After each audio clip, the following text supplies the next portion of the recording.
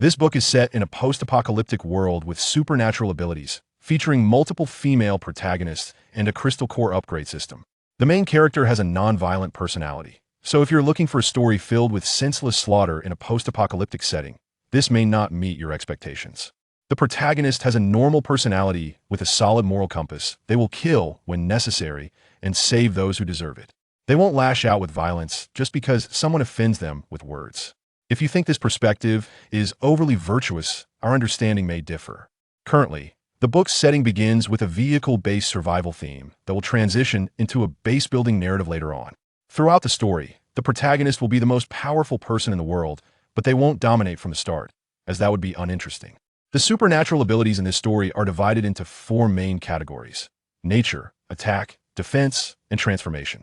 The protagonist's ability falls under the nature category, specifically the most powerful attack ability, lightning, which can be loosely compared to the thunder fruit from One Piece.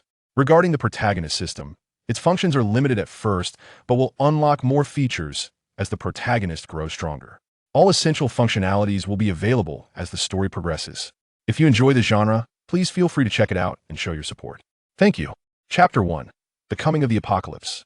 In the city of Tianhai, located in Jiangsu and Zhejiang provinces, the once bustling streets are now desolate and chaotic. Paper scraps and fallen leaves dance wildly across the empty streets, creating a scene reminiscent of the apocalypse. Feng strolls leisurely down the deserted road with a large backpack slung over his shoulders. It has been a full month since the apocalypse began. A month ago, countless spatial wormholes suddenly appeared across the globe, unleashing monsters that had only existed in human imagination, turning the world into a hellish nightmare. With a global population of 8 billion, countless individuals have fallen victim to monster attacks, and the number of casualties is incalculable. Those fortunate enough to survive hide in the nooks and crannies of cities, hoping to evade the monster searches, but the outcome often leads them to become prey. Feng is a reborn individual. In his previous life, 2 years into the apocalypse, his refuge was breached during a monster siege, and he too fell victim, killed by a monster while defending the city. After his death, for reasons unknown, he opened his eyes to find himself back on the very day the apocalypse began. In this new life, Feng is quite lucky. He has acquired an evolution system designed for the apocalypse. With this system, he can earn evolution points by slaying monsters, which can then be used to enhance his own abilities. Upon receiving the system, as a beginner's bonus, he was granted 10 evolution points. As someone who had fought for 2 years in the apocalypse, he allocated 7 points to strength and 3 points to speed. This evolution system has digitized Feng's physical attributes. The data panel displays 3 areas for enhancement: strength, speed, and stamina. However, Feng's initial attributes are quite low, with strength at 3 points, speed at 4 points, and stamina also at 3 points. This data is lower than that of an average person. So in order to quickly take down monsters, Feng specifically enhanced his strength. With a total of 10 points of strength, his power is now comparable to that of 2 adult men, even surpassing them in some aspects. Thanks to his extraordinary strength and the experience gained from 2 years of training in the apocalypse, Feng's journey through this harsh world has been quite smooth. He has been killing monsters daily and strengthening himself. Unbeknownst to him, he has already wiped out all the monsters in the vicinity of his neighborhood. To continue growing stronger, Feng plans to leave the neighborhood and retrace his steps back home, taking down any monsters along the way. Today, the weather is clear, and Feng strolls down the street with a tang knife in hand, feeling as if he were just out shopping, completely unaware of the impending apocalypse. This area had been cleared by Feng before, so all the monsters have been eliminated, leaving behind the corpses of these creatures that emit a foul odor. Feng covers his mouth and nose and continues walking. A few minutes later, he arrives in an unfamiliar neighborhood, where the streets are packed with zombies in a scene reminiscent of a festive attraction before the apocalypse. Only heads visible, faces obscured. Wow, that's a lot. Feng exclaims, taken aback. Although his combat power is formidable, facing a street full of zombies, even his blade might not be enough to finish them all off. He hesitates, weighing his options. While defeating these monsters would yield a lot of evolution points, those points are of little use if he doesn't survive the encounter. Feng takes a step back, trying to sneak away quietly. Suddenly, a loud crash echoes through the street. Distracted by the horde of zombies, Feng fails to notice a trash can that had rolled onto the ground, accidentally kicking it as he steps forward. Great, Feng thinks to himself. As expected, a massive roar erupts from the horde of zombies, who turn towards the sound and begin to shriek, charging at Feng in a frenzy. The ground shakes as thousands of zombies start running, creating a noise akin to a small earthquake. Feng, not having time to feel regret, quickly takes off running. Buildings whiz by as Feng sprints. After multiple enhancements, his speed now far exceeds that of any sprinter from before the apocalypse. Although he hasn't measured it, he estimates that he can cover 100 meters in about 7 seconds. The zombies, on the other hand, move at a speed comparable to that of an average person sprinting at full force. After a few turns, Feng successfully shakes off the horde. Panting, Feng takes a moment to catch his breath. Although the distance he covered wasn't far, his stamina has increased only slightly, and the all-out sprint has left him feeling a bit fatigued. Bending over to catch his breath, Feng looks up and is greeted by a beautiful villa area.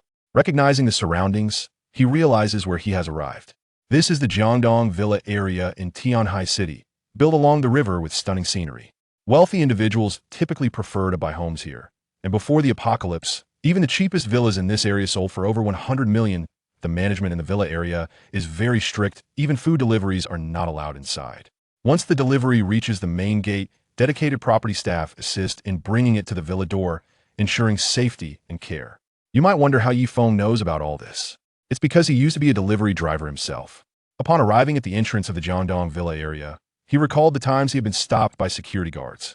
Curiosity got the better of him, and he decided to take a look inside.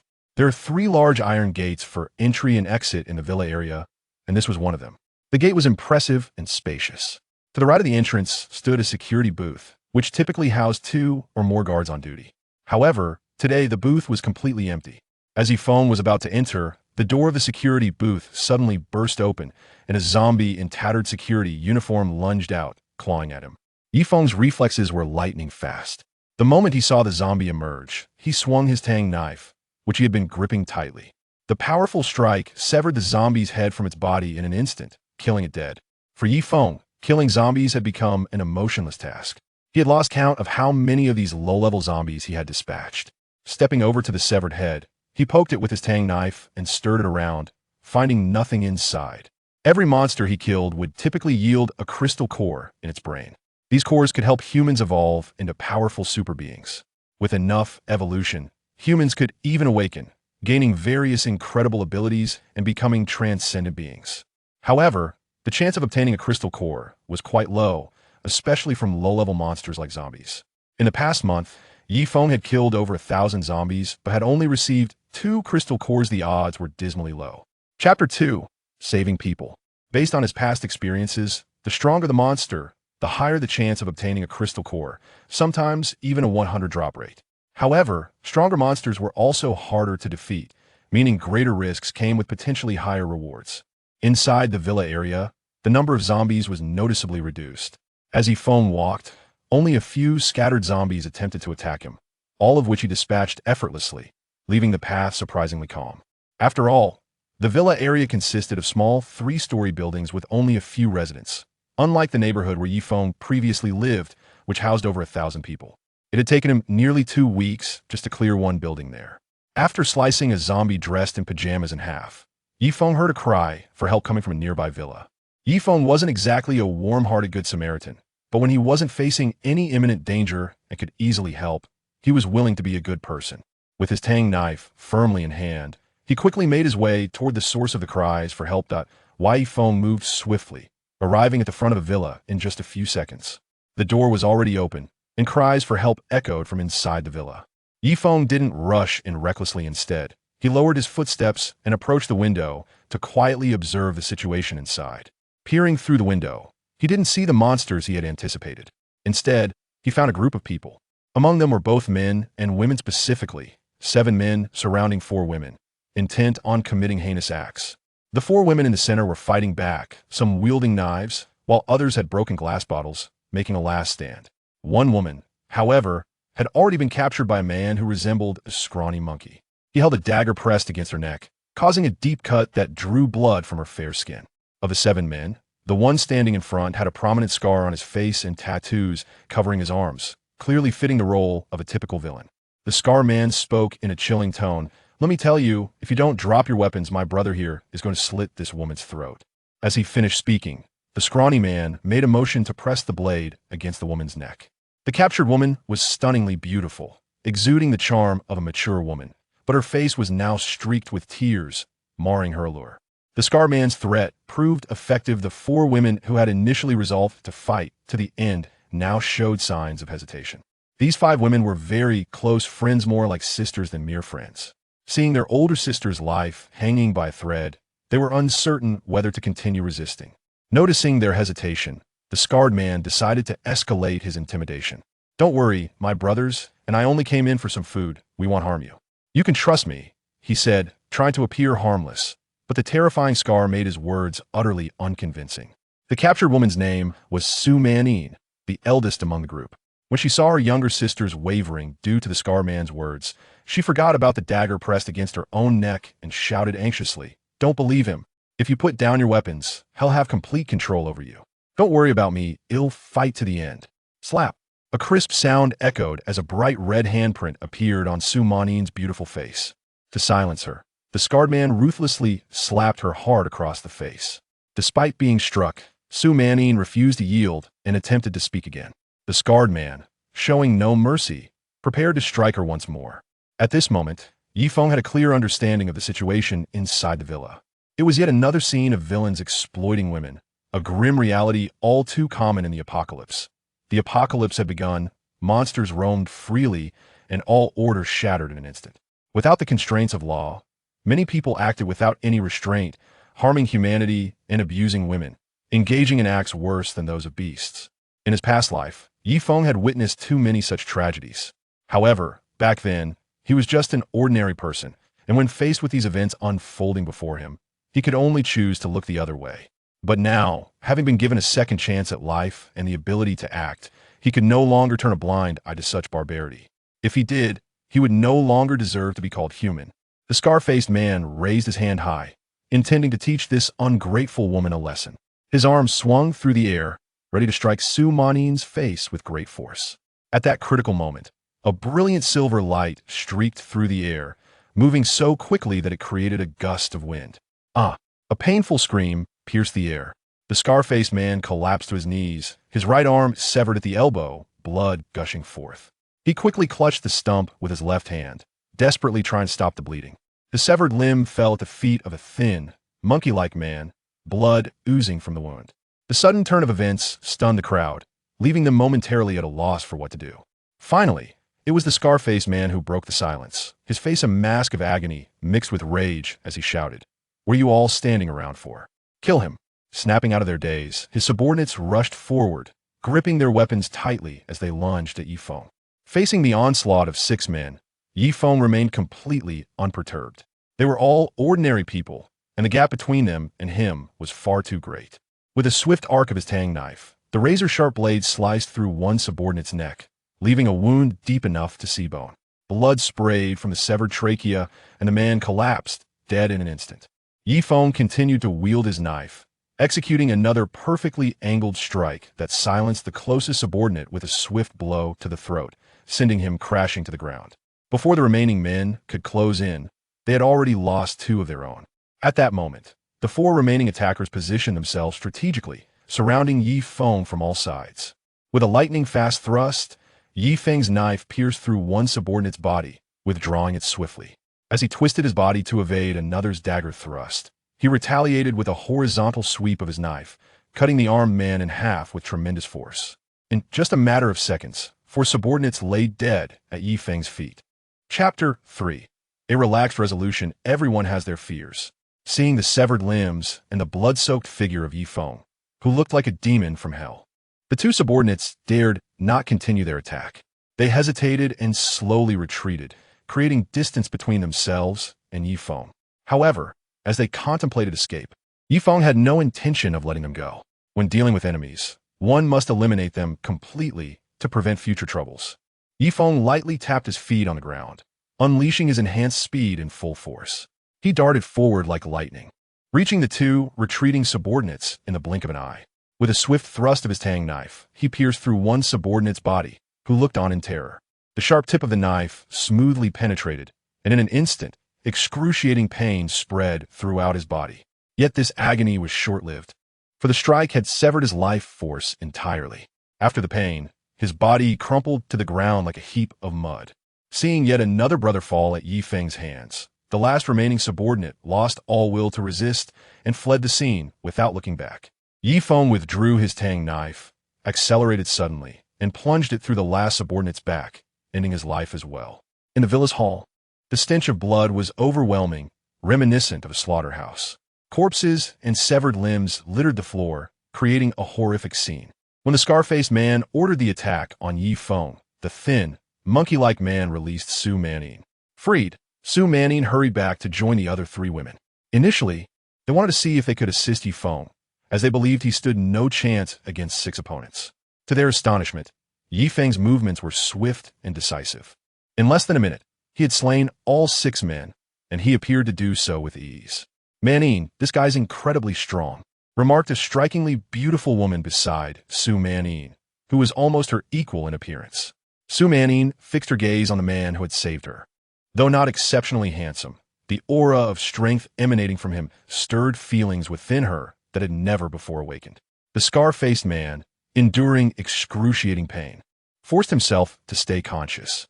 The agony of his severed arm was unbearable for most, but being a true tough guy, his strong willpower kept him alert. However, upon witnessing the brutal deaths of his 6 subordinates at Yi Feng's hands, he realized his own fate was sealed. Yet he had not given up. He had a handgun at his waist, obtained from a zombie police officer when the apocalypse began. He had nearly exhausted his ammunition, leaving only 1 bullet. Originally, he intended to use this bullet as his trump card, but now, in a life-or-death situation, he could hold nothing back. Disregarding his severed arm, the scar-faced man swiftly reached for his waist with his uninjured left hand. Grabbing the gun, he felt a surge of hope. He couldn't believe that even the strongest person could evade a bullet. However, possessing the gun did not guarantee he could fire it. The scar-faced man's movements were quick, but Yi Feng was even faster. He had been keeping a wary eye on Scarface, and the moment he saw Scarface reach for his gun, Yi Feng drew his Tang Dao and hurled it like a hidden weapon at Scarface. The blade sliced through the air at lightning speed and then accurately pierced Scarface's body. After throwing the Tang Dao, Yi Feng quickly advanced, almost arriving at Scarface's side simultaneously with the knife. Initially, Yi Feng had intended to step in just in case, but to his surprise, the weapon he had thrown in haste was so precise. With his immense strength, Yi Feng had pinned Scarface to the wooden floor of the villa, and blood was continuously spilling from the corners of Scarface's mouth, indicating he was on the brink of death. Having effortlessly dealt with 7 would-be criminals, Yi Feng felt a surge of pride as the red scarf around his neck seemed to brighten. Seeing that all the villains had been taken care of, the 5 girls released their pin-up fear and let out a sigh of relief. Su Manning stepped forward, her gaze fixed intently on Yi Feng, and said earnestly, "Thank you. If it weren't for you, we would have faced unimaginable torment today." Yi Feng waved his hand dismissively and replied, "No need to thank me. It was just a piece of cake to take care of these guys. Regardless, we owe you our gratitude," Su Manning said. For her and her friends, what had just happened was the greatest disaster they had ever faced in their lives. If it hadn't been for Yi Feng's timely intervention, they would either have been subjected to humiliation or killed for resisting. "By the way, what's your name?" "We can't not know the name of our savior," Su Manning asked, voicing the question that had been on her mind. "My name is Yi Feng, but I won't tell you anything else. I'll be leaving soon anyway. This will probably be our last meeting," he replied. Yi Feng had set his sights on returning to his hometown in Guangnan City in the south, having traveled all the way from Tianhai City in central Huagua. As long as his phone was still operational, his parents were safe living in their rural home. However, after their last call a few days ago, the network had completely gone down and he lost contact with them. That was why Yi Feng had packed his bag and was willing to risk crossing thousands of miles to return home in search of his parents. Where are you going?" Su Manning asked, her lips slightly parted in surprise at Yi Feng's words. With the outside world being so dangerous, a normal person's instinct would be to find a safe place and stay still, hoping to survive until military rescue arrived. Who would dare to roam around outside? Although Yi Feng was incredibly powerful, there were more monsters out there than just zombies. There were many creatures that the Blue Star people had never even seen before. Su Manning had once witnessed a helicopter flying overhead being struck down by a massive blue insect, which continued to fly unharmed after colliding with it. In short, The outside world had become a realm of monsters, and humanity could only desperately hide, praying to survive. Of course, I'm going home, Yifeng answered matter-of-factly. I'm not originally from Tianhai City. My family is in Guangnan City, so of course, I have to go back to find them. Yifeng's words were perfectly reasonable, but Su Manyin felt a bit uncomfortable hearing them. She pointed out the window and said, "But there are so many monsters outside, and Tianhai City is so far from Guangnan City. The danger of going back is just too great." Picking up on Su Manyin's implied caution, Yifeng simply smiled and replied, "Dying on the road is still better than staying here, tormented by my own thoughts." Chapter 4. Request for protection in his past life. As an ordinary person, Yifeng lost contact with his parents when the apocalypse began, and he never learned any news about them again. For the next 2 years, Yifeng's heart was filled with anguish. Sometimes he would try to comfort himself by thinking that no news was good news. However, the harsh reality of the apocalypse constantly reminded him that his parents might have long since perished at the hands of monsters. These conflicting thoughts waged war in his mind, causing him great torment. At that time, he had not yet awakened his powers. He was merely a well-trained, ordinary person, unable to traverse thousands of miles back to Guangnan City from Tianhai City. Thus, he endured 2 years of suffering, never daring to embark on the journey home. But now things were different. Yifeng not only lived a second life, but also gained a system that allowed him to awaken without needing to be bitten by a monster. The system had automatically helped him become an awakened one. As long as he killed monsters, Yifeng could not only earn evolution points, but also use crystal cores to enhance his strength, just like other normal awakened ones. This meant that for every monster Yifeng killed, he effectively gained 2 portions of experience. This significantly accelerated his growth compared to other awakened ones, which was why he had the courage to venture alone into the apocalypse. However, Su Manyin had her own motives for advising Yifeng. As a high-ranking executive of a publicly traded company, she had already devised a survival plan for her group after the onset of the apocalypse. The 5 women knew that relying solely on their own abilities would not suffice to survive in this harsh world, so they needed to find a support system, whether it be a powerful faction or trusted individuals. Yet, finding such support was no easy task. Initially, they hoped to wait for official rescue, believing that China, being one of the most powerful nations on Blue Star, would deploy its strong military forces to eliminate all monsters with advanced weaponry and restore peace to the world. However, after half a month, they abandoned this idea. Su Manyin, well aware of the military's inefficiency, realized that they could no longer afford to wait when no rescue had arrived after 2 weeks. Without official help, the group dared not leave the villa. They contemplated joining a survivor team to rely on a collective for safety, which was better than facing the dangers alone. More bluntly, having an extra person meant a higher chance of survival when encountering monsters, as those creatures could only pursue in one direction. They did manage to encounter a survivor group, but it turned out to be a band of ruthless villains. If Yifeng hadn't decided to check out the renowned villa area in Tianhai City, they might have met their demise that day. When Yifeng appeared and saved them, Su Manyin quietly resolved to keep him close. His strength was formidable, and from his demeanor, he didn't seem like a bad person. Such a valuable ally was not to be missed. However, Su Manyin did not expect Yifeng to be so resolute in his desire to return home and search for his parents, even if it meant risking his life to travel 1,000 miles. This unexpected determination thwarted her plans. "I'm leaving." As Su Manyin pondered how to persuade Yifeng to stay, he sheathed his knife, tightened the backpack on his back, and waved goodbye to her. "Wait." Su Manyin suddenly looked up. Although she hadn't found the right reason to stop Yifeng, she knew that if he left just like that, the 5 of them would face an uncertain future, and it was possible that a random monster could wipe them out the next day. Yifeng scratched his head in confusion, wondering why he wasn't allowed to leave. "Do you need something?" he asked. In Su Manyin's mind, thoughts raced as she tried to come up with a suitable reason to keep Yifeng from leaving. One reason after another flashed through her mind, only to be dismissed. In today's world, neither money nor status held any allure. Even a single pack of food was more valuable. But for Su Manyin, those were all she had. As she thought, her face suddenly flushed. No, as a woman, she had other things she could offer in exchange. Yifeng noticed that Su Manyin had called out to him, but remained silent. He shook his head and said, "If there's nothing else, I'll be on my way." "Wait." Su Manyin called out to him again, slowly stepping in front of him. The words she was about to say were too embarrassing, and she didn't want her friends behind her to overhear, so she intended to whisper them to Yifeng. Yifeng felt a bit helpless, but chose to stop.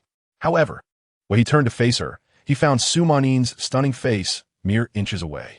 Although she wore no makeup, her natural beauty made her features flawless, elegantly shaped eyebrows, a delicate oval face, and a perfectly sculpted nose. Her features were striking. What was most captivating, though, was her unique aura, a blend of mature charm and youthful innocence. The combination was not only unusual, but also added to her allure, drawing people in effortlessly.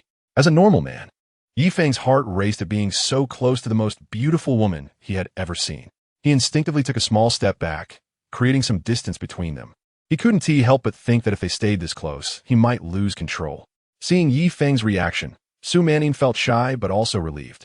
If this tactic didn't work, she had no other options left. Gathering her courage, she stepped forward again, positioning herself right in front of Yifeng. With her lips slightly parted, she spoke softly, "Yifeng, you've seen it too. If the five of us women have no one to protect us, we simply can't survive in this apocalypse. So, I want to discuss something with you. Could you please not leave? Stay and protect us. Of course, in return." At this point, despite her determination, Su Manin found it hard to voice the rest of her thoughts. After all, before the apocalypse, she was already an executive at a publicly listed company, hailing from one of the most prominent wealthy families in Tianhai City. In the past, others sought her out. She had never needed to ask anyone for help. But now, the situation was dire, and survival was the top priority. Taking a deep breath, Su Manin spoke clearly. "As long as you agree to protect us, I can become your woman." Yifeng was taken aback. Although he could guess that Su Manin wanted him to protect her and the others, he never expected her to offer herself in exchange for his protection. Such a gesture might have been common in his previous life, given the food shortages and the monsters that had evolved to become even more powerful. Without shelter or support, not just women, but many men found it impossible to survive. Chapter 5. Can't hold on any longer, but now, the apocalypse had only just begun a month ago, and the majority of people still thought like they did before the end of the world, finding it hard to shift their mindset to prioritize survival above all else. Unexpectedly, Su Manin's perspective had already changed. She decisively cast aside the pride of being a wealthy heiress and corporate executive, willingly submitting to a stranger, seeking only protection. Looking at Su Manin's stunningly beautiful face, Yifeng admitted that he felt a stir of emotions. No man could resist the allure of a woman like Su Manin. However, as a principled man, he understood the consequences of accepting her offer. If it were just about protecting Su Manin herself, Yifeng felt confident. His strength had grown tremendously, and with the system he possessed, he would only become more powerful. But if the group expanded to 5 people, all of whom were defenseless women, Yifeng was not so sure. Monsters wouldn't just attack head-on. They would evolve slowly, not only in strength but also in intelligence. If monsters launched attacks from all directions, Yifeng knew he couldn't ensure the safety of all 5. Since he couldn't guarantee that, he wouldn't accept Su Manin's tempting offer. "By the way, I haven't caught your name yet," he said. "I'm Su Manin," she replied. Yifeng didn't hesitate much and directly refused. "Miss Su, while your offer is quite tempting, I must tell you that, first, I want to be staying in Tianhai City. I will definitely return to Guangnan City. Secondly, I cannot guarantee the safety of all 5 of you. I'm not Neza. I don't have 3 heads and 6 arms. Protecting one person is already challenging enough when danger strikes, let alone 5. Upon hearing Yifeng's rejection, Su Manin felt a bit lost. This was already her last card to play, and if he was still unwilling, she didn't know how to persuade him further. At that moment, one of the 4 girls who had been observing them approached. She was equally beautiful, but appeared younger than the others. Su Manin noticed her and asked in confusion, "Xiaoko, what are you doing here?" Linko was Su Manin's niece. Although they referred to each other as such, the age difference between them was not significant. Su Manin was 26, while Linko was 20, just 6 years apart. Therefore, they often interacted like sisters. As a girl raised in a wealthy family, Linko was very intelligent. After carefully observing her aunt's conversation and demeanor with the man, she had already guessed most of the situation. When she saw the man who had saved them briefly stirred by her aunt's beauty, but quickly returned to normal, Linko anticipated that her aunt would be rejected. Weighing the pros and cons in her mind, Linko made her decision. Since her aunt had already cast aside her pride, just to survive. There was no need for her to cling to societal norms. From a young age, her father had taught her that as long as the Green Mountains remained, one need not fear a lack of firewood. It was okay if a business failed. As long as one could survive, survival meant that there would always be another chance. Lin Ku walked up to Yi Feng, her face showing a hint of determination. My name is Lin Ku. As long as you agree to protect us, I will also be yours. Looking at Lin Ku's pure and stunning face, and hearing the words that could ignite passion in any man, Yi Feng found himself truly unable to resist this time. The kind of plot that only existed in the novel section of late-night websites was now unfolding right before him.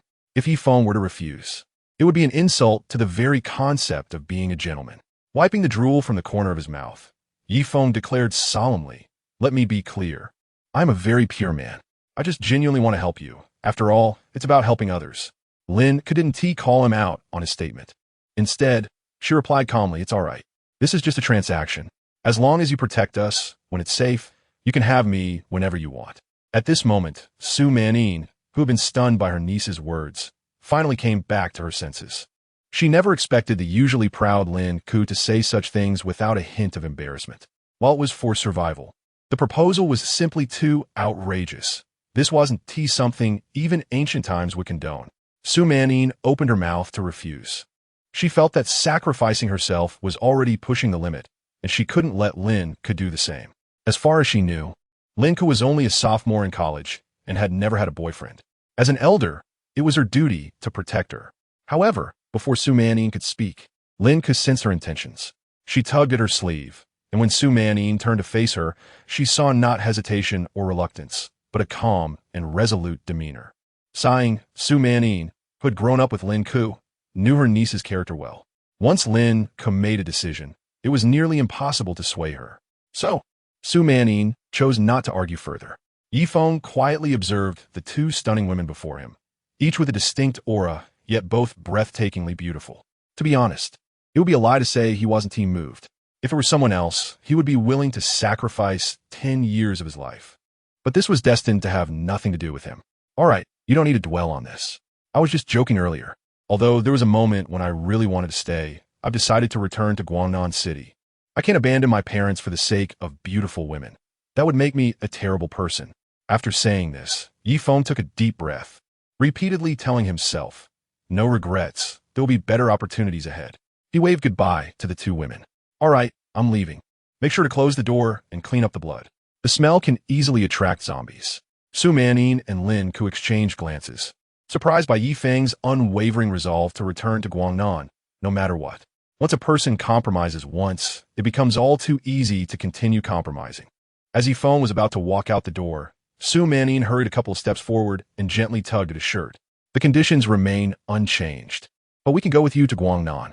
Yi Feng turned around, let out a slight sigh, and said, "All right, since you trust me, let's go together. I can't guarantee your absolute safety, as I can't predict what might happen, but as long as I'm alive, I will do my best to protect you." Hearing Yi Feng agree to her request, Su Manin also breathed a sigh of relief. Meanwhile, Yi Feng had a lot more to think about now. Going back alone was completely different from returning with 6 people. He needed to carefully consider the supplies for the journey, food, water, safety measures, and which route would be the safest. Chapter 6. Each to their own on the sofa of the villa, Yi Feng sat together with the 5 women, discussing how to proceed. After Su Manin's introduction, Yi Feng learned about the other 3 women. Ningshu and Lin Muxue were both close friends of Su Manin, 2 years younger than her. Before the apocalypse, they all worked at the same company and shared similar interests, which led them to become best friends. That is why Su Manin invited them to stay at her villa. The other girl, Luo Qianqian, was Lin Ku's college roommate. During their school years, they generally lived on campus and only occasionally visited during holidays and weekends. When the apocalypse broke out, it happened to be summer vacation, so the 5 women ended up stuck together. Fortunately, Su Manin had a habit of cooking for herself, and the villa had a stockpile of food. Additionally, they had plenty of snacks that they had bought previously but never consumed, which helped them survive until now. However, after a month of consumption, their supplies were nearly exhausted. Looking at the 5 stunning women, each with a unique charm, Yi Feng spoke up. "The journey back to Guangnan City will be very dangerous. Considering your skills, I suggest we find a vehicle. It will not only speed things up, but also provide some protection for you." Hearing Yi Feng mention getting a vehicle, Su Manning replied, "We have 2 cars in the Villa-esque garage, but one is a sports car and the other is a sedan. Neither can comfortably fit 6 people." After a moment of contemplation, Yi Feng sighed, "Well, it seems we'll have to take 2 cars. It might be a bit riskier to travel separately, but it's our only option." As they discussed the cars, Lin Ku's classmate, Luo Qianqian, softly interjected, "I remember there's a motorhome in the villa next door. That should fit 6 people." The mention of a motorhome sparked Yi Feng's interest. It was indeed the best option for transportation. Not only could it accommodate 6 people, but it also allowed them to use the restroom without having to leave the vehicle, saving time and enhancing safety. Yi Feng quickly asked, "Is that motorhome still there?" Luo Qianqian confirmed, "Yes, it's still there. Since the apocalypse began, it has been parked in the yard of the neighboring villa and hasn't moved at all." With the transportation sorted, the rest became much simpler. Yi Feng instructed them to pack their belongings while he went to gather all the food. Once they were ready, they would all meet in the hall. On the second-floor balcony, Su Manyin, Ning Shu, and Lin Mushiwe were packing their clothes. As close friends who shared everything, Ning Shu directly asked Su Manyin, "Although I was a bit far away and couldn't hear everything, I can guess that you and Xiaoke made some sort of deal with that Yi Feng, right? Otherwise, he wouldn't have brought us along." Taking her clothes off the hook, Su Manyin methodically folded them and placed them in her backpack before finally speaking in a calm tone. "Ningshu, you guessed it right. Xiaoke and I indeed made a deal with Yi Feng. He just has to agree to protect us, and both Xiaoke and I will become his women. That was our condition, and he accepted it." Ningshu and Lin Mushui gasped, their expressions filled with shock. They were just ordinary girls from humble families, raised with values of propriety and integrity. Even in the apocalypse, their mindset hadn't changed. They couldn't believe that the once noble and elegant sister-man, Yin, would resort to such terms for protection. Su-man Yin was well aware of her 2 friends. They were wonderful people, perfect as friends, but as business partners, they were lacking. Business often requires ruthless tactics, and those with principles might succeed occasionally, but most end up failing. The Su family, where Su-man Yin belonged, and the Lin family, where Lin Ku hailed from, were both well-known wealthy families in Tianhai City. Under the influence of their elders, Su-man Yin and Lin Ku had subtly absorbed their parents' mindset. Normally, they were no different from Ning Shu, Lin Mushui, and Luo Qianqian, but in this life-and-death situation, their differences became apparent. They discarded all moral boundaries, driven solely by the desire to survive, because they knew that only by staying alive could they discuss anything further. Moreover, submitting to a powerful person wasn't something hard to accept. Strength was paramount. And that was a lesson they had learned since childhood. Don't be too surprised. Yi Feng is also my savior. Isn't it said that saving a life warrants a debt of gratitude? Think of it as me repaying a kindness, Su Manyin said, knowing that her friends might find it hard to accept, so she offered a somewhat more palatable justification. "But you, Xiaoke, a young girl, how could you not be spared from this?" Lin Mushui still found it hard to come to terms with it. "Hey, what are you saying? Am I not a young girl too? Although I've had boyfriends, I'm still a virgin," Su Manyin retorted defiantly.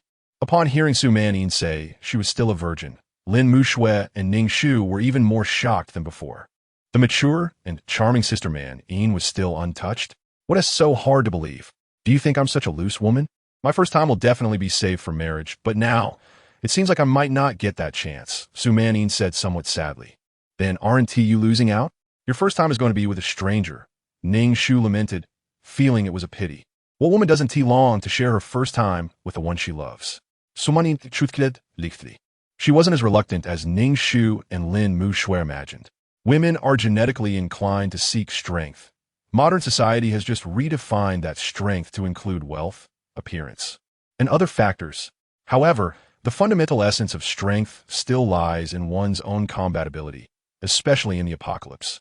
In a world lacking order, only the truly powerful can survive better. Yi Feng is a powerful figure beyond their imagination. And what's more, he is her lifesaver.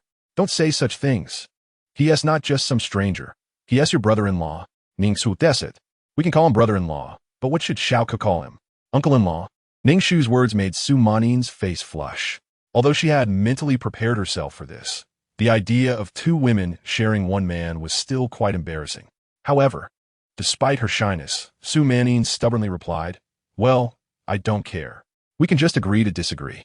Sure enough, you upper-class people know how to have fun." Ning Shu and Lin Muxue were in awe of Su Manyin, thinking that just hearing her speak was enough to change their perspective on life. Chapter 7 Departure. At this point, they had somewhat put their minds at ease.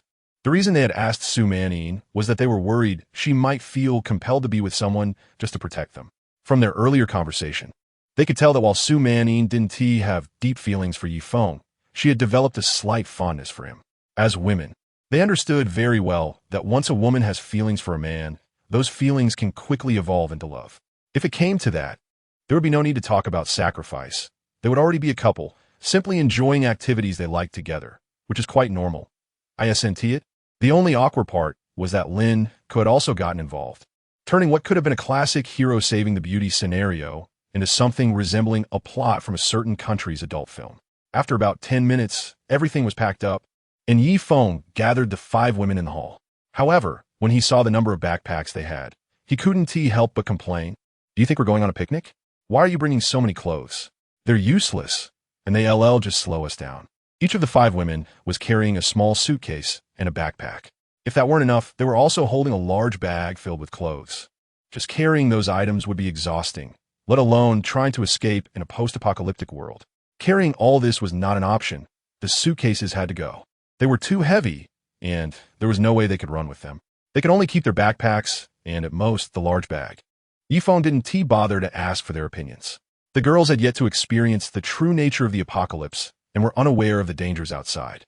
Therefore, when it came to survival strategies, it was more efficient for him to take the lead. Hearing Yi Feng's authoritative words, the girls obediently tossed their suitcases aside. Although Yi Feng spoke to them kindly, they hadn't forgotten that just half an hour earlier, he had used a knife to slice through 7 living people, leaving their limbs scattered. The bodies were still lying at their feet. When someone as ruthless as him speaks, whether they want to or not, they have to listen. Seeing the girls streamline their gear, Yi Feng nodded in approval. In a survival situation, the last thing he wanted was to deal with someone who was clueless and unwilling to listen. He had suffered greatly from that in his past life. So in this one, if anyone like that appeared in the team, they either had to leave or be kicked out. He couldn't allow such a liability to remain in the group. All right, let us go. I'll lead, and you all watch your step and try not to make any noise. Yi Feng took the lead and stepped out of the villa. As soon as he exited the villa's front door, he noticed an alarming increase in the number of zombies on the street. A stark contrast to the scene when he had just entered. Yi Feng wasn't too surprised by this. The smell of blood inside the villa had been overwhelming, and zombies, being highly sensitive to smell, could easily track it from afar. However, these zombies would merely serve as a source of experience for Yi Feng. After a month of relentless leveling up since the apocalypse began, his stats had improved significantly compared to when he had just been reborn.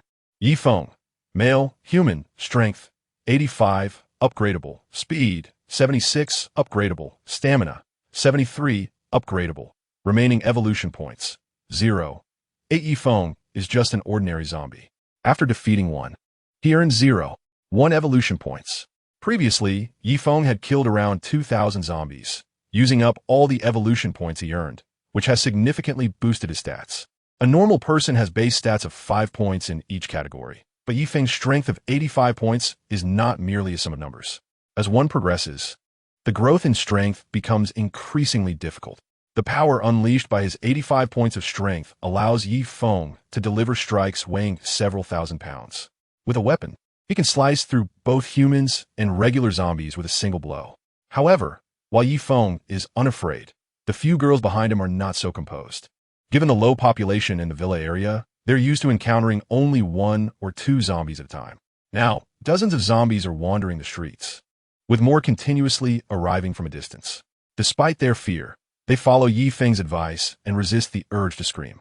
Seeing their reactions, Yi Feng feels a sense of satisfaction. He had initially thought he would need to engage in combat to clear a path, but since they haven't attracted any zombies yet, they can quietly enter the village without drawing attention. It's fine, just stay quietly behind me. These zombies only look scary. Their combat effectiveness is very weak. Yi Feng reassures them.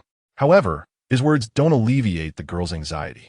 For those who have only seen zombies in movies, it's hard to maintain a calm demeanor in the face of such creatures. Noticing their apprehensive expressions, Yi Feng chuckles and shakes his head, deciding against further persuasion. It's better for the girls to be cautious. He would rather not have to worry about protecting them if they end up being surrounded by zombies. In the Jiangdong Villa area, each villa is separated by trees planted between them, standing 3 to 4 meters tall. These trees ensure the privacy of each villa, which is one reason for the high property prices, especially in the heart of Tianhai City, where land is extremely valuable.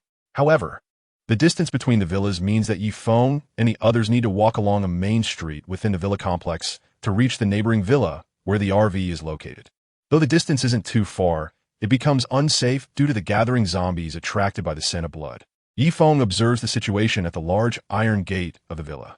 From where he is to the villa containing the RV, there are 8 zombies wandering along the way, each spaced out. In the distance, there are dozens more, but this situation is manageable for Feng. He turns to the 5 girls crouching behind him and says, "I'll go out and attract all the zombies on that path to me. You take this opportunity to sprint to the neighboring villa, find the keys to the RV inside, and I'll deal with these zombies and then come find you. Don't worry about the zombies. I'll guard the entrance and they won't get in." "That's the plan, understood?" Feng glanced around, and the 5 girls all nodded seriously in response, "Understood." "All right, let's get started." Feng opened the heavy iron gate of the villa and dashed out with his broadsword in hand, moving at lightning speed. Before the zombies even had a chance to react, he swung his sword and cleanly severed the head of one zombie from its body. Taking 2 steps forward, he struck again, instantly claiming another 2 zombies with a single blow. At this moment, the other zombies noticed this unexpected intruder and began to roar as they charged towards him. Feng showed no fear. Instead, he advanced, swinging his broadsword with ferocity. Harnessing the momentum of his charge, he executed a sweeping arc with the blade, unleashing a force that felt like thousands of pounds. The sword cleaved through one of the approaching zombies, splitting it in half and spilling its innards and blood all over the ground. As Feng's blade danced through the air, the bloodthirsty and frenzied zombies stood no chance against him, falling one after another to his relentless assault. Chapter 8, Battle. However, during the fight, Feng did not forget his purpose. As he fought, he moved away from the villa, creating a safe path for Su Manyin and the others to advance. Seeing through the gap in the iron gate that the zombies had been drawn away by Feng, Su Manyin and the others sprang into action. They gently opened the iron gate, and the 5 girls used all their strength to rush towards the neighboring villa. Although the villa was not directly adjacent, it wasn't too far away, and they quickly arrived at the iron gate of the villa. Ning Shu, the first to arrive, pushed the gate, only to find that it was unexpectedly open. Without thinking too much, she stepped inside, followed closely by the other girls. However, having never survived in the apocalypse, they did not understand that if there were no people inside, or if the people inside were still normal, the iron gate would definitely be closed. The fact that the most secure iron gate was wide open indicated that the situation inside was far from normal. As Ning Shu passed through the gate, she saw that the wooden door of the villa was wide open, separated by the lawn and the yard. A wave of joy washed over her. This meant they wouldn't have to force their way in. Ning Shu quickened her pace, eager to enter the villa and find the keys to the RV. Just as she stepped over the threshold and was about to enter the villa, a grotesque zombie suddenly lunged out from the shadows behind the door. The sudden appearance startled Ning Shu, causing her to stumble backward and collapse onto the ground. The zombie, however, showed no mercy. It lunged at her, arms flailing wildly. At that moment, Ning Shu completely lost her ability to react. As the zombie charged towards her, she felt her body go limp, frozen in place, unable to make any move to evade. However, Su Manyin, who was right behind Ning Shu, remained calm. Gripping the large bag she was carrying, she aimed for the zombie's head and swung with all her might. While Su Manyin wasn't particularly strong, the impact of the zombie's head knocked it to the ground. But one of the characteristics of zombies is their complete lack of pain. The zombie, after hitting the ground, quickly got back up and continued to lunge at the fresh meat in front of it. Meanwhile, on the street, Feng was engaged in battle with the never-ending waves of zombies. He had already killed dozens, yet their number showed no signs of dwindling, with more zombies continually arriving. After slicing one zombie down, Feng chose not to linger, but swiftly made his way towards the villa where Su Manyin was. Having clearly heard Ning Shu scream, Feng knew they must have encountered a monster, since the girls were all ordinary women and had not received any professional training. Even facing a single zombie could lead to deadly consequences. Therefore, he had to hurry to resolve the situation. Feng moved at lightning speed, reaching the iron gate of the villa in just a few seconds. Without a moment's hesitation, he rushed inside, arriving just in time to see the zombie rise from the ground and attack Su Manning. Su Manning used the large bag filled with clothes as a shield, blocking the zombie's bites. The other 4 girls also summoned their courage, swinging the bags of clothes to strike at the zombies. The bravery displayed by these girls was something Feng hadn't anticipated. However, courage alone wouldn't be enough to kill the zombies. Feng didn't give them a chance to keep fighting. Time was of the essence. He dashed forward, weaving past the girls, and shouted, "Get out of the way!" The 4 girls, engaged in battle with the zombies, quickly stepped aside to clear the path. Feng raised his Tang Dao high, unleashing a force of 85 points, and the blade sliced through the air in a semicircle, creating a rushing wind due to its speed. The Tang Dao fell swiftly, cleaving the zombie that was biting Su Manning in half. The hardened bones couldn't withstand Feng's immense strength. After dispatching the zombie, Feng didn't have time to comfort the panting Su Manning, as more zombies were rapidly closing in. "You all hurry inside and look for the keys. I'll hold off the zombies at the door. Move quickly," Feng urged them. The 5 girls understood that there was no time for rest. Su Manning quickly got up from the ground and, along with the others, rushed into the villa. Feng brandished his Tang Dao and stood at the large iron gate, blocking the horde of zombies to buy the girls some time. The zombies surged forward, and Feng, standing at the gate, exuded an air of invincibility. The first zombie to charge was cleanly cut in half, and with a swift motion, he knocked another one to the ground. Feng held his ground, preventing all the zombies from crossing the threshold. As time ticked by, the girls searching for the keys inside the villa had yet to emerge. After slaying another zombie, the bodies had piled up at Feng's feet, forming a small mountain. Meanwhile, the number of zombies on the street began to dwindle significantly. Thanks to Feng's earlier efforts, most of the zombies in the entire villa area had been drawn to him, and they all fell to his blade. Seeing the remaining few zombies, Feng decided not to stay at the gate any longer. Instead, he strode confidently into the street, charging toward the remaining zombies to wipe them out. The Tang Dao swung through the horde, its blade flashing continuously as zombies fell one after another. Feng was invigorated by the fight. With over 70 points of stamina, he felt no fatigue, becoming more and more emboldened as he fought on. After slicing the last zombie in half, the wide street was left devoid of any standing creatures except for Feng. Once the zombies were all dealt with, Feng searched through their heads for crystal cores, and to his surprise, he actually found one, an unexpected delight. Inside the villa, the 5 girls were anxiously searching. They had all seen the increasing number of zombies outside and were worried about whether Feng could hold them off. They had combed through every corner of the villa, but still hadn't found the keys. In the hall, 5 girls gathered together, all looking out of breath. "So, did anyone find anything?" Su Manning asked. "No," the other girls shook their heads. The previous search had drained all their energy, and now it was hard for them to even speak. "What should we do? We've spent so much time on this. And I don't know if Feng can hold on any longer," Su Manning said with concern. Although she knew Feng was strong, they had faced hundreds of zombies, and they had witnessed their ferocity, which made her worry deeply. Chapter 9. Another misunderstanding. I'll go take a look. You all keep searching. After Su Manning finished speaking, she anxiously ran out of the villa, and the other girls also scattered to continue their search for the keys. However, when Su Manning stepped outside, the scene that greeted her was not of Feng struggling alone, but rather of him casually leaning against the large iron gate, with a mountain of zombie corpses piled up in front of him. Is this man really that strong? Su Manning was astonished. Feng, who was leisurely resting, immediately noticed Su Manning's approach. When she reached him, he asked, "Why are you out here? Did you find the keys?" Su Manning shook her head. "Not yet. We've practically turned the villa upside down, but still no luck." Feng didn't pay much attention to her words. He had underestimated his own combat abilities.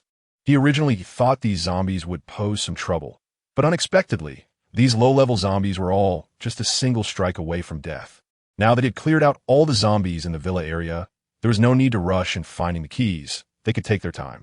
So Feng reassured Su Manning, "It's okay. Take your time. We'll find them eventually. I've taken care of all the zombies nearby, so we can stay here tonight if needed." While Feng's words sounded perfectly normal, they took on a different tone in Su Manning's ears. Previously, Linka had mentioned that when it was safe, Feng could claim them at any time. Now that the zombies in the villa area were cleared out, it meant this place was safe and since it was safe, Yi Feng could exercise his rights. However, despite her earlier nonchalance when speaking with Ning Shu, Su Manin's heart was still not truly prepared to give herself to Yi Feng. If Yi Feng really brought it up, should she refuse? And if she did refuse, what if he got angry? She had heard that such things were very pleasurable. Was that true or not? Su Manin's mind was racing with thoughts. Noticing Su Manin's gradually reddening face, Yi Feng was puzzled. He hadn't done anything to make her blush, so why did her complexion resemble that of a perfectly cooked shrimp? What's wrong? Why is your face so red? Startled by Yi Feng's question, Su Manin finally snapped back to reality. It's nothing. This is what you deserve. However, I have one request. Could we not have our first time together with Lin Ko? After all, I'm her aunt, and having our first time together would be a bit hard for me to accept. But don't worry, once I get used to it, I can accept being together. Having mentally prepared herself, Su Manin decided to keep her promise. Besides, Yi Feng had already fulfilled his promise by protecting them well, even saving her just moments ago. If she were to hesitate and refuse him now, that would be too ungrateful. Moreover, the key moment was when Yi Feng was holding the tang knife, leaning against the iron gate, looking at the mountain of corpses before him. It was simply too cool, and for someone like Su Manin, who admired strength, it struck a chord in her heart, making her feel that even though they had only known each other for less than a day, perhaps sharing that experience wasn't such a bad idea after all. What do you mean by together? What are you talking about? Su Manin's nonsensical words left Yi Feng a bit confused. It was already around 5 or 6 in the evening, and the sky was getting dark. Since he hadn't found the keys, he figured he would have to spend the night here. His thoughts were quite straightforward. However, he soon recalled Lin Ku's words. The provocative things Lin Ku had said made Yi Feng's face flush as he remembered them. Whether in this life or the last, he had no experience at all, and suddenly being asked to consider two at once was quite overwhelming. Su Manin looked at Yi Feng with suspicion, trying to decipher what his words meant. After thinking it over, she couldn't determine whether Yi Feng had agreed or not. Noticing that Yi Feng remained silent, Su Manin pondered that what man wouldn't want to have a double date. Besides, her relationship with Lin Ku was special, and since Lin Ku had agreed to Yi Feng, it was understandable if others wanted to join in as well. After a bit of mental preparation, Su Manin gritted her teeth and made up her mind, saying, "If you want both of us, that's fine. After we choose the room tonight, Lin Ku and I will come and find you." At this point, Yi Feng's composure completely fell apart. "No, that's not what I meant," he hurriedly explained. "It's fine, we mean what we say." With her mind made up, "Somanji nolong her hesitatif. We'll come find you tonight. There's still some time, so I'll go look for the keys again." With that, she waved her hand and walked back into the villa. What is going on? Watching Su Manin's curvy figure disappear, Yi Feng struggled to find the words to explain himself, but couldn't bring them out. He silently pondered whether he should accept this situation or not. As night fell, the usually vibrant Jiangdong Villa area was eerily quiet, illuminated only by a few solar streetlights that had not yet been damaged. Inside the villa, after searching for several hours, they still hadn't found the keys. In a luxurious living room, 6 people sat together, quietly eating their food. "We've searched the entire villa, but still can't find the keys. Is it possible the owner took them and went somewhere else?" Ning Shu suggested a possibility. "That's very likely," Lin Muxue agreed. "So what do we do now? Should we go back and use our 2 cars?" Luo Qianqian proposed the only option available. After the 3 of them spoke, Su Manin, who usually held the group together, surprisingly remained silent, and even Lin Ku, who was typically quite talkative, was the same. After discussing things with Yi Feng in the afternoon, Su Manin had shared their plans for the evening with Lin Ku. However, Lin Ku, being just a 20-year-old girl, had only said those things in a moment of excitement. Reflecting on her words later, she felt embarrassed. But now that things had come to this, no matter how shy she felt, she had to fulfill her promise. As they contemplated what to do next, their minds were racing with thoughts, leaving them with no desire to speak. "Manin, why aren't you talking?" Ning Shu noticed Manin's silence and asked. Su Manin woke up from her daydreaming and saw Ning Shu and the others looking at her. For a moment, she didn't know what to say. After some thought, Su Manin said, "Let's search again tomorrow. If we still can't find it, we'll just have to go back and drive our own cars." Just then, Lin Ku finished her last bite of bread, stood up, and said to everyone, "I'm full, so I'm going to rest upstairs." "I'm full too. I'll head up first," said Luo Qianqian, also rising and walking toward the stairs. The others, having finished their food, followed suit and left, leaving only Yi Feng and Su Manin in the hall. Chapter 10. Finding the key, the environment was incredibly quiet, with only the sound of two people's breathing gradually increasing in intensity. Both were at a loss for words, and the silence created a somewhat awkward atmosphere. Finally, Su Manning couldn't hold back any longer. She stood up and said, "You should go back to your room for now. We'll come and find you later." Without waiting for a response, she turned and went upstairs. Yifeng's room was the master bedroom on the third floor of the villa. The space was quite spacious and had its own bathroom, but the water supply had likely been cut off, so he couldn't take a comfortable hot shower. Lying on the bed, Yifeng's gaze wandered to the door, his mind racing with thoughts. Creak! The slightly ajar door was pushed open, and in the dim light of the lit candles, Yifeng could see who had entered. Su Manning walked in with Lin Ku, one after the other. They were both dressed simply in thin silk pajamas, which were soft and compact enough to fit 2 or 3 sets in their bags. The yellowish light in the room highlighted their figures. Despite the loose fit of the silk pajamas, they couldn't conceal their curves.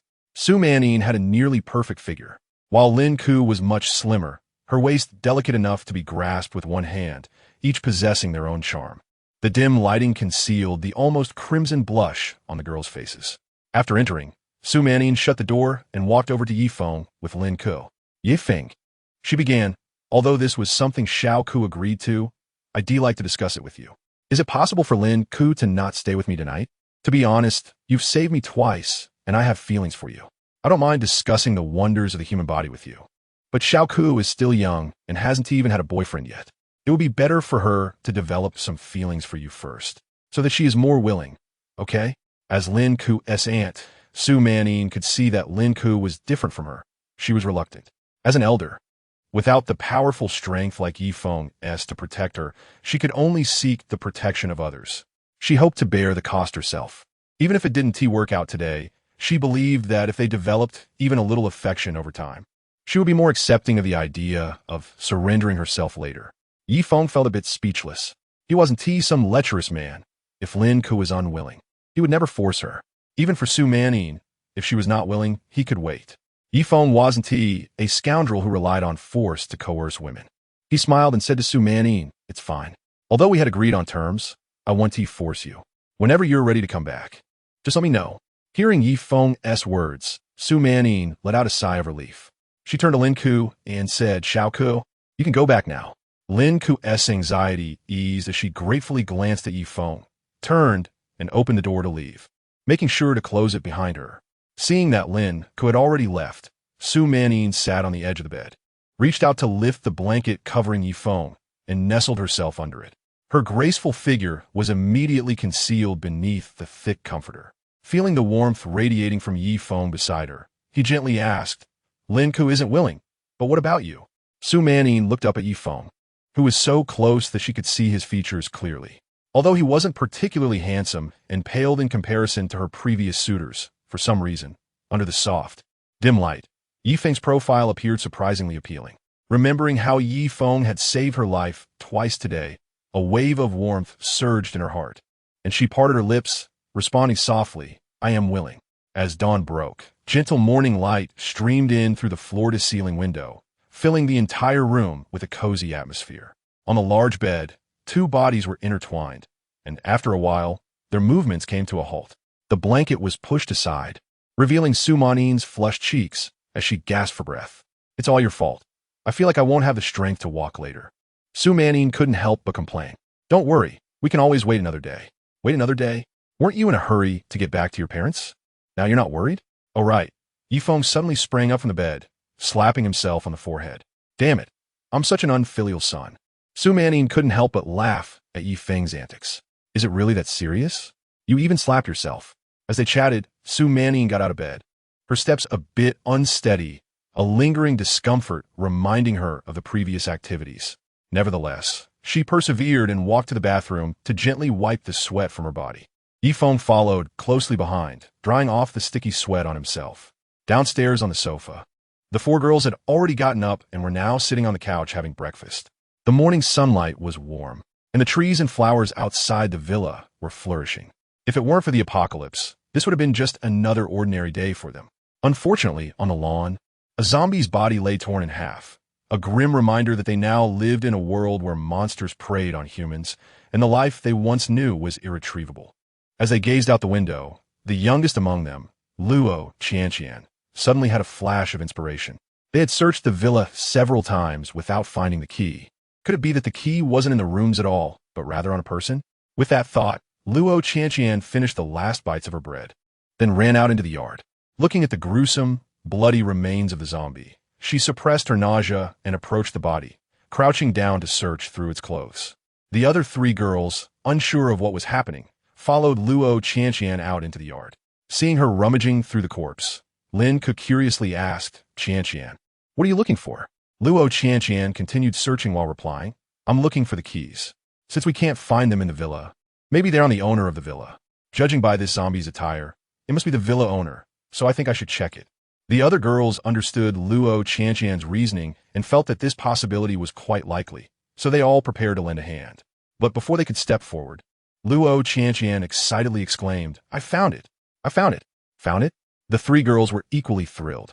They had searched for so long yesterday and had almost lost hope. But unexpectedly, they turned a corner and found the car keys on the zombie's body. With the RV keys in hand, they no longer had to split up for the ride. If they separated, Feng would be alone in one vehicle, and without his protection, the safety of the other vehicle would be significantly compromised. It was much safer for everyone to stay together. Chapter 11. Darkness in the Apocalypse. At this moment, Feng and Su Manyin, who had finished packing, came down from upstairs. As they entered the hall, they heard excited shouts coming from the yard. Upon hearing that the key had finally been found, both of them felt a surge of joy. Feng quickly walked over to the yard and approached Luo Qianqian. Eagerly, he said, "Qianqian, go try this key to see if it fits the RV. If it does, that will be fantastic." Hearing this, Luo Qianqian ran around to the backyard, where a white RV was quietly parked in the designated spot. She pressed the key in her hand, and with a click, the door to the driver's seat swung open. The others following Luo Qianqian were thrilled to see that it was indeed the RV key, their faces lighting up with happiness. With the RV, they could continue their journey. Feng clapped his hands to gather everyone's attention. "All right, since we found the RV key, let's hurry up and pack our things to get ready to leave." The group returned to the villa, and each began to gather their belongings. After a while, the six of them had their things packed and boarded the RV. The RV was 95 meters long, 2 meters high, and 4 meters wide, and could be driven with a Class C license. Inside, it featured a double bed at the rear, a headboard bed, and 2 sofas in the middle that could be converted into a small bed, meaning the RV could accommodate 3 sleeping areas. Additionally, there was a cooking station, a small refrigerator, a washing machine, and, of course, a bathroom. The RV also had an internal passage to the driver's cabin, making it easier to switch drivers. As the only man, Feng naturally took the driver's seat without hesitation. The 5 girls in the back began to sort out their sleeping arrangements. It was ultimately decided that due to the unique relationship between Su Manyin, Lin, and Feng, they would share the largest bed at the rear. Although sounds might not be completely blocked, at least they wouldn't have to see anything. Luo Qianqian and Lin Muxiue would sleep in the headboard bed. The reason they didn't pair Ning Shu with Lin Muxiue was that Ning Shu was the best driver among the 5 girls and needed to take turns driving with Feng. Sleeping on the sofa bed would make it easier to switch drivers. They filled every storage space in the RV to barely fit all 6 of their belongings. Although the RV manufacturer claimed it was suitable for a family of 5, that was for a vacation, not for moving an entire household like Feng and the others were doing. Ning Shu sat in the driver's cabin with Feng. He glanced back and asked, "Are you all ready? I'm about to set off." "All right," the girls replied in unison. The vehicle started up, exiting the villa and rolling over the piles of zombie corpses at the entrance, finally reaching the main street. The RV moved slowly. It wasn't that Feng didn't want to drive fast, but the street was littered with bodies, and speeding would risk flipping the vehicle if they ran over any of them. In the Jiangdong Villa area, all the villas have their own independent courtyards, each with 2 gates. One is the main entrance to the villa building, and the other is an iron gate from the outside. Passing through this iron gate leads you to the villa's courtyard, and only by walking through the courtyard can one enter the villa itself. This design has effectively blocked many zombie attacks, and a month after the apocalypse began, many residents of these villas were still fortunate enough to be alive. Inside one of the villas in the area, the scene was chaotic. Clothes belonging to numerous men and women were strewn carelessly across the floor, and the air was thick with the scent of hormones, punctuated by occasional moans.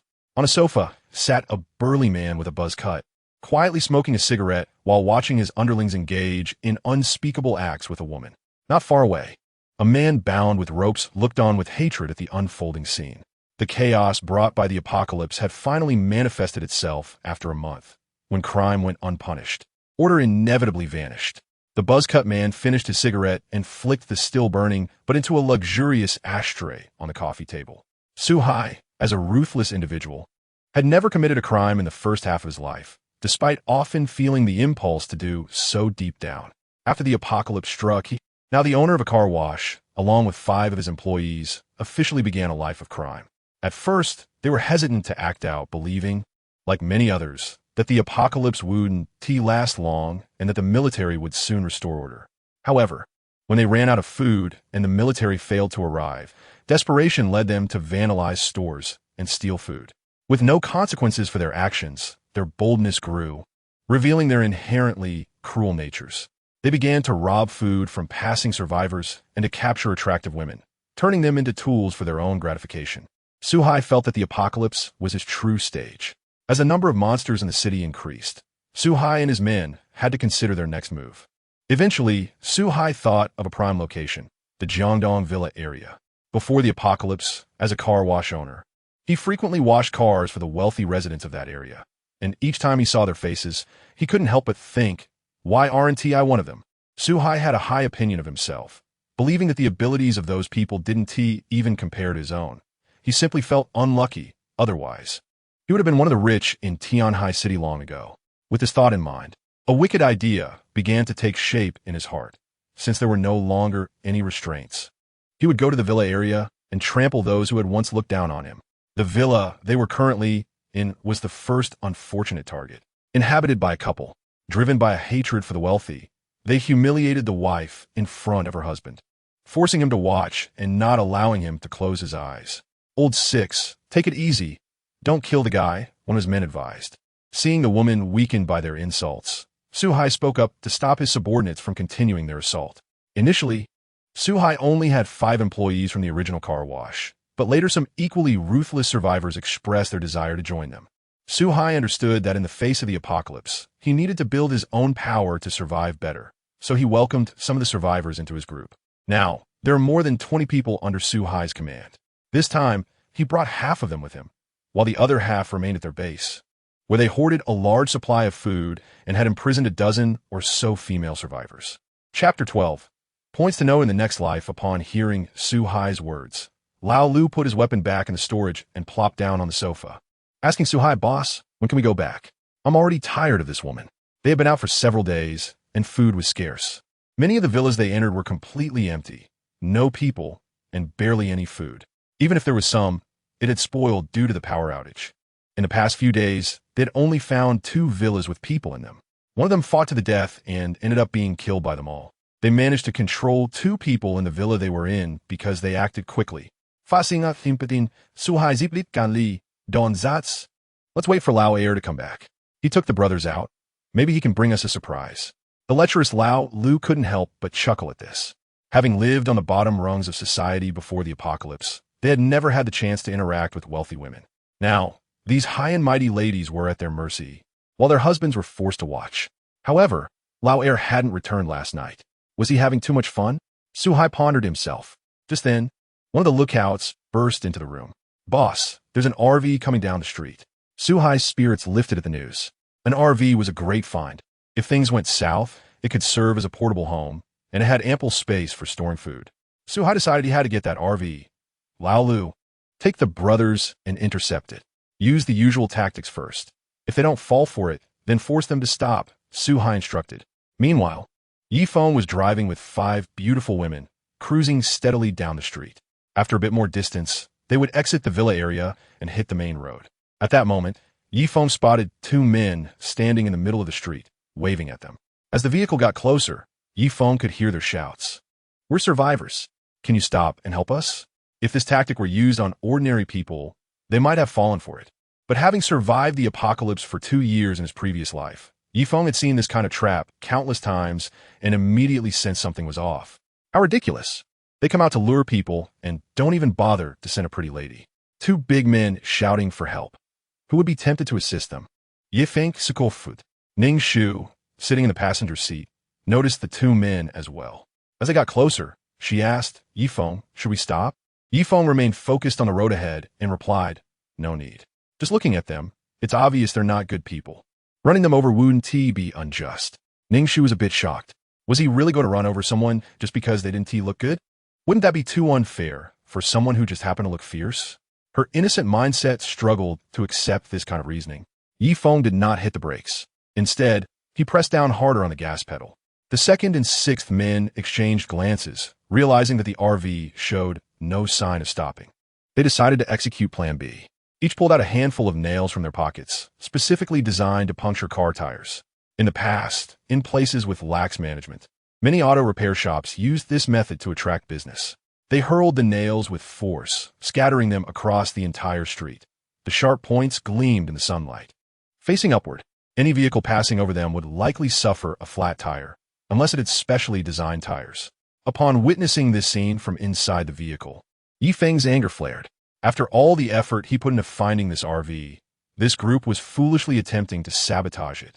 He couldn't tolerate it any longer.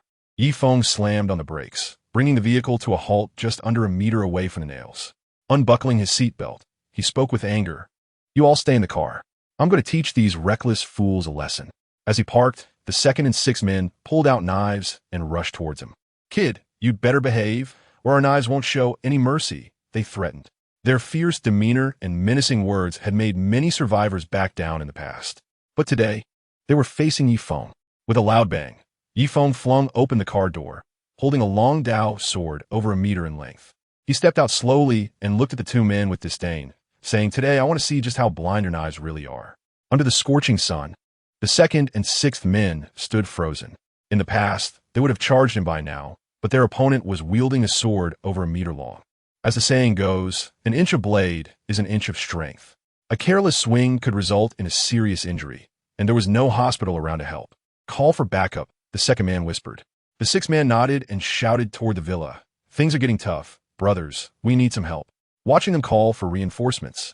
Yifeng remained unfazed, holding the sword across his chest and observing them with interest. Even if dozens of people attacked him, they might not be able to touch a hair on his head, unless they had guns, of course. Here they come, someone shouted from inside the villa, and 9 burly men burst out, all armed. One of them wielded a large machete, looking incredibly intimidating. Boss, this is the kid who won't listen. The second man pointed at Yifeng. Suhai ran a hand over his buzz cut, his fierce gaze fixed on Yifeng. He couldn't see what made Yifeng so bold besides the sword he held. However, Suhai had encountered people like him before. Their courage to resist often stemmed not from their own strength, but from disbelief that anyone would dare to kill them. Suhai merely smiled, thinking, I could take on the police, let alone you. In this apocalypse, as long as he had enough strength, he could do whatever he wanted. Break his arms and legs. Let's see how brave he is then, Suhai said casually. At Suhai's command, 10 of his subordinates quickly surrounded Yifeng, trapping him in the middle. Kid, this world is no longer the one you knew. Your life is definitely over, so watch yourself in the next one, Suhai sneered. Yifeng shook his head and replied, actually, I could say the same to you. You should be careful in your next life. As soon as he finished his last word, Yifeng moved. With incredible speed, his figure seemed to teleport, and before anyone could react, he swiftly sliced one of the henchmen's throat with a single stroke of his knife. Chapter 13. Rooting out the problem with blades flashing and shadows darting. Those surrounding Yifeng could only see a fleeting figure appearing and disappearing. The moment the shadow materialized, one of their companions would fall to the ground.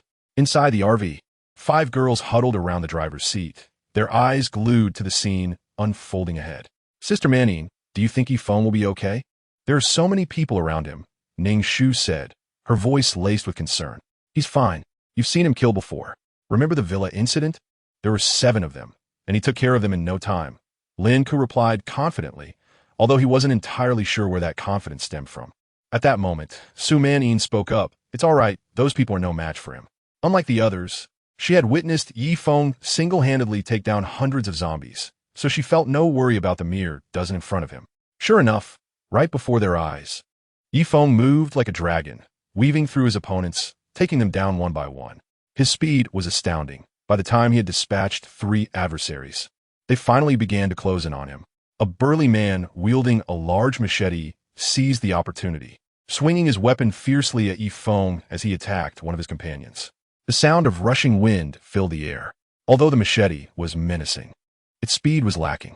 Feng sidestepped effortlessly, his tang knife slicing through the air with a flash of silver, instantly carving through the man's chest, shattering ribs and exposing flesh. The intense pain caused the burly man to collapse heavily to the ground, unconscious. Seeing their companion in such a dire state, the remaining henchmen hesitated, their resolve wavering. "Damn it, useless!" Su Hai growled, angered by his men's cowardice in the face of a young opponent. He picked up the fallen machete and charged at Feng. Feng observed the incoming strike, finding it incredibly slow. After easily dodging the attack, he retaliated with a swift, decisive blow. In Su Hai's eyes, filled with disbelief, his body was cleaved in two, his bones offering no resistance to Feng's blade. As they witnessed their leader being sliced in half, the remaining men turned to Feng with terrified expressions, their steps trembling as they began to retreat. The figure before them was more ferocious than they had ever imagined, and they, who prided themselves on being ruthless, were now terrified and desperate to flee the scene. Feng noticed their movements. One of his principles was to eliminate threats completely. With a powerful push from the ground, he surged forward with explosive speed, swinging his sword and taking down another opponent. As Feng charged, the remaining men crumbled internally, turning to flee at the fastest pace they could muster. At that moment, they would rather face a horde of zombies than be in the presence of this demon. "You can't escape," Feng murmured to himself, his speed quickly closing in on one of them. With no unnecessary movements, he plunged his knife into the man's heart, withdrew it, and continued pursuing the next target with remarkable efficiency. In the RV, seeing Feng's fierce demeanor, the girls couldn't help but feel a bit uncomfortable. For Feng, who had experienced the apocalypse, there wasn't much difference between humans and monsters. In some cases, humans could be even more terrifying than monsters, because while monsters eat people openly, when humans do the same, you could be deceived until your last breath. Therefore, in Feng's eyes, killing these people wasn't a big deal. It was akin to killing zombies. However, the 5 girls had only just entered the apocalypse. Just over a month ago, they were ordinary people living in a bustling world. They found it hard to accept that those who were still fundamentally human, albeit bad, could be killed like zombies. They thought that if they could just scare off a couple of them, there would be no need to kill them all. When Feng returned to the RV with a blood-stained tang knife, he noticed the frowns on the girls' faces, as if they had something to say, but couldn't find the words. He sat down on the sofa in the RV and took out a towel to wipe the knife. Glancing at the girls, Feng asked, "Do you think I shouldn't have killed so many people?" The 5 girls nodded in agreement. Su Manning directly spoke up, "Feng, I know they should be considered bad people, but even bad people shouldn't be indiscriminately killed. If they were just asking for food, then I really don't think they deserve to die." The other 4 girls nodded in agreement with Su Maning's words. Their thinking was simple. Some people deserved to die, while others did not. It was unfair to kill someone for a minor mistake. After cleaning the blood from the tang knife, Feng turned to the girls. "I understand your perspective, but I am not a judge. This world is no longer one with order. I can't distinguish who should be killed and who shouldn't.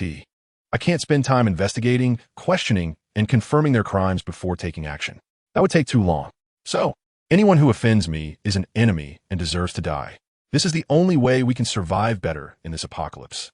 After hearing Feng's words, the girls, although they began to understand his actions, still found it hard to accept. "How about this? I'll show you the real face of the apocalypse," Feng said as he stepped out of the RV, beckoning the girls to follow him. The girls got out of the RV, and Lin Ku asked, "Where are you taking us?" "Not far, just to that villa over there." Feng pointed to the villa the group had rushed out from earlier. "Let us go," he said as he walked towards the villa. The girls followed him inside. Upon entering the villa, they were met with the sight of a woman lying naked on the sofa, appearing extremely weak, with a strong, unpleasant odor filling the air. In the nearby corner, there was a man bound tightly. Perhaps the struggle had drained him of all his strength, as he leaned against the wall, staring blankly at the ceiling. When he saw Feng and the others enter, a glimmer of hope appeared in his eyes, and he began to struggle again. However, something was stuffed in his mouth, preventing him from uttering a single word. Can you guess what situation this is? As Feng spoke, he walked toward the man. Once he was close enough, Tang Dao gently flicked his wrist, cutting the ropes that bound the man and restoring his freedom. The several young women, all graduates of prestigious universities and sharp-minded, quickly pieced together the tragedy that had likely unfolded here.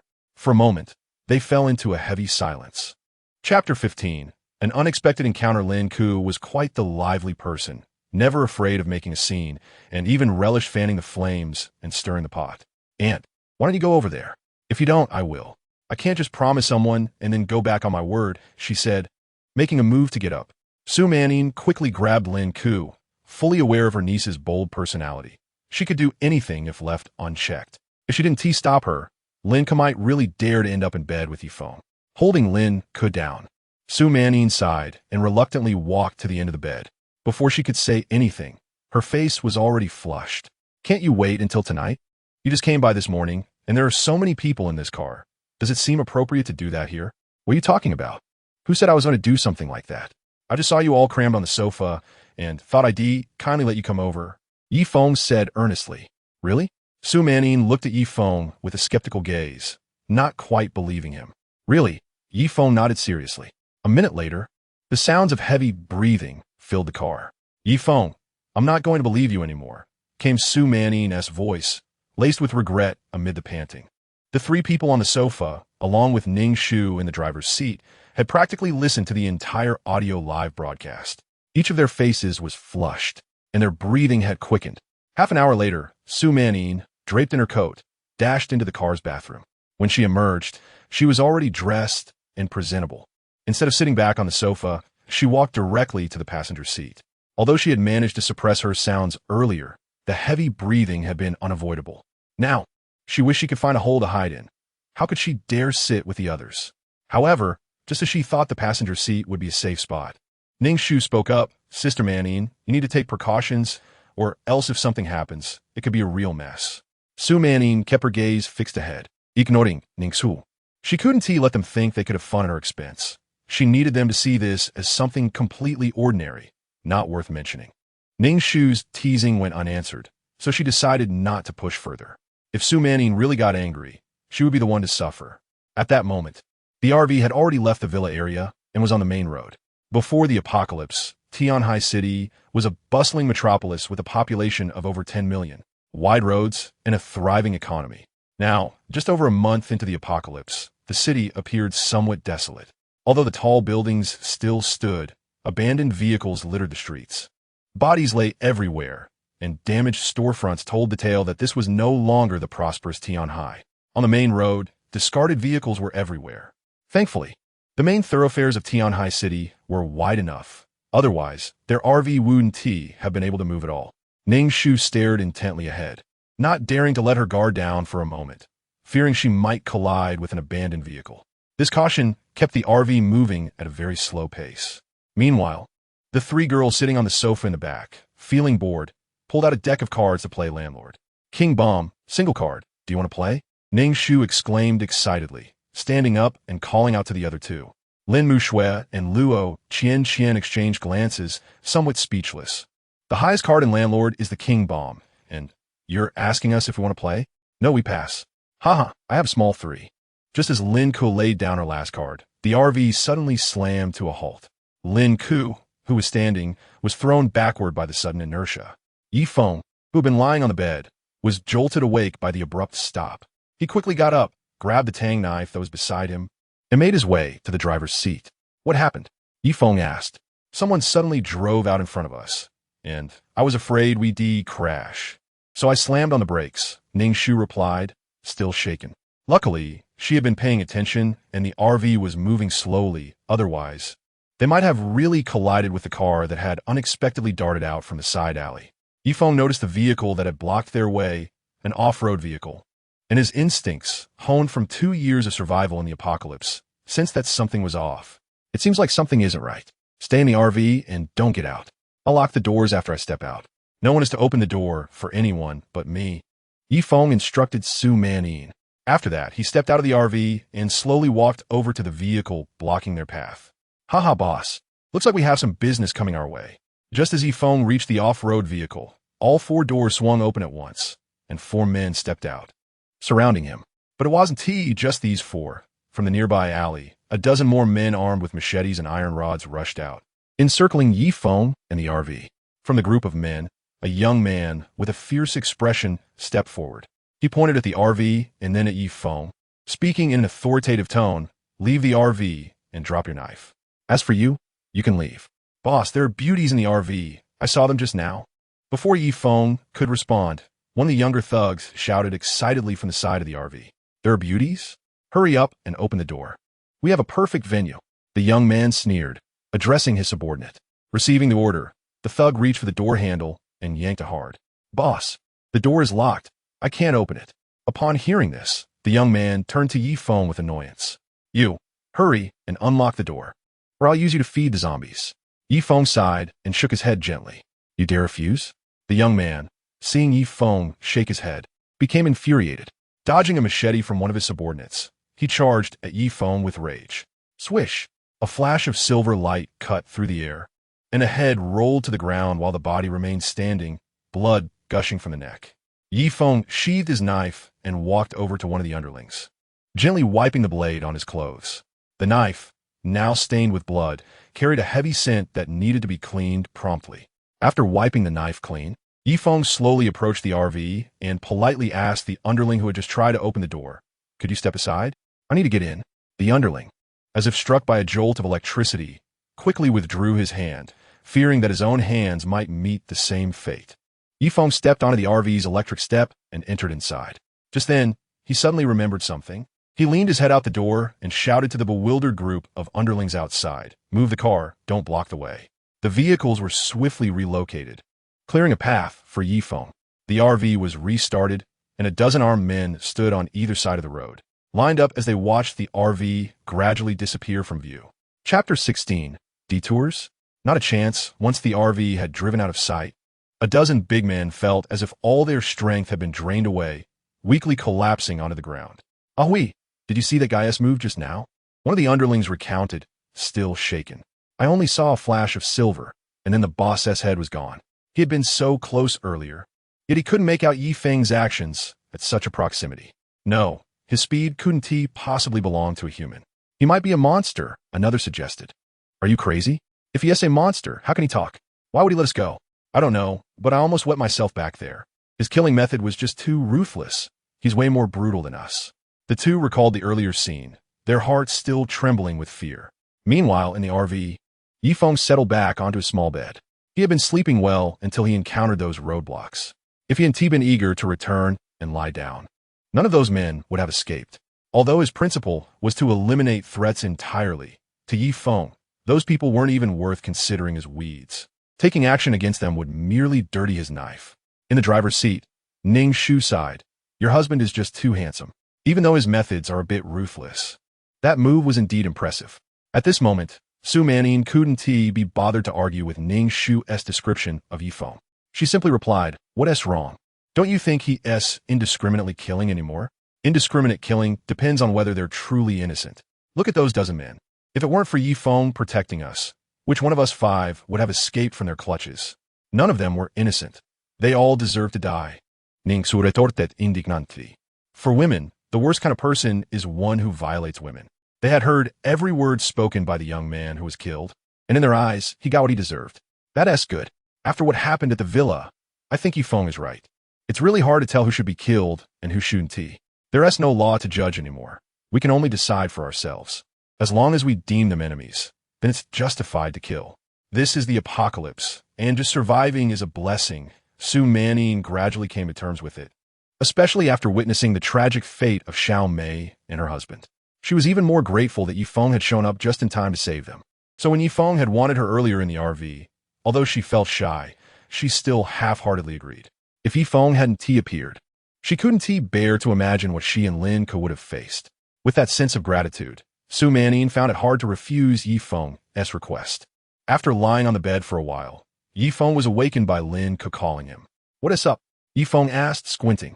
"There is a horde of zombies blocking the road ahead. Sister Ning, Shu asked me to see if you want to take a detour," Lin replied. Yi Feng got up from the bed and walked to the driver's seat. Ahead, the road was densely packed with zombies, stretching as far as the eye could see. Fortunately, Ningshu spotted the horde of zombies in time and stopped the RV from a distance. Otherwise, if they were surrounded by the zombies, the RV could have been overturned. Can we take a detour? Yifeng asked Ningshu. Yes, Ningshu nodded, but since we're in an RV, many smaller roads are inaccessible, which means we'll have to take a longer route of several dozen kilometers. After she spoke, Su Manin, who was more familiar with the roads of Tianhai City, added, There's a significant problem with taking a detour. We don't know if there's zombie hordes blocking the way elsewhere. This area has relatively few residents in Tianhai City, and if there are so many zombies here, other places will surely have them too, possibly in even greater numbers. But if we don't take a detour, how are we supposed to get past all these zombies? Ningshu questioned. She agreed with Su Manin's point. But with the zombies blocking the way ahead, they couldn't go forward without taking a detour either. Yifeng patted Ningshu on the shoulder, speaking in a relaxed tone. Just remember to lock the doors and don't get out of the vehicle. Wait for me to come back. He stepped out of the RV and walked toward the horde of zombies, one step at a time.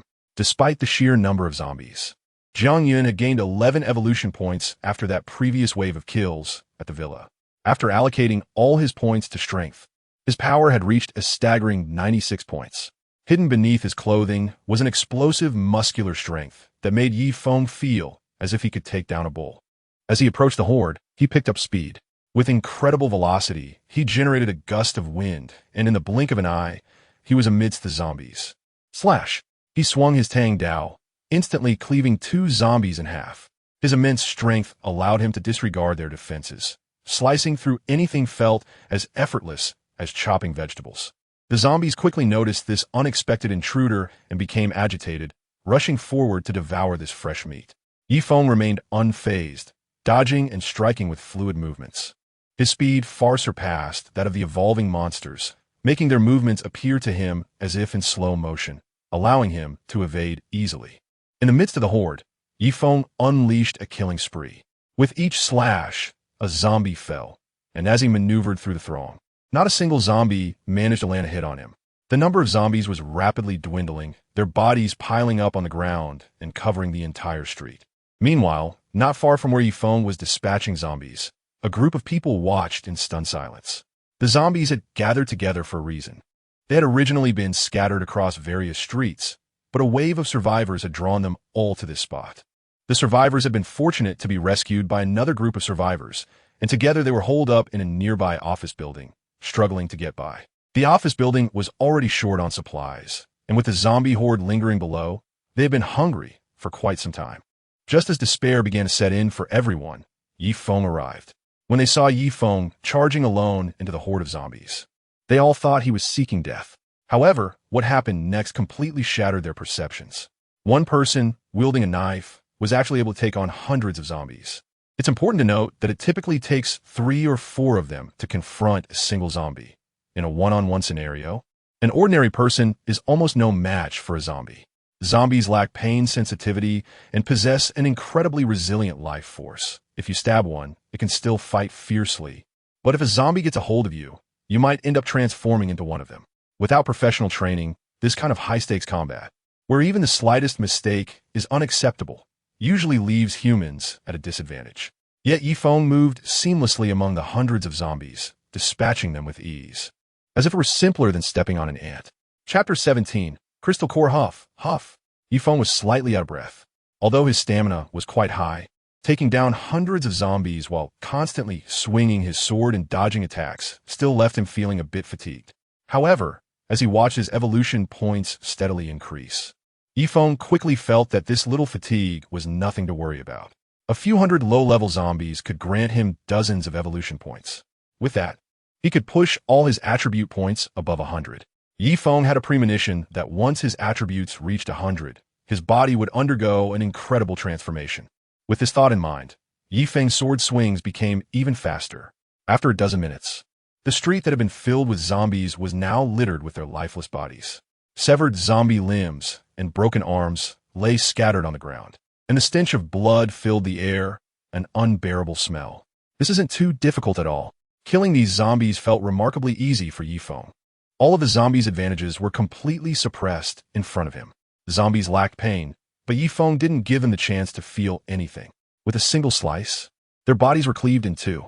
No matter how resilient a zombie's life force was, it couldn't survive being split in half.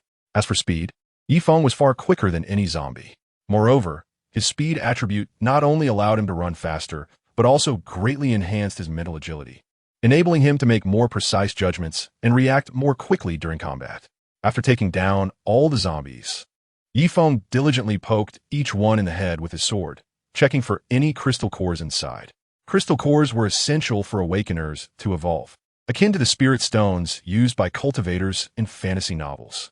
Absorbing them could enhance one's strength. However, not everyone could absorb crystal cores. Only awakeners could. Regular people who tried to absorb them would either mutate or, in severe cases, explode and die. As for how to become an awakener, after 2 years of exploration in his previous life, everyone reached a consensus. It all depended on luck. In his past life, shortly after the apocalypse began, some people quickly became awakeners. One individual, for instance, awakened after accidentally getting scratched by a zombie. The zombie virus was highly infectious. Even a small wound could lead to infection. However, this person was different. When the zombie virus took effect, he didn't mutate immediately. Instead, he developed a high fever. After the fever subsided, he successfully awakened, gaining enhanced strength, increased speed, and a remarkable recovery ability. Ordinary minor wounds would scab over in a day, and gunshot wounds were no longer fatal to him. After his awakening, he claimed that it felt as if some shackles of life had been released. He could sense that his body still had other shackles that could be unlocked, and once all these shackles were released, a person could become omnipotent.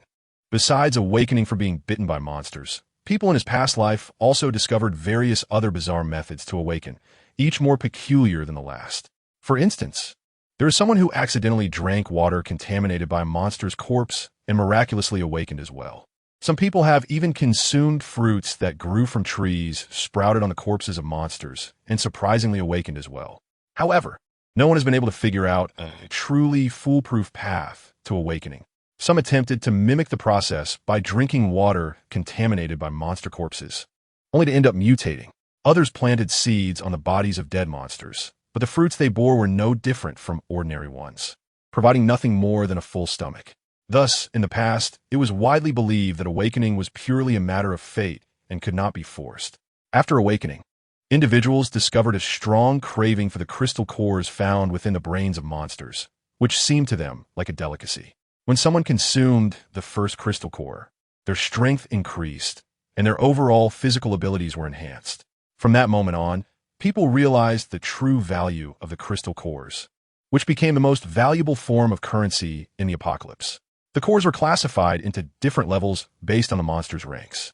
The lowest level belonged to creatures like zombies, which appeared at the onset, while higher-level cores could only be produced by evolved monsters or those that emerged during the second wave. Feng had stabbed through the heads of hundreds of zombies and only found 2 crystal cores. It was difficult to find cores on lower-level monsters, and zombies had the lowest drop rate. Ironically, some animal-type monsters had a higher drop rate. He placed the 2 cores he found into a small pouch he kept close to him, bringing his total to 5. With the system now available to enhance his attributes, Feng wasn't in a hurry to consume the cores. He planned to save them, thinking they might have other uses in the future. After overcoming the obstacles in his path, Feng returned to the RV. Upon entering, he found 5 girls staring at him intently. "What is wrong? Why are you looking at me?" Feng asked, scratching his head in confusion. "Are you still human? You're not some monster that came through a wormhole, are you?" This was the shared concern of the 5 girls. They could somewhat understand his earlier actions of killing scumbags and zombies, as it made sense for one person with a weapon to take on a dozen or even dozens of zombies. But what Feng had accomplished now was beyond their comprehension. Facing hundreds of zombies alone and emerging unscathed, killing them all, was beyond anything they could fathom. So they genuinely wanted to know if Feng could still be considered human. "It seems I need to enlighten you a bit," Feng said as he settled onto the sofa and began to explain the changes that had occurred in the world. Noticing the eager curiosity in the girl's eyes, he continued, "Actually, I'm now an awakened." As soon as Feng said this, the girls furrowed their brows. It was a concept they had never heard before and completely did not understand what an awakened was. The term awakened was a conventional concept from the past, so it was entirely normal for them to be unaware of it now. Therefore, Feng proceeded to give them a general explanation of what an awakened was. Hearing that becoming an awakened could grant them immense power, Lin eagerly asked, "Can we also become awakened?" Of course, Yi Feng replied affirmatively. However, are you willing to bear the risk of awakening failure and potentially becoming a mutated monster? His words left the girls in silence. This was a decision that could lead to either heaven or hell. Very few could make such a choice without being in a desperate situation. After all, failing would mean turning into a mindless, thoughtless creature, which is not much different from dying. Becoming an awakened relies heavily on fate, but aside from awakening, you can also gain some self-defense skills through training. I will train you along the way. While I can't make you incredibly strong, at the very least, you should be able to face low-level monsters like zombies head-on, and even take on 2 or 3 zombies by yourself wouldn't be an issue. Chapter 18. The Flying Monsters Training 5 Girls was an idea that came to Yi Feng after he decided to bring them along. In his past life, Yi Feng was an ordinary person who would only run for his life upon encountering zombies. Not only did he lack the ability to fight back, but he didn't even have the thought of doing so. However, after fortunately reaching a government-built shelter, he underwent training organized by the authorities, which greatly improved his skills. Even without awakening any special abilities in his past life, he could take on 3 or even 4 opponents at once when armed with a long weapon. As a man, he certainly had more strength than Su Man and the others. Therefore, he didn't expect him to take on 3 zombies at once. Even being able to kill a zombie one-on-one would be a significant improvement. As for the higher-level monsters, he could handle those himself. After all, they had all paid for protection, so he felt it was his responsibility to shoulder that burden. When the girls heard that Yi Feng wanted to train them, they didn't have any objections. After all, this was the apocalypse, and having some self-defense skills was a good thing. They couldn't just scream and panic every time they encountered a monster. "How should we train?" Su Man asked. "We don't need to rush. I'll need to study your individual situations first. The training methods need to be tailored to each of you," Yi Feng replied. The girls nodded in agreement. "All right, let us keep moving," Ning Shu said as she returned to the driver's seat, ready to accelerate and shift gears. Bang! Bang! Someone was knocking on the RV. "Hello. We are survivors and have something to discuss with you. Can you come down to talk?" A man's voice called out from outside the RV. Yi Feng frowned. He didn't want to get involved with too many people right now. If they were enemies, it would be simple. One swift strike and the world would be quiet again. But if they were normal survivors, getting involved with them could lead to a heap of trouble, and he couldn't just kill them. Yi Feng remained still and said to Su Man, ask them through the window what they want. Seeing that Yi Feng didn't want to step out, Su Man leaned closer to the window and inquired, "Just say what you need to say. We're in a hurry." Li Mingzhao stood beside the RV, his brow slightly furrowed. Before the apocalypse, he was a company owner in an office building, with dozens of employees under him. He treated his staff generously, which meant that after the world fell apart, many of them still recognized him as their boss, avoiding the typical scenario of subordinates turning against their leader. As more survivors were taken into the office building, particularly after a group that brought a horde of zombies, the number of survivors had swelled to nearly 300. Since the office building was Li Mingzhao's territory, and his employees were mostly young men, he had subtly become the leader of the entire building. After being surrounded by a horde of zombies, they initially thought they were doomed. However, to their surprise, Yi Feng appeared and single-handedly wiped out all the zombies. This sparked an idea in Li Mingzhao. If they could recruit Yi Feng into their survivor group, their safety would be assured. As for concerns about Yi Feng potentially seizing power, Li Mingzhao didn't dwell on that too much. Having experienced the dire situation of a zombie siege, he only wanted to survive. Without survival, everything else was meaningless. However, noticing that only one woman responded to him, he realized that convincing this extraordinary warrior to join them might be a bit challenging. Still, Li Mingzhao decided to give it another shot. In this apocalyptic world, strength is paramount. If they could bring this powerful man on board, not only would they gain protection, but they could also eventually establish their own influence. Having successfully run a large company, Li Mingzhao had a fair bit of foresight. Now that the world had ended, it was difficult to survive alone. Their group of survivors numbered around 300. If Yi Feng could join them, they could surely survive in this new world. Currently, Li Mingzhao had no leverage to attract Yi Feng. The only thing he could offer was the sheer number of survivors they had. Humans are social creatures who prefer to band together for warmth and safety, and a larger group often provides a sense of security. Inside the RV, upon hearing Li Mingzhao's words, Yi Feng scoffed. 300 ordinary people were no different from 300 pigs in his eyes.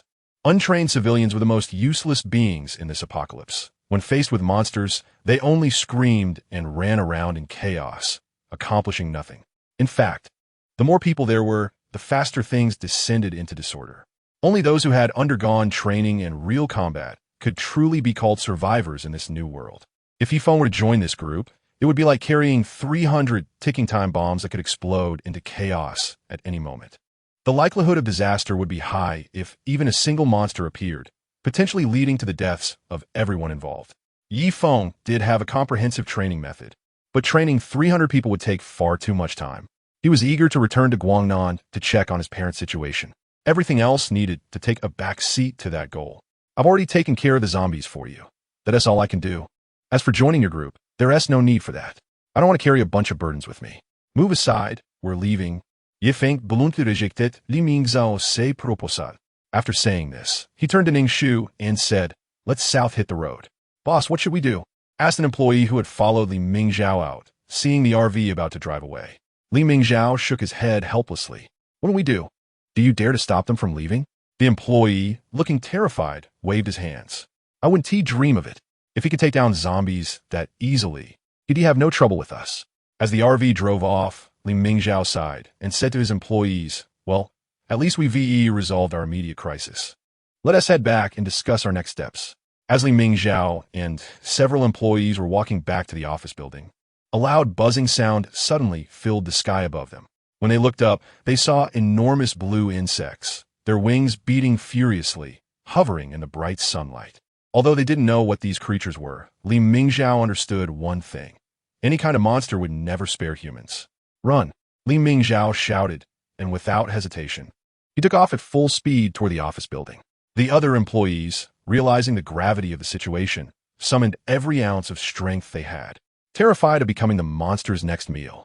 As they sprinted, the blue insects noticed their movement. With their long antennae waving, the swarm suddenly dove down in perfect formation, targeting the fleeing group. Chapter 19. The blue beetle, the enormous buzzing sound emitted by the swarm of insects, reached Feng even inside the car. As soon as he heard that familiar sound, he knew he was facing a monster. Among the creatures that emerged from the spatial wormhole, besides zombies, there was another type that was particularly numerous: insects. These insects, while resembling the bugs found on Blue Star, were vastly larger, with the smallest ones being as big as calves. Unlike the insects on Blue Star that fed on plants, these creatures were strictly carnivorous, preying on both humans and animals. And in times of scarcity, they would even consume zombies. The giant blue insect that had just appeared was one of the many insect monsters, known in the past as the blue beetle due to its appearance. The blue beetle was the only flying insect among these monsters, equipped with antennae that allowed it to navigate and communicate with its kind. Its jaws were incredibly strong, capable of snapping human bones, often diving down to bite the heads off its victims. With immense biting force, a human skull could be crushed in an instant, and once the person was dead, the blue beetles would descend upon the corpse, devouring it piece by piece. Since blue beetles always appeared in swarms and moved with incredible speed, many people in the past were terrified of encountering such monsters. There was little hope of escape or defense against them. "Ah!" someone screamed. The blue beetles dove at breakneck speed, and despite the employees exerting every ounce of strength they had, returning to the office building felt like an impossible dream. A dozen blue beetles swooped down on 5 fleeing employees. Li Mingzhao had already made it back to the office lobby, anxiously watching his team. "Run faster. Hurry," he urged repeatedly. The 5 employees, faces contorted with fear and desperation to survive, pushed their bodies to the limit. Yet, all their efforts were in vain. One blue beetle dove onto an employee's head, its alien-like jaws clamping down.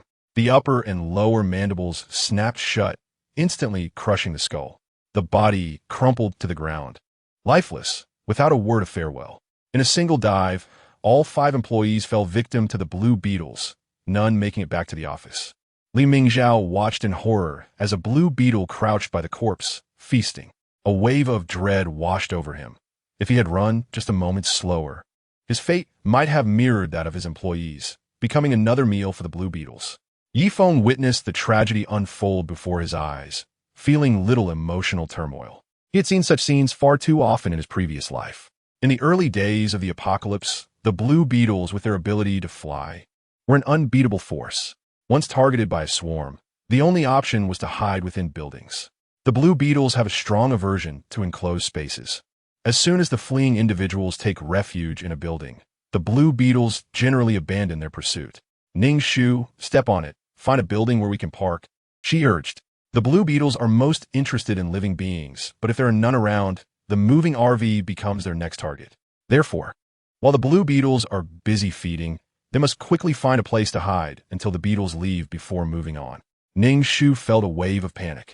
She had just witnessed the blue beetles feeding, and now the responsibility of evading these monsters rested on her shoulders, which only added to her anxiety. Feng noticed her distress and softly reassured her, "Don't panic. Just look for a place to park carefully. If the monsters come, I'll be here." Okay. Ning Shu forced herself to calm down and diligently searched for a place to park.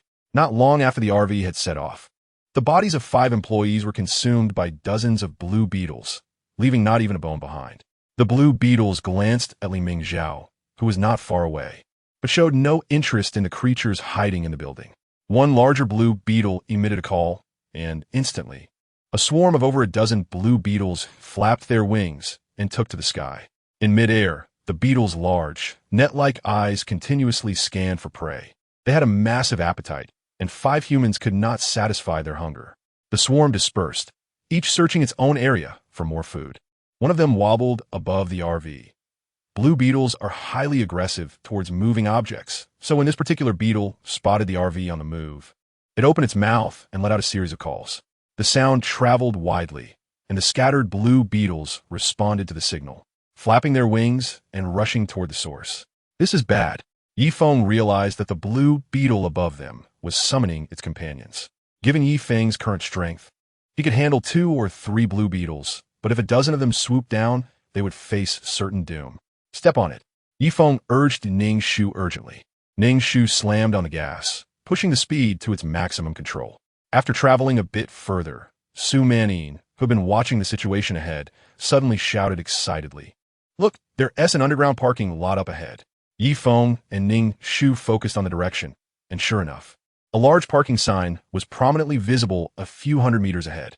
Seeing a potential hiding place calmed Ning Shu considerably. She maintained the highest speed possible as they headed for the underground parking lot. Meanwhile, in the sky, 5 blue beetles that had been relatively close together began to converge. Seeing the RV about to escape, the 5 beetles didn't wait for their companions any longer. Instead, they flapped their wings and rapidly flew toward the moving vehicle. They're finally here. Feng estimated the time. The blue beetles were too fast, and there was no way the RV could enter the underground parking lot before the beetles attacked.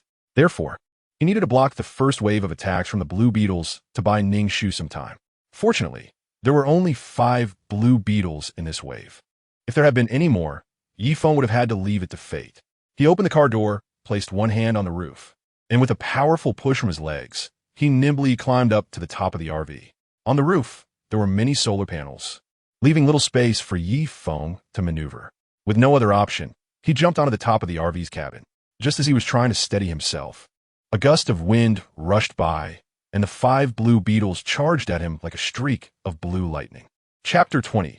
The eerie underground parking lot. It seems you haven't learned your lesson, daring to attack me head-on. Feng steadied himself, gripping the Tang Dao tightly in his right hand, his eyes fixed on the approaching blue beetle, his body quietly gathering strength. He wanted the blue beetle to know he was not someone to be trifled with. The blue beetle was closing in. Feng had finished gathering his power.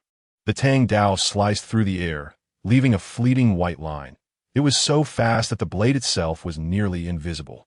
This was Feng's full force strike. Earlier in the car, he had already maxed out all his attributes to 99 points. With a force of 99 points, he delivered a brutal cut to a diving blue beetle. Bang! The sound was like metal colliding. The Tang Dao faced tremendous resistance, but under the overwhelming force, the blade momentarily halted before cutting into the blue beetle's body. The beetle let out a painful scream, the agony causing it to lose control as it wobbled in the air. If Feng struck again now, the blue beetle would undoubtedly meet its end. However, the other blue beetles would not give Feng this opportunity. They charged in, and Feng withdrew his sword, sweeping it in a wide arc. The blade clashed against the tough exoskeleton of the blue beetles, with the sound of metal ringing out continuously. This strike didn't deal much damage, merely injuring one of the blue beetles. Now, one blue beetle had essentially lost its combat capability, while the remaining four were still watching Yi Feng warily. Their heads were wounded from Yi Feng's earlier strike, green blood oozing from the injuries.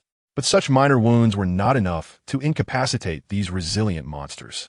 The blue beetles dove down again. This time, they altered their strategy, attacking Yi Feng from different angles. Yi Feng remained calm, first striking the blue beetle in front of him. Despite its attempts to dodge, Yi Feng's speed of 99 points was too swift. It had no chance to evade. Like the previous beetle, Yi Feng's strike plunged deep into its body, rendering it powerless. After dealing with one, Yi Feng heard the rush of wind behind him, and it was dangerously close. He pushed off the ground and sidestepped, moving out of the way just in time. The blue beetle dove straight through the spot where Yi Feng had been standing moments before. At that moment, two more blue beetles charged at him simultaneously. Yi Feng took advantage of the opening in their attack, ducking low and slipping through, then swung his sword backward with great force, severing half of one blue beetle's head, which tumbled onto the car roof. The head is typically a critical area for most monsters, and with half of its head sliced off, this blue beetle could no longer sustain flight, plummeting rapidly to the ground.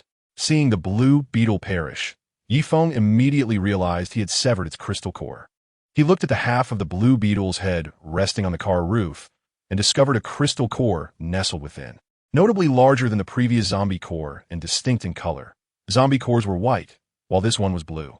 Yi Feng quickly stashed the blue crystal core away. It was undoubtedly a valuable find. In the realm of monsters, aside from a few mindless creatures like zombies, most monsters possess a keen sense of perception and exhibit the ability to recognize danger and seek safety, just like normal beings. After witnessing Yi Feng's strength, the remaining four blue beetles dared not attack again. Instead, they hovered in mid-air, waiting for their companions to arrive. Buzzing, buzzing. The blue beetle leader, accompanied by the others, finally made its appearance. Upon discovering that one of its subordinates had been killed by Yi Feng, the leader emitted a furious screech, prompting the other blue beetles to join in with their own cries, creating an ear-splitting cacophony in the sky.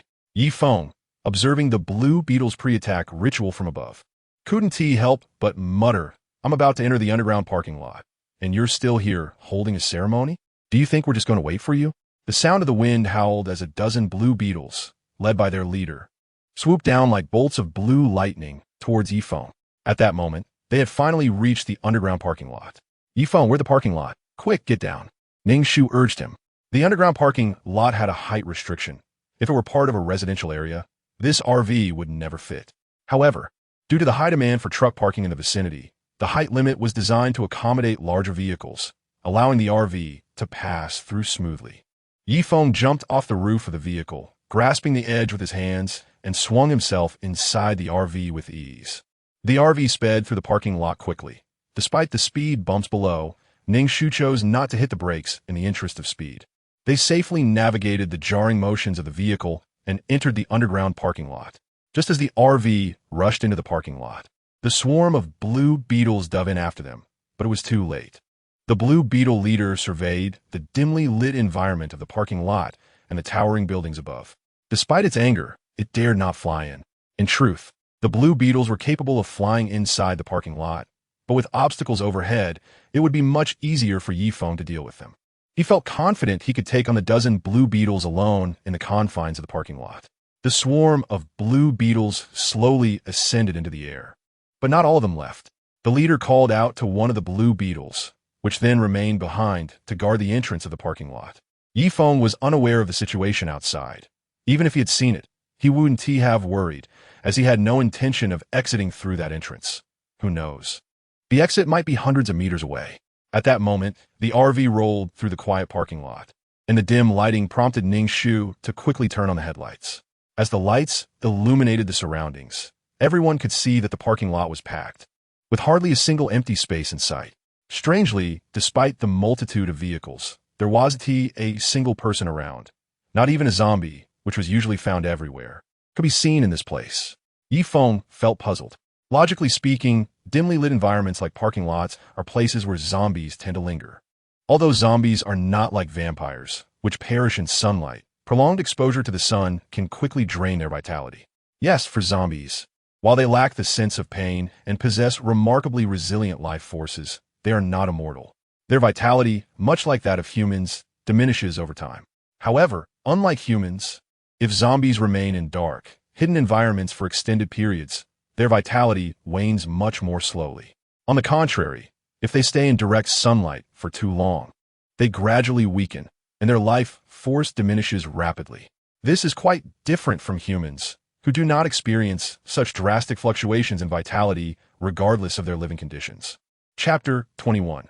The mutant giant, at the unusual scene in the underground parking lot, made Feng instinctively alert. In his harsh experience of surviving 2 years in the apocalypse of his past life, he knew that anything out of the ordinary must be treated with caution. Seeing Feng's tense expression, Lin Ku, who was beside him, asked, Feng, did you discover something? Why do you look so serious? Feng shook his head. Not yet, but I have a feeling that there are definitely other monsters in this underground parking lot.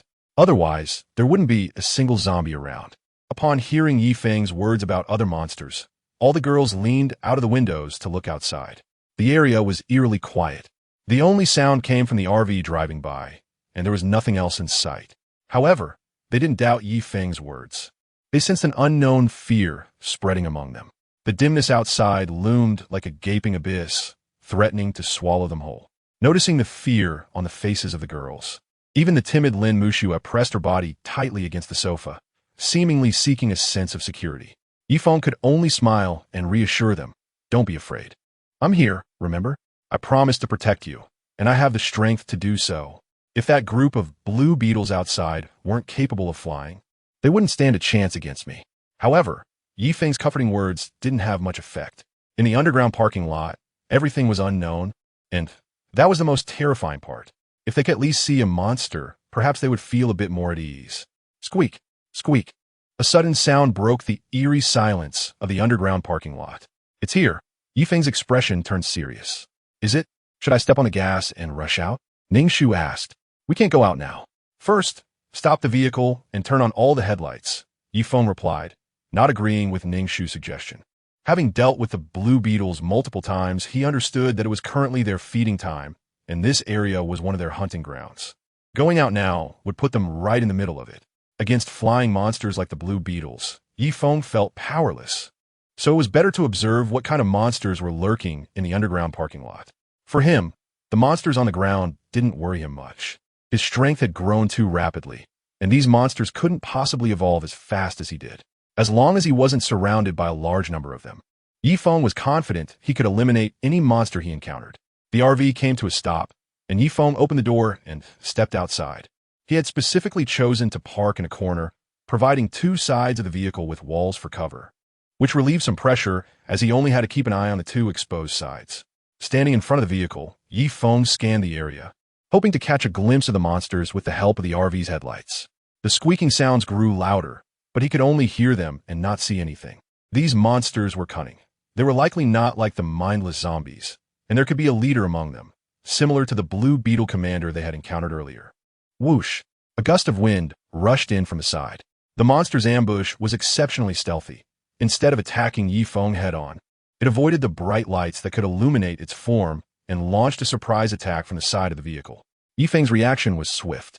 Although he had been facing the front of the RV, he had remained vigilant about the side, and, with his current abilities, he could easily keep an eye on both sides.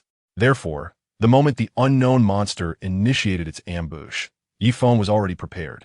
He raised his Tang Dao and struck down fiercely at the charging creature. The speed of the blade was astonishing, leaving no room for the ambushing monster to evade, and the strike, strong enough to cut through steel, collided forcefully with it. This monster's defensive capabilities were significantly weaker compared to the armored blue beetles, allowing Feng's blade to slice directly into its body with unyielding force, nearly cleaving it in 2. As he withdrew his knife, the blade was stained with bright red blood, and patches of fur clung to it. It was then that Feng took a closer look at the creature. Lying on the ground was a beast covered in solid black fur, about the size of an adult domestic pig, with long claws on its front limbs reminiscent of Wolverine's. Its teeth were also quite long, suggesting a powerful bite. Overall, the creature resembled a mutated giant rat. Yi Feng was taken aback. Had rats mutated to such a size now? He was aware that after the apocalypse, many creatures on Blue Star underwent mutations. The subjects of these mutations were not limited to any specific type. Everything from lions and tigers to ants and insects have been documented. However, it was surprising to see a rat grow to such a massive size just over a month into the apocalypse. There are two ways that monsters can mutate. Over time, some monsters will gradually become stronger. In addition to the passage of time, there is another method by which evolution occurs at a much faster rate: feeding. When monsters consume humans, their rate of evolution accelerates, as human blood and flesh seem to serve as excellent nourishment for them. Much like the crystal cores within them are essential for human evolution. This is a rather fair exchange. Monsters eat humans, and humans eat monsters. However, some monsters are more versatile. They can consume both humans and other monsters. When they eat other monsters, they do not consume the flesh and blood, which holds no value for them, but rather aim for the crystal core on the monster's head. The core is also a great source of nourishment for them, significantly enhancing their evolution speed. Seeing the enormous size of this rat led Yi Feng to speculate that these creatures must have devoured all the nearby monsters and humans, which is why the underground parking lot was completely empty. Rats typically move in packs, so there were surely many more in the vicinity. Yi Feng chose not to retrieve the crystal core from the giant rat's head, even though it was already exposed.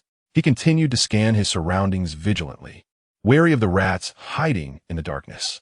Yi Feng was very patient, waiting for a full half-hour without letting his guard down. Lin Muxue, who was in the RV, noticed that all the sound around them had faded away and couldn't help but say to Yi Feng, "There shouldn't be any other monsters here, right? We've waited so long already.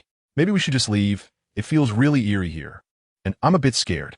She was naturally timid and felt even more terrified in such a dark environment, even if she had to face real monsters.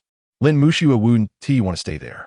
Chapter 22, Battling the Mutant Rats. Not yet. These mutated giant rats are just waiting for us to lower our guard. For now, we can only endure. We want to be able to leave safely until we deal with them.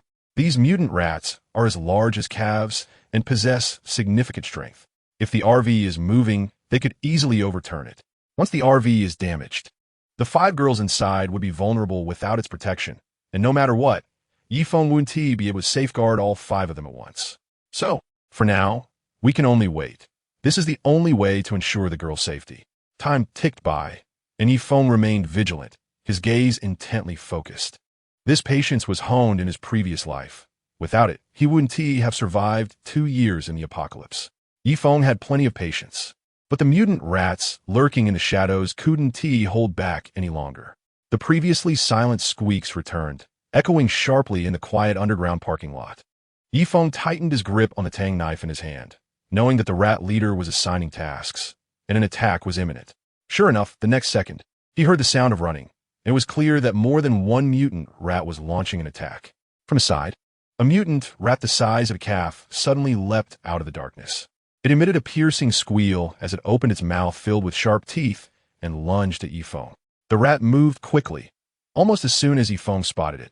The attack was already upon him. However, this speed was only impressive to an ordinary person. Compared to them, Yi Feng was faster. He sprang into action, delivering a lightning-fast slash with the tang knife. The blade moved so swiftly that it was nearly invisible, and in the blink of an eye, it struck the mutant rat. A tremendous force followed the knife's edge as it sliced through the rat's body. The rat's tough fur provided no protection. The blade cleaved it in two, spilling its innards and blood across the ground. Having dispatched one mutant rat, another attack came from behind. Yi Feng relied solely on his hearing to pinpoint the location of the incoming threat. He whipped his knife around, accurately striking the mutant rat attempting to ambush him, delivering another lethal blow. The squeaking grew louder as more giant rats revealed themselves, spurred on by their leader to attack Yi Feng. Unfazed, he swung his tang knife, facing the horde of mutant rats alone. The blade danced through the air as Yi Feng moved fluidly among them. Despite the rat swarm being one of the faster monsters, they were still no match for Yi Feng, who possessed a system that granted him an overwhelming speed advantage. With ease, Yi Feng dispatched the mutant rats, severing one rat's head before springing sideways to evade another's attack. He then thrust the tang knife forward, piercing through a mutant rat-s body, instantly killing it. Within just a few minutes, the ground was littered with the corpses of mutated giant rats. Yifeng didn't keep track of how many he had killed, but when he looked up, he saw that only a handful of rats remained in the swarm surrounding him. The sound of squeaking echoed again, and Yifeng guessed it was a signal for retreat. However, this time he was mistaken. After the squeaks faded, the remaining rats charged at him fearlessly, undeterred by the bodies of their fallen comrades lying on the ground. Yifeng steeled himself, preparing for this final battle, determined to eliminate all the mutated giant rats. As before, he wielded his sword with skill, dodging attacks. Although the swarm had the advantage in numbers, they posed little real threat to him. Just as he allowed himself a moment of relaxation, a much larger, mutated giant rat suddenly burst forth from the darkness. At that moment, Yifeng was twisting to evade an attack, exposing a brief opening. This larger rat was the leader of the swarm. Seizing the opportunity presented by Yifeng's momentary vulnerability, it launched an assault. The timing of the leader's ambush was impeccable. Even though Yifeng was fast, he couldn't defy the limits of human physiology. With no time to evade the attack, he could only retract his dagger and position it in front of him to block the strike. Bang! The leader, already larger than a typical mutated giant rat, struck with overwhelming force. Yifeng was sent flying, the impact causing him to spit blood and feel a sharp pain in his chest. The leader, having successfully landed its hit, showed no mercy and continued charging at Yifeng like a tank, its massive jaws gaping wide, eager to crush him. After being knocked back, Yifeng quickly got to his feet, enduring the intense pain as he prepared to face the beast. There was no choice. He was the only one capable of fighting, and if he fell, everyone in the RV would be doomed. Fortunately, his stamina had increased to 99 points, enhancing both his endurance and resilience to blows. Thus, although the leader's attack had struck him directly, it hadn't rendered him incapable of fighting. As the leader barreled toward him, Yifeng chose not to confront the beast head-on. Instead, leveraging his speed, he executed a quick roll to the side just as the giant rat was about to strike, narrowly avoiding the attack. Once he had evaded, Yifeng counterattacked. He sliced upward with his dagger, and in the split second as the leader rushed past him, he landed a deep cut on its hind leg, exposing bone. The leader let out a tragic howl. The severe wound on its thick hind leg caused it immense pain, making it struggle to maintain its footing. Filled with rage, the leader glared at Yifeng. It was the first time it had suffered such a serious injury, and in its fury, it lost its rationality, opting not to retreat, but instead to focus on how to devour the loathsome human before it. At this moment, in the entire underground parking lot, only 6 mutated giant rats remained, including their leader. This number was more than half less than at the beginning. Yifeng single-handedly wiped out what could be considered an almost invincible monster population at this stage. Besides Yifeng, there weren't many creatures capable of completely overpowering the mutated giant rats. These rats were fast, equipped with extremely sharp claws and powerful teeth, so if they couldn't win, they could always flee. Moreover, they fought as a team, which made them even more challenging to deal with. Without Yifeng, a man with extraordinary abilities, the mutated giant rats could have lived quite comfortably. Chapter 23. The Awakened. In the end times, there is no room for mercy. It's a world where it's either kill or be killed. The mutated giant rats would not spare Yifeng, the human who dared to invade their territory, and Yifeng could not afford to show any leniency towards the mutated giant rats. Between different species, it was a matter of survival of the fittest. Yifeng didn't wait for the mutated giant rats to attack. With only 6 of them left, he decided to take the initiative. He gathered his strength and, in an instant, transformed into a blur, disappearing from his original position. The next moment, he stood in front of the giant rat leader. Capture the king before capturing the thieves. Yifeng planned to eliminate the giant rat leader first before dealing with the others. After witnessing Yifeng's strength, the giant rat leader became extremely cautious. Despite Yifeng's incredible speed, the agile giant rat leader managed to leap aside just in time to evade the attack. With his first strike missing, Yifeng showed no signs of hesitation. He twisted his body and relentlessly pursued the giant rat leader. Squeak! The giant rat leader let out a sharp call, and the other mutated giant rats, receiving the command, quickly surrounded Yifeng. Ignoring the encroaching rats, Yifeng charged forward, his focus solely on the giant rat leader. This time, the leader attempted to dodge again, but was a moment too late. It swung its two front limbs, which were armed with sharp claws, fiercely toward Yifeng. The claws came at him with a whoosh, but Yifeng stood his ground, bringing his Tang, Dao, down heavily on the claws. Bang! The claws were made of tough material, and though the Tang Dao couldn't sever them, the sheer force of Yifeng's strike sent the giant rat leader staggering back, its hind legs buckling. Seizing the opportunity, Yifeng pushed off the ground, increasing his speed as he charged toward the retreating giant rat leader. With a slash, the Tang Dao traced a half-circle in the air, striking the giant rat leader as it stumbled backward. The unmatched power combined with the sharp blade cut deeply into the leader's massive body, revealing a gaping wound in its chest, so deep that its insides were visible. Yifeng pressed the attack, delivering blow after blow at incredible speed, leaving countless deep gashes on the giant rat leader. Initially, the leader could still howl in pain, but as the severe injuries piled up, it ultimately collapsed to the ground. Its strong vitality was desperately clinging to life, but it was already counting down to death. After killing the giant rat leader, Yifeng didn't pause for a moment.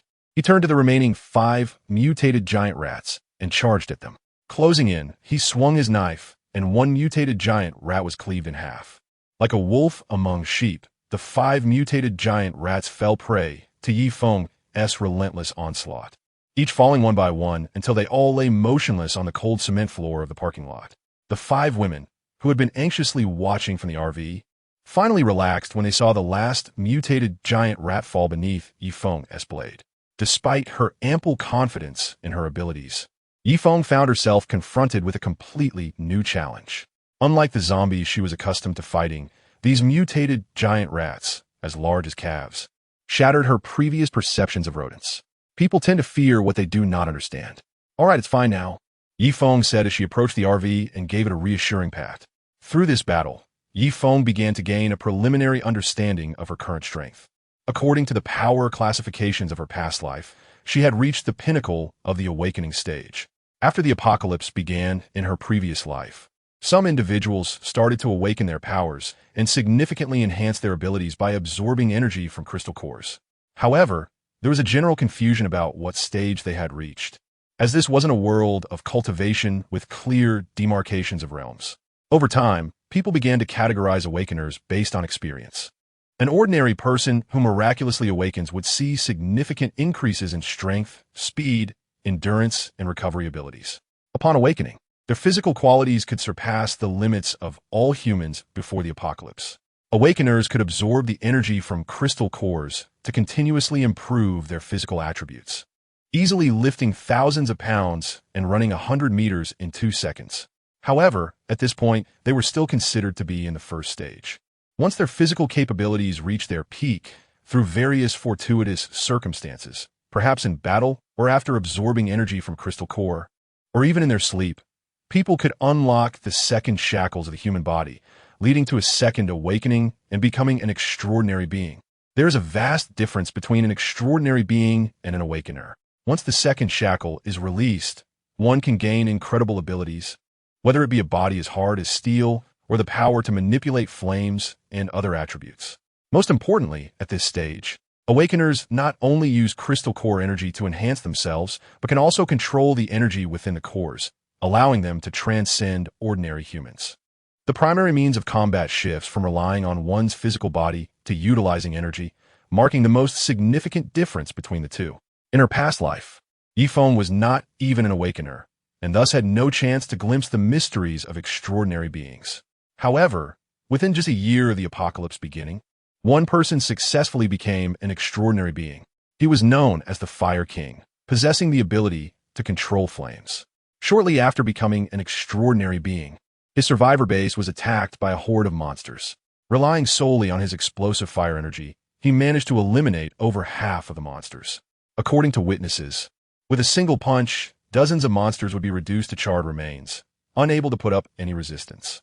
Thanks to him, the survivor base he belonged to became one of the top 10 bases in China by the time Feng was reborn, and it had never been breached by monsters, let alone attacked. This illustrates just how formidable extraordinary beings are. The birth of each extraordinary being is a rare occurrence, and in her past life, The number of extraordinary beings worldwide was relatively small, often serving as esteemed guests or core forces within various factions. Yet, Feng surprisingly reached the peak of awakening just 1 month into the apocalypse, just one step away from becoming an extraordinary being. This rapid progress is truly remarkable. However, when Feng attempted to upgrade his attributes to 99 points, he found that the upgrade button disappeared. No matter how hard he tried to click it, he couldn't continue to level up. This meant that Feng could no longer rely on the system to become an extraordinary being. How can I become extraordinary then? Feng pondered quietly. Could it be that I need to absorb the energy from crystal cores? Taking a crystal core out of his bag, Feng realized that he didn't feel much desire to absorb it. This was quite unusual, as previous awakeners had said that after becoming awakened, the allure of crystal cores was similar to that of DP, making it hard to resist the urge to absorb them. Chapter 24. The Awakening Mission. Just as Feng was lost in thought, the girls in the vehicle started to get out. "What's wrong?" Su Manning asked. Noticing Feng's troubled expression, Feng collected his thoughts, forced a smile, and replied, "It's nothing. By the way, why did you all get out?" He felt it was unnecessary to explain the confusion he had regarding the awakening and evolution to the girls. Before Su Manning could respond, Lin Ke leaned in and said, "We saw you weren't coming up, so we came to check on you and get some fresh air. I was just thinking about some things and didn't get back in," Feng explained. "We thought you were hurt." "How could that be? These mutated rats are no match for me." Feng couldn't resist the urge to boast a little at this moment. Although Lin Ke internally agreed with Feng, she maintained a nonchalant demeanor and replied in a teasing tone, Sure, you're the best." Knowing Lin Ke's personality, Feng simply smiled and remained silent. He preferred the relaxed atmosphere with the girls. If they were all overly respectful and formal, it wouldn't feel right. Having someone like Lin Ke to joke around with made him feel more at ease. "So what should we do next? Should we keep moving?" Ning Shu asked at that moment. "Not so fast. Let us wait a bit. We should eat first. We've been encountering monsters since this morning, and Haven Tea had a chance to eat." "You must be hungry too," Feng said, noting that it was already afternoon and he was quite famished after their encounters. "Yeah, let us eat in the car. It's too dark here." "I don't have an appetite," Lin Mu Shui suggested to the group. Understanding Lin Mu Shui's personality well, Su Manning called for the girls to get back into the vehicle. Once Feng finished collecting the cores from the mutated giant rats, he also returned to the car. Inside the RV, the lights were bright, creating a stark contrast to the dim underground parking lot outside. The RV was equipped with a large capacity battery, holding a full 20 kilowatt hours, and the roof was covered with solar panels made of high-quality materials. In sunny conditions, it could be fully charged in 6 hours. This meant they didn't have to conserve energy and could even run the air conditioning while eating. At that moment, the 4 girls were seated on the sofa, while Feng and Su Manning occupied the driver's seat. All the lights in the vehicle were on, casting a warm glow that created a cozy atmosphere. For a moment, it felt as if they were not in a harsh, post-apocalyptic world, but rather a group camping in an RV. Everyone quietly enjoyed their food, with Lin Ke occasionally chatting with the other 3 girls. However, the environment was different now, and the girls only responded sporadically, making the atmosphere a bit somber. There was no way around it. Everyone had to slowly accept the reality of being in a post-apocalyptic world. The fact that they still had food to eat and were protected by a strong ally like Feng made their situation better than that of most others in this new world. After finishing their meal, Feng didn't rush to drive off again. After several rounds of battle, Feng found himself feeling fatigued. Additionally, he had sustained minor injuries during his fight with the giant rat leader. Realizing the risks of moving forward without being in optimal condition, he decided to take some time to recover before setting out again. The girls were also eager for Feng to rest a bit longer. He was their only source of combat strength, and if he fell, they would have no chance of survival. Inside the RV, the 5 girls were asleep in their respective beds, while Feng remained in the driver's seat. Just earlier, while he was eating, the evolution system in his mind suddenly sent a message. After checking the information, Feng learned that he had reached the peak of the awakening stage, and the system could no longer assist him in evolving. He would have to complete the awakening tasks issued by the system to become an extraordinary being, at which point his evolution could continue. Feng had no doubts after reading the system's message.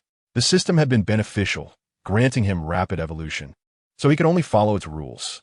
On the system interface in his mind, an awakening task appeared prominently. Awakening task: kill 10 level 2 monsters. Current progress: 110. Like many online games, the system's awakening task involved defeating monsters. Yifeng was pleasantly surprised to find that the system counted the giant rat leader he had defeated towards his progress, meaning he only needed to kill 9 more level 2 monsters. At this point, Yifeng began to understand the system's classification of monsters.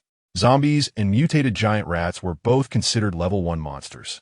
However, there were distinctions in strength within level 1 monsters.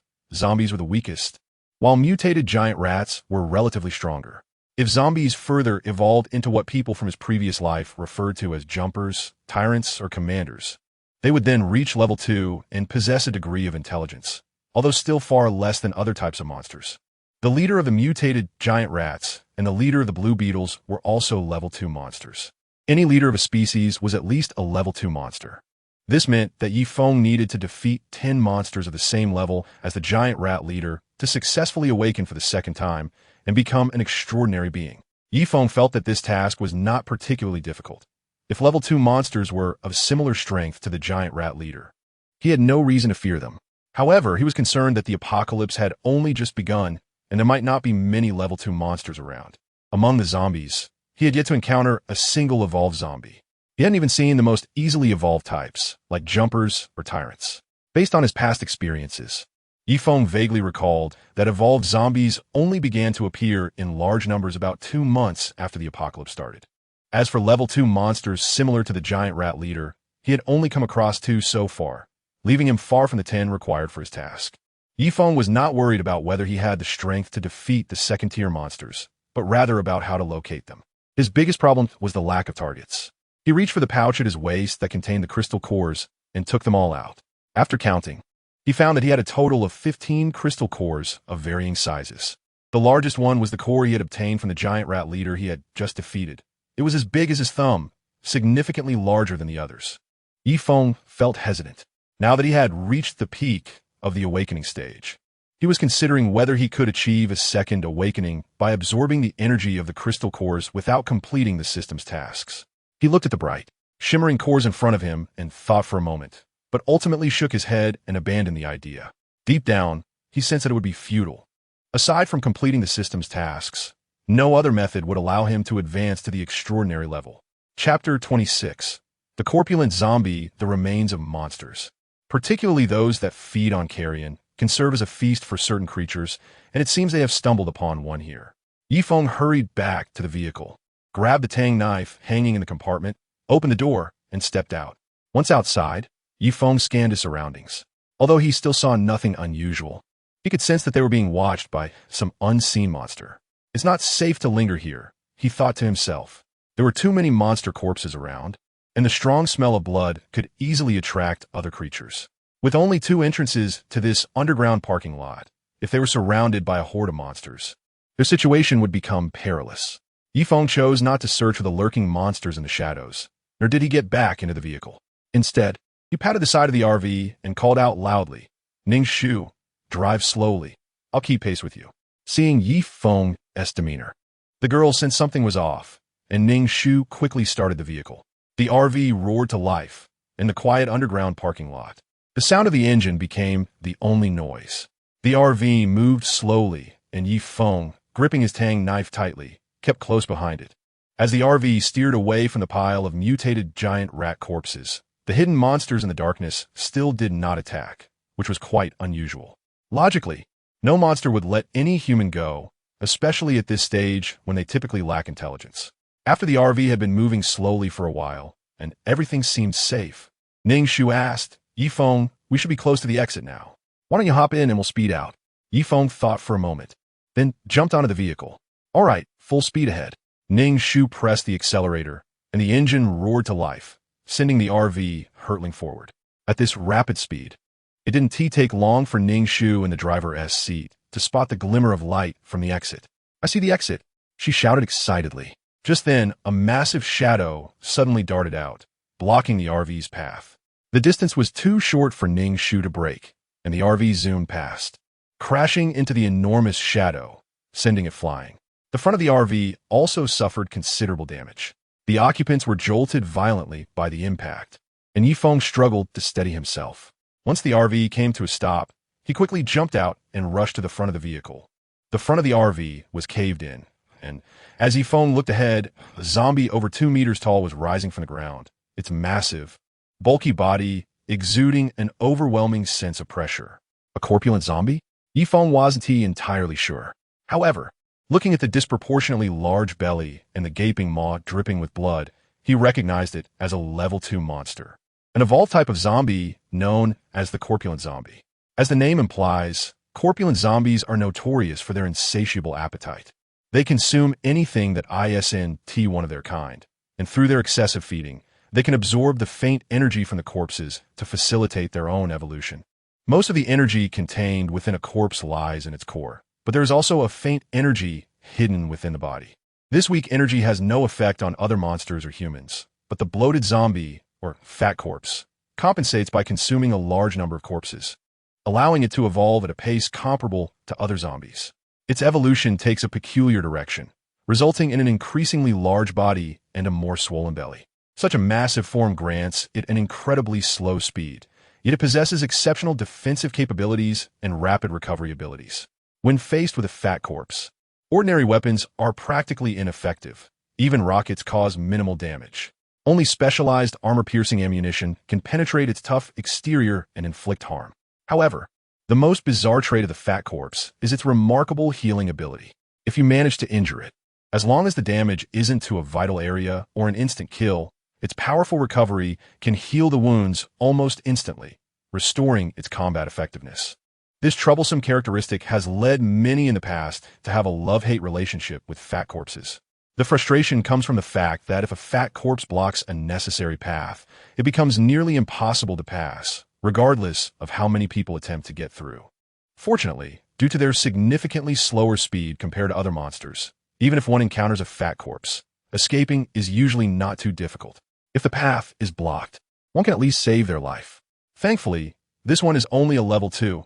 If it had already evolved into a level 3 fat corpse king, it will be time to run, Feng thought with relief. There is a significant difference between a level 2 and a level 3 fat corpse, with a corresponding difference in threat level. A level 2 fat corpse resembles a humanoid tank, slow-moving, with strong defenses and immense strength. However, at this stage, it lacks effective offensive capabilities.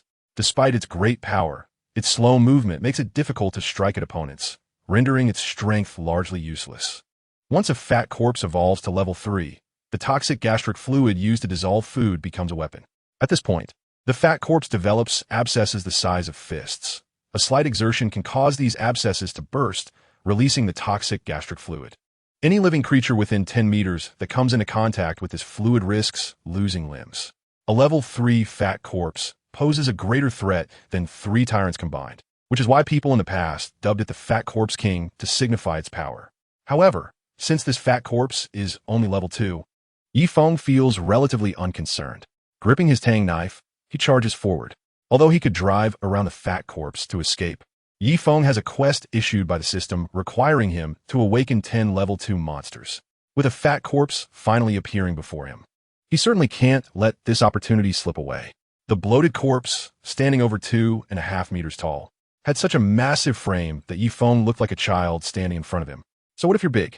Can you withstand a single strike from me? Feng's arm muscles bulged as he channeled all his strength into his arm, unleashing a force weighing thousands of pounds, focused on the sharp tang knife. Slash! Feng shouted.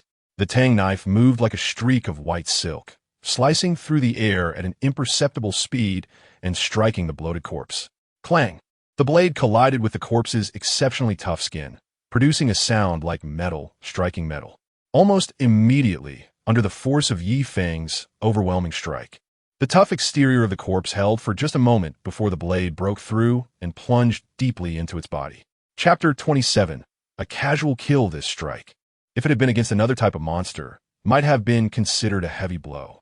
However, for the fat corpse, it could only be regarded as a minor injury. Roar! The fat corpse bellowed angrily, swinging its massive hand forward, targeting Feng directly. Sensing the imminent attack from the fat corpse's hand, Feng quickly drew his blade and stepped back a few paces, deftly avoiding the assault. Too slow, Feng shook his head. Compared to the mutated rats he had just defeated, Even ordinary zombies were faster than this level 2 fat corpse. Yifeng favored the strategy of striking fast against slow opponents. After dodging the fat corpse's attack, he moved in closer and delivered another ferocious slash, creating a large, gory wound on the creature. Yifeng knew that these attacks wouldn't deal a fatal blow to the fat corpse, so he didn't mind. He withdrew his blade and continued to slash. His goal was to wear down this fat corpse. Although its vitality was remarkably resilient, it wasn't infinite. As long as he inflicted enough damage, he could still bring it down. Like a dancer practicing their moves, Yifeng constantly jumped around the fat corpse, evading its strikes. Each dodge followed by a powerful slash. The number of wounds on the fat corpse increased, and each cut brought it intense pain. The fat corpse continued to roar in fury, swinging its massive fists. It was unable to land a hit on the agile Yifeng. As Yifeng landed another blow, he noticed the creature's counterattacks had slowed considerably. A spark of joy lit up in Yifeng's heart. It seemed the fat corpse was nearing its limit. Observing the multitude of wounds across its body, he decided it was time to deliver a fatal strike. Dashing forward, Yifeng sidestepped a punch from the fat corpse, channeling all his strength into his tang knife, aiming for the joint between its thigh and calf. With remarkable precision, Yifeng struck between its legs, and the sharp tang knife sliced through effortlessly, severing the fat corpse's thigh from its calf.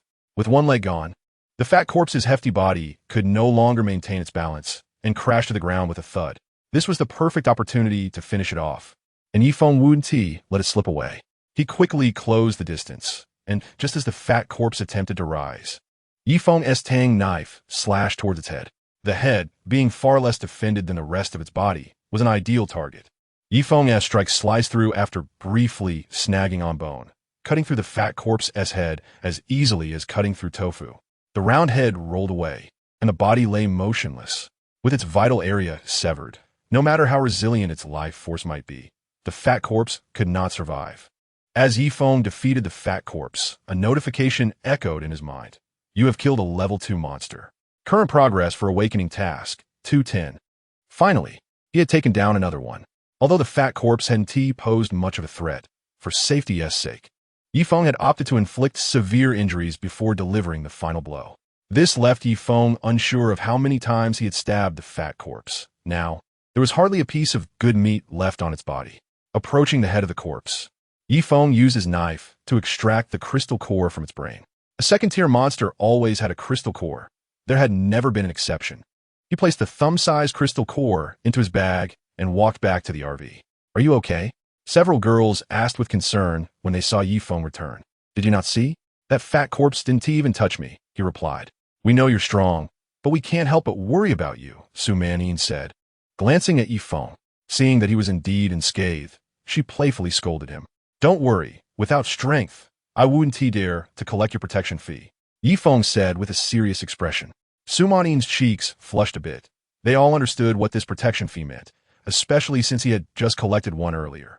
You're barking up the wrong tree, Su Manning retorted, quickly retreating back into the RV. As the RV continued forward, they finally emerged safely from the underground parking lot filled with monsters, greeted by the bright light at the tunnel's exit. It was already afternoon, and the sun was no longer as scorching.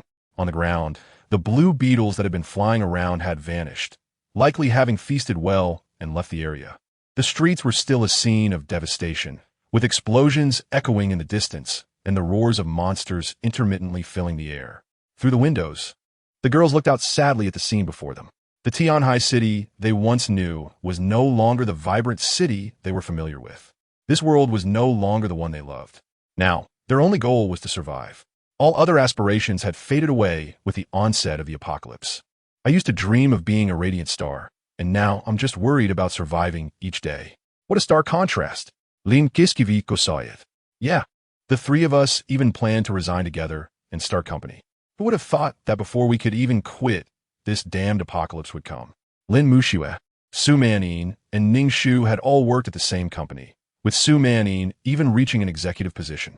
They had been discussing starting their own business, given their work experience and the support of the wealthy Su family in Tianhai City. But now all their dreams had no chance of being realized. Seeing the girls in a melancholic mood, Yifeng also expressed his thoughts. Given the current situation, just staying alive is already a blessing. With over 10 million people in Tianhai City, I estimate that less than half will survive. Ugh, I hope this apocalypse ends soon. Su Manning truly wished for that dream to come true. Hearing her words, Yi Feng didn't say much more. Everyone was feeling low, and there was no need to add to it. However, as someone who had already experienced an apocalypse, he knew that they hadn't yet reached the hardest times. In the future, the number of monsters will continue to increase, and those that have already arrived on Blue Star will gradually evolve. A year from now, the spatial wormholes will open again, and the invading monsters will become even more powerful, leaving humanity struggling for survival in their presence. However, humans will also awaken their potential by absorbing the energy from crystal cores, making themselves stronger. Yet, in terms of numbers, the strong among humans are still far too few compared to the monsters. Only by further evolving into extraordinary beings who can wield energy will they have a chance to resist the ever-growing threat of these monsters and preserve the last flicker of humanity's hope. Let's move a bit further out, Yi Feng said to Ning Shu. It's too crowded with monsters here. We can rest once we're outside. There is no point in discussing these matters anymore. Right now, we need to focus on how to survive. Chapter 28. Zombie Roadblock. It was already afternoon, and the sky was starting to darken. Moving in the dark would be far more dangerous, so they needed to find a safe place to spend the night. The RV was moving along the street, and occasionally a zombie would hear the noise and rush towards them, crashing into the vehicle. However, these ordinary zombies posed little threat to the RV. Their attacks were nothing more than futile gestures. Yi Feng, it sounds like someone is calling for help up ahead. Ning Shu, who was driving, noticed something unusual in front of them. Yi Feng joined her in the driver's seat and also heard the cries for help and the growls of monsters. What should we do? Should we go around?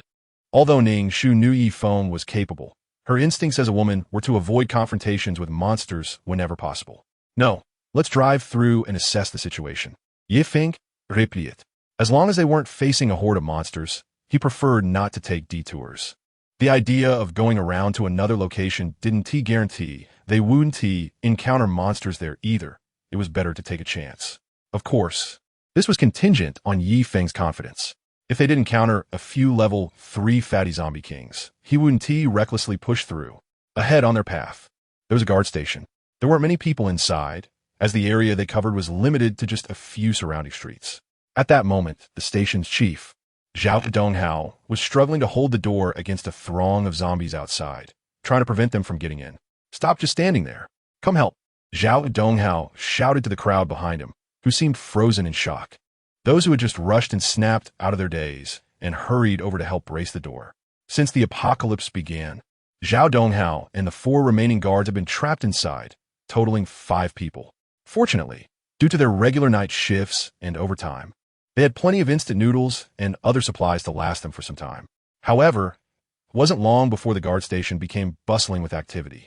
In such chaos, many civilians instinctively sought refuge with the authorities, and the nearest place capable of providing protection was the guard station.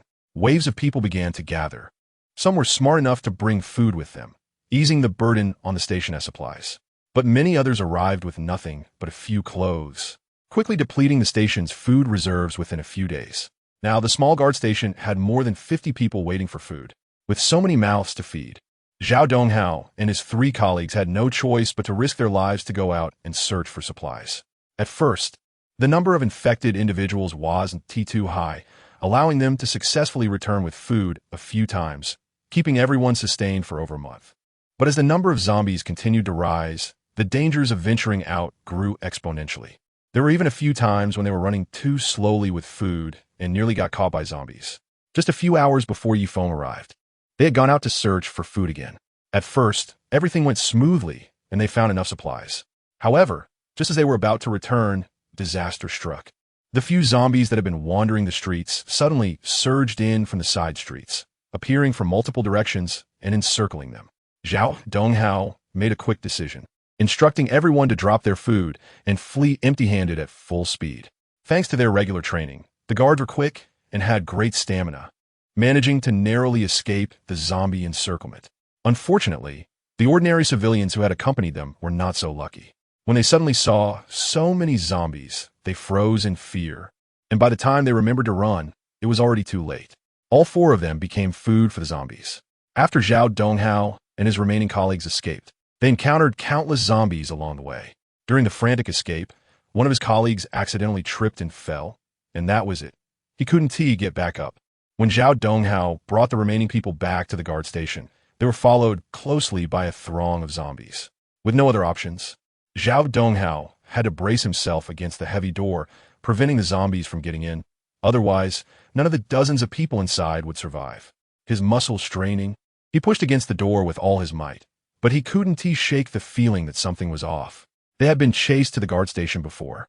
But typically, once the zombies didn't hear any noise or smell blood, they would calm down and stop pursuing. The guard station door was very sturdy and sealed well, so once they returned inside, they would usually be safe. But today, the situation was beyond Zhao Donghao's expectations. He didn't anticipate that the zombies would continue their relentless assault even after they entered the station, as if they wouldn't give up until they broke through the heavy door in front of them.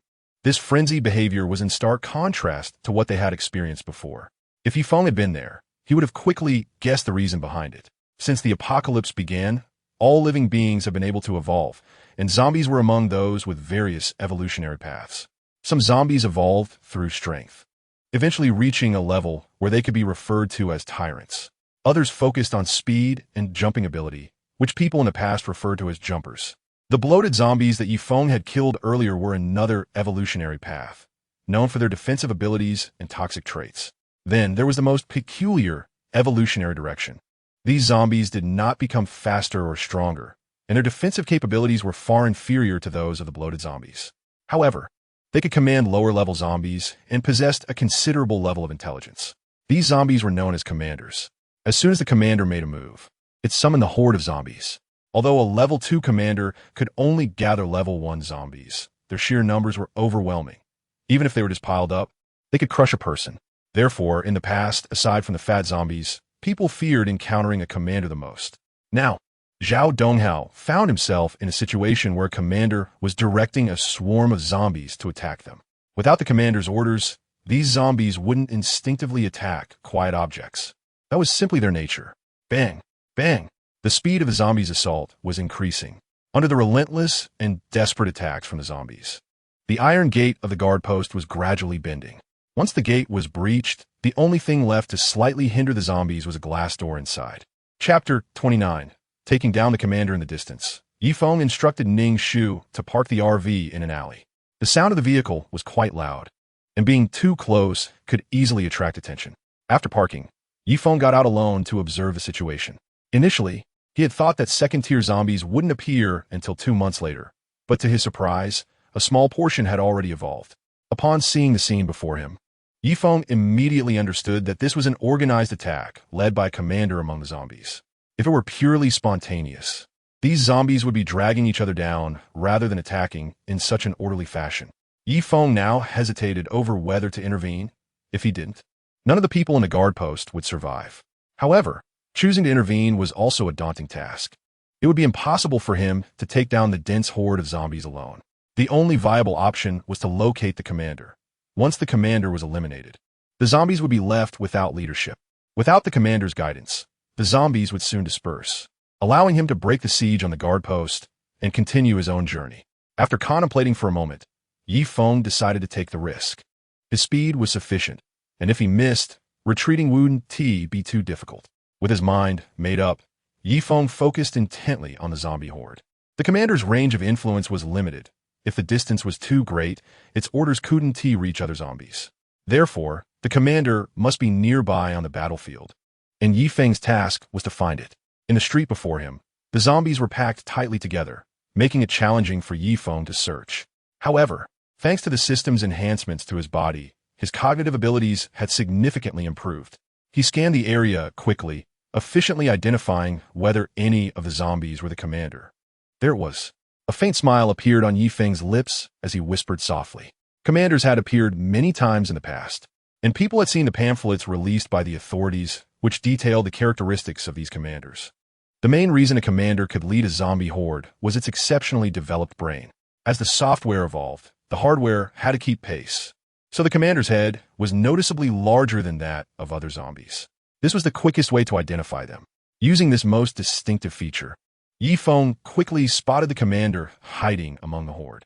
This was also a common tactic employed by commanders, since their size didn't change much after evolution. They often concealed themselves among ordinary zombies. Aside from having a slightly larger head, they bore no other differences. However, for an experienced individual like Feng, even a small distinction was enough to reveal the hidden commander. Seeing the commander concealed among the zombie horde, Feng didn't hesitate for a second.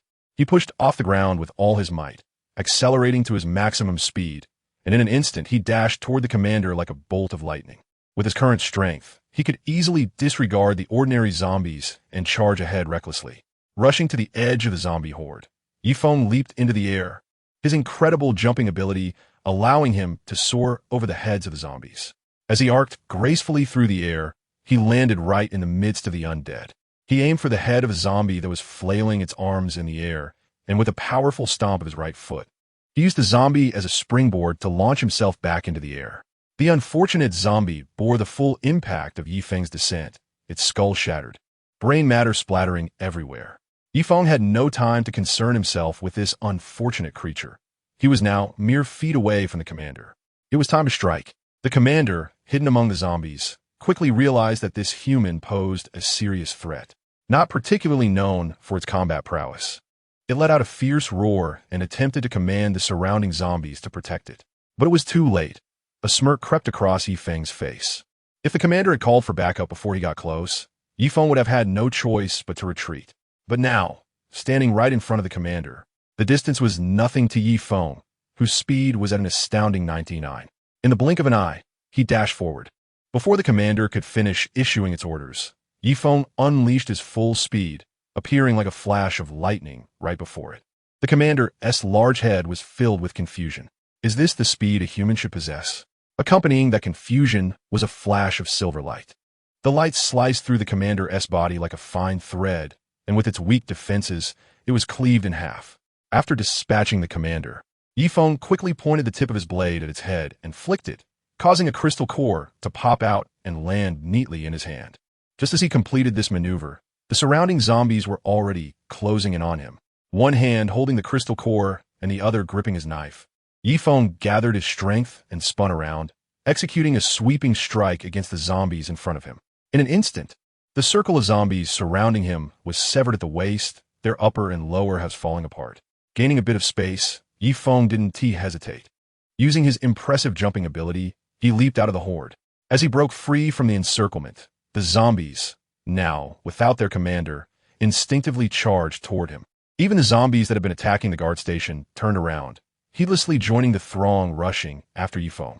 Seeing the relentless horde chasing him, Feng felt no fear. Their speed was far too slow for him to worry about. He could easily outrun them. Maximizing his speed, he deliberately chose not to flee toward the RV, but instead veered in another direction. After running for several seconds, Feng darted into an alley, and the pursuing zombies lost sight of their target in an instant. Not only did the sound vanish, but even their scent began to dissipate. Sighing, Feng thought to himself, well, I've done another good deed. I think I might be getting addicted to being like Lei Feng. Feng walked leisurely, realizing that there was no point in rushing. Even if he returned to his RV now, the horde of zombies in front of him would take a while to disperse. Since he had to wait regardless, there was no need to hurry back. As Feng made his way toward the alley where his RV was parked, his keen hearing picked up an unusual sound. Someone was ahead, and Feng quickly made his assessment. He lowered his voice and moved swiftly toward the source of the noise. What he saw in front of him was not just a person, but two monsters as well. To be precise, there was a tyrant and a jumper, and they were cornering a group of three. This surprised Feng. It was quite rare to see a jumper working alongside a tyrant. Chapter 30. The jumper zombie and the tyrant. As Feng arrived, two zombies launched an attack on the three individuals encircled in the middle. Among the three, two were men and one was a woman, all clad in military uniforms, fully armed with automatic rifles, handguns at their waists, combat knives, radios, and everything else they needed. Bang, bang, bang. The sound of gunfire erupted like firecrackers as the three automatic rifles, each with a magazine capacity of 35 rounds, unleashed a barrage of bullets. Two rifles were aimed at the tyrant, while one was directed at the jumper zombie. In a matter of seconds, they emptied their magazines. Faced with human weaponry, the two zombies had their own ways of responding. The tyrant, towering over 2 meters tall, had incredibly hard and dense muscles. Bullets merely left shallow marks on its body and could not penetrate its flesh. Consequently, the tyrant made no attempt to dodge. It simply raised its hands to shield its head, protecting its most vulnerable area. The jumper zombie, on the other hand, was much smaller than an ordinary zombie, standing at about 1.3 to 1.4 meters. This smaller stature granted it exceptional jumping ability and speed. However, with these advantages came a significant decrease in defensive capabilities, making it only slightly tougher than a regular zombie. As the bullets flew towards it, the jumper zombie leaped high into the air, bouncing off the adjacent buildings, evading the gunfire that followed closely behind but never managed to hit it. Once the magazine was empty, the three quickly swapped in new ones. Taking advantage of the moment, the jumper zombie suddenly leaped, effortlessly covering a distance of over 10 meters and appearing right in front of the female team member. Its primary means of attack was its long, sharp claws, which were incredibly tough and could rival the hardness of steel. The claws swiped fiercely at the female soldier, who quickly rolled to the side to avoid the strike. However, the jumper zombie was relentless and pressed its attack. Noticing his teammate in danger, one of the male soldiers rushed forward, using his rifle as a shield to forcefully knock the jumper zombie away. While he had saved one teammate, his departure left the other soldier unable to suppress the tyrant's advance with their combined firepower. The tyrant charged forward, enduring the gunfire like a rampaging rhinoceros, barreling towards them. Meanwhile, the knocked-back jumper zombie sprang back to its feet and raced toward them once more at high speed. The situation was dire. "Open fire," shouted the female soldier as she got back up. With her call, the three soldiers unleashed another volley of gunfire, but it was futile. Their efforts had little effect. Refusing to lose hope, they quickly swapped out their magazines again, huddling close together, determined to do everything they could. As soldiers, they could not allow despair to lead them to surrender. The tyrant drew nearer, while the jumper zombie lurked above, waiting for the perfect moment to strike as the tyrant engaged the others, ready to deliver a lethal blow from the shadows. Run when you can, and we must complete the mission. Although this is a saturation rescue, we might just be the last group left. Among the three, the female team member is their leader. Seeing that all resistance has failed, she must now focus on the mission. "Captain, I've noticed that the short monster is too fast. If it chases us, we won't be able to escape. So I'll hold it off with Xiao Jun, and you should run towards the tall monster. It's slower, so you might have a chance to get away," suggested one of the male team members, willing to sacrifice himself and his partner to create an opportunity for the captain to escape. The team leader, Jiang Lan, a squad leader of the Wolf Feng Special Forces, has long since learned not to be swayed by emotions. What matters to her now is completing the mission assigned by her superiors. She glanced at Xiao Jun, who was still firing his weapon. He was a newcomer who had joined the team because of his exceptional speed, and now he was one of her soldiers.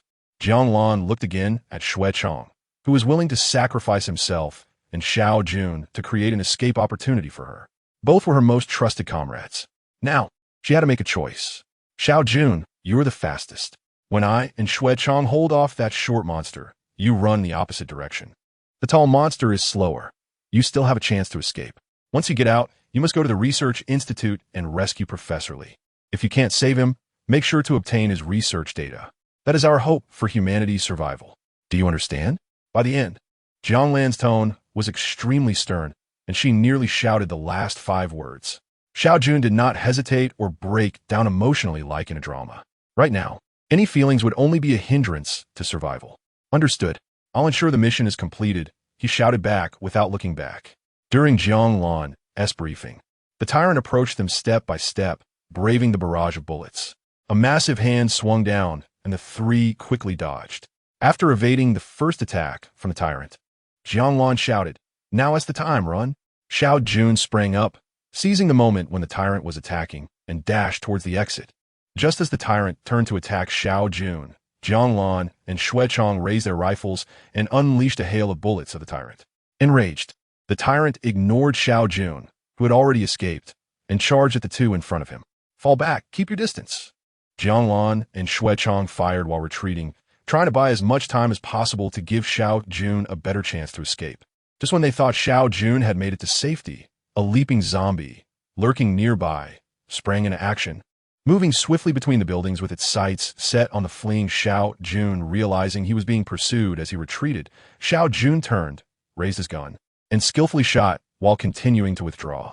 As a member of the Feng Special Forces, Xiao Jun's marksmanship is absolutely outstanding. However, now he is faced with an opponent that has never been seen on Blue Star before, a creature known as the Jumping Corpse. Its speed is astonishing. It doesn't even rely on prediction to dodge bullets, but purely on its incredible velocity. At close range, shooting the Jumping Corpse may not guarantee a hit, but even at a slightly greater distance, it can effortlessly evade bullets without any need for anticipation, simply by relying on its speed that surpasses human imagination.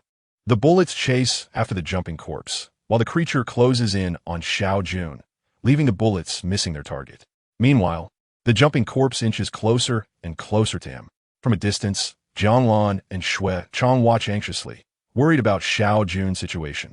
Despite their deep concern, there is nothing they can do to help him. They're currently struggling against a formidable tyrant and are in no position to assist Xiao Jun. Chapter 31.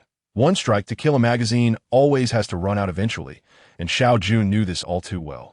Although he was incredibly quick at reloading, even a momentary lapse in firepower could allow the leaping corpse to close the distance to him. Therefore, after emptying one magazine, Xiao Jun decisively tossed his rifle aside and instantly drew his handgun from his waist, continuing to shoot at the leaping corpse. Feng watched Xiao Jun's actions from a distance, shaking his head slightly. At this point, Xiao Jun was merely prolonging his demise. The handgun had fewer bullets, and its firing rate was slower compared to the rifle. If the rifle couldn't hit the leaping corpse, there was little hope for the handgun. Once the handgun ran out of bullets and the leaping corpse closed in, even though Xiao Jun was a Special Forces soldier, he would stand no chance against the leaping corpse, which was already an evolved level 2 monster. As expected, when the last bullet from the handgun fired, just as Xiao Jun was about to reload, the leaping corpse seized the opportunity and dashed towards him like a flash of lightning. Xiao Jun was clearly startled by the speed of the leaping corpse, but as a soldier, he had undergone extensive military training. Instinctively, he drew his sharp military dagger from his waist and swung it forward in a reflexive motion. Clang! The dagger clashed with the leaping corpse's claws, sending sparks flying. Xiao Jun successfully blocked the attack, and in a moment of determination, he gripped the dagger tightly and pressed forward aggressively. He knew that if he didn't eliminate the leaping corpse, he wouldn't be able to escape its pursuit, no matter how fast he was. Thus, he decided to take a gamble and see if he could kill this leaping corpse. The leaping corpse showed no fear in the face of Xiao Jun's attack.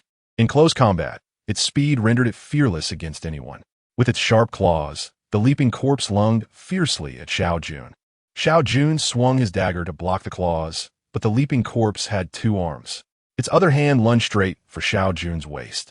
The pointed claws, sharp and thin, like a surgical knife, aimed at his abdomen. Xiao Jun reacted swiftly. Just as the claws were about to pierce him, he twisted his body and narrowly evaded the attack. However, this movement exposed more vulnerabilities. In that instant, he left himself wide open. The leaping corpse wouldn't miss such a golden opportunity. It charged forward, its hands flailing as the claws made a shrill, piercing sound. Xiu Yun kept retreating, but his staggered steps significantly slowed him down, and in the blink of an eye, the leaping corpse was already right in front of him. The leaping corpse continued to swing its claws, and in the next moment, they were about to slash down on this human before it. But at that moment, the battlefield where Xiao Jun and the leaping corpse fought unknowingly arrived at the location where Feng was hiding. At the turn of the road, Feng had been waiting for a long time. In fact, he had considered intervening earlier, but upon seeing Xiao Jun retreat toward his location, Feng changed his mind. If he had attacked just now, he would have only managed to drive the hopping corpse away at most. The speed of the hopping corpse couldn't match Feng's, but its jumping ability was far superior. So, as long as the corpse jumped to a higher place, Feng would be left staring up helplessly from below. However, Feng had an awakening task at hand. If he killed this hopping corpse, he would have already taken down 4 level 2 monsters, bringing him close to halfway through his task. Feng definitely didn't want to miss such a great opportunity. Therefore, he could only wait for Xiao Jun to attract the corpse while he prepared for a thunderous strike. This chance was a one-time deal. If he missed, the corpse would hide away, and he wouldn't get another shot. As the distance closed, just when Xiao Jun retreated to the edge of the alley, his peripheral vision suddenly caught sight of a man with both hands tightly gripping a long knife, raised high, seemingly ready to strike down at him. His mind momentarily faltered, causing him to hesitate in his movements, which exposed a significant flaw. The hopping corpse naturally wouldn't let such a good opportunity slip away. It leaped high into the air, its claws aimed viciously at Xiao Jun. This was a lethal strike. Got you, Yi Feng thought to himself. This was the moment he had been waiting for. The raised tang knife came down like lightning, its blade almost invisible in the air, as if it had never existed at all. The target of the strike was the hopping corpse suspended in the air. The corpse's round, beady eyes spun in confusion, wondering why there was an old six squatting beside it. Wasn't that a bit too much? But regardless of its confusion, the effect was undeniably good. At that moment, the hopping corpse had no leverage to push off from. Even though it reacted and desperately tried to dodge, it was as immobile as a tree without roots, left helpless like a lamb waiting to be slaughtered. Yi Feng gripped the knife with both hands, unleashing all his strength, which increased the power of his strike compared to wielding it with one hand. The thunderous slash came down with precision, landing perfectly on the shoulder of the hopping corpse. Its fragile flesh was sliced through as easily as tofu, the blade piercing straight through its entire body, splitting the corpse in two. This hopping corpse had evolved to level 2 in such a short time. It could undoubtedly evolve to even higher levels in the future. However, fate had played a joke on it. It evolved quickly, but someone had evolved even faster and stronger. Yi Feng sheathed his knife and walked over to the now severed corpse, digging into its head to retrieve the crystal core. This ambush had a significant element of luck. But that is how real combat works. If you can eliminate an enemy at minimal cost, why not? After killing the hopping corpse, Yi Feng turned his attention to another battlefield. At this moment, Jianglan and Xue Chang were on the verge of collapsing. Although the tyrant moved slowly, compared to Yi Feng or the hopping corpse, the tyrant's speed, after evolution, was undoubtedly much faster than that of an ordinary human, even surpassing soldiers who had undergone long-term rigorous training. Neither of them had the advantage in speed, and they were at a significant disadvantage in terms of strength. Their attacks couldn't break through the defenses, and under such overwhelming circumstances. If it weren't for the ample supply of ammunition, grenades, and smoke bombs they had, they would have already met a gruesome end at the hands of the tyrant.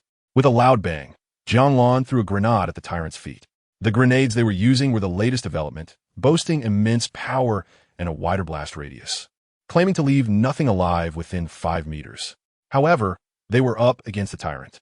As the grenade exploded, shrapnel flew out at high speed, and the tyrant had no time to evade. It could only raise its hand to shield its face, trying to protect its vital areas.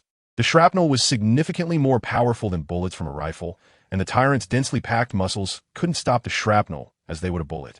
At that moment, the tyrant's massive body was riddled with shrapnel, embedding deeply into its flesh. Unfortunately, none of the shards inflicted a fatal wound. The tyrant let out a furious roar. This was the first time it had sustained such severe injuries. In a blind rage, it charged at Jianglan and Xue Chang, intent on tearing apart these two humans who dare to harm it. Chapter 32. Confronting the tyrant, Xue Chang and Jianglan were issuing commands with remarkable composure amidst the chaos. Suddenly, a smoke grenade was thrown, releasing a thick cloud of smoke that quickly enveloped the area, accompanied by a sharp, acrid smell. This disoriented the tyrant, who relied heavily on scent and sound to locate his targets, causing him to lose track of them momentarily. Furious, the tyrant let out a series of deafening roars, his rage boiling over as he swung his massive hands through the smoke, trying to crush the two who had hidden within the fog.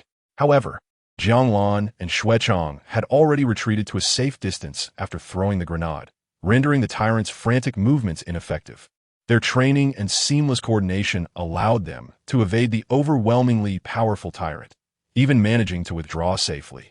Seeing Jianglan and Xue Chang safe, Xiao Jun didn't approach or speak. Instead, he waved at them.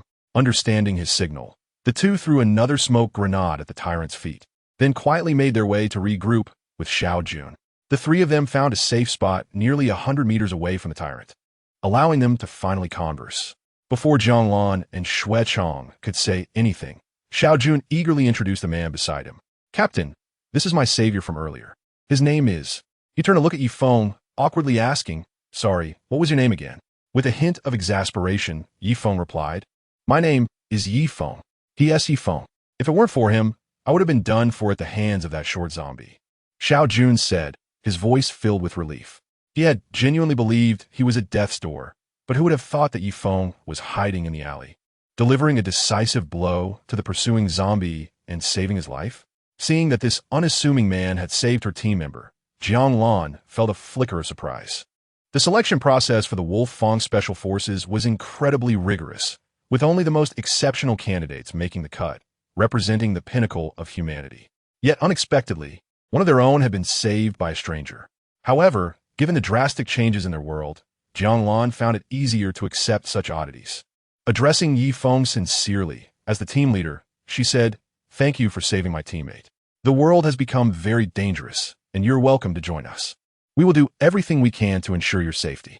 Jiang Lan believed that even though Yi Feng had saved Xiao Jun, he was alone and unarmed, making survival in this apocalypse exceedingly difficult. Thus, to repay him, she wanted him to accompany them. At the very least, it would increase his chances of survival. To her surprise, Yi Feng smiled and shook his head. "No, I have others to protect. I can't go with you." Yi Feng's refusal was unexpected for Jiang Lan. Their attire alone indicated they were not threats, and being with them would certainly enhance his safety. However, everyone has their own aspirations.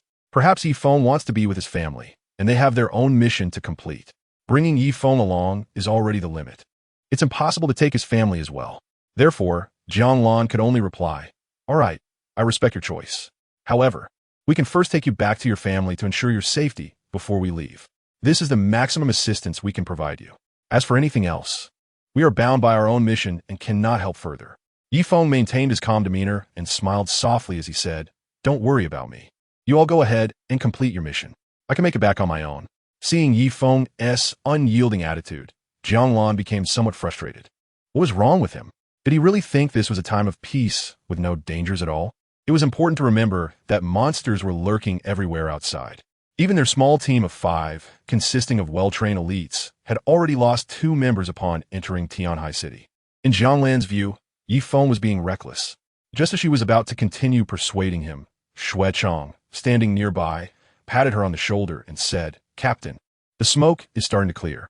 Jiang Lan turned to look, and sure enough, the thick smoke was gradually dissipating. Based on her experience, in about 10 seconds, the smoke would completely vanish, no longer obscuring the tyrant's vision. "Let us go," Jiang Lan decisively said. Due to the need for a rapid advance, the Henti brought many high-damage weapons. Each person only had 3 grenades and 1 smoke bomb. They had already used many before entering Tianhai City, and the grenade they just used was her last one. Shui Chong had already run out, and although Xiao Jun still had 1 left, it wouldn't be very useful. It was better to take this chance to run, as it offered a slim chance of survival. As soldiers, Xiao Jun and Shui Chong were accustomed to following Jiang Lan's orders and immediately turned to run. However, Yi Feng stood still, unmoving. When Jiang Lan had run a few steps ahead, she realized that Yi Feng hadn't followed her, although her rational mind told her not to go back. She gritted her teeth and turned around. "Are you trying to get yourself killed? What are you still doing here? Hurry up and run, or you'll end up getting crushed by zombies." Jiang Lan's words were extremely harsh. She felt that Yi Feng was being incredibly stubborn. She had tried every approach to convince him, but he just wouldn't listen. After speaking, Jiang Lan grabbed Yi Feng's hand, attempting to forcibly pull him away. Yet, despite using all her strength, she found she couldn't budge Yi Feng even an inch. His body was as immovable as a mountain, steadfastly rooted in place. Jiang Lan was utterly astonished. Although she was just a woman, her years of training in the military had given her strength that surpassed many men, even comparable to some newly enlisted male recruits in the Wolf-Tooth Special Forces. It was truly strange that such formidable strength couldn't move someone who appeared to be an ordinary person like Yi Feng. Yi Feng gently pushed Jiang Lan's hand away with his other hand, and then turned to face the tyrant that was about to break free. In truth, there was no need to run at all. In Jiang Lan's gaze, Yi Feng shot out like a bolt of lightning, closing the 100-meter gap to the tyrant in an instant. He leaped high before the tyrant, soaring to a height of nearly 2 meters. From such an elevation, Yi Feng looked down upon the tyrant. He then raised his Tang Dao high above his head, the veins in his arms bulging as he concentrated his strength, bringing the blade down in a powerful strike. Whoosh! The sound of the blade slicing through the air echoed. With the momentum of his descent, the heavy Tang Dao struck down on the tyrant's neck.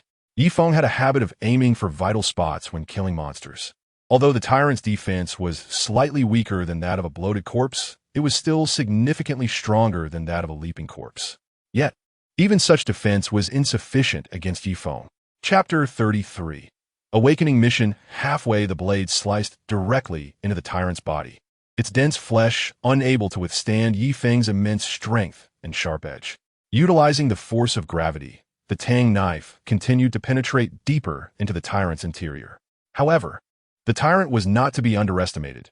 Despite being severely injured by Feng, it still swung its massive hand towards him. Feng remained cautious in the face of the tyrant's counterattack. The tyrant possessed tremendous strength, and its arms were adorned with sharp bone spurs that could easily pierce through flesh and organs upon contact. Feng withdrew his knife and created distance between himself and the tyrant. Although this strike did not kill the tyrant, it left it gravely wounded, with the Tang knife nearly cleaving through half of its body, leaving a gruesome scene of blood and mangled flesh. Zombies may lack the sensation of pain, but that didn't mean they were immune to injury.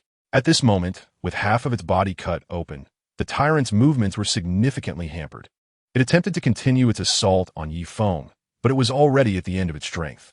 Recognizing the tyrant's weakened state, Feng decided to send it off for good.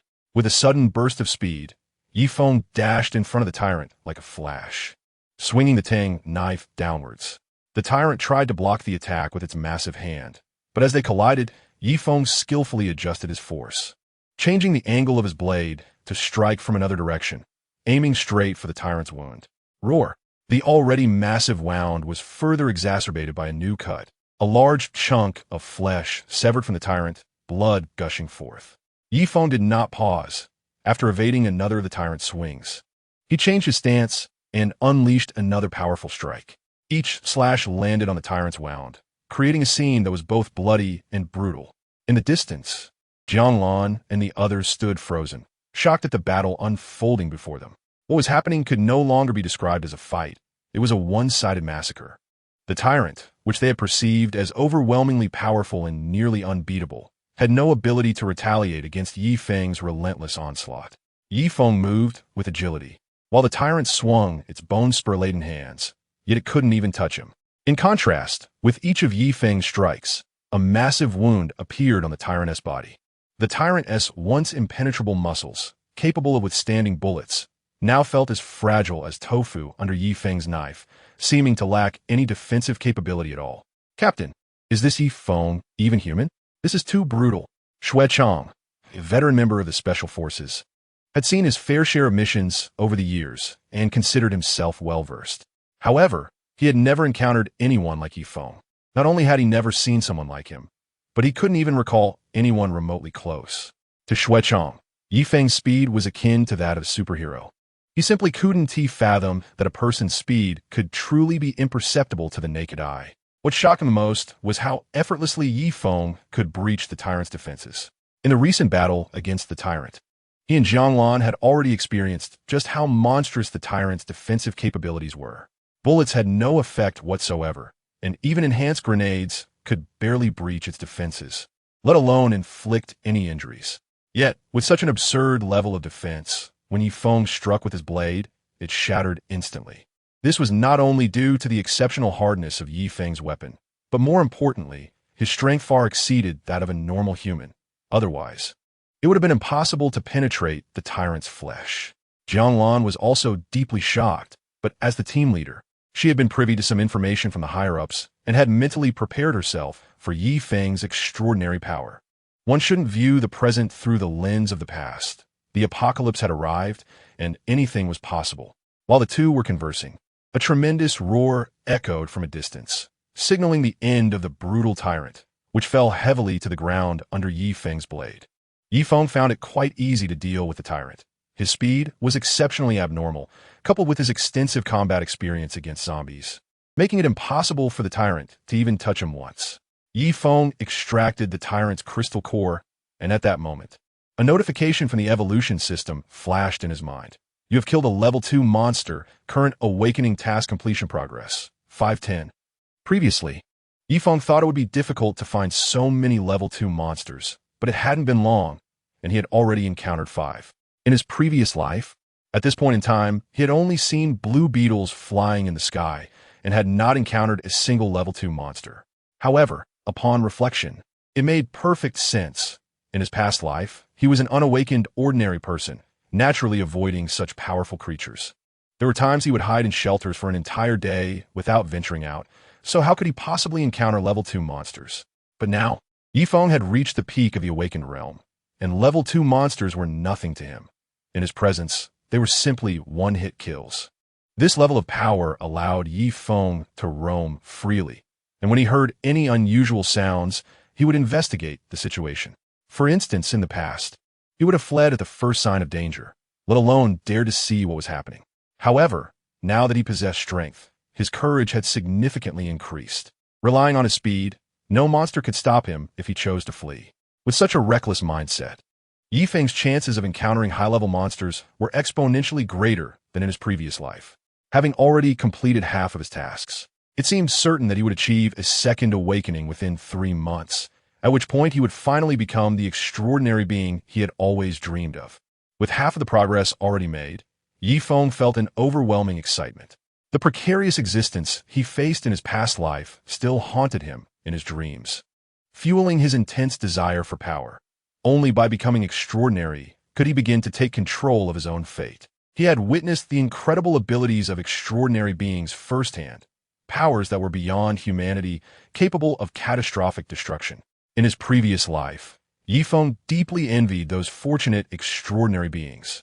Now, he was about to become one of them, and he might very well be the first extraordinary being to successfully awaken in this reborn world. After Feng dealt with the tyrant, 3 Special Forces soldiers approached him. Seeing Feng wiping the blood off his Tang Dao while still on the tyrant's body left them somewhat stunned. However, despite their shock, they had witnessed firsthand how Feng had taken down the tyrant, and they had no choice but to accept this challenge to their understanding of reality. Being a person who valued cleanliness, Feng immediately set about cleaning his sword after the battle. Chapter 34. The Untold Truth of No Rescue. As Feng polished his blade until it gleamed and sheathed it, he looked up to see 3 people standing in front of him. "Aren't you all leaving? Didn't you say you had a mission to complete?" "We're here specifically to wait for you," one of them replied. "Wait for me? Is there something you need?" Feng asked, puzzled. Zhanglan thought for a moment, then fixed Feng with a determined gaze and said solemnly, "We want to invite you to join our task force to complete an important mission." After hearing Zhanglan's words, Feng shook his head. "I'm not interested. I have my own matters to attend to." Seeing Feng's refusal, Zhanglan quickly added, "This mission is organized by the command center of the apocalypse in Huagua. It's a matter of life and death for all humanity. As a citizen of Huagua, you have an obligation to fulfill this mission." Feng looked at the anxious Zhanglan and replied calmly, "You don't need to pressure me with that. Completing missions is your responsibility as soldiers. I need to return home to find my parents and protect them. That is my most important duty." When Feng remained unmoved, Zhanglan spoke with a touch of sorrow. "Without a country, there is no home. If this country disappears, how will you and your family survive? Without the military to protect you, the countless monsters outside will gradually wipe out all of humanity. You may be powerful, but how many monsters can you take down alone? The monsters are evolving, and you are insignificant on your own. Only as a collective, only as a nation, can we truly restore peace to this world." Feng clapped his hands and said, "You make a good point, but this world will never return to peace." As someone who had lived through a past life, Feng understood the trajectory of a world. 2 years after the apocalypse, the survival rate in Huagua had plummeted, with only a fraction of the population remaining. From a nation of over 1 billion, only about 100 million survived, scattered across the vast territory of Huagua. Among those 100 million, while many awakened individuals and even extraordinary beings emerged, their numbers were still far too few compared to the monsters. As a result, people had to band together to establish survivor bases. These bases varied in size but shared a common feature. They were led by the strong, rather than the officials of the past. The reason for this phenomenon was that the Huagua government could no longer effectively control the country. There were too many monsters. Once an aircraft took off, it would be shot down by flying monsters like the blue beetles as soon as it left the city. The power grid across the country had collapsed due to lack of maintenance, severing communication capabilities. As for sending teams out on the ground, that was a dead end. Apart from the early days of the apocalypse, Sending a team out was only viable if the destination was very close. Otherwise, the whole team faced certain death. There were no exceptions. Countless monsters had turned the world into a series of isolated islands, forcing everyone to hide within their bases and rely on the protection of the strong inside to survive. Having personally experienced the apocalypse, Feng scoffed at Zhonglan's assertion that the world would return to peace. If I hadn't gone through it myself, I might have believed your nonsense. He thought to himself, why? Although the monsters are powerful, we must also trust that our country and military won't just sit idly by. Zhonglan couldn't understand why Feng was so pessimistic. In her mind, she firmly believed that this apocalypse would come to an end as long as they persevered. Feng sneered, the military? It's been over a month since the apocalypse began, and besides you guys, I haven't seen any military presence. If we were relying on them for rescue, us ordinary people would have been dead long ago. Whether in his past life or now, Feng had always been puzzled. Logically speaking, the military of Huagua is quite powerful and numerous, so why hadn't they entered the cities to rescue those trapped? The survivors have been waiting for their aid, but even when their supplies ran out, they still hadn't seen any sign of them. 3 months into the apocalypse, the military still hadn't organized any personnel to assist in densely populated cities.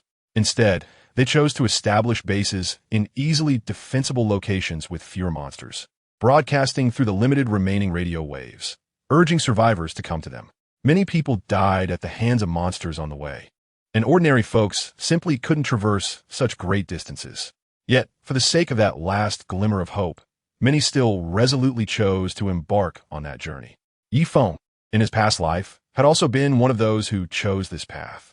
Zhonglan was at a loss for words after hearing Feng's comments. After a moment of thought, she sighed and said, actually, it's not that we don't want to rescue. It's just that our military is suffering even more than you ordinary civilians. Suffering more? How is that possible? You have guns and artillery, not to mention many powerful weapons. Forget about tyrants. Even the bloated corpses should be easy for you to eliminate. Feng replied, skeptical of Zhonglan's words. The military is the foundation for maintaining national stability, and after years of development in Huagua, the level of various weapons had reached a world-class standard. These monsters were definitely unbeatable for ordinary people, but for the military, they shouldn't pose much of a challenge.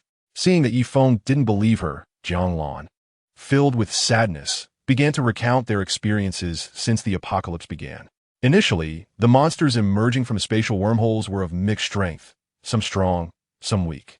At that time, the military didn't face too many dangers. Equipped with powerful weapons and a large number of soldiers, they continuously eliminated monsters, and everything was within control. However, once the higher-level monsters realized this situation, they began to gather and launched attacks against the military and those forces that had been killing the monsters effectively. Among these higher-level monsters were not only zombies, but also some very strange yet powerful creatures, many of which could fly. Under the leadership of these high-level monsters, various types of creatures charged recklessly towards the resistant army, showing no regard for their lives. Despite the army's advanced weaponry, they were overwhelmed by the sheer number of monsters. They utilized every tactic available to them, except for nuclear weapons, yet they still couldn't eliminate all the monsters, resulting in a precarious stalemate. Once the stalemate was established, the army managed to steady their position and gradually began to wear down the monsters. Finally, after a month into the apocalypse, the unit led by Zhonglan suffered significant losses but succeeded in defeating all the attacking monsters.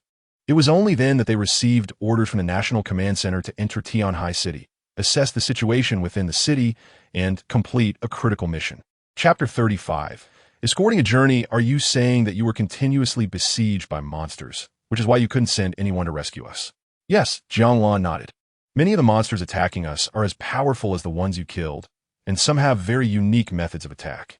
At this point, a look of fear crossed Zhonglan's face. I remember it clearly. That type of monster was an enormous bug that could burrow underground and move at incredible speeds. Its mouth was huge, filled with sharp teeth, capable of swallowing a person whole. Its exterior was incredibly tough. Bullets and cannon fire couldn't harm it at all, making it a truly disgusting creature. Listening to Zhonglan's description, Feng instantly recognized the monster. In his past life, people referred to such monsters as gravediggers. They are creatures that prefer to attack from underground, with a hardened exoskeleton that surpasses even that of a fat corpse. In the past, many people liked to use the exoskeleton of grave diggers to craft armor, as ordinary knives and bullets couldn't penetrate it, providing excellent safety. At this point, Yifeng finally understood why the military had not shown up. In the apocalypse, monsters aim to exterminate humanity, and they naturally prioritize eliminating the strongest individuals or forces first, namely, the military. It could be said that the military took the brunt of the initial damage for the ordinary citizens, which is why high-level monsters are so rare in the city.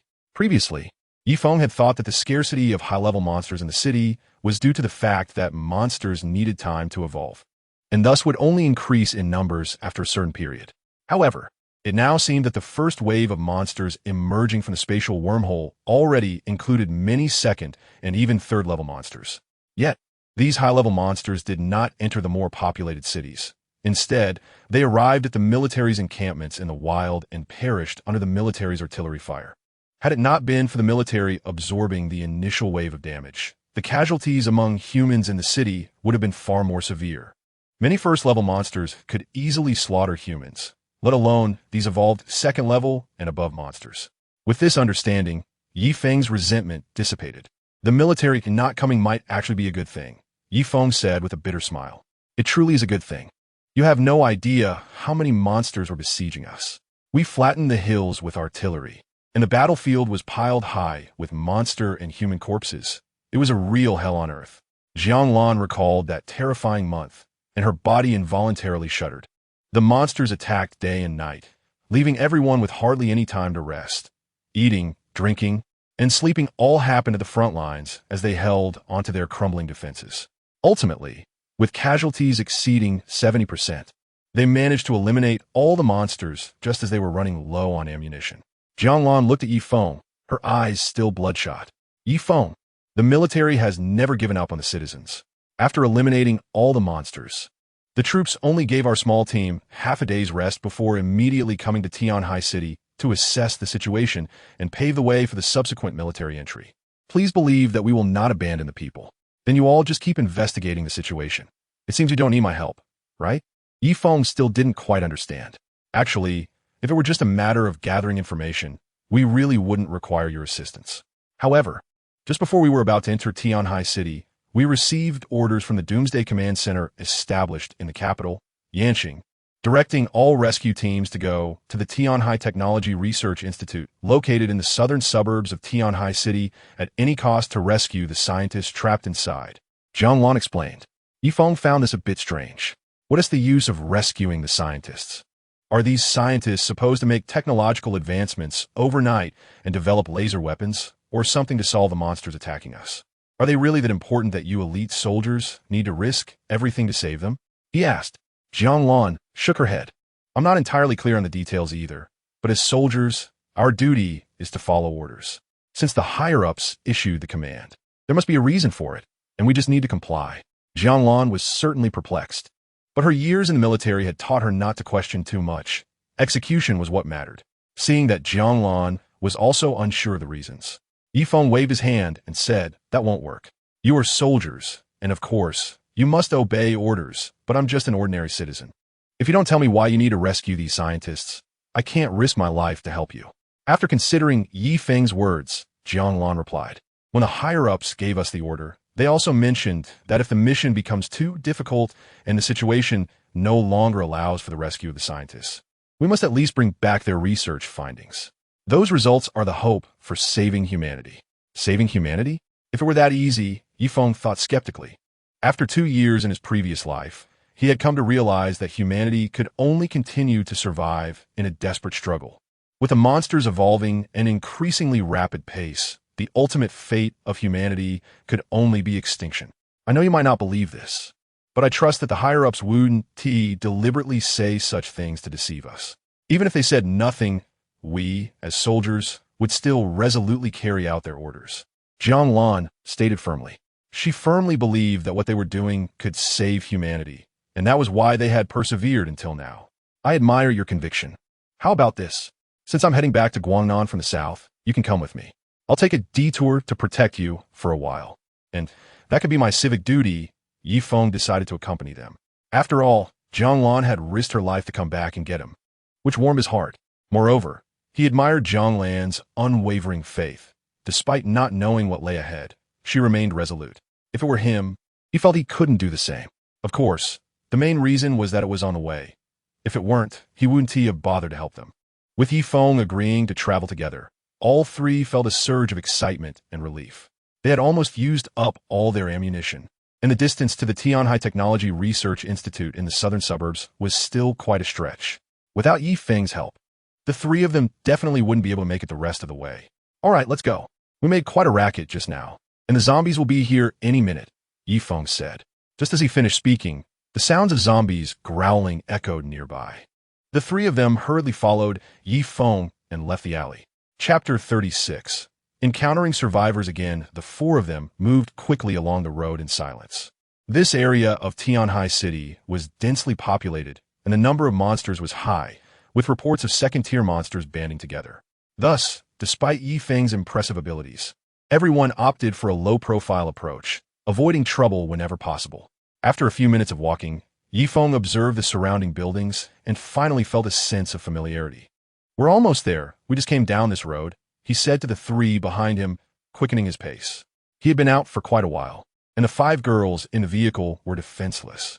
If they encountered any unexpected trouble, they wouldn't stand a chance. Feng felt a sense of urgency to return. As Feng turned the corner and entered the alley where the RV was parked, the scene before him made his eyes widen in shock.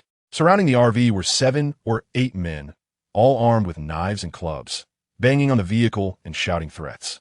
I'm telling you, if you don't come out now, I'm going to smash the windows, and your fate won't be pretty. One of them yelled. Yeah, if you come out voluntarily, we might just have a little fun with you. But if we have to drag you out, once we're done, we'll toss you to the zombies. Inside the RV, the 5 girls huddled together, panic written all over their faces. Sister Manine, what should we do? Where did Feng run off to? He hasn't come back yet. Facing such a dire situation, Su Manine forced herself to stay calm, but the frantic voices of her friends made it hard to think of a good plan. If it comes to it, I still have the gun Feng gave me. It only has 1 bullet left, but we could use it to scare them off and buy some time. Ning Shu pulled out a handgun from the RV's glove compartment. This was the gun Feng had taken after defeating Scarface back at the villa. With only 1 bullet left, it wasn't much use to Feng, so he had entrusted it to Ning Shu and taught her how to use it. I think we should just drive out of here. We don't know when Feng will be back, and waiting here is too dangerous. It's better to get past this hurdle first, suggested Lin Mushui. If they attempted to drive away, the people outside wouldn't be able to stop them, but the downside was that without Feng's protection, the dangers posed by the monsters outside could be even deadlier. Sister Manine, it's up to you to decide.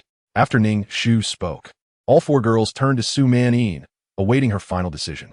Su Manine was still hesitating when the people outside couldn't contain their restless hearts any longer. They raised their iron rods and aimed for the window, ready to strike. You're looking for death. Feng's anger faded. He exploded into motion, covering several dozen meters in the blink of an eye. Clang! The tang knife was unsheathed, and in an instant, a flash of white light cut through the air. As the blade fell, a gushing fountain of blood erupted, and a severed head rolled to the ground. Without a moment's pause, Feng swung his blade at another man wielding an iron rod, leaving no room for reaction. With a swift stroke, another attacker fell victim to Feng's onslaught. The remaining 5 men, witnessing the gruesome death of their companion, were paralyzed with fear and began to retreat frantically. It was too late to escape.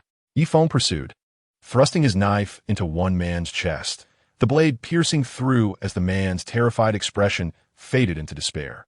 Zhonglan and the others, slightly slower in their movements, arrived just in time to witness Feng's bloody rampage. As soldiers, they understood that the people Feng was killing might be bad, but their military training instilled in them a belief that made it hard to condone his actions. Zhonglan rushed forward, calling out to Feng, stop killing them. They don't deserve to die. Feng heard Zhonglan's plea, but did not halt his pursuit. He closed in on a man holding a long knife and swiftly struck him down, cleaving the man in 2. Seeing that Feng ignored her words, Zhonglan felt a surge of urgency and stepped in front of him, blocking his path. Looking at Zhonglan, who stood in his way, Feng's expression remained calm, but his eyes were icy. Are you sure you want to stop me? Do you really think you can? His voice was laced with anger. In his eyes, these men deserved to die, and Jiang Lan's interference was akin to aiding the enemy. Jiang Lan sensed the fury in Yi Feng's tone, yet she did not back down. Instead, she firmly replied, "I am a soldier. I cannot just stand by and watch you kill innocent people." Yi Feng lowered his knife. During the time Jiang Lan had blocked him, the remaining attackers had vanished without a trace, and Yi Feng found it impossible to pursue them now. "Innocent people?" Yi Feng scoffed, pointing at the 5 women in the vehicle. "What about them? Aren't they the people you're supposed to protect? If I hadn't come back in time, do you know what their fate would have been?" Jiang Lan was left speechless. She sighed and said, "But they don't deserve to die." Yi Feng understood Jiang Lan's perspective. After all, the world had been thrown into chaos for just over a month, and many had yet to forget the order that once existed. As a soldier, Jiang Lan had been subjected to the strictest discipline since childhood, making it difficult for her to change her mindset. Yi Feng had no intention of trying to alter her beliefs. He felt no obligation or desire to do so. Looking deeply into Jiang Lan's eyes, Yi Feng spoke seriously. "This is the first and last time I'll say this. I don't care what your beliefs are, but mine is simple. Anyone who offends me is an enemy, and enemies must be eliminated. If they're SA next time, I guarantee I won't hold back." With that, Yi Feng turned and boarded the RV. Inside, the 5 women gathered around him, increasingly aware of how dire their situation would be without his protection in this apocalyptic world. "Where have you been? You promised to protect us. At a critical moment, you just vanished. If you keep this up, you won't be sleeping in your aunt's bed anymore," Lin Ke said, her eyes brimming with tears, unable to hold back her complaints. Yi Feng embraced the startled Lin Ke, gently patting her shoulder and comforting her in a soft tone. "I'm sorry. I had a bit of bad luck on my way back and ran into a few people. Helping them took a little extra time. I promise I won't get involved in other people's business again." Once Lin Ke felt reassured, Yi Feng turned to Su Manin and said, "The 3 of them will be coming with us. I promise to take them to the Tianhai Technology Research Institute." Chapter 37. Something that can save humanity, ah. Upon hearing this familiar place, Su Manin's calm face suddenly showed surprise as she exclaimed, "Auntie, I remember my uncle works there, right?" Lin Ke also suddenly recalled that her father's older brother, her uncle, worked at this Tianhai Technology Research Institute and held a significant position. Su Manin clearly thought of this as well, which is why she was so surprised. "What are you going to that Tech Research Institute for?" Although it's in the same direction as heading back to Guangnan, it still takes a detour. Su Manin was a bit puzzled. Yi Feng had always been eager to return home. Why was he willing to take a detour this time? "Just doing a good deed, I guess," Yi Feng said helplessly. "Oh, by the way, I didn't get a chance to ask you earlier. Aren't your parents in Tianhai City? Why haven't you ever thought about looking for them?" Su Manin and Lin Ke were both locals from Tianhai, so logically, their families should also be in Tianhai. In the wake of the apocalypse, most people would think about finding their families and staying together with them. If the reason before was fear of danger and not daring to venture out. Then after meeting Yi Feng, Su Manin and Lin Ke even mentioned wanting to look for their parents, which struck Yi Feng as a bit strange. Su Manin shook her head and pointed at Lin Ke. "Neither my family nor Xiao Ke's family is in Tianhai. Both of our families are involved in business and often travel around the country. Right now, the only relatives left in Tianhai City are some we're not very close to, so we didn't think about looking for them." Yi Feng nodded. "So how's your relationship with this uncle?" "It's pretty good. We usually gather during festivals. Then we definitely need to stop by." Initially, after Jiang Lan's obstruction, Yi Feng had no intention of protecting them to the Tianhai Technology Research Institute, but now that he knew Su Manin and Lin Ke had family inside, he felt it was worth the effort to go. Yi Feng leaned out the door and called to the 3 people standing outside. "There's no room in the car anymore. Find a vehicle and follow us." Jiang Lan had thought her actions would make Yi Feng abandon his previous promise, but she didn't expect him to still intend to follow through. If it weren't for the mission, Jiang Lan wouldn't want to deal with Yi Feng at all. She always believed that what he was doing was wrong. Even if the law had lost its effect now, one shouldn't resort to killing just because someone provoked them. However, as a soldier who valued the mission above her own life, Jiang Lan knew that personal emotions and preferences could not affect the completion of the task. Therefore, she needed Yi Feng's formidable strength to help her accomplish this daunting mission. For a Special Forces soldier, mastering a variety of skills is essential. In emergencies, finding a vehicle and starting it by hand is also a critical skill they must learn. After searching around, Jiang Lan found a sedan and skillfully started the engine, driving it behind the RV. Inside the car, Jianglan was driving while Xue Chong sat in the passenger seat beside her, looking at the RV in front of him.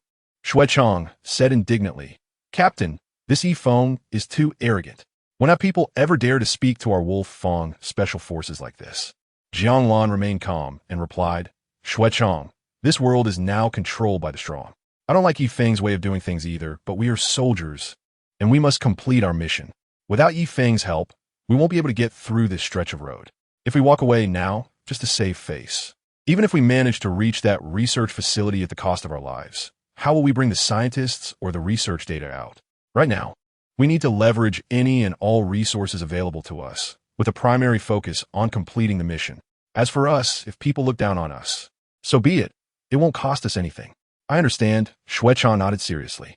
"Let's go," Feng shouted from the RV. Soon, two vehicles drove one after the other toward the Tianhai Technology Research Institute, located in the southern suburbs of Tianhai City. It was said that there was something there that could save all of humanity, but no one knew exactly what it was. On the street in front of the guard station, the horde of zombies had dispersed somewhat, although there were still quite a few left. It was finally possible to move forward. Feng floored the gas pedal in the RV, causing the vehicle to roar and plow through the remaining zombies blocking the street. Jianglan followed closely behind, finding it relatively easy as they just needed to stay right behind the RV, inside the guard station. Those who had narrowly escaped looked at the RV barreling through the streets and all thought the same thing. Aren't they just asking for trouble? Zhao Donghao, on the other hand, was deep in thought, recalling how he had believed he wouldn't be able to hold on any longer, only to see the zombies that had been attacking them suddenly disperse. While a few stubborn zombies remained, the majority inexplicably ran off in another direction. He had been puzzled, but now it seemed that the group they had just passed had broken their siege. Otherwise, the zombies wouldn't have abandoned their prey. If Feng and the others hadn't left so quickly, Zhao Donghao would have definitely asked to join them. After struggling for some time, he had come to deeply realize how foolish it was to try to survive in this apocalypse with incompetent teammates. If he stayed with them any longer, he figured his days would be numbered. As a member of the guard team, he felt he had done his best.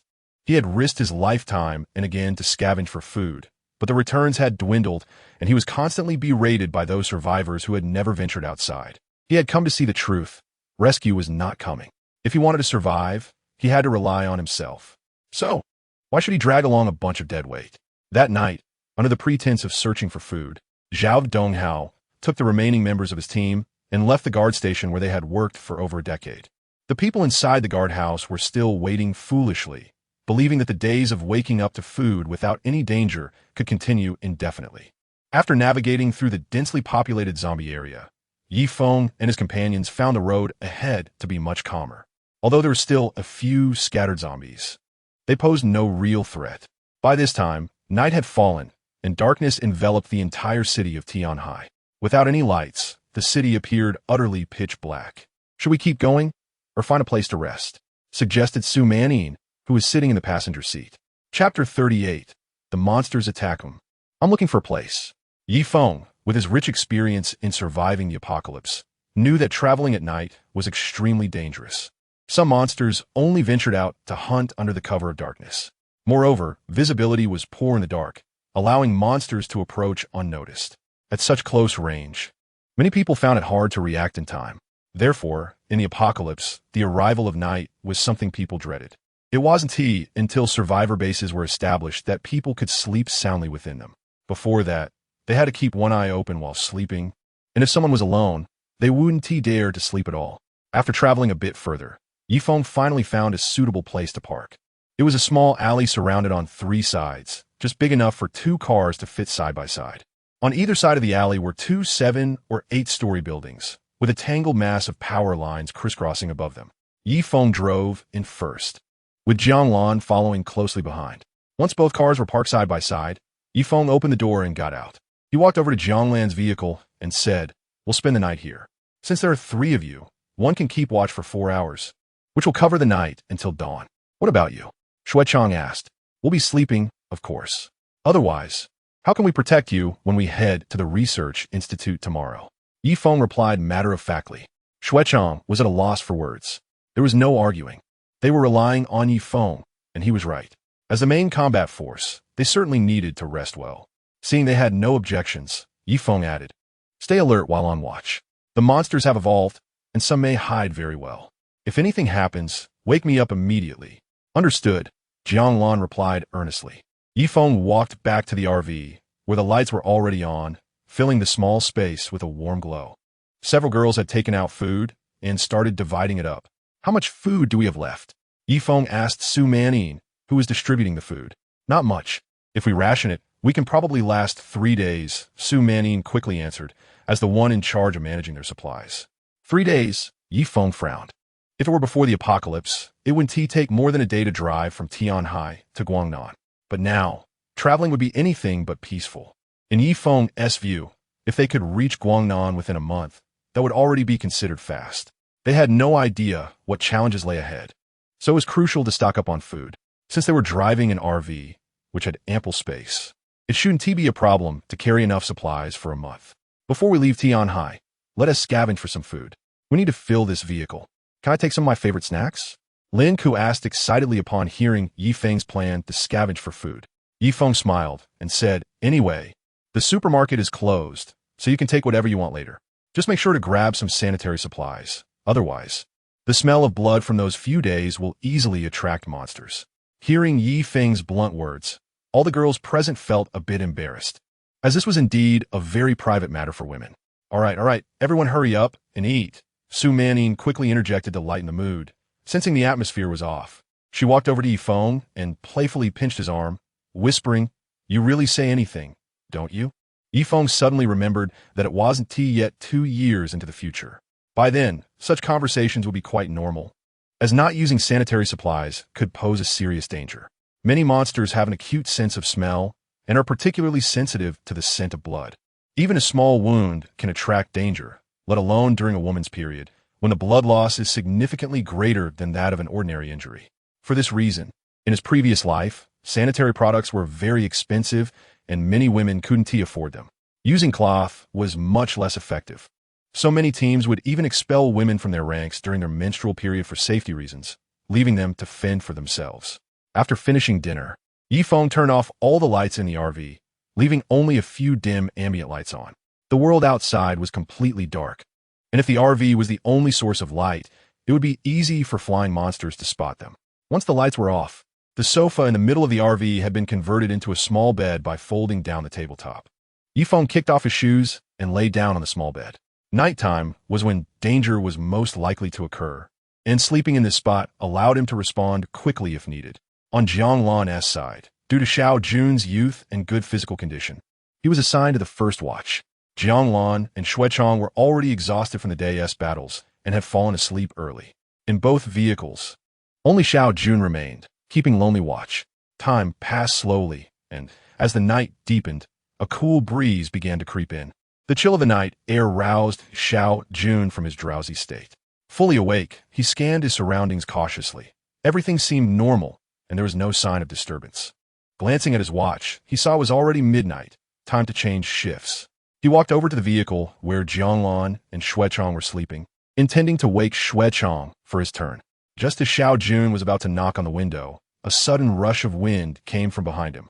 Instantly, he turned around, raising his rifle to survey the area in front of him. However, there was nothing there. Everything appeared normal. As a special forces soldier, Xiao Jun didn't believe he could be mistaken.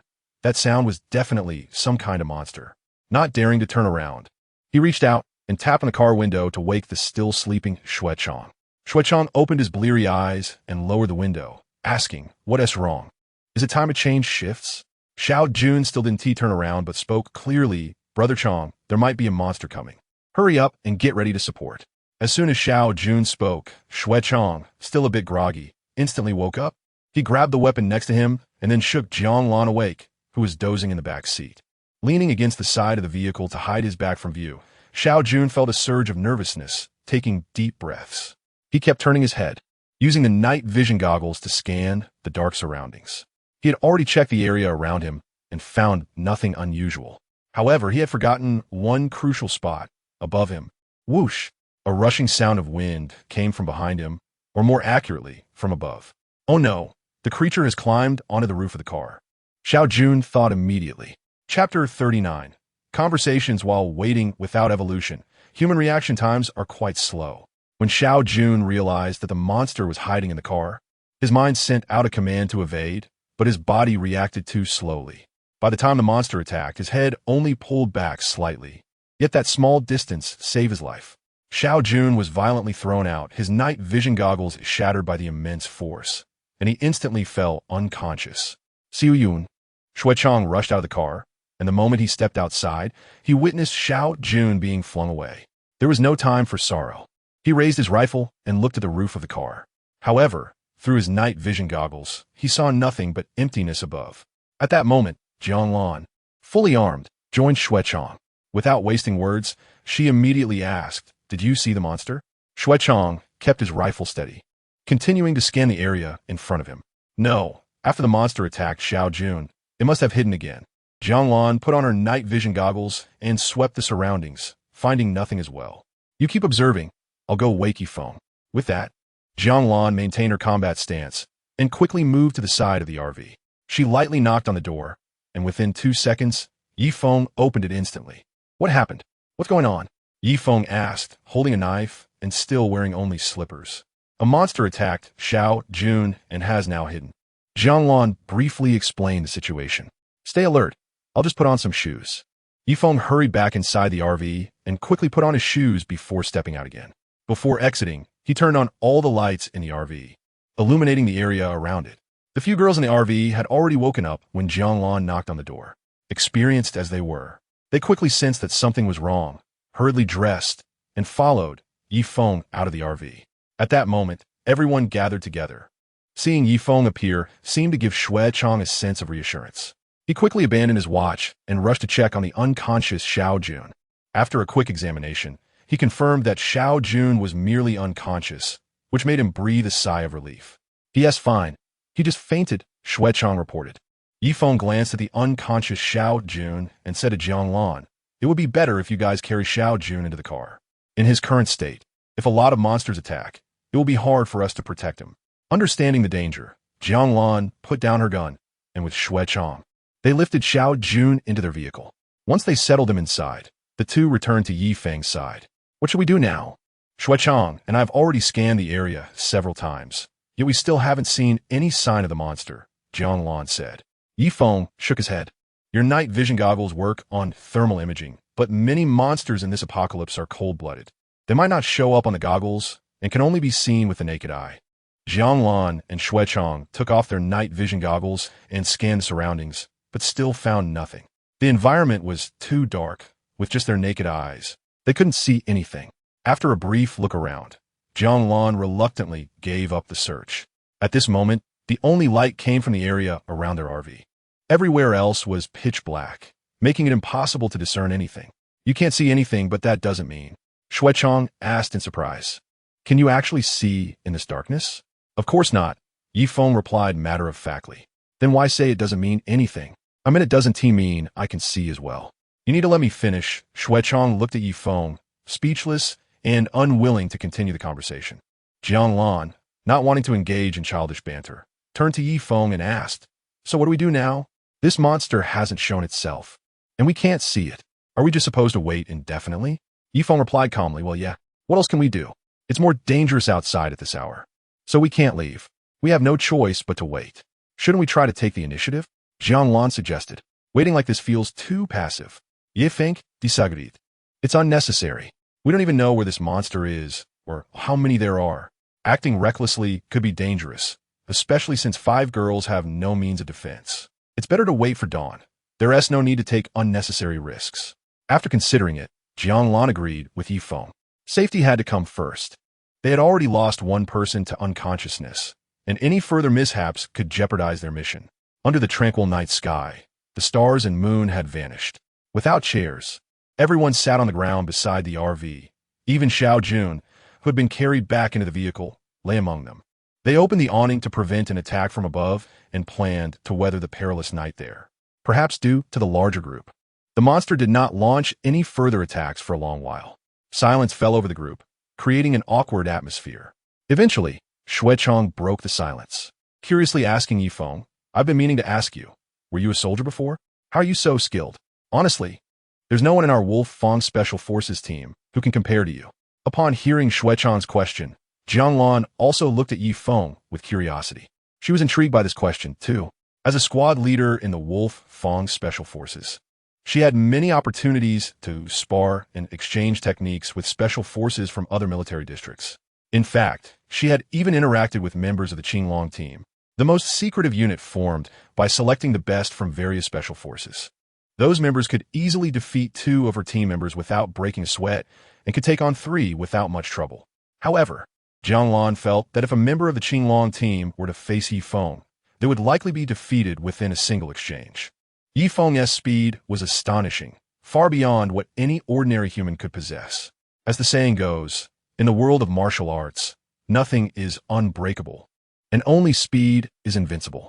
No matter how long the members of the Azure Dragon Squad have trained or how exceptional their combat skills and weapon proficiency are, when faced with overwhelming speed, all techniques become futile. Such terrifying strength, how is it acquired? Where does it come from? Jianglan was very curious. Yi Feng had no intention of hiding anything and spoke directly to the 2 of them. My strength isn't something that can be learned, or rather, most of it can't be learned. Upon hearing this, Jianglan and Xuechang felt puzzled. Since joining the military, they had always believed in the principle of hard work and learning skills. How could there be abilities that aren't gained through learning? Chapter 40. The heart-cutting demon. Looking at the expressions on their faces, Yi Feng continued. Perhaps you still think that things are the same now as they were before the apocalypse. However, this world has changed completely. Before the apocalypse, the fastest human could run 100 meters in just over 9 seconds. Now, while I haven't officially measured it, I estimate my 100-meter speed is just over 3 seconds. As for strength, a full force strike for me can reach nearly 10,000 pounds. My recovery ability is also astonishing. If it's just a skin wound, I can fully recover within a day. For heavier injuries, my recovery speed is several times faster than before. So, I can no longer be considered an ordinary human from before the apocalypse. I refer to my current state as an awakened. Awakened? Jianglan repeated the term, finding it hard to believe. Yet, Yi Feng's performance when defeating the tyrant made it impossible for her to doubt his words. The speed at which Yi Feng moved was something they could barely perceive with the naked eye. It was far beyond that of an ordinary human, which couldn't be achieved through training alone. It could only be explained by genetics or innate talent. In this world, due to physical reasons, black people are generally faster than other races. While Yi Feng is not black, his physique has completely transformed, allowing him to unleash such incredible speed. Despite the implausibility of Yi Feng's claims, both Jianglan and Xuechang believed him. Xuechang quickly asked, I know this might be a bit forward, but can we also awaken? How do we achieve that? Awakening isn't something that needs to be kept secret, so Yi Feng had no reason to hide it. Moreover, if Jianglan and Xuechang, both soldiers, were to awaken, they might be able to save more people, which would be a good thing. Everyone has the potential to awaken, and the method is quite simple. It's all about luck. Yi Feng then shared what he knew about the various awakening methods with the 2 of them. After hearing Yi Feng's words, both were somewhat disappointed, as the awakening methods came with tremendous risks. If they failed to awaken, they would become monsters, something they absolutely could not accept. It seems we aren't destined to become awakened, Xuechang said with a self-deprecating smile. Jianglan patted Xuechang on the shoulder, comforting him. It's okay.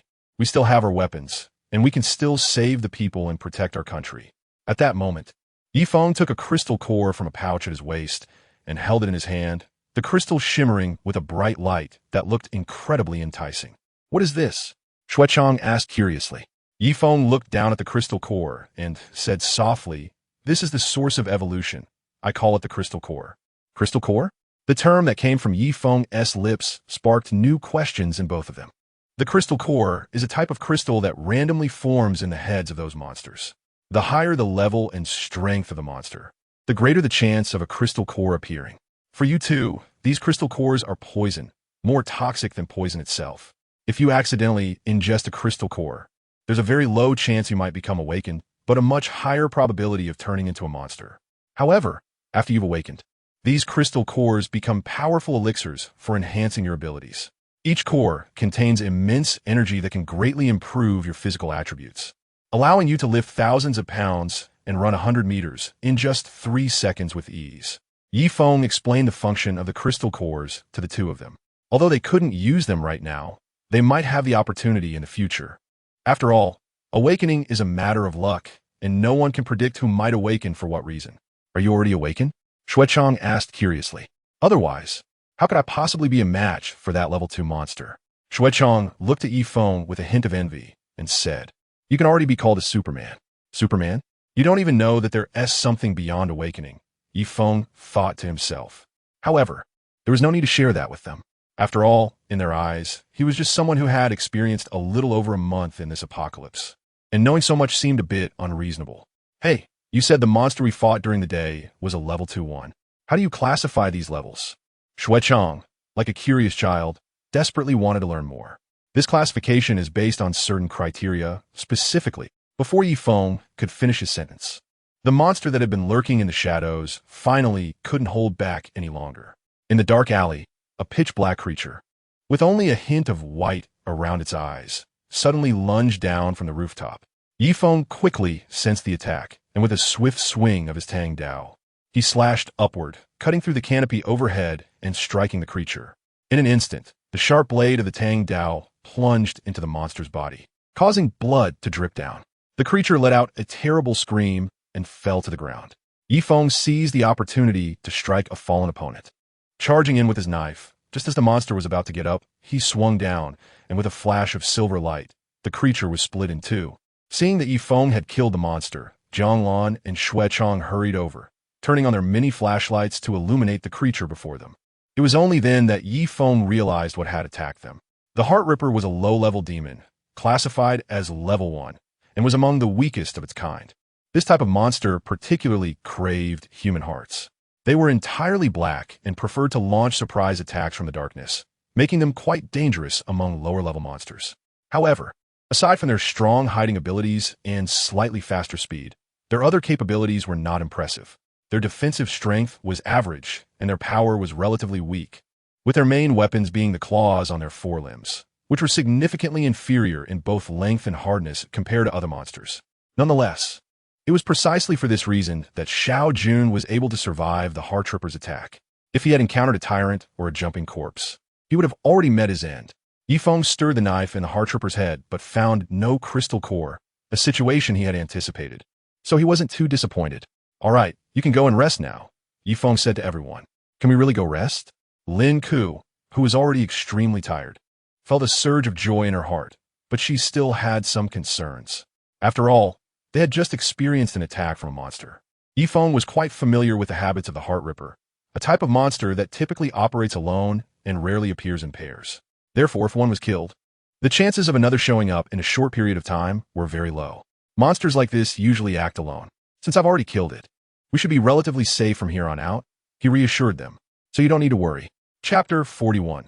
The Interrupters. Upon hearing Feng's words, several girls who had already started to feel drowsy made their way onto the RV, eager to catch up on sleep. Feng didn't follow them. A few hours of sleep had been enough for him.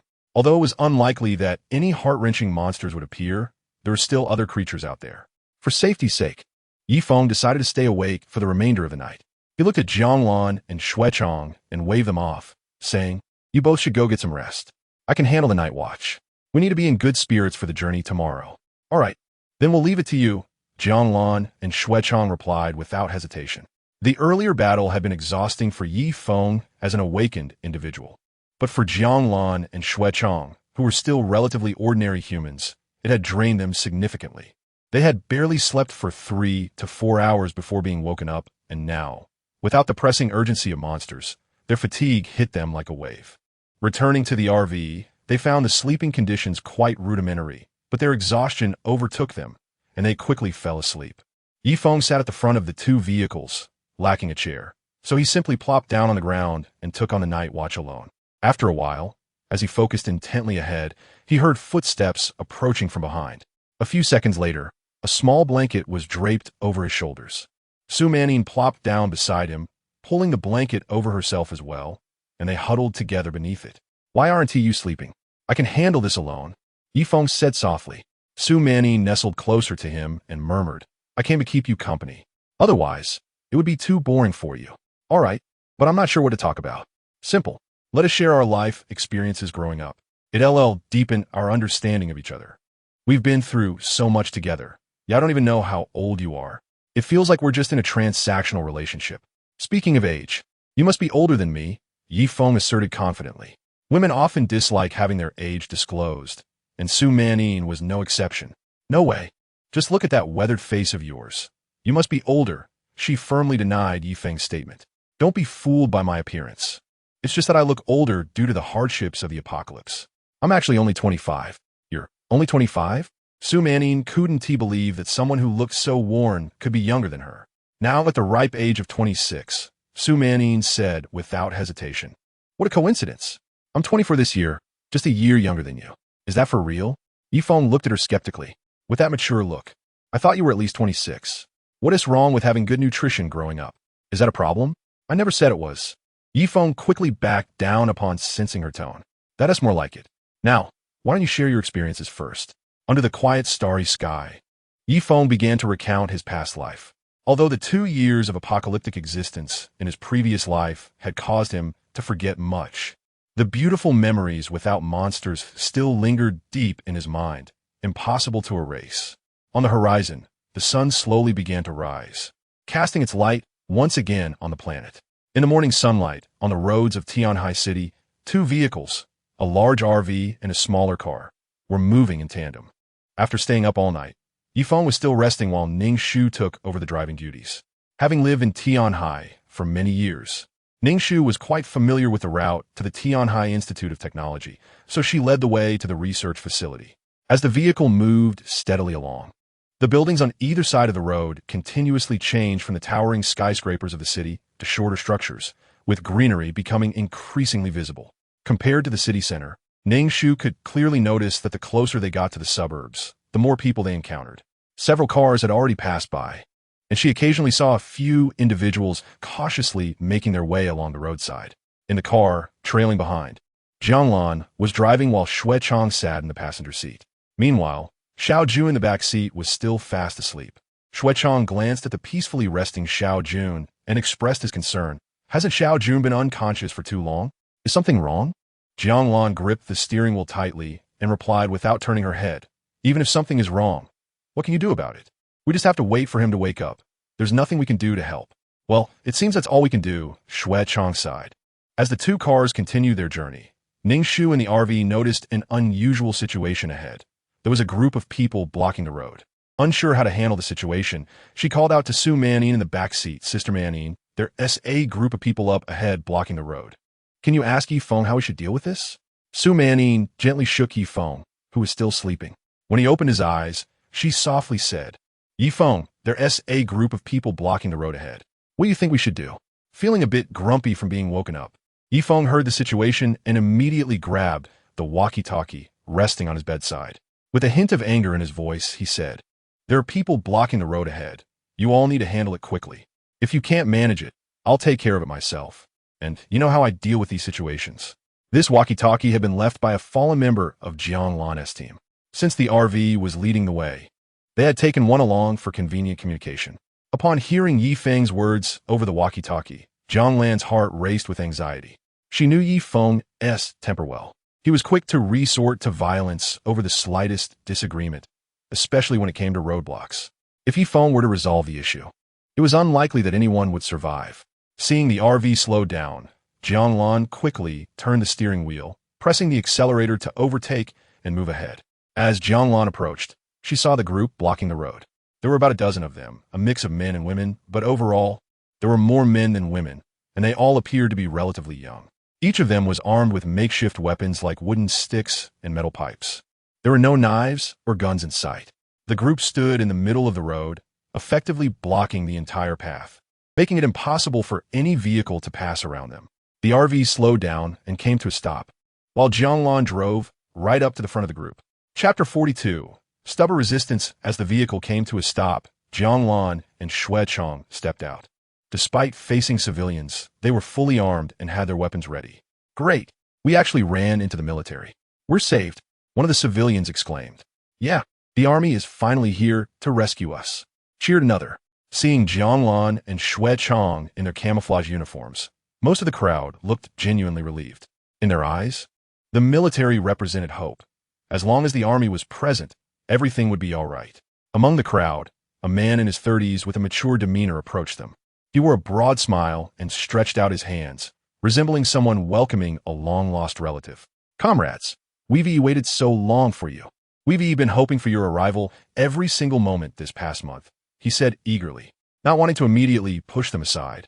Jianglan maintained a stern expression and replied coldly, "Comrade, we are currently on an important mission.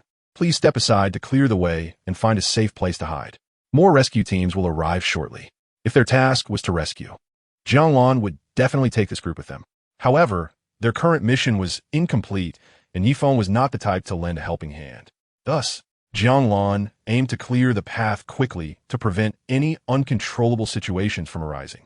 Upon hearing Jianglan's words, the crowd erupted into chaos, and even the smiling man froze in place, his grin faltering. Then, a flamboyantly dressed woman stepped forward, her long, unkempt waves resembling a wild lion's mane due to the lack of grooming in the apocalypse. Her words were as fierce as her appearance, showing no courtesy. "Oh, you call yourselves soldiers? You're ignoring the pleas of the civilians now, huh? And what is this about important business? Let me tell you, your most important duty right now is to rescue us." Jianglan frowned in disgust at the woman's words. However, as a soldier, she couldn't afford to act as freely as Yifeng, who could disregard their lives with a single strike. She had a responsibility to protect the civilians. Thus, she patiently explained, "We were sent by the military to scout the situation in Tianhai City. We've already reported our findings to our superiors, and more soldiers will soon enter the city for rescue operations. As for us, we have been assigned a critical mission that we need to complete quickly, and it's dangerous, so we cannot take you with us." Jianglan believed she had made herself clear, but the crowd was not ready to accept her explanation. "I don't care. You must take us with you today, or I'll file a complaint against you." The woman persisted. The people behind her joined in, shouting, "Yes, you have to take us with you. Yeah, otherwise you can forget about getting through." The man who had spoken up earlier was now silent, watching the situation unfold with a cold gaze. Jianglan glanced awkwardly at Shui Chong, who shook his head in resignation, unable to think of any solutions. Just as they were at a loss, the walkie-talkie hanging on Jianglan's shoulder suddenly crackled to life. Yifeng's voice came through, "You can't handle it, can you? Then hurry up and get out of the way. Don't waste my time."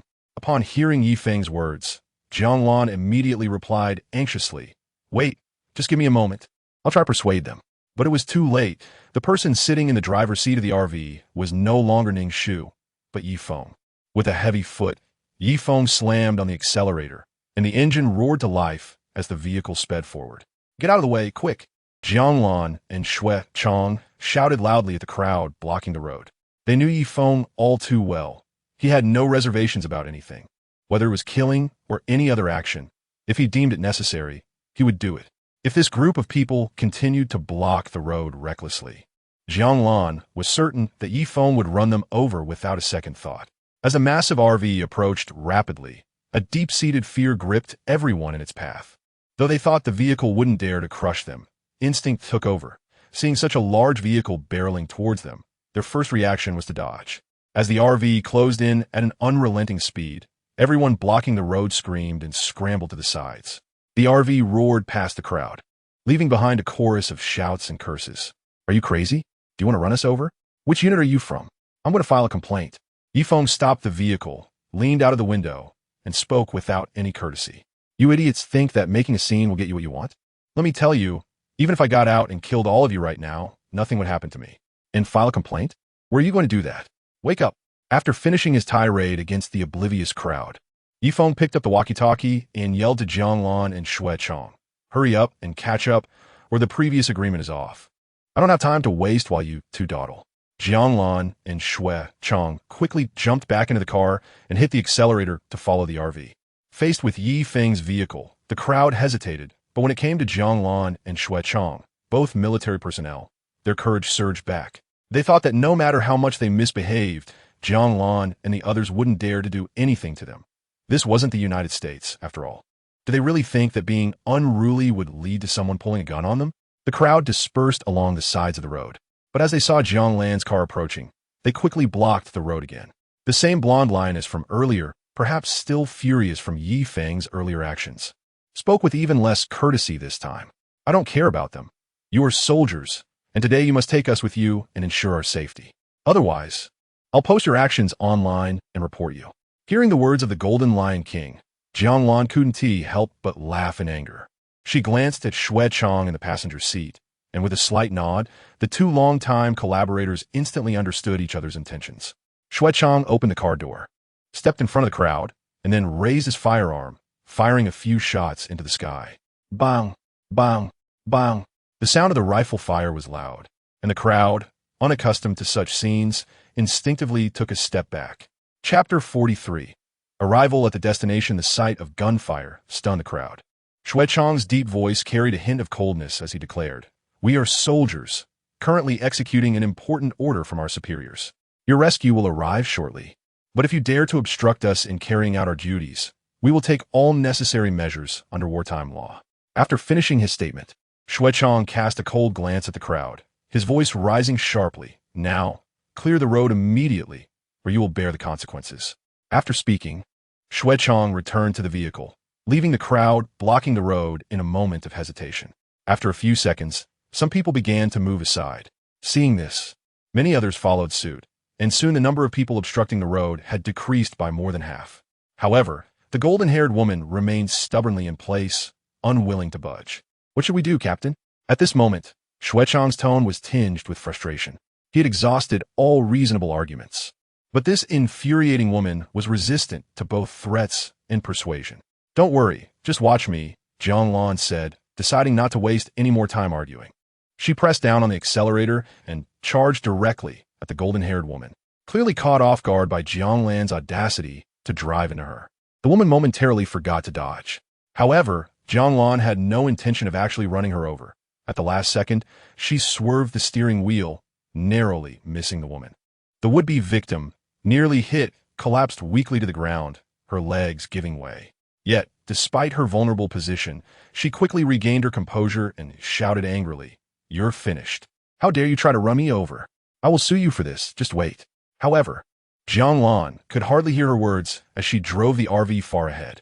After passing through the crowd, she didn't dare to slow down and push the speed to the maximum to catch up with her team. Seeing Jianglan and the others catching up, Feng smiled at Ning Shu beside him. "What's the point of talking to these people? Once the vehicle gets close, they will move aside on their own." Ning Shu nodded in agreement, but then asked with some confusion. Jianglan mentioned that the army would come to rescue us. "Is that true?" Feng nodded. "There should be, considering they have neutralized the immediate threat. The army will likely enter the city to carry out rescue operations. But as Jianglan mentioned, many comrades have already sacrificed their lives, so the numbers might not be as high as we hope." In his past life, Feng had wondered why the army seemed so small when they launched their rescue operations. It wasn't until Jianglan explained the situation that he understood the hidden complexities. In reality, when the army entered the city, they were immediately surrounded and attacked by hordes of monsters. Although these creatures weren't very strong individually, their sheer numbers were overwhelming. Moreover, the Army's primary mission was not just to eliminate the monsters, but also to rescue civilians. Unfortunately, at that moment, the civilians became liabilities. When they saw monsters approaching, they completely disregarded commands, making the rescue efforts exceedingly difficult and resulting in many casualties. As things grew increasingly dire, the military leadership made a crucial decision: to evacuate all the rescued individuals from the monster-infested city and relocate them to hidden military camps deep in the mountains and various underground shelters. In these areas with fewer monsters, the military constructed a series of sanctuaries to ensure people's safety. In a previous life, Feng was one of those evacuated from a city. He followed the military personnel and narrowly escaped the overwhelming hordes of monsters in Tianhai City, finally reaching the military camp located at Wangmu Mountain on the outskirts of Tianhai City. At that time, the camp had undergone preliminary modifications, taking on the initial form of an apocalyptic base. After 2 years of hard work from the group of survivors who arrived, this settlement was named Base No. 9 of the Apocalypse, built with their own hands. Once completed, Base Number 9 welcomed many people, but also faced countless monster attacks. Fortunately, because it was a converted military camp, it was well equipped with various weapons, including a vast array of heavy firepower. Over the course of 2 years, both military personnel and survivors gave their lives to protect the base, with significant casualties during each monster siege. Ultimately, this apocalyptic base, which housed over 1 million individuals, met its end 2 years later. Feng still vividly remembers the scene from that time. Flames shooting into the sky as monsters surge from the distance like a tide of darkness. With the naked eye, it was impossible to discern how many monsters there truly were. Above, blue armored beetles, mutated bats, and numerous flying monsters soared through the skies, watching the humans below as if they were mere prey. The battle was fierce, yet everyone persevered, using their lives to uphold the crumbling defense line. However, all their efforts were ultimately brought to an end by a skeletal dragon engulfed in white flames. Feng didn't know the level of this skeletal dragon, but it unleashed a torrent of white fire that incinerated him and those around him, his last memory from that life. "Hey, wake up! We're almost there," Ning Shu called out, snapping Feng back to reality. He had been lost in thought and almost drove straight past their destination. Regaining his focus, Feng quickly turned onto a side road, heading towards the research institute that was now just a short distance away. The Tianhai Technology Research Institute is one of the top research facilities in Huagua, populated by countless academicians and managed by the state. The institute is divided into various disciplines, with each working independently. This time, Feng and his companions were headed to the biological laboratory of the Tianhai Technology Research Institute. Due to its later establishment, all the prime locations in the city had already been taken, and the building's footprint couldn't be too small, so it was constructed on the outskirts of Tianhai City. In the distance, a building that stood out starkly from the surrounding structures gradually came into view. This biological laboratory was designed with a strong sense of modern technology. While not tall, its large footprint made it appear quite impressive. "We've arrived," Lin Ku exclaimed excitedly, pointing ahead. This place Lin Ku had visited when he was a child, accompanied by his family. The biological laboratory not only had work areas, but also living quarters where his uncle, Lin Buqing, and his family lived. Therefore, Lin Ku's father often brought the family here to spend time with his uncle. However, the biological laboratory now looked drastically different from what it was before Lin Ku's arrival. Once a bustling and impressive facility, it now lay in ruins.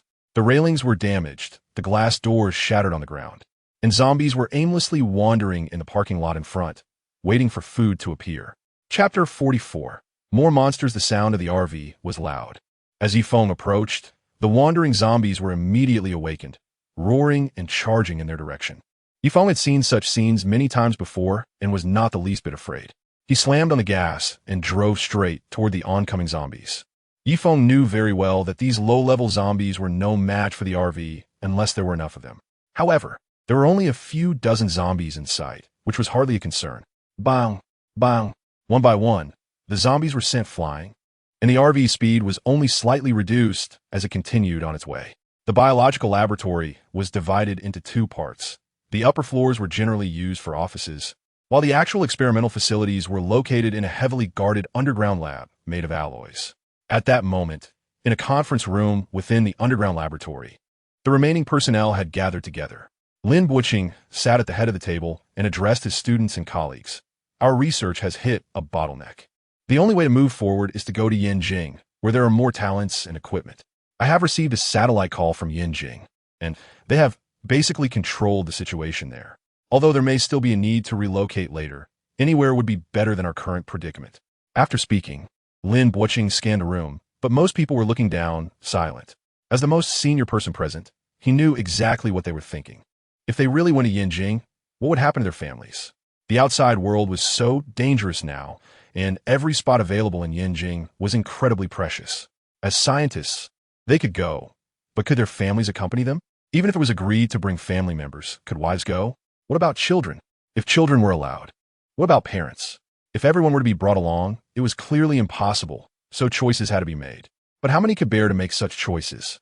"I know what you're worried about," Lin Buqing continued. "But let me say this. Even if you don't leave, will your families be safe? You all understand the situation outside. It's already the end of the world. The only thing we can do now is to hurry up and develop the serum. Only by developing the serum can our warriors fight against those powerful monsters, and only then can your families truly be saved." Silence reigned in the room as everyone weighed their options. Sighing, Lin Buqing was about to continue persuading them when a panting young man rushed in. Academician Lin. I just saw on the monitor that someone is outside the laboratory.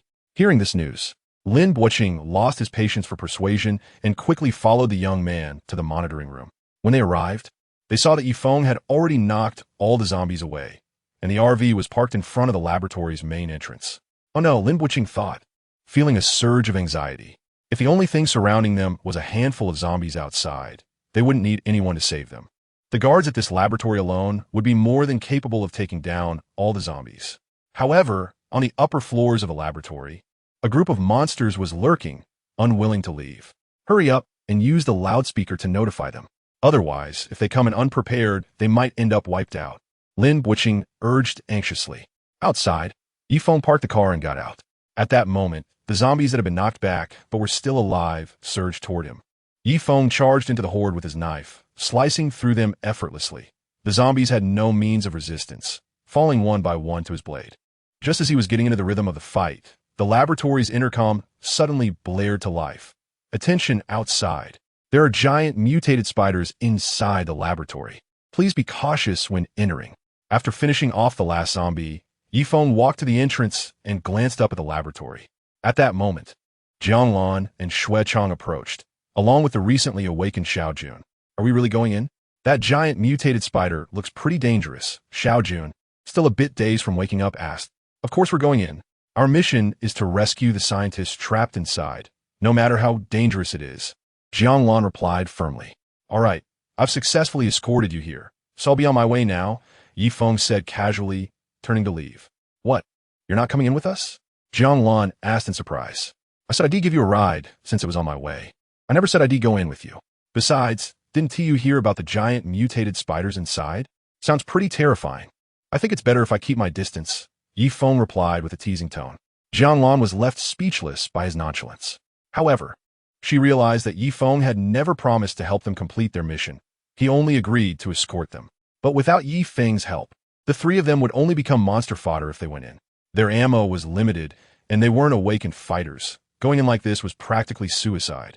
The atmosphere grew awkward, and Jianglan, who had been so resolute just moments ago, now hesitated, her lips slightly parted, but no words came out.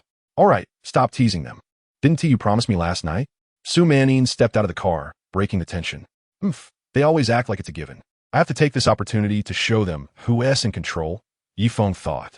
Although Jianglan and her friends were soldiers and not bad people, he didn't really believe in their claims of having research that could save the world.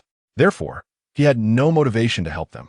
After all, he understood the future development of this world, and it would be better to head back home and protect his parents, trying to help them live longer. So if it weren't for Su Manin's request, Feng truly wouldn't want to complicate matters. It would only waste time and serve no purpose. Let us go in and get it over with, then head back home, Feng said, stepping into the research facility first. Jianglan and the other two took up a fighting stance and quickly followed him. Hearing the commotion behind him, Feng turned around and asked, puzzled, "What are you doing?" "We're here to help you," Jianglan replied, her expression indicating it was the most natural thing to do. "Help me? It's enough that you don't get in my way. Just stay outside and protect the girls. If I can't handle the monsters inside, having you three come in will just mean 3 more corpses." With that, Feng didn't wait for Jianglan and the others to respond and walked alone into the dark research facility. Jianglan and the others exchanged glances outside the door. Chapter 45. Injured Xuechang asked, "Captain, should we go in together?" "Forget it," Feng replied. What Feng said makes sense. Our presence inside wouldn't be very helpful and could even backfire. Let's wait for him outside. Jianglan had a clear understanding of the trio's capabilities, and, as a soldier, she wouldn't ignore advice just for the sake of military pride and force her way in. The three retreated from around the RV, each taking a position while scanning their surroundings, ready to fulfill their protective duties. Even though it was daytime, the lack of lighting inside the research facility made it dimly lit, just enough to see.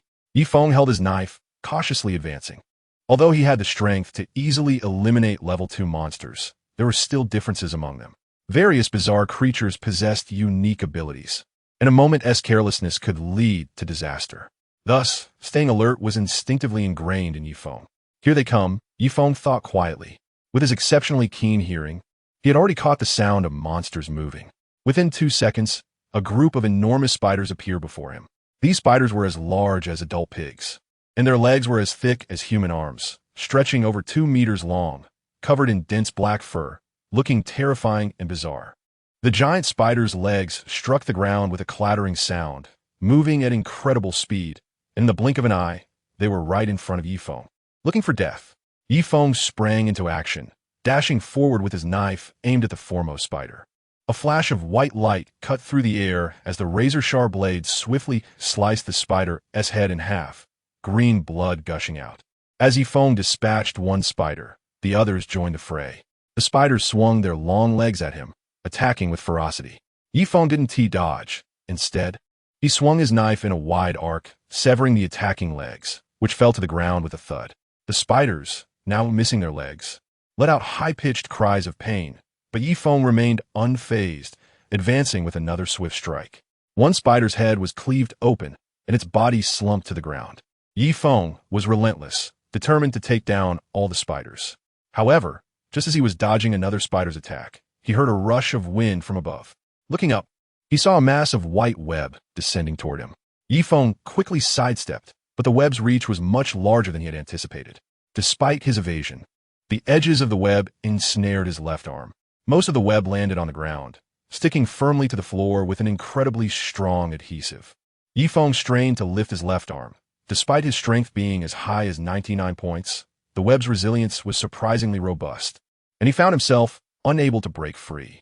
At the moment Yifeng was trapped, a swarm of spiders surged around him, their massive claws slashing down with ferocity, aiming to pierce through his body. The entrapment of his left hand hindered Yifeng's ability to dodge, but his right hand, still wielding a knife, was ready to fight. He swung his tang knife, severing the attacking claws while continuously making small evasive movements. However, being restrained with one hand greatly diminished his agility, and eventually, one of the spider's claws managed to stab deeply into his left arm, piercing through entirely. The excruciating pain made Yifeng groan involuntarily. Thankfully, his stamina was high enough, or this blow could have rendered him unable to continue fighting. There was no time to waste. With a swift strike of his knife, the claw that had punctured his arm was immediately sliced in half, leaving the tip embedded within his flesh. Yifeng attempted to pull out the severed part, but the attacking spiders showed no mercy. Despite many of their claws being cut off, they charged forward relentlessly, intent on finishing him off. Anger surged within Yifeng. He had never suffered such a severe injury before, and it was unexpected that, after reaching the peak of the awakening realm, he would find himself in such a predicament. "You're asking for death," Yifeng thought fiercely, disregarding the injury to his left arm. He summoned all his strength and forcibly tore apart the incredibly resilient web that bound him. Now free, his gaze turned cold, and he declared, "Now you all will die." With a piece of severed claw still in his left hand, Yifeng transformed into a formidable force. The intense pain coursing through him amplified his combat power and heightened his focus. As the giant spiders attacked, Yifeng charged forward with his knife. After dodging one spider's strike, he retaliated with a furious slash, the sharp blade slicing through the spider's body and sending blood gushing out. Yifeng maneuvered through the mass of spiders. Despite the countless claws attacking him from every direction, his speed was like the wind, and he moved with remarkable agility, always dodging just in time. Like a butterfly flitting among flowers, Yifeng embarked on his killing spree. Is this what a genetic serum warrior looks like? Zhao Liangping, one of the key figures in the research institute, exclaimed in surprise while standing beside Lin Buqing. Lin Buqing nodded, his eyes filled with excitement. "Old Zhao, I know you've always thought my research project was a waste of funding, but the previous failures were due to a lack of a crucial substance. However, thanks to the crystal cores brought back by the defense team, I have finally extracted that missing element. I believe that if we continue our research, our genetic serum could become the elixir for human evolution. With genetic warriors, this world will soon return to peace. But how has that person outside become so powerful before our serum is officially developed? Could it really be true, as the command center in Yanjing said, that those who awaken through infection are inherently that strong?" After the excitement, Lin Buqing expressed his confusion. Although the phone is no longer functional, the Research Institute is ultimately a crucial asset of the state, capable of communicating via satellite phone. Therefore, being bitten by a monster or undergoing other unusual means can lead to an awakening, as the command center in Yanjing has informed them. However, they are puzzled because the command center also mentioned that newly awakened individuals typically do not possess such formidable strength. They must continuously absorb energy from the crystal cores to gradually become stronger. Yet, the person captured on the surveillance footage displays physical abilities that exceed their expectations, even surpassing the physical prowess of the awakened individual prioritized for training by the Yanjing Command Center. Chapter 46. Peril. It's important to know that the Awakener No. 1 from Yanjing was trained with vast resources from the entire Yanjing Command Center, yet he couldn't compare to the man in the surveillance footage. This left them curious about how this man, who was currently slaying monsters, had become so powerful. The battle at the underground research facility was nearing its end. Just as Feng was about to finish off the last mutated giant spider, the expected spider leader finally descended. Watching the spider leader, which was significantly larger than the mutated spiders, climbing above him, Feng remained unfazed. In one-on-one situations, he feared no monster. It was only when surrounded that the beasts posed a threat to him. Otherwise, they were just offering themselves up for slaughter. The spider leader didn't rush into attack, but instead remained high above, its massive mouth writhing before suddenly opening wide, unleashing a torrent of giant spider silk. The spider leader's web attack caught Feng's foot, but times had changed, with no spiders surrounding him. He had plenty of room to evade and would not be caught by the web again. Power surged into his legs as he pushed off violently, propelling himself 3 meters away in an instant. However, before Feng could stabilize himself, another mass of webbing followed. As he was still airborne, he lightly tapped his toes, gracefully gliding to the side, and the web missed him once more. With a pop, the spider leader's massive mouth opened again, and another bundle of web shot out. Here we go again. What do you think this is, a balloon party? Feng felt annoyed. The spider leader was being too cowardly, continuously spitting out webs instead of facing him directly in combat. Did it think that hiding above would keep him from reaching it? It was time to show this creature the ingenuity of humans.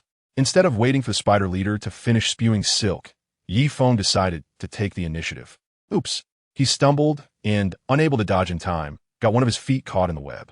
Though this wouldn't knock him down, Feng still had enough professionalism to collapse dramatically, seeing its webbing successfully ensnare the human it perceived as a threat. The spider leader screeched and charged down with its massive legs. Indeed, the young man was still too inexperienced, Feng thought with a smirk, but he remained motionless, waiting for a chance to strike decisively. Oh no, he's caught in the web. The spectators watching the surveillance suddenly felt a surge of anxiety. Just moments ago, Feng had been on a killing spree, and they were engrossed in the action, but now the situation had taken a dramatic turn. This incredibly powerful man had suddenly fallen into a dire predicament. Academician Lin, what should we do? Someone asked anxiously. Lin Wuching heard, but remained silent. What could he do? He felt just as hopeless. For them, even if they had time, their role outside would merely be to feed the spider leader a little more. They wouldn't be able to help in any other way. However, their worries lasted only 10 seconds. As they anxiously watched the surveillance footage, what unfolded before their eyes left them even more astonished. Suddenly sensing the oppressive presence behind him, Feng flipped over and, using tremendous leg strength, broke free from the web. But as he got a close look at the mutated spider leader, he realized his plan had gone awry. This spider was enormous, nearly the size of an adult elephant, and its legs extended more than 4 meters long. Feng swung his knife, but he couldn't even touch its body. Instantly changing his strategy, Feng nimbly dodged an attack from one of the spider's legs and dove onto the spider leader, swinging his knife fiercely and severing a leg thicker than a human thigh. Cutting off just one leg was clearly not Feng's style. He turned the knife around and sliced through another leg. At this point, 2 of the 8 legs had been chopped off, and the spider leader let out a wail, swinging its remaining 6 legs beneath it in an attempt to shake Feng off. Seeing that his leg-chopping tactic was so effective, Feng decided to continue. He either crouched or jumped, unwilling to leave the spider leader's underside. Seizing the opportunity during the attacks, he struck with his knife, each swing causing the spider leader to lose one of its legs. After chopping off 2 more legs, the spider leader finally showed signs of surrender, using its remaining 4 legs to try to climb higher and escape Feng, the persistent pursuer. But it wasn't that easy. With his extensive combat experience, Feng quickly understood the spider leader's intentions. Now that he was close to completing his awakening quest, he wouldn't let any level 2 monster escape. Feng charged forward, catching up to the fleeing spider leader, and with a sweeping motion of his knife, he severed yet another leg. Now, with only 3 legs left, the spider leader lost its stability and couldn't support its massive body any longer, crashing to the ground. Seizing the moment of weakness, Feng rushed forward, aiming for the spider leader's head, and delivered a swift, powerful blow. However, the spider leader was no pushover. Its grotesque mouth opened wide, and a massive web shot out. At such close range, Feng had no chance to evade and found himself thoroughly ensnared in the web. This time, being completely bound made it exceedingly difficult for him to exert any force to break free. He was momentarily immobilized, dragging its injured body. The spider leader lunged at Feng with its remaining 3 legs. The spider opened its massive mouth, a foul stench hitting Feng's face, as rows of sharp fangs lined its gaping maw. If he got bitten, he would likely be gravely injured or worse. Feng felt a surge of anxiety. Although his recovery abilities were exceptional, he couldn't withstand the spider leader's bite. But despite his urgency, he was unable to break free immediately. The web's resilience was too strong. Even with all his strength, he could only distort the web without breaking it. The attack drew closer, and Feng could distinctly smell the spider leader's repugnant breath. Although Feng was temporarily unable to break free, he refused to sit back and wait for his fate.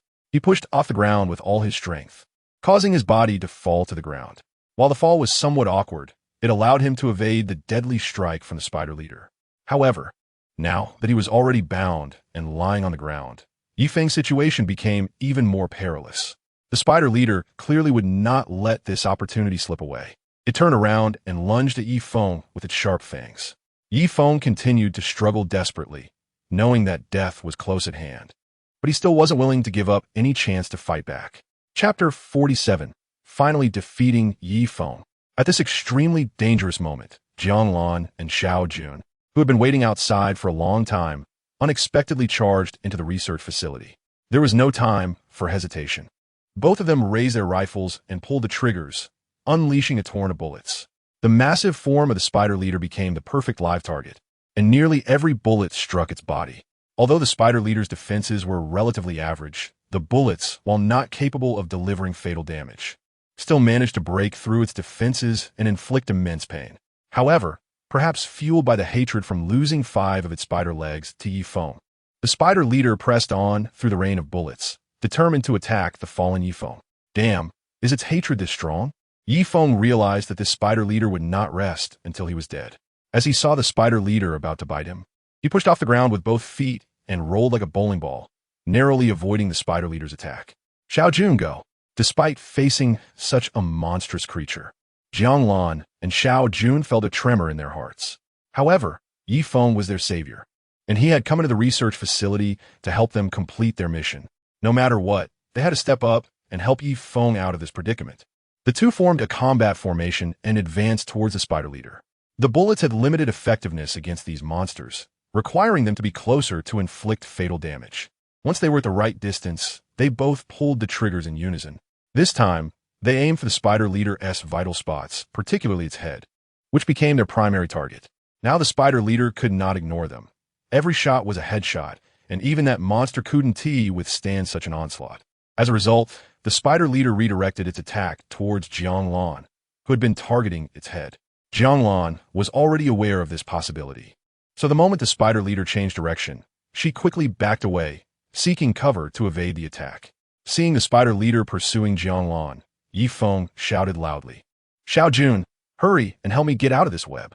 Xiao Jun rushed forward, pulling out the military knife lodged at his side, and began to cut at the web with all his might. After a few swipes, the extremely sharp knife surprisingly had little effect on the seemingly thin web. "Faster, harder. We don't have much time," Feng urged anxiously. Jianglan couldn't hold on for long, and if he couldn't break free, they would all be doomed. At this moment, Xiao Jun also gritted his teeth, veins bulging on his arms, as he exerted all his strength to keep cutting. Finally, the knife made a small incision. Not far away, the spider leader was still pursuing Jianglan. With her rich combat experience, Jianglan knew that all she had to do was buy time. Once Feng was free, this already severely injured giant spider would be no match for him. And as for how to stall, Jianglan had already devised a plan. The body of the spider leader was too large, and now their battlefield was inside a building, with the help of walls and other cover. It was easy to hinder the spider leader's pursuit. The first floor lobby was too open, so Jianglan climbed up to the second floor using the spiral staircase. While climbing, she kept shooting backward to maintain the spider leader's hatred towards her. The sound of gunfire rang out continuously. Jianglan, the squad leader of the Wolf Feng Special Forces, skillfully shot while retreating, evading the spider leader's attacks with the finesse of a slippery eel. The spider leader grew increasingly frustrated, but it was helpless against Jianglan's evasive maneuvers. Bang! The spider leader crashed into the wall once again. Just as it was about to catch up, Jianglan always found a way to suddenly change direction, using various structural obstacles to impede the spider leader's advance. However, no matter how skilled one is at dodging, mistakes can still happen. After a prolonged, high-intensity chase, Jianglan, as a mere human, was becoming extremely fatigued, and her speed began to decrease. At a turn where she slowed down, the spider leader shot out a web that ensnared her feet, leaving her unable to move. Jianglan struggled to break free, but the spider leader's web was so strong that even Yifeng would have difficulty escaping it, let alone Jianglan, who was much weaker. Trapped by the web, Jianglan could only watch helplessly as the spider leader closed in on her. The sound of its claws clicking against the floor felt like a countdown to death. Jianglan raised her rifle and loaded her last magazine, her hand steady despite the dire situation. She refused to disgrace the Wolf Feng Special Forces. The rifle spat fire, but the bullets that could kill a person in an instant seemed utterly powerless against the spider leader, a level 2 monster. They only managed to slightly slow its advance, but did nothing more. The spider leader was getting closer, and with her ammunition depleted, Jianglan closed her eyes in despair. But it wasn't her time to die yet. A voice called out from a distance. Jianglan opened her eyes to see Yifeng charging towards her with a knife at incredible speed. With Yifeng's rescue, Jianglan felt a renewed spark of hope for survival. She pulled out her handgun, aimed at the spider leader's eyes, and squeezed the trigger. Jianglan's accuracy with the handgun was far superior to that of the rifle, and at such close range, she hit her target perfectly, though it helped that the spider leader had such large eyes. Crack! Jianglan landed a precise shot on the spider leader's massive eye, causing it to burst instantly. The spider leader howled in pain, its steps becoming unsteady. Nice shot, Yifeng exclaimed, impressed. He had been a bit far away initially, and under normal circumstances, he wouldn't have made it in time to save Jianglan. However, Jianglan's timely shot at the spider leader's eye bought him a precious moment. As Yifeng arrived and saw the spider leader writhing in agony, he swiftly severed one of its legs with a single strike. The excruciating pain in its eyes continued to torment the spider leader, who lamented its fate as it lost yet another leg, bringing the total to 6 severed limbs. Life is truly cruel, it thought. I won't come back in the next life. Whether or not it would return in the next life was beyond Yifeng's concern, but when it came to this life, he certainly had a say in when it would end. The spider leader's vital point was its head. Yifeng pushed off the ground and leaped, using a nearby railing to propel himself into the air, landing squarely on the spider leader's head. Without wasting a moment, before he could even steady himself, Yifeng plunged his blade downwards into the massive head of the spider leader. The sheer force of Yifeng's strike caused the dagger to pierce through its skull entirely, vanishing from sight, with only the hilt remaining in Yifeng's grip. The spider leader could no longer withstand such a devastating blow. Its enormous body crashed to the ground, marking the moment of its demise. Chapter 48. The meeting. As soon as he killed the spider leader, a notification from the system immediately popped up. You have defeated a level 2 monster. Current progress of the awakening quest, 610. Feeling a surge of excitement, Yifeng realized he was one step closer to completing the quest. He was eager to see what abilities he would gain after his second awakening. However, despite his excitement, he knew he still had to follow the necessary procedures. He used his knife to dig into the spider leader's head and extracted a crystal core about the size of a thumb, which he deftly caught in his hand. After collecting the core, Yifeng approached Jianglan and, with a swift motion, sliced through the spider silk, separating it into 2 pieces. Are you okay? He asked. I'm fine, but you might want to check yourself, Jianglan replied. It was understandable for Jianglan to say this, as Yifeng was covered in blood, especially his injured left arm, which had a gaping hole in his shirt that looked quite alarming. It's nothing serious, Yifeng said nonchalantly. Of course, this was just bravado. A hole through his arm was not without consequences. However, Yi Feng's recovery ability was exceptionally strong, and such an injury wouldn't be life-threatening for him. Jianglan glanced at Yi Feng's left arm, noting that the wound had stopped bleeding. It was healing at an astonishing rate. A normal person, without medical attention, would have bled to death long ago. Your physique is truly abnormal, Jianglan remarked. At that moment, Xiao Jun arrived downstairs, panting as he approached.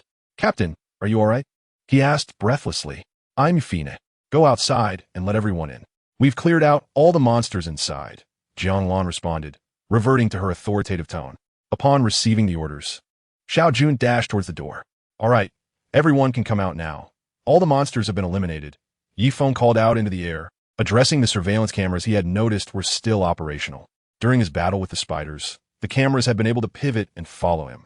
When they were outside, the people inside had been reporting the situation in the lab to them. It seemed that the power supply here hadn't been cut off. Yi Feng thought to himself. This made sense. Such a large research facility was likely conducting very important experiments. If a power outage were to occur and disrupt the experiments, it would be a significant loss. Therefore, a facility of this caliber would surely have its own power generation system to ensure that electricity could continue to run in emergencies. After Yi Feng finished speaking, the elevator in the research facility suddenly started to operate. Watching the floor indicator rise, both of them waited calmly. Ding! The elevator stopped on the second floor where Yi Feng was, and the doors slid open to reveal 4 individuals stepping out. Among them, 2 were clearly security personnel, dressed in uniforms reminiscent of military attire, albeit with slight variations, and armed to the teeth. The other 2 were Lin Buqing and Zhao Yangping, both of whom were dressed simply and appeared very approachable. Upon seeing Lin Buqing, who looked exactly like the photo sent by her superiors, Jianglan took a step forward and saluted. I am Jianglan, the captain of the 7th Squad of the Wolf-Tooth Special Forces, and I've come to rescue you on the orders of the Yinjing Apocalypse National Command. Lin Buqing stepped forward as well, expressing his gratitude. Thank you for risking your lives to save us. But to be honest, if it were just a few scientists that needed rescuing, I wouldn't have requested a rescue. However, there's something much more important here, something I can't share with you just yet. But I can tell you this. It has the potential to save humanity.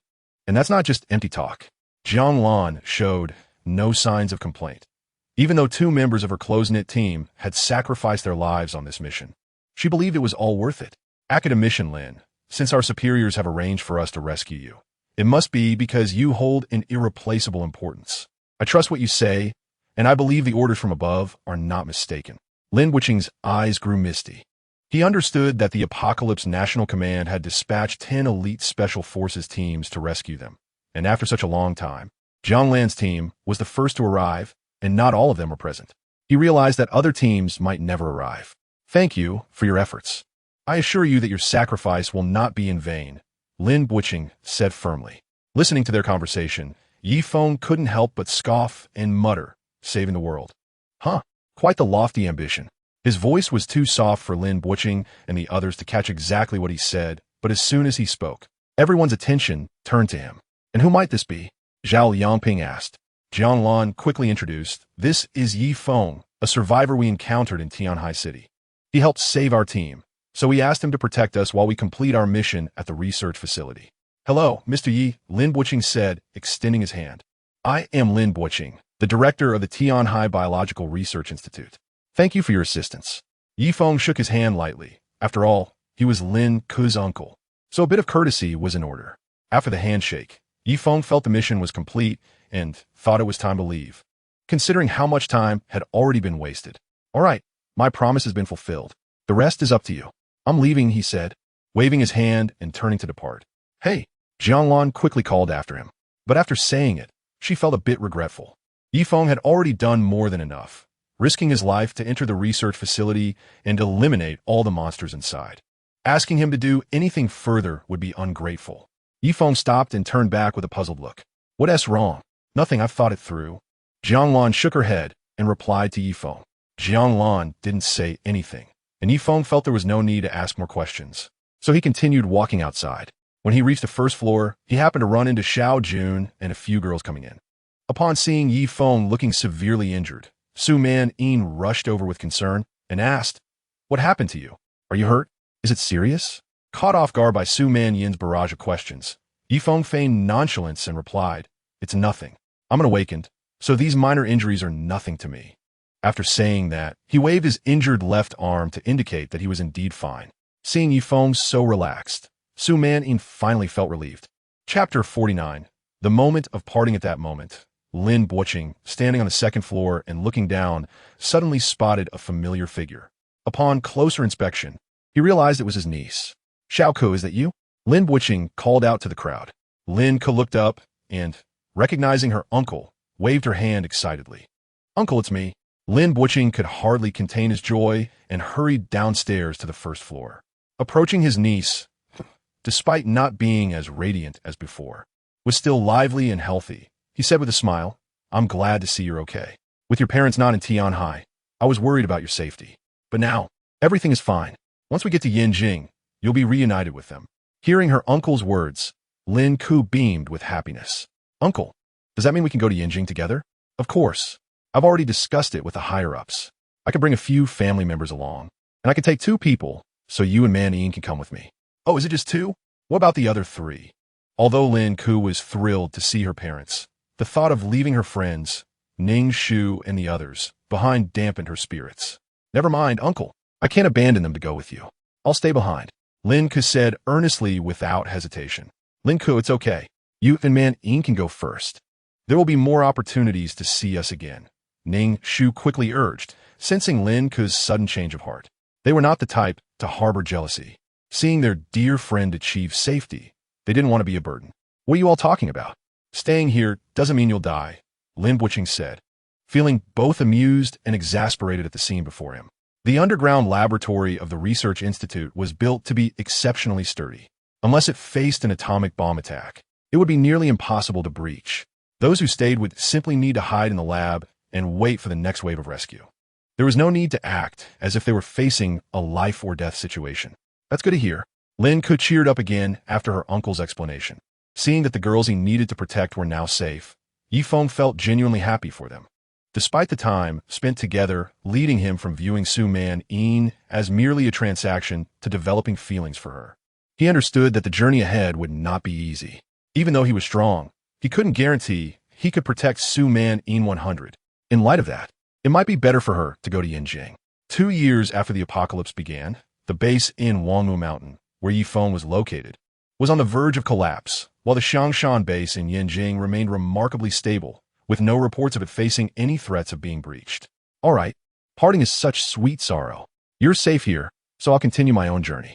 Yifeng looked at Su Man Yin and spoke his farewell. "Aren't you coming with us?"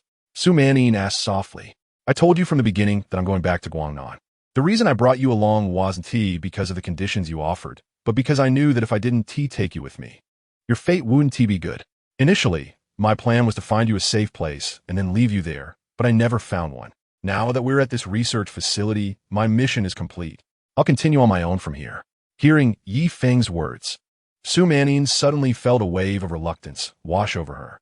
Although her relationship with Yi Feng couldn't yet be called romantic, the experiences they had shared during this perilous time had led to a strange transformation in her feelings toward him. Su Manning wasn't sure if this was love. But as the moment of parting drew near, what she felt most was not the joy of safety, but the pain of separation.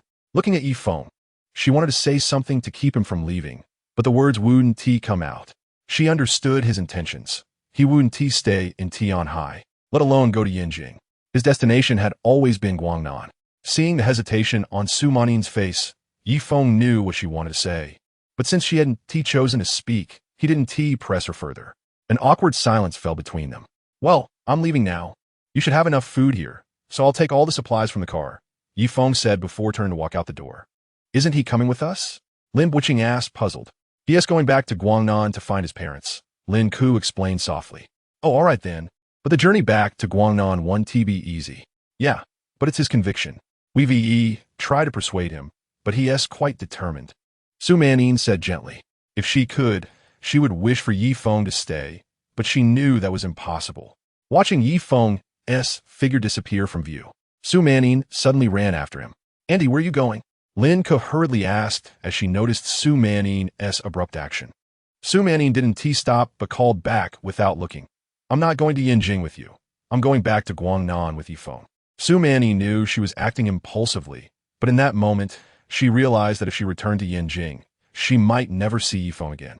She couldn't accept that outcome, so she made up her mind to go back to Guangnan with him. As she reached outside and was about to get in the car, she suddenly heard Su Manning's voice behind her. Yifeng, wait for me. Yifeng turned around to see Su Manning jogging toward him, a sheen of sweat glistening on her beautiful face, her red lips slightly parted as she caught her breath. I made my decision. I'm not going to Yinjing. I'm going back to Guangnan with you, Su Manning said, her voice not loud, but incredibly resolute. Hearing Su Manning's words, a strange feeling suddenly surged within Yifeng. It was a feeling that was hard to describe, yet it filled him with an unusual joy. Have you made up your mind? This journey might be very dangerous, Yifeng said gently. Su Manning looked at Yifeng's face and replied slowly. I made up my mind. No matter how dangerous it is, I want to go back with you. All right, then we'll go back together. Don't worry. No matter how perilous it gets, I will protect you, he assured her. I believe you. Their gazes met, and it seemed as if something deeper ignited within their hearts. Chapter 50. 2 more arrivals. Tap. Lin Ke hurried out of the research institute after Su Manning. She knew that Su Manning was an adult and her aunt, entitled to make her own choices.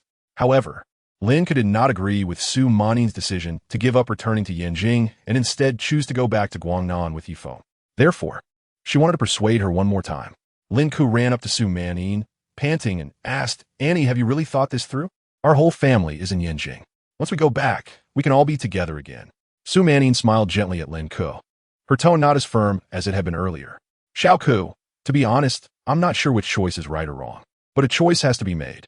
I've already received news that your grandfather and my sister are safe, and that's enough for me. As for the rest, I want to follow my heart.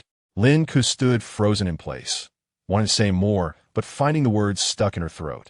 Su Manning reached out to pat Lin Ke's head, comforting her. It's okay. I know you're worried about my safety. It is indeed dangerous out here. But you know Yifeng's strength. He will protect me. I know, but I don't want to be apart from you. Lin Ke looked at Su Manning's face, thinking that this might be their last meeting, and tears began to well up. It felt like the ancient times when transportation was inconvenient and seeing someone required immense effort, crossing mountains and rivers just for a glimpse.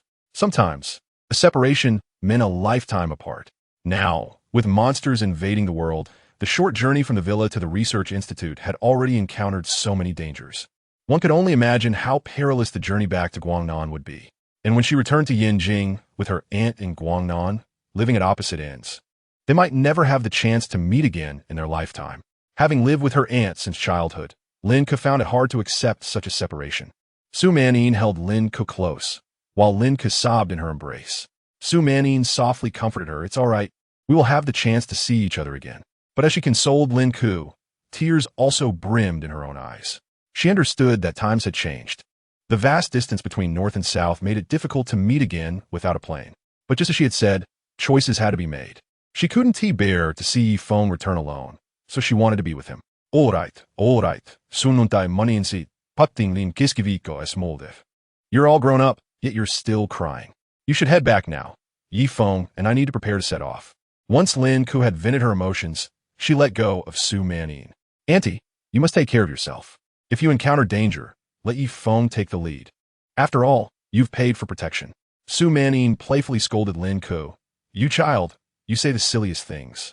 However, Lin Ke's light-hearted banter somewhat eased the heaviness of their impending farewell. All right, I'm leaving now. You should hurry inside too. After saying this, Su Manning turned and got into the car. Lin Ke watched her aunt's figure fade away, wiped her tears, and turned to walk towards the research institute. In the car, as she watched Lin Ke disappear from view, the emotions that Su Manning had been trying to control finally overwhelmed her. With a lump in her throat, tears streamed down her face uncontrollably. Lin Ke didn't want to leave her, but how could she bear to part with Lin Ke? And as for Ning Shu and Lin Muxue, she felt just as reluctant. After so many years together, their bond had long since become like family, and now, facing such a sudden separation, how could she not feel heartbroken? If you really don't want to part, why don't you just stay? Staying would actually be better for both you and them. Yifeng didn't know how to comfort Su Manning, but seeing her so upset, he felt he had to say something. Hearing his words, Su Manning abruptly lifted her head, tears still glistening on her face, her eyes filled with helplessness. She had already made her choice, and this man still wanted her to go back, saying such straightforward things. If she didn't understand Feng, she would have turned around and gone back long ago. If you can't say anything nice, it's better to stay quiet, Su Manning said, slightly irritated. Her lips parted. Feng looked confused. Did I say something wrong again? Su Manning, growing impatient, urged him, hurry up and drive. I'm afraid if you keep talking, I want to be able to help, but get out of the car. No, come on, it's nice that we're in this together. Feng quickly went to start the car, worried that Su Manning would just get out and leave. Just as Feng started the vehicle, he spotted two figures coming out of the research institute in the rearview mirror. Sister Manning, wait for us. Hearing the familiar voices outside, Su Manning opened the car door and saw Ning Shu and Lin Muxue coming towards her, each carrying the luggage they had just taken inside. What is going on? Why are you two coming out?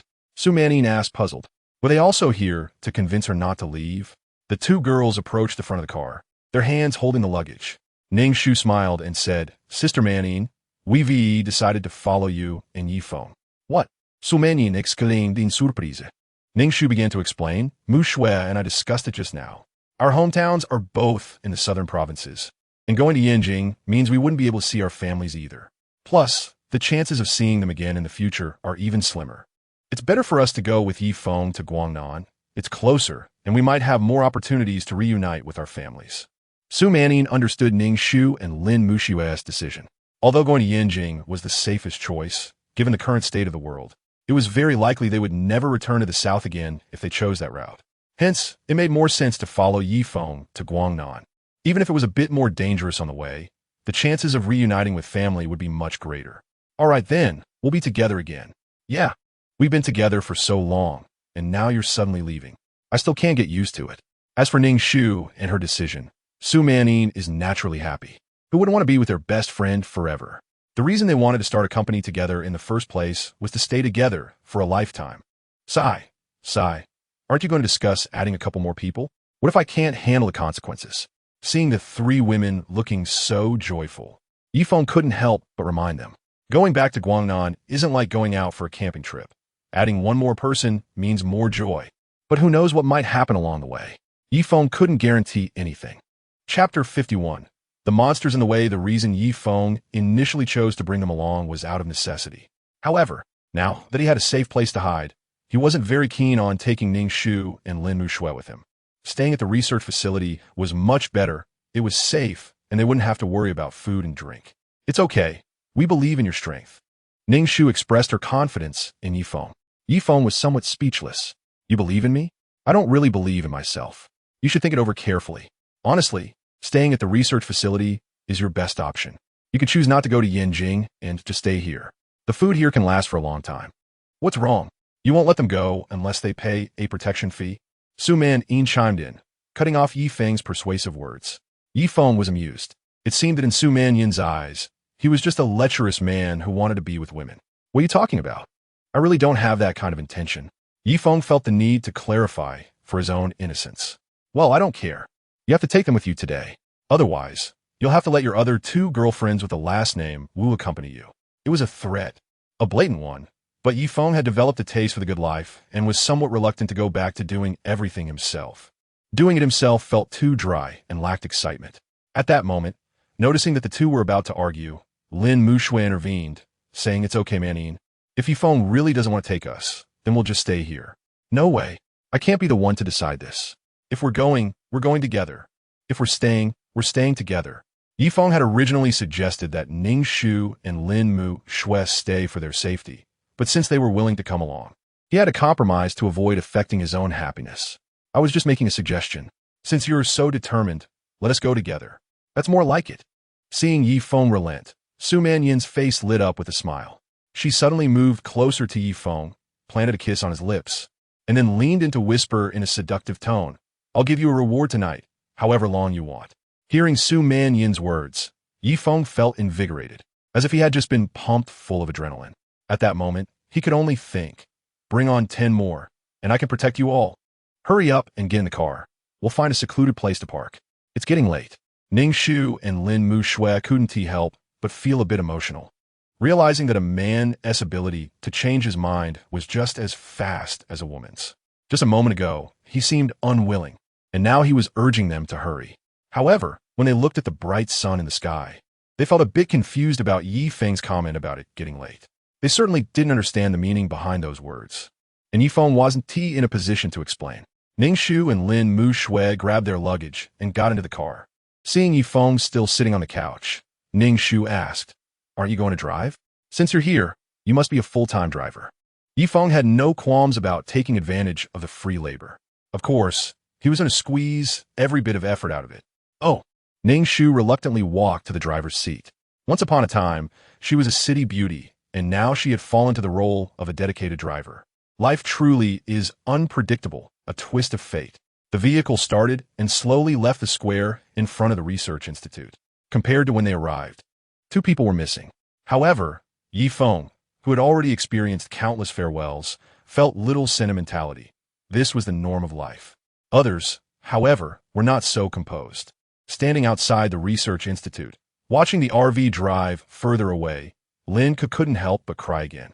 Luo Qian stayed by Lin Ke's side until the RV completely disappeared from view, and only then did they follow the others back to the biological laboratory beneath the institute. As they ventured further out, the trees grew denser. Yi Feng chose not to sit in the driver's seat, but instead placed his knife on the table in front of the seat, remaining highly alert. If any monsters appeared, he would be ready to switch to combat mode immediately. After driving for more than 10 minutes, nothing unusual happened. Su Manyin sat across from Yi Feng with the window open, a gentle breeze flowing in, lifting her hair and making her stunning face look even more beautiful. It was so quiet, they couldn't even hear the groans of zombies.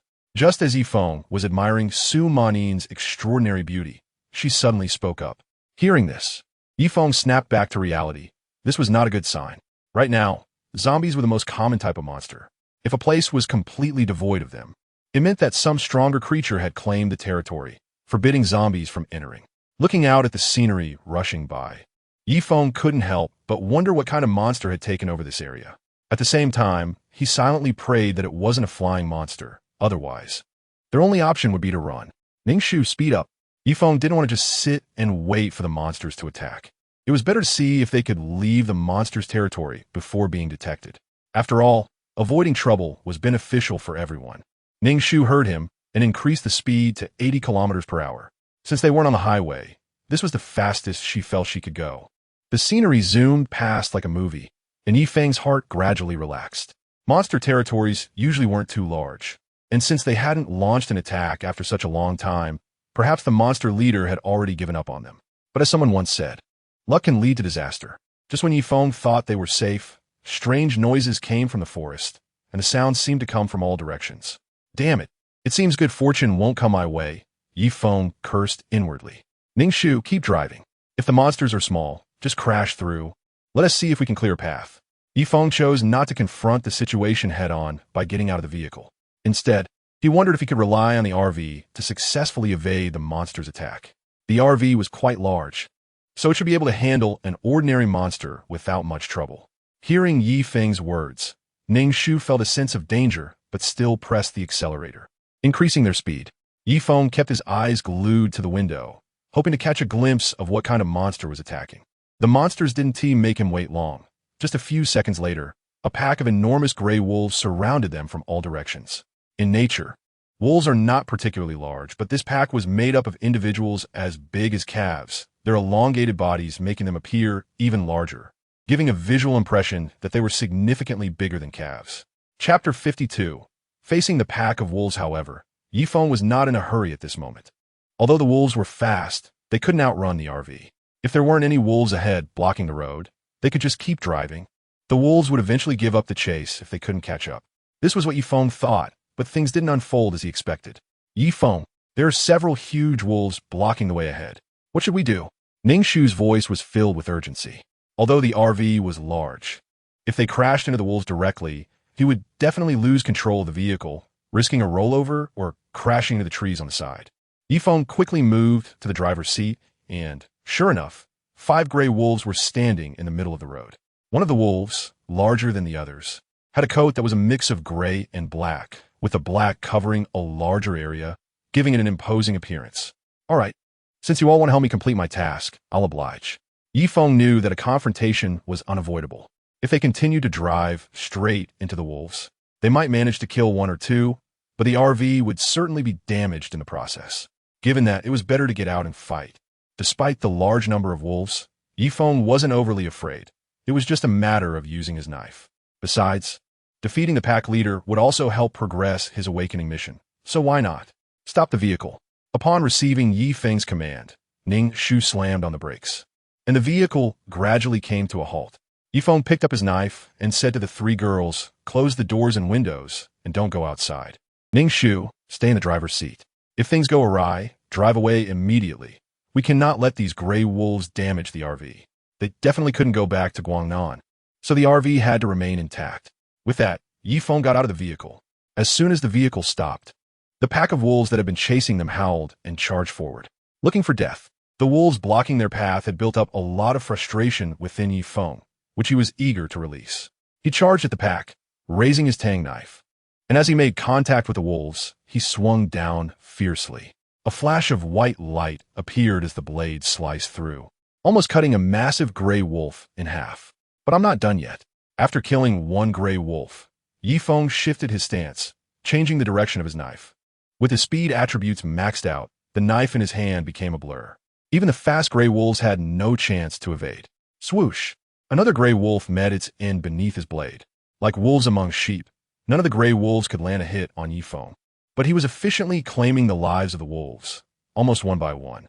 In less than a minute, gray wolf bodies piled up, the stench of blood filling the air. Not far away, seeing his pack being slaughtered, the pack leader could no longer hold back. It let out a howl, rallying the nearby gray wolves to charge at Feng all at once. Feng was not intimidated by the actions of the gray wolf leader. In fact, he was not afraid of being besieged at all. What he feared most was that the wolf pack would attack the RV. Any injury to people or damage to the vehicle was something Feng could not accept. Understanding the principle of capture the leader to subdue the followers, Feng refrained from continuing to attack the gray wolves surrounding him. Instead, he turned and charged directly at the gray wolf leader. In an instant, the distance between Feng and the gray wolf leader closed rapidly as both sides moved with incredible speed. The gap was not very far, and within 3 seconds, Feng could clearly see the gray wolf leader right in front of him. The gray wolf leader did not choose to fight alone. Instead, it formed a fan shape with 4 of its stronger wolf guards, all charging toward Feng together. They were even employing tactics. Too bad they were up against him. Feng surged forward at full speed, increasing his already fast pace. This sudden acceleration caused all of the gray wolves' attacks to miss.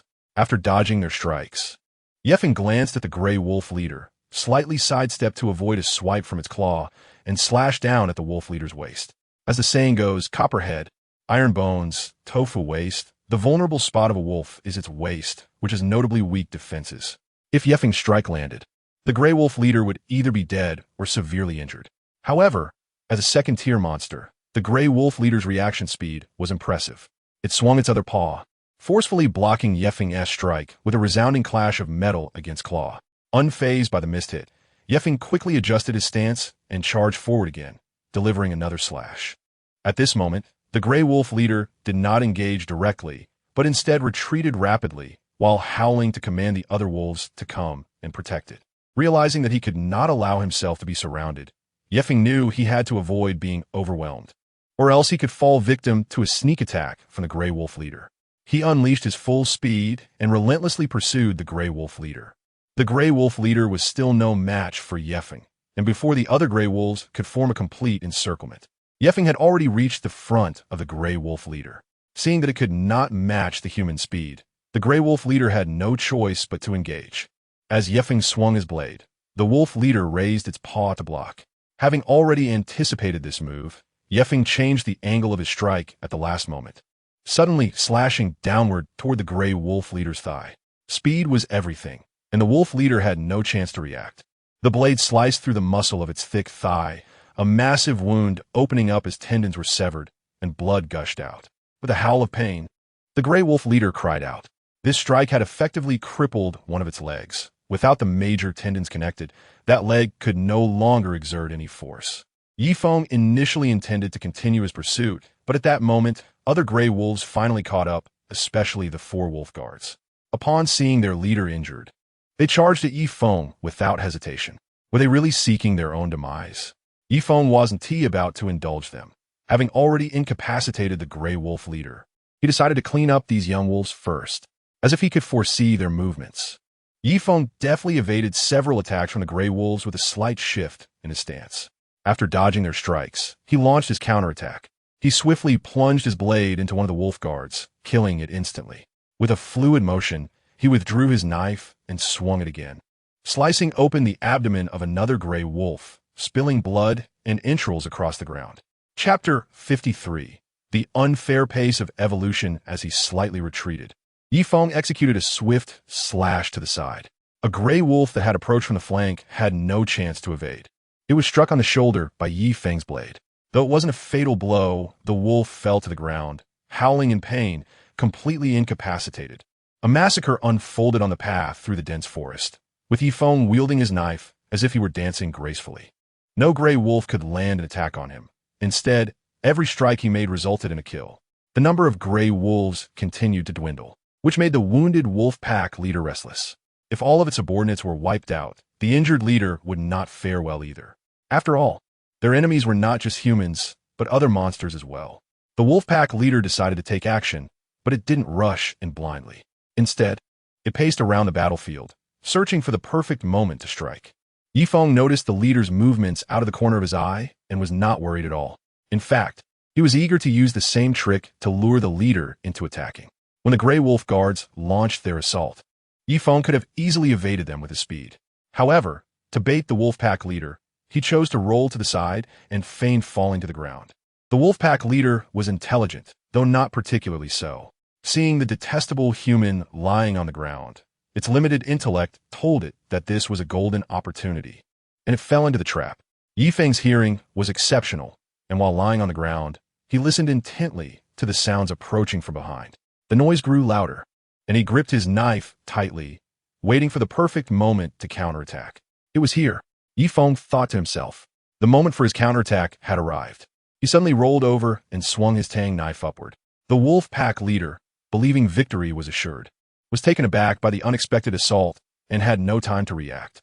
It attempted to raise its paw to block the incoming knife, but was a beat too slow. The tang knife sliced through the air in a beautiful arc, plunging deeply into its abdomen.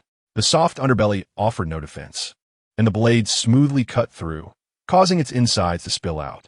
The scene was gruesomely vivid, having sustained such a heavy blow.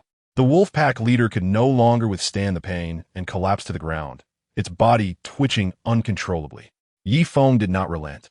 He charged forward, raising the tang knife high before bringing it down with force. The knife traced a semicircle in the air, landing precisely on the leader's neck. Crack! The wolf leader's neck was severed in an instant, its massive head separating from its body, blood gushing forth. Seeing their leader slain, the remaining Grey Wolves were struck with fear and hesitated to advance on Feng. They began to retreat cautiously. Feng chose not to pursue them to the bitter end. Instead, he brandished his knife and made a feint forward. The already frightened pack scattered into the dense forest, leaving behind a scene of carnage in mere seconds, with only a ground littered with corpses. After removing the crystal core from the Grey Wolf leader, a notification from the system appeared, indicating that Feng's awakening task only required him to kill 3 more level 2 monsters to successfully awaken. Given Feng's current progress, he might even reach the extraordinary realm before returning to Guangnan. If he truly advances to the extraordinary realm at this point in time, his combat power would surpass both humans and monsters alike. As Jiang Yin continued to dig up crystal cores, Su Manin and the other 2 girls came down as well. These wolves have grown so large, they're almost the size of cows, Su Manin remarked, looking at the numerous Grey Wolf corpses scattered around. Yeah, it's strange. By the current conditions on Blue Star, these wolves shouldn't be able to grow this big, Lin Mushua, a biology enthusiast, said, crouching down to touch the Grey Wolf leader. Her expression filled with disbelief. Hearing Lin Mushua's puzzled words, Feng didn't elaborate much, but the underlying reason had already been concluded by some scientists in his previous life.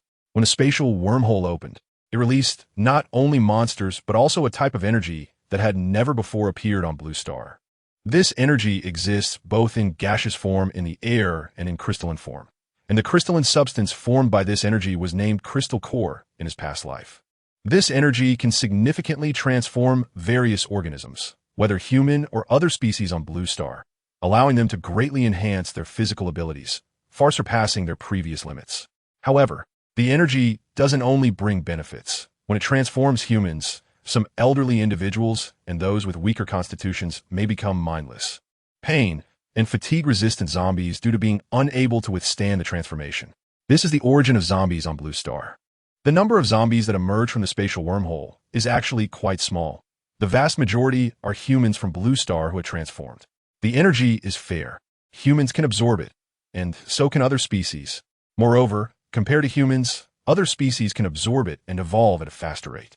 While most humans have only slightly improved their physical qualities, some monsters have already evolved to level 2. Although level 2 monsters pose no threat to Feng, they would be formidable opponents against other humans, even if they wielded weapons. Overall, humans have a higher growth ceiling compared to other species, but their growth rate is slower. This seems quite fair. Feng also believed it was fair if it was just about dealing with species on Blue Star. However, the spatial wormhole released not only energy, but also other monsters. These extraterrestrial monsters possess various incredible abilities and are generally of a high level, which disrupts the balance.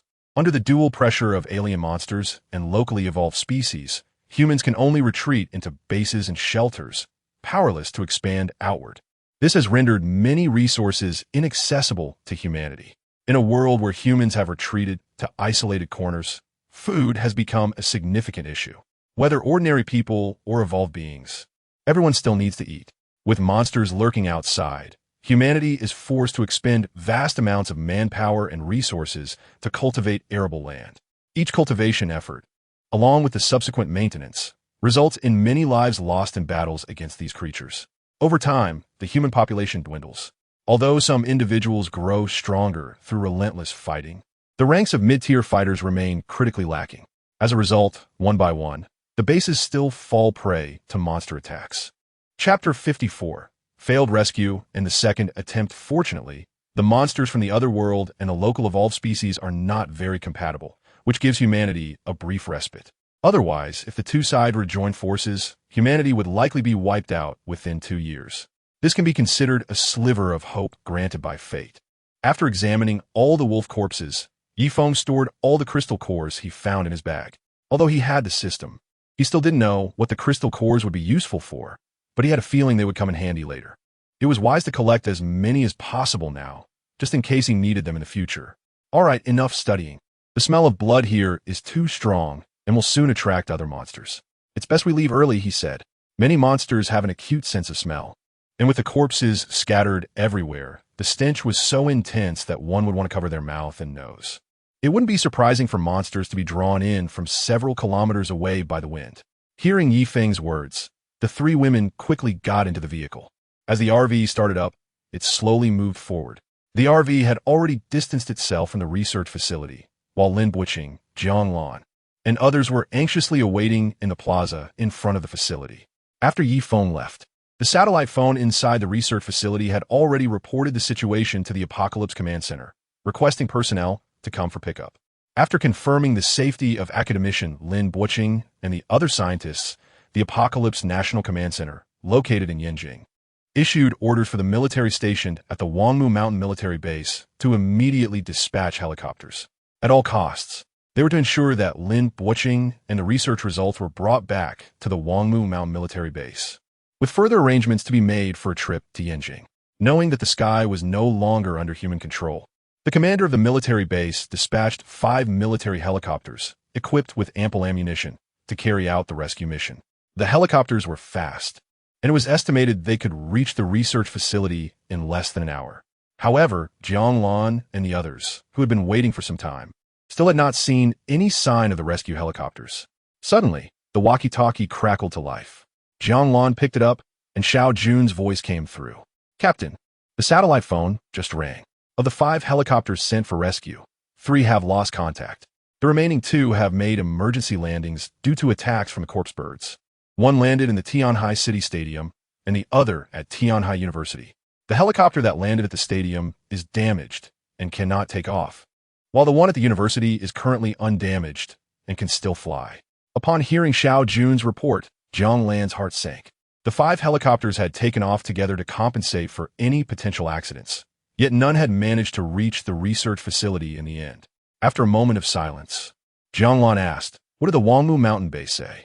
Will they continue sending helicopters for rescue?" "No," came the reply. "The base advised us to be patient for now. They are currently studying how to proceed with the rescue, and they will inform us of the results shortly." After listening, Jiang Lan hung up the walkie-talkie. The sound of the walkie-talkie was loud, and there was no need for Jiang Lan to explain anything to the others. They silently made their way back to the research institute. Inside the institute, after a long wait, the satellite phone rang once more. Jiang Lan answered the call, and a deep voice came through. "This is the base commander. I am informing you of the next steps in the rescue plan after discussions with the Yanjing Command Center. We will select 230 elite soldiers from the Wangmu Mountain Base. 200 of these soldiers will be divided into 10 ground rescue teams, using tanks to conduct rescue operations on the ground. The remaining 30 soldiers will form 10 air rescue teams, utilizing helicopters for their missions. You are to continue waiting in place for the arrival of the rescue teams." After hearing the base commander's words, Jiang Lan, a member of the Wangmu Mountain Military Base, understood that this was the entirety of the rescue forces the base could deploy at the moment. The Wangmu Mountain Military Base is located in central Huagua, and its standing military strength is already significantly less compared to the border provinces.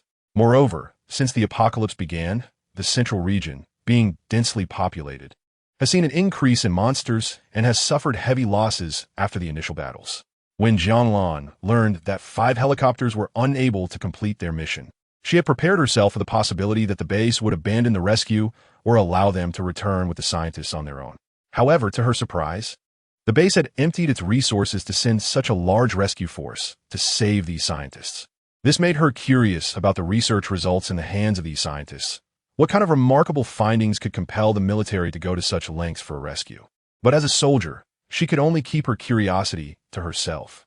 Everything happening inside the research institute was of no concern to Yifeng, who was driving the RV southward. However, they faced a tricky situation. The vehicle was out of fuel. Looking at the nearly empty fuel gauge, Yifeng had no choice but to stop the vehicle. The journey back to Guangnan was still long, and with the RV's large size and high fuel consumption, he hadn't thought to stock up on more fuel while on the run. Now, a serious problem lay before him. Where could he find fuel? Before the apocalypse, gas stations were everywhere, and one could fill up wherever they wanted. But now, the situation was different. Being in a suburban area, gas stations were scarce, and with monsters lurking around, what used to be a simple task had turned into a major headache.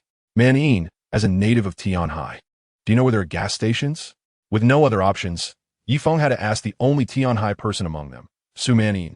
Su Manyin replied awkwardly, "If you ask about the city, I might have some idea, but out here I really don't know where the gas stations are." At that moment, Lin Mu Shui, who usually remained quiet, timidly spoke up. "When I went camping with my classmates before, I think I saw a highway service station not far from here where you can get fuel." Hearing that there was a gas station nearby, Yifeng let out a sigh of relief and then asked Lin Mu Shui, "Do you know how to get there?" "I'm not exactly sure of the specific location, just that it's somewhere around here," Lin Mu Shui said apologetically, shaking her head. "Forget it. Let's just keep going.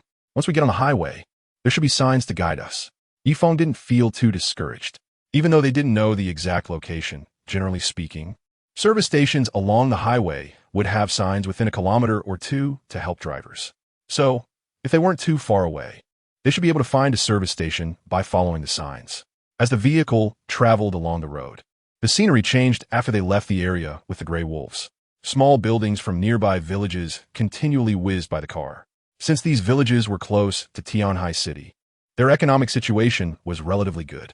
Each household had constructed villa-style homes with gardens filled with vegetables and fruits, and some poultry running around. Chapter 55. The vegetable garden by the road. When Yifeng saw this scene, his eyes suddenly lit up. Wasn't this free food? And the best part was that the RV had a fridge with a capacity of over 100 liters. So he didn't have to worry about the food going bad. "Come on, let us get out and grab some food. We can't waste this great opportunity." Yifeng quickly parked the car and said to Su Manyin and the others behind him. Once the 4 of them stood by the roadside, Su Manyin looked at the vegetable garden in front of them and asked uncertainly, "Are we really going to take some? Won't that be a bit wrong?" Hearing this, Yifeng looked at Su Manyin in disbelief. Sister, this is the apocalypse. People are killing each other without a second thought. And you're hesitating over taking some food? I'm just worried that the owner of these vegetables needs to eat too. If we take everything, they won't have anywhere to buy food in this world. So manjin diplaith. She had yet to experience true hunger, so her desire for food wasn't that strong. If she had truly gone through what Feng did in his past life, she wouldn't have needed him to say a word. She would have cleared out the entire garden herself, without leaving a single leaf behind. All right, stop being so virtuous. Take care of yourself first. In this world, it's a blessing just to be alive. Who has time to worry about others? Feng's mindset had already matured into that of a survivor in the apocalypse. But seeing the three girls looking so reluctant, he relented. Fine. I'll check if this vegetable garden has an owner. If it does, I'll just take half. Okay, that is what you said. You can't back out now. Su Manning quickly replied when she saw Feng compromise. Well, have I ever backed out? Feng said, a bit disgruntled. After settling the terms, Feng walked into the vegetable garden and shouted toward a nearby 3-story building. Hey, is anyone there? Come out and say something. That sounded a bit off. It was too blunt. Adjusting his tone, Feng shouted again, hey, has the owner of this vegetable garden died out? If not, come out and respond. If you're all gone, you can even come to me in my dreams tonight. The three women felt a wave of awkwardness wash over them upon hearing Feng's shouts. Was that really how a person should talk? However, they were too tired to complain. After all, that was just how Feng was. Getting used to it was part of the deal. All right, I asked, and there is no one here. We can take what we want, Feng said happily as he returned to Su Manning and the others. Seeing that Feng had indeed fulfilled his obligation to inform, Su Manning had nothing more to say, and the four of them rolled up their sleeves, ready to pick the fruits and vegetables of the local farmer. Just as they began to harvest, a voice called out from the rooftop of the 3-story building. Hello, can you help us? Feng heard it and shouted back, hello, no, I can't. His blunt response left the person seeking help speechless. Was he really that straightforward? Was he at the time to be a good person? Refusing brought Feng immense joy as he bent down to pick vegetables, completely lacking any sense of embarrassment. However, just as Feng was happily picking, someone on the rooftop shouted, there's zombies blocking our door downstairs. Can you help us? You have to wonder if this person is out of their mind. Zombies are incredibly dangerous, and among the four of us, I'm the only guy, and I'm not exactly strong. How could I possibly help them? It's just hilarious, Feng thought, mocking the person who called for help. Feng, just help them out. Those zombies are nothing for you to handle, Su Manning said in a sweet, coaxing tone when she noticed Feng had no intention of intervening. She knew that Feng responded better to a gentle approach rather than a forceful one. Of course, Feng wasn't completely selfish, otherwise. He wouldn't have chosen to bring Su Manning and the others along, nor would he have saved Jiang Lan and the others earlier. His earlier actions were just for fun. Even if Su Manning hadn't asked, he would have rescued the trapped people before leaving, as it wouldn't take much of his time. All right then, you guys hurry up and pick. I'll go check it out, Feng said, brushing the dirt off his hands and stepping toward the small building. As he got within about 10 meters of the building, he heard the growls of zombies. Drawing his tang knife, he slowly moved toward the source of the sound. Pushing open the gate to the small courtyard, he saw 3 zombies staggering around. Judging by their clothing, they seemed to be elderly people. Feng guessed that these 3 zombies were likely related to the people trapped inside the building.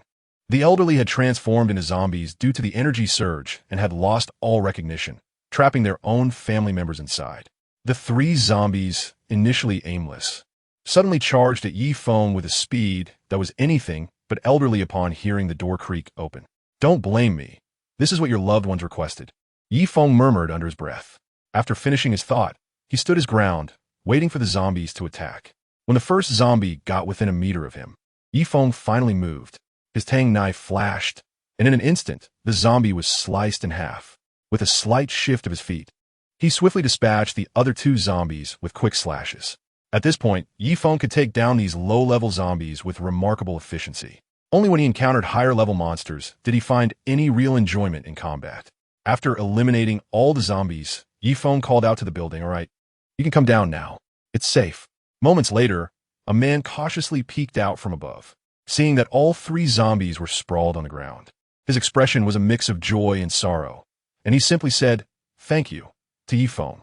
All right, I'm leaving now. You can handle the cleanup of the bodies. Feng replied, turning to exit the courtyard. When he returned to Su Manning and the others, he found that the 3 girls had gathered some vegetables, but not a lot. Is this all you've picked? It seems a bit too little, he remarked. Su Manning sighed. If you want to pick more, you should check if our fridge can hold that much. This amount is already enough to fill it. Yi Feng estimated that it was indeed the case. A refrigerator with a capacity of over 100 liters wasn't that big. Besides, they still needed to catch some chickens and ducks to put in, and this was already pushing the limits of what the fridge could hold. Just as Yi Feng and the others were carrying the vegetables back to the car, a man, a woman, and a little boy cautiously approached them. Hello, is this vegetable patch yours? Su Manning stepped forward to ask before they got too close. The woman, holding the little boy's hand, stepped forward and replied, Yes, this vegetable patch belongs to our family. I'm sorry for picking the vegetables without your permission, Su Manning said apologetically. No problem at all. If it weren't for your help, we might have been trapped in that small building. Feel free to take more. There are only 3 of us left in the family, so we can't eat all of this anyway. Chapter 56. Only exhausted cows. Not worn-out fields. Yi Feng's estimation was correct. The 3 people downstairs were indeed the child's grandparents, along with the child's father's aunt. The whole family usually lived together. When the spatial wormhole opened, they were fortunate enough not to be attacked by monsters. However, the child's grandfather had always been in poor health, and under the transformation brought about by the energy, his body could not withstand it and mutated into a zombie. Once he became a zombie, the first to be infected was the grandmother, followed by the aunt. Their family of 3 lived on the 3rd floor, which allowed them to narrowly escape the attacks. After fleeing to the rooftop, they locked the door behind them and felt safe. Unfortunately, the 3 zombies that had once been family members were blocking the hallway, preventing them from going downstairs to fetch food. However, the child's father came up with a clever idea and kept throwing bricks from the rooftop into the yard, which managed to lure the zombies away. With the food they had in the house, they managed to survive for over a month. At one point, the child's father also considered throwing bricks further away to distract the zombies so they could leave the building. But for some unknown reason, the 3 zombies refused to leave the vicinity of the building. After exhausting all the items they had thrown, they still couldn't lure the zombies away. So they had no choice but to wait helplessly. Fortunately, they were lucky enough to encounter Yi Feng and his group, who rescued them. While Su Manning was chatting with them, Yi Feng and Ning Shu had already moved all the vegetables back to the car. Yi Feng then approached the family and asked, Do you know where the nearest gas station is? I know, the man replied, pointing in a direction. Just follow this road, and when you reach a fork, take a right. That will lead you to the highway, and after driving for about 10 kilometers, you'll reach the nearest service station. With their supplies gathered and directions confirmed, it was time for them to move on. All right, we're leaving now. Take care, and here's a piece of advice. Try to stay close to your neighbors. That way, if you encounter monsters, you'll have some means of self-defense. Before departing, Yi Feng offered the family a sincere piece of advice. The brutality of the apocalypse was something that ordinary people without firearms could hardly withstand. Moreover, given their remote location, it wasn't very realistic for them to head to the soon-to-be-constructed Wangmu Mountain base. Therefore, the best approach was to survive as a group. At least then, they would have some ability to resist when facing lower-level monsters. Otherwise, if 2 or more zombies attacked them, the whole family would undoubtedly not survive. Thank you for your advice. We'll go look for others. However, there's zombies at the neighbors' houses too, and with just our family, we probably won't be able to save them, the man said, hinting at the grim reality. Yi Feng understood the underlying meaning in the man's words. He knew that any ordinary person, when confronted with zombies, would not think about defeating them, but rather how to run away faster. Looking at this family, Yi Feng couldn't help but recall his own past life. He, who was somewhat averse to trouble, spoke up. It's fine, I'll clear out all these zombies for you. With that, Yi Feng brandished his knife and stepped into the village. 10 minutes later, he walked back out. Seeing how quickly Yi Feng had returned, the man was astonished and incredulously asked, Is it over already? Of course, what did you expect? For Yi Feng, taking down the zombies that had mutated from the villagers was no big deal at all. If it weren't for the villagers being so spread out, he could have done it even faster. Sure enough, after Yi Feng came back, the villagers started appearing on the village roads. All right, we've helped as much as we can, and now we need to be on our way. Take care. Yeah, you too. Watching the RV drive away, the family felt it was all a bit surreal. A group of people suddenly showed up, wiped out all the monsters in their village, and then just as suddenly left, all within half an hour. Yet, it was this half hour that had saved their village. Yi Feng didn't really care about having saved a village. To him, it was just a matter of lending a hand. Inside the RV, Ning Shu had taken over driving, while Yifeng, Su Manin, and Lin Muxue sat on the couch. Su Manin looked at Yifeng and suddenly asked, "Didn't you say you wanted to catch some chickens and ducks? Why didn't you?" Yifeng immediately smacked his forehead in regret. "Oh no, I totally forgot about that." He then shifted the blame, complaining, "You guys should have reminded me. How can you blame us for that?" Su Manin retorted, clearly displeased. "I thought you had a change of heart and wanted to leave some food for others. So I didn't remind you. Do you really think I have that kind of conscience? Clearly not. You don't know me at all." Sure. A heartless person who just cleaned out an entire village of zombies. You're the most heartless of all. Stop being sarcastic. If you keep this up, I'll show you my strength tonight." Yifeng shot back, unable to counter her effectively. Su Manin wasn't want to back down, quickly firing back, "Are you scared? I've only heard of overworked cows, never of ruined fields." Lin Muxue listened to their banter, feeling quite amused. Su Manin had always carried herself like a goddess in both the company and her social interactions. But it was surprising that just a few days into being with Yifeng, her goddess demeanor had completely vanished, and she was now daring to say such cheeky things. With Su Manin throwing down the gauntlet, Yifeng naturally couldn't show weakness. "All right, just you wait. I'll take care of you tonight. Hey, could you two keep it down a bit? We also need to sleep." Ning Shu, who was driving, couldn't hold back any longer and protested. "Yeah, Sister Manin, you call out so loudly every time. Even the heroines in those Japanese films don't scream as loudly as you." Lin Muxue, who seemed harmless, chimed in with perfect timing. Su Manin's face instantly turned red. Being teased by her close friend made her feel a bit embarrassed. I won't pay attention to you anymore." Su Manin couldn't sit still and quickly returned to the bed at the back of the RV, curling up like a turtle. After this little scene, Lin Muxue and Ning Shu couldn't help but smile. In the apocalypse, smiles are incredibly precious. Every moment is filled with the pressure of survival. Who can afford to smile? Even the strong face significant pressure, as their enemies are not just low-level monsters, but high-level creatures like bone dragons that can easily destroy a city. Their lives are not entirely in their own hands. Chapter 57. The Gentleman in a Previous Life. There were often reports of powerful individuals sacrificing themselves in various battles. They belonged to the strongest faction on Blue Star, yet they still met their fate at the hands of monsters. Yifeng wasn't sure what his destiny would be in this life, but looking at Lin Muxue's beautiful face as she covered her mouth and giggled, he suddenly felt that perhaps he should do something. Even if he couldn't save the world, at least he could save a few people. "Muxue, you have a beautiful smile." Yifeng sincerely complimented her. Upon hearing his words, Lin Muxue's smile instantly froze, her eyes darting around as if contemplating how to respond.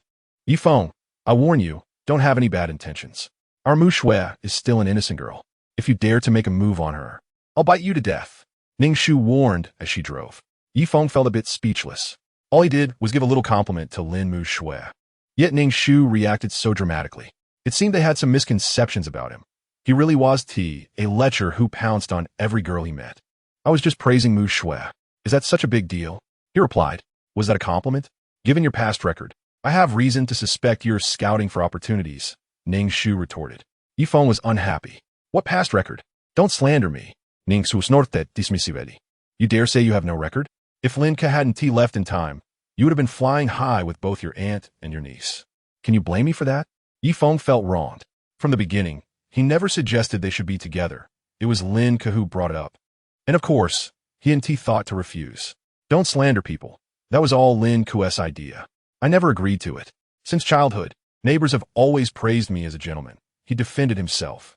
That just means your neighbors are blind, unable to see the dirty thoughts hidden deep in your heart. Ning Shu's comeback hit the mark. What is wrong with wanting to fly high? Which man doesn't want that? Wanting but not acting on it. Now that's what you call noble. Yifeng stopped being stubborn.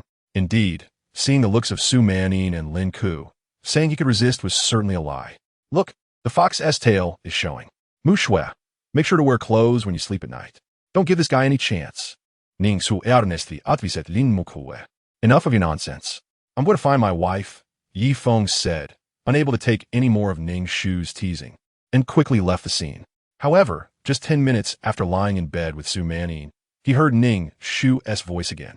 I see a gas station, but the situation might be a bit off. Yifeng, you should come take a look. Yifeng didn't hesitate and quickly got out of bed to head to the driver's seat. Ahead, what had once been a wide 3-lane road was now blocked by cars in disarray, leaving only one lane open. The remaining lane was blocked by a makeshift gate made of iron and wooden sticks. The sticks were sharpened at the top to prevent anyone from climbing over. It was obvious that someone had already taken over this service station and was intercepting passing survivors to rob them of food and people. What should we do? They are blocking our way. Ningshu had already stopped the vehicle, hesitant to get any closer. Yifeng simply smiled and asked, "Who do you think is stronger? Those people or that giant spider?" "Of course, the giant spider is stronger," she replied. "And if I can kill that spider, should I be afraid of these people?" After hearing Yifeng's words, Ningshu realized that in this world, numbers no longer equated to strength. The man beside her was the true apex of combat power. "Don't be afraid. Let's drive a little closer. If they have any sense, we'll just refuel and leave. If they don't know their place, we could take care of them and then refuel. It won't delay us." With that, Ningshu felt reassured and drove the RV forward. As the vehicle approached the barrier, Yifeng got out alone. He held a tang knife in his hand, its blade glinting sharply in the afternoon sun. Upon seeing Yifeng exit the vehicle, hurried footsteps echoed from within the service station. In less than a minute, a dozen men appeared before Yifeng, armed with sticks and knives, reminiscent of a gang from the past. The group stood together, their sharp gazes certainly capable of intimidating some. But Yifeng was not among those intimidated. He pointed at the barrier, his tone calm and non-threatening. "Move this aside within 10 seconds. 1-2. Boss, is this guy out of his mind? Doesn't he know who's in control here?" In the midst of the crowd, a burly man with a fierce expression frowned slightly. His name was Su Hai, the leader of this group. He heard his subordinate's words, and, although unsure whether this man threatening them was truly insane, he had learned to remain vigilant after years of navigating the underworld. "Egu, move the barrier and let him in." Although Su Hai could have ordered his men to kill Yifeng on the spot, since the situation was already tense, he was curious to see if this man had any backing or was simply a fool. Seeing the barrier being moved, Yifeng, who had already counted down, slowly walked towards the crowd. He reached the front and asked, "Who is the boss here?" Hearing Yifeng's seemingly challenging words, Ergo, standing next to Su Hai, couldn't hold back his temper. Considering himself a seasoned sycophant, he seized the opportunity to show off in front of the boss. Gripping a thick wooden stick, he charged at Yifeng aggressively. "You little punk, looking for a beating?" In just a few steps, Ergo was right in front of Yifeng. As he raised the wooden stick to strike down hard, Yifeng also swung his tang knife. A dazzling flash of silver light cut through the air, and in an instant, Ergo's movements froze. The next second, his upper and lower body separated and fell to the ground, a thick stench of blood immediately filling the noses of those present. As everyone's gaze turned to Ergo's position, some individuals with weaker constitutions could no longer hold back and turn away to vomit. The scene was incredibly gruesome. Yifeng's blade had cleanly severed Ergo's waist, spilling his innards onto the ground in a grotesque mixture of yellow and red. The sight was both bloody and repulsive. However, Yifeng wasn't fazed. He had witnessed far more grotesque scenes before. Compared to what he had seen, this was merely a minor incident. Chapter 58. The Captive Survivors. However, Yifeng was a man of principles. After taking a life, he always felt it necessary to explain his reasoning. As the saying goes, with reason, one can go anywhere. Without it, one struggles to move an inch. Yifeng's goal was to always position himself as the one in the right. "Just now, I said to open it within 10 seconds, but you were a second late. So, killing one person accounts for that 1 second. Fair, right?" Seeing the crowd fall into silence, Yifeng continued, "Originally, to keep things fair, I intended to kill your leader, but unfortunately, that unfortunate soul came out to meet his fate on his own. So, that's not my fault. Now, step aside quickly. We need to refuel." After explaining, Yifeng directed them to clear the path for the RV to pass. He then waved in the direction of the RV and shouted, "Ningshu, come over here." After he finished speaking, a group of over a dozen people gathered again. A bespectacled man approached Su Hai and whispered, "Brother Hai, what should we do? He seems tough to deal with." "Yeah, he really is. Well, he swung that knife. I didn't even see it coming. He was too fast." Su Hai recalled the scene, feeling a wave of fear wash over him. If it weren't for that unfortunate guy, Ergo, who took the hit for him, he might have been on the road to the underworld looking for Meng right now. At that moment, a man with bleached hair joined them. With a fierce look in his eyes, he said to Su Hai, "Boss, don't be scared of him. We have over a dozen brothers here. If we all go at him together, he can't possibly take us all on." Hold on, let me think, Su-hai replied, still contemplating the situation. Meanwhile, Ning-shu had already driven the car to the gas station.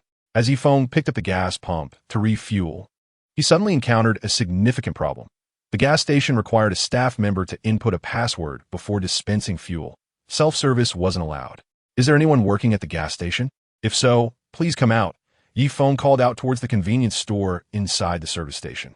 After calling out several times without receiving a response, just as Yifeng was about to seek out the group of people, a loud thud echoed from inside the store, sounding as if someone was slamming their body against the wall. Although Yifeng wasn't very close to the supermarket, his enhanced hearing allowed him to catch the faint sounds. At this point, he could guess what was happening. This group of people had passed through and thought this service station was a prime spot to refuel, with plenty of food in the supermarket and a chance to block the road to engage in some easy pickings. With so many benefits, they certainly wanted to take control and act as the big shots. The people inside the supermarket were likely the original staff of the gas station, along with some survivors who had passed through and were now being held captive by this gang. After a moment of contemplation, Yifeng made his way toward the supermarket. Having lived a second life, Yifeng's mindset was slowly shifting, especially as his abilities grew stronger. He suddenly recalled that in his previous life, some of humanity's stronger individuals could disregard the fates of these survivors entirely. Those strong individuals can selfishly find a place to live, running away when they encounter monsters they cannot defeat. If they are determined to escape, it is hard for anyone to catch up with them, unless they face one of the few monsters known for their speed. However, in the past, many powerful figures in various bases chose to protect their strongholds and defend the unawakened survivors, even at the cost of their lives. At the Wangmu Mountain Base No. 9, where Yifeng lived in his previous life, the strongest defender met the same fate, dying under the attack of a bone dragon without ever abandoning the base to survive alone. At the beginning of this life, Yifeng was also focused solely on protecting himself and his family. But as his abilities grew, his perspective began to change, especially after witnessing Jianglan and others risking their lives for an elusive mission to save humanity. Yifeng suddenly started to understand the mindset of those strong individuals. This world needs saving, and when you are fortunate enough to possess such abilities, you should consider what you can do for it. Arriving at the supermarket, Yifeng pushed open the door. In a corner, a group of people were tied up, their mouths taped shut, huddled together. Among them, a man bound tightly was repeatedly hitting his back against the wall. Although it seemed futile, his persistence alerted Yifeng to their predicament. Using a knife, he cut the rope binding a woman, who quickly tore off the tape from her mouth after gaining her freedom.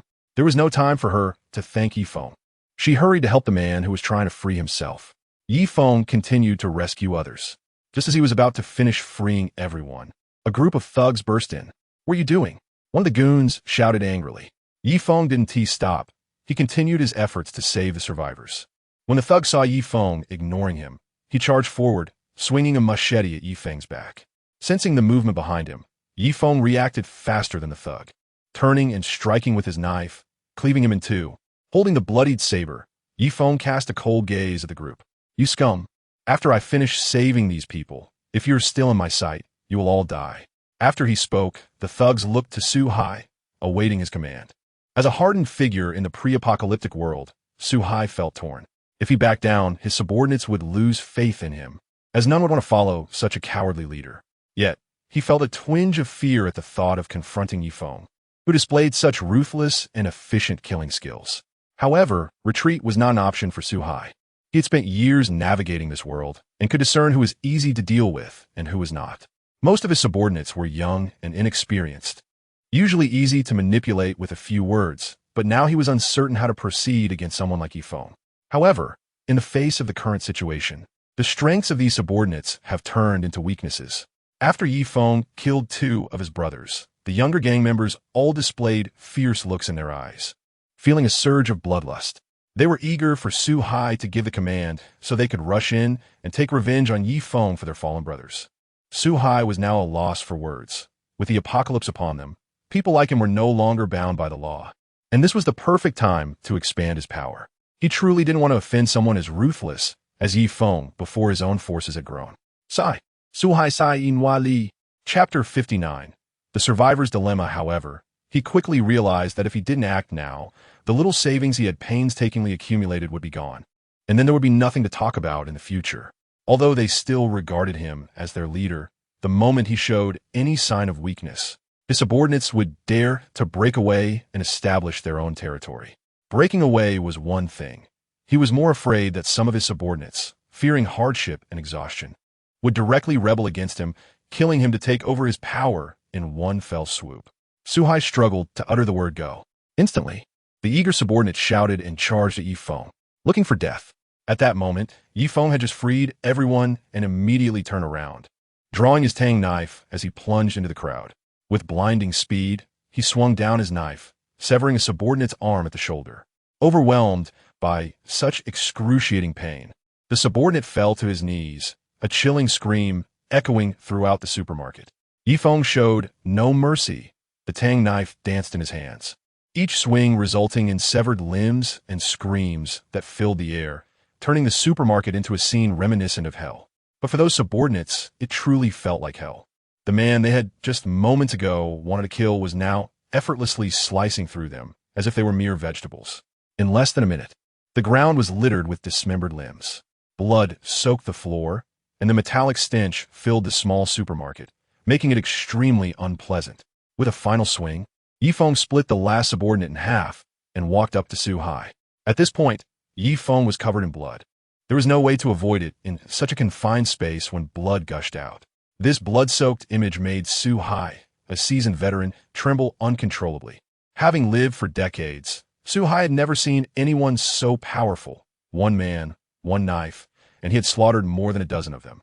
This was how one killed pigs. I was wrong. I shouldn't have crossed you. I hope you can spare my life, Suhai stammered, his lips quivering in a plea for mercy. A wise man knows when to yield. Now his life was in Yi Feng's hands. He would be willing to kneel and call him dad if it meant saving himself. Yi Feng looked at Suhai with a calm gaze, shook his head slightly, and then swung his knife. Not a chance. As Suhai's head rolled to the ground, Yi Feng said indifferently. After finishing off his opponents, Yi Feng turned back towards the crowd he had rescued and asked, "Who here works at the gas station?" "I do." A man stepped forward. "Do you know the password?" The man was somewhat nervous, but still managed to stammer out the password. 9527. Having learned the password, Yi Feng wasted no time and walked out of the supermarket towards the gas pump outside. When Yi Feng reached the RV and saw him covered in blood, Su Manning couldn't help but scream. Yi Feng's appearance was terrifying. He was drenched in blood, looking like a deranged killer. However, it wasn't far from the truth, as even deranged killers might not have killed as many as Yi Feng had. How did it come to this? The smell of blood is overwhelming, Su Manning said, stepping back a few paces as she caught a whiff of the stench emanating from Yi Feng. It was indeed too strong and quite revolting. "What can I do? If they want to attack me, I have no choice but to send them all to hell," Yi Feng replied casually. "You killed all of them?" Su Manning asked incredulously. "What else would you have me do?" "It's not my style to spare one and eliminate the rest," he shrugged. "Ugh, you should really try to kill fewer people. We're all human after all. As long as someone hasn't committed a serious crime, a warning should suffice. There's no need to kill them all." Yi Feng scoffed. "We may see them as our kind, but they certainly don't see us that way. Do you have any idea how many people in the supermarket were tied up like pigs by them? Those who suffered at their hands would gladly eat them alive." As Yi Feng spoke, the rescued individuals from the supermarket gradually emerged. "Look, these are the people they tormented. Those who don't even regard others as human. Killing them won't affect my good deeds." Looking at the situation before her, Su Manning couldn't help but agree with Yi Feng. After all, she had almost experienced the same fate herself. "Fine, I admit you're right. Don't worry, I don't kill just anyone. Good people should be saved, and bad people should be eliminated. If bad people aren't punished, who would want to be good in this world?" Yi Feng said as he began refueling the vehicle. The tank filled up quickly, and Yi Feng then retrieved several empty oil barrels from the supermarket, planning to store them in the car as backup fuel so he wouldn't have to search for gas stations later. While Yi Feng worked, the couple he had rescued approached him. "Thank you for saving us," the man said gratefully. Yi Feng waved his hand dismissively. "No need to thank me. It was just instinct." Seeing that Yi Feng wasn't inclined to chat, the man didn't walk away. Instead, he decided to ask Yi Feng some questions. "By the way, I never caught your name," the man said, hoping to build rapport before diving into his inquiries. However, Yi Feng had no interest in making friends. If you have questions, just ask. I'll be leaving as soon as I finish refueling, and you don't need to know my name. The man felt a bit awkward. After all, it was customary to know someone's name when meeting for the first time. But he didn't dwell on it for long. He understood that the world had drastically changed, and the powerful Feng before him likely had more knowledge than they did. If he didn't seize the opportunity to ask questions now, they would be left in the dark like headless flies once Feng departed. I want to ask, what exactly has happened in this world? Why are there so many monsters? And has the government started rescue operations yet? The man's first question was quite broad, and Feng wasn't sure how to answer comprehensively. After pondering for a moment, he decided to provide a brief explanation. As you can see, monsters from other worlds have descended upon Blue Star all around the globe. These creatures arrive with a mission to exterminate humanity, so when you encounter one, you have only two choices, either kill it or run away. Feng briefly explained the differences between the four monsters and the local ones, and he revealed the secret of awakening to the man. This secret is still relatively unknown, but in a little while, it will become common knowledge. By informing them in advance, Feng might help them become awakened beings, which could be considered a good deed. Chapter 60. Trapped in Sinan Town, after discussing the significant changes in the world, Feng began to address the man's second question. As for your second question, I'm afraid the military is also struggling to protect themselves.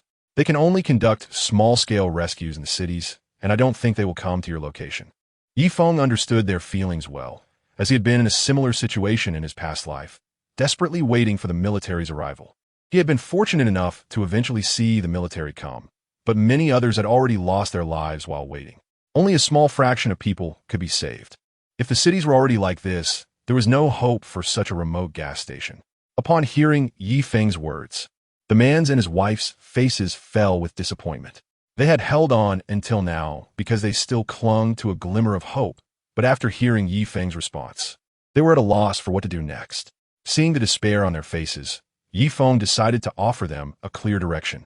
Right now, you shouldn't think about waiting for rescue. The only way to survive is to head to the apocalypse base that the military has built on the eastern side of Wangmu Mountain. Only there will you truly be safe. Otherwise, even if you hide in this gas station, you won't escape the monsters' attacks. When they heard that the military had established an apocalypse base, the couple's spirits lifted slightly from their earlier disappointment. They quickly asked, "Is this apocalypse base far from here?" Feng didn't want to give them unrealistic hopes. Instead, he replied straightforwardly, "It's far. If you try to walk there, you will definitely die on the way. However, you could drive." He pointed to the various vehicles parked in front of the gas station. "You have over 10 people. You can form a convoy and drive along this highway. Exit at the Ningen Highway Junction and keep heading east. There will be military personnel stationed on the outskirts of the base. As long as you see them, you will be safe." "Really? If that's the case, we can all be safe," the man said excitedly. Feng shook his head. "No, if you follow my route, your chances of survival will increase from 1% to 10%. "What? Is this route not safe?" The man was surprised to hear that the survival rate for this route was only 10%, and even more shocked to learn that staying there had a mere 1% chance of survival. Feng finished filling up the tank, put the fuel nozzle away, and continued, "There will be many monsters along the way, and the noise from the vehicles will attract them easily. If you're unlucky, you might encounter an attack from monsters just a few hundred meters out, and you could all be wiped out." Feng patted the man's shoulder and said earnestly, "However dangerous this road may be, it's still better than waiting to die here. This gas station is the only structure nearby, and such a conspicuous human building will definitely attract those monsters. If you stay here, you'll eventually be surrounded and attacked. So I suggest you take a chance. At least there's a glimmer of hope." The man then asked, "Will you come with us?" He had witnessed Feng's combat prowess firsthand, which seemed beyond human capability.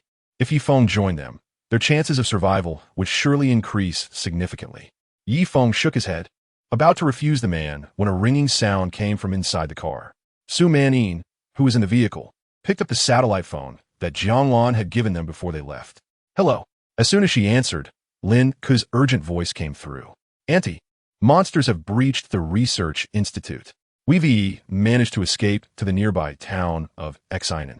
Please hurry and come save us." Hearing Lin Ku's plea for help, Su Manin momentarily panicked. However, she quickly composed herself and said to Lin Ku on the other end, "Find a safe place to hide and wait for us." But before she could finish, Lin Ku hung up, indicating that the situation on her end was dire. With his keen hearing, Yifeng didn't need Su Manyin to relay the message. He already understood Lin Ku's desperate call for assistance. He hurried back to the car and said to Ning Shu, "Ning Shu, you drive. I need to conserve my energy for a bit." The monsters capable of breaking into the research institute were definitely not to be underestimated, and Yifeng had to keep himself in peak condition.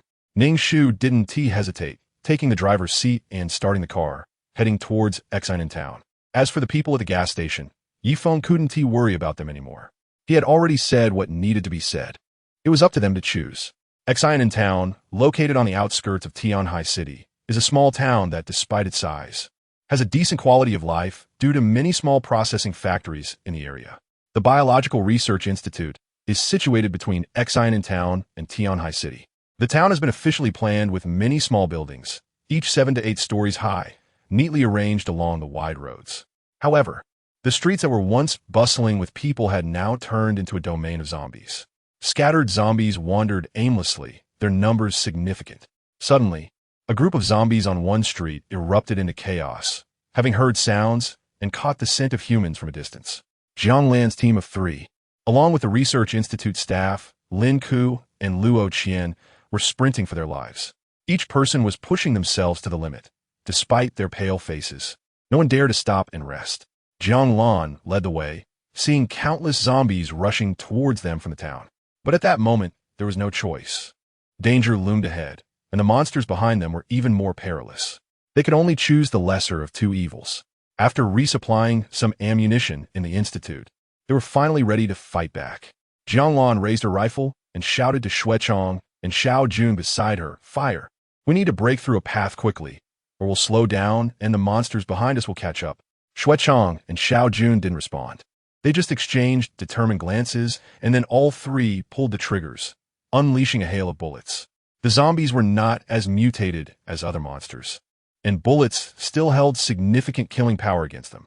Under the firepower network created by the trio, one zombie after another was hit in vital spots and fell to the ground. "This isn't good. There are too many zombies and we can't kill them all," Xue Chong shouted to Jiang Lan as he reloaded his magazine. The three of them had already emptied 2 magazines. They had indeed taken down a considerable number of zombies. But even more were pouring in from every corner of the town, drawn by the noise. Despite their efforts, the tide of approaching zombies only seemed to grow larger. Chapter 61.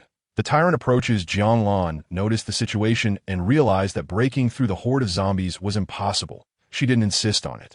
She turned to survey the surroundings and shouted to everyone, "Everyone, retreat into the building on the right. The security team will go in first to scout the way, and the rest should follow. Our team will cover the rear." Upon hearing Jiang Lan's command, the security personnel who were initially at the back quickly rushed forward, becoming the vanguard as they headed towards an 8-story building on the right. The building was not very large, with 2 units per floor. The captain of the security team, Jiang Tan, raised his gun and led the remaining 4 members into the building. As soon as they entered, 2 zombies charged down the stairs towards them. Jiang Tian remained calm. He swiftly raised his gun and fired, hitting the zombies' vital points with precision. Before the zombies could get close, they collapsed to the foot of the stairs. Without wasting any time, Jiang Tian continued to lead everyone forward. On the street, seeing that everyone had entered the building, Jiang Lan and her 2 companions also slowly retreated inside. However, they didn't rush upstairs. Instead, they closed the iron door of the small building and found sandbags and chairs to barricade the entrance tightly. After securing the door, the 3 of them followed the others upstairs. As they cleared the zombies inside, Jiang Tian led everyone to the rooftop. Within 2 minutes, Jiang Lan and her companions also reached the rooftop. After shutting the door to the rooftop, everyone was finally able to take a moment to catch their breath. While others could rest, Jiang Lan, along with Xue Chong and the security personnel, spread out around the rooftop to carefully observe the surroundings. "Did you see any pursuing monsters?" Jiang Lan asked the others. "No, nothing over here either." Everyone reported that they hadn't seen any pursuing monsters. Jiang Lan gazed in the direction they had just fled from. Logically, if the monsters were still in pursuit, they should be coming from that way. But strangely, everything was eerily quiet, and no sign of the monsters could be seen. Below the small building, a dense mass of zombies gathered at the iron door, their shrill roars echoing as they continuously slammed against the door, creating a loud, banging sound. Jianglan wasn't particularly afraid of these ordinary zombies, but the sheer number of them posed a risk of evolving into second-tier zombies. If second-tier zombies appeared, none of these unawakened individuals would stand a chance against them. "Captain, we have a situation," Shuichang called out from his position as he spotted a new type of zombie. Jianglan rushed over, and when she saw the approaching zombie, her heart sank. It was a tyrant. This was going to be a problem. On the street, not far away, a tyrant zombie over 2 meters tall was charging towards them, its massive frame creating an overwhelming sense of pressure. The sheer muscle power made Jianglan doubt whether this small building could withstand a collision from it. Just as she was contemplating her next move, the building beneath her suddenly shook. Did the building just sway? Shuichang asked Xiao Jun uncertainly. It seemed to shake, and Xiao Jun also looked a bit unsure. Bang! The small building shook again, and this time it was even more intense. Jianglan's expression darkened instantly. Troubles always come in waves, and with the tyrant about to attack, this underground digging monster was coming along as well. Initially, after receiving instructions from their superiors at the Research Institute, they planned to wait for rescue at their current location. However, the subsequent developments caught them completely off guard. This biological research institute was built with high-strength metals for safety, featuring reinforced concrete on the outside and a thick layer of alloy walls inside. Logically, such construction should pose little danger to them. However, if this creature was not from Blue Star, that assumption no longer held. The monster that breached the Research Institute's defenses was a giant bug with an enormous mouth. Unlike creatures with sharp fangs, this one had densely packed teeth that were somewhat terrifying. The bug was entirely black, resembling a writhing caterpillar, but it was many times larger. Jianglan estimated that it was over 10 meters long and about 1 or 2 meters wide. After the monstrous bug broke into the institute, Jianglan and the others attempted to attack it, but they caused no damage. With no other option, they had to escape the Research Institute to find safety elsewhere. Now, the small building they stood on, which appeared solid, was shaking violently, and recalling what had happened in the institute. Jianglan quickly deduced that it was definitely that giant bug attacking the small building. The shaking became more severe, making it difficult for them to stand. At that moment, the tyrant also arrived in front of the small building, charging forward without hesitation, using its incredibly hard back to slam into the iron gate blocking the zombies. Bang! A loud crash echoed as the sturdy iron gate was dented in from a single blow. Given the extent of the damage from just one hit, Jianglan had little hope that the gate could hold back the tyrant any longer. The situation was critical, and Jianglan's mind raced to find a way out. Suddenly, an idea sparked in her mind. She called Shuichang and Xiao Jun, and the three of them made their way to the edge of the rooftop. As they walked, Jianglan explained her plan to them. Once they stood in a line at the edge of the rooftop, they all extended their left hands and pressed the mechanisms on their arms. A claw-like device shot out at high speed, aimed at the building across from them. During the construction of these standardized buildings, to ensure uniformity and save land resources, the distance between buildings was not too far apart, allowing Jianglan and her team to successfully use the eagle claw hooks they were equipped with. When the eagle claw hook firmly latched onto the edge of the opposite building, Jianglan shouted to the others behind her, "Don't waste time. Everyone come over and slide across one by one." This was the method Jianglan came up with in a moment of desperation, using the eagle claw hook to help everyone escape from the crumbling building. Although Jianglan knew this was just a temporary solution, and that no matter which building they went to, it would soon be besieged by the monstrous insects and the tyrant. However, there was no other choice. They had to do it this way. Lacking the strength to confront these creatures head-on, their only option was to hide, hoping to reach a place where they could find someone capable of fighting back. That man had never let them down so far. Chapter 62. Extreme Escape. Now, everyone regarded Jianglan as the backbone of their group. Therefore, with a single command from her, everyone hurried to the edge of the rooftop. Prior to this, Shuichang had already slid to the opposite side, ready to assist. Jianglan and her team fired 3 grappling hooks, each capable of carrying 3 people at a time. With over 30 individuals in their group, including themselves, time was of the essence. "Hurry, hurry, hurry," Jianglan urged, tying the pulley tighter as she pushed the crowd behind her. In reality, her urging was ineffective.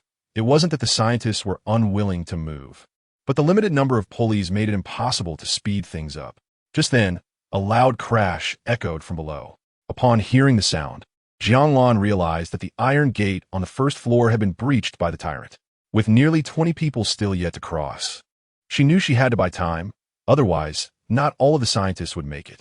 2 of the security team stay here with Xiao Jun to help secure the pulleys. The rest of you, come with me to intercept the zombies. After issuing her command, Jiang Lan led the charge towards the iron gate of the rooftop. However, instead of holding her ground at the gate, she opened it and, along with 3 security team members, descended the stairs. Jiang Lan understood that her goal was to stall for time, so they couldn't just wait at the rooftop door. They needed to create barriers in the narrow stairwell, fighting while retreating with the iron gate as their last line of defense. This combat strategy was the only way to delay the inevitable. As they reached the 3rd and 4th floor staircases, they encountered the tyrant leading a throng of zombies rushing upward. Without much discussion, the 4 of them launched an attack, bullets pouring forth. Unfortunately, only a small fraction hit their targets. The vast majority were blocked by the tyrant's massive and resilient body. Don't shoot the tyrant. Bullets 1T affected. Focus on the zombies behind it. Upon hearing Jiang Lan's command, the 3 security team members, although unsure of what the tyrant was, could guess that it referred to the enormous creature before them. Even with the change of target, the effectiveness of their fire remained minimal. The stairway was too narrow. The tyrant occupied most of the space, rendering their sharpshooting skills ineffective against such a formidable opponent. Keep shooting while retreating. Don't stop moving, Jiang Lan reminded her team. Despite their limited effectiveness, they could think of no better options at the moment, so they maintained the mindset that every second counted and continued firing. In this situation, if only they had a grenade to blow up the stairs, it could effectively hinder the zombies' advance. Unfortunately, they had already exhausted all their grenades earlier, and the security team had plenty of bullets, but no grenades at all. This predicament severely hampered their ability to stop the oncoming horde. The tyrant, accompanied by a horde of zombies, was steadily closing in. Though their speed wasn't particularly fast, the building wasn't very tall, and within just a few minutes, Jiang Lan and the others had retreated to the junction of the 6th and 7th floors. By this time, they were also running low on ammunition. Without firepower to hold them back, the zombies would soon be upon them. Given the dire situation, Jiang Lan had no choice but to shout to Jiang Tian and the others, "Retreat to the rooftop." The 3 members of the security team didn't hesitate and quickly turned to run towards the rooftop. Once all 4 reached the rooftop, Jiang Lan hurriedly locked the iron door. After securing it, she glanced in the direction where the scientists were retreating. There were still 8 people who hadn't made it across. They needed 3 more waves to complete the evacuation. Each wave would take at least 6 minutes. But the zombies were already dangerously close. Suddenly, a loud thud echoed through the air as the heavy iron door shook from the impact. Due to the narrow hallway, the tyrant found it difficult to exert full force. So this strike didn't leave a massive dent like it had on the door of the 1st floor. However, Jiang Lan knew that the quality of the door on the 1st floor was much better, and it was unrealistic to expect this door to hold for 6 minutes. "Throw all the bullets over here," Jiang Lan shouted to Xiao Jun and the others. The 3 who were tying the pulley hurriedly tossed all their bullets over. After catching the bullets, Jiang Lan and the security team members quickly reloaded their weapons, aiming at the iron door, ready to fire as soon as the zombies broke through. At that moment, everyone was on edge, sweat dripping from their faces due to the intense exertion. Jiang Lan was breathing heavily, her gaze fixed on the iron door. She silently prayed that the door would hold for just a bit longer, hopefully never breaking at all. But her prayers went unanswered. The iron door could only withstand less than 4 minutes before crashing down under the tyrant's attack. As the door was smashed open, the tyrant emerged first, followed closely by the zombies that roared and surged out in a frenzy. "Fire!" Jiang Lan commanded calmly. Bullets erupted from their guns, the rapid gunfire echoing in the air. Zombies fell one after another, but it hardly made a dent in their numbers. In no time, half of the rooftop was overrun by the undead. The 4 of them kept retreating, gradually finding themselves surrounded by the horde. However, the sheer number of zombies also restricted the tyrant's massive movements among them.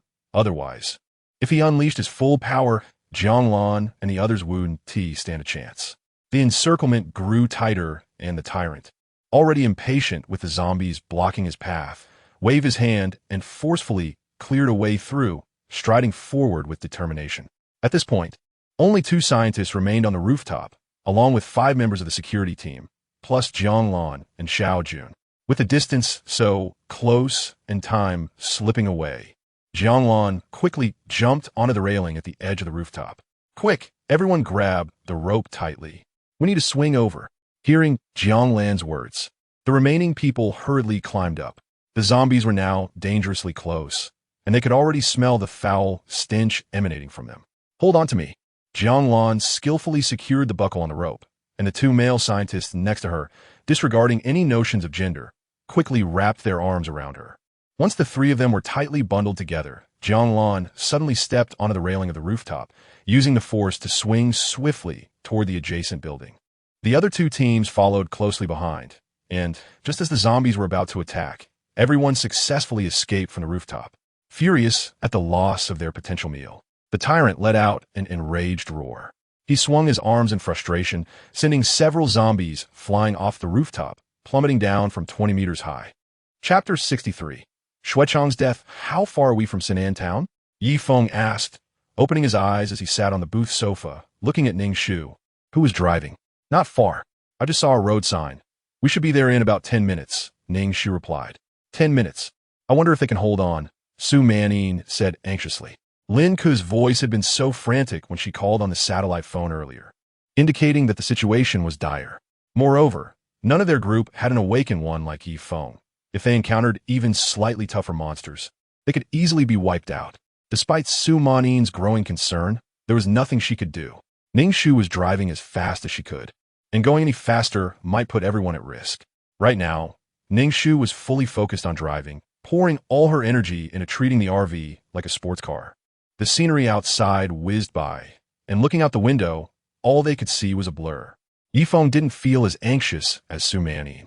His mindset had been honed through his experiences in the apocalyptic world of his past life. He knew that worrying wouldn't help. If they couldn't save Lin Ku and the others, it would just be their fate. Countless people had already perished in this world, and everyone would eventually die. Surviving required a lot of luck. Now, it was up to Lin Ku and her group to see if they had that luck by the time they arrived. At that moment, Lin Ku and Luo Qian finally grasped the cruelty of the apocalypse. Although they had faced many formidable monsters while following Yi Feng, they seemed paper-thin in comparison to his overwhelming strength, easily cut in half by his blade. However, without Yi Feng's protection, they realized that it wasn't that the monsters were weak, it was that Yi Feng was simply too strong. After they had all moved to the rooftop of a nearby building, the tyrant did not give up its assault on them. In a fit of rage, the tyrant attempted to leap from the rooftop where they had been to their current location, resembling a long jumper in its desperation. When everyone witnessed this shocking scene, their mouths dropped open in disbelief. Everyone shared the same thought. If you're that strong, maybe humanity should just be wiped out. Fortunately, the tyrant miscalculated its jumping ability, exhausting itself just about a meter from the edge of the rooftop. It could only reach out to grab anything within reach, slowly sliding down. However, this tyrant was clearly a tough cookie. Despite injuring itself from the jump, it seemed unfazed. Once it landed, it charged forward again, looking for trouble with the group of humans. This time, Jianglan was more cautious. She led the others to move all the furniture and appliances from the rooms in the building to block the narrow staircase, creating a makeshift barrier. With this obstacle in place, the tyrant was momentarily halted. Nevertheless, Jianglan knew that this makeshift barrier wouldn't hold for long. They still needed to move quickly. They continued to move, knowing that the obstacles here wouldn't hold them back for long. Jianglan and her two companions reached the edge of the rooftop, planning to use the same trick again. Just as they extended their hands to launch their grappling hooks, a shadow suddenly shot up from below. At that moment, all their attention was focused on the building across from them, and they were completely unprepared for the creature that emerged from their blind spot. Whoosh! The claws sliced through the air, creating a sharp sound. The creature attacked. That was the voice of Xuechang. This time, the target of the creature's assault was Xuechang. When Jianglan turned to look, she saw that Xuechang was in a terrible state. The creature's strike had raked its claws across his chest, shredding his camouflage uniform into strips. The wound was deep enough to see bone, and several bloody gashes were gushing blood, leaving a large portion of flesh on his chest completely missing. After attacking Xuechang, the creature lunged at Xiao Jun. Xiao Jun had finally reacted, forcefully pushing off the edge of the railing with his right foot, using the recoil to quickly retreat and evade the creature's attack. However, He had already given away his bullets to others and was left with only his weapon and a dagger. Facing the relentless assault, he raised his rifle and swung it like a club at the oncoming figure. Bang! The rifle collided with the creature's claws. The creature appeared small, but its strength was much greater than Xiao Jun's, and the impact caused him to stagger backwards several steps. Seeing the creature still being aggressive, Jiang Lan lifted her gun and aimed at it, ready to shoot. But after failing to attack Xiao Jun, the creature retreated swiftly, disappearing from the rooftop in less than 2 seconds. Jiang Lan did not pursue. Instead, she hurried over to Xue Chong, who was lying on the ground. Xue Chong, how are you feeling? Can you hold on? Help is on the way. As she looked at her longtime comrade in such a dire state, her heart raced with panic. This was the worst injury Xue Chong had ever sustained since their team was formed, and with 2 members already dead, Jiang Lan couldn't bear the thought of losing her old friend. Xue Chong's condition was dire. As a soldier, he knew that his injuries were beyond saving. Not only was he gravely wounded, but there was also the looming threat of viral infection. No matter what, he knew he could no longer accompany Jiang Lan and the others. Captain, let me go. Complete the mission. Don't let my sacrifice and that of Xiao Wu and Xiao Lu be in vain. At that moment, Jiang Lan, who had been trying to stay calm, found it impossible to maintain her composure. Hearing her friend of over a decade speak his last words, tears uncontrollably streamed down her face. But she understood that what Xue Chong said was true. She didn't have time to grieve any longer. The living still needed her protection. If this group were to be wiped out, then Xue Chong's death would truly be in vain. Jiang Lan stood up, her voice firm as she commanded Xiao Jun, continue firing the grappling hooks. Captain Jiang Tian, remove the gear from Xue Chong. The 3 of us will quickly set up the pulley system. The rest of the security team, stay alert. That monster might come back to attack, and if you see it, shoot immediately. We can't let it damage the ropes of the pulley. With Jiang Lan's orders given, everyone sprang into action again. For a moment, apart from the sound of heavy breathing and the tyrant's relentless crashes, there was no other noise in the air. It's coming. Shoot. Jiang Lan shouted. The security team member on guard immediately opened fire, creating a dense wall of firepower that repelled the corpse jumper's attack. The corpse jumper's defenses weren't very strong, so after being thwarted, it quickly found a place to hide. Chapter 64. Better to die standing than live kneeling. Jiang Lan and the others had no time to pay attention to the next attack from the leaping corpse. They were racing against time to set up the pulley system. The sooner they finished, the more people could escape. Xiao Jun, you go over and assist, Jiang Lan instructed after they completed the pulley setup. Xiao Jun secured the pulley to himself and effortlessly reached the rooftop on the opposite side. Since everyone had gone through this process just moments before, the transfer speed was much quicker this time. As she watched people continuously make their way across, Jiang Lan remained vigilant. She hadn't forgotten that a fast-moving, leaping corpse was lurking in the shadows, waiting for its chance. Jiang Lan directed others to help with the pulley while she kept her gun ready, scanning the surroundings cautiously. She had a premonition that the leaping corpse was about to strike. Suddenly, Jiang Lan spotted the leaping corpse. Though it moved with incredible speed, it was no match for the gun in Jiang Lan's hands. The target was a person hanging on the rope, suspended in midair. With its extraordinary jumping ability, the leaping corpse sprang up, its sharp claws aimed at a scientist's throat. In that critical moment, Jiang Lan fired her gun, the bullets bursting forth and hitting the leaping corpse's slender body with precision. Since it was airborne, the leaping corpse had no solid ground to leverage for dodging, leaving it vulnerable. It endured a barrage of Jiang Lan's bullets. While not every shot hit, she estimated that at least a dozen bullets struck the creature, inflicting significant damage. The injured leaping corpse plummeted to the ground, but despite its injuries and the height it fell from, it still wasn't killed. The leaping corpse quickly got back on its feet, darting toward the nearby building at full speed, disappearing from sight in the blink of an eye. With the immediate threat of the leaping corpse neutralized, Jiang Lan let out a sigh of relief. Such a fast creature posed a tremendous danger to ordinary people like them. If it hadn't jumped into the air, she would never have been able to hit it. However, even with the leaping corpse dealt with, there was still the much more dangerous tyrant to contend with. More and more people had made it across, but the tyrant's roars were growing closer. Finally, with a deafening crash, all the obstacles they had set up were violently smashed through by the tyrant. At that moment, nothing stood in its way. Yet, there were still over 10 people who hadn't made it across. Besides her, Xiao Jun, and the 5 members of the security team. 6 scientists were still waiting to escape this deadly situation. Captain, what should we do? There's no time left. Xiu Yun exclaimed. Realizing the tyrant's appearance meant it was no longer possible for everyone to get across like last time.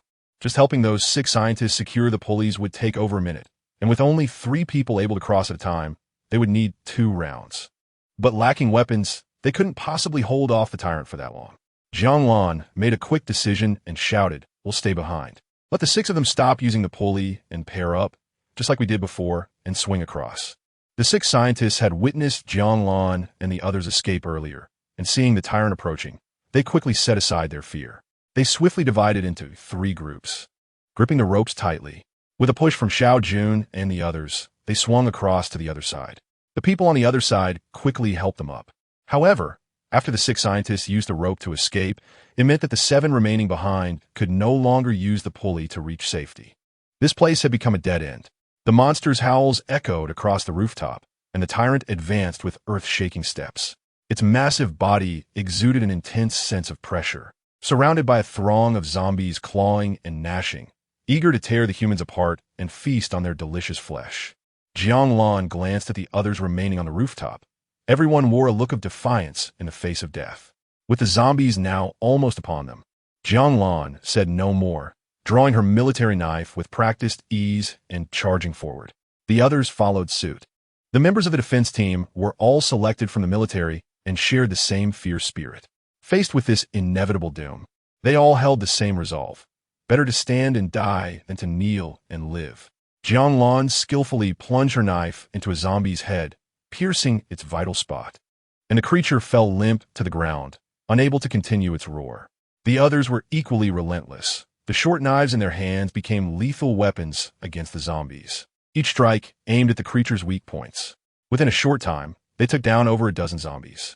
However, after their initial assault, more and more zombies surged onto the rooftop, leaving them with less and less room to maneuver. Previously, they could easily dodge other zombies after attacking, but now, with the space shrinking, they found themselves in peril, narrowly avoiding attacks on multiple occasions.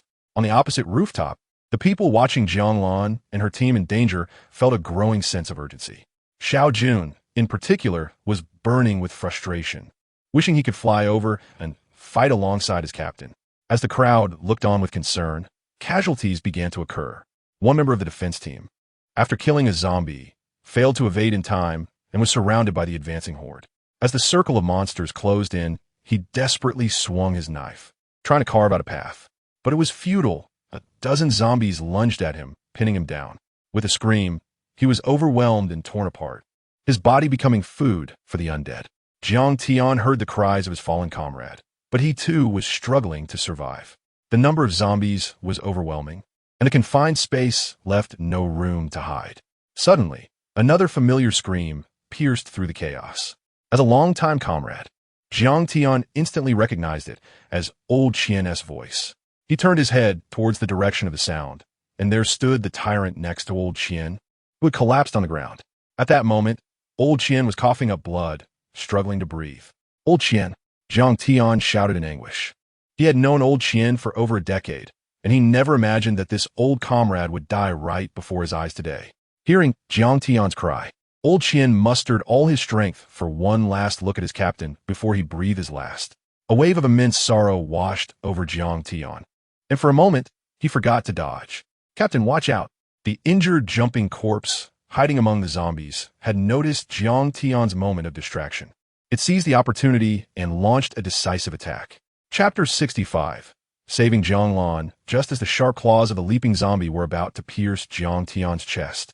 A nearby member of the security team leaped forward, using his body to knock the zombie away at the last moment, saving Jiang Tian's life. Xiao Hui. At this moment, Jiang Tian finally came to his senses, but when he looked at Xiao Hui, who had just saved him, his eyes blazed with endless fury. After knocking the zombie away, Xiao Hui fell to the ground, and before he could get back up, the surrounding zombies swarmed in, pinning him down in the chaos. Xiao Hui struggled desperately, but it was futile. In his position, he couldn't push the zombies off him, faced with the fresh flesh beneath them. The zombies opened their foul mouths and sank their teeth into Xiao Hui, tearing away a large chunk of his flesh. as the flesh was ripped from his body. Xiao Hui let out a tortured scream. In that moment, Jiang Tian went berserk, ignoring everything else. He charged forward and kicked the zombie that was on top of Xiao Hui with all his might, sending it flying. Jiang Tian continued to kick, heedless of his surroundings. All he could think about was saving Xiao Hui. Seeing Jiang Tian's desperate situation, Jiang Lan moved behind him to protect him. Others quickly joined in, and within seconds, everyone still alive on the rooftop had gathered together. Some rushed to help Jiang Tian rescue Xiao Hui, but by the time they managed to kick all the zombies away, Xiao Hui was lying on the ground, his body a bloody mess. There wasn't a single intact piece of flesh left on him. Blood pooled everywhere, and he had lost all signs of life. Within a short span of time, 3 comrades had died right before Jiang Tian's eyes, filling his heart with immense sorrow. Yet, the current situation left no room for grief. A horde of zombies had them cornered at the edge of the rooftop, and they had nowhere left to run.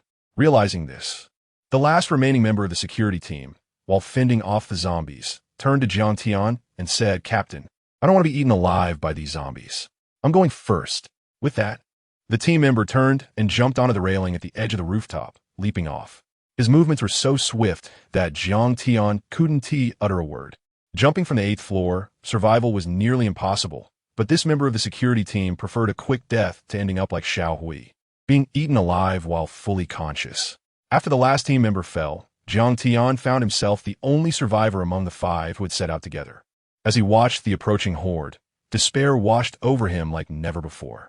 In the past, no matter how dire the situation, he had always felt there was a glimmer of hope. But today, for the first time in his life, he felt that this was how it would all end. "Jiang Lan, I'm going first.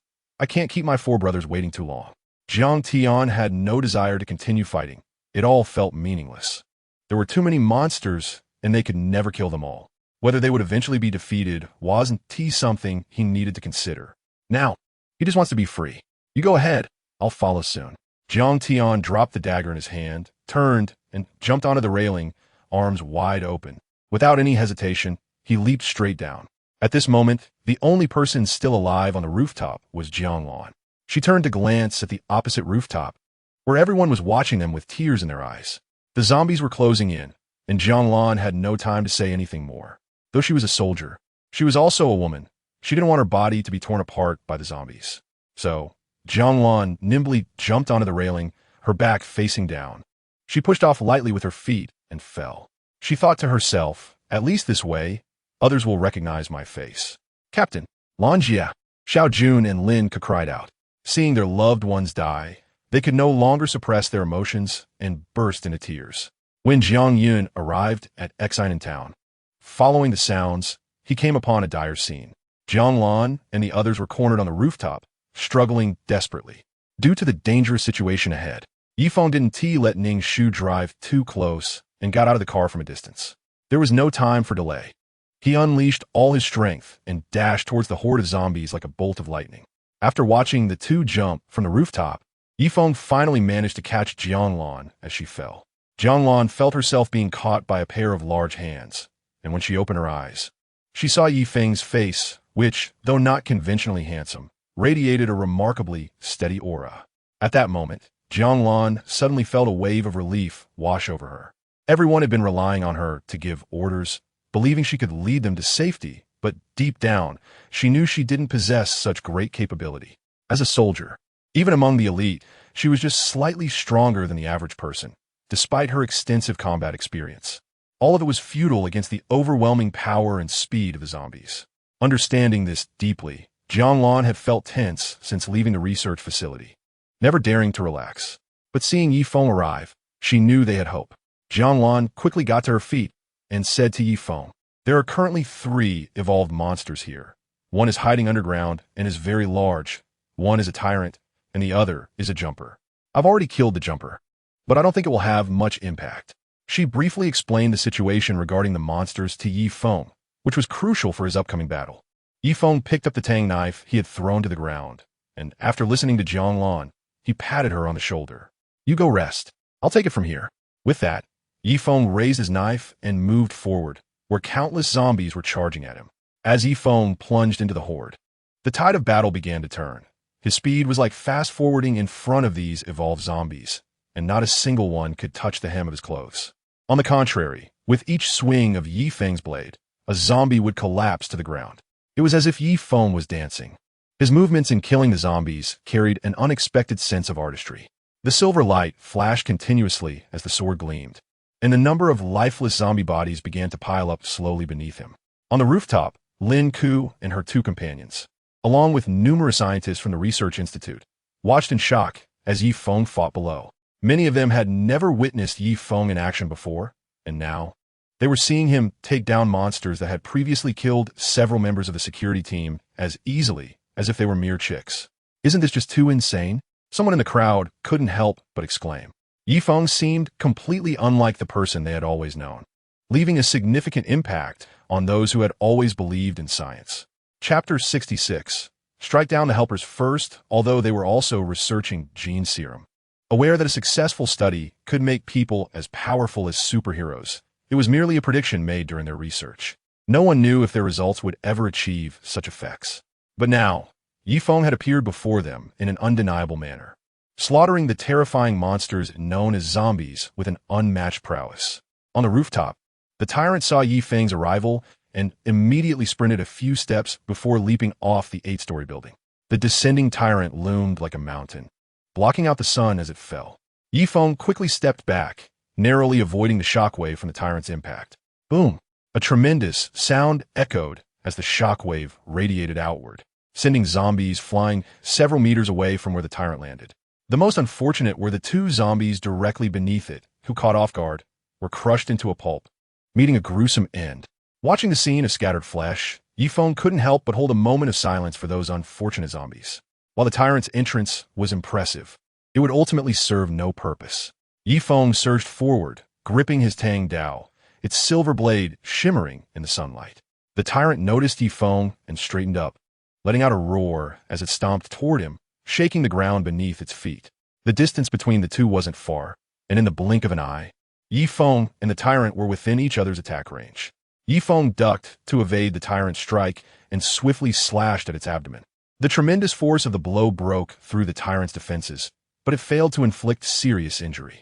Missing its attack, the tyrant, with its bone-spiked, massive hand, swung again at Yi Feng, who quickly withdrew his blade. The tyrant's strength had already surpassed his own if it managed to land a hit. Yi Feng would suffer severe injuries. After the missed strike, the tyrant charged forward again, wildly swinging its massive hands at the retreating Yi Feng.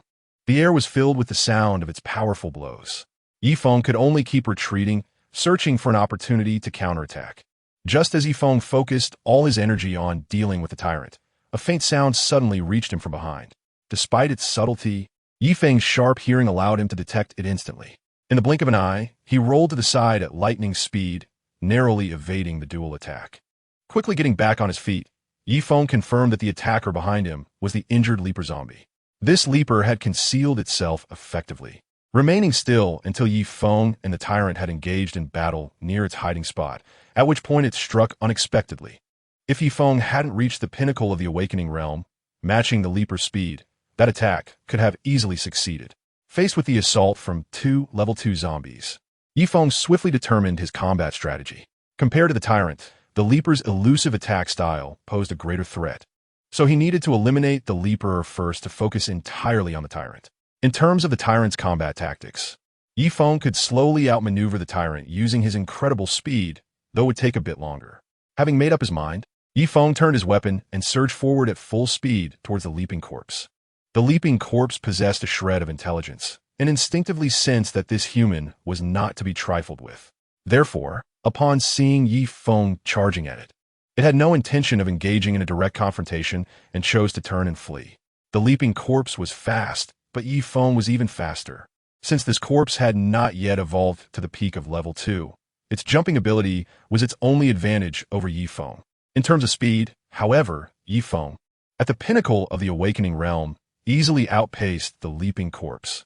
As Yi Feng reached his maximum speed, he quickly closed the gap and swung his Tang Dao down fiercely. Sensing the attack from behind, the leaping corpse quickly kicked off the ground to evade Yi Feng's strike. Though Yi Feng's first attack missed, he remained undeterred and continued his pursuit. Once he closed in again, he swung down with another strike. This time, The leaping corpse was slightly slower and was hit on its hind leg, where the muscle was instantly sliced open, creating a deep wound that exposed the bone. The severe injury greatly hampered the leaping corpse's speed. Seizing the opportunity, Feng went in for the kill, swinging his Tang Dao with full force, producing a whistling sound in the air due to his incredible speed.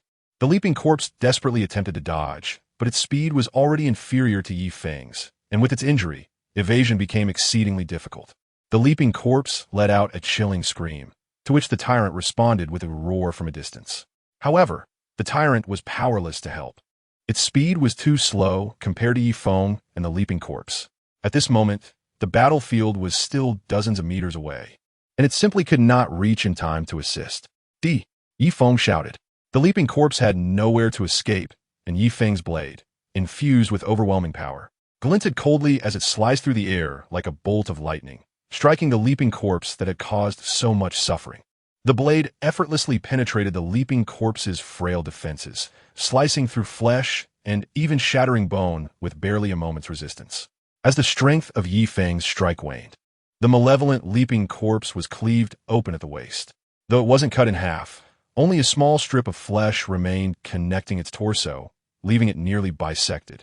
After dispatching the leaping corpse, a notification from the system appeared, indicating that the mission completion rate was 810.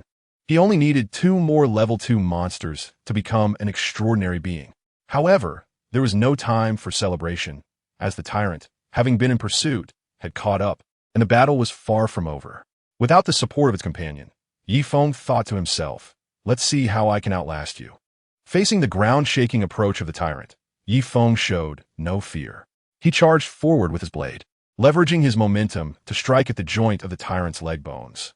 With a successful hit, Feng immediately dodged to avoid any retaliation, refusing to engage in a prolonged fight.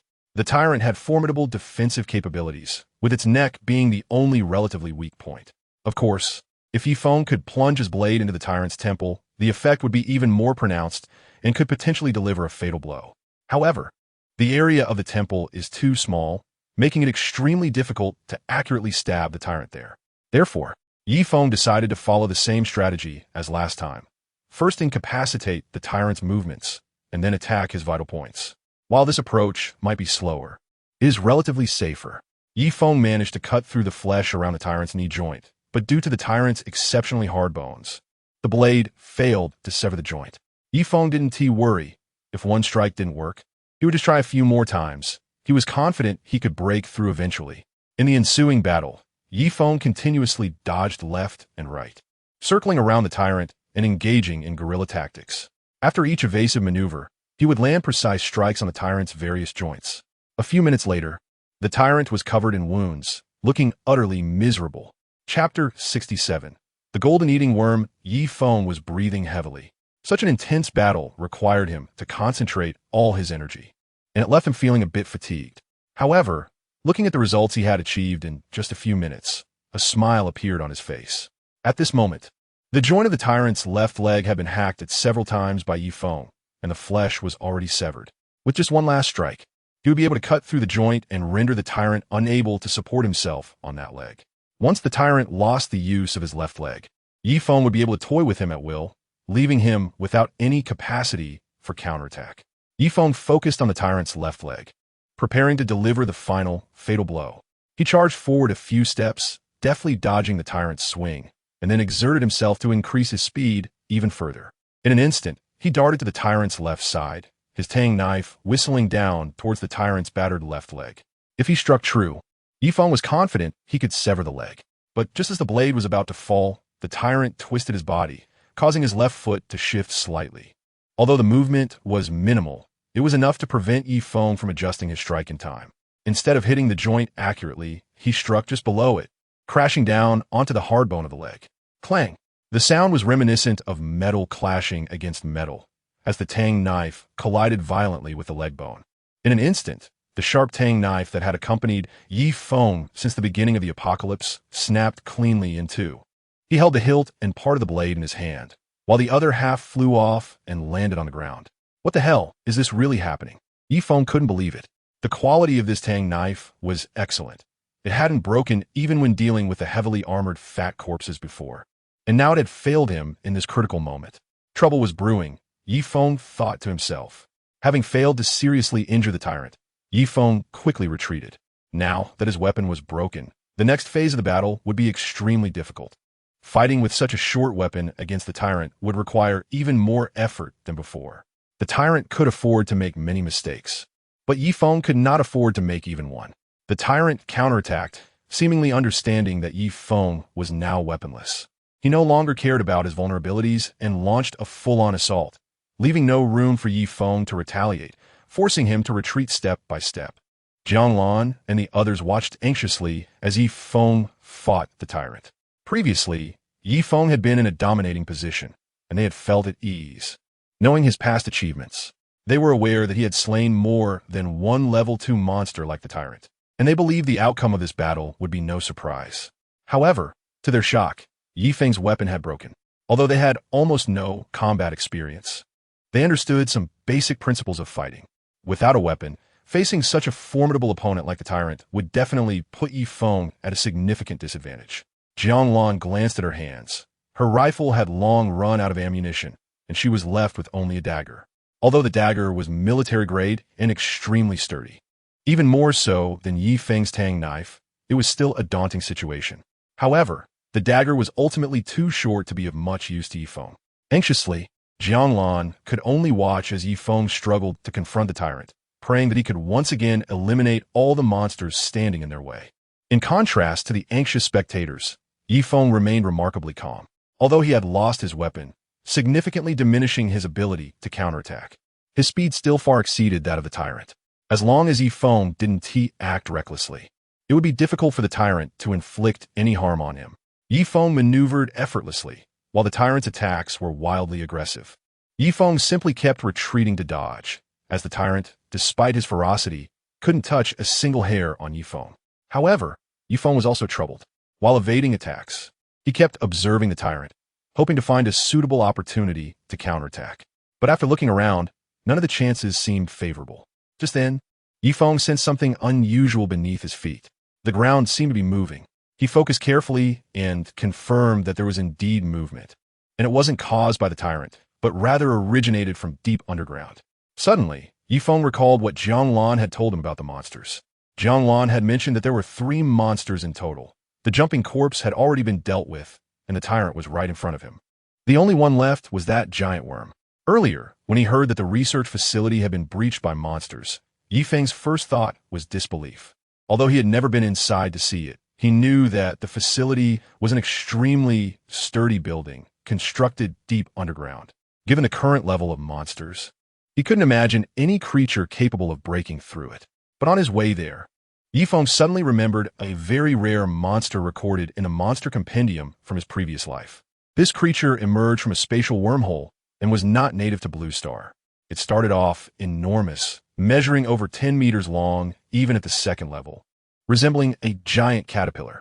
This monster had a penchant for consuming metal, with a mouth full of densely packed, extremely hard and sharp teeth, to accommodate its metallic diet. It also possessed a rare gastric fluid that would surge out when it encountered metal too tough to bite, softening the metal so that its teeth could easily chew through it. In his past life, some shelters had been breached by this monster from underground, which is how people first recognized its terrifying nature. Based on its characteristics, it was named the metal-eating worm, meaning a worm that can devour metal. Since the emergence of this worm, all shelters and apocalypse bases ceased to claim absolute safety. Up until the time of Feng's rebirth, no one had discovered a type of metal that could withstand the gnawing of the metal-eating worm. Even the best metals could only last a little longer. Thus, on his way, Feng had basically confirmed that the creature responsible for breaching the research facility was indeed the infamous metal-eating worm. However, upon realizing it was a metal-eating worm, Feng actually felt a sense of relief. The greatest threat posed by the gold-devouring worm is its ability to destroy almost all shelters. However, they are quite slow on the surface. Their speed is comparable to that of a turtle.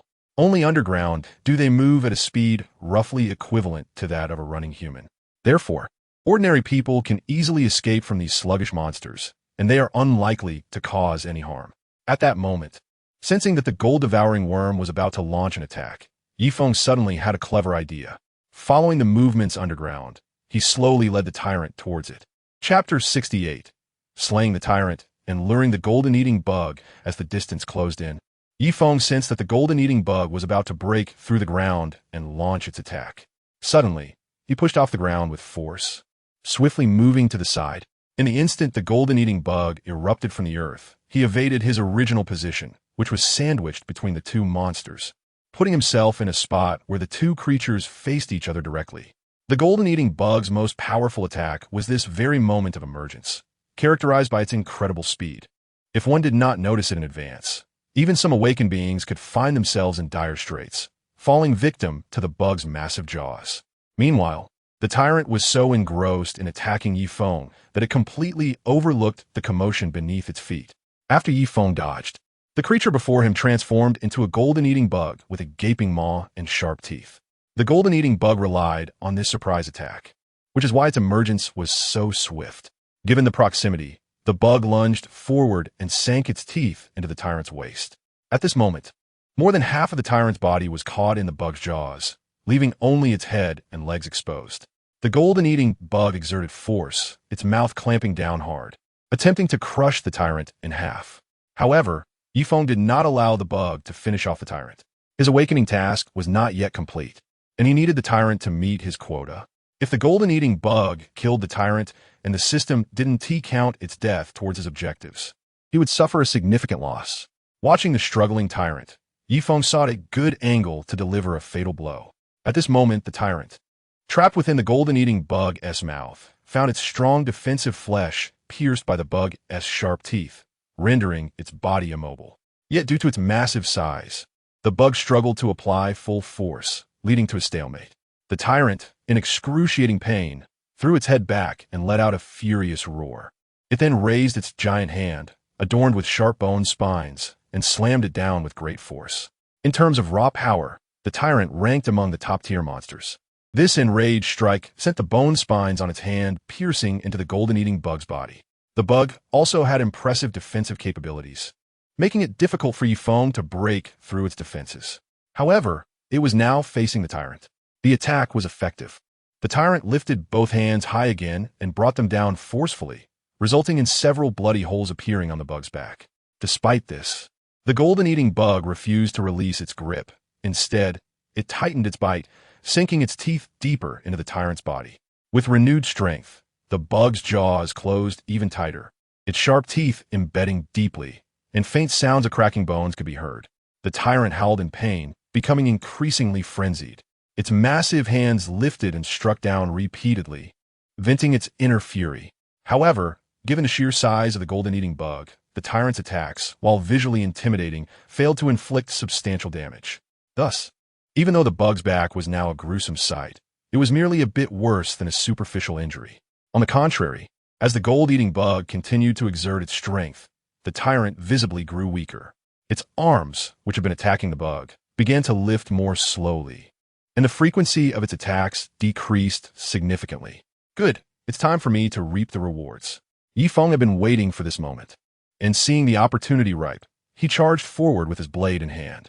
At that moment, the tyrant and the gold-eating bug were locked in a fierce struggle, utterly unable to deal with Feng's approach.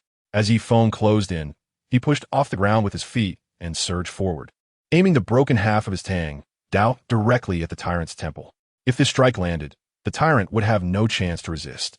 Sensing Feng's advancing figure with the blade, a strong survival instinct surged within the tyrant. Despite its weakened state, it squeezed out the last bit of strength and began to struggle desperately.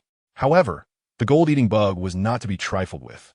Its massive jaws clamped tightly onto the tyrant's body, refusing to let go no matter how much the tyrant struggled. Feng moved quickly, and as he reached the tyrant, he thrust the half-tang Dao forward, channeling all his strength into the blade. Such immense force allowed even the blunt edge of the tang Dao to easily pierce through the tyrant's flesh, driving deep into its skull. The tyrant, having its most vulnerable spot penetrated, suddenly stiffened and then slumped down, meeting its death. Feeling the tyrant stop struggling, the gold-eating bug understood that its prey was dead. It opened its jaws, releasing the tyrant's corpse, and prepared to devour its head. The monster's head contained a crystal core, a vital source of evolution that all monsters craved. And the gold-eating bug would not miss out on this opportunity to enhance its power. However, its speed was clearly no match for Yifeng's. After killing the tyrant, Yifeng adjusted the angle of the Tang Dao as he pulled it out, giving it a gentle flick. A shiny crystal core flew out along with the half-Tang Dao and landed in Yifeng's hand. Upon seeing that the crystal core, which it had desired so much, was now in the hands of this human, the gold-eating bug erupted in rage and began to shift its massive body, slowly charging toward Yifeng. This was originally mine, and you're not even happy about it. Yifeng couldn't help but mutter sarcastically as he observed the gold-eating bug's attack. However, sarcasm aside, he still needed a dodge. With only the short half-Tang Dao in hand, striking the gold-eating bug would likely just result in a superficial wound at best. There was no point in engaging in a fight he couldn't win, since the gold-eating bug was slow and posed no threat to others. He just needed to lure it away. Yifeng maintained a leisurely distance, slowly leading the gold-eating bug away from the original spot and toward the outskirts of the small town. However, as he continued to lead it away, Yifeng noticed something was off. The gold-eating bug was far too persistent. Even after they had moved 5 kilometers away from the town, it still relentlessly pursued him. A few times, Yifeng considered increasing the distance to return, but the bug caught up with him each time. He had no idea what exactly was allowing the gold-eating bug to track him. Just as Yifeng was feeling frustrated, he heard a noise coming from the dense forest. The rustling of fallen leaves and dry branches made a faint sound, indicating something small was nearby, and there was a high chance it was a person. This thought left Yifeng feeling puzzled. Did anyone really dare to come out to this place? The forest was known to be quite dangerous, teeming with monsters and lacking the kind of cover that buildings in a city provided, making it hard to find a place to hide. With monsters lurking in every direction, no matter how strong one might be or how powerful their weapons, the risk was immense. Realizing it might be a human, Yifeng decided against luring the gold-eating bug over. While it was quite possible that drawing the bug's attention could create chaos and allow him to escape while it battled with those people, that wasn't how Yifeng operated. Bad people might resort to such tactics, but if he wasn't sure who the other party was, Yifeng wouldn't let innocent lives be lost because of his actions. Chapter 69. Inspiring heroes, however, Yifeng's good intentions did not succeed. While Yifeng could hear the faint sounds made by the group, they could obviously hear the loud noises generated by the golden-eating insect burrowing into the ground. Once the group noticed the commotion, their footsteps grew closer, heading straight for Yifeng's location. Yifeng, who did not wish to harm anyone, aimed to lure the golden-eating insect away to prevent any encounter between it and the group, thus avoiding casualties. However, just as he was about to act, it was already too late. A squad of fully armed soldiers in camouflage appeared around Yifeng and the golden-eating insect. Their dart gun barrels aimed at both Yifeng and the creature. Clearly, they were more concerned about the insect, as such a large monster posed a significant threat to anyone. Are you a survivor? If so, answer the questions. A loud voice rang out from among the soldiers. I am a survivor. Please don't shoot. Yifeng replied. Although regular bullets would hardly harm him now, no one knew if these soldiers had specialized armor-piercing rounds. So it was best to quickly identify himself. Upon hearing Yifeng's response, the soldiers confirmed his status as a survivor. While there were humanoid monsters among the creatures, they could not speak fluently, having learned from past encounters to develop such a simple yet effective identification method. Come over here quickly. That monster is very dangerous. The leading soldier urged Yifeng to distance himself from the golden-eating insect. Yifeng found himself in a dilemma. Since the insect's target was him, it hadn't attacked the soldiers yet. If he moved closer to them, the insect would surely follow, risking harm to the soldiers. Seeing that Yifeng hesitated to move, the leading soldier grew puzzled. He wondered if Feng was too intimidated by the massive creature to approach. Thinking this, he maintained a combat stance and slowly walked toward Feng. Despite the danger posed by the golden-eating insect, they could not bear to watch a survivor die right in front of them. Feeling helpless, Feng finally said, "You don't need to come closer. This monster is after me. I'm just afraid that if I go to you, it will follow and hurt you. You should retreat. Your weapons won't affect this creature, so there's no point in trying." Feng spoke earnestly, but the soldier, Zhou Jun, quickened his pace instead. When he reached Feng, before he could say anything, the golden-eating insect burrowed underground, causing the ground to tremble slightly. Seeing the insect about to unleash its attack, Feng had no time to explain to Zhou Jun. He quickly said, "Enough talk, run. The golden-eating insect is about to attack."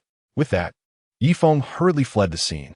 Zhou Jun hadn't even spoken yet when he watched the survivor he intended to save run away, leaving him feeling utterly speechless. "Run quickly. You have to move. If the gold eater emerges from the ground, you won't be able to escape." Yifeng urged the soldiers loudly. The soldiers looked at their squad leader, Zhou Jun, with puzzled expressions. Zhou Jun was equally bewildered, but with his rich combat experience, he could guess that Yifeng's warning was likely valid after seeing the gold eater burrowing underground. He then shouted, "Everyone move. This monster will attack from below, so watch your footing." As soon as Zhou Jun's words were spoken, everyone began to run. Yifeng sprinted while keeping an eye on ground. As expected, the gold eater was relentlessly pursuing him underground. The soil beneath them heaved, forming a mound that pointed directly at Yifeng. "Why is it chasing me so closely? I don't have any cough syrup." Yifeng grumbled, but the gold eater's defensive capabilities were beyond his reach, leaving him with no choice but to continue fleeing. As the squad ran, they suddenly sensed something was off. The monster underground showed no interest in them at all, focusing solely on pursuing the survivor. The squad members gathered together, and veteran soldier Han Chung approached Zhou Jun. They both watched Yifeng being chased by the gold eater. Han Chung remarked, "Captain, that guy is so fast. His 100-meter dash must be under 9 seconds. Zhou Jun shook his head, offering a different conclusion. "No, I estimate it's below 8 seconds. 8 seconds? Han Chung was surprised. That's incredibly fast. The previous world record was 9.58 seconds. If records are being broken like this, it seems this world has really changed dramatically. Zhou Jun smiled slightly and said, "That's nothing. I heard that over in Yanjing, someone has awakened and broken through genetic limitations. Scientists there have tested his data, and they say his 100-meter time is around 5 seconds. 5 seconds? At that speed, he could dodge bullets. Whether he can dodge bullets or not, I don't know. But aside from his speed, this awakened person's physical attributes have seen a huge leap, truly like a superhuman." Zhou Jun shared everything he knew. When his superiors had shown him the information before, he had been somewhat confused. Such details should be classified and not accessible to someone of his rank. His superiors, noticing his confusion, explained the reasoning directly. The world has entered an apocalyptic era, with too many and too powerful monsters. Many people's will to resist has gradually weakened. At this time, we need something inspiring to boost everyone's morale. Therefore, this awakened individual in Yanjing is the official hero we plan to promote, hoping to show all survivors and soldiers that we are not without hope. We can be as strong as those monsters, or even stronger. However, when his superior informed him about these matters, they did not disclose how to become an awakened. When he inquired, the leader merely sighed. This was because the Apocalypse Command in Yanjing had conducted numerous experiments and found it extremely difficult to identify a reliable path to awakening. Everyone's awakening seemed random and could not be controlled by human effort. Nevertheless, before he set off on this mission, the leader gathered all the squad leaders for a meeting. During the meeting, the leader shared some very exciting news. The scientists at the Tianhai Research Institute, whom they were going to rescue, had discovered a method to increase the success rate of awakening. Therefore, this mission was crucial for their future ability to awaken. Success was the only option. Failure was not allowed. Even if many lives were lost, they had to complete the mission. Chapter 70. The Power of the Special Armor-Piercing Shells. Zhou Jun recalled the words of the base commander before their departure, which further strengthened his resolve to rescue the scientists. However, before the rescue, he needed to deal with the immediate trouble at hand. Zhou Jun did not regret his decision to save Yifeng. It was his duty as a soldier. Yet, the current situation was indeed giving him a headache. "Captain, do you think the powerful armor-piercing rounds we brought can penetrate that creature's defenses?" Han Chung asked. Zhou Jun suddenly remembered. Yes, they had the armor-piercing rounds, their trump card. He quickly looked over at the team member equipped with heavy weaponry. "Chen Huanfeng, come here." A burly figure, Chen Huanfeng, laden with ammunition, quickly approached Zhou Jun. "Captain, what's up?" Zhou Jun pointed towards the golden devourer that was relentlessly pursuing Yifeng. "You see that? When the time comes, switch to the armor-piercing rounds. Aim carefully. And don't waste a single shot. If you can't hit such a large target, you might as well go back to the base without that uniform." Chen Huanfeng frowned at Zhou Jun's words. After all, he was a seasoned veteran with 10 years of experience. If he couldn't hit such a big target, he might as well go home to raise pigs. He stepped forward confidently and said, "Don't worry, Captain, I guarantee I won team miss a single shot. Just as Chun Huanfeng was changing the ammunition, he suddenly remembered something and looked up at Zhou Jun, asking, Captain, I have two types of rounds here. One is the standard armor-piercing round, and the other is a special one. The special one has greater power. But I only brought 10 rounds, which is quite limited. Which one do you think we should use? What is the difference?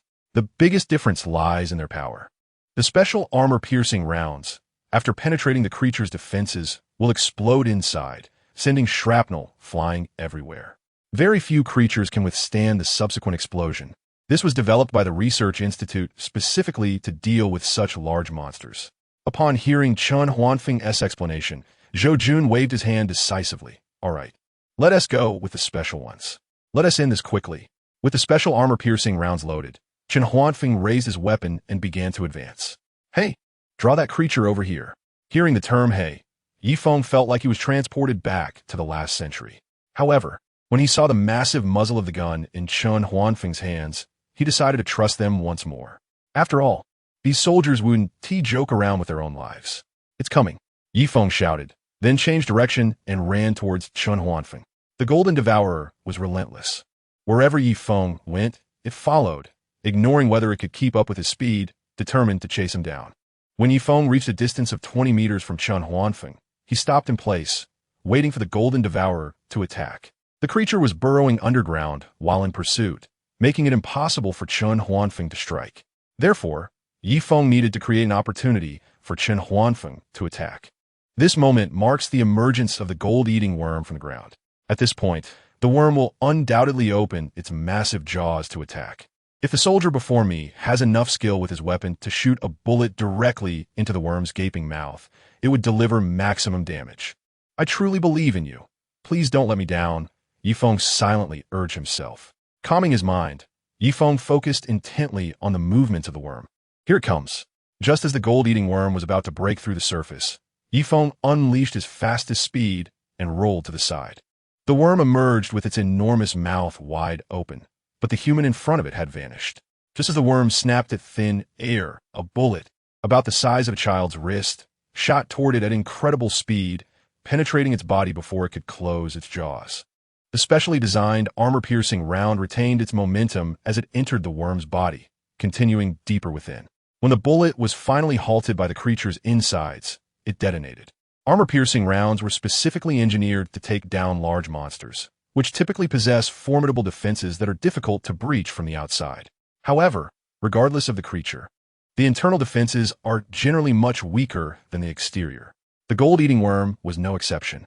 As the armor-piercing round exploded inside its body, shrapnel erupted outward, while a specially formulated chemical agent also burst forth, contaminating the worm's internal organs and slowly but relentlessly corroding them. The fragments scattered and attacked. The soft flesh within the worm was powerless to stop the onslaught, being pierced and embedded by the shrapnel. For Yifeng, who was closest to the worm, the only sound he heard was a muffled thud from within its body. Unlike previous occasions when the worm would burrow underground after missing its attack, this time it fell to the ground, letting out a dreadful scream of agony. The massive creature writhed in pain, crashing into several trees around it. Is it really that powerful? Yifeng marveled, having thought military weapons were just average. He hadn't expected them to possess such formidable firepower. Of course, from Yifeng's perspective, had the armor-piercing round entered through the worm's mouth instead of striking its highly resilient skin, the damage would have been far less severe. Chun Huanfeng had truly struck a vital blow, incapacitating a creature that had caused countless headaches in his previous life with just one bullet. Haha, now it's time to reap the rewards. Yifeng rubbed his hands together, a radiant smile spreading across his face. His excitement was understandable. He had already taken down 9 level 2 monsters, and with this gold-eating worm, he would successfully complete his awakening mission. Then, he could finally obtain the awakening abilities he had longed for in his past life. That kind of ability is not just an enhancement of physical fitness. It transcends human cognition and exists in the realm of fantasy. At that point, it wouldn't be impossible to shatter mountains with a single punch or sever rivers with a mere palm strike. Watching the Golden Devourer writhing incessantly, Yifeng patiently waited. The Golden Devourer had a remarkably strong vitality. Even after sustaining such severe injuries, it wouldn't die immediately. Yi Feng needed to wait until the creature was completely incapable of resistance before making his move, as only then could he accurately strike its sole vital point. In his previous life, the threat posed by the Golden Devourer to bases and shelters was so significant that extensive research was conducted on it. During this research, it was discovered that, like snakes, the Golden Devourer also had a critically vulnerable spot located at its 7 inches. However, the 7 inches of the Golden Devourer is very small compared to its massive body. This vital area is no larger than a grain of millet. Chapter 71. Awakening task completed. Of course, this is just an exaggeration. The critical spot of the golden eating worm is located right in the center of its head, a small gap between its 2 skulls, roughly the size of a small bowl. While that doesn't sound too small, it's important to remember that the golden eating worm isn't going to stand still, waiting for someone to stab it in its weak spot with a sword. Once it starts moving, accurately striking its vital point becomes nearly impossible. This means the only time one could attempt such an attack is when the worm is nearly incapacitated. But if it's already in that state, why bother targeting its critical point? It would be better to let it die on its own. Thus, even though people are aware of the golden eating worm's weakness, it doesn't make much difference. However, this weakness is quite suitable for Yi Feng's current attack. The worm is already close to a state of near death, and if Yi Feng can accurately hit the weak spot, he could take its life and complete his awakening task. After that, he could become the CEO, marry a beautiful and wealthy woman, and reach the pinnacle of success in life. Hey, you really shouldn't get too close to that monster. Chen Huafeng hurriedly warned as he saw Yi Feng moving closer to the golden eating worm. Even though it looks severely injured, it's not dead yet and can still attack. Nearby, Zhou Jun and Han Sheng also noticed Yi Feng's actions. Captain, that guy is strange. Most people would run away from such a huge monster.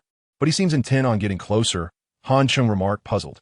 Zhou Jun smiled knowingly. He had already understood the significance of Yi Feng's actions. As the captain of an elite armed group in the base, he was certainly qualified to be informed about these matters. Therefore, throughout their journey, he had been stabbing the heads of the monsters they killed to check for crystal cores. The other team members didn't think much of it, believing he was just being cautious to ensure that no monsters were faking their deaths. Deep down, Zhou Jun didn't intend to keep any secrets from his team. However, the secret of the crystal cores had been strictly ordered by the base leader to remain confidential at this stage, and it was unclear when it could be disclosed, as that would depend on the orders from the National Command Center. Initially, Zhou Jun was somewhat puzzled by the Command Center's prohibition on spreading the secret of the crystal cores. He didn't think it could be kept hidden for long, as someone would inevitably discover the cores and learn about their functions. Eventually, this secret would spread rapidly across the world. But after leading his team on this rescue mission, his confusion about the band began to clear up a bit. Throughout their journey, they had killed numerous monsters, yet the number of crystal cores they obtained was exceedingly scarce. Such a precious and rare resource was surely in high demand by the command center. If this secret were to spread and everyone became aware of the role of the crystal core, it would significantly increase the difficulty of obtaining one. Therefore, Zhou Jun estimated that the command center must be thinking about keeping it under wraps for as long as possible, using this time to gather as many crystal cores as they can to build up capital for the upcoming awakening era. Zhou Jun understood the command center's approach very well. In today's rapidly changing world, monsters have become the most powerful force, and the authorities can no longer fully control the country as they used to. In this situation, many ambitious individuals would emerge, hoping to establish their own power in this chaotic era. Once the authorities lack overwhelming strength, the entire country would face the risk of division. Thus, the command center chose to keep this information secret and quietly build their strength. Seeing Yi Feng's actions, Zhou Jun could easily guess that Yi Feng intended to obtain the crystal core from the giant monster. Zhou Jun had no intention of competing with Yi Feng for it. During their previous battles with the monsters, they had taken down hundreds with a single round of artillery. The base had already accumulated a significant number of crystal cores. After all, no matter how powerful an individual was, they could not compare to an army designed solely for killing. They were well-versed in killing, and even more so when it came to monsters. Therefore, Zhou Jun didn't think much of 1 or 2 crystal cores. If Yi Feng wanted them, he could take them. Under everyone's watchful eyes, Yi Feng slowly approached the writhing, howling gold-eating worm. He had no sympathy for the creature. His sole focus was on killing it to complete his awakening task. As he closed the distance, the gold-eating worm was already too weak to mount an attack. The specially formulated chemical agents were extremely potent, continuously corroding its body. A significant cavity had formed within its massive frame, with all its organs and flesh completely eaten away. Seeing that the gold-eating worm was too weak to strike back, Feng did not let his guard down. Once he reached the optimal distance, he pushed off the ground with force, propelling himself at high speed toward the monster's head.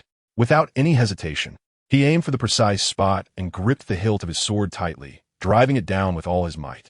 Although the half-blade of the Tang Dao had significantly diminished in power, Feng was targeting the most vulnerable spot on the gold-eating worm's body. Thus, the blunt blade encountered little resistance, smoothly piercing deep into the creature, leaving only the hilt exposed. As the Tang Dao was thrust in, the gold-eating worm's body, which had been thrashing about, suddenly went rigid. Its howls ceased instantly, and its raised head crashed down, sending fallen leaves scattering across the ground. In that moment, as the gold-eating worm fell, Feng's mind was flooded with the system notification he had longed for. Congratulations! You have killed a level 2 monster. Current completion of awakening task, 1010. Task completed. At the moment the task was completed, Feng's body began to undergo a transformation. An unknown force surged into him, rapidly enhancing his physical attributes. Meanwhile, the system's notifications in his mind were still ongoing. Awakening task completed. You have entered the extraordinary realm. You can continue to use evolution points to upgrade your physical qualities. Upon entering the extraordinary realm, your talent is classified as nature-type abilities, specifically lightning. Your lightning power has been quantified, and using it in battle can increase your experience. You can also exchange evolution points for talent upgrade experience. The system has introduced a new exchange feature. You can use crystal cores to redeem evolution points, or vice versa. The exchange rate is 10 evolution points for a level 1 monster's crystal core, 100 evolution points for a level 2 monster's crystal core, and so forth. Additionally, the system has implemented a fusion system, allowing you to combine various ores and monster materials to forge weapons. The cost of weapon forging can be paid using either evolution points or crystal cores. Chapter 72, Nature Affinity. Power of Thunder. The notifications from the system left Feng feeling dazzled. However, among the numerous prompts, he spotted one that filled him with excitement. His affinity was actually the nature-based power of thunder. This was one of the most formidable talents within the strongest category of abilities. In his previous life, people had compiled statistics on the various talents that had emerged and categorized them into several major types: nature, defense, offense, and transformation. Among these categories, the most precious and powerful talent was the nature affinity. There were 7 nature affinities, each representing one of the 7 elements of the universe: metal, wood, water, fire, earth, thunder, and ice. Awakening any one of these 7 nature affinities granted the ability to wield natural disasters. While nature affinities might not be invincible in the early stages, those who awaken them would eventually be able to unleash attacks akin to natural calamities at advanced levels. For instance, an ice affinity user could freeze a river with a mere gesture, a fire affinity user could incinerate the seas with a punch, and a water affinity user could summon tsunamis for offense. In summary, possessing a nature affinity laid the foundation for becoming a powerful individual. In his previous life, the majority of the top 10 experts were indeed wielders of nature affinities. Although other talents could also produce strong individuals, none appeared as frequently as those with nature affinities. Feng's current awakening of the power of thunder was unprecedented, even in his past life. While the other 6 nature affinities had manifested, sometimes in multiple individuals, the thunder affinity had remained elusive. This left many puzzled, with some even speculating that the thunder affinity did not exist at all and that there were only 6 types of nature affinities. Such claims did not convince the majority. Most people firmly believed that the thunder affinity must exist, but had simply not appeared due to its overwhelming power. Feng had often thought in his past life how fortunate it would be if he could awaken the thunder affinity. However, that was merely a distant wish, as he couldn't even awaken any talent back then, let alone possess the power of thunder. To his surprise, in this life, he had actually awakened the power of thunder. Feng was unsure whether he was meant to awaken the thunder affinity all along, or if the system had gifted him this previously unseen talent. Regardless of the reason, he was now a man capable of wielding thunder. At that moment, he could feel his body undergoing a transformation. Not only was his physical condition improving, but there seemed to be a strange energy flowing within him. As this energy coursed through his body, It sent tingling sensations throughout, akin to being zapped by a lighter. After a moment, the internal transformation was complete. Feng carefully sensed his body and felt incredibly powerful. He was filled with abundant energy, as if he had undergone a second evolution. Controlling the energy within his body, Feng raised his right hand, and the energy followed his thoughts, slowly gathering on his palm. The energy burst forth, crackling as white bolts of lightning danced in Feng's hand. Although these tiny bolts of lightning were not very powerful at the moment, Feng firmly believed that with the help of the system, he could upgrade this lightning power in no time. When that happens, he would truly be invincible. While Feng was still reveling in the control over the lightning power, Captain Zhou Jun could no longer hold back. "Hey, buddy, we're leaving. Do you want to come with us?" In fact, Zhou Jun had called out to Feng several times, but Feng was too focused on his physical transformation to notice. This time, however, Feng heard Zhou Jun's voice. "Wait a moment, I have a question. You're here to rescue the scientists from the Biological Research Institute, right?" Although Feng had his suspicions, he decided it was best to confirm. "How do you know that?" Zhou Jun's alertness instantly heightened upon hearing Feng guess their mission. This operation was highly confidential, and even the team members only knew they were there to rescue people, but the specifics remained unclear to them. Only Zhou Jun, as the captain, and one vice captain were aware of all the details. As soon as Feng spoke, Zhou Jun instinctively aimed his gun at him, ready to attack at any moment. Feng noticed Zhou Jun's movement, but didn't pay it any mind. He simply said calmly, "It's simple. The scientists you're trying to rescue, I was just with them. I know that the base has sent many teams to rescue them. Given how remote this place is and how well-equipped you soldiers are, you wouldn't be here unless it was for this mission. A little reasoning leads to the conclusion about your task." Feng's reasoning was solid. Indeed, if they weren't there to rescue the group of scientists, they would likely be clearing out the monsters around the base to eliminate threats for future construction. Because of a need to rescue these scientists, construction at the base had temporarily halted. Unfortunately, too many soldiers had been dispatched, leaving the base's defenders unable to mount an active attack due to manpower shortages. Although Zhou Jun was convinced by Feng's logic, he still wanted to be completely sure. "Since you say you were just with those scientists, tell me, what is the name of the director among them?" "Lin Buqing," Feng answered without hesitation. Seeing that Feng accurately named Academician Lin, Zhou Jun finally relaxed a bit, lowering his weapon. Now that it was confirmed Feng had indeed been with the scientists, Zhou Jun seized the opportunity. After all, they had paid a steep price in their quest to find the group of scientists. They are part of a ground team, and in the sky, there are blue beetles, those flying monsters that can easily lead to catastrophic outcomes. However, the dangers on the ground are numerous as well, with all sorts of bizarre creatures causing significant casualties within their ranks. Unfortunately, the orders from the base are clear, no regard for losses, and they must rescue the scientists as quickly as possible. This task arrangement leaves Zhou Jun with no choice but to push through when encountering monsters, rather than taking the time-consuming route around them. While this approach sounds formidable, facing swarms of monsters could lead to heavy losses. On this rescue mission, they were ambushed by a pack of mutated hunting dogs. These mutated dogs are incredibly fast, making it difficult for them to target them with their powerful weapons. As a result, they suffered many casualties before finally eliminating the pack of mutated dogs. Chapter 73. The first strike of nature's gift. If Feng were to know about this, he would surely say that Zhou Jun's small team was incredibly lucky, as none of the mutated hunting dogs had given birth to a leader. Once a leader was born, Zhou Jun's team would definitely be no match, and there was a high possibility of a complete annihilation. Level 2 monsters could either be fought by an equally ranked awakened expert, or they could be suppressed by overwhelming numbers and weapons. Beyond that, it would be wishful thinking to expect an elite team without any awakened members to eliminate a horde of monsters led by a leader. The only outcome would be death. After both parties confirmed their identities, Feng decided to lead them to Exinen Town to find the scientists. "Let's go. I know where they are," he said, taking the lead. Zhou Jun glanced at his team and raised his hand, signaling everyone to follow. Due to the battle between Feng and the gold-devouring bug, many nearby monsters had fled the area.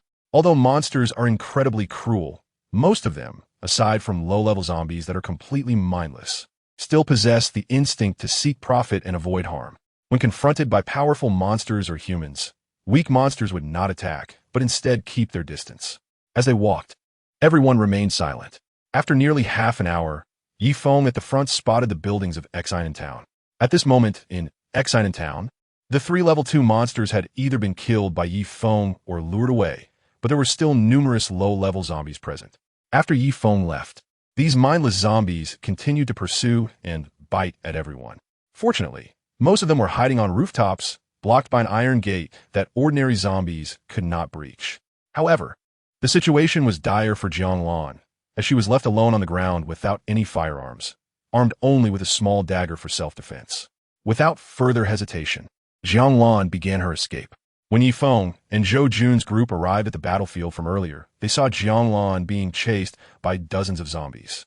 Despite being utterly exhausted, Jianglan did everything she could to hide in order to survive. Observing the scene, Yi Feng felt it was the perfect opportunity to test his strength after advancing to the extraordinary realm. As energy flowed, beams of white light gathered beneath Yi Feng's feet. In the next moment, he shot out like a bolt of lightning, trailing arcs of thunder behind him. The air was left with an afterimage as he covered hundreds of meters in the blink of an eye. At that moment, Jianglan, who was being pursued by zombies, only caught a glimpse of a shadow passing by her. Almost immediately, flashes of lightning erupted within the horde of zombies, accompanied by the crackling sound of electricity. Yi Feng stood before the zombie horde, unleashing a continuous surge of lightning from his hands.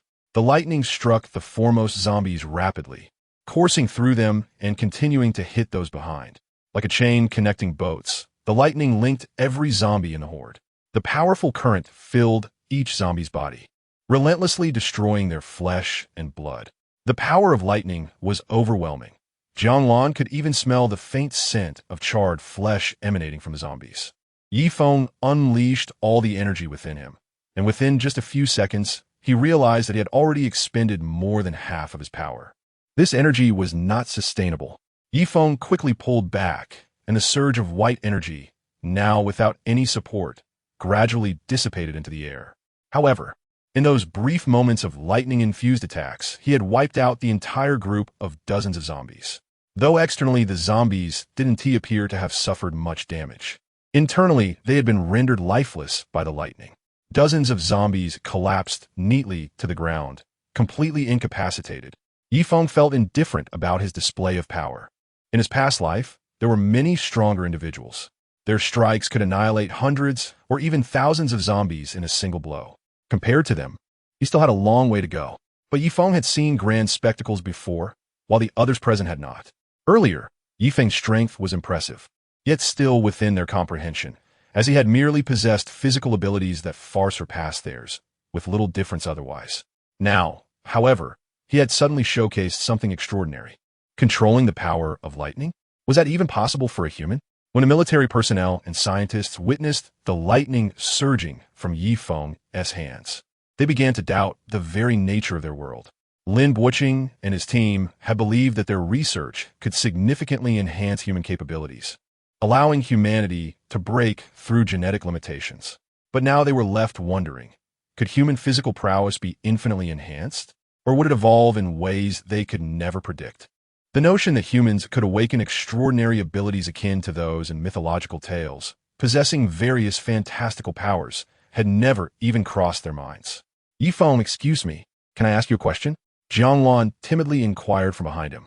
Yi Feng knew that his use of lightning power would undoubtedly leave a significant impact on them. So it was only natural for Jianglan to have questions. Go ahead, ask away. It's not a secret. I'm an open book. Yi Feng responded generously. Are you the thunder god from Journey to the West? Yi Feng stared at Jianglan in disbelief. With his good looks, I should at least be considered a thunder god, right? How could I be compared to the Thunder Lord? Am I that old? He suppressed his irritation and stepped forward to pat Jianglan on the shoulder. Not everyone who uses lightning is called the Thunder Lord. If you dare call me that again, I'll zap you. After this light-hearted threat, Yi Feng quickly moved on to eliminate the remaining zombies. By the time Yi Feng had cleared out all the zombies in the vicinity, it was already evening. With the power out, Zhou Jun and the others gathered a lot of wood and made their way to a relatively intact building, planning to wait until dawn to set off again. The campfire crackled to life, bringing a touch of warmth to the cool night. Under the glow of the flames, a sense of comfort washed over everyone. Fire has been humanity's weapon against fierce beasts since prehistoric times. Even though humans now reign as the masters of this blue planet, the instinctive reassurance that fire brings has remained unchanged in our genes. Of course, their current sense of security also stems from the presence of a man lounging on the sofa in the room, one who wields the power of lightning. They had all witnessed Yi Feng's battle today, where he effortlessly used his lightning abilities to take down dozens of zombies with a single strike. The awe they felt from that spectacle still lingered within them. Chapter 74. Upgrade. Level 2 Lightning Power. As many people gathered around the campfire, warming themselves, their glances occasionally drifted toward Yi Feng. Among those present, Lin Buqing was the most eager to ask Yi Feng a question. As a biologist who had spent decades studying, he was undoubtedly a staunch atheist. He believed that everything could be explained from a scientific perspective and had always held the conviction that there was nothing in the world that science couldn't elucidate. However, today was the first time he began to doubt this belief. After hesitating in his room for a while, Lin Buqing ultimately decided to seek clarity from Yi Feng. He stepped out and made his way directly to Yi Feng's spot. Taking a seat on the sofa opposite Yi Feng, illuminated by the dim light, he spoke up. Yi Feng, this might be a bit forward, but I'd like to ask how you performed that attack on the zombie today. Lin Buqing finally voiced the question that had been on his mind, one that many others were also eager to know. As soon as he asked, all eyes turned to Yi Feng. Yi Feng understood their curiosity, but knew he couldn't reveal too much, or his identity as a reborn individual would be at risk of exposure. After giving it some thought, he decided to share a little. You should know that humans can awaken through various strange methods. Once awakened, a person's physical abilities are greatly enhanced, including their recovery capabilities. However, when physical prowess reaches a certain peak, further enhancement temporarily halts, as they encounter the pinnacle of a realm described in fantastical novels. After reaching this peak, one must break through. Only by successfully surpassing their current realm can they continue to improve. If we were to explain this using current scientific theories, it would be akin to having several genetic locks within the human body, each representing a significant realm. Only by overcoming these genetic locks can humanity continue to evolve. Awakening is already considered breaking one of these locks, a state I refer to as the awakening realm. When the physical capabilities in the awakening realm can no longer be enhanced, one must prepare for a breakthrough. I don't know the exact method for breaking through. For example, I broke through while battling that giant insect, but there may be other methods as well. After breaking through the awakening realm, I felt a strange energy arise within me. This energy is somewhat akin to the internal power found in martial arts novels or the true chi in cultivation novels. When I used this energy to attack, the form it took was lightning power. Due to the extraordinary nature of this realm, I call it the transcendent realm, meaning to transcend the ordinary. As Feng began to explain, everyone gathered closer. Feeling he had shared enough, he concluded, "That's about my understanding of it. I'm done explaining, so please don't ask any more questions." With that, Yi Feng stood up, disregarding Lin Buqing's attempt to continue questioning, and walked back to his room. Just as Lin Buqing was about to speak, he noticed that Yi Feng had already walked away, leaving him to reluctantly close his mouth. There weren't many rooms in this building, and one room per person was definitely insufficient. However, since Yi Feng was the strongest among them, he would surely have a private room to himself. Lying on a bed with complete bedding, Yi Feng took out the bag he had kept at his waist. Opening the bag revealed it was filled with crystal cores of various sizes, their glow illuminating Yi Feng's face. As he held the crystal cores, Yi Feng activated the exchange system in his mind and attempted to convert the crystal cores into evolution points. As his thoughts settled, a Tier 1 crystal core vanished instantly, and a notification from the system echoed in his mind. 10 evolution points added. Yi Feng chose to exchange the 10 evolution points for talent upgrade experience, as the conversion rate was 1-to-1. Once the exchange was complete, his talent lightning power rose to level 1 with 11,100 experience. Among these, 10 points were from the conversion, and 1 point was the experience he gained from his actions during the day. Knowing that his nearly half energy-consuming attack had only netted him a single point of experience made Yi Feng feel a bit frustrated. If the progress continued at this rate, leveling up his talent would be painfully slow. Fortunately, the system provided additional upgrade methods, and the 1-to-1 evolution point conversion wasn't too punishing. Checking the number of crystal cores he had, Yi Feng decided to upgrade his lightning power to level 2 first. Given his current speed of evolution, he was certain he was the only extraordinary human in this world at the moment.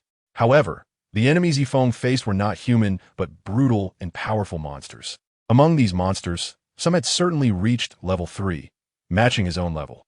Without strong offensive capabilities, even if they were at the same level, Feng wouldn't necessarily be able to defeat them. Therefore, upgrading lightning power as his strongest offensive ability was even more crucial than enhancing his physical attributes. Feng kept exchanging, and after spending 9 more crystal cores, he finally upgraded lightning power to level 2. After the upgrade, he could clearly feel that the electric energy within him had become much more abundant. If he were to unleash the same attack he did during the day now, it would likely consume less than 1/10 of his total energy. However, seeing how useful evolution points were made, Feng felt a bit regretful.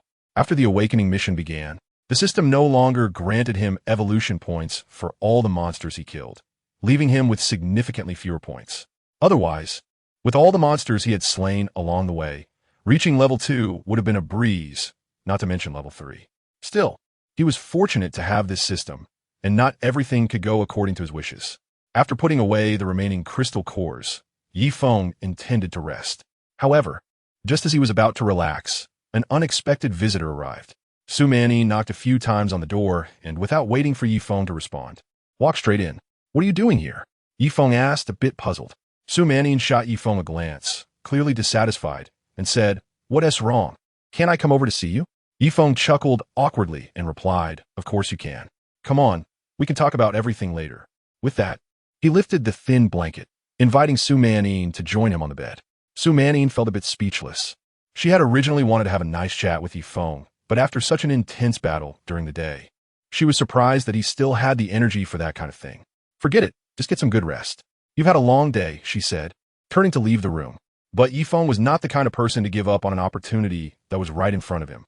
With a swift motion, he jumped out of bed like an arrow released from a bow and gently tugged at Su Manning, pulling her onto the bed. Chapter 75. The Resurrected Shui Chong He. "You think you can come and go as you please?" "Not a chance." Su Manning, pinned beneath him, had a flushed complexion, her stunning face appearing even more enchanting. Unfortunately, there was no light, and Feng couldn't see such a captivating scene. However, feeling the beauty of Su Manning's figure, he was already stirred up with desire. Su Manning was no novice. As a mature woman, she had begun to savor the pleasures of intimacy after experiencing the affair between them. At this moment, her body was pressed tightly against Feng's chest, and her previously calm breaths turned into heavy gasps. Yet, she still retained a shred of rationality, struggling to say, "Maybe we should just forget it. You've had a long day, don't tire yourself out." A man should never admit defeat, and given that Feng had now entered the extraordinary realm, his physical prowess was immensely powerful. Not to mention, he could handle Su Manning without breaking a sweat. Even if there were 2 more, he would be afraid at all. Never tell a man he can't do it. With that, Feng pressed his lips down fiercely. The battle was about to begin. An hour later, after Su Manning's incessant pleas for mercy, Feng finally concluded their intense encounter. After the battle, the two lay exhausted in bed, recovering their strength. Su Manning, having a weaker constitution, quickly fell into a deep sleep. Just as Feng intended to hold her in rest, a sudden commotion erupted from downstairs. The drowsy Feng instantly woke up.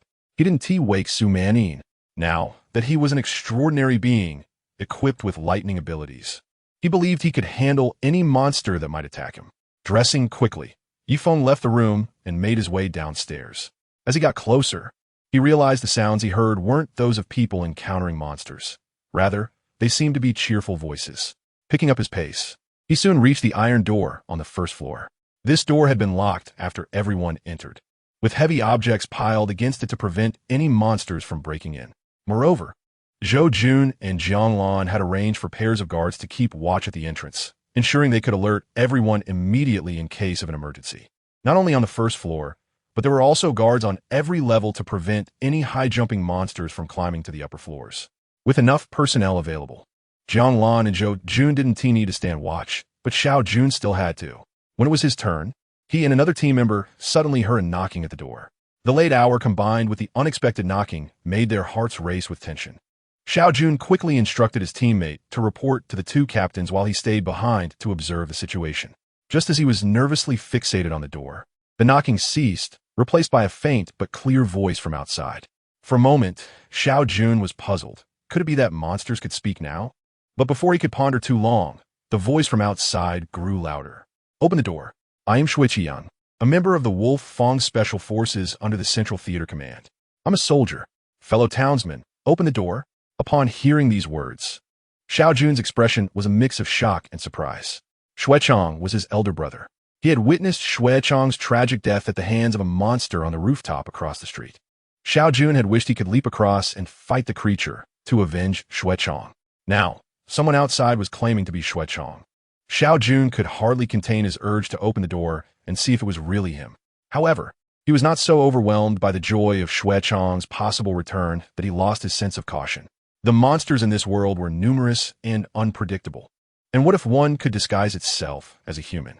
If he opened the door, it could be a grave mistake. Therefore, Xiao Jun decided against acting recklessly and planned to wait for the two captains to come down first. When Zhou Jun and Jiang Lan, who had been asleep, were awakened, they wasted no time and quickly roused the other team members. Soon, the two of them joined the others downstairs. Xiao Jun, what's going on? Has the monster outside started attacking? Jiang Lan asked as they walked. Not exactly an attack, but Xiao Jun's expression was somewhat unusual. But what? Jiang Lan pressed. Just now, the monster outside spoke, claiming to be my elder brother Shui Chong, and even mentioned our unit number. What? Jiang Lan was taken aback by Xiao Jun's revelation.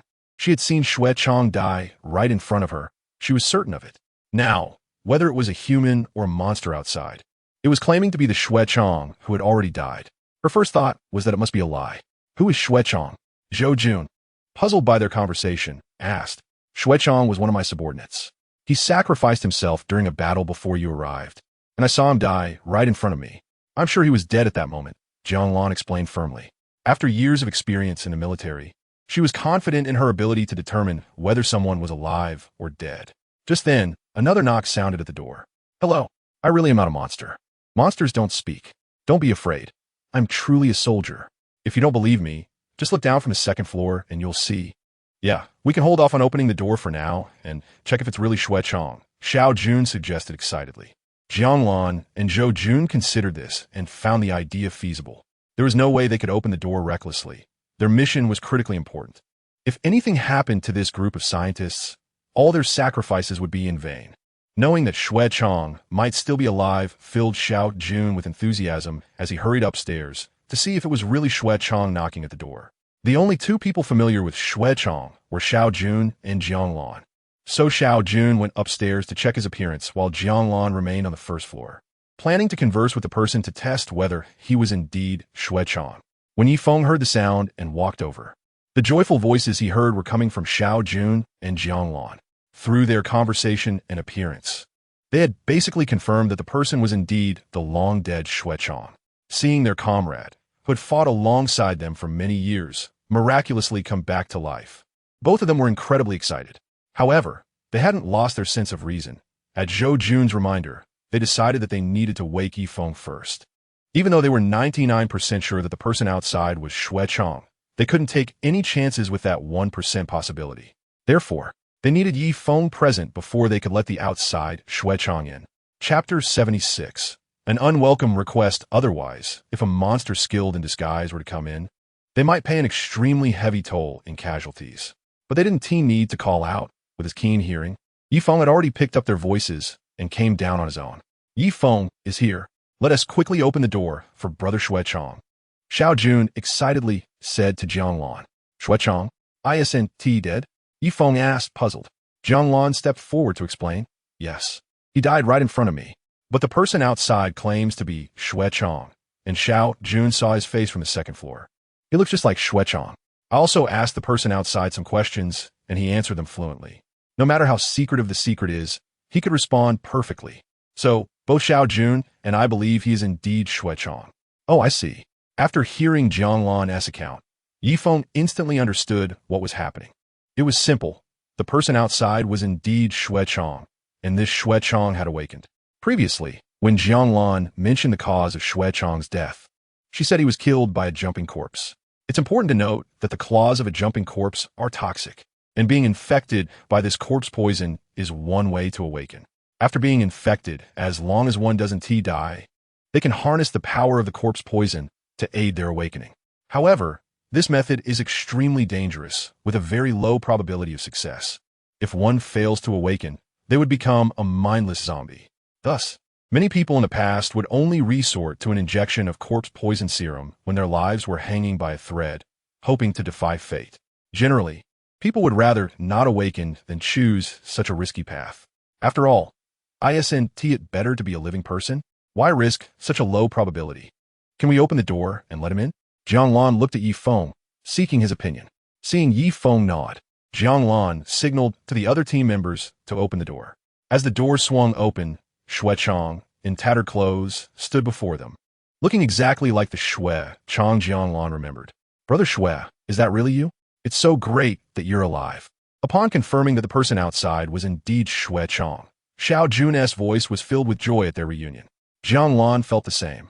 After all, Xue Chang had fought alongside her the longest, and they had gone through countless life and death situations together, making their bond feel like family. What is going on? I clearly remember that your life force should have been extinguished. How is it that you look completely unharmed and have come back to life? Jianglan stared at Xue Chang in disbelief, taking him in from head to toe. Though many incredible things had happened in this world, Xue Chang's resurrection still left her deeply shocked. Xue Chang scratched his head, equally confused. I don't know either. I only remember that after being attacked by the jumping corpse, my body was in immense pain, and then I lost consciousness. When I regained awareness, it was already dark. How do you feel now? Very well. Besides feeling a bit weak and hungry, everything else is great. Upon hearing Xue Chang say he was hungry, Xiao Jun quickly took out an energy bar and handed it to him.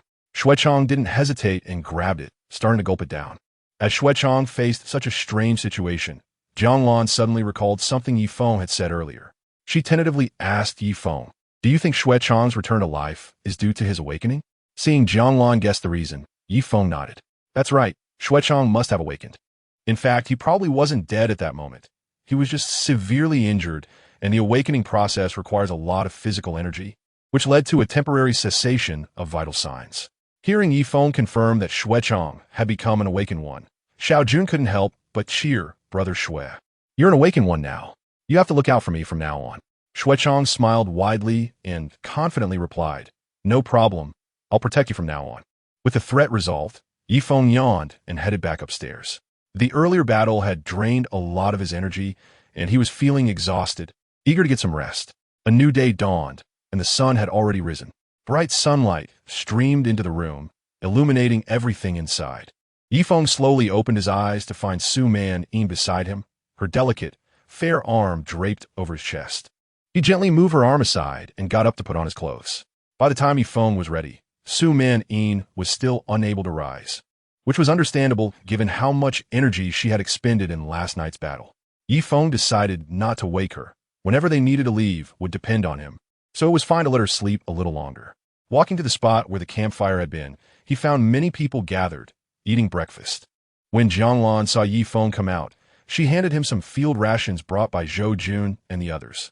These rations consisted mainly of compressed biscuits and energy bars, not particularly tasty, but very filling. Yi Feng took a few energy bars and sat down on the sofa to eat. Jianglan and Zhou Jun followed suit, sitting next to him. To spit it out. Don't be so shy, Yi Feng said, noticing their hesitation. The two exchanged glances, and after a brief moment of silent communication, Jianglan, who was closer to Yi Feng, spoke up. Yi Feng, we have an unusual request. We hope you can come with us to ensure the scientists reach the base safely. While eating the energy bar, Yi Feng replied without looking up, You should know my stance. Coming back to save you has already taken up a lot of my time. To be honest, if it weren't for my connections with Lin Ku and Su Man Yin, I might not have even returned. So I can't agree to your request. Upon hearing Yi Feng's refusal, the two seemed unsurprised, as if they had expected it all along. Jianglan paused for a moment before continuing. I understand what you've been thinking. You want to get back to Guangnan as quickly as possible, but Tianhai isn't exactly close, with monsters lurking around every corner. The journey will take even longer due to their interference. Plus, the roads may not all be intact. If a road is damaged, you'll have to find a detour, which will only delay you further. Yi Feng frowned. Jianglan's words echoed his own concerns.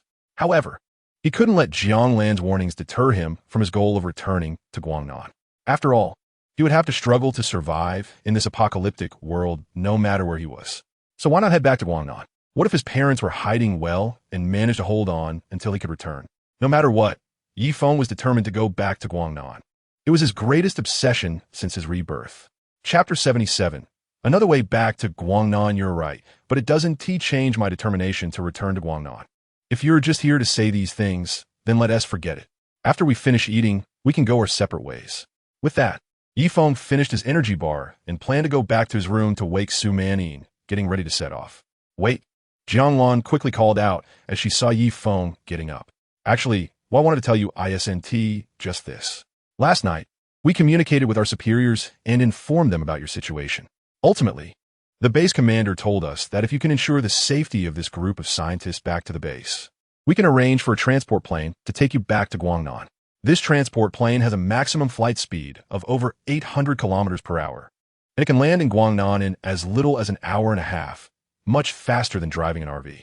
Hearing Jianglan say that the base was willing to send a transport plane to take him back to Guangnan, Yi Feng didn't seem particularly pleased. He knew that the skies were no longer dominated by human aircraft, but by those flying monsters.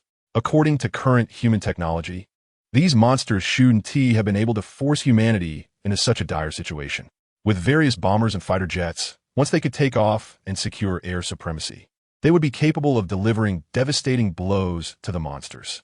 However, due to the presence of various flying monsters in the sky, any aircraft that took off could easily be brought down by these monsters through suicide attacks. It's important to note that these monsters were not like the birds on Blue Star. Some were even the size of helicopters, and their agility surpassed that of any aircraft by a large margin. As a result, the various weapons and missiles on planes struggled to accurately hit their targets. Even if some guided munitions could strike, the sheer number of monsters made it a lopsided battle. One missile taking out one monster was far too inefficient. After suffering significant losses, the Air Force leadership realized that once an aircraft took off, it was essentially a death sentence, leading to helicopters only being deployed for short distances thereafter. Yet, even in those cases, the roar of helicopters would quickly attract many monsters hidden in the dense forest, resulting in numerous casualties. For this mission to rescue the scientists, many helicopter teams were sent due to the relatively short distance, but in the end, it was still the ground troops led by Zhou Jun that completed the rescue operation. The skies were no longer under human control. Yi Feng spoke earnestly to Jianglan. I understand, but this is ultimately your choice. However, I want to mention that according to the personnel at the base, the transport plane will fly at a high altitude during its journey, which is relatively safe. The dangerous parts are during the ascent and descent, which are brief moments, and the chances of a successful landing are still there. Yi Feng sat back down, a contemplative look on his face. This decision was crucial. Should he prioritize safety and spend a lot of time returning to Guangnan from the ground? Despite the enormous risks, I decided to take the fastest route back to Guangnan by transport plane. This was not an easy decision to make. After careful consideration, Yi Feng made up his mind. All right, I agree to your request. I will escort you safely to the base, and then I'll take the transport plane back to Guangnan. Yi Feng chose this course of action for two main reasons. First, it was undeniably quicker. His parents were ordinary people living in a rural area with a relatively low population.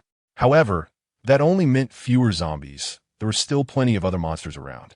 Ordinary people often struggle to muster the courage or capability to deal with even the weakest zombies, let alone the more formidable mutated creatures.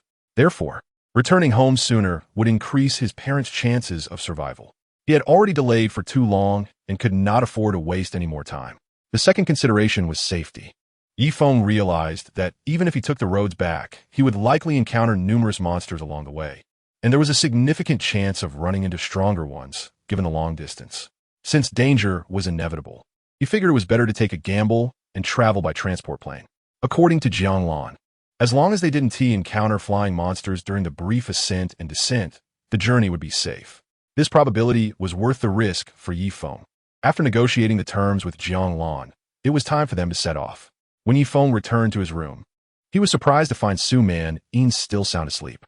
He considered letting her continue to sleep, but everyone else was ready to leave, and he couldn't let her miss out. He approached the bed and gently shook her awake.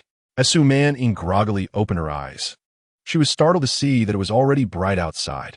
She quickly jumped up, revealing her figure in all its glory. While Feng admired her appearance, Su Man anxiously complained, "You could have at least woken me up. It's so late already. They might have left without us. This is all your fault." In response to Su Man's complaints, Feng nonchalantly said, "Don't worry. There's no way they've left yet. I haven't even packed my things." Jianglan and the others wouldn't be concerned about whether she was ready or not. Were they supposed to wait for her opinion before leaving? Su Man didn't hold back and continued to get dressed while saying, "Well, coincidentally, this time they will have to listen to my orders."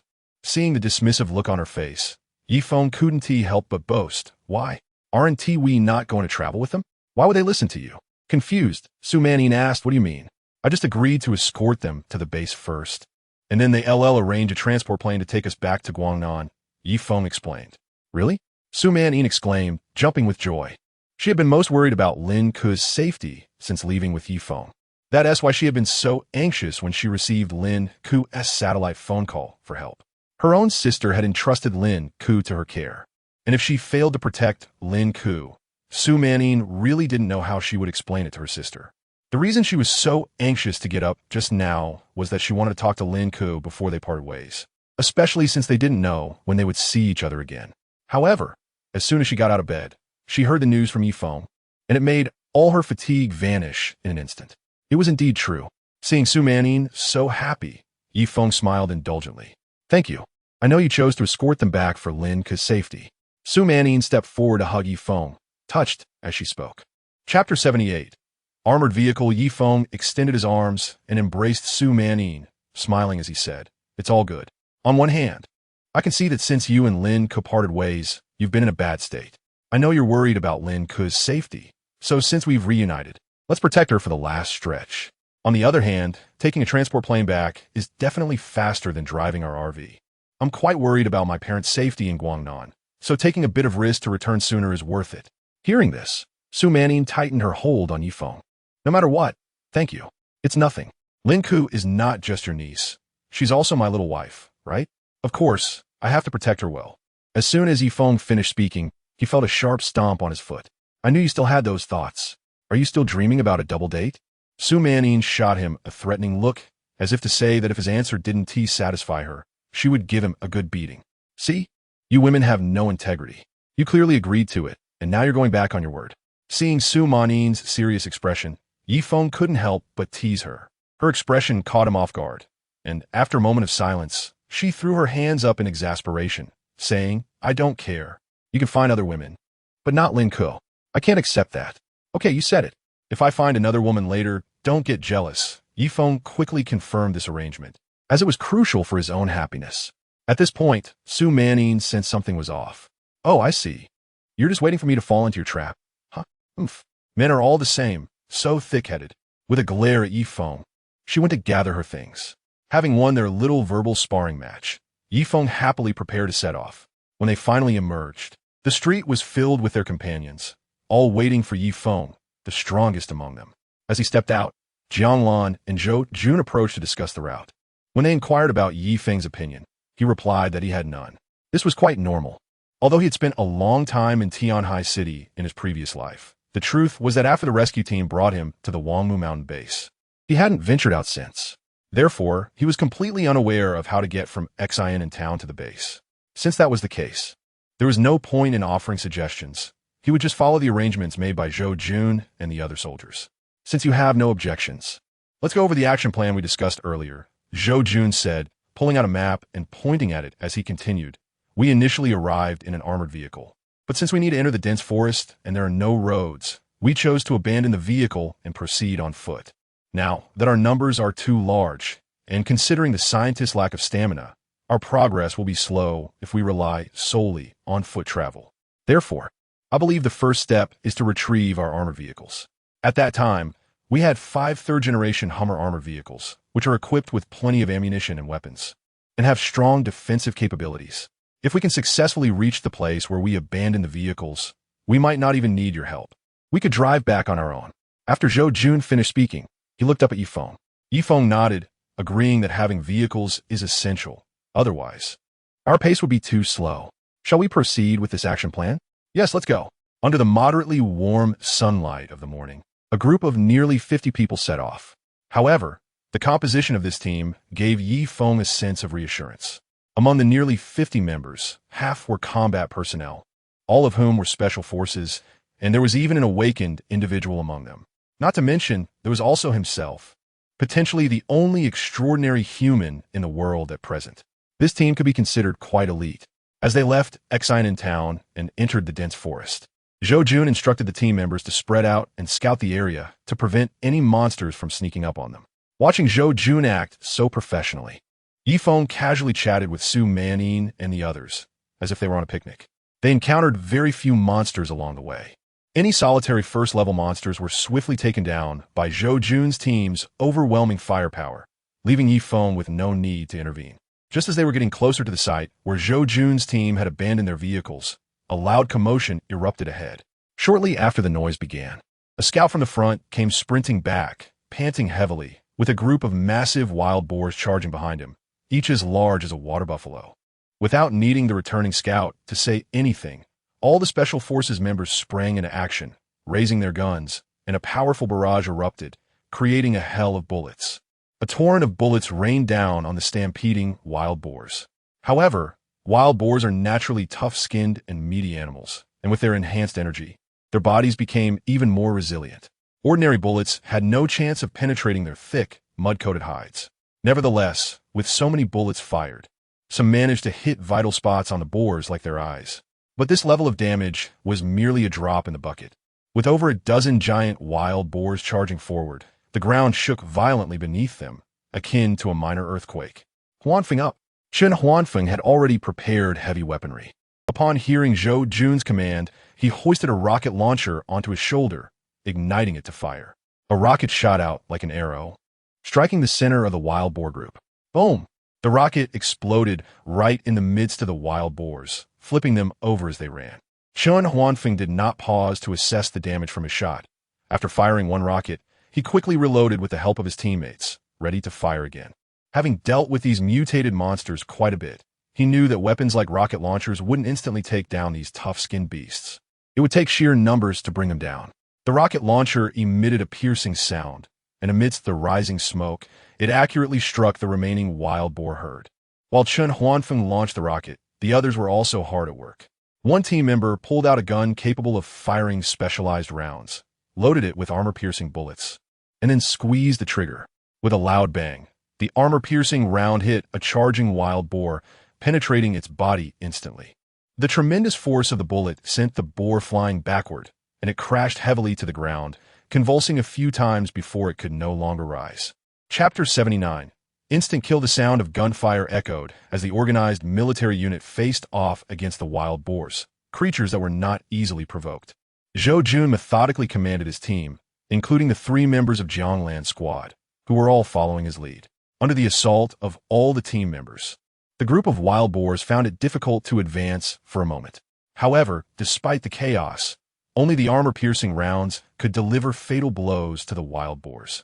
Other weapons, including rocket launchers, merely delayed the boar's charge. Eventually, the ammunition would run out, although Zhou Jun had half of his team reloading while the other half continued firing. The diminished firepower began to take its toll.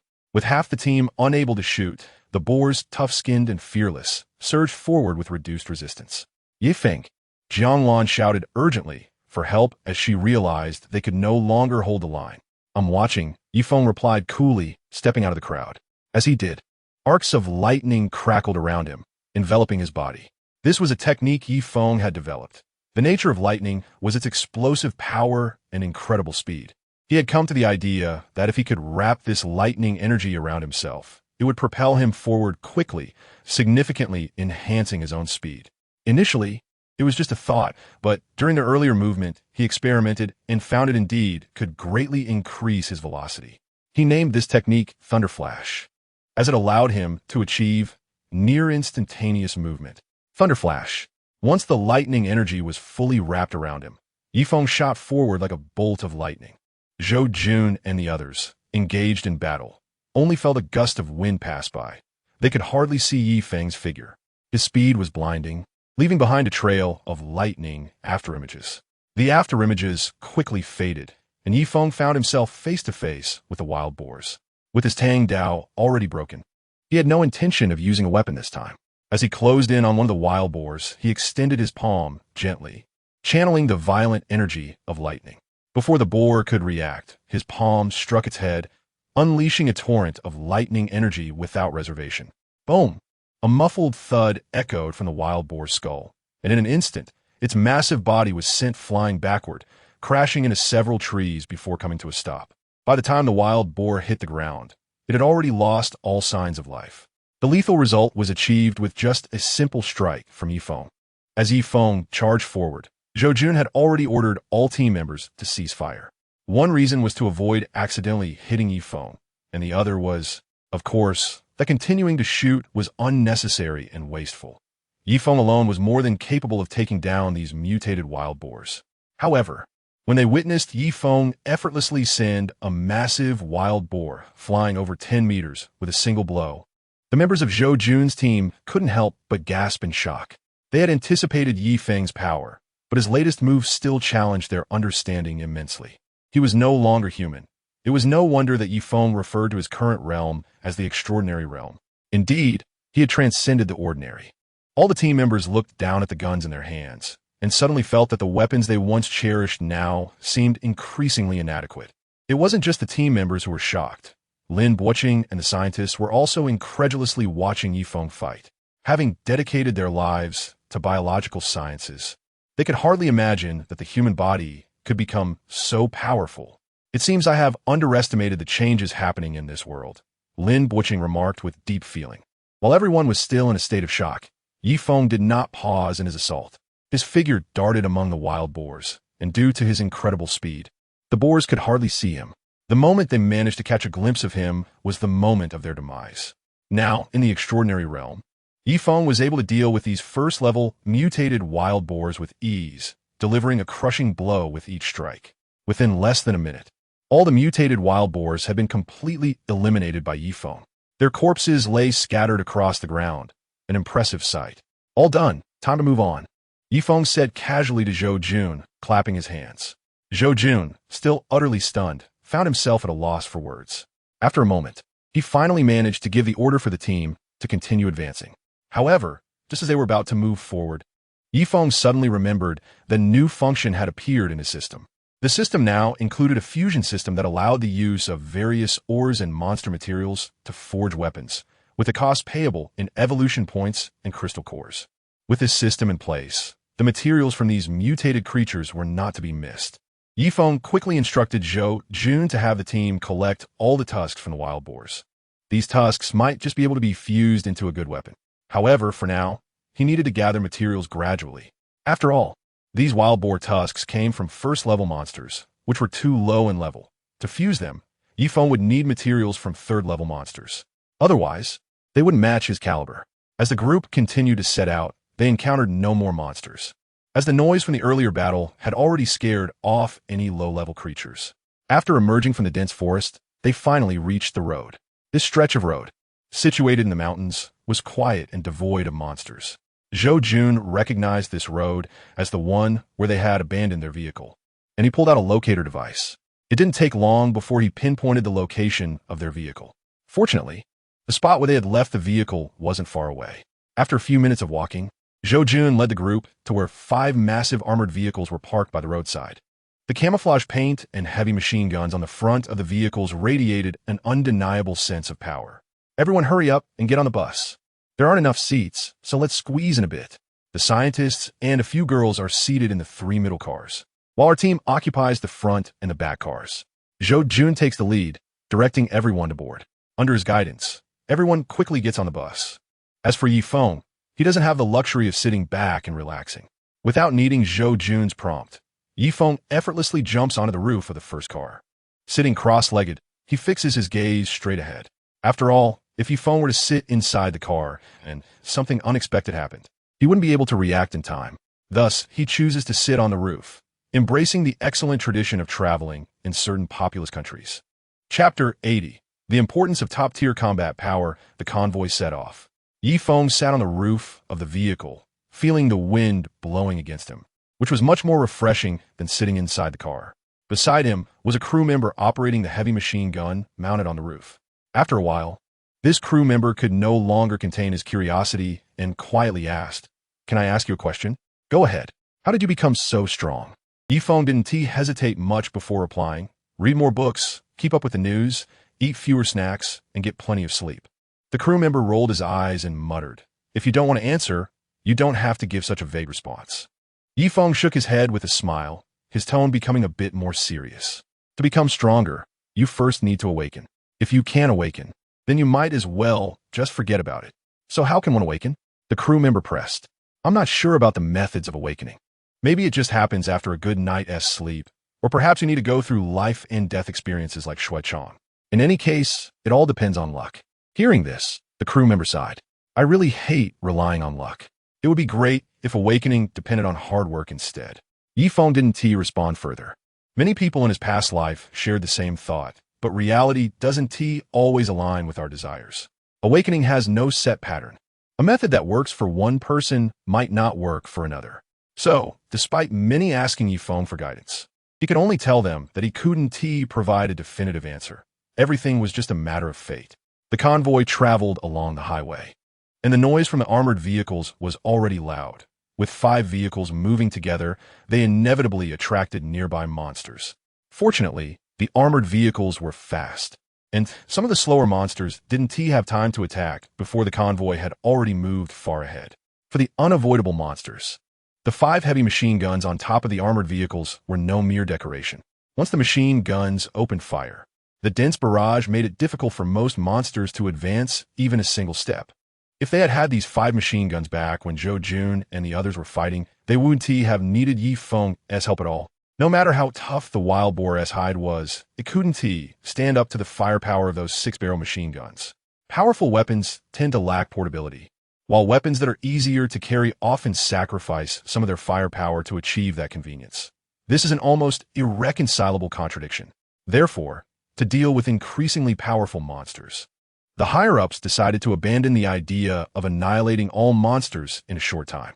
Instead, they chose to fortify their stronghold and wait for advancements in human technology or for the number of awakened individuals to increase sufficiently before launching a counterattack. This is undoubtedly the most sensible approach at the moment.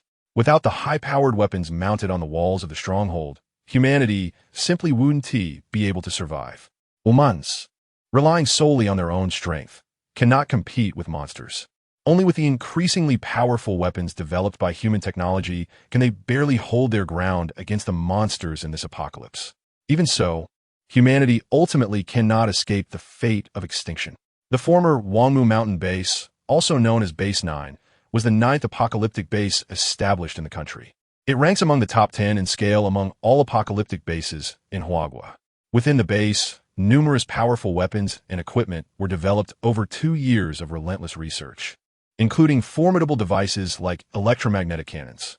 Other equipment also underwent targeted improvements, significantly enhancing their power compared to the pre-apocalyptic era. However, these weapons were primarily effective against common monsters. When faced with the highest and most powerful beings within the monster hierarchy, they were incapable of inflicting fatal damage. The 6th-level bone dragon was one of the most formidable monsters of that time. Once this bone dragon entered the previously balanced battlefield, the tide of battle shifted instantly. Under the bone dragon's assault, both personnel and weapons suffered countless damages. A single point led to the collapse of the entire front. This exemplifies the strength of top-tier combat power. On humanity's side, there was a lack of a powerhouse capable of matching the bone dragon. Although the strongest human at the base was already a 4th-level extraordinary, having broken through 3 times within the extraordinary realm, he was equivalent to a 6th-level monster. Nevertheless, even among the same level, there were significant gaps in strength. It was akin to the difference between low-level zombies and the mutated wild boars and gray wolves encountered earlier. Although all classified as 1st-level monsters, a mutated wild boar could easily surpass the combat effectiveness of 3 or more low-level zombies. The same disparity existed between humans and monsters. The strongest defender of the Wangmu Mountain Base at that time was named Shui Zong, an awakened individual with a natural talent for the water element. However, water's offensive capabilities were notably weaker compared to other elements. Thus, even in his previous life, despite awakening a natural talent and reaching the 4th level of the extraordinary realm, Shuezong did not make it onto the list of Huagua's top 10 powerhouses. Coincidentally, the opponent Shuezong faced, the Bone Dragon, was a monster proficient in fire-based attacks. This bone dragon was devoid of flesh, its entire body engulfed in a ghostly blue flame. Water and fire are opposing elements. Water can extinguish fire, while fire can evaporate water. In this scenario, it became a test of which element could overpower the other. Unfortunately, Shuezong ultimately lost, despite giving his all and sacrificing his life in the end. He could not stop the rampage of the Bone Dragon. After his death, the entire base entered a countdown to its demise. In fact, the reason humanity was suppressed in the previous life was due to the overly harsh awakening conditions, resulting in a very low number of awakened individuals. With such a low base, the chances of producing strong individuals decreased, making it even harder to generate top-tier talents. People recognized this issue, leading scientists in the previous life to continuously research and seek the laws of awakening, aiming to enable more individuals to awaken and bolster the number of human awakeners. Unfortunately, over the span of 2 years, this research did not achieve any breakthroughs. Countless people were left disappointed. Feng understood that if humanity wanted to reclaim its status as the dominant species on Blue Star, relying on just 1 or 2 exceptional individuals would not suffice. This world is vast, and although the human population has significantly decreased, there are still many survivors. In his past life, there were hundreds of large apocalypse bases, not to mention the smaller shelters. With so many lives to protect, even 1 or 2, or even a dozen extraordinary individuals would not be able to cover all. Feng had no doubt that with the system he possessed, he would undoubtedly become one of the most powerful beings on this planet, if not the most powerful. However, until he found a method for humanity to awaken successfully, he had no intention of trying to save the world, because it simply could not be saved. Chapter 81. Arrival at the base. As Feng pondered his thoughts, the road ahead was becoming increasingly chaotic. Heavy machine guns on other vehicles were firing wildly, and the nameless team member in the vehicle Feng was in was cracking his knuckles in anticipation. Seeing his eagerness, Feng quickly got up and moved to the roof of the vehicle to avoid being caught in the crossfire of the machine guns. The thundering sound of heavy gunfire echoed as monsters attempting to attack the convoy fell, their bodies littering the roadside. The convoy maintained its speed, largely unhindered. Even if a stray monster managed to break through the heavy machine gun fire and reach the front of the vehicle, the 3rd-generation warrior armored vehicle, weighing in at a hefty 6.5 tons, was not easily threatened by monsters at this stage. The formidable performance of the warrior armored vehicle meant that Feng had little opportunity to engage in combat during the journey. However, in order to gain experience points and evolution points from the power of lightning, Feng occasionally finished off fallen monsters along the way. The journey was smooth without encountering any formidable monsters, and the convoy gradually arrived at their destination, the Wangmu Mountain Base. Wow, is this the Apocalypse Base? It's so spectacular! Someone exclaimed from within the convoy as they caught sight of the under-construction base through the windows. Feng, perched on the roof of the vehicle, observed the base being constructed at a rapid pace, but he felt little excitement inside. He had spent 2 years in this base during his previous life, arriving almost right as construction began. In his past life, Feng witnessed the base rise from the ground and later saw it destroyed during a monster siege. This time around, he was uncertain of the base's fate, whether it would meet the same end as before. However, he would not be present to witness the answer to that question. Wangmu Mountain Base was almost entirely surrounded by mountains on 3 sides, with only the eastern side being flat land. This location was not very convenient for transportation, but highly advantageous for defense. The initial onslaught of the apocalypse made the military acutely aware of how terrifying the combat capabilities of the monsters were. Without the support of powerful weapons, the military would have been completely wiped out by the monsters. Nevertheless, even with their weaponry, the military had to endure significant casualties before they could withstand the first wave of monster attacks. Consequently, the military currently lacked confidence in dealing with these powerful monsters. Since they could not defeat them, they had to resort to defense. The strategic choice of the base's location was made with defensive advantages in mind. Being surrounded by mountains meant that during defense, most of the troops could be concentrated on the eastern front, with a majority of weapons also positioned on the eastern wall. Such a concentrated deployment of firepower and personnel was essential to hold the line against the monsters during sieges and prevent them from breaching the walls. As the convoy drew nearer, the commanders within the base received the news and immediately dispatched personnel to welcome them. When Zhou Jun informed everyone that someone from the base would be coming to greet them, the anxious scientists let out a collective sigh of relief. They can send someone to meet us, which indicates that we have now entered the area under military control. Otherwise, it would be difficult for the military to send personnel into the dangerous, uncontrolled zones at this moment. Feng felt the same way, but unlike them, he had a sense of joy in his heart. If they had already reached the base, then he could potentially depart for Guangnan on a transport plane as early as today, or at the latest, tomorrow. This meant he would soon be able to see his parents, whom he hadn't seen in a long time. In terms of this life, it had only been a few months since he last saw them. However, in his previous life, he hadn't received any news from his parents for a full 2 years. Therefore, for Feng, he felt he had been away for far too long. Going back was not only an obsession, but also a way to give closure to his past self. The convoy moved slowly forward. For safety reasons and to obtain raw materials, the base had cleared the tall trees growing near it during construction. As the convoy advanced, the scenery became increasingly desolate. To transport wood and other raw materials, the base had also built many roads. These roads were quite rudimentary by pre-apocalyptic standards. They were not even as good as village paths. Although the roads were wide, they were merely packed down with dirt and gravel, lacking asphalt or even concrete. These makeshift roads wound and twisted across the landscape, all leading to a singular destination, Wangmu Mountain Base. This unusual sight prompted many people inside the armored vehicle to lean out of their windows in curiosity. Sununtai manin, lin giskiviko. And 3 other girls were seated inside one of the armored vehicles. Linka looked out the window, her bright eyes not focused on the scenery outside, but lost in thought. After learning that they were about to reach the base, her mindset shifted. Initially, when she found out that her parents were safe in Yanjing, her only desire was to reunite with them there. However, at that time, despite having experienced over a month of the apocalypse, she had not truly encountered any real danger. It wasn't until the golden eater insects breached the laboratory and she and Luo Qianqian were forced to flee that she truly understood the cruelty and peril of this world. She had also discussed with Jianglan that Tianhai City was located in the central part Huagua, while Yanjing was in the north, meaning the only way to travel from Tianhai to Yanjing was by air. Given the current situation, this method was highly likely to be fraught with danger. The earlier suggestion to do so was based on the fact that the monster levels were not yet that high, and the risks were relatively manageable. Military aircraft could still operate safely, as those monsters hadn't yet achieved the capability to fully overpower them. However, the situation had changed significantly. The number of flying monsters was increasing, not only those emerging from spatial wormholes, but also a substantial portion that were mutated flying creatures originally from Blue Star.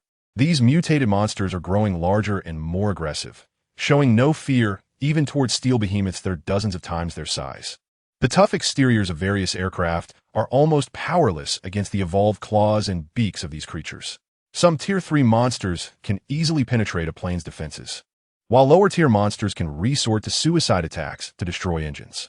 In such dire conditions, only a few fast-flying fighter jets dare to take off. Meanwhile, the slower aircraft are left to quietly gather dust in storage. Chapter 82. The changing status of women, however, fighter jets typically accommodate only 1 or 2 pilots, making them completely useless for transporting personnel. Therefore, if Lin Ku and the others truly wanted to return, the risks would be substantial, and the base might not be willing to let their hard-trained pilots take such great risks. Under these circumstances, after discussing with Luo Qianqian, Lin Ku decided to stay at the Wangmu Mountain Base. After all, within the base, the satellite signals were still operational, allowing her to stay in touch with her parents. As long as everyone was safe, there would be opportunities to reunite in the future. Conversely, if they chose to go to Yanjing, any unexpected incidents on the way could mean they would never have the chance to meet again. After making the decision to stay, Lin Ku shared her thoughts with Su Manin. Having experienced life-and-death moments herself, she was genuinely worried about Su Manin and Yi Feng's plans to take the transport plane back. So she wanted to persuade Su Manin. Previously, she had refrained from doing so because she believed everyone should have their own choices, and, as a relative, she shouldn't interfere. However, her perspective had changed. After facing life and death, she realized that the most significant matter in life is indeed life and death. And everything else pales in comparison. If they were to take the ground route, Lin Ku felt relatively assured given Yi Feng's current strength. But if they took the transport plane back, any mishap would render even the strongest abilities useless. If one couldn't fly, falling from 10,000 meters would truly mean certain death, with no chance of survival. With this in mind, Lin Ku couldn't hold back any longer. "Aunt, I heard from Sister Jianglan that once we reach the base, they will arrange a transport plane to send Yi Feng back. Will you be going with him, then?" Su Manning gazed out the window, her exquisite face calm, her lips slightly parted. "Of course. I chose to go with him when we traveled in the RV. It's the same now." Her tone was flat, and her expression was composed, showing no fear of danger. But Lin Ku pressed on, "But if something were to happen, even with Yi Feng's strength, he couldn't possibly save you both." Lin Ku's urgency increased, her words quickening. "Don't worry, it's all fate. Haven't you heard Jianglan say? There's only danger during the brief moments of ascent and descent. The rest of the flight is very safe. If something were to happen, then dying together with him wouldn't be so bad. Without his rescue, we might have already been eaten by monsters or tortured to death by those who broke into the villa." Hearing Su Maning's words, Lin Ku suddenly found herself at a loss for words. After all, when someone is no longer afraid of death, what else could you say to them? Yet Lin Ku still questioned, "Aunt, why can't we just stay? If this base is completed, wouldn't it be better for us to live safely inside? Living is definitely better than dying, right? Once a person is dead, everything is gone." Su Manning smiled, pulling her gaze from the window to look at Lin Ku. She then reached out to gently pat Lin Ku on the head. She turned her gaze back to the window and said to herself, "Xiao Ku." The highest status for women occurred during the period right after the World Wars. During this time, thanks to peace and technological advancements, women began to take on increasingly important roles in the workforce. The changes in production division and family roles gradually elevated women's status, bringing it to a point where, before the apocalypse, they were nearly equal to men. However, everything has changed now. Once peace ends, the significant physiological differences between men and women will cause men's status to rise above that of women again. At this point, society won't need the skills women possess. It will demand the most primal and powerful forces. Those who are strong will continue to hold everything, while the weak, regardless of gender, will ultimately become the lowest tier of society. In the past, those at the bottom of society could still find food, but the current situation is worse than before. Even if this base is established and everyone is protected, where will the food for so many people come from? They will have to grow it themselves. But with so many monsters outside, the danger of going out to farm is immense. Who will bear that risk? Ultimately, life in this base will not be as simple as you imagine. Even though it is officially constructed, and the most basic order might be maintained, the darkness within will undoubtedly be significant because that is determined by human nature. Of course, your uncle, Lin Buiqing, is the head of the research institute, which makes him an important figure. This will likely ensure that your life here isn't too bad. But what if your uncle's research fails or the results do not meet expectations? In today's world, intelligence is no longer the strongest weapon. Only awakeners like Yi Feng hold the ultimate power to dominate this world. So, since I, your aunt, have encountered such an invincible powerhouse, why would I choose to let go? You must understand that a woman's beauty, if not protected by sufficient strength, becomes a disaster rather than an advantage. Lin Ku was greatly shocked. She had never thought this deeply before. Right now, she only saw the immediate dangers and had not delved into the changes that human society would undergo in the future. The long-standing peace in Manhwa had made every citizen forget what human society looked like when war came. Now, awakened by Su Maning's words, Lin Ku fell silent. As her intelligence, which allowed her to gain admission to Tianhai University, one of the top 10 universities in Manhwa, enabled her to fully grasp Su Maning's message. Moreover, upon reflection, Lin Ku realized that what her aunt said had been proven countless times throughout history. Whether in Manhwa or abroad, human society always transforms in such a way when war arrives. War is not a game for women, and this time, the war will be more brutal than any previous conflict humanity has faced. In the past, during wars between humans, the side that could not hold out would surrender. And even in the midst of battle, both sides generally refrained from harming women and children due to their vulnerability. In the war between humans and monsters, humanity has no chance of surrender. The monsters show no mercy, whether their victims are women or children. To these creatures, all humans are merely potential food sources. In such a brutal reality, women are even looked down upon as cannon fodder for their perceived lack of strength. Moreover, a woman's most fundamental competitive advantage, her ability to bear children, is undervalued by those in power, especially given the scarcity of food. After all, every additional mouth to feed represents a significant cost, and it takes at least 14 years for a child to grow into a capable warrior. That is a long time, and humanity may not even survive long enough to see those children reach adulthood. Chapter 83. The most dangerous position once a woman's core competency is overlooked. Her situation becomes increasingly difficult. When everyone is busy with survival, discussions about women's rights, a product of peacetime, are rarely brought up. Lost in thought, Lin suddenly felt a chill run down her spine. Despite sitting in a stuffy, armored vehicle, the cold sensation surged from deep within her heart, permeating her entire body and leaving her with a sense of helplessness. As a wealthy, second-generation individual with an excellent education, Lin had always believed she could control her own destiny. Even after facing threats from humans and being pursued by monsters, she was determined to master her fate. However, she now realized the foolishness of that belief. With this realization, Lin couldn't help but let out a bitter smile. In terms of controlling one's destiny, perhaps only Feng would dare to make such a claim. Su Manyin noticed the change in Lin's expression and understood that her words might have been a bit overwhelming for someone who had yet to graduate from university. She gently patted Lin's shoulder and reassured her, "Don't worry too much.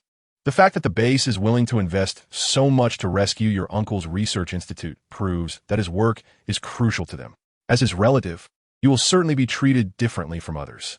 At the very least, you shouldn't have to worry about food and shelter and dangerous tasks won't be assigned to you." Lin looked up at Su Manyin and asked, "But isn't that a bit unfair to others? I have no role, yet I get better treatment than they do." "Don't be silly," Su Manyin replied with a smile. Even before the apocalypse, human society was never completely fair, let alone now.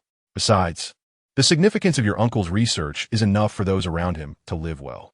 To put it bluntly, what your uncle can contribute is more important than what tens of thousands of ordinary people can provide. In this situation, what's the big deal about sheltering one or two people? Su Manyin spoke candidly, as there were only the 5 women in the vehicle, and there was no need for pretense. Moreover, their connection with Feng was the reason they were specifically arranged to sit together in one armored vehicle, while others were crammed into different ones. Privilege is everywhere, and Su Manyin hoped Lin would come to terms with this reality. "I understand, Annie," Lin replied. Though kind-hearted, she wasn't one to get stuck on trivial matters. Su Manyin's words had a significant impact on her, but she knew she had to learn to digest them gradually, as this was the reality that everyone had to face. By the afternoon, traffic was bustling. Some were leaving, while others were returning. Among those coming back, a significant number were dropped off at the protective perimeter of the base. After getting off the armored vehicle, the people who descended, guided by those still inside, formed a line and stepped one by one into their new home. Countless individuals were walking along the roads leading to the base, and Feng observed everything before him with an untroubled heart. Those called to disembark were survivors who had been rescued. Due to the limited military vehicles, they could only be taken to a designated safe zone. The vehicles needed to continue their mission to rescue more people, leaving no time for hospitality. In his previous life, Feng had also been rescued to the base around this time, and just like now, they were dropped off at their destination to make their own way to the base. The area had been cleared by the military, so there were usually no unexpected dangers. At most, a stray monster might slip through.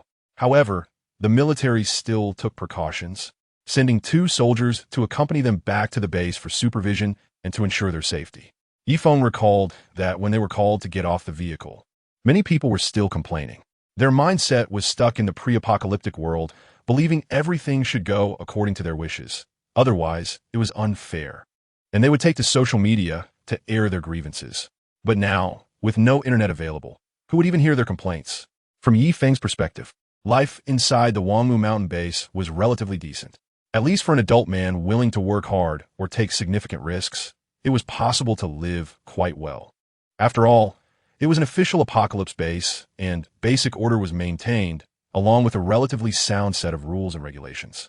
Adult men could join the military reserves, responsible for patrolling the urban areas, searching for food, and various other tasks. Those who performed well could be integrated into the regular army, which offered better benefits. Essentially, one person could support two. However, those in the reserves could only support themselves. It would be quite difficult to provide for another. As for adult women, supporting themselves was also manageable, especially with the energy enhancements available now.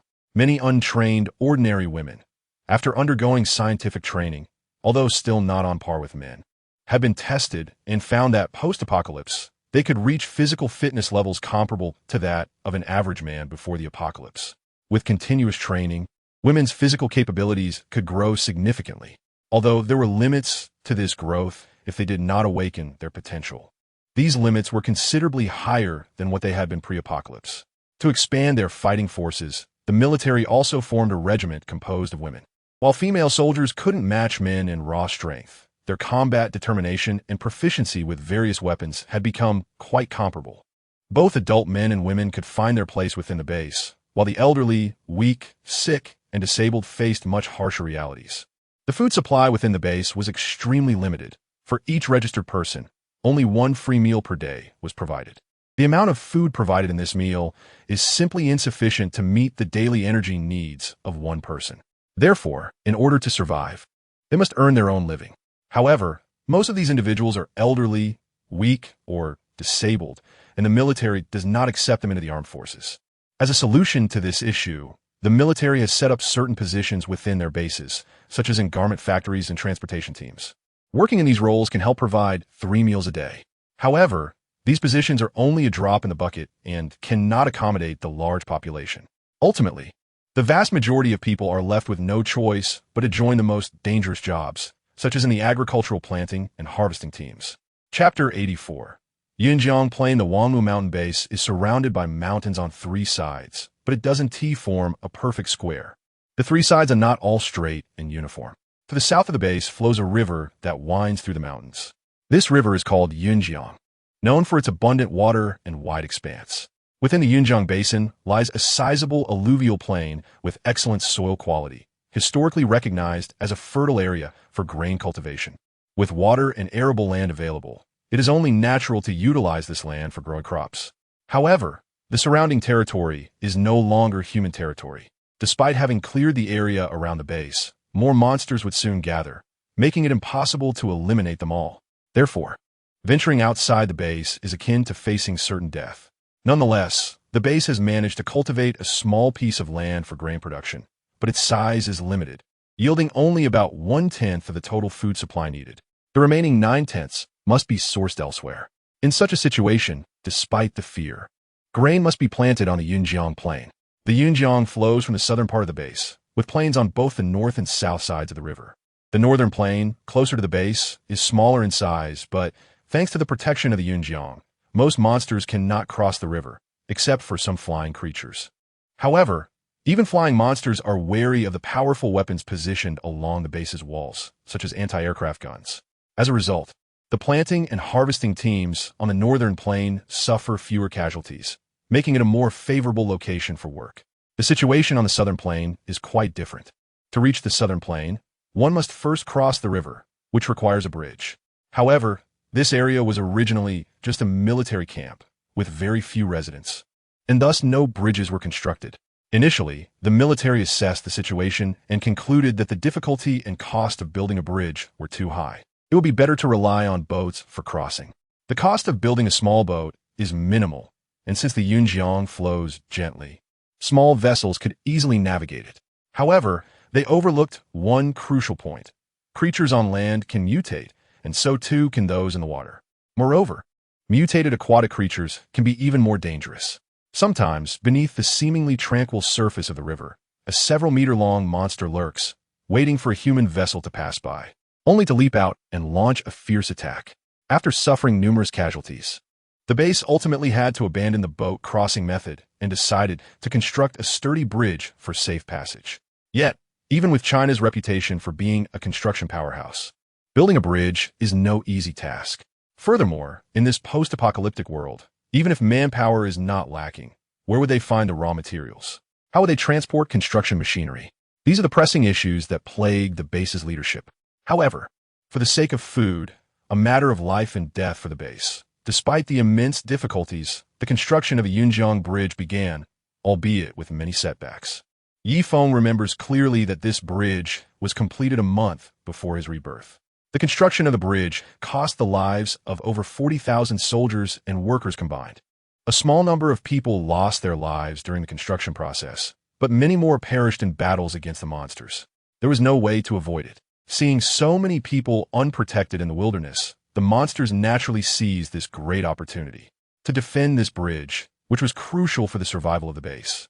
Everyone stood their ground, choosing to protect this lifeline with their lives. In the end, the bridge was completed. However, ironically, a month later, the base was breached by monsters. This grand bridge, built through immense effort, had not even had the chance to serve its purpose before being abandoned. In his past life, Feng often discussed with others in the base, and they all agreed that building this bridge was absolutely necessary. Without it, the entire base's food supply would be severely compromised. Relying on 10 ships to go out and only 5 to return for food transport was simply not enough to meet the survival needs of hundreds of thousands of people in the base. Yet, while building the bridge was the right decision, the timing was all wrong. In fact, the decision to build the bridge came 6 months after the outbreak of the apocalypse. During those 6 months, many monsters rapidly evolved in strength due to the energy surge, far outpacing human evolution. By the 6-month mark, monsters at levels 2 and 3 were quite common. A level 3 monster was roughly equivalent to a human in the extraordinary realm. Generally, extraordinary humans were stronger than most level 3 monsters, but their strength had its limits. At most, one person could easily defeat a single level 3 monster and might barely manage to contend with 2, except for nature-affiliated extraordinary humans. Others could not guarantee that one person could take down 2 level 3 monsters. In the 6th month after the apocalypse, the disparity between the number of strong humans and monsters was staggering. Humans could only rely on powerful weapons to barely hold their ground. In this situation, the base had limited options against the monsters attacking the bridge construction team. Even if all extraordinary beings were dispatched for protection, it was impossible to cover all fronts. Deaths occurred daily, and at that time, if someone chose to go out to work on the bridge, military personnel and reserves could take a half-month leave, along with various rewards. Ordinary people could earn enough food for a week from a single trip out to work on the bridge, and it was guaranteed to be a substantial amount. With such incentives, many people chose to take the risk. Although there were daily casualties among those working on the bridge, the ratio was not too high, leading many to think, why can't I be one of the lucky ones? With this mindset, many cautiously set out from a base. Many suggested that if the bridge had been built within the first 3 months of the apocalypse, it would have been much easier. At that time, most monsters were only at levels 1 and 2, with very few at level 2. The majority were just mutated level 1 monsters. This would have allowed the base to focus on constructing the bridge without needing to allocate most of its military strength to protect the workers. With the advantage of having a large number of soldiers in the base, a bridge could be constructed within 6 months at the latest after the apocalypse begins. The Yunjiang River is not very wide, and its water level is not too deep, nor is the flow particularly complicated. It would definitely be possible to complete the initial framework of the bridge in about 3 to 4 months. Once the crucial framework is established, the subsequent reinforcement work would be much easier. Therefore, once the food shortage troubling the base is resolved, it could accommodate more people. In the apocalypse, talent is fundamental. Only with a larger population can more strong individuals emerge, which in turn better protects the base, creating a positive cycle. However, due to an initial wrong choice, the base inevitably fell into a negative cycle. Ultimately, lacking top-tier strong individuals, the base was destroyed by monsters. Chapter 85, The Right Place and People. But the wrong timing thinking of this, Feng felt it was necessary to give a suggestion to the higher-ups of the base before he left. Although his advice might not be taken seriously, after experiencing such profound memories from his past life, Feng felt that if he didn't at least try to persuade them, he wouldn't be able to live with himself. After all, over 40,000 lives were lost while attempting to build a bridge. Beneath the azure waves of Yunjiang, bodies either sank to the riverbed or drifted downstream. Those vibrant lives were cruelly consumed by the mutated creatures of Yunjiang. Under the tall, pristine walls of the base, a massive steel gate, impressively thick, slowly swung open. Many people emerged from within the base, among them a significant number in military uniforms. Most appear to be middle-aged, neither too old nor young. 5 armored vehicles lined up in formation, then shut off their engines. Seeing these individuals, Feng understood that nearly all of the top brass from the base had come out. The scale of this gathering left him somewhat astonished. In his past life, these powerful figures were hardly united. Although they shared a common direction, the distance from Yinjing meant that their actual control was significantly diminished. In such situations, the desire for power and profit often began to stir. Generally speaking, since they were still in a life-or-death struggle, the military's voice held more sway. However, the base was not entirely under military control. Feng wasn't entirely clear on the specifics. In his past life, he was just a minor character, hearing only rumors and whispers. The real secrets were beyond his reach. As the vehicle door opened, Feng jumped down from the roof and walked towards Su Manyin and the others. Zhou Jun and Jiang Lan opened the door and quickly jogged to a middle-aged man in military attire at the front, saluting sharply before Zhou Jun reported on the completion of their mission. At that moment, the scientists led by Lin Buqing also began to disembark. Seeing Lin Buqing, the middle-aged man hurriedly approached him, excitement evident in his voice. "Academician Lin, I'm so glad to see that you all arrived at the base safely. Your research is crucial for us to win this war. The future of humanity relies on you." During his previous communications with the base, Lin Buqing had learned about this man's identity. This middle-aged man was not originally the head of this military district. However, since the opening of the spatial wormhole and the invasion of external energy, many of the older high-ranking officials could not withstand the energy's enhancement and had mutated. Thus, he became the highest-ranking military leader remaining.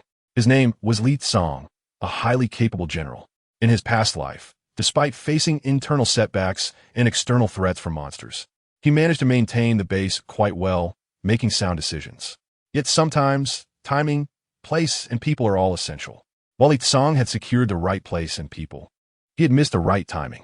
Once this opportunity is missed, it has already planted the seeds of destruction for the base. The only level 6 natural-type powerhouse within the base, Shuezong, chose to fight to the end out of admiration for Li Tsong's character, unwilling to escape alone. "Commander Li, we owe you so much. How many soldiers' lives have been sacrificed to save us?" Lin Buqing said, filled with emotion. On their way back, Lin Buqing and Zhou Jun sat in a vehicle, where Lin Buqing learned from Zhou Jun that only 12 rescue teams had returned from the mission. All of these 12 teams had suffered casualties as well. The other 17 teams were essentially wiped out. If Zhou Jun and his team hadn't successfully found Lin Buqing and the others, it was likely that all 12 of those teams would have perished. Unawakened humans could not possibly contend with those mutated monsters using just conventional weapons. You shouldn't blame yourself. I believe the sacrifice of those soldiers was worth it. Now, an unprecedented war has arrived. Our past military experience alone cannot win this battle. We need you scientists to save the world, Li Tsong said firmly. Despite the numerous sacrifices, he always believed that it was all worth it. As the leading figure in the biological research field in Huagua, Lin Buqing's research was unparalleled. If Lin Buqing's findings could indeed be applied effectively, Li Tsong was confident that they could win the war against the monsters. Feng, who was a distance away, did not hear their conversation and was not particularly curious about it. He was just waiting for Li Tsong and Lin Buqing to finish talking so he could inquire about the takeoff time of the transport plane. Now that he was here, Feng did not want to waste any more time. As long as they could take off, he would be willing to board the plane even if it was late at night. When Feng saw the two finish their discussion and prepare to turn back toward the base, he patted Su Manyin's hand and quickly walked a few steps to catch up. Seeing Feng approach, the guards beside Li Tsong immediately became alert. Although they knew Feng had just come down from an armored vehicle, his current actions seemed suspicious. Being an extraordinary human, Feng felt he was not moving quickly. But to others, his speed was comparable to their running. With such rapid movement, and heading directly toward the base's highest authority, the guards of General Li Tsong naturally could not let Feng pass. Instantly, a dozen soldiers in military uniforms lined up between Feng and Li Tsong, raising their guns with the dark muzzles aimed at Feng. Realizing that his actions might have caused a misunderstanding, Feng stopped, raising his hands to signal that he had no intention of attacking. Seeing the tension between the two sides, Zhou Jun and Jiang Lan hurriedly stepped forward. "Just kidding. Once things get physical, there aren't enough people here to take on Feng. These weapons might not even touch the hem of Feng's clothes. After all, Bullets can't travel faster than lightning. Don't shoot, it's all a misunderstanding. Yi Feng means no harm. He's our savior. I already mentioned him to General Li before. Zhou Jun quickly stepped in to explain. Seeing the commotion behind him, Li Tsong turned back. At that moment, Jianglan hurried forward a couple of steps to clarify the situation to Li Tsong. After listening to Jianglan's explanation, Li Tsong waved his hand, signaling the guards to lower their weapons. Chapter 86. Conflict arises. Li Tsong looked up and down at Yi Feng and said, I know you. You're Yi Feng, right? Yes. That's me. I'm here to ask if the conditions you promised me still stand? Yi Feng replied. Yes, of course, Li Tsong said without hesitation. However, it's currently the feeding time for those flying monsters. It might be quite dangerous to take off with the transport plane right now. Well, I did promise you. I can't put our soldiers at such great risk. Yi Feng wasn't someone who didn't listen to advice. It was around 2 in the afternoon, and there were indeed many monsters flying around in the sky. Taking off at this time was not very advisable. What can we take off then? Yi Feng asked. Li Tsong didn't rush to answer. Instead, he consulted with a man nearby for a moment. After gathering the information, Li Tsong informed Yi Feng, based on our observations. The best time to take off is in the evening, when the monsters that hunt during the day are returning to their nests, and those that hunt at night haven't yet emerged. Yi Feng nodded in agreement. Although he was eager to return to Guangnan, he hoped that everyone on this journey would stay safe. After all, he wouldn't be the only one on the transport plane. There were also the pilot and Su Manning. Therefore, reducing danger by even a little was worthwhile. When the time comes, you'll contact our flight squadron leader, Zhou Yong, and he will arrange for someone to take you back, Li Tsong said, leading the way back to the base. However, Lin Buqing did not follow Li Tsong, but instead walked up to Yi Feng and expressed his gratitude. Thank you. Without your help, we would never have made it back to the base with this group. Although with your abilities, we might not be able to repay you in any meaningful way. I can assure you that we will use our research results to help humanity through this apocalyptic crisis, Lin Buqing said earnestly. Yi Feng put away his indifferent demeanor. Even though he didn't believe Lin Buqing's research could help humanity overcome this crisis, the fact that Lin, being over 50 years old, still wanted to contribute to saving humanity was enough to earn Yi Feng's respect. Even though I don't know what your research is about, keep it up. This world is becoming increasingly dangerous, and humanity's situation is getting more difficult. This crisis won't be easy to overcome, Yi Feng said pessimistically. After hearing Yi Feng's words, Lin Buqing patted Yi Feng's arm and said with an uplifting tone, don't lose heart. If an old man like me can still be so confident, how can a young person with such strength be pessimistic? When I chose to become a scientist, I always kept one phrase in mind. Man can conquer nature. As long as we work hard, we can overcome all difficulties and obstacles. After encouraging Yi Feng, Lin Buqing waved his hand and led his team of scientists into the base. In fact, these words are not just Lin Buqing encouraging himself and the scientists under his command. When they personally witness the terrifying strength of those monstrous creatures, many people begin to doubt whether humanity can truly prevail in the battle against them. Doubt breeds fear, and fear is the most contagious of emotions. When fear arises within a team, it is essential to have someone who firmly believes in ultimate victory. If others cannot provide that support, then that person must be Lin Buqing. However, Lin Buqing is not engaging in self-hypnosis. As the most formidable biologist in Huagua, he has immense confidence in his research. After finishing his remarks, he walked back to the base with the scientists from the research institute. At that moment, a tall and muscular man, standing over 6 feet tall, approached. His stern face and robust physique stretched the military uniform he wore tightly, creating an imposing presence. This muscular figure was Zhou Yong, the captain of the base's flight squad, responsible for everything that could fly within the base. Zhou Yong strode up to Yi Feng, his expression serious and devoid of any smile. Towering over Yi Feng, he spoke in a harsh tone, Kid, although you've made substantial contributions, you need to be more respectful when speaking to General Li. You haven't earned the right to address him like that. Yi Feng felt a bit speechless. While others seemed to ignore the situation, Zhou Yong was eager to step in and make comments. Yi Feng took a small step forward, responding bluntly. I don't need to be polite to anyone right now, and I believe I have every right to speak as I do. With that, he fixed his gaze on Zhou Yong, slowly gathering the power of lightning in his hands. Let's keep things civil, we're all friends here. It wouldn't be good to escalate things. Zhou Jun and Jianglan quickly stepped in to mediate between the two. Each took a side, pulling the two who were now standing too close apart. Jianglan grasped Yi Feng's arm, urging him, "Yi Feng, he's the captain of the flight squad. The person who will be flying the transport plane is one of his men. There's no need to clash with him. In a few hours, you won't see him again. Why bother?" Yi Feng was rational enough to allow Jianglan to pull him away, but he also wouldn't back down when provoked. Given his current strength, if the base wanted to go back on their word, Yi Feng wouldn't mind showing them just how powerful his innate lightning abilities were. At that point, resolving the situation would not be so simple. "Tell him that if there's a next time, I guarantee he won't be able to stand and talk," he said firmly. Jianglan nodded repeatedly, knowing that Yi Feng never made empty threats. Once he said something, he would follow through. "All right, we'll make sure to clarify things with him. You just focus on waiting for the plane to take off." On the other hand, Zhou Jun had a tougher time. Zhou Jun and his team were well aware of Yi Feng's capabilities, having witnessed them firsthand. However, Zhou Yong had only heard about Yi Feng and had never seen him in action, so he merely perceived Yi Feng as a relatively strong, awakened individual.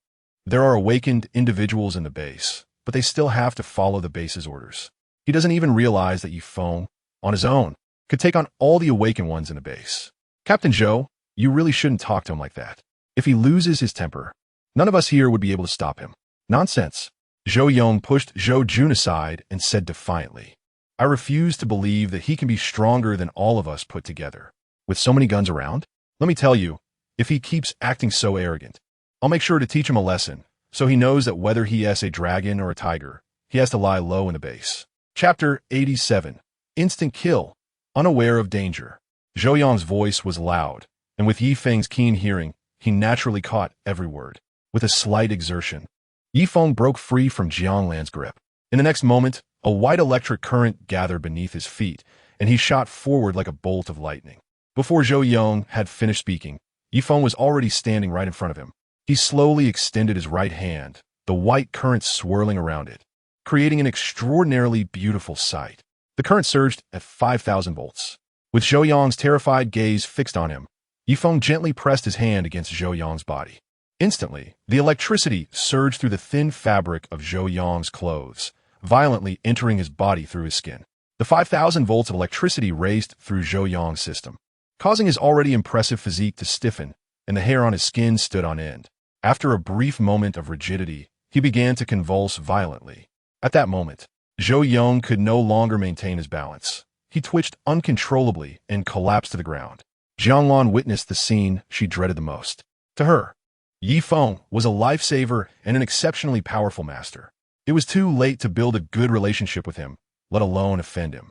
However, as the captain of the base's flight squadron, Zhou Yong not only held significant power, but was also a trusted confidant of the base's highest authority, Li Tsang. He was someone who outranked them by several levels, and they certainly could not afford to cross him. With the two of them now in conflict, and with hands already raised, Jianglan and Zhou Jun found themselves in a dilemma, unsure of how to proceed. Regardless, Zhou Yong was the one injured, and both Jianglan and Zhou Jun rushed to his side to assess the situation. They looked at the incapacitated Zhou Yong with tense expressions, fearful that something terrible might happen. If he was all right, that would be one thing, but if he were to die, the situation would escalate dramatically. While Jianglan and Zhou Jun were concerned for Zhou Yong's safety, the soldiers in the base had a different perspective. Right in front of the base, someone had dared to attack, and it was directed at a military officer, their commander. This was naturally perceived as an assault on the base itself. "Open fire and retaliate," shouted a squad leader under Zhou Yong. The soldiers who had been following Zhou Yong received the command, raised their weapons, and unleashed a hail of bullets toward Yi Feng. In an instant, countless bullets rained down, filling the air with the acrid smell of gunpowder. Yi Feng remained calm. With a swift movement, he activated his instant step. In a flash of white light, his figure vanished from sight. As the bullets whizzed by, not a single one found its mark, falling harmlessly to the ground after traveling several hundred meters. The rapid turn of events left many people momentarily stunned. Su Manning gasped and covered her mouth in shock as she saw Yi Feng being targeted by a barrage of gunfire. However, when she saw him effortlessly dodge the bullets, her heart finally eased. At that moment, she suddenly remembered that her man was an extraordinary awakened being who controlled the power of thunder and lightning. After evading the bullets, Yi Feng began to counterattack. Electric sparks flickered underfoot, transporting Yifeng almost instantaneously to the front of the team members who had opened fire. He raised his right hand, extending it forward, as the electric energy coiled around his palm and gently pressed against one team member's body, whose eyes were filled with terror. Lightning strike. The moment Yifeng's palm made contact, the energy within him surged forth. Once it flowed into the team member, the power of the lightning continued to spread rapidly, infecting all nearby team members in an instant. Yifeng was still mindful, not intending to kill everyone. Thus, he controlled the intensity of the current to 3,000 volts during the attack. This level of electric current wouldn't be lethal to a healthy adult. However, even with such a moderate current, the dozen or so team members still suffered considerably. The electricity coursed through their bodies, causing intense pain and uncontrollable spasms. After this counterattack, Yifeng halted his hand, refraining from further aggression. But things didn't go as he wished. The patrolling team members on the city wall, witnessing their comrades being attacked, immediately aimed the heavy weapons stationed atop the wall at Yifeng, ready to fire at any moment and reduce him to rubble. Seeing so many weapons aimed at him, Yifeng felt no fear. Back when he was in the awakening stage, he could never have escaped such a concentrated bombardment. But now, he was an extraordinary awakened being, wielding the most powerful natural electric force. To him, these weapons appeared no more threatening than a mere stick. His speed was more than sufficient to evade all attacks. As the situation grew increasingly tense, Zhou Jun and Jianglan realized that if they couldn't regain control, the consequences would be dire, and many lives could be lost. You need to go inside and get General Li Tsang to help stabilize the situation. I'll try to mediate here. Remember, be quick, otherwise, once the soldiers on the wall open fire, the situation will become irretrievable, Zhou Jun said rapidly. Jianglan nodded, refrained from saying more, and turned to dash into the base. Zhou Jun looked at the fallen team members from the flying squad scattered across the ground and let out a sigh. Why did it have to come to this? Why provoke him of all people? During the time Jianglan was inside the base searching for Li Tsang, many soldiers gathered around, drawn by the commotion. Prompted by the soldiers on the wall, they looked on in astonishment at Yifeng. Initially, they thought the disturbance was caused by a monster breaching their defenses and attacking from within. They never expected it to be a conflict between humans. Moreover, the side instigating the conflict was comprised of soldiers from the base. This was the most surprising aspect to them. It was akin to fighting fellow officers in a police station before the apocalypse, one of the most foolish acts imaginable. Nevertheless, despite their surprise, they surrounded Yifeng and the others, leaving no opportunity for him to escape. Li Tsang and Lin Buqing were enjoying a pleasant conversation, discussing how to continue their research activities. Suddenly, a breathless figure rushed up behind them. Li Tsang recognized the person. Captain Jiang, is there something urgent that brought you here? Jiang Lan, catching his breath, replied without hesitation, General Li, there's trouble outside. Captain Zhou Yong had a confrontation with Yifeng. Yifeng knocked out Captain Zhou and his team, and now other soldiers outside are facing off against Yifeng. If we don't act fast, they might start fighting again. What? Li Tsang's expression shifted from joy to anger in an instant. Zhou Yong was really out of line. Although Li Tsang knew Zhou Yong's temperament well, he didn't expect him to cause trouble over something so trivial. However, after his initial anger, Li Tsang realized he would have to step in and clean up this mess. Chapter 88. The first battle with an awakened one. Li Tsang turned his head, a bit embarrassed, and said, Academician Lin, I'm sorry. There has been a situation here that I need to handle. I'll have someone else take you to rest.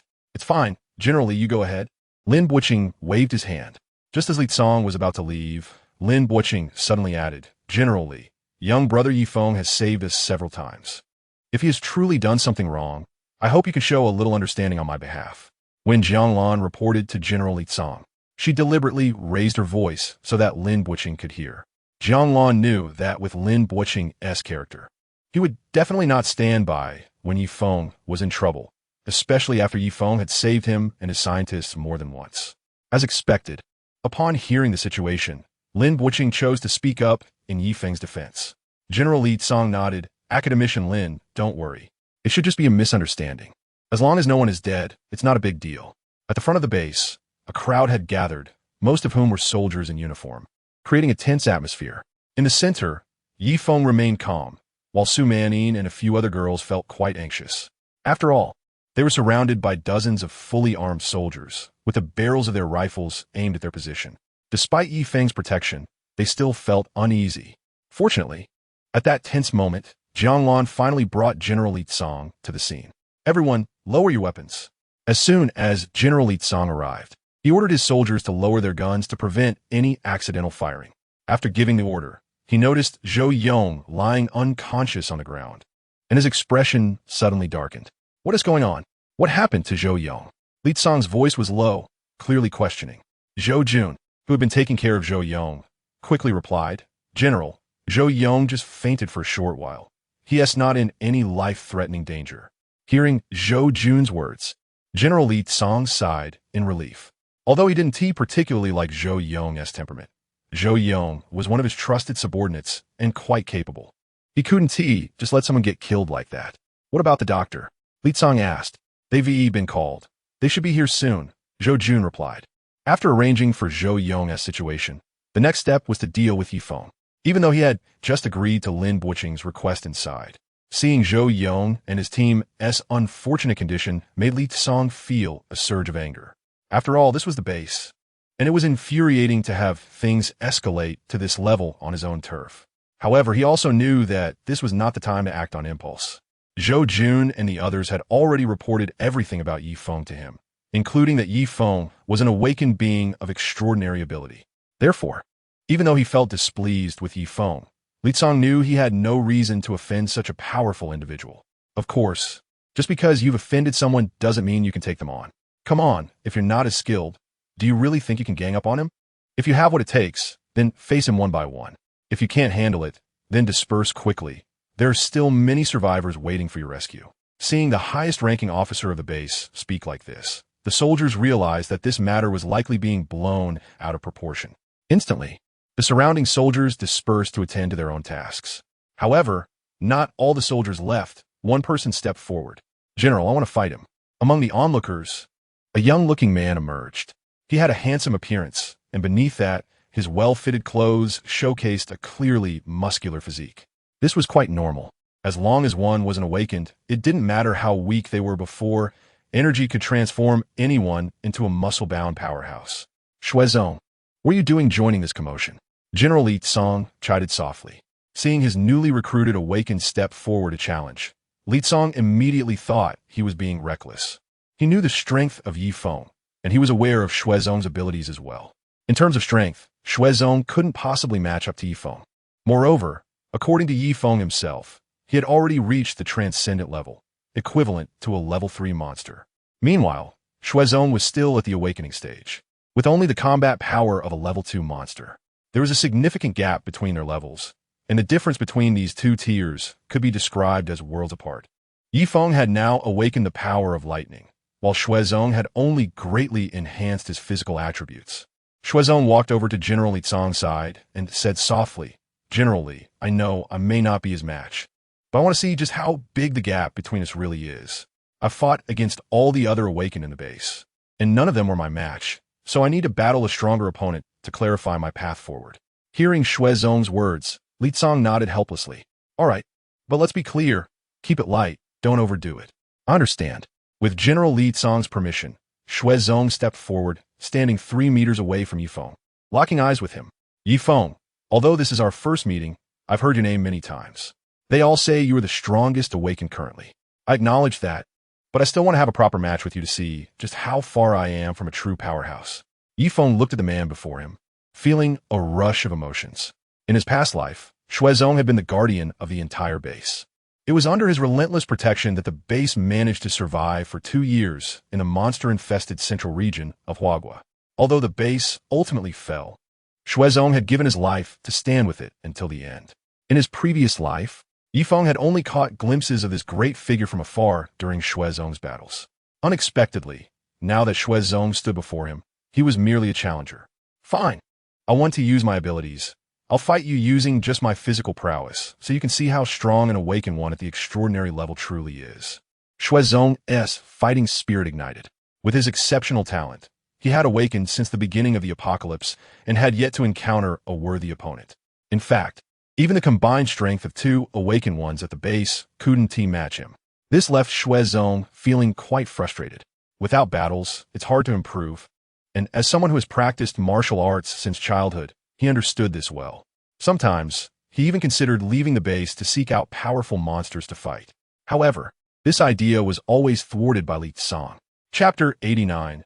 An unequal battle, although General Li Tsong wanted Xuezong to grow through combat. As the strongest awakener in the base, Xuezong could not afford to have any accidents. Otherwise, all the resources the base had invested in him would be lost. The outside world was far more dangerous than within the base, filled with powerful monsters. Given Xuezong's current strength, the risks of going out a fight were too high, and the base could not bear the consequences of anything happening to him. Xuezong understood this, so despite feeling frustrated, he adhered to the base's regulations and remained inside. Now that Feng had finally arrived, Xuezong was itching to test his current combat capabilities. The two stood facing each other, skipping any formalities. Xuezong simply said, "I'm starting now." Feng nodded, ready at any moment. Xuezong was the first to strike. His speed was astonishing, and in the blink of an eye, he lunged at Feng, throwing a straight punch aimed directly at Feng's face. However, Feng didn't feel the need to brace himself. To him, the punch wasn't fast enough. He merely sidestepped slightly, easily evading Xuezong's attack. But Xuezong was aware of the gap between them, so he didn't expect this hit to cause significant damage. After his first strike missed, he transformed his straight punch into a horizontal cut, continuing his assault on Feng. This time, Feng didn't dodge. Instead, he reached out and caught Xuezong's punch. Bang! The two hands collided with immense force, producing a dull thud. After blocking the strike, Feng didn't press the attack, but instead created some distance. However, Xuezong, filled with fighting spirit, also halted his assault. Stepping back 2 paces, Xuezong felt a sharp pain in his right hand and couldn't help but be shocked. He knew the difference between him and Feng, but he thought the gap was merely due to his lack of awakened abilities. He believed their difference lay only in their innate skills, and in terms of physical fitness and combat experience, he didn't think he would lose to Feng. Yet, unexpectedly, after just 2 exchanges, he found himself unable to keep going. Yes, as a martial artist trained from a young age, Xuezong might have been more skilled in technique, but Feng's combat experience was not necessarily inferior. In his past life, Feng had amassed a wealth of practical experience from countless battles against monsters during 2 years, and this experience was forged in the crucible of life and death, not just the flashy moves practiced with a sparring partner. Moreover, Feng's current physical condition was significantly superior, so even if he were just a novice without combat experience, his faster speed, greater strength, and more resilient body would leave Xuezong with no chance. The previous clash was a result of Feng's substantial increase in physical strength after advancing to the extraordinary realm, which was why Xuezong struggled to endure the impact. "Want to go again?" Seeing Xuezong standing still, Feng casually inquired, "What's going on?" Xuezong shook his right hand, which still throbbed with pain, and replied loudly, "Bring it on." Feng seemed to already know Xuezong's decision, so he wasn't too surprised. In his past life, people in the base often refer to Xuezong as a martial arts fanatic. As the strongest in the base, Xuezong cared little for pleasure. His sole focus was on how to enhance his strength. It was this obsession with self-improvement that ultimately made him one of the few domain-level experts comparable to level 6 monsters. With such a fixation on personal growth, how could Xuezong ever consider giving up a fight just because his opponent was strong? It was Xuezong who attacked first. This time, he chose not to rely on speed to win. During their previous exchange, he realized that there was too much of a speed gap between him and Feng. Trying to play the speed game would yield no chance of victory. Instead, Xuezong adapted his strategy, planning to leverage his strength in close-quarters combat, relying on years of martial arts training to seek a glimmer of hope for victory. The two became entangled. They were very close, and Xuezong launched a frenzied assault on Feng with jabs, thrusts, and hooks, delivering punch after punch without giving Feng a moment to breathe. Xuezong had a solid foundation in martial arts, and his techniques were seamless, leaving no openings whatsoever. If it were anyone else, they would have stood no chance against Xuezong's relentless onslaught. But this time, he was up against Feng. The speed of Feng's punches was astonishing. The sound of wind rushing past echoed in his ears. Feng shifted his feet quickly, his body moving in sync with his footwork as he dodged Xuezong's attacks. He wasn't in a hurry to strike. He was waiting for Xuezong to tire. Although awakened individuals had a significant boost in stamina, fighting was still incredibly exhausting, especially considering Xuezong's approach, which did not take stamina depletion into account. Under such high-intensity offensive pressure, Xuezong's endurance wouldn't last long. Sure enough, a few minutes later, Xuezong's breathing became labored, and the frequency of his attacks began to slow. When Xuezong threw another punch, Feng counterattacked. Feng did not retreat this time. Instead, he charged forward. This sudden change caught Xuezong off guard. Although Xuezong quickly pulled back his fist to evade, it was already too late. Feng moved forward, deflecting Xuezong's punch with one hand, then struck down with the other hand, landing a heavy blow to Xuezong's chest. Feng controlled his strength, not using full force in this punch. Yet even so, the ferocity of the blow sent Xuezong flying backward. When Xuezong barely managed to regain control of his body, he spat out a mouthful of blood, looking seriously injured. Seeing Xuezong in such a state, Li Tsong hurried over to ask Xuezong, "How do you feel?" Xuezong covered his chest with his hand and shook his head, saying, "I'm fine." He wasn't just putting on a brave face, given his current physical condition. Spitting out this much blood was hardly a serious injury. The awakened possess exceptional resilience and recovery abilities. With his hand pressed against his chest, Xuezong fixed an unyielding gaze on Feng. Despite having realized the gap between them during their earlier confrontation, he was unwilling to concede just yet. At the very least, he couldn't allow Feng to defeat him so easily. "Let's go again," Xuezong muttered determinedly. Feng nodded slightly. "All right, let's continue." Li Tsong, noticing that the two were eager to keep fighting, was about to intervene and suggest they take a break when suddenly, the situation above them took a turn for the worse. Numerous flying monsters appeared in the sky overhead. There were many of them, and they came in various types, which was quite unusual, as monsters typically traveled in packs of their own kind. Chapter 90. The emergence of Tier 3 monsters, however. It wasn't just monsters appearing in the sky. A massive cloud of dust was rising on the distant horizon. Accompanying this were various voices crackling through the walkie-talkies. "Report to base, report to base." A large number of monsters have suddenly appeared outside the first defensive line.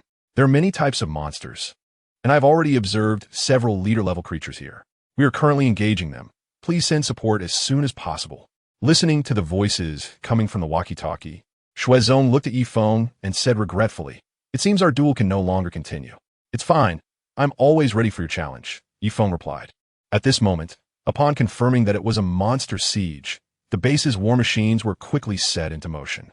Each department was performing its duties, preparing for the battle against the monsters. Meanwhile, Feng recalled hearing about a monster siege that had occurred at the base a few days prior, where a large number of powerful monsters had almost overwhelmed them. The monster siege that the base personnel spoke of must have been this one. Outside the base, the soldiers at the first defensive line were already engaged with the monsters. Heavy machine guns were firing continuously from the fortified positions, and various artillery pieces were booming away. The deafening sounds filled the air. The sheer number of weapons caused significant trouble for the advancing monster horde. When artillery shells landed, monsters within a few meters of the impact had little chance of survival, being obliterated into debris. The heavy machine guns also inflicted substantial damage, especially against the lower-tier monsters, as the large-caliber bullets easily penetrated their bodies, causing massive casualties. However, if the monsters were truly that easy to deal with, Li Tsong and the others wouldn't have built the base in this valley. Just as the ground forces were facing difficulties, a flock of flying monsters in the sky emitted sharp cries. Then, as if signaling a charge, hundreds of giant mutated birds swooped down towards the soldiers on the first defensive line. Anti-air team, open fire. Upon seeing the giant birds launch their attack, the commander of the first defensive line shouted his orders. Instantly, hundreds of soldiers sprang up from their positions, discarding the branches used for cover. Suddenly, over 100 anti-aircraft guns and machine guns were densely arranged along the fortifications. Zhuo Hongchuan was the commander of the first defensive line and within the Wangmu Mountain base. He was the second in command of the military, following Li Tsong. He was also a few years older than Li Tsong. As a seasoned commander, he had fought in multiple wars against monsters since the apocalypse began and was well-versed in their attack strategies. He had also specifically devised tactics to counter the collective dive attacks of the flying monsters. The strategy was simple: quantity against quantity. Zhuo Hongchuan had mobilized most of the movable artillery from a base, determined to unleash a barrage. He believed that under such concentrated fire, Even if these flying monsters could fly, they would not be able to evade the onslaught completely. This tactic was unprecedented, and the mutated giant birds were completely unaware of the immense damage these iron projectiles could inflict upon them. Fire.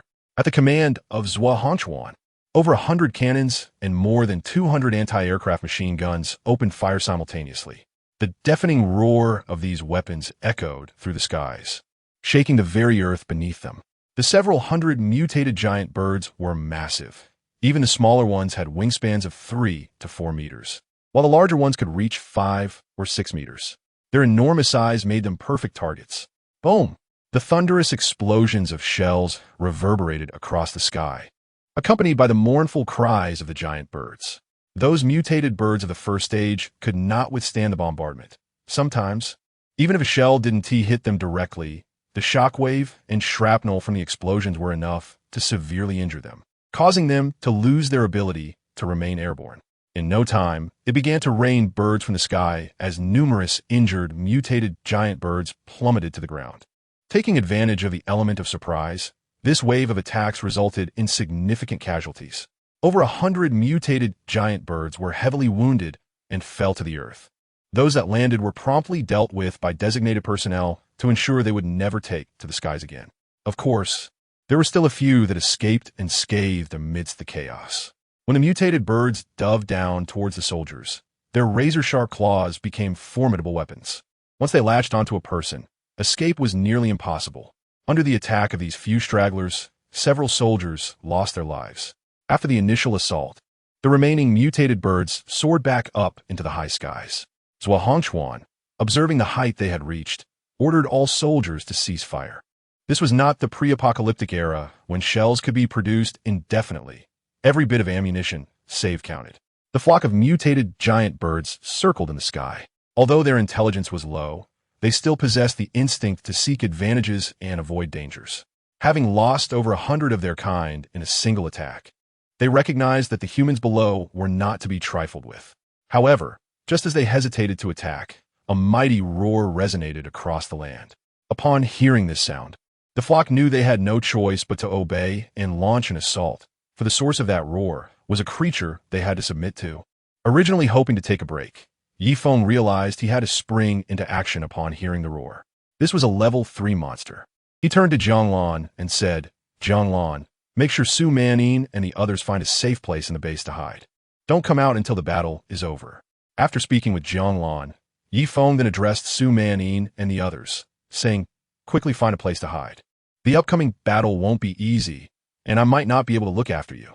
Su Manin understood the urgency of the situation and didn't say much, just giving Feng a worried look and reminding him, "Be careful.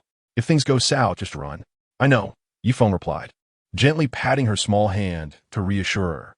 Once Zhanglan drove the armored vehicle into the base with Su Manin and the others, Feng stretched his limbs, preparing to face the first level 3 monster they encountered. "Open fire! Open fire!" Left Hongchuan shouted hoarsely, directing the troops. He heard the monstrous roar and, with his rich combat experience, immediately recognized that it was a high-level creature. These high-level monsters had significantly enhanced resistance and recovery abilities, and he was worried whether the weapons in their hands would be able to inflict any damage on it. Chapter 91. The Awakener squad has arrived behind the dense crowd of monsters. A towering 4-meter-tall, black-furred giant ape advanced slowly. Accompanying the giant ape were a dozen smaller ones, all following closely. The naturally fierce appearance of the apes had become even more menacing after undergoing energy mutations, with their eyes turning a blood-red hue, exuding an unmistakable ferocity. As they drew closer, the giant ape leader came to a halt, angrily pounding its chest with its massive hands while letting out thunderous roars that echoed into the sky. At the sound of this commanding roar, all the monsters surged forward as if fueled by adrenaline, charging recklessly ahead. Even the mutated giant birds circling above could no longer lounge idly. Under the leadership of their own chief, they dove down to launch an attack on the ground forces. "Open fire! Target the giant apes ahead and concentrate fire," knowing that the greatest threat came from the giant apes. So Hongchuan ordered his soldiers to prioritize eliminating the dozen or so giant apes, especially the lead one that had grown white fur. On the battlefield, aside from the 100 cannons specifically designed for airborne threats, The remaining 300 or so cannons were all aimed at the giant ape horde. Shells were launched into the air, propelled by gunpowder. Modern artillery was already highly accurate, and given that the distance to the giant apes was relatively short, the majority of the cannons were expected to hit their targets with precision. However, the damage inflicted by this attack was far less than Zhuangquan had anticipated. Just as the shells were fired, the giant ape leader seemed to sense the danger, leading its followers to scatter at an astonishing speed. Consequently, by the time hundreds of shells rained down, the original positions of the apes were already empty. Though the power of the hundreds of shells was substantial, they only managed to cause casualties among the other monsters, leaving the most significant threat, the giant ape leader, untouched. Realizing the leader's remarkable speed, Zhuangquan abandoned any hope of overwhelming it with concentrated artillery fire. The flight of the shells required time, but the giant apes were too swift. With a single bound, they could leap over 10 meters, rendering the projectiles ineffective against them. Conventional firing, open fire. Zhuangquan reverted to standard combat tactics, leaving the giant apes to be dealt with by the awakeners stationed at the base. At the base's entrance, a group of individuals clad in black combat gear stood in neat formation, awaiting the order to engage. This group consisted of both men and women, totaling around 400. These 400 were the entire roster of awakeners at the base. Currently, the base housed approximately 100,000 people, including military personnel and survivors. Yet only 400 had successfully awakened, highlighting the exceedingly low probability of awakening. Given such a small number, it was naturally difficult for high-level awakeners to emerge from among them. General Li Tsang stood before these 400 awakeners, though internally he was far from the calm demeanor he projected. These 400 individuals were the lifeblood of the base, and after this battle, he couldn't help but wonder how many would be lost. General Li Tsang understood that no great warrior ever grew strong without facing battles. Therefore, even though he knew that some of these awakened individuals would not return, he had to steel himself and let them experience the harsh realities of combat. The Phoenix's rebirth was never an easy feat. I know many of you have yet to experience real combat, but this step is one you'll eventually have to take. Without facing actual battles, you cannot grow. Do not be afraid. Utilize the combat skills the base has taught you, and with our specially developed combat suits, I believe you will ultimately return victorious. After delivering this inspiring speech, General Li Tsang looked at the young faces before him. He took a deep breath and shouted with determination, "Let's move out." With the command given, 400 awakened warriors, led by their respective captains, rushed toward the first line of defense surrounding the base. Although they were all awakened, the base would not allow them to act freely on the battlefield. Based on individual circumstances, everyone was organized into 5-member teams. Fighting in teams not only ensured greater safety, but also increased the efficiency of killing monsters. Shuizong led his team and quickly reached the battlefield.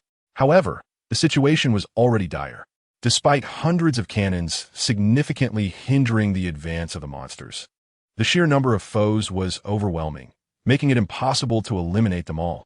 Moreover, hovering in the sky were hundreds of mutated giant birds, watching intently and occasionally diving down to attack. Under these circumstances, many warriors had to split their focus to watch for incoming aerial assaults, making it difficult to concentrate fully on the ground assault against a monstrous horde. Many monsters had already reached the front line, engaging the warriors in direct combat. With the most powerful cannon fire lost, close-quarters combat was a challenge for those who had not yet awakened. They struggled to contend with the monsters. After all, not all monsters were as weak as zombies.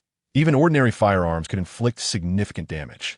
On the battlefield, a massive mutated wild boar, towering at 2 meters, charged in with reckless abandon. The warriors in the trenches opened fire frantically, unleashing a torrent of bullets that struck the mutated boar. However, what would be lethal to a human felt like mere tickling to this beast, unable to penetrate its thick, resilient hide. This mutated boar had evolved into a second-tier monster, further enhancing its already formidable defenses. Not to mention bullets, even standard artillery struggled to inflict serious harm on it. Undeterred, the mutated boar continued its charge towards the trenches. Behind it, many smaller mutated boars followed suit. A dozen boars, each the size of a bull, surged forward in a stampede-like wave, kicking up dust and shaking the ground beneath them. The mutated wild boar, with its scarlet eyes filled with madness, had undergone a transformation fueled by energy that not only enhanced its physical strength, but also turned it from docile to frenzied, greatly increasing its aggression. "Stop them. We can't let this pack of wild boars break through our lines," a commander shouted. But at that moment, the situation was already beyond his control. As the towering figure of the mutated boar leader charged forward, the soldiers in front had no intention of stopping it. When the enemy is only slightly stronger than you, many will dare to fight back. However, when the enemy's strength exceeds a certain threshold, the courage to resist turns into despair. And in that moment, those soldiers felt nothing but despair. Chapter 92. Entering Rampage Mode. Don't freeze. Keep attacking. The commanding officer's shouts echoed in their ears. But the soldiers felt a wave of despair as they faced the towering 3-meter-tall, multi-ton beast before them. However, as trained soldiers, they did not turn to flee like ordinary people. After a brief moment of shock, they raised their weapons again and continued firing. Even though their efforts were like a mantis trying to stop a chariot, they were determined to fulfill their duty. Bang! One of the soldiers caught in the fray was sent flying by the wild boar leader. He soared through the air for over 10 meters before crashing to the ground. His chest caved in, blood pouring from his mouth without any struggle. His breath ceased entirely. After knocking one soldier aside, the wild boar leader halted on the battlefield, its crimson eyes scanning the humans around it, preparing to unleash a massacre. Create some distance. Don't get too close to that monster. The officers on the field recognized the danger posed by the wild boar and shouted commands urgently. However, the soldiers' speed was no match for the charging boars, and the situation was dire as the herd pursued them relentlessly. One soldier was sprinting for his life, with a mutated wild boar hot on his heels. The distance between them closed rapidly, and he could hear the boar's heavy breathing. Realizing he couldn't outrun the beast, the soldier steeled himself, deciding to turn and fight for his life. Just as he turned, the mutated boar charged at him with incredible speed, closing the gap in the blink of an eye. In that life-or-death moment, the soldier rolled to the side just in time to narrowly avoid the collision. But the danger wasn't over. The boar, missing its target, quickly pivoted and charged again. At that moment, the soldier had just gotten back on his feet, only to see the beast hurtling toward him. There was no time left to react. "It's over," the soldier thought, resigned to his fate. Just as he closed his eyes, waiting for the end, a flash of brilliant white light caught the corner of his vision. The light was so intense that even in broad daylight, it drew everyone's gaze. Electricity surged, 10,000 volts. Feng was enveloped in lightning, appearing on the battlefield as if teleporting. His right fist clenched, the destructive power of lightning crackled around him, radiating a glow of annihilation. With a swift motion, he unleashed a powerful punch to the mutated boar's head. A deafening crash echoed as the 2-ton beast was sent flying. Its skull shattered at the point of impact, its head almost obliterated. With a single blow, Feng dispatched the mutated boar, shaking his hand casually. With his current strength, these first-level mutated creatures were nothing more than easy targets that required little effort to defeat. However, this was not just about one or two monsters. It was a brutal battle against a horde of beasts, and many people still needed his rescue. Feng's figure flickered, the white light shimmering as he instantly appeared in another location. With a simple yet powerful punch, a malevolent mutated wild boar was struck, creating a massive hole in its body as blood and entrails spilled onto the ground. Feng didn't waste any time and switched to a mode of total annihilation. He darted across the battlefield, and whenever his figure was spotted, it signaled the moment he was striking. One by one, the monsters fell before him, their offensive capabilities severely diminished. Feng deliberately targeted the stronger creatures, including several second-tier monsters. These formidable first- and second-tier monsters had been a major headache for the unawakened warriors. The damage inflicted by regular weapons was minimal and insufficient to take them down quickly. If these monsters managed to establish a foothold in the defensive line, the only option left was to retreat. However, with Feng in action, many of the monsters that the warriors struggled to deal with were dispatched by his single punches. This allowed the warriors to regain their numerical advantage and concentrate their forces to eliminate the remaining monsters. General Li Tsang observed the battlefield from the city walls through a pair of binoculars, his heart racing with anxiety. He was acutely aware of the vast disparity between humans and monsters. Even with heavy artillery, it was challenging to eradicate the thousands of monsters that attacked. The situation on the battlefield was grim, prompting General Li to curse, These monsters should be wiped out with an atomic bomb. Beside him, an aide quickly interjected, "General, that's not a viable option. Didn't we already try that in Yinjing?" The result was that the radiation only stimulated the monster's internal energy evolution, causing those that survived the atomic blast to level up by 2 tiers. It said that there are now 4th-tier monsters in Yinjing. General Li was aware of this information. His earlier outburst was merely a venting of frustration. "General, look, it seems that Yi Feng has made his move." One of the aides pointed in a certain direction, urging Li to take a look. Li Cong raised his binoculars, which were high quality and expensive, allowing him to see the scene clearly. Through the lenses, he spotted a flickering white light on the distant front line. "Is that Yi Feng?" he asked his aide. "Yes, that is him." Didn't academician Lin say his awakened talent was the power of lightning? It seems that this lightning power is indeed formidable, the aide confirmed. With the binoculars held up, General Li focused intently on Yi Feng, who was weaving through the battlefield. He could anticipate Yi Feng's strength, yet the combat prowess he displayed at that moment still left him deeply shaken. Yi Feng's performance was nothing short of extraordinary. The powerful monsters that rampaged across the battlefield fell to his fists as easily as if he were swatting flies, and there were no surprises. No matter how strong the monster's defensive capabilities were, they were shattered by his punches. Such astonishing destructive power was something even the most powerful artillery in the base could not achieve. On the battlefield, Yi Feng was quickly taking down monsters at an impressive speed. Meanwhile, on the other side, Xuezong and his team found themselves in a tough fight. "Captain, maybe we should retreat for now. These giant apes are too powerful, and we can only rely on the heavy artillery on the city walls to deal with them." One team member shouted to Xuezong.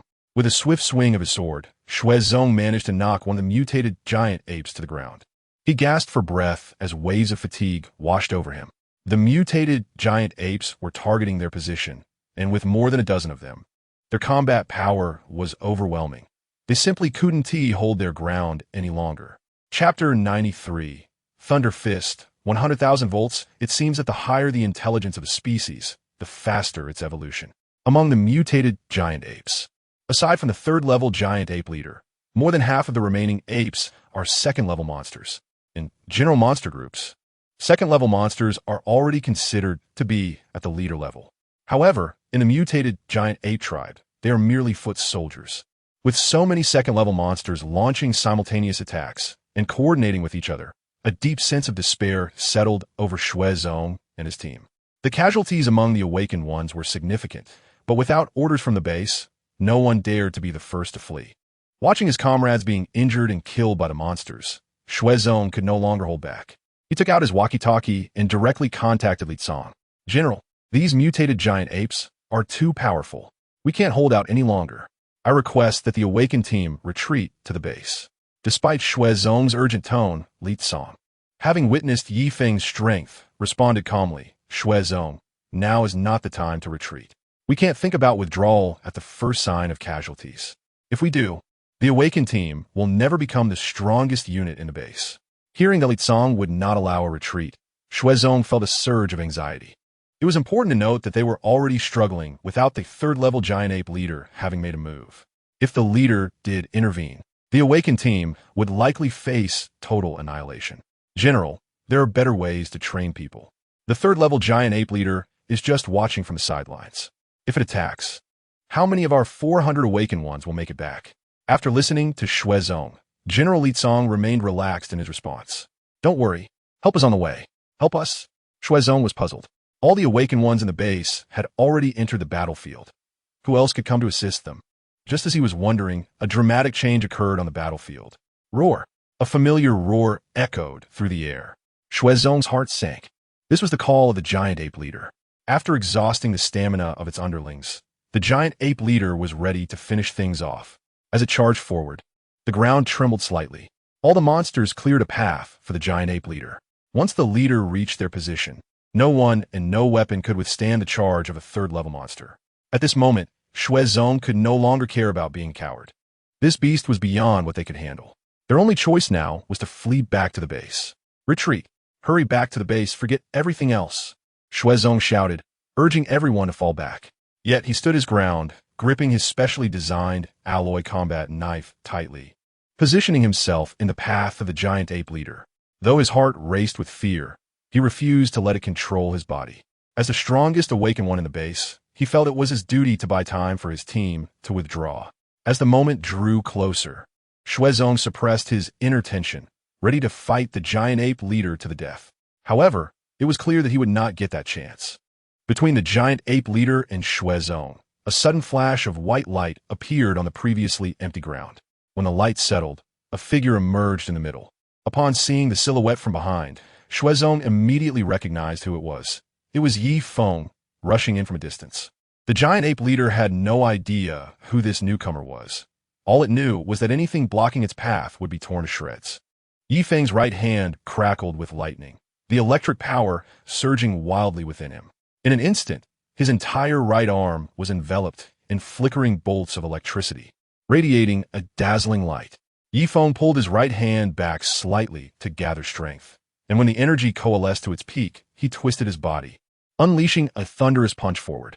Thunder Fist, 100,000 volts.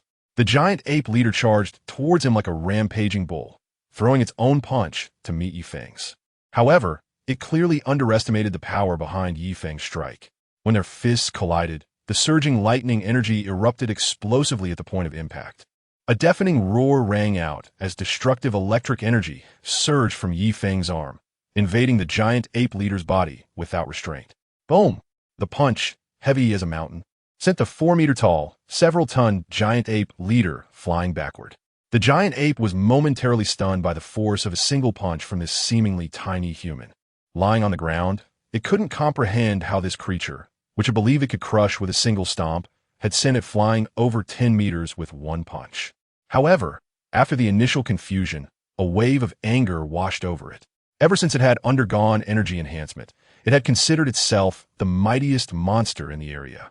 No other creature could match its power. This monster siege had been initiated by it because this territory was its domain. The humans had built a base in its territory and killed all the monsters near the base, which it saw as a blatant provocation. Therefore, it had gathered all the monsters in its territory to destroy the human base and eliminate all humans. But unexpectedly, it encountered Feng, a formidable obstacle. Right from the start, the giant ape leader quickly got back on its feet, its crimson eyes filled with rage. It let out a furious roar to the sky and charged at Feng. The ground shook with the force of its approach. Yet, Feng showed no signs of panic. Against a creature not known for its speed, his lightning powers gave him a significant advantage. With a flash step, white lightning coiled around his body. As he exerted force with his feet, Feng vanished from sight, leaving behind only trails of lightning in the air. The charging giant ape leader, seeing its target suddenly disappear, was filled with anger but also a hint of confusion. With a slightly higher intelligence than other monsters, it couldn't fathom how a human could just vanish like that. Just as he turned his head to scan the surroundings, trying to catch a glimpse of Feng, a voice suddenly whispered in his ear, "Thunder Fist, 100,000 volts." Before he could fully turn around, his peripheral vision caught sight of a white figure closing in next to him. The figure approached rapidly, and before he could react, a fist charged with electrical power struck him hard on the temple. Bang! The most vulnerable spot on his head took a devastating blow, sending the giant ape leader flying several meters before crashing to the ground. At that moment, a wound with a diameter of several centimeters opened on his temple, deep enough to almost reach halfway through his skull. Chapter 94. The Talent of Extraordinary Defense. Feng glanced at his bloodied fist, which was still smeared with strands of monkey fur. Just when he thought his strike had taken down the giant ape leader, he realized that the system had not issued a kill notification, nor had any evolution points been credited to him. This creature truly has a tenacious life force. It's still alive. Feng had no doubt that the system was malfunctioning. The absence of a kill notification meant that the giant ape leader was not yet dead. As expected, despite the large hole in its head from Feng's blow, the resilient giant ape leader staggered back to its feet. It was indeed a level 3 monster. Fine, I'll entertain you with a few more moves. White lightning crackled around Feng as he prepared to launch another attack. However, something strange began to happen to the giant ape leader. Its once black fur was slowly transforming into a brilliant gold, and the change was happening rapidly. Feng keenly observed that not only was the fur changing color, but even the skin beneath it was gradually turning golden. It seems this is the talent you've awakened. As a level 3 monster, it is quite normal for the giant ape leader to possess a talent. From its dazzling golden appearance, it was clear that this talent was defensive in nature. With its newfound defensive ability, the giant ape leader let out a roar and charged toward Yifeng. Yifeng smiled at the sight of the approaching giant ape leader. Little did you know, metal conducts electricity, right? As the power of lightning enveloped him, Yifeng also rushed toward the giant ape leader. In the moment before their collision, Yifeng effortlessly dodged the giant ape leader's golden fist using his instant step. He circled behind the giant ape leader and struck at its legs. Electric current, 100,000 volts. The lightning power surged from within him, violently coursing through his palm and into the giant ape leader's body. The excellent conductivity of the metal further enhanced Yifeng's attack. Although this strike did not send the giant ape leader flying like the previous one, the damage inflicted was still significant. All the damage was concealed within the giant ape leader's body. At that moment, the lightning power was wreaking havoc, severely damaging its internal organs. The giant ape leader let out a painful howl, swinging its golden fist wildly at Yifeng but failing to land a hit. The lightning continued to wreak havoc within its body, and the giant ape leader found itself powerless to counteract it. It could only endure as the lightning slowly dissipated inside. Yifeng understood that the lightning power alone could not kill the giant ape leader.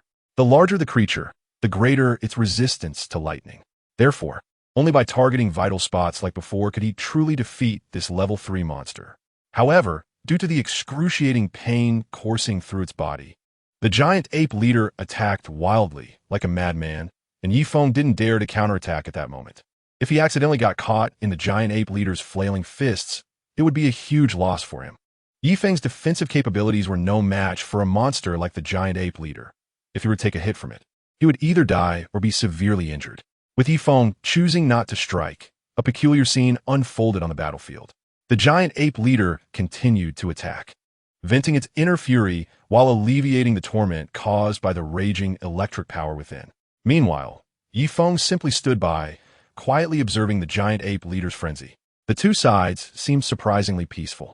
In the distance, Shuizong had just slain a giant-tailed scorpion with a single blow and looked toward Yifeng's direction. After Yifeng had taken down a large number of second-tier monsters and engaged the formidable giant ape leader, the human side had gained a numerical advantage on the battlefield. Even though one second-tier monster was quite powerful, 100 ordinary warriors, along with an awakened squad, would easily be able to take it down. As long as the monster hadn't awakened any special abilities, dealing with it wasn't particularly difficult for humans. However, once a monster like the giant ape leader awakened its abilities, it couldn't simply be countered by sheer numbers. The golden armor of the giant ape leader was likely impervious to all weapons except missiles and atomic bombs. In the past, after breaking through the first line of defense, the giant ape leader had led its monstrous army to the base of the city walls. Ultimately, it was only through the deployment of extremely powerful missiles that this monster, which humans could not contend with, was finally taken down.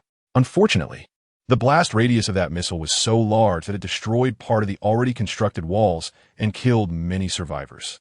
Consequently, people in the base rarely mentioned the incident. Now, on the battlefield, the human side had gained control of the situation, and the only uncertainty lay in the battle between Yifeng and the giant ape leader. However, to those with keen eyes, it was clear that Yifeng was already on the winning side. Throughout the confrontation, Yifeng appeared remarkably at ease. His talent for electric power was extraordinarily potent. Although the giant ape leader had greater strength and defense, it couldn't even touch Yifeng. Without being able to land an attack on Yifeng, the giant ape leader's immense power was rendered ineffective. As the electric energy within the giant ape leader gradually dissipated, it felt the pain subsiding. But its crimson eyes burned with even more rage. This human had inflicted such great suffering upon it that escaping for its life was no longer on its mind. Now it had only one thought: to tear the human apart and devour it piece by piece to relieve its anger. With a familiar roar, it began its assault again. Yifeng stood his ground, waiting for the giant ape leader to approach. No creativity at all, Yifeng muttered softly. As the giant ape leader's massive golden fist came crashing down from above, a flash of white light appeared, and Yifeng's figure vanished in an instant. Right here. You silly monkey. Yifeng's figure appeared behind the giant ape leader. This time, The giant ape leader was on guard, retracting his fist and not even glancing back. Instead, he swung his fist backward. Just as he was about to land a hit on Yi Feng's figure vanished once again. Too slow, still too slow. Yi Feng mokit. The giant ape leader swung his fists wildly, attacking every spot from which a sound emerged. Yet, none of his strikes managed to touch Yi Feng. Fine, I won't play with you anymore. I have a flight to catch. The sky had darkened, and evening was approaching.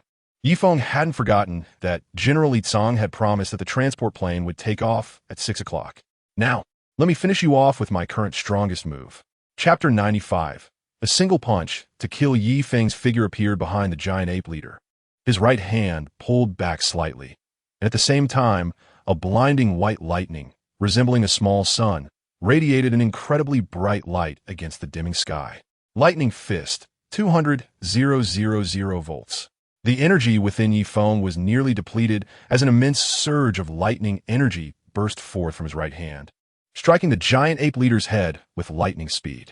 Although the giant ape leader's head had been enhanced by its innate abilities, granting it formidable defenses, such power was still insufficient to withstand Yi Feng's strongest attack. At the moment Yi Feng's lightning fist made contact with the giant ape leader, an overwhelming brilliance erupted at the point of impact. The light quickly spread, exploding with astonishing destructive force like a supernova. As the epicenter of this explosion, the giant ape leader's head bore the brunt of the devastation. Boom! A thunderous roar echoed through the heavens and earth. Yi Feng's punch shattered the giant ape leader's skull, sending blood and shattered bones flying in all directions, leaving behind the body of the giant ape leader standing there, headless. 2 seconds later, the 4-meter-tall corpse of the giant ape collapsed to the ground, kicking up clouds of dust. Witnessing Yi Feng's brutal method of killing the giant ape leader left everyone watching deeply shocked. The visual impact of such a violent punch crushing the skull of a level 3 monster was undoubtedly enough to send adrenaline levels skyrocketing. Seeing Yi Feng's ferocity, the other awakened individuals battling the monsters suddenly felt a surge of courage ignite within them. One by one, they fearlessly engaged the monsters in fierce combat, tipping the scales of battle overwhelmingly in their favor. Meanwhile, in an underground chamber of the base, Su Manning and 4 other girls were intently watching the screen in front of them. The screen was currently broadcasting the scenes of Yi Feng in battle. After Jianglan had brought them to the underground chamber, she had gone out to fight. Eager to know about Yi Feng's situation, they had asked Jianglan to turn on the camera she was wearing. As soon as Jianglan arrived on the battlefield, they witnessed countless monsters pouring in. These creatures were far more numerous than any they had seen before, and some were giant-sized, appearing to be incredibly powerful monsters. This sight greatly worried them for Yi Feng's safety. However, when they saw Yi Feng dispatching those seemingly formidable and dangerous monsters with ease, their hearts finally relaxed. But as soon as Yi Feng engaged in combat with the giant ape leader, their anxiety returned. This giant ape leader was undoubtedly the tallest and largest monster they had encountered. Having been close to Yi Feng, they had gained a bit of insight into judging the strength of monsters.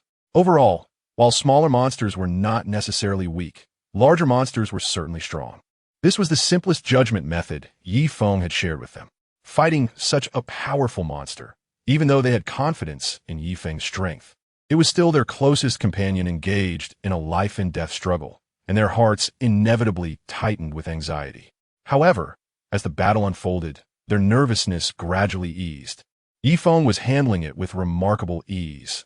The giant ape leader couldn't even touch a hair on him. The entire time, it was the giant ape being pinned down and beaten with no chance to fight back. Although the giant ape leader activated its innate abilities, it only caused a brief moment of concern for Su Manning and the others. Ultimately, when Yi Feng shattered the giant ape leader's head with a single punch, they were as shocked as the warriors witnessing the battle on the front lines. Lin stared at the screen, murmuring, "Auntie, now I understand why you chose to follow Yi Feng. Being with him feels so secure. I always knew he was strong, but I never imagined he was this powerful, shattering the head of a beast over 4 meters tall with one punch. That a scene you only see in movies." Ning Shu and Lin Mushui were equally astonished by Yi Feng's strength. They had tried to imagine how powerful he was, but he consistently exceeded their expectations, as if he had never fully revealed his might. Seeing her man so fierce, Su Manning proudly said, "Of course, the man I chose can't be lacking." Noticing Su Manin's smug demeanor, Ning Shu couldn't help but tease her. Sister Manin, don't forget that Yi Feng isn't just yours. Xiao Ku also has a claim on him. After the crisis passed, everyone relaxed, and the tension faded, giving way to light-hearted banter. Lin Ku, seeing Ning Shu teasing her aunt, chimed in, Yanni, Yi Feng isn't just your man. Back at the villa, I was the one who made the first move. Otherwise, you and Yi Feng might not even have had the chance to be together. Since becoming a woman, Su Manin had become less shy about discussing such topics. Facing Ning Shu and Lin Ku's teasing, she nonchalantly replied, Sure, Xiao Ku. If you want to exercise your claim, I won't stop you from being with Yi Feng. After saying this to Lin Ku, Su Manin turned to the other three women, and you all, Yi Feng, that lecherous guy, has his eyes on you too. Are you going to indulge him as well? The three women caught in Su Manin's gaze turned crimson. Although they joked, they were still inexperienced young girls, and their composure couldn't compare to the now more mature Su Manin. Sister Manin, what are you saying? Ning Shu was just joking, Lin Muxue said, her cheeks flushed. Her already pure and innocent features looked even more alluring at that moment. Well, with my figure and looks, I definitely can't let men take me for granted. Besides, we're best friends. It would be so awkward if we both ended up with the same guy. Upon hearing Ning Shu's explanation, Su Manin casually replied, What's so awkward about it? That night, if Yi Feng hadn't held back, both Xiaoke and I would already be his women. If that were the case, I'd be calling Xiaoke aunt and she'd be calling me sister. Su Manin's blunt comment made Lin Ku's face turn beet red in an instant. She quickly turned her head, pretending to look around, afraid someone would notice her embarrassment.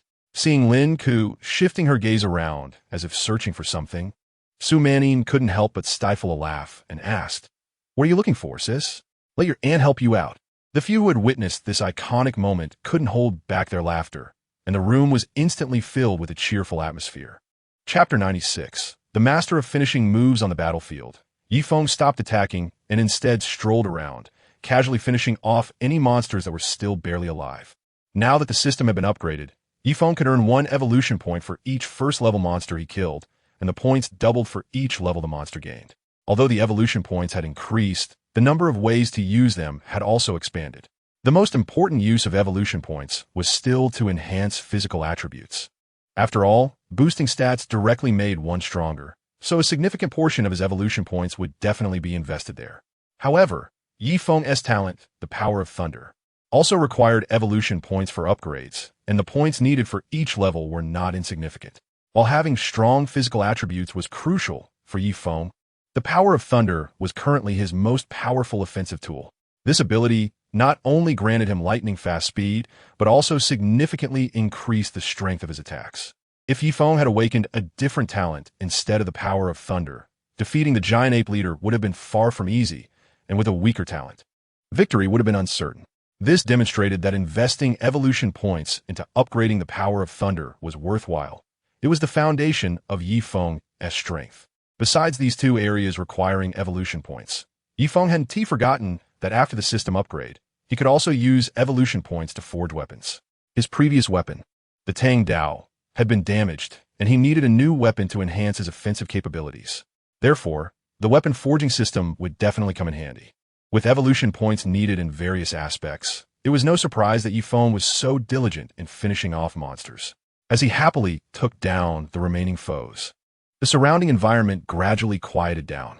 After Yi Feng defeated the giant ape leader, many monsters lost their motivation and began to retreat. What remained were a few mindless creatures driven solely by hatred. The number of these monsters was not large, and under the combined efforts of the awakened warriors, they were quickly wiped out. Once the battlefield was cleared of monsters, Shuizong let out a deep breath. This battle wasn't the most desperate he had experienced, but it was certainly one of the most memorable. From the moment he felt despair upon seeing the giant ape leader to the shock after Yi Feng took action, Shuizong's emotions had been on a roller coaster ride. Fortunately, the outcome was positive. They successfully defended the base during such a critical time in its construction against a monster siege. Based on past experiences, the next monster attack would likely occur after some time. In the meantime, they could focus on improving the base's defensive facilities, making it more robust and adequately preparing for the next wave of monsters. Thinking of this, Shuizong couldn't help but glance in Yi Feng's direction. After all, it was this man who had saved the entire base. when he saw Yi Feng happily bending down to finish off a level 1 monster. The grateful look on Shuezong's face instantly turned to confusion. Was finishing off monsters really that enjoyable? Or was this a quirk of strong individuals? Shuezong looked at Yi Feng in puzzlement, speculating about his motives. After finishing off all the low-health monsters he had detected, Yi Feng checked his system. A smile spread across his face when he saw that his evolution point balance was 765 points. Although it wasn't a huge amount, it would significantly boost his combat power. Moreover, Yi Feng could now earn evolution points not only by killing monsters, but also by exchanging the cores he obtained from them, and the exchange rate was quite favorable. Killing a level 1 monster granted him 1 evolution point, but a level 1 core could be exchanged for 10 evolution points. A level 2 core could be exchanged for 100 points, and a level 3 core for 1,000 points. In this battle, Yi Feng had killed over 20 level 2 monsters and 1 level 3 monster. If he exchanged all those cores, he could instantly gain several thousand evolution points. However, Yi Feng never considered converting all the cores into evolution points.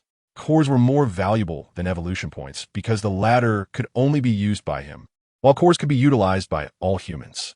Yi Feng needed to keep the cores for future emergencies. Besides, cores would become a hard currency in the future. When it came to purchasing high-end goods, everyone would only accept cores in transactions, as other forms of currency would have long been used as toilet paper. Therefore, if Yi Feng wanted to trade with others in the future, he couldn't afford to be short on cores. Captain, this person took all the cores from the monsters he killed. Should we remind him of the base's rules? After the base was established, a strict rule was immediately enacted. All residents under the base's protection were required to hand over any cores they obtained for distribution by the base. Even Shuezong had to submit the cores he collected after slaying monsters. Cores were crucial. Every awakened individual needed to absorb the energy from them to strengthen themselves. Thus, controlling the cores meant controlling the lifeblood of the awakened. Only in this way could the base maintain order and ensure that the awakened, who were already comparable to superheroes, would behave. However, this rule clearly didn't apply to Yi Feng. Are you brave enough to tell him? Shuezong asked with a smile. Not a chance. The team member who had made the suggestion replied weakly, recalling the scene where Yi Feng had smashed the head of the giant ape leader with a punch. Then that settles it. Since General Li Tsang hasn't given any orders, let's just pretend we didn't see anything. Meanwhile, on the city wall, General Li Tsang, who had been observing Yi Feng with binoculars, also saw him collecting cores. However, he didn't say much.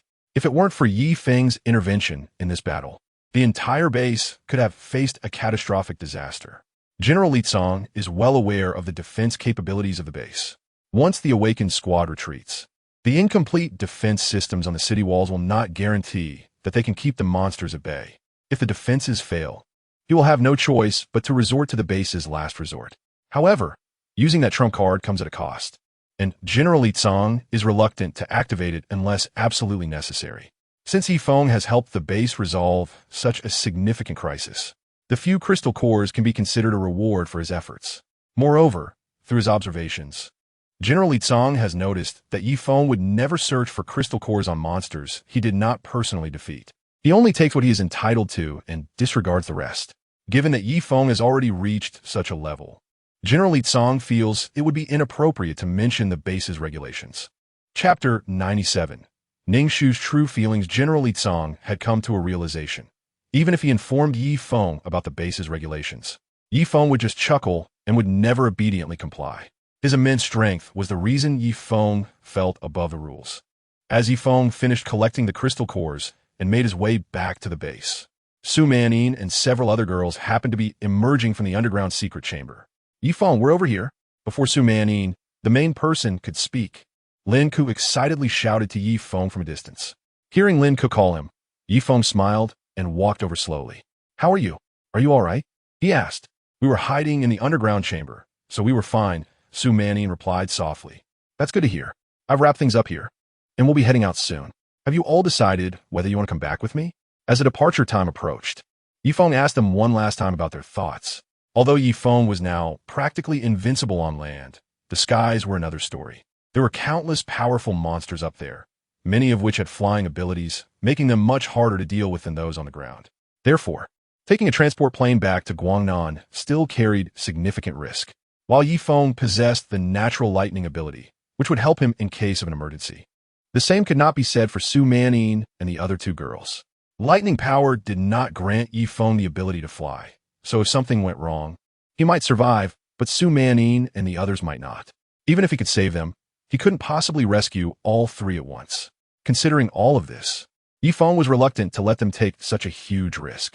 Seeing Yi Feng bring up the topic again, Su Manyin's previously cheerful expression suddenly turned serious. She looked intently at Yi Feng and said firmly, "Yi Feng, since we've decided to return with you, it means we've thought through all possible consequences. No matter what happens, we can handle it. You don't need to worry about us blaming you later. This is a decision we've made carefully." After Su Manyin finished speaking, Ning Shu chimed in, "Yes, what Manyin said reflects my thoughts as well as Mu Shui's. We believe you can protect us. And even if something unexpected happens on the way back, we can accept it." Pausing for a moment, Ning Shu added with a faint smile, "Besides, in this world, there is really no such thing as absolute safety. Even this base behind us would likely have been breached by monsters if it weren't for you being here. So, since danger is everywhere, we might as well stick by your side. To be honest, you are the strongest man I've ever met, and being with you gives me a sense of security." In her final words, Ning Shu inadvertently revealed her true feelings. Upon hearing her say that Yi Feng was the strongest man she had ever encountered, the other girls couldn't help but tease her with playful remarks. "Sister Ning Shu, why are you spilling all the beans? Can't you hold it in and keep it to yourself?" Lin Ku, who loves to stir the pot, was the first to tease. Following her was Lin Mu Shui, who looked as innocent as a little bunny but had a rather cunning mind. "Ning Shu, such heartfelt words. This is the first time I've seen you talk to a man like this. It seems you want to be on sisterly terms with Manyin, but alas, our girl gang is about to fall apart and won't be the same again." As soon as Ning Shu opened her mouth, she realized she had misspoken. Although she was expressing her true feelings, it wasn't the right moment to say it in front of everyone. Even bringing it up privately with Yi Feng later would have been better than this. But now that the words were out, it was hard to backtrack and clarify. So, Ning Shu just blushed and remained silent. Deep down, she didn't really want to explain either. After spending time with Yi Feng, her previously strong and confident demeanor had softened, and she had developed a subtle affection for him. After Yi Feng had defeated the giant ape leader with a single punch today, that affection had shifted to an uncontrollable liking. Although she knew Yi Feng was her good friend Su Manyin's man, she could sense from Su Manyin's words that her friend didn't want to monopolize him. Even though Ning Shu didn't know why Su Manyin felt that way, knowing her friend didn't mind gave her the courage to confess her feelings. However, she had planned to wait until they returned to Guangnan to find a right moment to express herself. She never expected to blurt out here, especially in front of her close friend. Seeing Ning Shu looking like she wanted to dig a hole and hide, Su Manyin had to step in to ease the situation. All right, Ning Shu didn't mean it that way. Stop making a fuss." As one of the involved parties, Yi Feng could only pretend to be deaf and mute, not daring to make sound. Even so, Su Manyin wasn't going to let him off the hook. Just when Yi Feng's mind was wandering, a small hand quietly snuck around his waist, and then the fingers pinched him hard. This was a classic move women use on men, but it had no effect on Yi Feng at that moment. While his body wasn't exactly as hard as steel, it was certainly tougher than an average person's, so Su Manyin's pinch merely felt like a tickle to him. "Look at the mess you've caused. Now you can enjoy the benefits of being a third wheel." Su Manyin gritted her teeth and said in a low voice, only loud enough for Yi Feng to hear. Feeling wronged by the accusation, Yi Feng quickly defended himself. "You're slandering me. My relationship with Ning Shu is completely innocent. You were with us the whole time. We never spent time alone together." Yi Feng genuinely felt aggrieved. Was having too much personal charm a fault? What kind of society was this? Although Su Manyin knew that Yi Feng had not actively pursued Ning Shu, the fact remained that Ning Shu had developed feelings for him, which was not the outcome Su Manyin desired. She had considered that after entering the apocalypse, given Yi Feng's extraordinary strength, it would be impossible for her to monopolize him. However, she never intended to share him with her best friend. Even though they had been close sisters before and would continue to be after, there was still a distinction between friendships. But as Su Manyin thought it over, at least this way, Ning Shu and the others would be safe, which wasn't a bad outcome. After all, when it came to protecting her best friend's safety versus her own romantic interests, the latter would naturally take precedence. Chapter 98. Farewell. As Su Manyin was lost in her thoughts, General Li Tsong descended from the city wall with his staff. The sky was growing darker, and the searchlights on the wall had been turned on, illuminating the area in front of the wall brilliantly. Feng, thank you for your help today. If it weren't for you, the base would have suffered serious damage, General Li Tsong said sincerely as he approached Feng. Feng waved his hand nonchalantly. It's nothing. We're all human. We should help each other in this apocalypse. Besides, Lin Ku and the others will be staying at the base, so I'll be counting on you to take good care of them. Before leaving, Feng mentioned Lin Ku and Luo Qianqian.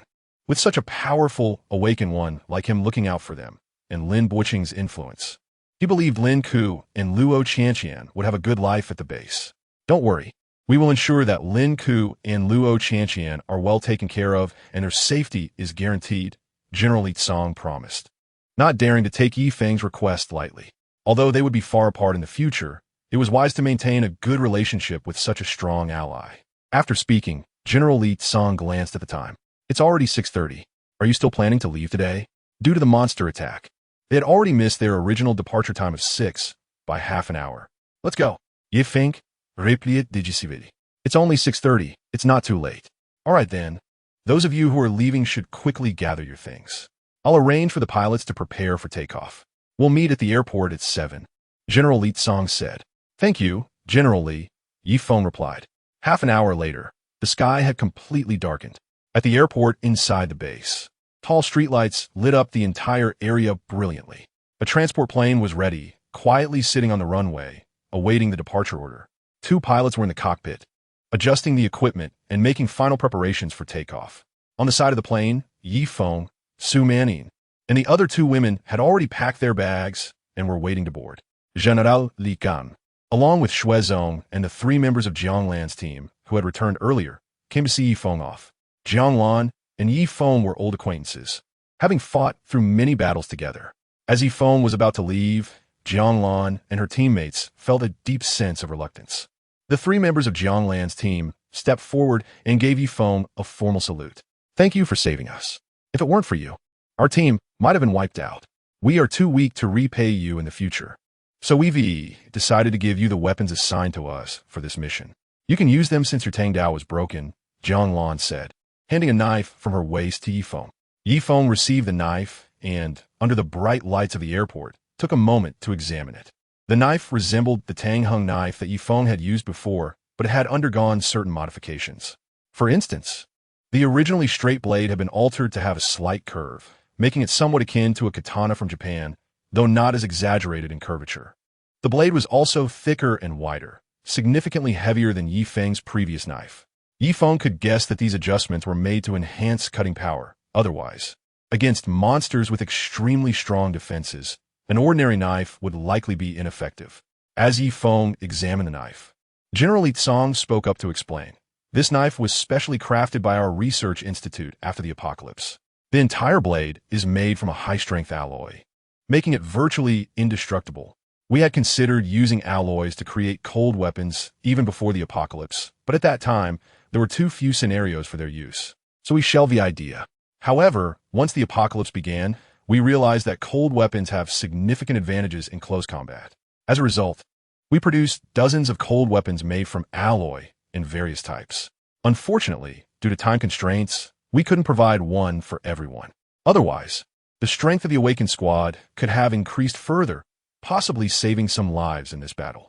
After hearing General Li Tsong's explanation, Feng grasped the knife's handle and skillfully swung it, feeling that it fit perfectly in his hand. With a good weapon in hand, a smile appeared on Feng's face. These alloy war knives were only available to those who had made contributions. Jianglan and the others had only received this one for completing their mission and would have to wait in line for the base to produce more.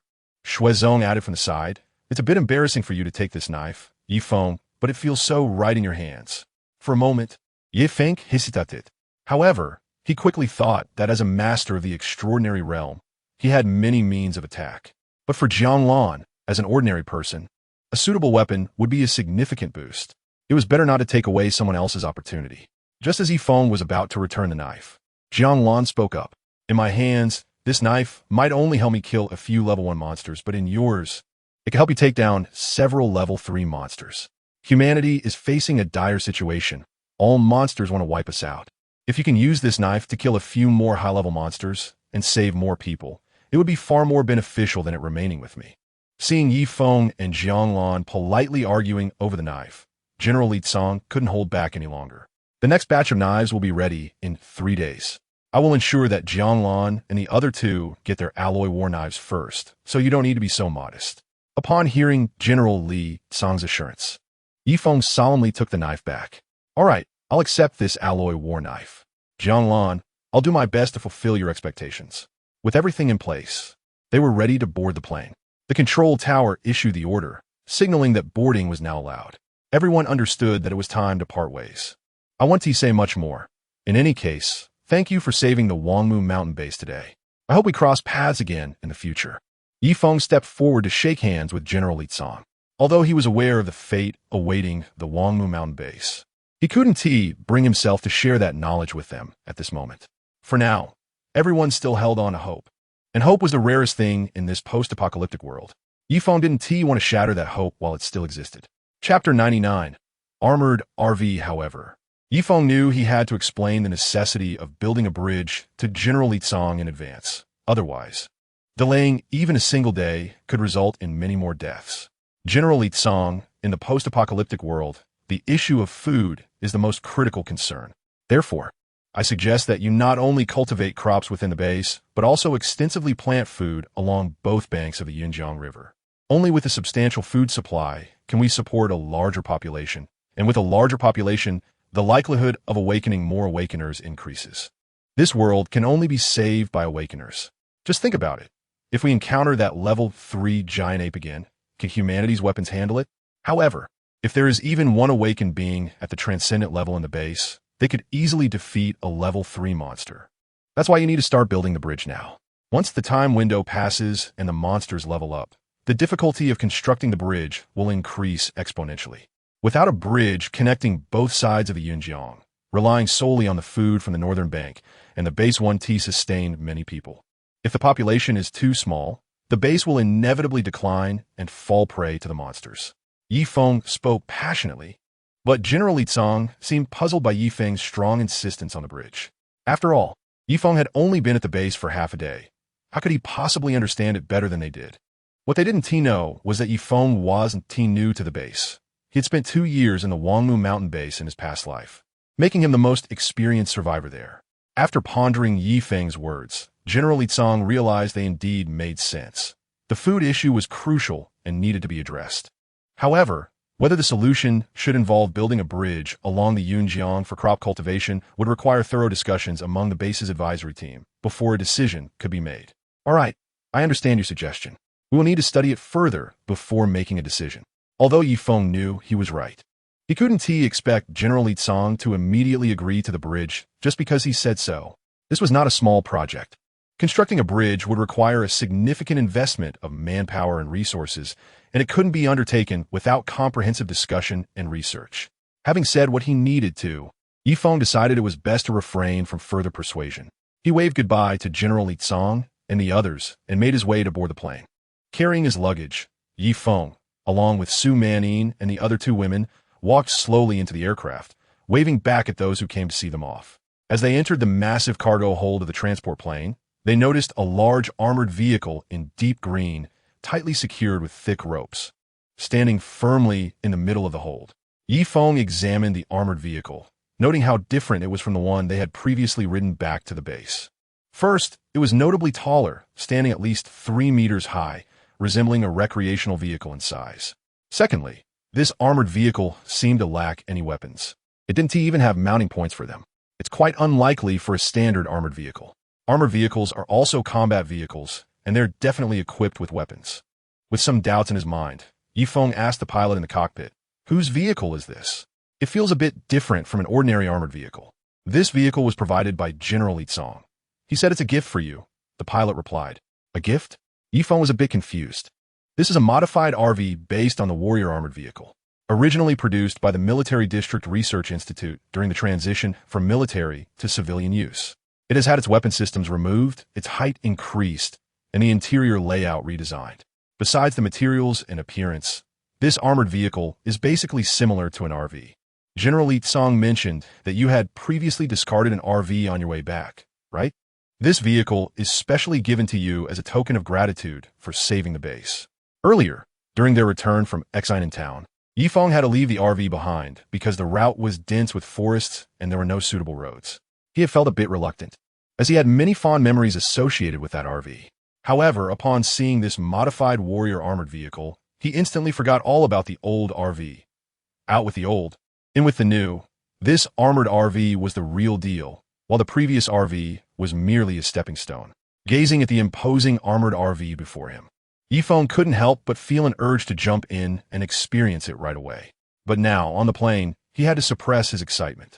He gently caressed the warrior RV, unable to take his hands off it.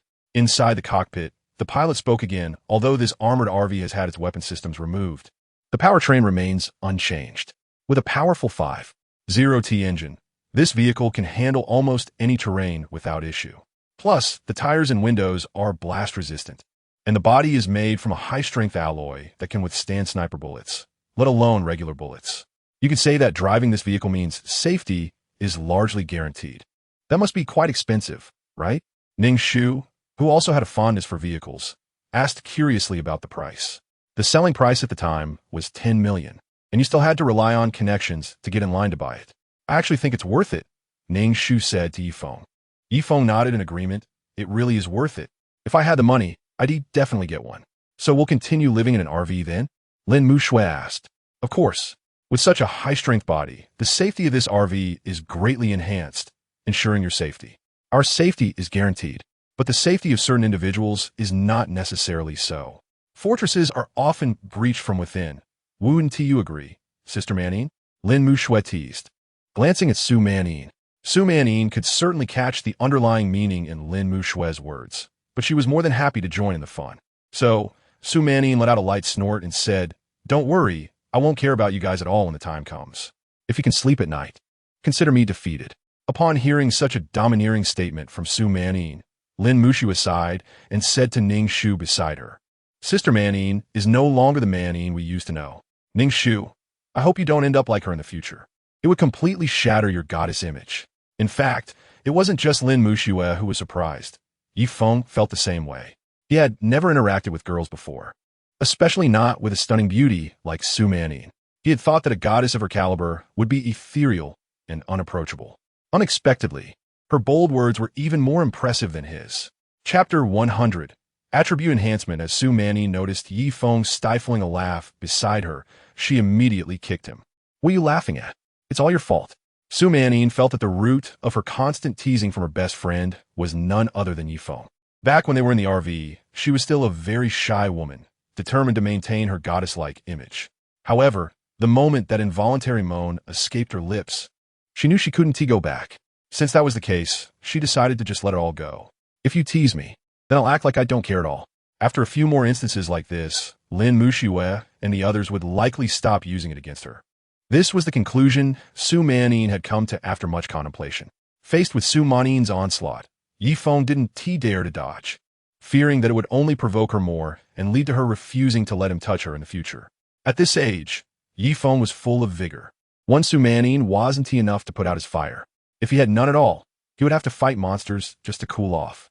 After kicking Yifeng a few times, Su Manine's anger began to subside. Just then, the cabin's announcement rang out. The plane was about to take off, and everyone needed to fasten their seatbelts. The group hurried to their seats and secured their belts tightly. With the roar of the airplane engines, the plane began to taxi down the runway. The speed picked up rapidly, and finally, the aircraft tilted its nose up and soared into the sky. As the plane vanished into the night, the crowd that had come to see them off withdrew their gazes. "General, do you think Yifeng will like the surprise we sent him?" General Ligang smiled faintly. "Don't worry, a gift so well suited to his needs.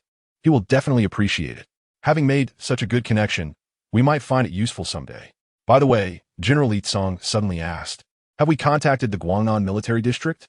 The plane was scheduled to land at night, and they needed to be prepared for the reception. "We've made contact, but the military camp in Guangnan has suffered significant damage during their battles with monsters. Like us, they've had to find a new location to establish their post-apocalyptic base. So, they can only provide a runway for the plane to land, but won't be able to send troops for protection. After hearing Shuezong's report, General Litsong waved his hand dismissively. It's fine as long as they can provide a runway and landing guidance. With Yi Feng's current capabilities, he doesn't need their protection. The night was dark, with only a star or two dotting the sky. The plane quickly ascended through the night sky, aiming to reach the safety of the stratosphere as soon as possible. Although it was nighttime and monsters were fewer, there was still some lurking about. Some monsters preferred darkness over light. The only way to safely complete this journey was to reach the stratosphere, where monsters could not fly. Yi Feng and the others were fortunate. Under the skilled control of the pilot, the plane soon reached a safe altitude of over 10,000 meters in the stratosphere. At such a high altitude, practically all flying monsters were kept at bay. After hearing the announcement from the pilot in the cockpit, Yi Feng and the three women let out a sigh of relief. It wasn't just the passengers who felt reassured.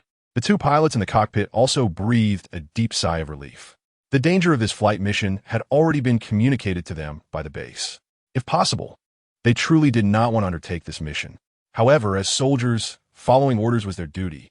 Moreover, they felt a sense of gratitude towards Yi Feng for saving the base.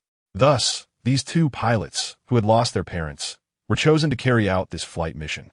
The Wangmu Mountain Base had also coordinated with the Guangnan Military District, agreeing that if the two pilots could successfully deliver Yi Feng and the others, they would be allowed to stay in the Guangnan Military District and join the pilot squadron there, without the need to return. At the same time, their positions would be elevated. Now that the most dangerous part had passed, only the landing remained. The plane flew smoothly in the stratosphere. Although the noise from the engines was loud, after a long day of fatigue, the three women were exhausted and had all leaned back into their seats, dozing off. Yi Feng, however, felt little need for sleep.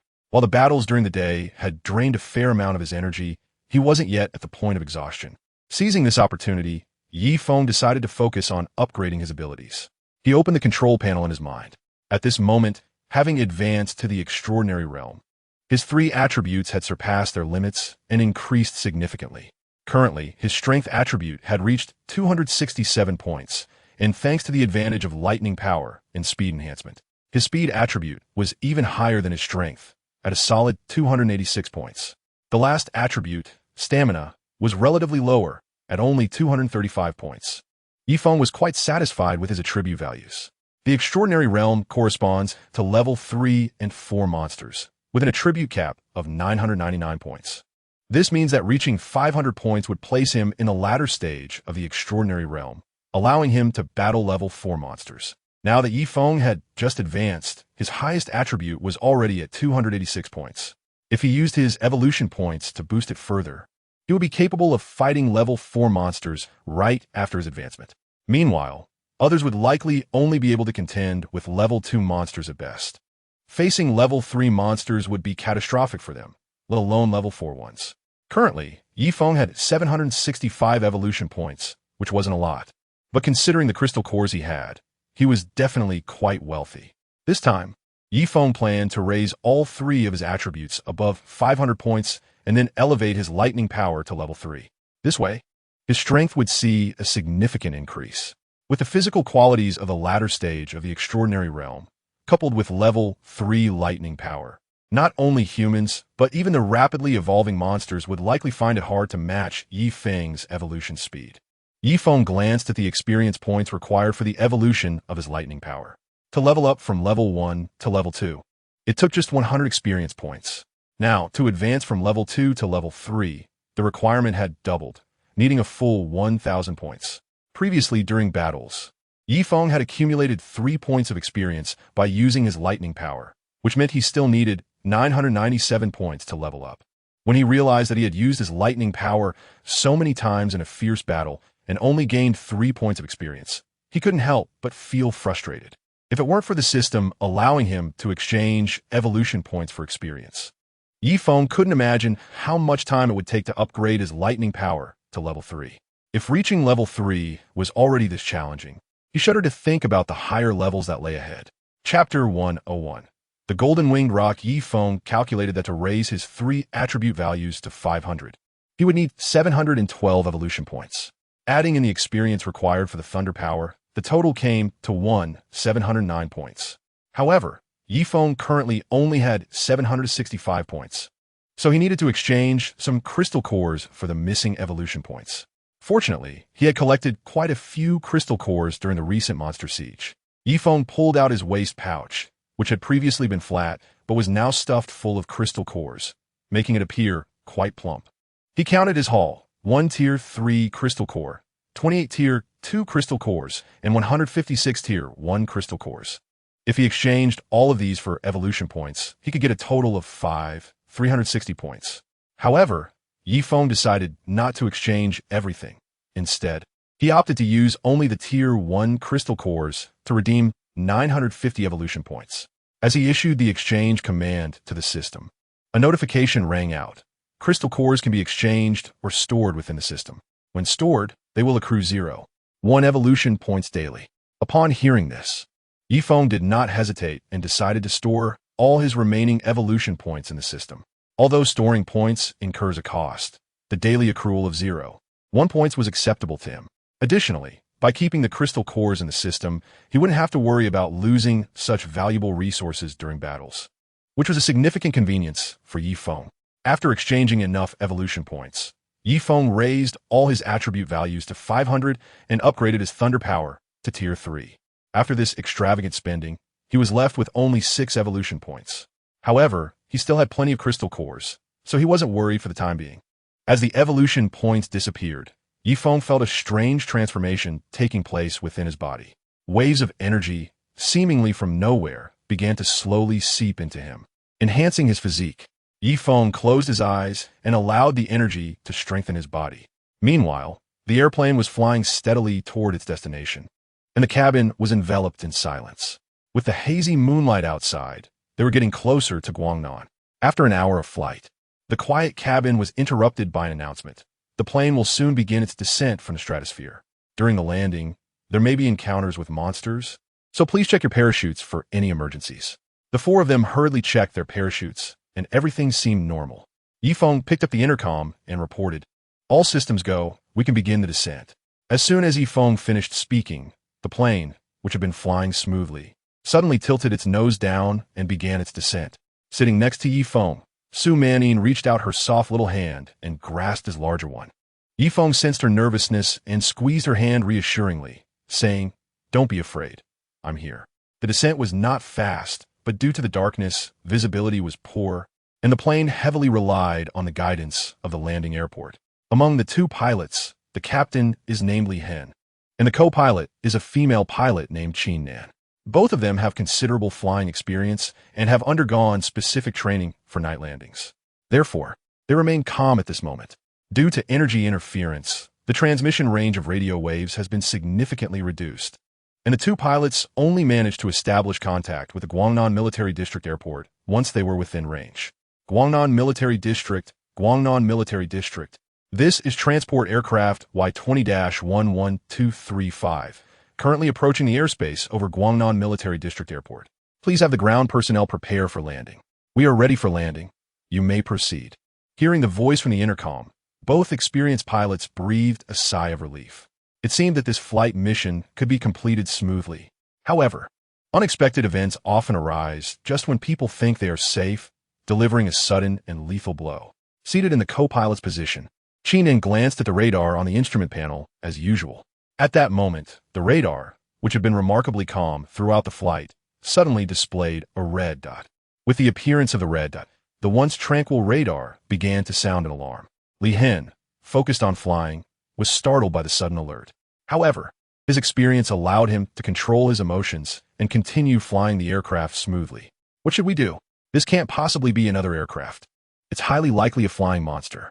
Whatever is capable of flying this high must be formidable, Qinan quickly analyzed. While maneuvering the aircraft, Hen replied to Qinan, "Stay calm. First, contact Yifeng and see if he has any solutions. If not, we may have to risk accelerating our descent." Yifeng, there's a massive monster ahead of the aircraft, estimated to be level 3 or higher. Please think of a solution quickly. If there are no better options, we will have to execute a high-risk emergency descent. After hearing the broadcast, Yifeng struggled to come up with a good solution. Although he was nearly invincible at this moment and could handle a level 3 flying monster with ease, the critical issue was that they were thousands of meters high in the sky. No matter how powerful Feng was, he couldn't fight a monster while airborne. Just as Feng was racking his brain for a solution, the monster launched its attack. Bang! A giant claw crashed into the top of the aircraft. The transport plane, built with specially forged steel, surprisingly couldn't withstand the blow from this monster. The claw that penetrated the aircraft glimmered golden under the cabin lights, and the tips of the claws emitted a shiny silver hue. Seeing these striking features, Feng immediately recognized the identity of the attacking monster. The golden-winged roc is a creature that was originally a top predator on Blue Star. After the enhancement of its energy, the strength of the golden-winged roc has surged dramatically. Not only does it evolve at an astonishing speed, but its combat power is also among the highest in its class of monsters. Now that this aircraft has caught the attention of such a creature, there is virtually no chance of escape. While an ordinary person can only gauge the monster's level with the naked eye, Feng, as a being infused with energy, can determine the monster's rank through energy fluctuations. This monster is similar to what Qinan described. It is a level 3 creature. However, Feng can sense that this monster has reached its peak strength and is on the verge of breaking through to level 4. If this golden-winged roc truly ascends to level 4, it could potentially wipe out an entire city single-handedly. Chapter 102: Fierce Battle. The emergence of wind element, however. Now that this golden-winged roc wanted to destroy the airplane, Feng would never let it succeed. He saw the roc tightly gripping the aircraft's cover, attempting to pry it open. Feng quickly unfastened his seatbelt and raised his hand, unleashing a bolt of lightning. A lightning strike, as thick as a thumb, flashed by and accurately hit the roc's claw. The surging electric current instantly surged from its claw into its body, wreaking havoc without restraint. In pain, the golden-winged roc let out a sharp cry and retracted its claw from the aircraft's body. I'll deal with this monster. You guys hurry up and land. After landing, activate the locator and wait for me. I will come find you, Feng instructed. He knew that the roc would not simply give up after facing resistance in its attack. The golden-winged roc was a relentless beast. Once it had set its sights on something, few could escape its grasp. Therefore, even if Feng couldn't fly, he had to battle the roc in the sky. Only by holding it off could he ensure the safety of Su Man and the others. After speaking to the 2 pilots, Feng turned to the 3 women. Don't be afraid. You know what my abilities are, and I have a parachute. After you land, just wait for me. I promise I will meet up with you before dawn. After giving his reassurance, Feng didn't have time for a dramatic farewell kiss. He turned and leaped out through the large hole in the aircraft's fuselage that had been created by the damage. Behind him, he left only a few warnings to be careful and stay safe. The night sky over Guangnan was a bit brighter than Tianhai, allowing Feng to see the golden-winged roc clearly under the starlight. Standing atop the aircraft, he felt the fierce winds howling around him. However, with his exceptional physical condition, he was able to cling to the aircraft as if he were nailed to it, without any swaying despite the strong gusts. Since evolving to level 3, the roc had dominated the skies, and no creature had ever challenged its status. To its surprise, it felt a long-lost pain from Feng, igniting its fury and desire to reclaim its pride. The way to regain its pride was to tear apart this iron lump before it, claw by claw. In the skies, there could be no existence larger than the golden-winged roc.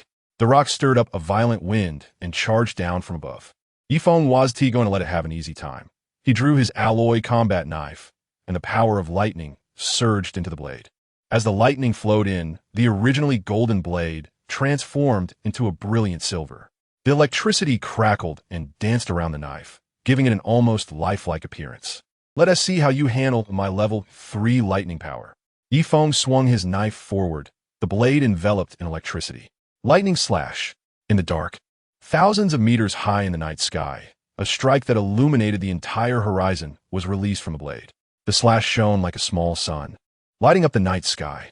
Like a shooting star, it moved with incredible speed, flashing past in an instant. Under such a rapid strike, the golden-winged roc, the intended target, had no chance to evade. Boom! The strike landed squarely in front of the roc. In a desperate attempt to protect itself, the roc managed to shield its body with its wings, using the exceptionally hardtail feathers to absorb this powerful blow. However, the force of the strike exceeded its expectations. As one of the most potent forces in nature, the power of lightning was capable of immense destruction. Under the impact of the strike, the roc's golden feathered wings were now drenched in blood, multiple golden tail feathers severed, losing their former beauty. suffering such a devastating blow. The rock emitted a series of mournful cries. Ignoring its injuries, it flapped its wings and ascended to a higher altitude. Originally, Feng had considered delivering another lightning strike to finish it off, but seeing the rock soaring high above, he could only let out a helpless sigh. Damn it! If you couldn't fly, I could have taken you down with just 2 strikes. Unable to reach the golden-winged rock, Feng could only curse in frustration. But despite his grievances, he had no choice but to remain in place, waiting for the rock's next move. The initiative to attack lay entirely in the rock's hands. It could strike whenever it wished and retreat at will, leaving Feng with no opportunity to take the first shot, forced instead to respond to its assaults. Meanwhile, the 2 people in the cockpit witnessed Feng's brutal strike. As they saw the monster flying towards the edge on the radar, Lihen knew it was time to land. This moment was precious. If they missed it, there was no telling when another such opportunity would arise. Feng, hurry back in, we're about to land. The aircraft's intercom called out, urging Feng to return to the cabin. Just as he was about to head back, his keen senses suddenly detected something odd about the surrounding wind. It felt as if it were being sucked away by a powerful vacuum. Feng halted, pulling out a signal flare from his backpack. With a quick pull, the flare shot up into the sky, illuminated by the flare's light. Feng finally saw the source of the disturbance. Above the aircraft, the golden-winged rock had opened its massive beak, frantically absorbing air. Its enormous mouth resembled a bottomless pit, drawing in the surrounding atmosphere. Before its beak, the previously invisible wind now took on a shape.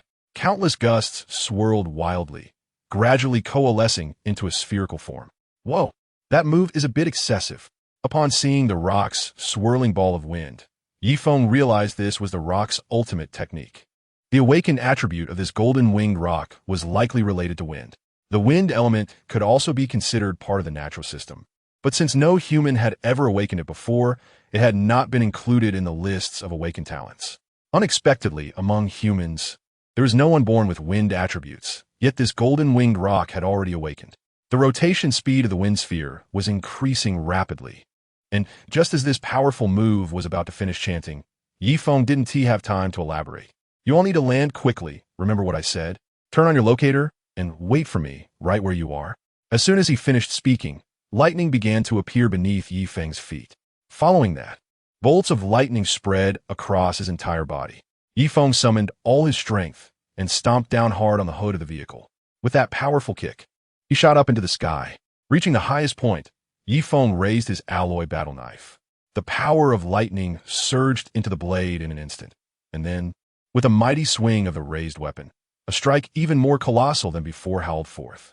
Chapter 103. Forced landing. The slash came from below, striking with an overwhelming force as if it aimed to tear open the dark sky itself. In an instant, the night sky was illuminated by a blinding white light, resembling daylight due to the power of the lightning. The strike swept forward with an unstoppable momentum, as if it could sever everything in its path. This blow, which consumed half of Feng's energy, struck the golden-winged great Peng at a meteoric speed just as it was compressing the wind into a sphere. At this moment, the great Peng was on the verge of forming the wind sphere. The air that had been drawn in and compressed into this sphere contained a force that was no longer a gentle breeze, but rather akin to TNT explosives. However, compressing the wind sphere was an extremely dangerous act. The golden-winged great Peng had barely managed to achieve this feat thanks to its awakened wind attribute talent, allowing it to condense massive amounts of wind into a small sphere. Now, as Feng's slash came crashing down, the wind sphere, pushed to its limits, exploded under the external force. Boom! A deafening roar echoed through the sky several thousand meters high. Accompanied by the sound, the colossal amount of wind, compressed to its extreme by the great Peng, erupted with the force of an explosion, sending shockwaves radiating outward with unmatched intensity. Even from high up in the sky, Feng could hear the howling of the wind as it rushed past him. The shockwaves spread out from the center of the sphere, and the first to bear the brunt of the impact was naturally the golden-winged great Peng, which was closest to the blast. Unable to maintain its flying posture from such close proximity to the explosion, the great Peng was instantly flung away, disappearing from Feng's sight within mere seconds. At that moment, the once golden-feathered great Peng was now a pitiful sight, with hardly any intact feathers left. Blood poured from its wounds, creating a rain of crimson. It had sustained the most severe injuries, but Yi Feng was not in a much better position, though he was a bit farther away. The shockwave's power was still overwhelming. When the shockwave reached Yi Feng, its strength had hardly diminished, compared to the much larger, golden-winged Great Pong. Yi Feng's smaller frame was sent flying even faster by the impact of the shockwave. In an instant, he vanished into the vast sky. The force of the shockwave hit him like a heavy hammer, causing him to involuntarily spit out blood as he was hurled backward. If Yi Feng had been in the Great Pang's position, he would undoubtedly have been left with no unscathed flesh on his body. Despite this, Yi Feng's condition was still quite dire. His clothes were torn to shreds, and even his parachute was nearly ripped away by the force of the shockwave. Fortunately, Yi Feng was quick and managed to grip tightly onto the one thing that could save his life, ensuring he did not lose the crucial parachute. As the residual force of the lateral shockwave subsided, Yi Feng began his free fall. Surrounded by darkness, he could only hear the wind howling past his ears, unable to gauge how many meters high he was now. Li Hen had told him when to open the parachute at the right altitude, but right now, Yi Feng probably couldn't meet Li Hen's requirements. It's better to open it late than not at all. He had to take the risk. Yi Feng decided he would not wait any longer. He pulled the parachute release mechanism, and in an instant, the parachute smoothly deployed from behind him, soaring above his head. As the parachute opened, Yi Feng felt his descent sharply slow, shifting from a rapid free fall to a gentle glide through the sky. Right? He needed to see what was below him. After drifting for a moment, Yi Feng remembered he still needed to find a suitable landing spot. He took out a flare and shot it downwards. As the signal flare cut through the night sky below him, Yi Feng finally got a clear view of the situation beneath him. The flare slowly descended, revealing the ground as the mist lifted bit by bit in Yi Feng's sight. As expected, below Yi Feng was a dense forest. The tree canopies were interconnected, creating a green expanse that looked like it was made of leaves. In this situation, while there wasn't much flat ground, landing on trees could provide a cushion with their leaves, which could be crucial in emergencies. The biggest concern about landing in the trees, however, was that branches could scrape or even pierce the body. But Yi Feng wasn't worried about that. His physical resilience was quite strong. It would be difficult for the trees to harm him. At most, he might just get a scrape. Seeing the situation below, Yi Feng felt relieved. He tightly gripped the control lines of the parachute, letting his body descend gradually. Not far from where he was landing, there was a village. The village was relatively prosperous, with over 100 households and more than 500 people. In the southern region, clan consciousness was strong, although minor conflicts might arise when faced with major issues. The entire village would unite to overcome disasters together. Thus, at the onset of the apocalypse, several zombie monsters that appeared in the village were quickly dealt with, allowing the community to maintain its usual way of life. The village was called Xingye Village, and most of the villagers shared the surname Yang, descendants of common ancestors who fled here during ancient wars, forming this small mountain village. At this moment, it was nearly 9 o'clock in the evening. Typically, this time would not be considered bedtime yet. Despite being in a remote village, there was still internet access. In the evenings, the villagers enjoyed unwinding after a long day, either watching the 8:30 soap opera at home or chatting under the trees in the village square. This had been a long-standing habit among the residents of Xingye Village. However, after the apocalypse struck, the destruction of electrical facilities led to a loss of light and internet at night. People gradually adapted to the habits of their ancient ancestors. Go to bed early once it got dark, no longer staying up late like modern individuals. The village was very quiet. Aside from the torch held by the night watchman, there was no light to be seen. At that moment, 2 young men quietly stepped out of their homes, moving cautiously as if afraid of being discovered. Once they had made their way out of the village and into the darkness, they finally ignited the torches they had been holding. The dim, flickering light allowed them to see each other clearly. Their expressions were serious, as if they were about to undertake a very important mission. Big brother, are you sure that what fell down was definitely a pilot? What if it's not? We'll have made this trip for nothing. Yang Hao couldn't help but ask his older brother just before they set off. Chapter 104. Claiming the mountain, as King Yang Yong spoke with a firm tone. How? I'm certain that it's definitely a pilot. I saw him through the binoculars, and he even fired a flare. If he wasn't a pilot, who else would have a flare like that? Hearing his brother's unwavering confidence, Yang Hao dismissed his doubts. However, he asked again, Big brother, do you think this pilot has a gun? If he doesn't have a gun, We still want to be able to take down Yang Junhao and his gang. Of course he does. We're in an apocalyptic scenario like those depicted in movies. These soldiers would definitely carry weapons for their own safety. We don't need much. Just a handgun would be enough to wipe out Yang Junhao and his gang. After all, they only have one gun too. Yang Yong, as the elder brother, clearly had thought through the details of this operation. It was a decision made out of necessity. The Yang Junhao that Yang Hao mentioned was also a villager from their village. However, unlike the two brothers, Yang Junhao had been the most mischievous child in the village, spoiled by his parents. He grew up to be a troublemaker. After graduating with a middle school diploma, he ventured out into society.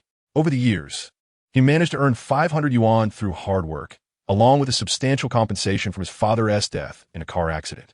He built a house in the village and bought a car. Due to his generous spending, he attracted a group of idle youths who didn't go to school. And over time, he earned the nickname Brother Hao. Once he made a name for himself in the underworld, he started engaging in some unsavory businesses. In this remote area away from the city, there were still some underground brothels and gambling dens operating discreetly. Yang Junhao became the owner of 2 underground gambling houses and a KTV in town. In Tianhai City, someone like him would be seen as a beggar by Su Manin. But in Liangshan Town, he was a well-known figure. In Liangshan Town, Yang Junhao had risen from troublemaker who barely graduated from middle school to a boss with connections in both the legal and illegal worlds. Logically, no matter how wealthy or powerful Yang Junhao became, he had little to do with the villagers of Xingye. He had long moved to the town and even took his elderly mother with him. Aside from returning once a year during the Qingming festival to pay respects to his ancestors, the villagers hardly ever saw him. However, everything changed after the apocalypse struck. Liangshan Town, densely populated, happened to be located at the opening of a spatial wormhole. Suddenly, a swarm of monsters flooded into the town, wreaking havoc and infecting its residents. As time passed, Liangshan Town became a realm ruled by monsters. After waiting in vain for the military to arrive, Yang Junhao suddenly remembered that he still had a home to return to. Xingye village was remote, and the number of monsters there couldn't be too many. As long as he brought enough people back, he could clear out the monsters. The only bridge leading into the village was sealed off, and this little territory was now under his control. Yang Junhao was a person with strong execution and great boldness. Taking advantage of the fact that the monsters had not yet taken over the entire town, he quickly gathered his gang, armed them with weapons and ammunition, and they set off for Xingye village in a grand procession. Along the way, they encountered multiple waves of monster attacks. However, over the years, Yang Junhao had acquired many illegal firearms through various means. Although most were handguns, there were also a couple of rifles. With their considerable firepower, they managed to reach their hometown, Xingye village, after losing a few brothers and nearly exhausting all their ammunition. For Yang Junhao, his return was an escape from suffering. But for the villagers of Xingye, it was akin to falling into hell. Upon realizing that the military and authorities could no longer control the entire country, Yang Junhao's inherent boldness ignited a dark thought in his mind. In Liangshan Town, despite having connections in both the legitimate and underworld realms, he was still considered a second-tier figure compared to those who truly control the town, even though he could easily eliminate them with his gang after years of experience. He understood that their power did not originate from themselves. If he took such action, he would undoubtedly face catastrophic consequences. Thus, in Liangshan Town, Yang Junhao remained a hidden underground emperor. But that was not what he desired. After leading his dozen or so brothers to Xingye village, he knew that here, he was the emperor. And what does being an emperor entail? It means having a harem of concubines. Over the years, Yang Junhao had seen his fair share of beautiful women. His past lovers were all stunning beauties. However, Xingye village, with only a few hundred residents, lacked such abundance. Even if there were attractive women, there were only 1 or 2 who were moderately good-looking. Most of the women, after years of hard labor, had lost their youthful appearance and had become rough around the edges. Yet, Yang Junhao was not someone who judged solely by looks. What he craved was the feeling of being revered above all else. With just a command, everyone had to obey him. That sensation was what he found most intoxicating. Most people were fine with it, because even if Yang Junhao was not focused on looks, he certainly wouldn't be interested in the middle-aged women with bodies that had aged. Only a small group of younger men had wives who were relatively younger.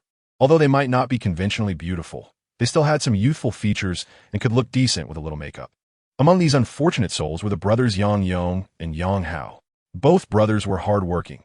After earning some money from work outside, they returned to the village to engage in farming. After 2 years, their business was doing well, and they gradually became one of the better-off families in the village.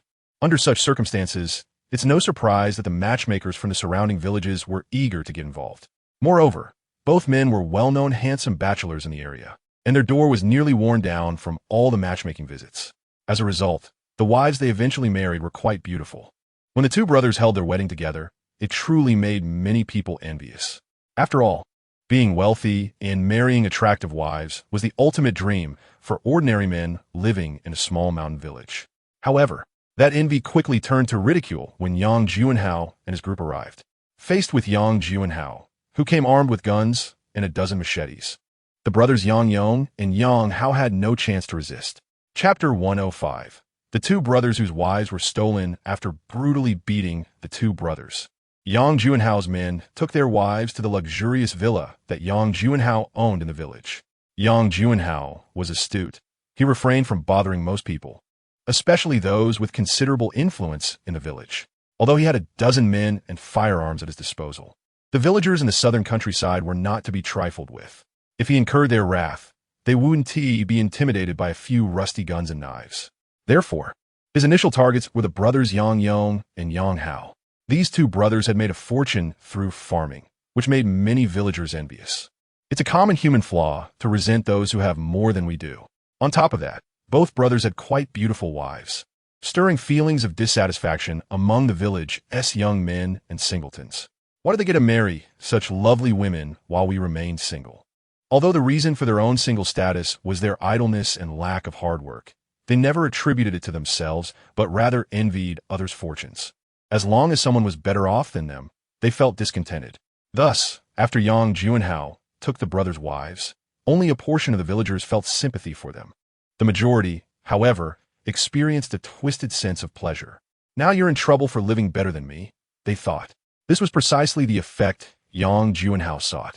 With so many people in the village, if they banded together, he might not stand a chance against them. However, if he could slowly divide them, those who were initially oppressed would not receive help from the villagers when they faced oppression themselves. Once a rift formed, it would require tremendous effort to mend, and it might never be repaired. After their wives were taken, Yang Yong and Yang Hao constantly thought about rescuing them. However, they knew that if they stormed in out of anger, they would likely face a brutal beating themselves or even lose their lives. So, they endured and waited for an opportunity. While Yi Feng and the golden-winged Great Peng fought in the skies, Yi Feng's thunder slash illuminated the horizon, catching Yang Yong's attention as he was observing Yang Juanhao's villa through binoculars. Upon witnessing this unusual scene, Yang Yong kept his binoculars trained on that direction, watching closely. When he saw Yi Feng drop a flare and deploy a parachute, he realized the opportunity they had been waiting for had finally arrived. Even though it was the apocalypse, they believed that the authorities would not tolerate Yang Juanhao and his gang's actions. So, as long as the brothers could find the person who parachuted down, they could rescue their wives. Moreover, since this person was descending by parachute, it was likely he was in a dire situation. With the thought that any little help they could provide might make a difference, Yang Yong called his brother, and the two planned to set off that very night. Guided by the flickering light of their torches and their familiarity with the surroundings, they made their way step by step toward the spot where Yi Feng had landed. In reality, the place where Yi Feng finally descended wasn't far from Xingye village. He happened to land on the canopy of a large tree, which meant that while he passed through the leaves, his parachute got snagged. However, this situation was not a challenge for Yi Feng. Even though he was still several meters above the ground, he swiftly cut the parachute with his knife and fell to the ground with a thud. Surprisingly, aside from stirring up a few fallen leaves, he emerged completely unscathed from such a high drop. Once on the ground, Yi Feng turned to assess his surroundings. The forest, shrouded in darkness, offered no recognizable features. Luckily, before leaving the base, he had asked General Li Cong to provide him with a few simple locator devices. These devices were like watches, worn on the wrist, and could be charged using sunlight. Their functionality was limited, besides indicating the cardinal directions. They could also help direct the user toward a pre-connected locator. This feature was somewhat akin to location sharing on messaging apps. While he was in the air, Yi Feng had specifically reminded Su Manyin to activate her locator as soon as the plane landed.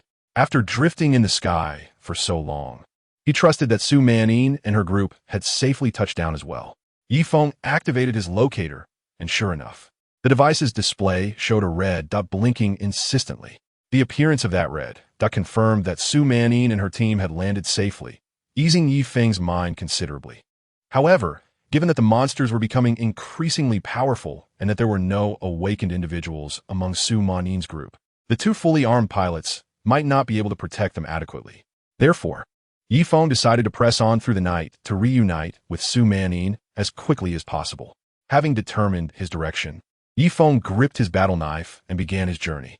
Yet just a few steps in, he heard footsteps nearby. He could tell they were human and not monsters because he heard voices. The sounds of movement were quite light.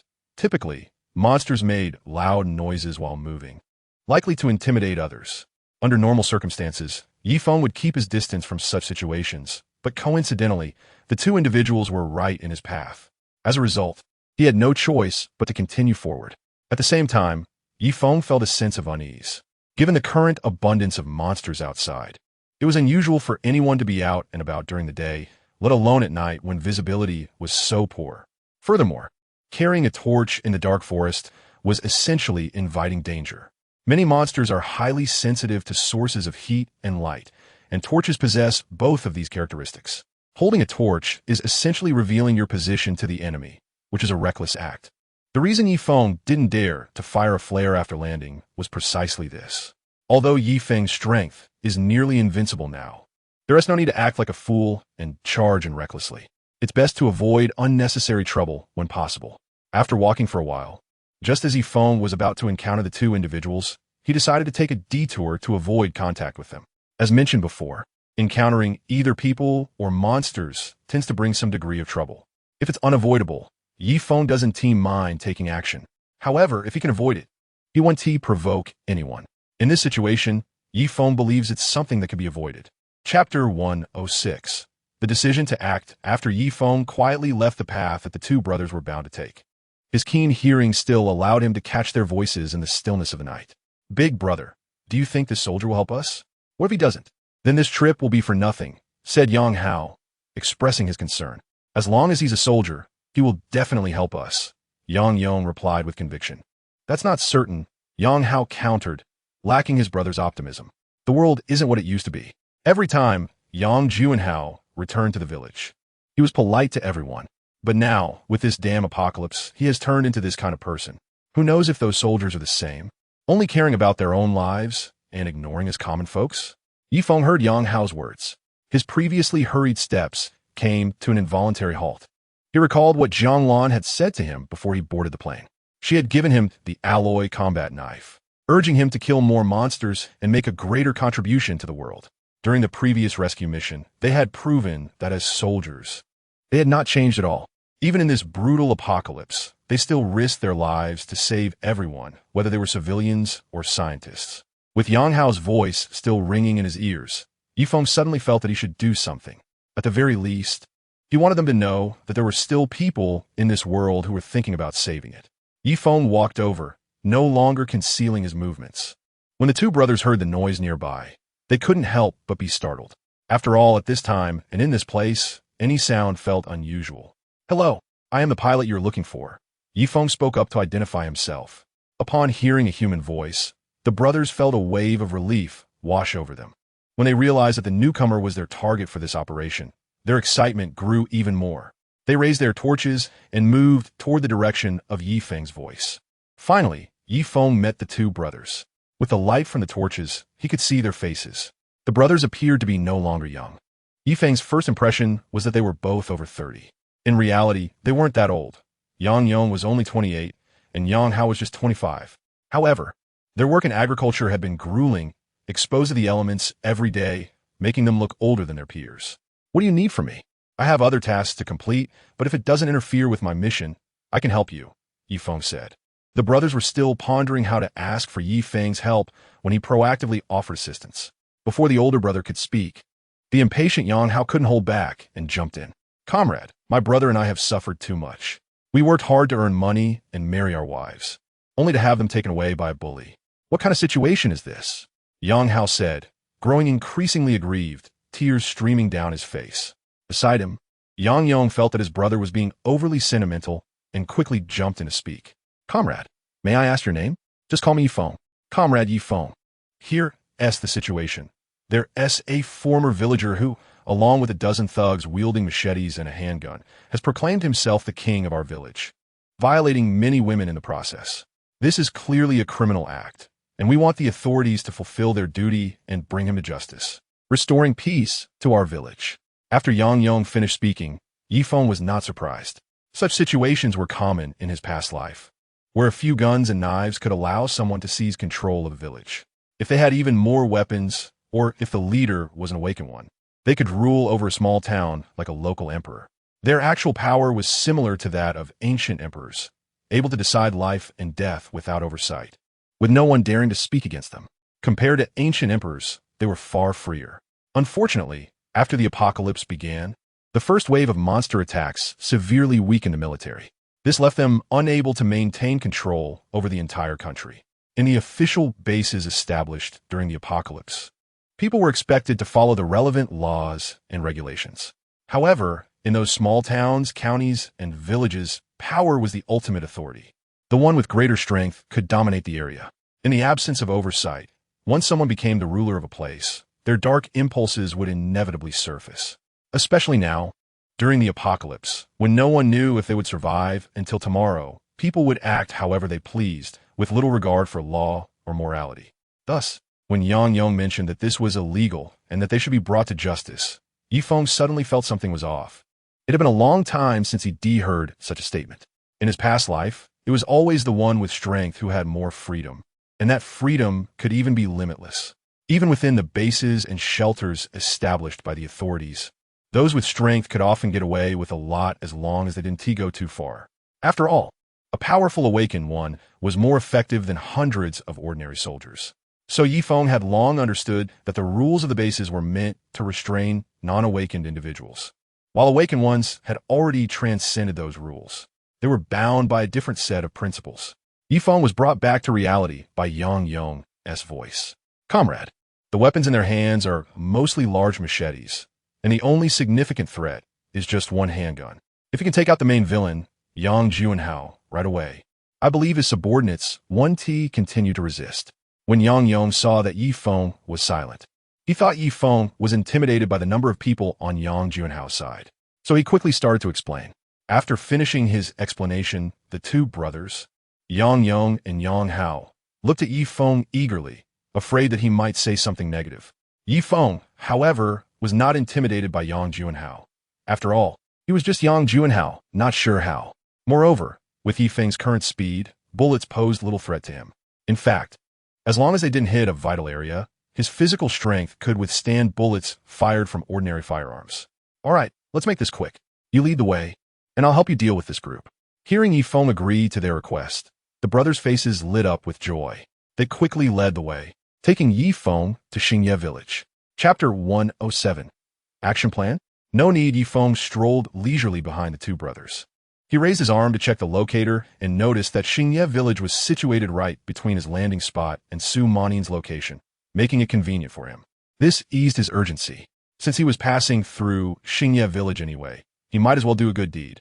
After all, dealing with an ordinary person who wasn't even awakened would only take a few minutes. Meanwhile, the two brothers in front of Yi Feng began to murmur to each other. Yang Hao lightly tapped Yang Yong's arm and whispered, "Big brother, it seems like this pilot doesn't have a gun, just that knife. Can he handle Yang Juanhao and his gang?" Yang Yong had noticed this issue as well. Drawing from his 2 years of military service, he sensed that Yi Feng lacked the distinct aura of a soldier, both in his body language and overall demeanor. He was starting to doubt whether Yi Feng was actually a military man. However, when he looked through the binoculars and saw the parachute Yi Feng had used to land, which was indeed a military-grade one, he felt reassured that he wasn't mistaken about that. Consequently, Yang Yong was unsure if relying on Yi Feng was the right decision. Since he had confidence in him, they might as well trust him this once. But what if they really couldn't fight back? As the moment drew closer, Yang Hao still felt that without a gun, their mission would be quite difficult to succeed. Hearing his brother's concerns, Yang Yong smiled faintly, his tone becoming a bit somber. "It's fine. At worst, it would just be death. I actually thought about confronting Yang Junhao with a knife when he took Xiaojun and Menglan, but back then, our parents were still alive. I was worried about leaving you to take care of them alone if I died. But now, in this damned apocalypse that took our parents away, I have no burdens left. Even if I hadn't met Yi Feng, I would have eventually taken up a knife to rescue them. It's unacceptable for a girl to come into our family and be treated like this, right? That just doesn't make sense. Yang Hao listened to his brother's heartfelt words and fell silent for a moment. Compared to his soldier brother, he felt much weaker. Yang Yong managed all the significant matters at home, and even their planning base was started with Yang Yong's retirement pay as the capital. Throughout, he had only contributed some effort. Yet, Yang Yong never treated the planting base as his personal property. He considered it a joint venture between the two brothers. They discussed all major and minor issues together, and the profits from the planting base were split evenly, never shortchanging him. Well, his wife was taken away, and he found himself surrounded by a dozen men wielding machetes. Yang Hao was momentarily stunned, completely at a loss for what to do. Not only did he have no thoughts of resistance, he couldn't even muster the idea of fighting back. After the fact, he lamented his own cowardice, but found no courage to resist Yang Junhao's tyranny. At that time, he comforted himself by thinking that his elder brother had been a soldier and had done similar things. I'm not that much a coward. But it wasn't until today that he truly understood his brother's perspective. It wasn't that his brother lacked the courage to resist. Rather, he was afraid he couldn't take care of their parents. Yes, he had always been inferior to his brother in every aspect since childhood. Even when it came to hard labor, he couldn't match up to his brother, which had always troubled him. However, today, Yang Hao had an epiphany. They were family. Why did they need to compete with each other? Looking at his brother, who was subtly shielding him, a warm current surged through Yang Hao's heart. It had always been this way. Whenever they were outside, his brother would protect him. But today, Yang Hao wanted to switch places. He took a bold step forward, moving in parallel with Yang Yong. Brother, don't think of me as just a kid. This time, I'm with you to face it all. What was Yang Junhao after all? I refuse to believe that the two of us can't take him down, even if we can't defeat everyone else. Hearing his brother's spirited words, Yang Yong ruffled his hair. Indeed, Yang Hao was now taller than him. He just hadn't noticed it before. All right, let's take on this challenge together as brothers. They exchanged a glance and shared a fearless smile. What a show this will be. When the time comes with one swift blow, there won't be a stage left for you to perform your brotherly bond. Yi Feng thought to himself, but despite his inner sarcasm, he couldn't help but feel a sense of admiration for the two brothers, who were willing to rise up against such a formidable opponent for their beliefs. This made Yi Feng think that helping them was truly worthwhile. Under the night sky, it didn't take long for the three of them to reach the outskirts of Xingye village. With no electricity, the village had lost all its light and looked unrecognizable as a village. However, compared to the pitch-black forest, there were still faint glimmers of light coming from Xingye village. These lights emanated from Yang Junhao's villa. Yang Junhao was a man who valued his life. Even though he had cleared the village of monsters, he still feared danger. Therefore, he ordered his underlings to keep watch day and night, reporting any danger immediately. At night, his subordinates would light bonfires to scare off monsters and provide light. However, due to Yang Junhao's caution, he didn't allow his men to make the fires too big for fear of attracting stronger monsters. Look, that yellow light indicates where Yang Junhao's villa is, Yang Yong pointed out to Yi Feng. Following Yang Yong's direction, Yi Feng indeed saw a flickering yellow glow in the darkness. All right, let's move. With the direction identified, Yi Feng was ready to take action. His time was precious, and he couldn't afford to linger here for too long. The two brothers grew up with a bit of surprise on their faces. Shouldn't we discuss a plan of action? Yang Hao asked weakly. There's no need for that. Just trust my abilities, Yang Yong replied. I think it's better if we talk this over. Yang Junhao has a gun, and his men are all ruthless fighters who have seen blood and taken lives. If we just go in like this, our chances of success are really slim. Even though Yang Yong was prepared to risk his life, he wasn't about to recklessly throw it away. Besides, if they could manage to capture Yang Junhao first and then force his men to release their wives, wouldn't it be better for the whole family to reunite safely? Chapter 108. A taste of power in front of the villa, however. Yi Feng paid no attention to their thoughts and charged ahead, since he made no attempt to conceal his presence. The patrolling guards spotted him as soon as he approached the villa. Among Yang Junhao's group, only Yang Junhao and 2 or 3 others were from Xingye village. The rest were not locals. Therefore, when the patrolling guards saw Yi Feng, they assumed he was just a villager who had wandered too close. You. Yes, you. This is Brother Hao's villa. You can't come near without permission. One of the guards shouted at Yi Feng, but Yi Feng ignored him and continued walking forward. Seeing that the intruder dared to approach the villa, the two guards became furious. Grabbing the large machetes they had set aside, they charged aggressively at Yi Feng.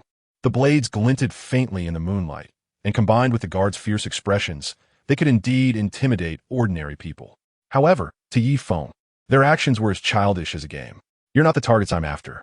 Step aside now, and I'll spare your lives, he issued a final ultimatum. The guards, used to bullying others, were taken aback by Yi Feng's audacity, and they began cursing. Damn it, you're looking for death. As they shouted obscenities, the two raised their machetes and swung them down at Yi Feng. The weight of the blades made a whooshing sound as they sliced through the air. Both guards were skilled fighters, and their strikes came down with speed, enhanced by the force of gravity. Yi Feng, however, stood his ground, wielding his alloy combat knife without using any abilities, just pure physical strength. Yet his physical power was now at an astonishing 500 points, while an ordinary person's strength was merely around 5 points. Yi Feng's strength was 100 times that of an average person. The force behind Yi Feng's swing, fueled by his 500 points of strength, was unimaginable to the two guards. Clang! The sound of metal clashing was piercing.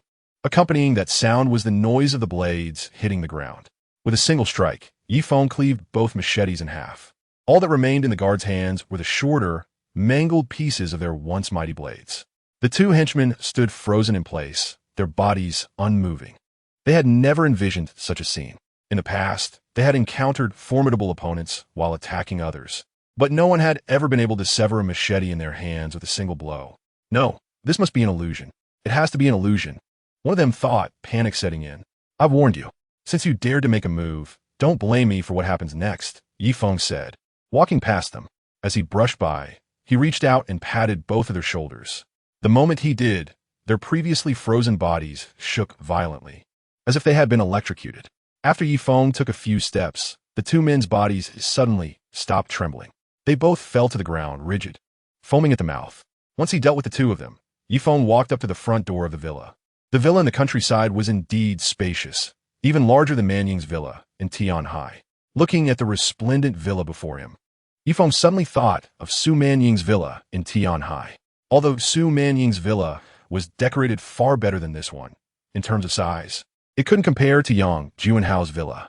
After all, land in the countryside is significantly cheaper than in the city. However, the decoration style here was quite tasteless, resembling that of a nouveau riche. As Yi Feng was critiquing the villa's decor, Yang Yong and Yang Hao, the two brothers, caught up with him. They had just witnessed Yi Feng's strength from behind. The speed at which Yi Feng struck was so fast that they could barely see it. All they knew was that he could cut through two people with a single stroke. Moreover, with just a gentle tap, he had taken down the two henchmen. The display of power made them feel much more at ease. Should we go in directly? Yang Hao asked curiously. Unless you want to wait for Yang Juanhao to wake up and brush his teeth first? But the door is locked. How do we get in?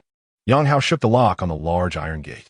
Yang Juanhao had put 3 locks on it for his own safety, each a heavy-duty lock that was nearly impossible to break with brute force. The keys to these locks were undoubtedly on the two guards outside. Yang Yong, however, was not in a hurry. From his experience, Yang Juanhao would never leave his two subordinates locked outside without a way in. If danger arose, the guards outside would only face death. No one would be willing to keep watch under such circumstances.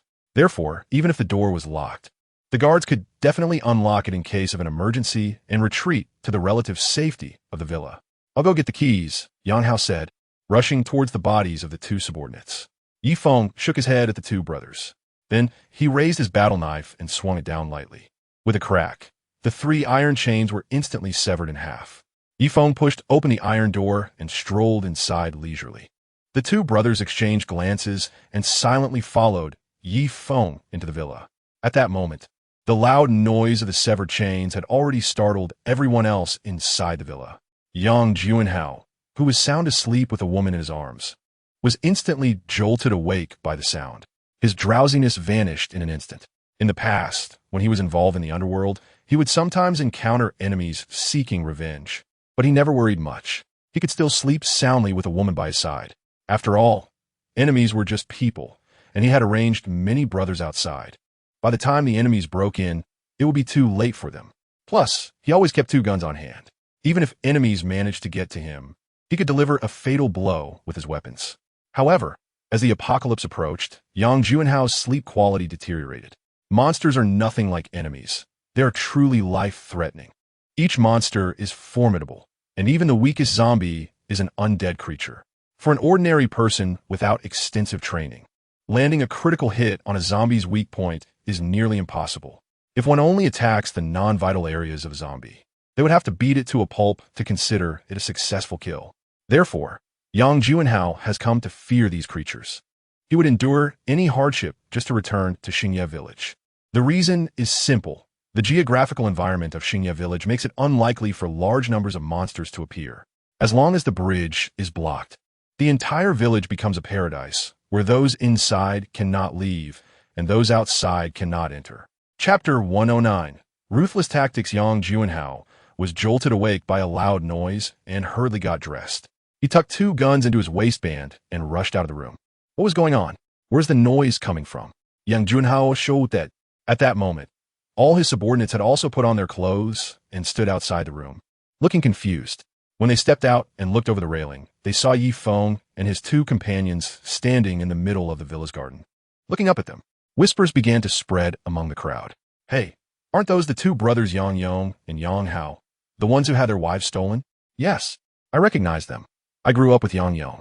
It's definitely them. They didn't dare say a word when they were robbed. But now they have the guts to come here, right? I heard he used to be a soldier, and his name even has Yong in it. It's surprising that he doesn't even dare to make a sound after losing his wife. What started as whispers grew louder when they recognized Yang Yong and Yang Hao. It was as if they were intentionally saying it loud enough for Yang Yong to hear. Yang Yong lowered his head, fists clenched tightly.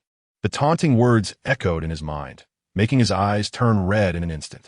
At that moment, the pent-up frustration he had been holding back exploded, and anger surged within him. He needed a way to vent. Feng, unaware of Yang Yong's current emotions, shouted up, Yang Juanhao, who do you think you are? Come down quickly. Your time is up. The sooner you die, the sooner you can be reborn, and that will be a good thing for you. Yang Juanhao stood on the 5th floor of the villa, looking down from above. When he heard that someone had come seeking revenge, his heart inexplicably quivered. Many had come to him seeking vengeance before, and their words were often harsher than Feng's. Yet, he had never felt fear until now. Even though he had 2 fully loaded guns at his waist, and a single bullet could take a life. Today those guns failed to provide him with any sense of security. He didn't understand why his heart trembled. He thought perhaps it was just the cool night air making him shiver. Let us go down together, Yang Juanhao finally said. At his command, a dozen subordinates armed with knives rushed into the villa's garden. Feng and the Yang brothers remained still, allowing themselves to be surrounded by the group. Yang Juanhao descended slowly. With the torches raised by his subordinates, he could clearly see the 3 men before him. He remembered Yang Yong and Yang Hao well. Just over 10 days ago, he had led his men to their home and taken their newlywed wives to the villa. He had even made the 2 women serve him that very first night, satisfying a certain twisted desire of his. Yang Yong, I let you off the hook before because your wife pleaded for you, but otherwise I would have sent you and your brother to feed the zombies long ago. How dare you show up here today? Well, today, neither of you brothers will be leaving. Yang Juanhao, where's Xiaoju now? Yang Yong gritted his teeth, suppressing his anger as he asked. Of course, she is in my bed. I have to say, your wife is quite something. Among all these women, she's my favorite. Yang Juanhao sighed, intentionally provoking Yang Yong. In fact, when Yang Juanhao returned to Xingye village, he brought his own wife along. So most of the time, he slept with her. Only occasionally, when he felt like it, would he play with the women he had taken. After a few times, the novelty wore off, and he would gift the women he had grown tired of to his subordinates, which also helped to win their loyalty. However, since Yang Yong and Yang Hao's wives were sisters-in-law, this special relationship kept the novelty alive for him. And thus, the 2 women had not yet been given to his men. I'm going to kill you. Yang Yong could no longer hold back. After hearing Yang Juanhao's insults, he ignored the fact that he was unarmed and charged at him, intent on killing him. Seeing Yang Yong rush towards him in anger, Yang Juanhao sneered. He then drew the gun from his waist, ready to shoot Yang Yong. Seeing Yang Juanhao pull out the gun, Yang Hao shouted, "Brother, get down. It's a gun." But at that moment, Yang Yong had already entered a frenzied state, barely aware of his surroundings. All he could think about was killing Yang Juanhao in front of him. Therefore, even with a gun raised before him, with bullets ready to be fired at any moment, he charged forward like a raging bull, undeterred. Almost everyone was waiting for the sound of the gunshot. They could almost predict that in the next second, Yang Yong's body would fall heavily to the ground with the gunfire. Yang Juanhao had raised the gun completely, his finger resting on the trigger, ready to pull it and send a fatal bullet flying, taking the man's life before him. However, among those waiting for the gunshot, there was no Feng. A flash of white light streaked through the night. Simultaneously, the sound of a blade slicing through the air echoed. In the next second, instead of the expected gunshot, everyone heard Yang Juanhao's blood-curdling scream. When everyone regained their senses and looked at the fallen Yang Juanhao, the notorious underground boss of Liangshan town for many years lay on the ground, clutching his severed right hand, moaning in agony. Nearby, his severed hand lay in the grass, blood oozing from a stump. Yang Juanhao was drenched in cold sweat, unable to hold the gun any longer. The excruciating pain from his severed hand nearly made him faint. This was the worst injury he had ever suffered since entering the underworld. But with incredible determination, he forced himself to stay awake. "Kill him!" Yang Juanhao roared like an enraged lion, his voice almost a howl. "Brothers, kill him!" one of his loyal subordinates shouted, brandishing a knife as he charged forward. Feng showed no mercy. He swung his battle blade at the oncoming attacker. The speed of Feng's strike was astonishing. Before the assailant even had time to react, the sharp edge of the blade had already cut through his body. The man was split in two, his blood and entrails instantly staining the grass red. The others who were about to attack froze in their tracks. The scene was far too gruesome, the shock overwhelming. They had seen severed hands and feet before, but they had never encountered someone so brutally savage as to cleave a person in half. Chapter 110. The last words of a villain: put down the knife and stand in a line over there. Feng didn't pursue the kill. For those who hadn't committed heinous acts and had already given up their aggression, Feng was willing to offer them a chance at life. No one dared to defy Feng's arrangements. The remaining 11 people obediently dropped their weapons and lined up in the direction Feng indicated. Feng bent down to pick up a knife and then tossed it to Yang Yong. At this point, Yang Yong had calmed down considerably. He realized he had let his emotions get the better of him. If it hadn't been for Feng's intervention, he might have already been shot and lost his life. Yang Yong caught the knife Feng threw. He looked at Feng, a hint of confusion in his eyes. Now that your enemies are incapable of resistance, why not take your own revenge? Despite holding Yang Juanhao in contempt for his actions, Feng felt no personal hatred toward him. Feng had seen countless individuals behave like Yang Juanhao in his previous life. Initially, he believed that relationships between people should not be like this. However, after witnessing so much, he gradually became indifferent. This was the apocalypse. All notions of morality and ethics had lost their relevance. No one cared about such things anymore. The law of the jungle prevailed, where the strong could seize everything without being bound by rules. Thus, what Yang Juanhao was doing now did not evoke a desire for revenge in Feng. The reason Feng intervened was twofold. First, it was a spontaneous thought sparked by Yang Yong's words. Second, Feng was different now than he was in his past life. For 2 years, he had been powerless, unable to stop the cruel actions of others, even if he was dissatisfied with them. But now, reborn with a system and having awakened one of the top nature-based talents, the power of lightning, he felt he could make a difference. He wanted to prevent this world from becoming the brutal, cannibalistic wasteland it had been in his past life. Humanity was already exhausted from facing endless hordes of monsters. In the small shelters and vast apocalyptic bases, they were also subjected to the oppression, exploitation, bullying, and humiliation from other humans. This was not the vision Feng wished to see. He believed humanity should unite and work together to overcome disasters. Even if the ultimate outcome was failure, at least they would have made an effort together, rather than succumbing to internal strife like in his previous life. Feng wanted to bring about change, and the first step in that change began with Yang Juanhao. After hearing Feng's words, Yang Yong gripped the knife tightly and took slow, deliberate steps toward Yang Juanhao. Just then, an unexpected turn of events occurred. Realizing his end was near, Yang Juanhao, ignoring his bleeding, severed arm, released his left hand, reached for his waist, and pulled out a gun, aiming it at Feng. Yang Juanhao's speed was impressive. He had practiced this set of moves countless times. This was his trump card. He had repeatedly told his subordinates that he only had one gun left, and not many bullets. He wouldn't deliberately keep this a secret from them. The reason for this was to create a false sense of security in his enemies, giving him a chance to turn the tables when danger struck. The brothers Yang Yong and Yang Hao fell for this trap. Now, it was up to Feng to bear the consequences of their deception. Unfortunately, although the timing of the ambush was perfect, Feng was no longer an ordinary person. His enhanced physical abilities had significantly improved his cognitive and reflex skills. Consequently, the fast actions that Yang Juanhao believed to be swift seemed to Feng like slow motion, akin to a sloth. The bullet shot out of the gun's muzzle at lightning speed, trailing sparks. Feng stared straight ahead, his right hand wielding the combat knife, and he swung down fiercely in front of him. Bang! The alloy blade cleanly sliced the incoming bullet in half. The two halves of the bullet fell softly to the ground, hidden among the dense grass. Yang Juanhao had initially thought that a sudden ambush would surely bring Feng to his knees. He never expected that this man he had never seen before could actually slice a bullet. A scene that only appeared in movies was unfolding right before his eyes. He wasn't frightened, though. Yang Juanhao knew that if he couldn't kill this man with a knife, his only fate would be death. He kept pulling the trigger, emptying the magazine at Feng. In a flash, Feng didn't continue to showcase his bullet-slicing technique. Instead, he used a technique called instant step.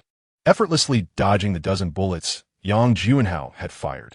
When Yang Yong saw Yang Juanhao emptying the magazine, he was initially worried that Feng might encounter an accident. However, when he looked in Feng's direction, he suddenly saw white lightning appear around Feng's body, and in an instant, Feng vanished from sight. By the time Yang Yong spotted Feng again, he had already appeared behind Yang Juanhao. How does it feel to want to kill someone but never succeed? It must be quite frustrating, right? The thoughts that Yang Yong and Yang Hao had before were just like what you're feeling now, perhaps even more intense. Yang Juanhao let go of the handgun in his hand and stopped covering his injured arm with his left hand, allowing blood to drip steadily from the wound. Are you part of the security team? No. Are you a soldier? Not that either. Are you from a government? Neither. Then why did you choose to help those two brothers? Yang Juanhao posed the question. Feng pondered for a few seconds before answering. Because what you're doing is wrong and deserves punishment. Yang Juanhao laughed. Look at this world. Is it still the same world we used to live in? What I did was criminal behavior before the apocalypse. But in this world, what crime is that? Do you think anyone is still managing this country? We've been abandoned. Since that's the case, let's respect strength. Whoever is powerful can have everything, right? Yang Juanhao shifted into a more comfortable position and continued. I know you're stronger than me and my subordinates combined, and you could easily take our lives. But I want to tell you that I refuse to submit. You have such immense power, yet you choose to prey on us ordinary people instead of eliminating those monsters. What kind of hero does that make you? If one day you manage to wipe out those monsters and restore order to the world, then come back and judge me. I won't have a word to say. After listening to Yang Juanhao's lengthy speech, Feng smiled. Chapter 111. A one-sided life and death duel. Although I know you're trying to argue for your survival, I actually find some merit in your reasoning. Here's the deal. Feng thought for a moment and said, you believe I shouldn't judge you. So I'll take on the role of a referee in a life and death duel between you and Yang Yong. Hearing Feng's words, everyone present looked bewildered. Why are we suddenly starting a life and death duel? Isn't this something that can be resolved with a single blow? Feng continued to explain. You claim I'm not a law enforcement officer and have no authority to judge you, and that I have no personal vendetta against you. However, just because I don't, doesn't mean others don't. You've stolen someone's wife and defiled her. Doesn't that count as a life and death grudge? Given that, isn't it reasonable for Yang Yong to seek revenge against you? As he spoke, Feng stepped back a couple of paces, creating a space for Yang Yong and Yang Juanhao to face each other. I'm a fair person. You two can duel with knives, but no guns. Whoever dies is simply out of luck. Fair enough. After hearing Feng's words, Yang Juanhao immediately protested. How is this fair? I'm right-handed, and my right arm is broken. How could I possibly be a match for Yang Yong? However, Feng completely ignored Yang Juanhao's objection. He simply looked at him, his tone icy as he said, when I say it's fair, it is fair. You have to seize this opportunity. Otherwise, you won't have any chance of surviving. Yi Feng's words made Yang Juanhao instantly fall silent.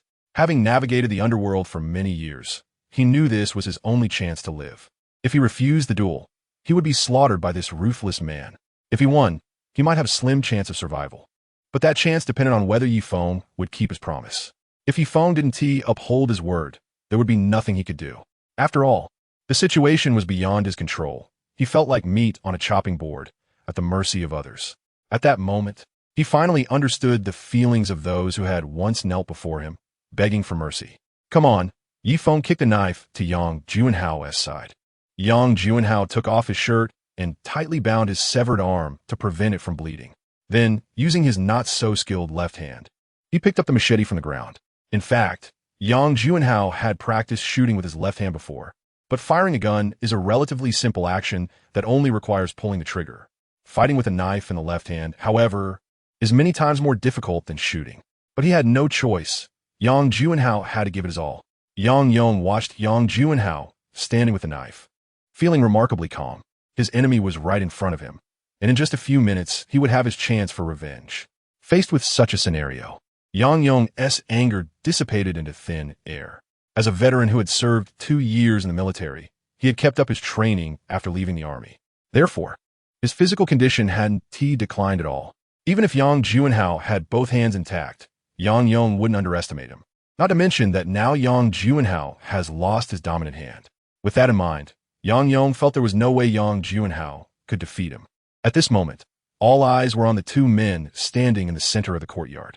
Yang Juanhao and Yang Yong faced each other, both waiting for the right moment to strike. After a while, Yang Juanhao couldn't hold back any longer.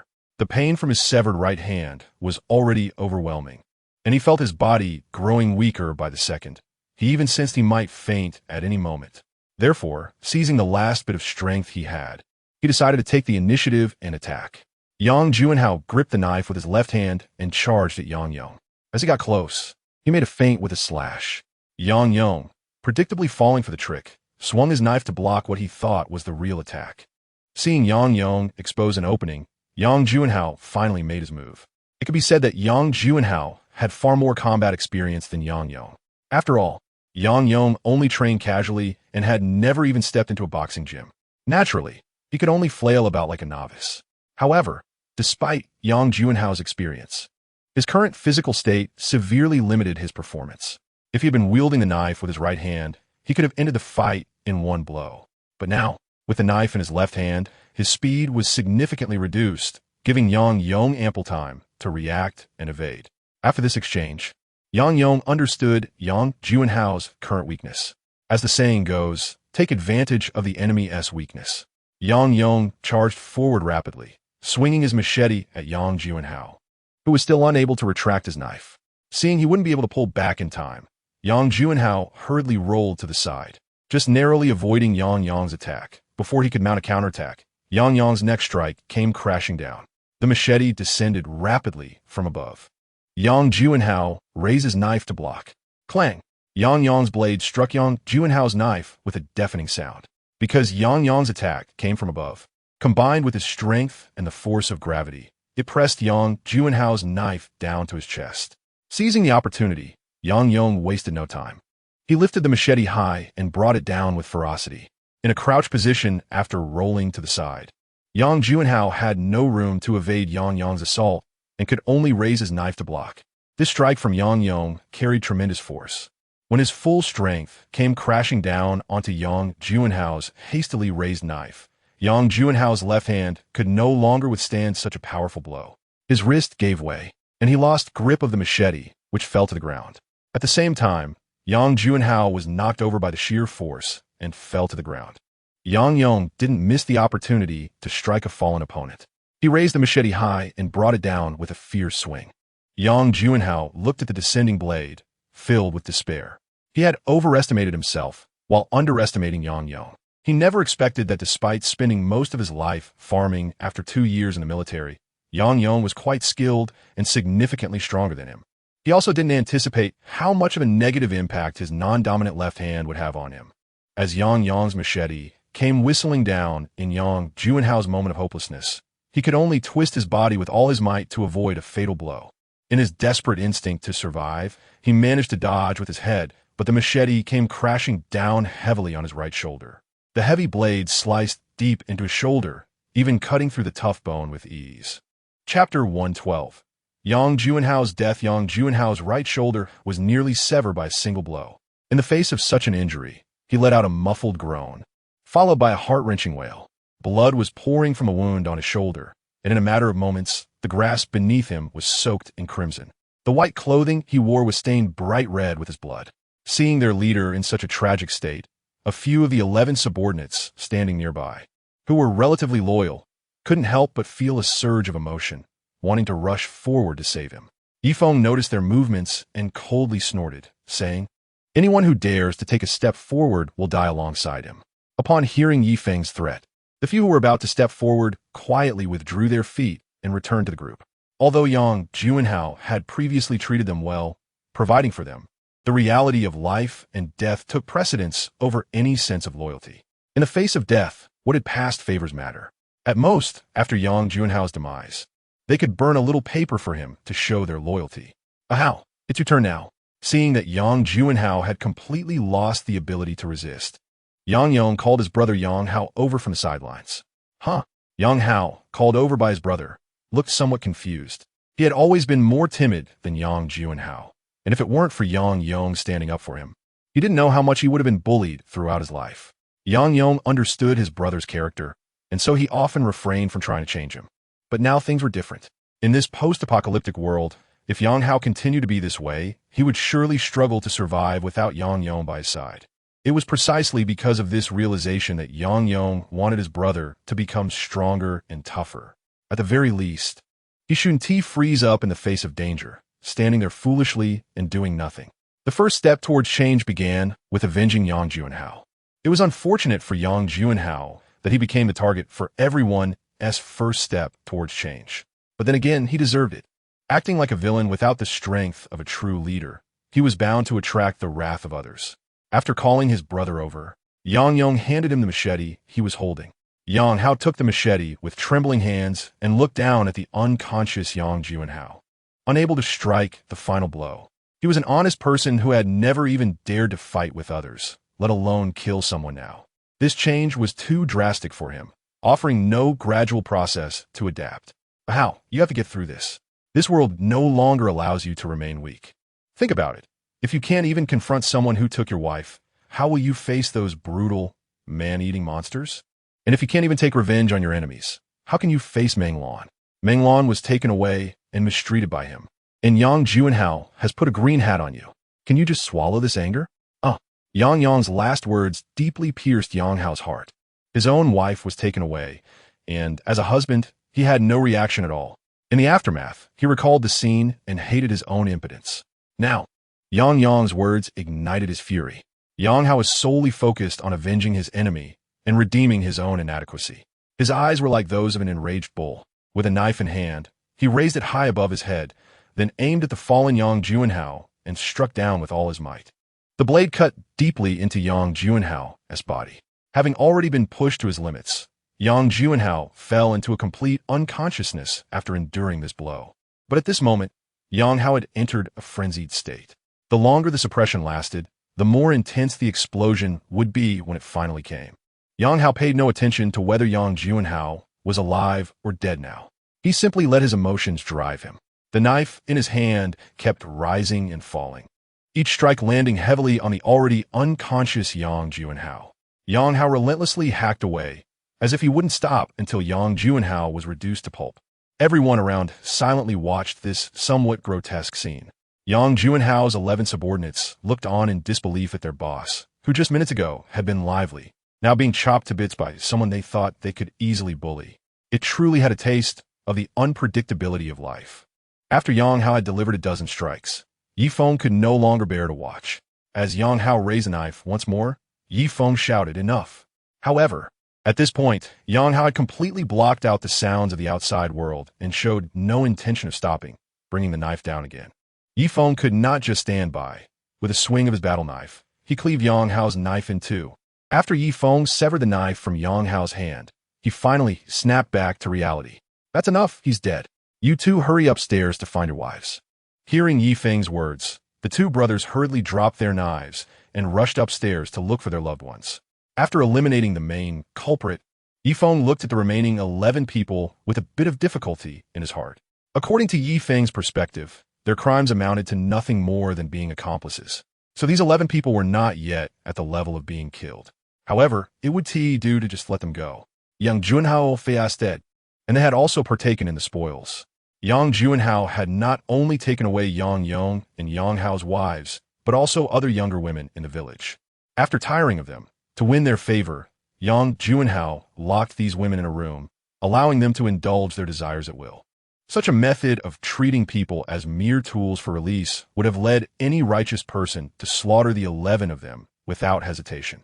As Yi Feng's gaze swept over the 11, not a single person dared to meet his eyes. They all quietly lowered their heads, staring at the ground. A couple of them, who were not very mentally resilient, were even trembling slightly. They knew they were guilty. Although they could claim they were just following orders, they had participated in the robbery together, and they had also humiliated the women together. No matter how they tried to escape responsibility, these crimes were theirs to bear. Looking at them, Yi Feng came up with a good idea. He thought that the women they had victimized should decide their fate. Allowing the victims to judge their perpetrators was the fairest approach. He felt he had no right to make decisions for them. Regardless of what choices those women ultimately made, they would be based on their own experiences. The only thing he could do was help them fulfill their wishes. Chapter 113. Judged by the victims after making the decision. Yi Feng spoke up. I know you are afraid that I will kill you all with one stroke. But I won't do that. While you are indeed guilty of many crimes, the wrongs you've committed are not against me, so I cannot truly understand the pain of the victims. Therefore, I believe the fairest judgment for you and for the women you have tormented is to let them decide your fate. If they say you can live, then I will set you free. You can go wherever you want. But if they say you deserve to die, then you can rest assured that you will meet your end. One must always face the consequences of their actions. Upon hearing this, the expressions of the 11 individuals changed dramatically. They knew full well what they had done to those women. At times, driven by their whims, they demanded those women serve them at any hour. Even in the dead of night, when the women were asleep, they showed no mercy. Even worse, some of them would act together, treating the women not as human beings, but merely as tools for their own gratification. They were acutely aware that if the women they had tormented were to judge them, the outcome would be dire. There would be no escape from death for them. Realizing this, panic set in. They had to run. Staying meant certain death. A young-looking man shouted as he bolted towards the exit of the villa. Hearing his cry, the others, who felt their doom was imminent, followed suit, each choosing a different direction to flee, hoping to avoid being caught together. Seeing this unfold, Yi Feng calmly remarked, I forgot to mention, anyone who tries to escape will be executed without trial. In an instant, Yi Feng vanished from his spot. When he reappeared, a massive head flew into the air, crashing down to the ground moments later. Yi Feng's figure flickered in and out of sight, each appearance marked by another death. Not a single person could escape the villa. In just a matter of seconds, the 9 fleeing individuals lay dead on the ground, their blood soaking into the flowers and plants of the villa's garden, nourishing them. Once standing in a line, only 2 remained where they had been. Yi Feng looked at the 2 motionless figures with a hint of surprise. Despite knowing they were doomed, these 2 had chosen not to run. He approached them and, with curiosity, asked, Why didn't you both run away? The 2 appeared quite young. In the dim light, Yi Feng could see the innocence on their faces. He estimated they were no older than their early 20s. Among the 2 men, one with longer hair and a delicate appearance said, We are different from them. We haven't done anything wrong to those women, so if it comes to being judged by them, I am willing to accept their judgment. The other man beside him nodded in agreement. We have never killed anyone or bullied anyone. We're not part of Yang Junhao's crew. The only reason we're here is that we ran into them while escaping from Liangshan Town. We teamed up to flee Liangshan Town. In fact, when Yang Junhao was kidnapping people, we tried to dissuade him, but most of the people in the villa were his followers, and he had a gun, so we couldn't stop him. Besides participating in the monster-slaying missions, we have never taken part in any of the kidnapping or oppression of villagers. The delicate-looking man added. After hearing their explanation, Yi Feng roughly understood the situation. It was simple. They were both escapees from Liangshan Town. After encountering Yang Junhao, he likely thought that having more people would be beneficial, so he invited them to join his group. They probably felt that their chances of survival would be greater by sticking together, so they went along with it. However, when they arrived at Xingye village, Yang Juanhao's true nature was revealed. It was then that they realized what kind of person he really was. But even after discovering Yang Juanhao's ugly side, they found themselves in a difficult position. With just the two of them, and no weapons except for two machetes, they figured they would become food for the monsters if they tried to leave Xingye village. Thus, even though they strongly disapproved of Yang Juanhao and his followers' actions, they could only keep their hands clean. No wonder, looking at you two, it's obvious you're quite different from Yang Juanhao's subordinates. Feng could see their distinction. Those under Yang Juanhao had a rough, streetwise demeanor at first glance. This was likely because they had been accustomed to bullying in Liangshan town and had never seen the outside world. In short, these young men lacked a sense of reverence. In contrast, the two men were different. The delicate-looking young man had an air of a student about him. The other, with a buzz cut, exuded a healthy, vibrant image, both in appearance and physique. Of course, we're both students at Guangnan University. I'm in the physical education department, and he's in the mechanical engineering department. It just so happens that we're on summer break, and Jiang Han invited me to his home, so we came back to Liangshan town. Little did we know that just a few days into our summer break, this damn apocalypse would hit. Is Jiang Han's family okay? Feng asked, noticing only the two of them and feeling curious. As soon as he asked, both men's faces darkened. After a while, Jiang Han said, "Beside my sister, the rest of my family died on the road while fleeing." Feng didn't know what to say in response, so he could only say, "I'm sorry for bringing up your painful memories." However, at that moment, Jiang Han seemed remarkably open-minded. It's okay. For them to leave early might not necessarily be a bad thing. The world has turned into this, and for those of us who are still alive, it's a kind of torment. Every time I see those beasts doing things to those women, I wish I could take a knife and kill them. But I have a sister to protect, so I have to pretend not to see it. I can't afford to let everything spiral out of control. As he spoke, Jiang Han patted the short-haired boy on the shoulder and sighed. If it weren't for Yi Chao's incredible combat skills, always charging in front to take down the monsters, they might have needed our help to fight them off, and my sister could have already fallen victim to their cruelty. Chapter 114. Aftermath. You see, you said it yourself. Your sister is also my sister. As her brother, of course I have to protect her, Yi Chao said nonchalantly. While the three of them were talking, Yang Yong and Yang Hao, who had been upstairs for quite some time, found Xiao Jun and Meng Lan in a room. Suddenly, the sound of a woman crying echoed from upstairs. At that moment, a woman in pajamas slowly walked down the stairs. This woman was Yang Juanhao's wife. Juanhao, why is it taking so long? Did a monster break in? The woman had been in a daze, trying to continue sleeping in their room. However, since Yang Juanhao hadn't returned after going downstairs, she found it hard to sleep and decided to check on him. As she reached the hallway of the villa, she saw her husband, who was in a terrible state.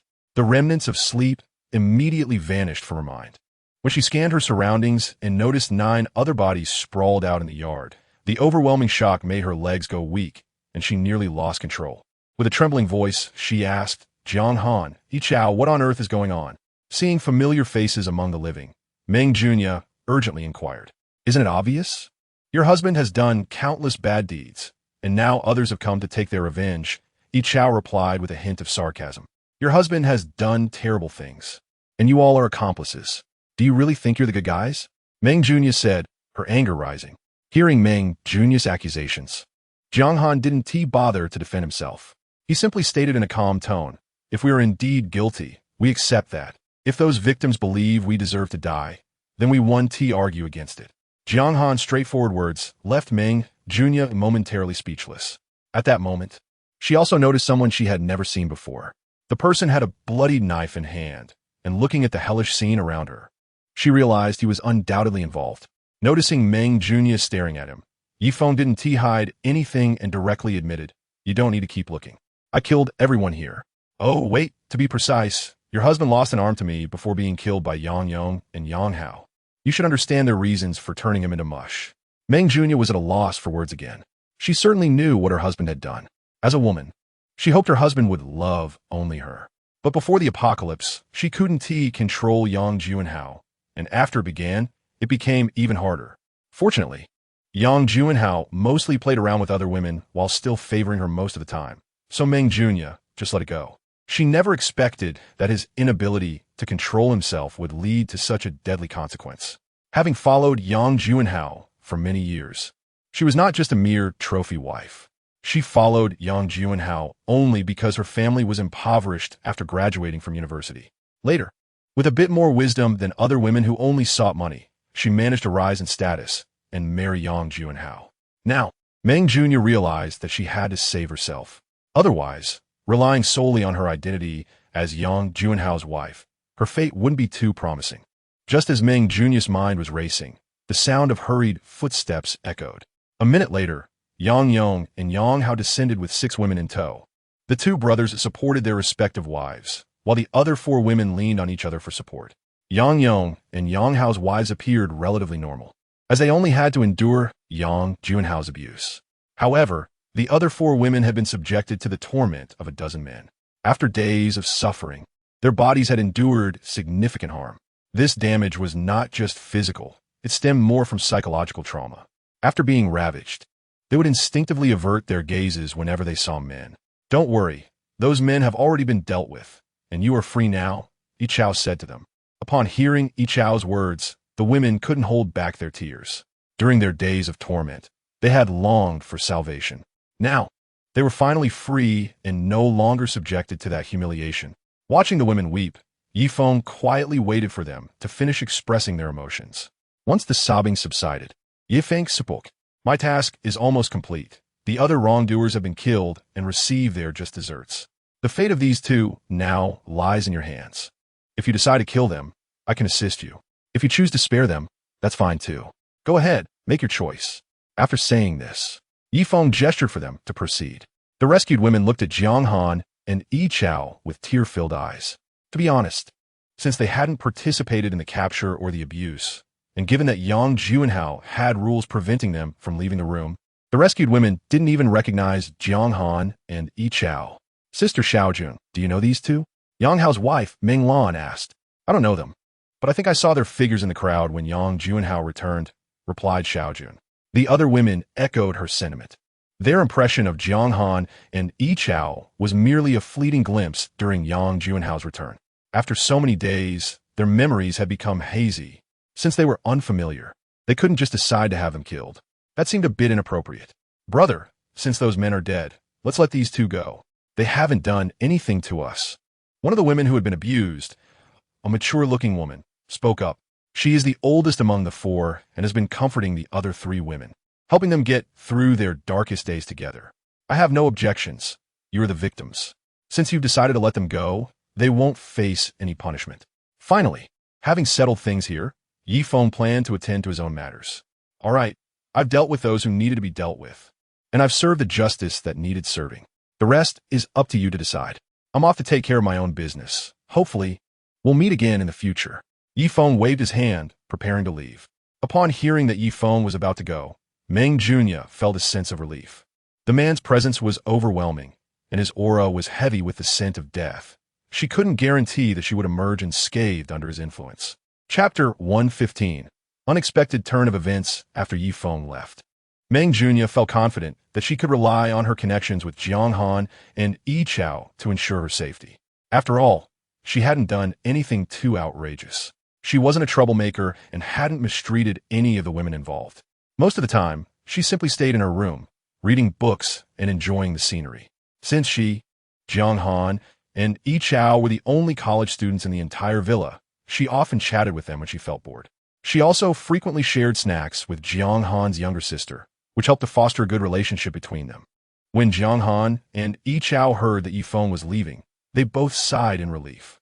Yi Feng was a truly unnerving individual. He had killed so many people with brutal methods, typically decapitating his victims or severing them in half. Faced with such a ruthless figure, they would rather confront zombies than deal with Yi Feng. Among those present, only the Yang brothers, Yang Yong and Yang Hao, felt a bit reluctant to see him go. After all, Yi Feng had been their benefactor, helping them deal with Yang Juanhao's gang and rescuing their wives. However, they understood that Yi Feng had a mission to carry out. He had taken time out of his task to assist them, and they felt grateful, knowing they shouldn't delay him any further. Thus, despite their mixed feelings, everyone silently watched as Yi Feng left.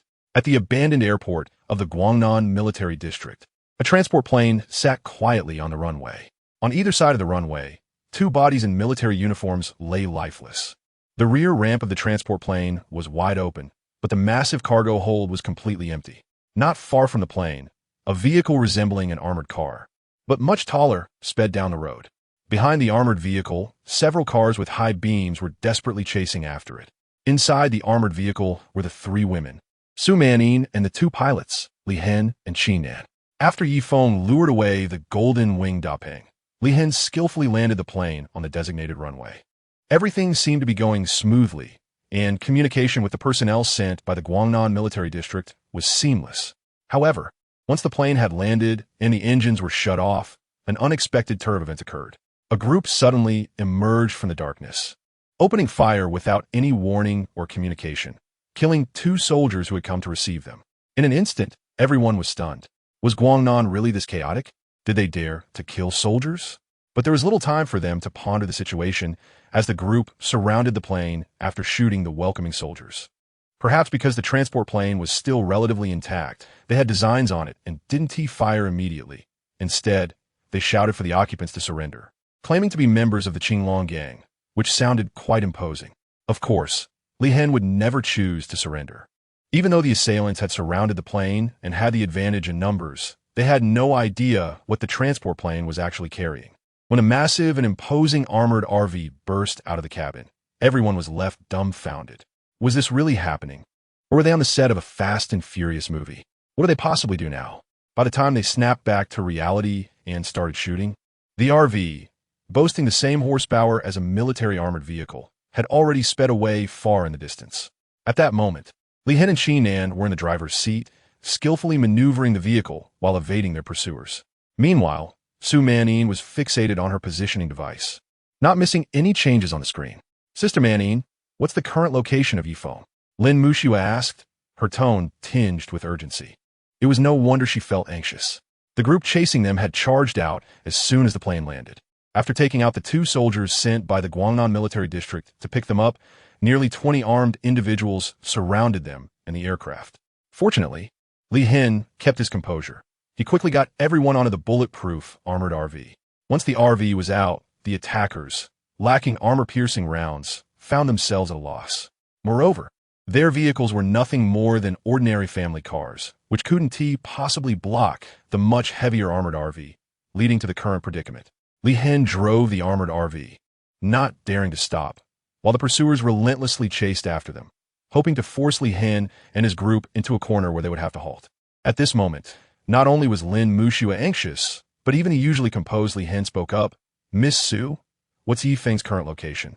I'm unfamiliar with the roads and can't risk driving out of the military district, especially since this group is already setting up roadblocks.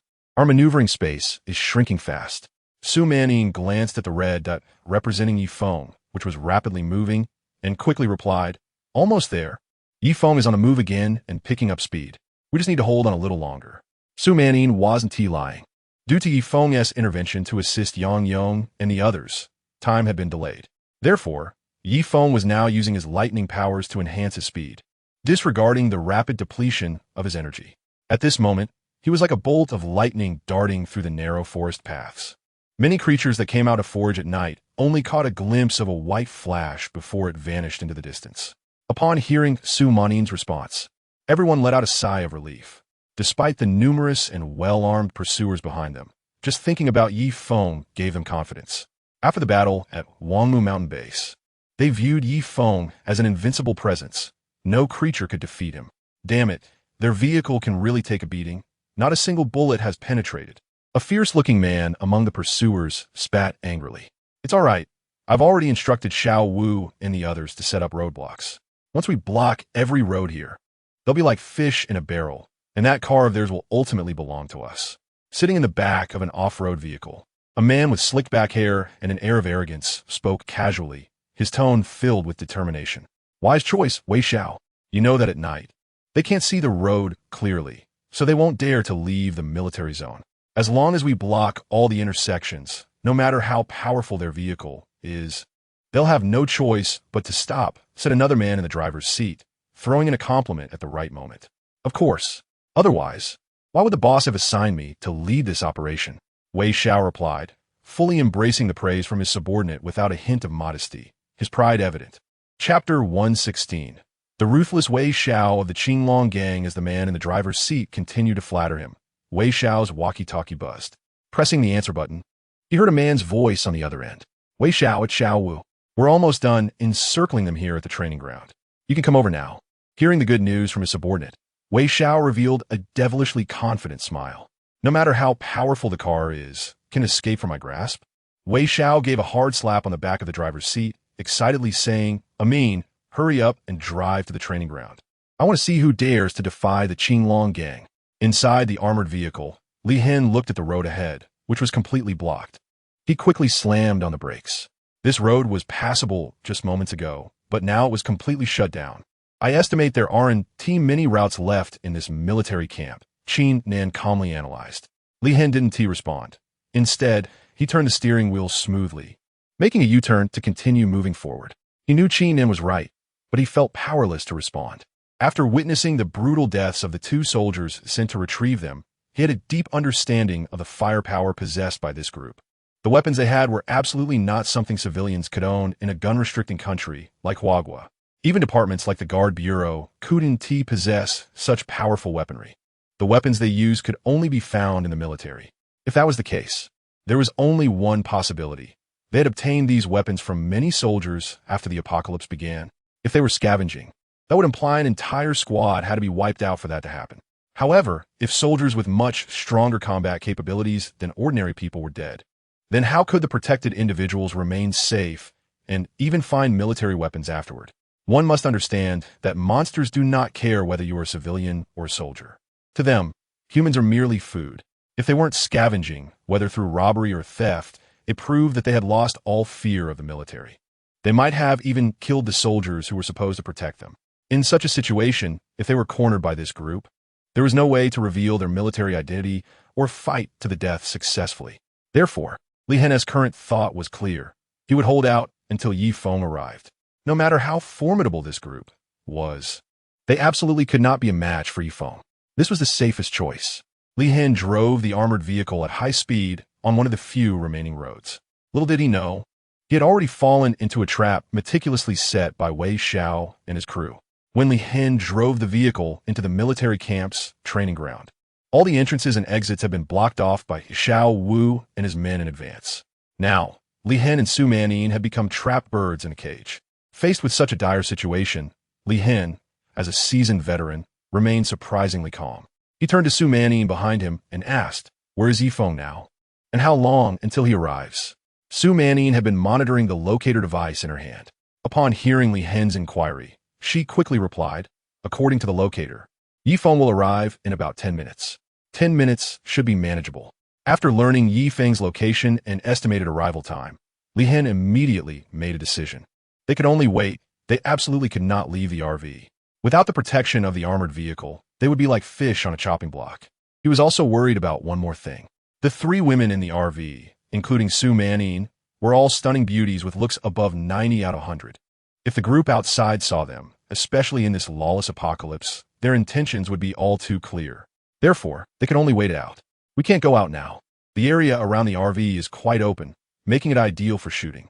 As soon as they get close, we'll open fire. If we can just hold out for 10 minutes until Yi Feng arrives, we'll be safe. Of course, Li Hen wasn't just going to sit and wait. He and Qin Nan were seasoned veterans from the pilot squadron with plenty of combat experience. Plus, they were well armed, with rifles and handguns fully stocked. So as long as they relied on the armored RV's strong bulletproof capabilities, they weren't too intimidated by the dozen or so people outside. After blocking Li Hen and the others in the training ground, the driver, Ming, arrived at the site with Wei Xiao. Upon seeing the imposing armored vehicle parked in the middle of the training area, Wei Xiao broke into a satisfied smile. Initially, they had hoped to secure just a few weapons and equipment for this mission, but they hadn't expected such a pleasant surprise. They had personally tested the bulletproof capabilities of the armored vehicle. Ordinary bullets were completely ineffective against it. If they could take this back as a gift for their leader, he would surely make a name for himself. No one could call him an incapable playboy after this. Wei Xiao stepped out of the vehicle, and a slightly built man approached. He looked quite ordinary, but had a sly glint in his eyes. Xiao Wu, you did a good job this time. I'll make sure the boss rewards you handsomely when we get back, Wei Xiao said cheerfully as he saw the man named Xiao Wu approach. It's all thanks to your leadership, Wei Xiao. I was just doing my part, Xiao Wu replied. Ming, noticing the friendly exchange between Wei Xiao and Xiao Wu, quickly interjected to assert his presence. Wei Xiao, what is the plan now? Should I take the brothers in charge and to capture them all? Upon hearing Ming's suggestion, Wei Xiao waved his hand confidently. Sure, take 10 brothers to grab them. The rest of us will block the way. Don't let them escape. However, when Xiao Wu heard Wei Xiao's order, he smirked slightly, showing a hint of disdain. This group was driving an armored vehicle that had even come down from a military transport plane. They were not the kind of targets that could be easily handled.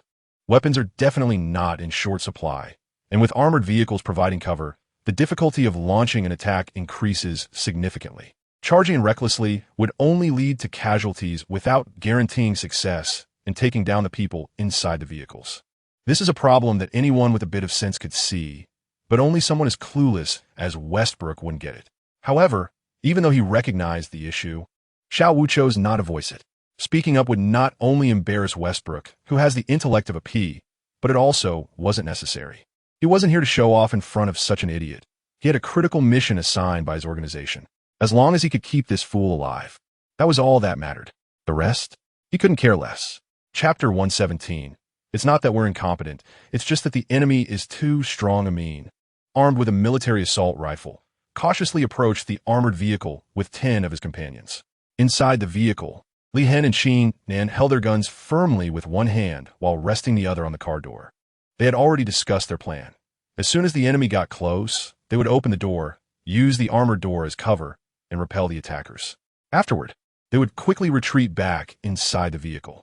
If these attackers hesitated and chose to wait before launching a second assault, it would play right into their hands. 10 minutes wasn't a long time. As long as the attackers hesitated, it would pass quickly.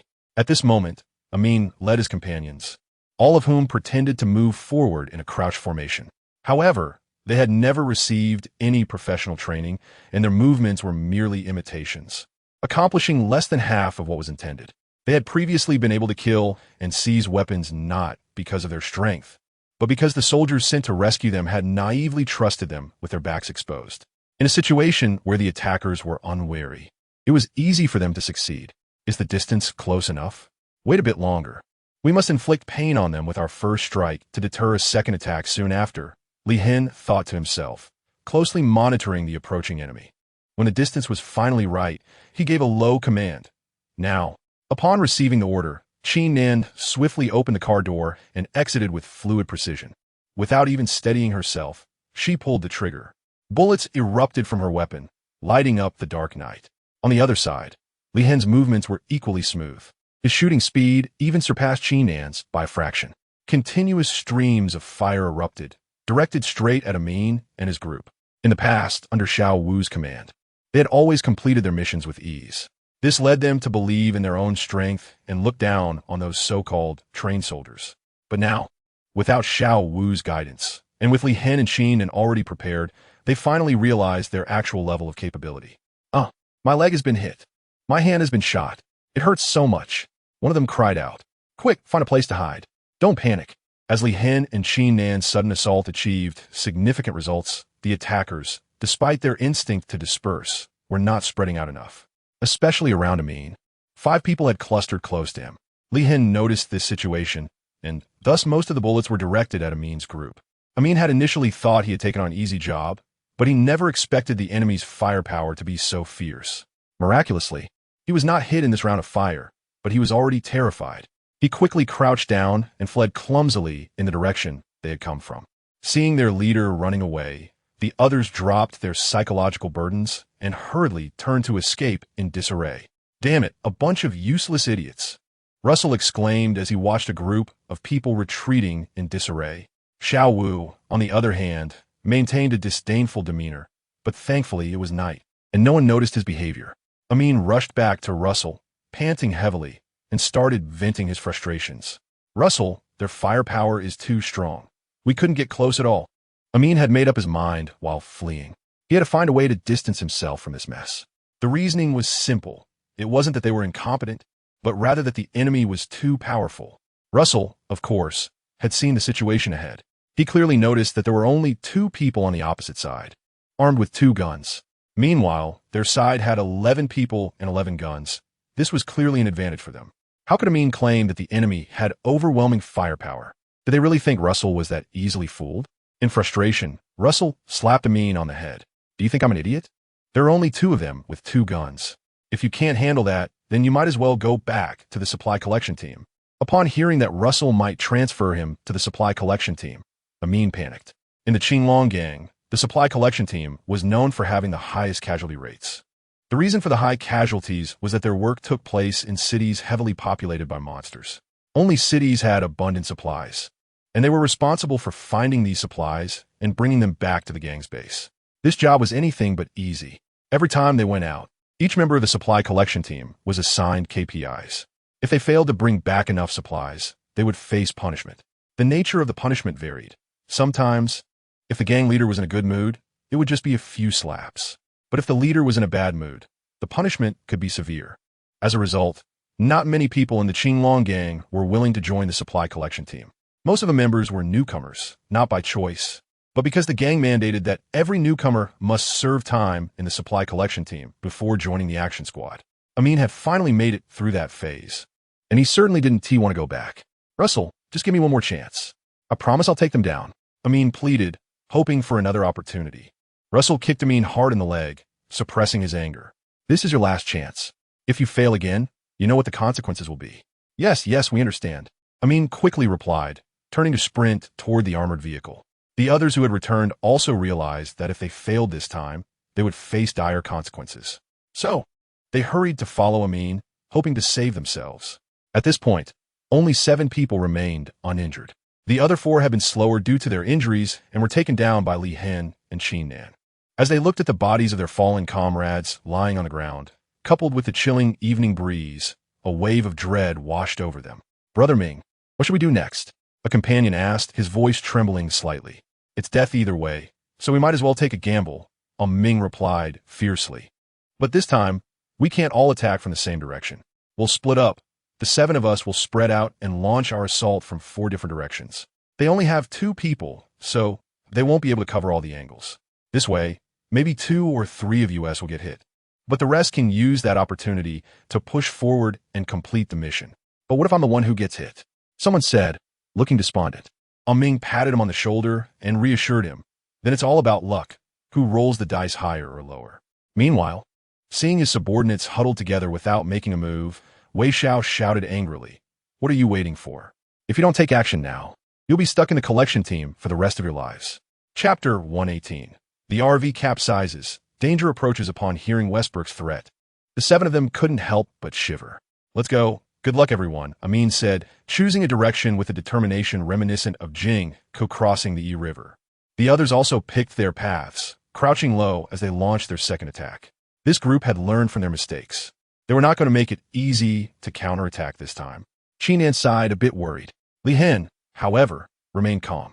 "Don't be afraid. Remember, we're in the vehicle. It can still move. Once they get close, we can charge out. This training ground may be small, but it's big enough for us to maneuver around them." Although the training ground was now closed off, their vehicle still had the conditions to operate within it. As long as they could drive, they wouldn't be easily trapped. Xiao Wu watched Amin and the other's second attack, a smirk forming on his face. They had dispersed, but they hadn't considered that the armored RV could actually move. In his mind, the first step in such a situation would be to negotiate a surrender. If the other side refused, they could surround them. Eventually, they would need food and water. Once their supplies ran out, no matter how tough they were, they would have to come out and surrender. If things got really desperate, the RV had plenty of food inside. Then they could just bombard them with heavy firepower. After all, they had brought an RPG this time, the latest model developed by the military, which was extremely powerful. Taking down that armored RV shouldn't be a problem. However, seeing how much of fondness this fool Westbrook had for the RV, he probably wouldn't resort to that method. The 7 slowly approached. As they drew closer to the RV, a profound silence fell over them, and instead of feeling happy, they sensed that something ominous was approaching.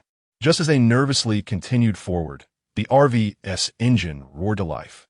Suddenly, the RV that had been stationary surged forward. At that moment, Those who had chosen to attack from the front were in for a rude awakening. They were already very close, and with the RV starting up so unexpectedly, one of them couldn't dodge in time and was violently knocked away by the RV. As he fell from the air, everyone realized there was no need to ask questions anymore. They could just move in for the kill. Li Hen drove the armored RV, charging recklessly around the small training ground, especially heading straight for Westbrook's location. After Westbrook barely managed to dodge the RV's charge, his anger reached a boiling point. Call a Gue over. I want to smash this vehicle to pieces. Couldn't we have done this sooner? Xiao Wu thought to himself, rolling his eyes at the unnecessary theatrics. Nevertheless, he obeyed the command and shouted, "A Gue, come over, it's your turn." The man named Gue was incredibly muscular, his body brimming with massive muscle. He opened the door of a car, walked to the trunk, and pulled out an RPG, resting it on his shoulder as he approached slowly. Behind Gue, someone was carrying ammunition, heading toward Westbrook. You see that? Blow this car up. But be careful not to hit the engine. I still hope to get it fixed and use it again. Although Westbrook was itching to use heavy firepower on the armored RV, he had a strong attachment to it. So, just before Gue was about to fire, he couldn't help but remind him one last time. Don't worry, you know my skills, Gue confidently replied, shouldering the RPG. Boom! A shell shot out from the darkness. Unbeknownst to Li Hen and Qin Nan, it struck the side of the RV bang. A massive fireball erupted, and the tremendous force of the explosion flipped the armored RV onto its side. Inside the vehicle, Su Manin and the others also fell in the direction the RV was tilting. Ouch, that hurts. Are you all okay? Su Manin was disoriented, unsure of her position in the RV. She only felt a wave of pain coursing through her body. However, despite being hit by the shell, the armored RV, due to its weight advantage, had only tipped over and suffered minimal damage. But now that it was on its side, it was definitely not going to start again. They had officially become sitting ducks. Miss Su, has Feng arrived? Su Manin glanced at her locator and said, Not long now, we're very close. What do we do now? Qin asked as she struggled to get up, looking at Li Hen. Li Hen unbuckled his seatbelt and reached for the door. Get out and keep dragging. With that, he stepped out of the RV. On the other side, Qin also grabbed her gun and exited the vehicle. In the distance, they saw Gue's shot had achieved its intended effect perfectly. Westbrook wore a satisfied smile. Gue, your skills are impressive. I bet you could hit a plane with that. Gue chuckled. Now they can't escape. Let's go collect the spoils. Westbrook led his companions closer to the overturned RV. He knew that Li Hen and the others had guns, but now that the armored RV was flipped, they had no chance of turning the tables. Therefore, Westbrook felt certain that this group would surrender in their current situation. However, Westbrook was not a magnanimous person. 4 of his men had already been killed, a significant loss. He had already decided that once the people inside surrendered, he would spare the women to take back for his amusement, while the men would be executed on the spot. After all, there were plenty of survivors left. Within the Qinglong gang, they were no longer worried about losing personnel, but rather about running out of supplies. At a suitable distance, Westbrook shouted, Listen up, you have no way out now. Put down your guns and surrender, or the fate that awaits you will be worse than death. Li Hen was frantically brainstorming a strategy in his mind. Not responding was definitely not an option. If these guys realized they wouldn't surrender, they would attack in the next second. So he had to respond. But knowing how to do so was a skill in itself. If we surrender, what guarantee do we have that you won't kill us? If we end up dead after surrendering, we might as well fight to the end. Li Hen understood that the key was to buy time. So he needed to negotiate whether he and his group would be safe after surrendering. Don't worry, my word is my bond, Westbrook replied loudly. In this world, no one has ever been fooled by me. But internally, he quietly added, because those who were fooled by me are all dead.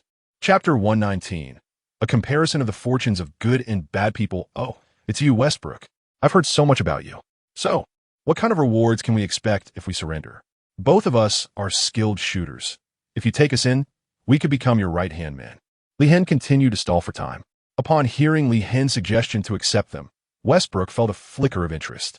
He had clearly seen the shooting skills of Li Hen and Qin Nan. They were exceptionally accurate. One of his injured subordinates had already managed to escape quite a distance. Yet they still managed to hit him with a single shot, killing him instantly. If these two joined his ranks, it would significantly enhance his strength and elevate his status within the Qinglong gang. Just as Westbrook hesitated over whether to accept the two, the impatient Xiao Wu spoke up. Westbrook, I think those guys are just stalling for time.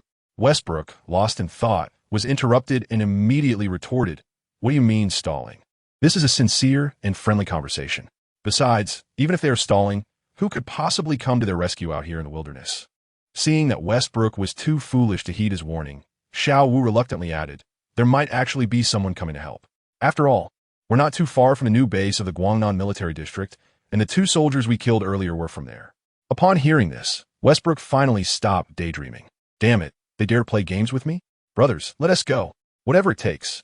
His subordinates sprang into action at Westbrook's command, surrounding the RV from all directions. Fire. As the approaching enemies closed in, Li Hen and Qin then opened fire.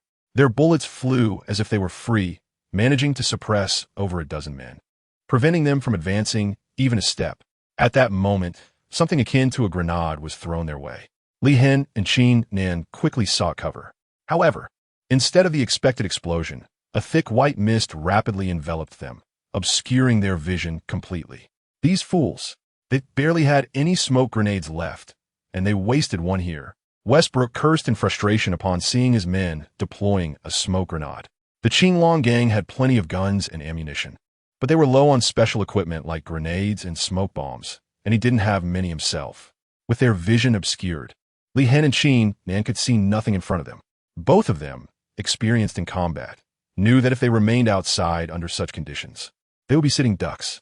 If the enemy opened fire together, they wouldn't be lucky enough to dodge all the bullets. Inside the RV, Li Hen made a quick decision. The 2 of them hurried back to the vehicle just as a barrage of gunfire erupted from over a dozen assault rifles. The sound of bullets hitting the RV's body ringing out sharply. Seeing that Li Hen and Qin Nan weren't returning fire, everyone seized the opportunity to rush forward. As the gunfire began to subside, Li Hen and Qin Nan rolled down the car windows, leaning halfway out to launch their counterattack. Bang! The dull thud of a bullet hitting flesh echoed. One of the attackers coming from the front was unfortunate enough to get shot. At that moment, the smoke from the smoke grenade still lingered, obscuring their targets. They were merely relying on luck. But good luck tends to favor the righteous over the wicked. Li Hen and Qin Nan kept firing, and soon another assailant was struck by a bullet and fell to the ground. However, at that moment, others had finally managed to sneak around to the back of the RV.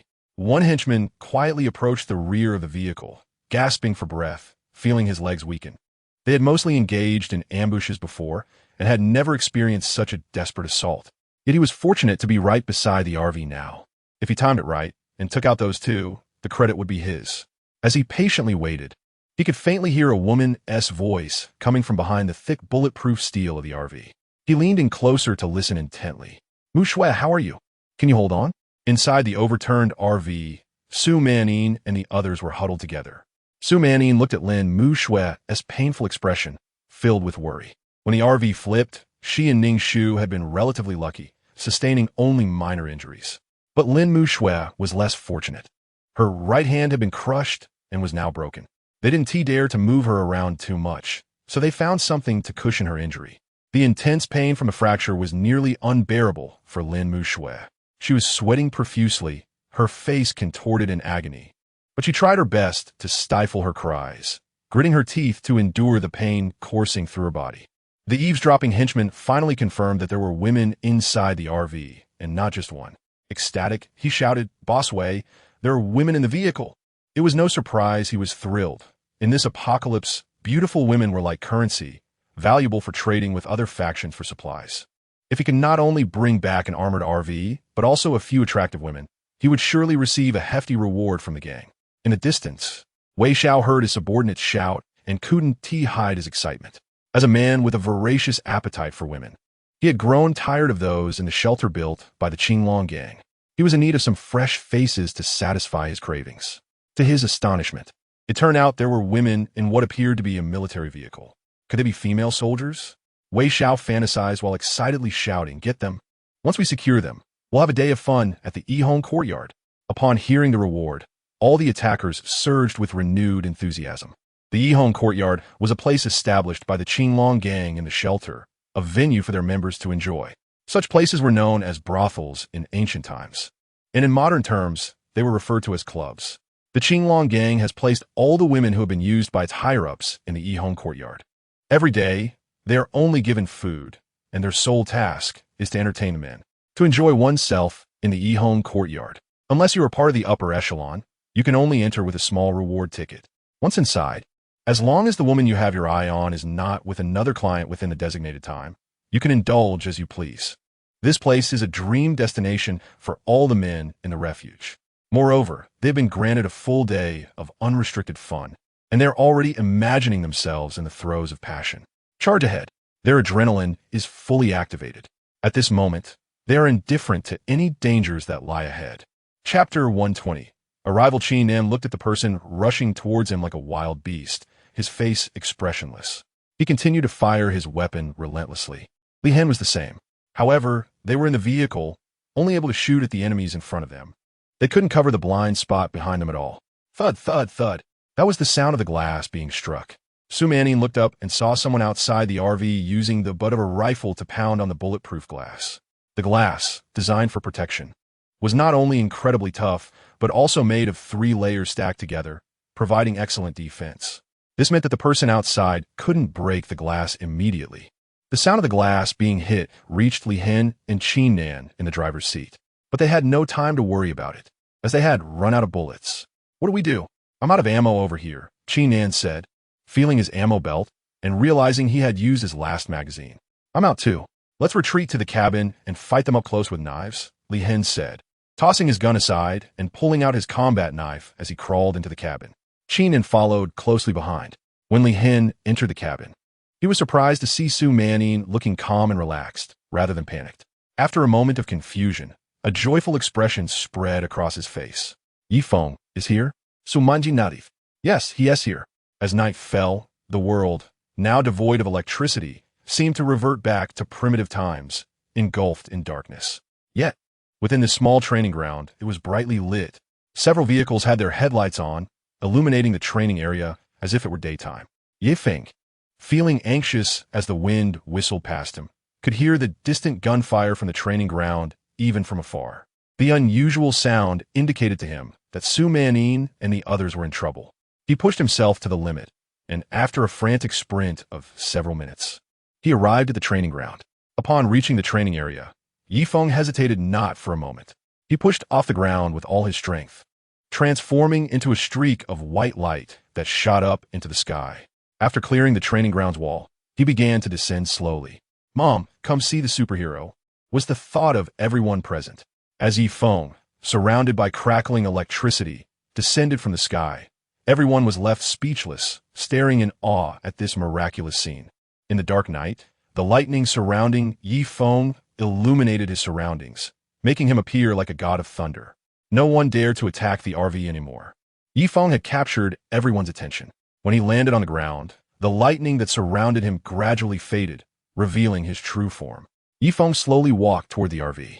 The dozen or so members of the Qinglong gang surrounding the vehicle merely stood by in silent respect, none daring to approach or intervene. Yi Feng reached the side of the RV without saying a word. He frowned at the overturned RV and reached out to grab its edge. You all find a good spot to hold on. I'll set the RV upright, Yi Feng instructed. Okay. After hearing Su Manning's reply, Yi Feng pulled with all his might, and the several-ton armored RV righted itself under his immense strength. He brushed the dirt off his hands and then opened the door. As soon as the door swung open, Su Manning was the first to step out. Li Hen and Qin Nan followed closely behind, while Ning Shu chose to stay inside to tend to the injured Lin Muxue. Is everything okay? Su Manning shook her head. I'm fine, but Muxue is hurt. It's a serious fracture. We need to see a doctor. Yi Feng patted Su Manning's head, feeling a bit embarrassed. After all, it was his delay in helping Brother Yang that had caused Lin Muxue to get hurt. I'll find someone to help Muxue, but for now, let us settle the score, Yi Feng declared, turning his cold gaze towards the members of the Qinglong gang surrounding them. How dare you lay a hand on Su Manning and the others? Are you tired of living? As Yi Feng's icy words rang out, the Qinglong gang members sensed something was off. This flashy figure who seemed incredibly powerful was actually an ally of the people they had just attacked. At that moment, they were filled with countless curses they could hardly voice. If we had known their ally was this formidable, we wouldn't have been foolish enough to attack them. Oppose you? Who would dare? We usually pick on the weak and fear the strong. However, they all knew it was too late to say anything now. The enmity was already established, and it was every man for himself in the face of impending doom. Ming was a smart man, especially during critical moments when his mind raced even faster. He shouted, "Brothers, we have over a dozen people. We don't need to be afraid of him. Follow my lead, open fire." Most of the members lacked decision-making ability. In their panic, Ming's words had already made the choice for them. As soon as Ming finished speaking, everyone except him turned and opened fire. And at that moment, Feng moved. His alloy battle knife crackled with lightning power before he swept it forward in a horizontal slash. A wave of lightning-infused energy cut through the air in a fan shape, severing everyone standing in front of him in half. Even Ming, who was trying to escape, couldn't evade this lightning-fast strike. Witnessing this miraculous scene, no one dared to attack Feng again. "Run!" One gang member dropped his gun and turned to flee. The others quickly followed suit, turning and bolting. "Can you outrun lightning?" Feng murmured. Instantly, the power of lightning surged through him, enveloping his entire body. "Today, you all will die." With that, Feng's figure vanished from sight. Death. A massive head of a member of the Qinglong gang flew off as he desperately tried to escape. His body continued running, but it was already separated from his head. A streak of white lightning darted around the small training ground. None of those who attempted to flee could escape this place. Originally designed to trap armored vehicles, the training ground had now become their grave. After eliminating all those who tried to run, Feng's figure appeared in front of a car. Inside were Westbrook and Agoué, who were trying to escape by driving away. Agoué was in the driver's seat, ready to start the vehicle. The roar of the engine filled the air. When the driver, Agoué, saw Feng appear in front of them, he was momentarily stunned. "Crash into him! Hurry up! Don't be afraid!" Westbrook shouted loudly. Chapter 121. The Fate of a Fool. Agoué heard Westbrook shout, and he felt a surge of determination. Gripping the steering wheel tightly, he slammed the accelerator. The car lunged forward with a jolt. Feng stood in front of the vehicle, his battle blade raised high. The power of lightning crackled and flickered around the blade, making it shine like a lightsaber covered in white sparks. "Let us see how you handle the might of lightning." Lightning slash. A blinding beam of light slashed from the blade. Just as the car was about to collide with Feng, the alloy weapon came down. The brilliant light of the slash smoothly cleaved the car in two. The steel vehicle was as fragile as tofu in the face of this unmatched lightning slash. After the strike completely severed the car, the light dissipated. Inside the car, the driver and passenger found themselves sitting in separate halves of the wreckage, exchanging bewildered glances. Agoué could see that Westbrook, the fearless man, was now filled with fear. Confusion and disbelief filled Westbrook's eyes. How could anyone accomplish such a feat? Cutting a car in half. Was that something only seen in movies? Was this really the apocalypse, or were they just filming a movie? Was he merely a bystander who had wandered onto a film set? His mind raced with various thoughts, momentarily forgetting to escape. Su Manin and Li Hen approached. Looking at the two who were now stunned, Feng asked, "These two didn't seem to attack just now. Should we kill them?" "They didn't attack, but they're the masterminds," Qin Eaton said fiercely.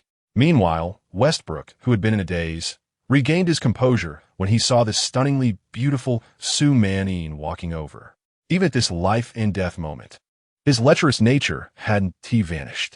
He looked at Su Manin with a lascivious gaze, making her feel uncomfortable. "You got quite the nerve," Feng said as he walked closer to Westbrook. He had witnessed Westbrook's disgusting behavior and felt that killing him with a single strike would be too merciful. Seeing Feng approach, Westbrook quickly averted his gaze. "Please don't kill me. My big brother is the leader of the Qinglong gang. You can use me to trade with them for all sorts of supplies, women, food, weapons, anything you need." Feng was intrigued by Westbrook's words. Instead of killing him immediately, he asked, "Where's the Qinglong gang located?" Completely unaware that Feng was fishing for information, Westbrook, who had been well protected by his brother since childhood, thought no one would dare to kill him.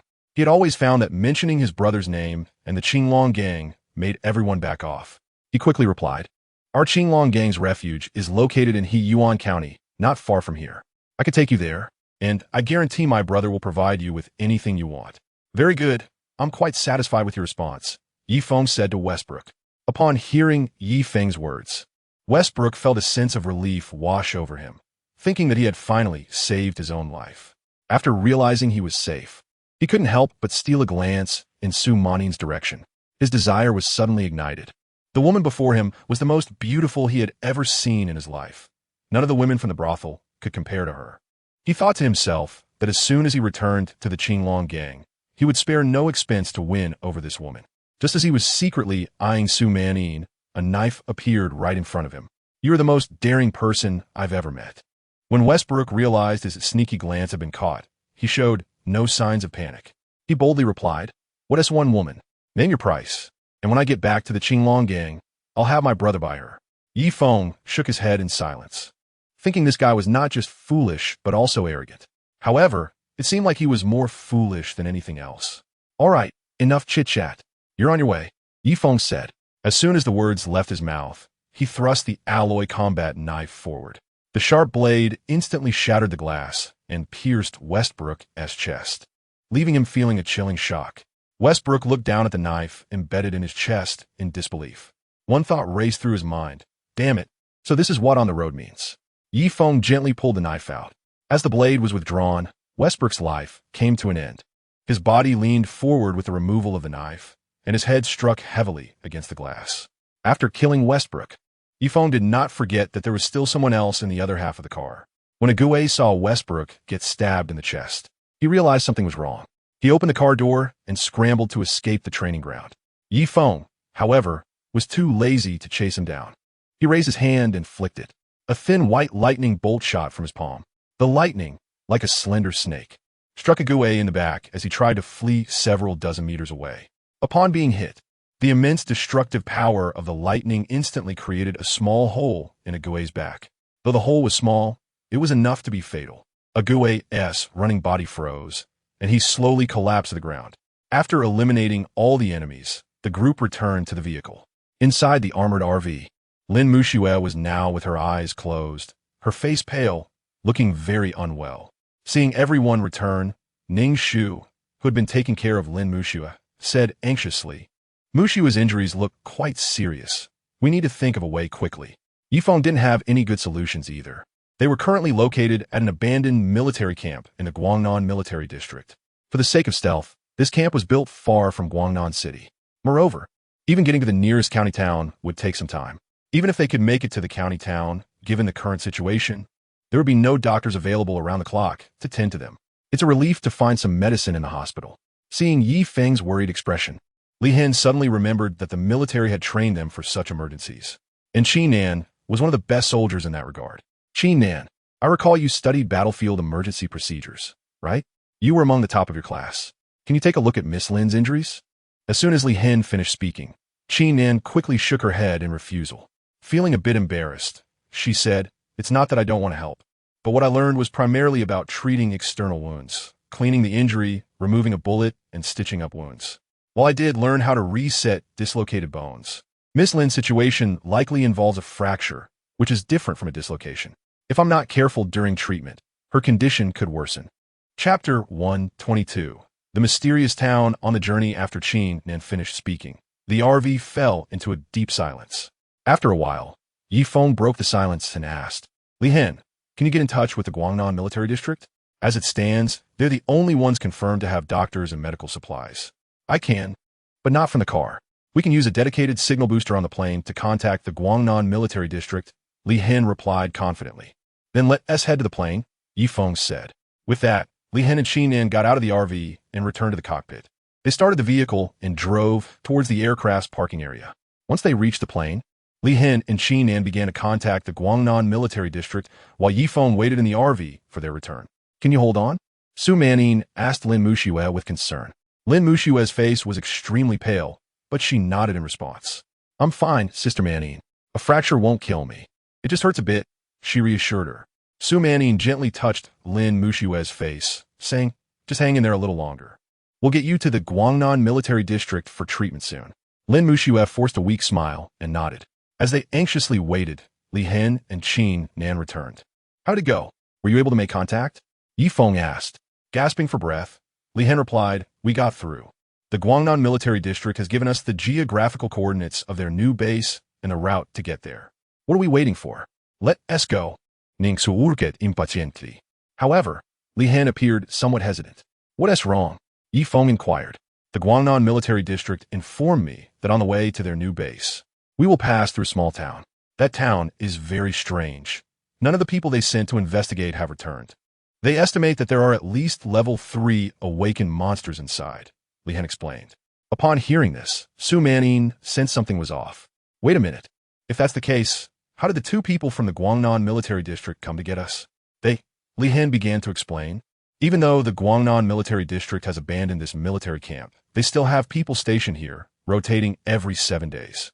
The route they took was a small path cleared through the dense forest, which can only be traversed on foot.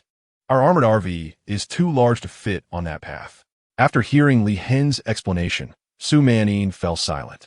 The necessary information had been shared, and now they just had to wait for Yi Feng to make the final decision. Yi Feng pondered for a moment, just as he was about to speak. Su Manning interjected, Yi Feng, why don't you carry Mushiue to the new base? You're fast, and you won't have to worry about monster attacks along the way. You should be able to reach the new base quickly, and this way, Mushiue will suffer less. Yi Feng had indeed considered this suggestion earlier, but the main issue with it was the safety of Su Manning and the others. This abandoned military camp was certainly not a safe place. Around the military camp, there are surely plenty of mutated monsters. For what just happened, the danger doesn't just come from the monsters, but also from people. Letting him leave like this while leaving Su Manning and the others behind makes Yi Feng feel uneasy. I can't just leave you all here. How about we take the road instead? Even though it means passing through that eerie little town, I'm confident I can handle even a level 3 monster, so there is no need to worry. After thinking it over, Yi Feng decided that it was better for everyone to go together. Although it would be slower than if he took Lin Mushiue alone, at least everyone would safely reach the new base of the Guangnan military district. Su Manning looked at Lin Mushue's pale face, feeling a pang of sympathy. She initially wanted Yi Feng to take Lin Mushue ahead on her own, since the monsters had been completely wiped out and there shouldn't be any unexpected incidents in the short term. The few of them could just wait here for Yi Feng to return. However, Su Manning did not fully grasp the dangers of this perilous world. She didn't realize that even a level 2 monster could be easily dispatched by Yi Feng. But if Yi Feng left and they encountered one, Li Han and Qin Nan would have no ability to fight back. Even if they were hiding in a well-armored vehicle, they could still face unforeseen dangers. As the 2 of them were at an impasse, the others quickly expressed their opinions. Li Han supported Yi Feng's decision. I think it's better for everyone to go together. It's safer that way. Qin Nan also agreed with Li Han. At that moment, Lin Mushue, enduring the intense pain in her arm, spoke to Su Manning, Sister Manning, let us listen to Yi Feng. I'm fine over here. And if Yi Feng takes me away and you all run into trouble, it will be too late to regret. Hearing Lin Mushue say this, Su Manning finally relented. All right, then let us all go together. The RV slowly started and headed towards the new base of the Guangnan military district. Inside the vehicle, Qin Nan tore off a few pieces of cloth to stabilize Lin Mushue's injured hand, preventing it from accidentally hitting anything else and worsening the injury. Li Han was driving while Yi Feng sat in the passenger seat, his alloy combat knife resting across his legs, ready for action at any moment. Is there any detailed information about the eerie town from the Guangnan military district? Yi Feng asked Li Han. Li Han kept his eyes fixed on the road ahead and shook his head slightly. No, they only said that whether it's survivors or their soldiers. Once someone goes in, they never come out. What is even stranger is that after entering, the communication devices that used to work completely fail, and you can't get in touch with anyone inside. So, they have no idea what is happening in there, only that it's very dangerous.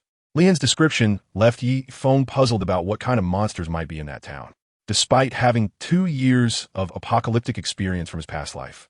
All of that was from the Tianhai region. In Guangnan, which is thousands of miles away from Tianhai, Yi Feng, like Li Han and the others, was completely in the dark about the monsters here. It seemed that he could only deal with whatever came his way, he muttered to himself. However, Yi Feng wasn't too worried. His strength was already on par with level 4 monsters, and at this point in time, level 3 monsters were quite rare, let alone level 4 ones. He figured that the monsters in the eerie town were probably only level 3 at most, which he could easily handle. The RV continued to drive on, with only the headlights illuminating the road ahead, while everything around was pitch black. Leaning back in his seat, Yi Feng suddenly asked, Hey Li Han, what's the name of that strange little town? Li Han, keeping his gaze fixed ahead, replied nonchalantly, It's called Feng Town. Chapter 123. The unknown is the most terrifying. The highway stretched into the distance, but no sights could be seen ahead, only the road for a few dozen meters. The RV moved slowly, sometimes surrounded by an eerie silence, while at other times, strange sounds would suddenly echo from the woods. Inside the vehicle, a heavy quiet reigned. With no one speaking, Yifeng leaned back against the seat and dozed off. When Li Hin woke him up, they had already arrived at Feng town. Yifeng opened his bleary eyes and looked ahead. There was a large sign by the roadside that read Feng town. The others also noticed the town's name. Ningsu, somewhat puzzled, asked, "Why is this little town called Feng town?" Although Yifeng was from Nanhua province, he wasn't from this area, so he had no idea why the town was named Feng. Besides Yifeng, the others were also not from Nanhua province, making it even less likely they would know. "Let's not get hung up on the name. Let's just go in," Su Manin urged the group. The vehicle moved forward slowly, entering the eerie little town. The deeper they drove into the town, the more unsettled Ning Shu felt. It was too quiet. Everything around them felt as if they were in a vacuum, devoid of any sound. Earlier on the highway, although it was quiet, there were occasional animal or monster roars that made everything seem normal. But here, the silence was unsettling. Moreover, after entering the town, for some unknown reason, the RV was surrounded by a thick fog, despite it being deep night. This was a phenomenon that completely defied science. "Li Hin, see if the walkie-talkie still works," Yifeng said, observing the odd surroundings. Li Hin picked up the walkie-talkie and tried it, shaking his head and saying, "It doesn't work." Hearing this expected response, Yifeng confirmed that something was indeed off about Feng town. The further the RV moved forward, the thicker the fog became, even narrowing the range of the headlights significantly. Seeing this, Li Hin drove more cautiously, slowing down considerably. Just then, a sudden crash sounded from the back of the RV. The strange noise in the otherwise quiet environment made everyone inside tense up. As Li Hin was about to hit the brakes and step out to check, Yifeng held him back. "Keep driving slowly. I'll go out and observe from the roof. Don't worry about anything else. Just drive." Given the bizarre surroundings, Yifeng knew he couldn't let them out. Li Hin and Qi Nan were just ordinary soldiers. Even a second-level monster could take them out in an instant. Without the protection of the armored RV, they were no different from ordinary people like Su Manin. Yifeng opened the door and jumped out of the vehicle. With a leap, he easily reached the top of the RV. Once on the roof, he walked to the spot where the noise had come from and shone the flashlight Li Hin had given him down to investigate. Upon discovering that the rear of the RV was clear and appeared normal, Yifeng turned around, but his keen eyesight soon picked up on something unusual. There seemed to be a small blood stain at the back of the RV. The stain wasn't large, but upon closer inspection, Yifeng confirmed it was indeed blood. Could it be that some animal or creature had accidentally collided with the RV? Yifeng muttered to himself. With that thought in mind, he raised his flashlight and shone it towards the road they had just traveled, but found no signs of a body or anything similar. Shaking his head, he was about to turn away when a figure suddenly lunged out from the dark corner by the roadside, letting out a roar. Although Yifeng was incredibly powerful now, he was still startled by this sudden appearance. The figure, humanoid in shape, charged straight at the RV after emerging from the shadows. However, being merely flesh and blood, the impact didn't budge the RV at all. Instead, the figure fell heavily onto the ground. Seizing the opportunity, Yifeng illuminated the fallen figure with his flashlight. Was it a zombie? It didn't seem like one. As he finally got a clear look at the person's face, he realized that this individual, who had recklessly crashed into the RV, appeared just like an ordinary person. The only difference was that their eyes were vacant, lacking any spark of humanity. It felt to Yifeng as though they were a puppet controlled by someone else. The person was dressed normally, and their clothes were intact, which was quite unusual in this post-apocalyptic world. After all, in such times, everyone was constantly fleeing for their lives, leaving little energy to care for their appearance or clothing. The prevailing principle was simply to wear whatever one could find. Yet this person's attire was clean, neat, and showed no signs of wear, making it all the more strange. Just as Yifeng was observing, the figure suddenly stood up. Without hesitation, they charged toward the moving RV again. Yifeng chose not to act, reasoning that with such reckless behavior, the individual had no chance of damaging the armored RV, which weighed several tons. He decided to keep them around to understand why they were so intent on crashing into the vehicle. The RV continued down the road as the fog grew thicker. The dense mist obscured Li Hin's view, leaving him uncertain of their location. He drove cautiously, even with the high beams and searchlights on. His visibility was limited to just a few meters. Thud, thud. Li Hin thought he heard the sound of someone running. From his years of experience, he sensed that there was more than one person running. Anxiety gripped his heart, and he felt his pulse quicken. The eerie environment and the strange footsteps filled him with fear. He had never been afraid of the monsters that attacked them. After all, death was just a part of the game. In this eerie town of sealed doors, monsters had yet to appear, but strange phenomena were unfolding one after another. In truth, the unknown is what is most terrifying. Li Hin swallowed hard, forcing himself to stay calm. He couldn't help but press down harder on the gas pedal, eager to escape this bizarre place as quickly as possible. Just as he accelerated, several figures suddenly emerged from the thick, eerie fog ahead. They moved at incredible speed, colliding with the front of his speeding RV as they burst out of the mist. The suddenness of the scene startled Li Hin, but he chose not to stop. Instead, he continued driving forward. At this moment, getting out as quickly as possible was his best option. Li Hin was resolute. As long as the vehicle was still running, he would not stop. Chapter 124. The eerie Chinese scholar tree. Feng noticed the situation at the front of the car. When he saw that Li Hin had chosen to stop, he nodded. Li Hin's decision at this moment was the right one. When you're unsure about your surroundings, the best course of action is to distance yourself from the area rather than investigate. However, the car continued forward for less than 100 meters when Feng noticed that, amidst the thick fog, those eerie figures were multiplying. Li Hin, keep driving. I'll handle these ghostly things.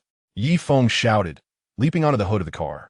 I don't care what you are, but if you dare to block my path, you will all perish. He gripped his alloy battle blade firmly in front of him, as the power of lightning surged wildly from his body and poured into the weapon. Countless bolts of powerful lightning coiled around the blade, crackling and flowing along its surface. Feng swung the gleaming white blade with all his might. Polar aurora, blade draw a sweeping strike sliced through the fog ahead. The strike was infused with a myriad of electric currents. As the unparalleled force of the strike surged into the mist, countless wisps of fog, nearly taking on a solid form, were swept away. The strike expanded in a fan-shaped arc, its immense momentum dispersing the fog and revealing the figures within. To Feng's shock, like the woman he had encountered earlier, these figures appear to be human puppets. However, unlike the previous encounter, these beings showed no inclination to evade the devastating blow. As the strike passed through, hundreds of figures were cleaved in half, their bodies severed at the waist in an instant. Witnessing such a scene, Feng felt little emotion. After all, in his eyes, these beings were no longer human. In contrast, Li Hin, sitting in the driver's seat, let out several dry heaves. To see hundreds of people bisected right before his eyes, with blood and entrails spilling everywhere, was an overwhelming sight for him. The vehicle continued onward, rolling over the remnants of the bodies. Li Hin could distinctly feel the weight of the armored RV crushing the remains beneath it. Feng returned to the rooftop, glancing around. The once fog-filled surroundings were still shrouded in mist, but the eerie figures had vanished. Though puzzled, Feng had no desire to delve deeper. Getting out of this strange place unscathed was already a victory. He had always known that curiosity could be dangerous. As they drove away from the area littered with corpses, the fog returned, enveloping the scene once more. Then a bizarre sight unfolded. The blood pooling from the bodies defied the laws of physics, flowing upward instead of downward, gathering together to form a river of blood. The blood river moved swiftly, soon making its way to the center of Feng Town, where it converged in a large open square. Before the apocalypse, Feng Town was a place where residents gathered to dance in the square, chat, and enjoy leisure activities. At the center of this square stood a towering locust tree, said to be nearly 500 years old. To protect this beloved tree, the townspeople had built a stone railing around it, and had even inscribed information about the tree for visitors to read. At this moment, the locust tree was regarded as a guardian spirit by the people of Feng Town. Its massive trunk released a thick mist that enveloped the entire town. This fog originated from the tree itself, and beneath its branches, thousands of motionless figures surrounded it. These figures, a mix of men, women, and children, mostly appeared cleanly dressed, though a small number looked distinctly out of place. Among these unusual figures were soldiers in military uniforms, and some survivors whose attire suggested they were fleeing. Regardless of their identities, all stood silently before the ancient tree, heads bowed, as if in worship. The scene was eerily silent, with not a single sound breaking the stillness, creating a bizarre atmosphere. Beneath these figures, a river of blood flowed slowly, heading straight for the base of the towering 500-year-old locust tree. The blood pooled at the roots of the tree, quickly seeping into the ground, as if something below was absorbing it. The blood from hundreds of corpses converged and was drawn into the tree, the entire process smooth and rapid. In just a few minutes, the blood had completely drained from the bodies, which now resembled desiccated corpses, their flesh clinging tightly to the bones like weathered meat. The locust tree, having absorbed the blood of the fallen, shook its branches and leaves, seemingly expressing joy. Soon after, the tree emitted an even thicker mist that spread outwards. Yifeng sat cross-legged on the roof of his RV, scanning the surroundings with a watchful eye. Everything appeared normal, except for the eerily quiet environment. However, he soon noticed that the mist was growing denser and the air had taken on a slightly different scent. He felt a momentary dizziness, but after shaking his head vigorously, the sensation faded. When he regained his clarity, everything around him remained unchanged. The RV continued to drive forward, drawing on his survival experience from a past life. Yifeng concluded that the dizziness he had just experienced was abnormal. There was something wrong with the mist. Suddenly, a thought struck him. Realizing the urgency of the situation, he called out, "Everyone, listen up. There's something wrong with the mist. Try to hold your breath. Li Hen, speed up. We need to get out of here fast." Yet, after he shouted, no one in the vehicle responded to his call. Yifeng knew that Su Manyin and the others might have already fallen into the trap. Just as he was about to jump down into the vehicle to check on the situation, the RV, which had been driving smoothly, suddenly began to accelerate violently. This sudden increase in speed made Yifeng stagger for a moment while standing on the roof. Once he regained his balance, he realized that the RV was now speeding at over 100 kilometers per hour, making it much more difficult for him to jump down. As Yifeng pondered how to get down, the rapidly moving RV finally reached the main square of Fengmen town. At this point, he wasn't in a hurry to jump off. The scene before him was one of the most bizarre sights he had ever witnessed. Thousands of people were densely packed around a tall tree, their heads slightly bowed as if they were in worship. Chapter 125. The system's new function. What struck Yifeng as particularly strange was that thousands of people stood there without making a sound. They were completely still, resembling the most devout of followers. Yet Yifeng knew they were definitely not devotees. They were merely under control. The one controlling them was the towering locust tree. As Yifeng observed the grand locust tree, the door of the RV beneath him swung open. Everyone inside slowly stepped out through the open door, their expressions as vacant as those of the motionless individuals around them. They stared blankly ahead, then began to walk step by step toward the locust tree. Although Yifeng was still unclear about what was happening, he was certain that all the oddities were closely tied to the towering locust tree standing in the center of the square. Historically, locust trees have been referred to as ghost trees. Particularly those that had grown for many years were considered off-limits, as their heavy energy was unbearable for ordinary people. Now, this world was filled with energy, and under its influence, both humans and animals had undergone tremendous changes. It was possible that this locust tree, having been enhanced by energy, now possessed the ability to control living beings. Su Manyin and the other two women, along with Li Hen and Qin Nan, slowly walked into the crowd, continuing deeper toward the heart of it all, the locust tree. Yifeng did not attempt to stop them, knowing they were under the tree's influence. To free them, he only needed to eliminate the root cause, the locust tree itself. White lightning surged forth, enveloping Yifeng's entire body. With a sudden burst of speed, he leaped into the air, effortlessly crossing over the crowd surrounding the locust tree and landing in the middle of the square. Yifeng looked up at the eerie locust tree before him. It was massive, its branches and leaves shrouded in thick fog, appearing intermittently. The tree's bark was rough and pockmarked, resembling the face of an elderly human. At that moment, Yifeng also realized that since they had driven into the area, he had not seen the stars or the moon. The entire town was enveloped in a gray mist. The fog emanating from the tree had isolated the town from the outside world. No wonder no one who entered had ever managed to leave. Now standing about 4 or 5 meters away from the locust tree, Yifeng could see all its details clearly. As he scrutinized the tree, he suddenly noticed that the rough bark seemed to be writhing, as if an invisible hand was reshaping the trunk like a child playing with clay. Yifeng observed this unusual phenomenon intently and realized he hadn't been mistaken. The trunk was indeed moving. As the movement continued, The bark covering the trunk morphed into something that Yifeng found somewhat familiar. It was a human face. Yifeng finally recognized what this familiar thing was. At this moment, directly opposite Yifeng, an ancient face appeared about 3 meters up on the trunk of a tree. Rather than resembling a human, this face looked more like a ghostly visage. Just as the ghostly face took shape, a prompt echoed in Yifeng's mind. The system detected the presence of monsters of level 3 or higher within a 10-meter radius.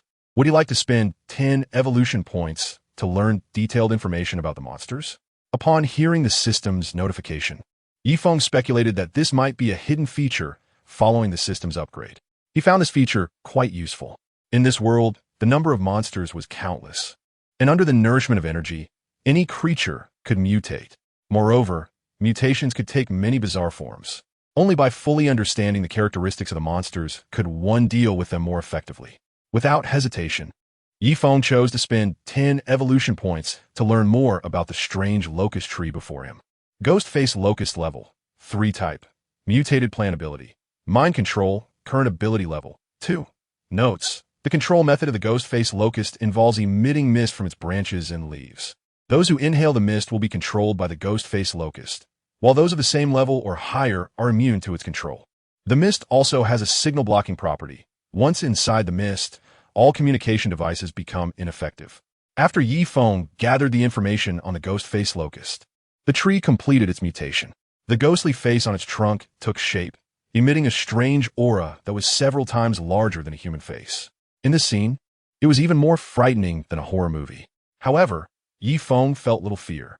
Although he was facing a bizarre monster he had never encountered before, he was confident that as a late-stage extraordinary human, he could not possibly lose to a mere level 3 mutated locust tree. The branches of the locust tree shook, and mist began to seep from its leaves, silently creeping toward Yifeng. The mist gradually enveloped him, attempting to invade his mind. Seeing the ghost-faced locust's futile efforts, Yifeng succombed. It seemed this ghost-faced locust truly couldn't tell the difference between a big fish and a small fry. Without wasting any more time, he shook his body, instantly dispersing the mist that had wrapped around him. Then, the energy within him surged forth, pouring into his battle knife. He raised the knife high and swung it forward. A massive white slash erupted from the blade, hurtling toward the ghost-faced locust. In the blink of an eye, Yifeng's thunder slash, with an unmatched force, struck heavily against the ghostly face of the locust tree. With a thunderous boom, the ghostly face was instantly cleaved in two. The slash continued onward, plunging deep into the trunk. The strike, crackling with white lightning, disappeared within the ghost-faced locust, which had a particularly thick trunk. The blade had penetrated to the middle of the trunk, injuring its core. In the center of the trunk, Yifeng spotted something resembling a heart, pulsating with a green glow, just as Yifeng was trying to see what was inside. The heavily injured ghost-faced Huai began to tremble violently at the top of its branches and leaves. At the same time, the broken mouth of the ghostly face emitted an eerie, high-pitched scream. It sounded like a child, crying mixed with the wails of a monster. The violently shaking branches released a mist that was thicker than before, rapidly spreading outwards and soon enveloping the entire square. Those who inhaled the mist, which had previously been quiet, suddenly began to move. In an instant, the thousands of people in the square, who had maintained absolute silence, all abruptly lifted their heads in unison. Their eyes remained as vacant as ever, but now they were all fixated on the same point, where Yifeng stood. Chapter 126. Source of energy surrounded by thousands of hollow eyes, Yifeng remained unfazed. With his strength, these thousands of people were no match for him. Not even a few strikes would take them down. However, Yifeng chose not to attack them. They were merely under the control of the ghost-faced Sephora. As long as he defeated the ghost-faced Sephora, they would return to normal. Looking at the severely injured yet desperately struggling ghost-faced Sephora, Yifeng raised his battle knife, charged with energy. Just as he was about to continue his assault, those controlled by the ghost-faced Sephora began to move. Thud, thud, thud. The sound of thousands of people running simultaneously created a tremor. They didn't attack like zombies, clawing and gnashing their teeth. Instead, they swung their arms naturally and charged straight ahead. Their actions didn't seem like an attack, but rather like they were using their bodies to collide with Yifeng. It was time for a quick resolution. Seeing that the ghost-faced Sephora had commanded these thousands to attack, Yifeng decided to act. Otherwise, if he got surrounded, It would be troublesome whether he chose to kill or spare them. Feng stood still, his battle knife brimming with energy. Lightning crackled around the blade, emitting a dazzling light. He brought the knife down lightly. In the blink of an eye, it struck precisely at the previously inflicted wound. As a mutated plant, the ghost-faced Sephora's greatest disadvantage was its inability to move, at least at its current level. Faced with Feng's attack, the ghost-faced Sephora could only endure with its tough and thick body. But Feng possessed the most powerful lightning ability among nature-type talents, and his realm was currently even higher than that of the ghost-faced Sephora. Before Feng, the ghost-faced Sephora had no means to fight back. Boom! The strike glided smoothly through the ghost-faced Sephora's body along the previous wound. The attack continued to extend, as the trunk of the ghost-faced Sephora offered no resistance whatsoever, allowing the strike to continuously ravage its body. The branches trembled violently, and the trunk shook wildly. This level 3 ghost-faced Sephora knew its end was near and struggled in vain. But it was already too late. The charging crowd came to a halt. With a loud crash, the ghost-faced Sephora, which couldn't even be embraced by several people, fell to the ground. Feng had only used 2 lightning strikes to split it cleanly in 2 from its thick trunk.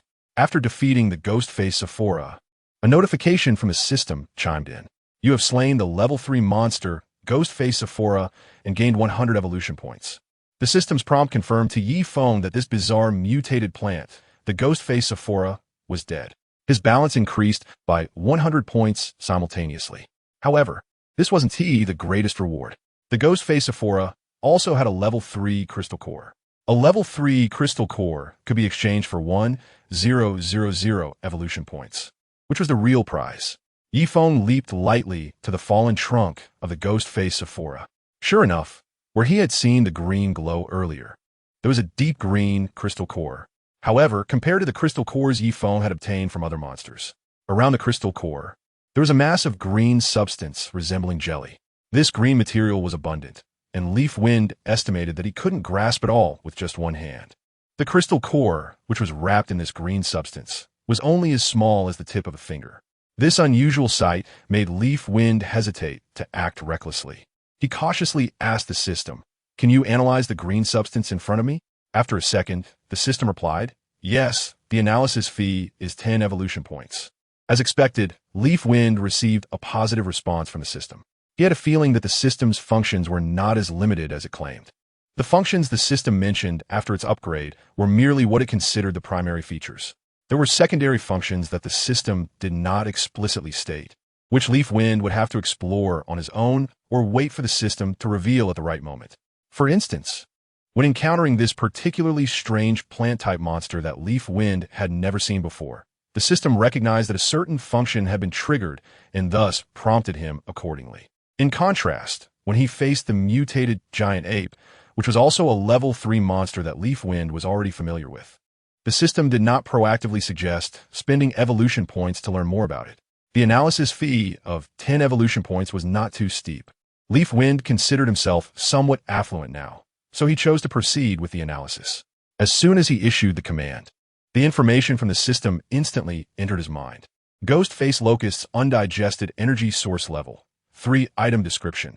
This green substance is energy extracted from recently deceased creatures by the ghost-faced locust. After absorbing this energy, the ghost-faced locust can level up. However, due to its untimely death, this energy source could not be absorbed by its crystal core. Effect: all creatures can absorb this energy source orally. After absorption, it can heal nearly all injuries of level 2 and below creatures, while the healing effect gradually decreases for level 3 and above creatures.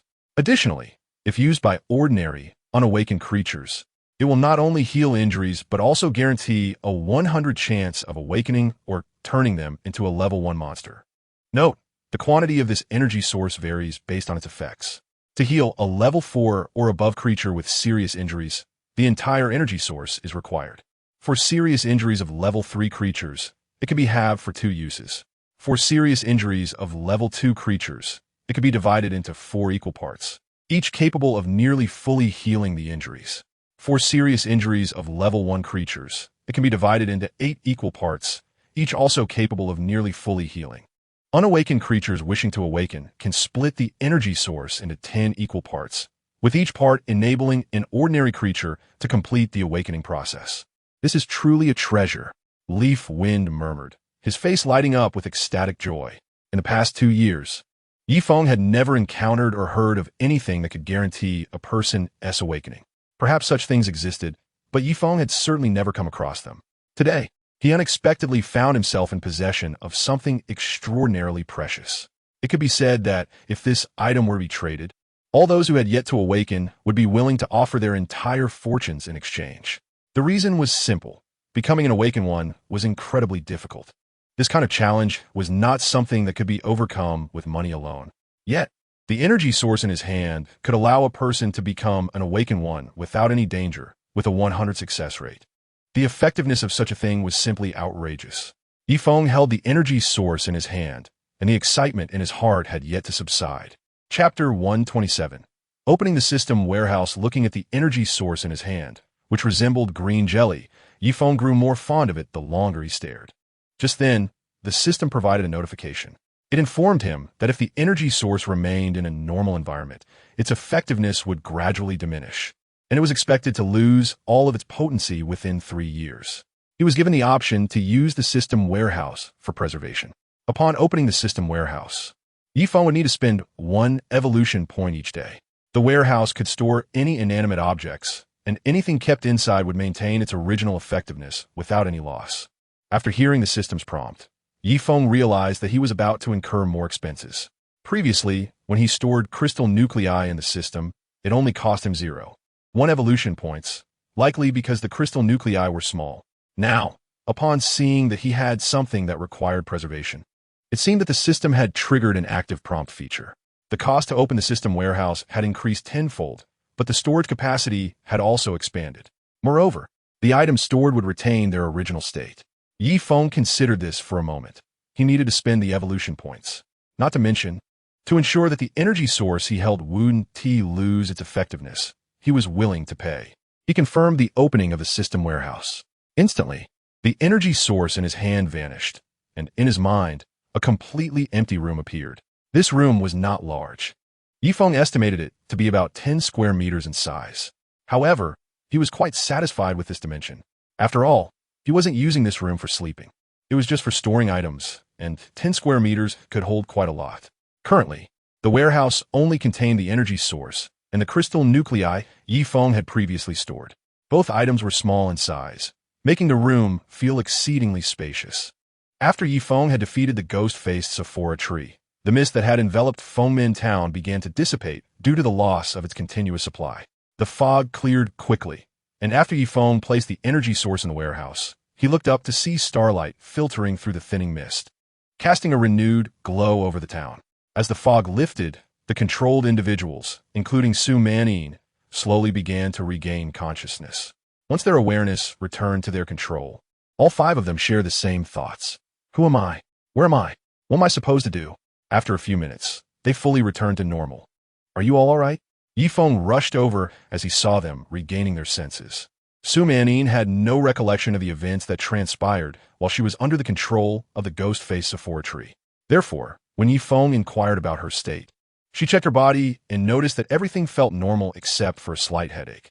I'm fine, just a bit of a headache for some reason. The others were in similar situations. Li Hen was among those who appeared to be in better spirits.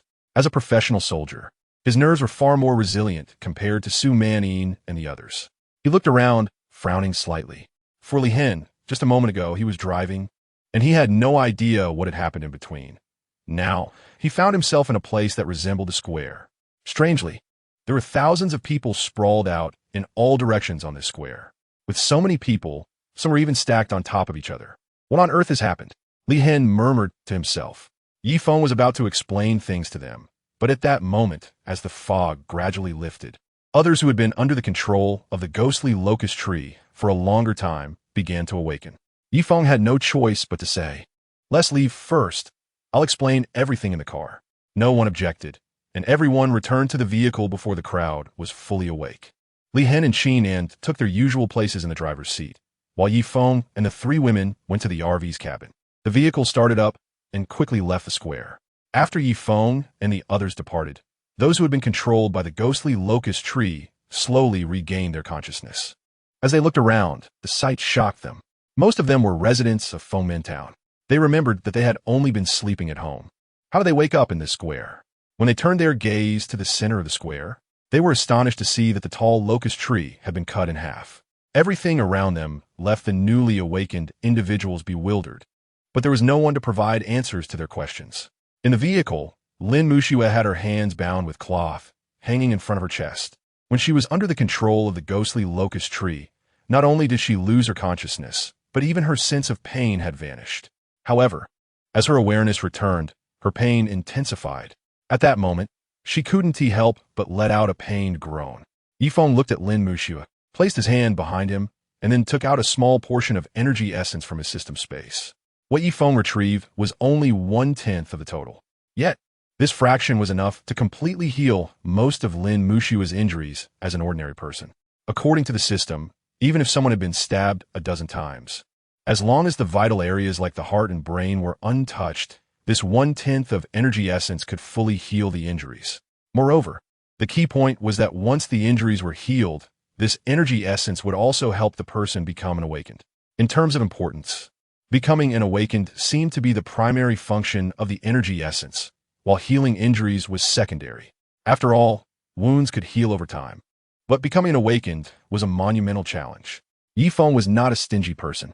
Furthermore, he had a good impression of Lin Muxue, who was gentle and kind yet had a hint of a mischievous side. Therefore, Yi Feng decided to use a portion of the energy essence to heal her injuries. Yi Feng withdrew his hand from behind him, revealing a small green object in his palm, about the size of a quail egg, quietly resting there. Su Manning looked at the energy essence in Yi Feng's hand and curiously asked, "Yi Feng, what is this?" Yi Feng smiled and replied, "This is a good thing. It's called the essence of a source, you know." Essence of a source? I don't understand. Besides, isn't essence supposed to be white? Why is there a green one? Yi Feng looked at Su Manning speechlessly. It seemed that she only focused on the third word in essence of the source. As Yi Feng's strange gaze fell on her, Su Manning realized she might have misspoken. She quickly explained, "The essence I'm talking about refers to the skincare products we girls use. That essence is usually white." "It's fine. I understand, and you're right. Essence is generally white." Yi Feng nodded, giving Su Manning a knowing look.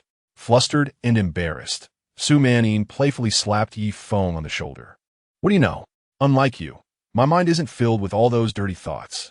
Chapter 128. One cut is enough. Yi Feng felt a bit wronged. Clearly, it was Su Manning's ambiguous words that led to this misunderstanding. Yet he ended up being the one blamed for having impure thoughts.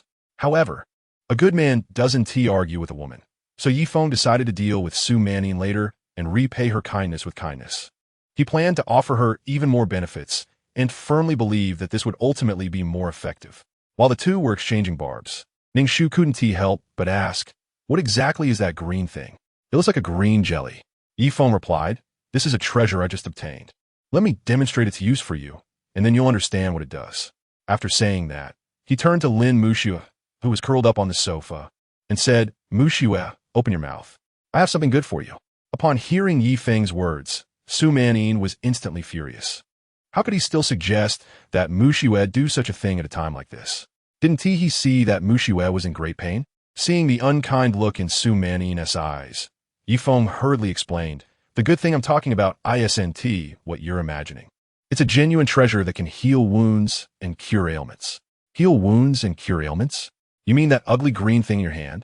Su Manning was skeptical about whether this green item could really heal. Whether to believe it or not depended on its efficacy.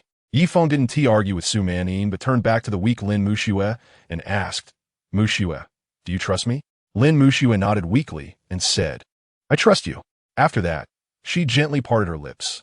Yi Feng stepped in front of her and placed the green energy source in her mouth. As the energy source entered Lin Muxue's body, she felt as if changes were occurring within her just a few seconds later. A sensation she couldn't quite describe was permeating her entire being. Gradually, she began to feel the excruciating pain in her arm slowly diminishing. As time passed, the pain became less and less intense. Within just 3 minutes, she could no longer feel any pain at all. However, even after her injuries were healed, the energy source continued to transform Lin Muxue. But at that moment, she suddenly closed her eyes and fell into a deep sleep. Seeing Lin Mushue's behavior, Su Manning asked, "Why is she still asleep? Is she okay? Don't worry. If something were wrong, could Mushue endure the pain and fall asleep?" Yi Feng said as he walked back to the booth in the RV. Once seated, he explained to the confused group, "I know you all have questions. So let me give you a brief overview of what happened to the memories you lost. In short, everything strange about this Fengmen town is caused by a tree." A tree? Ningshu was puzzled. Could it be that plants have mutated after the apocalypse?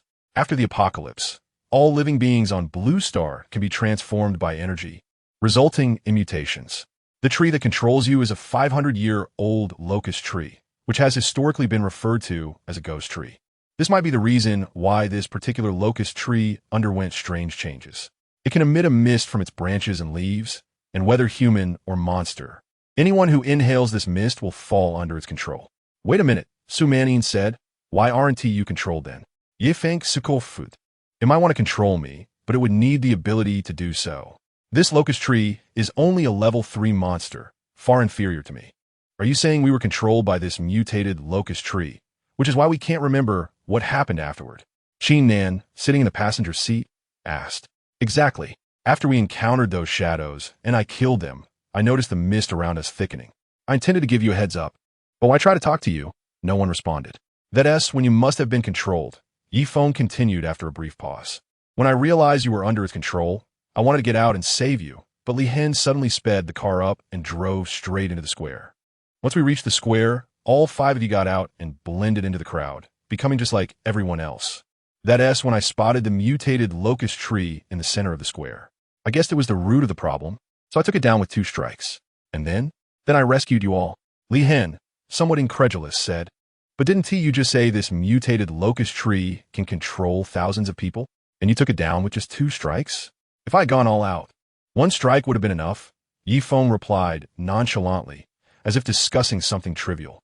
Li Hen fell silent. When dealing with show-offs, engaging only brings discomfort. But if you stay quiet, then the show-off becomes the one who feels uncomfortable. After a moment of silence, Su Manning asked, "So what did you give Mushue to eat?" "After I killed that mutated locust tree, I found this green substance inside its trunk. I tasted it and discovered it had healing properties, so I brought it back for Mushue," Yi Feng told Small Lie. Otherwise, he couldn't explain that he learned about its effect from the system using 10 evolution points. Upon hearing that Lin Mushue's injury could be treated, Li Hen asked Yi Feng, "So since Miss Lin's injury isn't serious anymore, do we still need to go to the new base at the Guanan Military District?" "We still need to go," Yi Feng said without hesitation. "Since Mushue doesn't need treatment anymore, what is the point?" Su Manning asked, puzzled. Yi Feng had to explain. Although Mushue's injuries have been treated, Li Hen and Qin Nan still need to report to the new base. The soldiers who were supposed to escort them have already been killed by that group. We can't just let them walk there, can we? Su Manning felt a bit embarrassed after hearing this. "I'm sorry, I completely forgot. I thought you would be accompanying us the whole way. They have their own matters to attend to. They can't just be our designated drivers," she added. Li Hen chuckled at Yi Feng's words and said, "Being your designated drivers wouldn't be so bad. At least we wouldn't have to worry about your safety." Yi Feng smiled back and replied, "Don't worry. Once we reach the new base, I'll give you both a big gift to ensure your safety is greatly enhanced." "All right, I'll be looking forward to it," Li Hen said. Chapter 129. Someone is playing with fire. However, since Mushue doesn't need treatment right now, we don't have to rush through the night. "Li Hen, find a safe place to park the car. We've been on the road for so long. We need to eat something and take a break." Although with Yi Feng's current strength, he isn't afraid of encountering danger while driving at night. There's no need to be in such a hurry now that the urgency has eased. After all, a lot has happened today, and everyone is both exhausted and hungry. If they don't rest soon, they might be completely worn out. Upon hearing Yi Feng's words, the others suddenly felt a wave of intense fatigue wash over them. At the same time, hunger quickly spread throughout their bodies. Li Hen continued driving in search of a parking spot, while Su Manning and Ning Shu picked up their backpacks that had fallen to the ground during the RV's rollover. After opening the backpacks, they quickly pulled out the food inside and stuffed it into their mouths. As they ate, they didn't forget to pass some bread and other snacks to Li Hen and Qin Nan in the driver's cabin. The 2 women were completely unconcerned about their image, devouring the food without a hint of their usual goddess-like demeanor. Yi Feng, on the other hand, felt only a slight hint of hunger despite having gone through several battles. thanks to his high stamina. However, seeing Su Manyin and Ning Shu enjoying their food so much, he pulled out some snacks to join them. For a moment, the RV was filled with the sounds of everyone munching away. While everyone was indulging in their meals, Li Hen found a suitable spot to park the vehicle. This place was a tunnel, not particularly long, just over 1,000 meters. For safety's sake, Li Hen parked the RV about 10 meters into the tunnel entrance.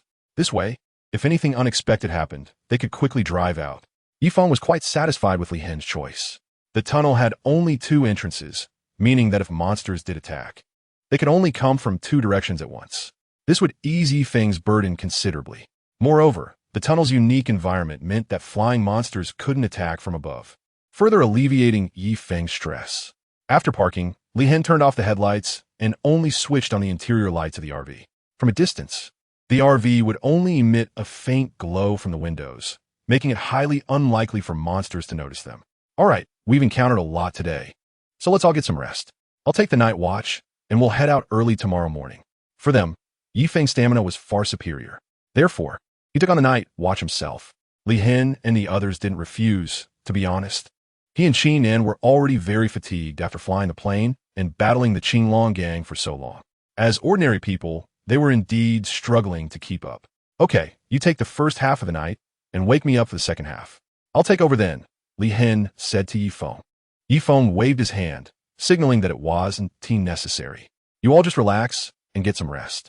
Besides, you'll need to drive tomorrow. You can't do that without a good night's sleep.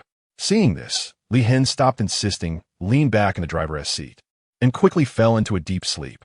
Qin Nan did the same, dozing off in the passenger seat. Although their sleeping positions weren't very comfortable, both were utterly exhausted and fell asleep almost instantly. Yifeng opened the car door, took out a simple folding chair, and stepped outside.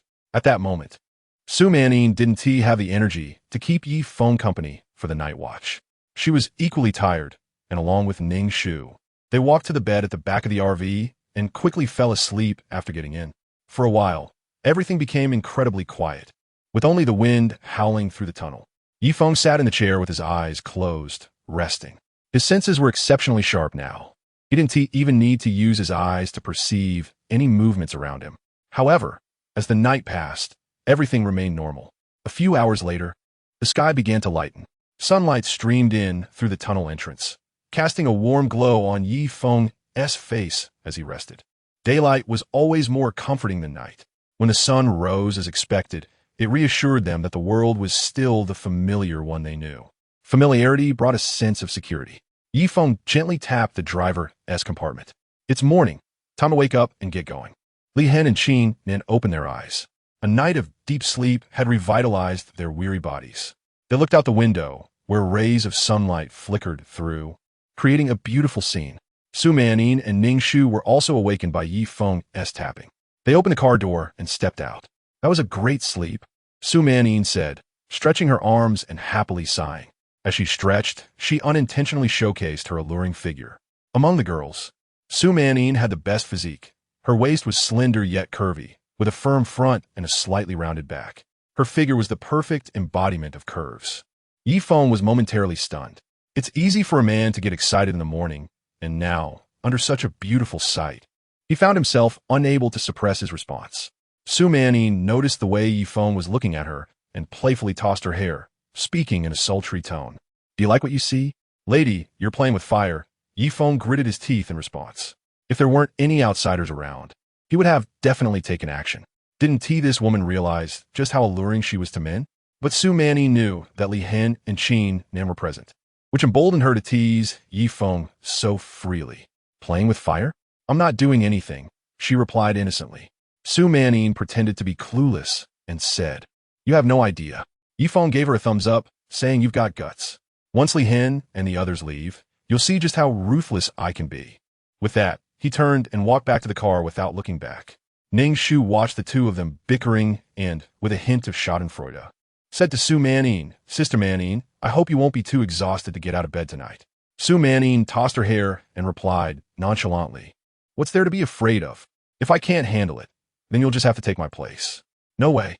I have some feelings for Yifeng, but I can't just give away my first time so easily. At the very least, my first time should be something special just for me. Chapter 130. Other effects of the energy source at this moment. Facing Su Manin's teasing, Ningxu no longer hesitated. Instead, she directly expressed her true feelings. She understood that in this harsh, post-apocalyptic world, survival was impossible without support. As a very beautiful woman, she was considered a rare resource in this environment. Indeed, beauty has always been a scarce resource at any time. The difference lies in the fact that in a normal society, they are primarily seen as individuals, and only secondarily as beautiful women. However, in the apocalypse, their humanity has been diminished. In the eyes of those who possess power and strength, they are merely attractive commodities, devoid of any human rights.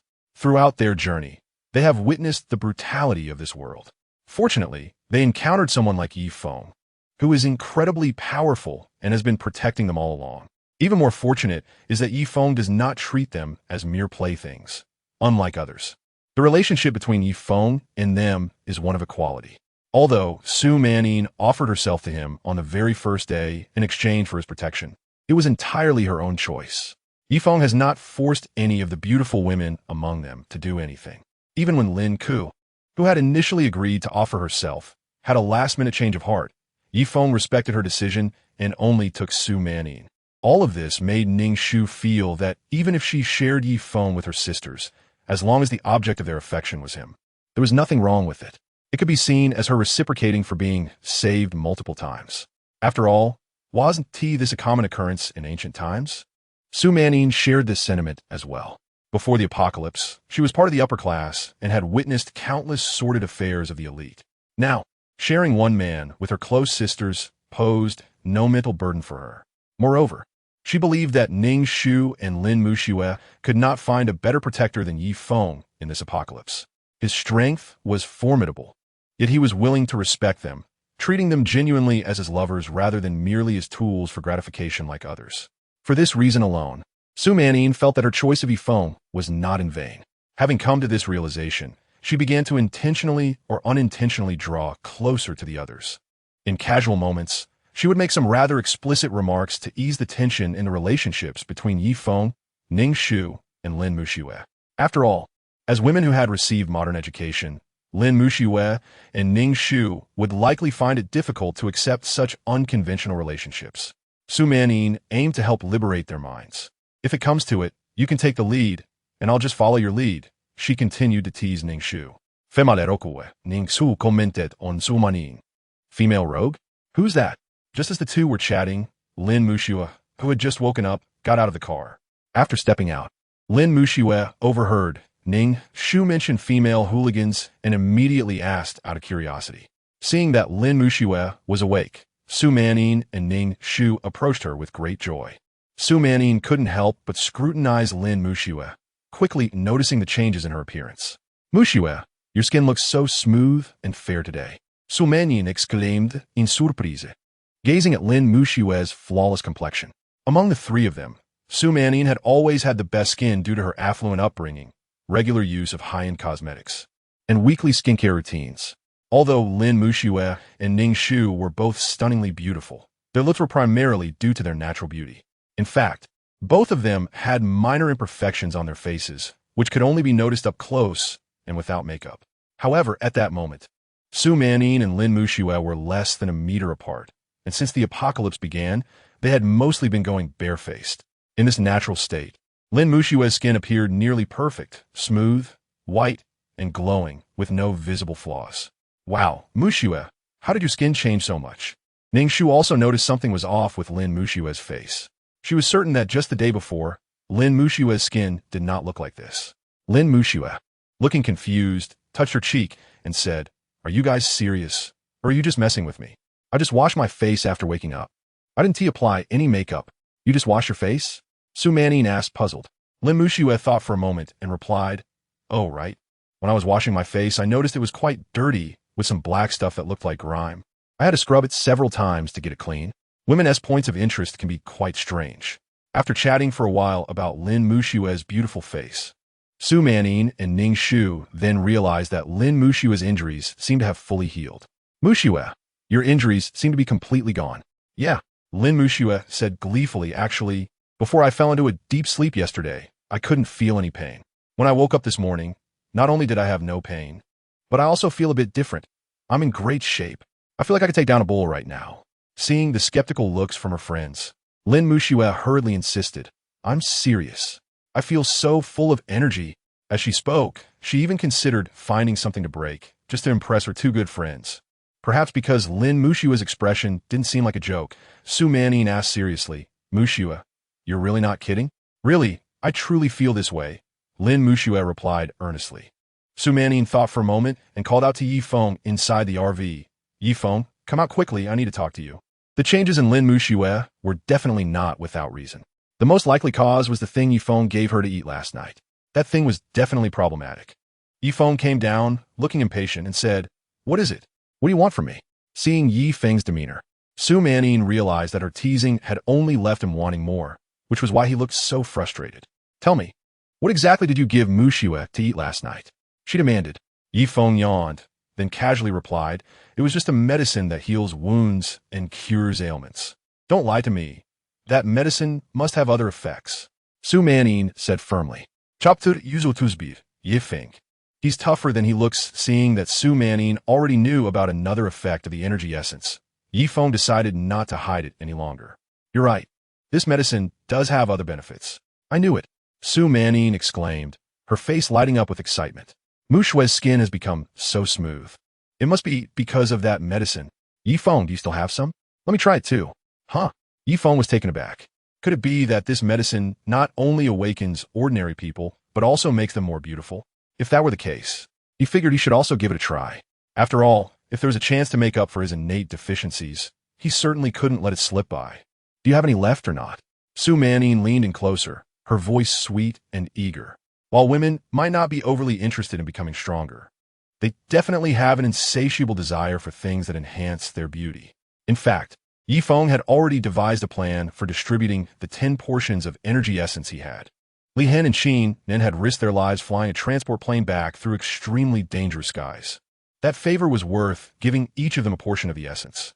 He believed that once they became awakened, their chances of survival would significantly increase. As for the 3 women around him, Yi Feng was certainly going to give each of them a portion as well, regardless of their innate talent. Becoming awakened would mean their strength would far surpass that of ordinary people who hadn't awakened. Even when faced with monsters, they would be able to resist a little, or at least by some time. This way, Yi Feng wouldn't have to constantly keep them by his side, worried about their safety. Initially, Yi Feng planned to give Su Manning and Ning Shu the energy essence after sending Li Hen and Qin off. However, seeing Su Manning so eager after discovering that the essence could improve skin quality, he abandoned that idea. He pretended to rummage around behind him and then pulled out 2 pieces of energy essence. I knew you had more. Upon seeing Yi Feng produce 2 identical pieces, Su Manning was overjoyed. She hurriedly stepped forward and took one for herself. Noticing Ning Shu standing still and not moving, Su Manning quickly urged, Ning Shu, why are you just standing there? This one is for you. Hearing Su Manning's encouragement, Ning Shu glanced at Yi Feng. He smiled and said, It's for you. It was meant for each of you 3. For a woman, the temptation to become beautiful is something they can hardly resist. Ning Shu was no exception. Although she felt a bit shy, she walked over and took the piece of energy essence from Yi Feng's hand. Do we just eat it like this? Su Manning stared at the energy essence in her hand, momentarily unsure of how to proceed. I need to tell you about something called the source of energy. Its main purpose is not to make you look beautiful. Yi Feng intended to clarify the true function of the source of energy to Su Manning and the others. Su Manning had a knowing expression. She understood that this source of energy could also heal, and looking beautiful was just a secondary benefit. Yi Feng similait mysteriously. This source of energy has even more benefits. What other benefits does it have? You all know that humans can awaken now, but the difficulty of awakening is very high. The purpose of this source of energy is to help humans awaken. Just look at Muxue. She is already an awakened one. After saying this, Yi Feng turned to Lin Muxue, who was in a state of enjoying her meal. Su Manning and Ning Shu also shifted their gaze over. Muxue is an awakened one? Su Manning's tone was somewhat incredulous. Having spent time with Yi Feng, she deeply understood how rare awakened individuals were. In the Wumeo mountain base, out of so many people, there had only been a little over 400 awakened ones. The ratio was terrifyingly low. And now, her best friend, who was known for her hearty appetite, had easily become an awakened one. This huge disparity was indeed hard for Su Manning to accept. Looking at Lin Mu Shui, who was eating heartily beside her, Su Manning still felt puzzled and asked, Mu Shui, have you really become an awakened one? Lin Mu Shui swallowed her food and mumbled, I don't really know. I just feel that when I woke up this morning, my body felt really good, and I felt full of strength. Then how about this? Su Manning said as she stepped in front of Lin Mu Shui. You punch me, and if it hurts, I'll believe you're not the gentle girl you used to be. I SNT that a bit too much, Sister Manning. What if I lose control and accidentally break your bones? Lin Mu Shui was worried about hurting Su Manning, feeling the surge of strength within her. Su Manning thought for a moment. If Lin Mu Shui really was an awakened one, her small frame might not be able to withstand it. I think you're right, Su Manning said, pulling Yi Feng, who was watching the commotion, over. Mu Shui, go ahead and hit Yi Feng. Remember, he could take a hit, so give it your all. Huh? Why do I feel like I'm about to get punched? Yi Feng was a bit confused. Hearing that she would be hitting Yi Feng, Lin Mu Shui suddenly became excited. No matter how hard she tried, she couldn't possibly hurt Yi Feng with his strength. So, she could unleash her full power and see just how strong she had become. Seeing Lin Mu Shui's eager demeanor, Yi Feng couldn't help but dampen her spirits a bit. Mu Shui, you've just entered the awakening stage. Your strength is indeed much greater than before, but it's still unlikely that you could hurt me. It's fine, I didn't mean to hurt you. I just wanted to test my current abilities, Lin Mu Shui insisted. At that moment, Li Hen and Qin Nan, who had been eating breakfast in the car, overheard their conversation and curiously got out to watch the showdown. Upon seeing Li Hen, Yi Feng suddenly came up with a great idea. How about this, Mu Shui? If you spar with me, it might be hard to gauge your current level, but if you fight Li Hen, we'll get a better sense of it. Li Hen has undergone years of training in the military. While you've never had any training before, your physical abilities have only improved because of your recent awakening. So, in a way, you two are evenly matched. Li Hen has more combat experience, while your strength and speed surpasses. The outcome of your match should give us a pretty accurate reflection of your current capabilities. Chapter 132. The battle begins. Yi Feng's intention was not to throw Li Hen under the bus. Instead, he genuinely believed that the battle between Lin Mu Shui and Li Hen would be quite interesting. Here was a person with strong physical abilities but no combat experience, pitted against someone whose physical prowess was slightly weaker but who had a wealth of battle experience. Yi Feng was genuinely curious to see if the former could triumph over the latter. Upon hearing Yi Feng's suggestion, Li Hen did not hesitate much. He stepped forward and said, I would really like to try Yi Feng's proposal. After all, while I have faced mutated creatures before, it was mostly with firearms, and I rarely engaged in close combat. So, I want to see how we, who have undergone years of combat training in the military, measure up against you awakeners when we put down our weapons. Lin Mu Shui looked at Yi Feng, her beautiful eyes filled with questions. Earlier, when she mentioned wanting to spar with Yi Feng, everyone knew it was just a playful idea. After all, they all recognized Yi Feng's current strength. He could easily overpower Lin Mu Shui with just a finger. But if it was against Li Hen, that would be a serious battle. For Lin Mu Shui, the idea of fighting was something she had never even considered. Being the obedient girl she was growing up, she had never gotten into a physical altercation in her life, and her gentle nature meant she had hardly ever even argued with anyone. Now, she was expected to engage in a proper fight with a battle-hardened soldier. Instantly, she felt a wave of hesitation wash over her. Yi Feng sensed Lin Mu Shui's apprehension, but had his own reasons for proceeding. The energy source was an incredibly precious resource. It could allow someone to become an awakener without any risk, serving as a ticket to a higher level of existence. Yi Feng knew that this precious gift wasn't just about making Lin Mu Shui and the other two women beautiful. It was about ensuring they could protect themselves. He understood that he couldn't always be by their side. There would be times he would be absent, and during those moments, they would need the ability to defend themselves. Yi Feng didn't expect them to go out and risk their lives against monsters. But when faced with threats, be it from creatures or malicious survivors, they at least needed the capacity to fight back, or at the very least, the ability to escape. Thus, when he decided to grant the energy source to the three women, he had already resolved to let them face monsters in battle at the appropriate time. While he took on the role of an observer, he would only intervene in life-threatening situations. If they were merely injured, he would not step in. Originally, Yi Feng planned to start training them properly after sending Li Hen and Qin Nan away. However, when Lin Mu Shui expressed her desire to spar with him, and Li Hen happened to show up at that moment, he suddenly recalled his previous thoughts. It seemed fitting that this combat lesson would serve as an opportunity for Lin Mushui to acclimate to the sensation of battle. To avoid panicking and running away when facing monsters later, without the courage to confront them head-on, Mushui, don't be afraid. Once you become an awakened, fighting is inevitable.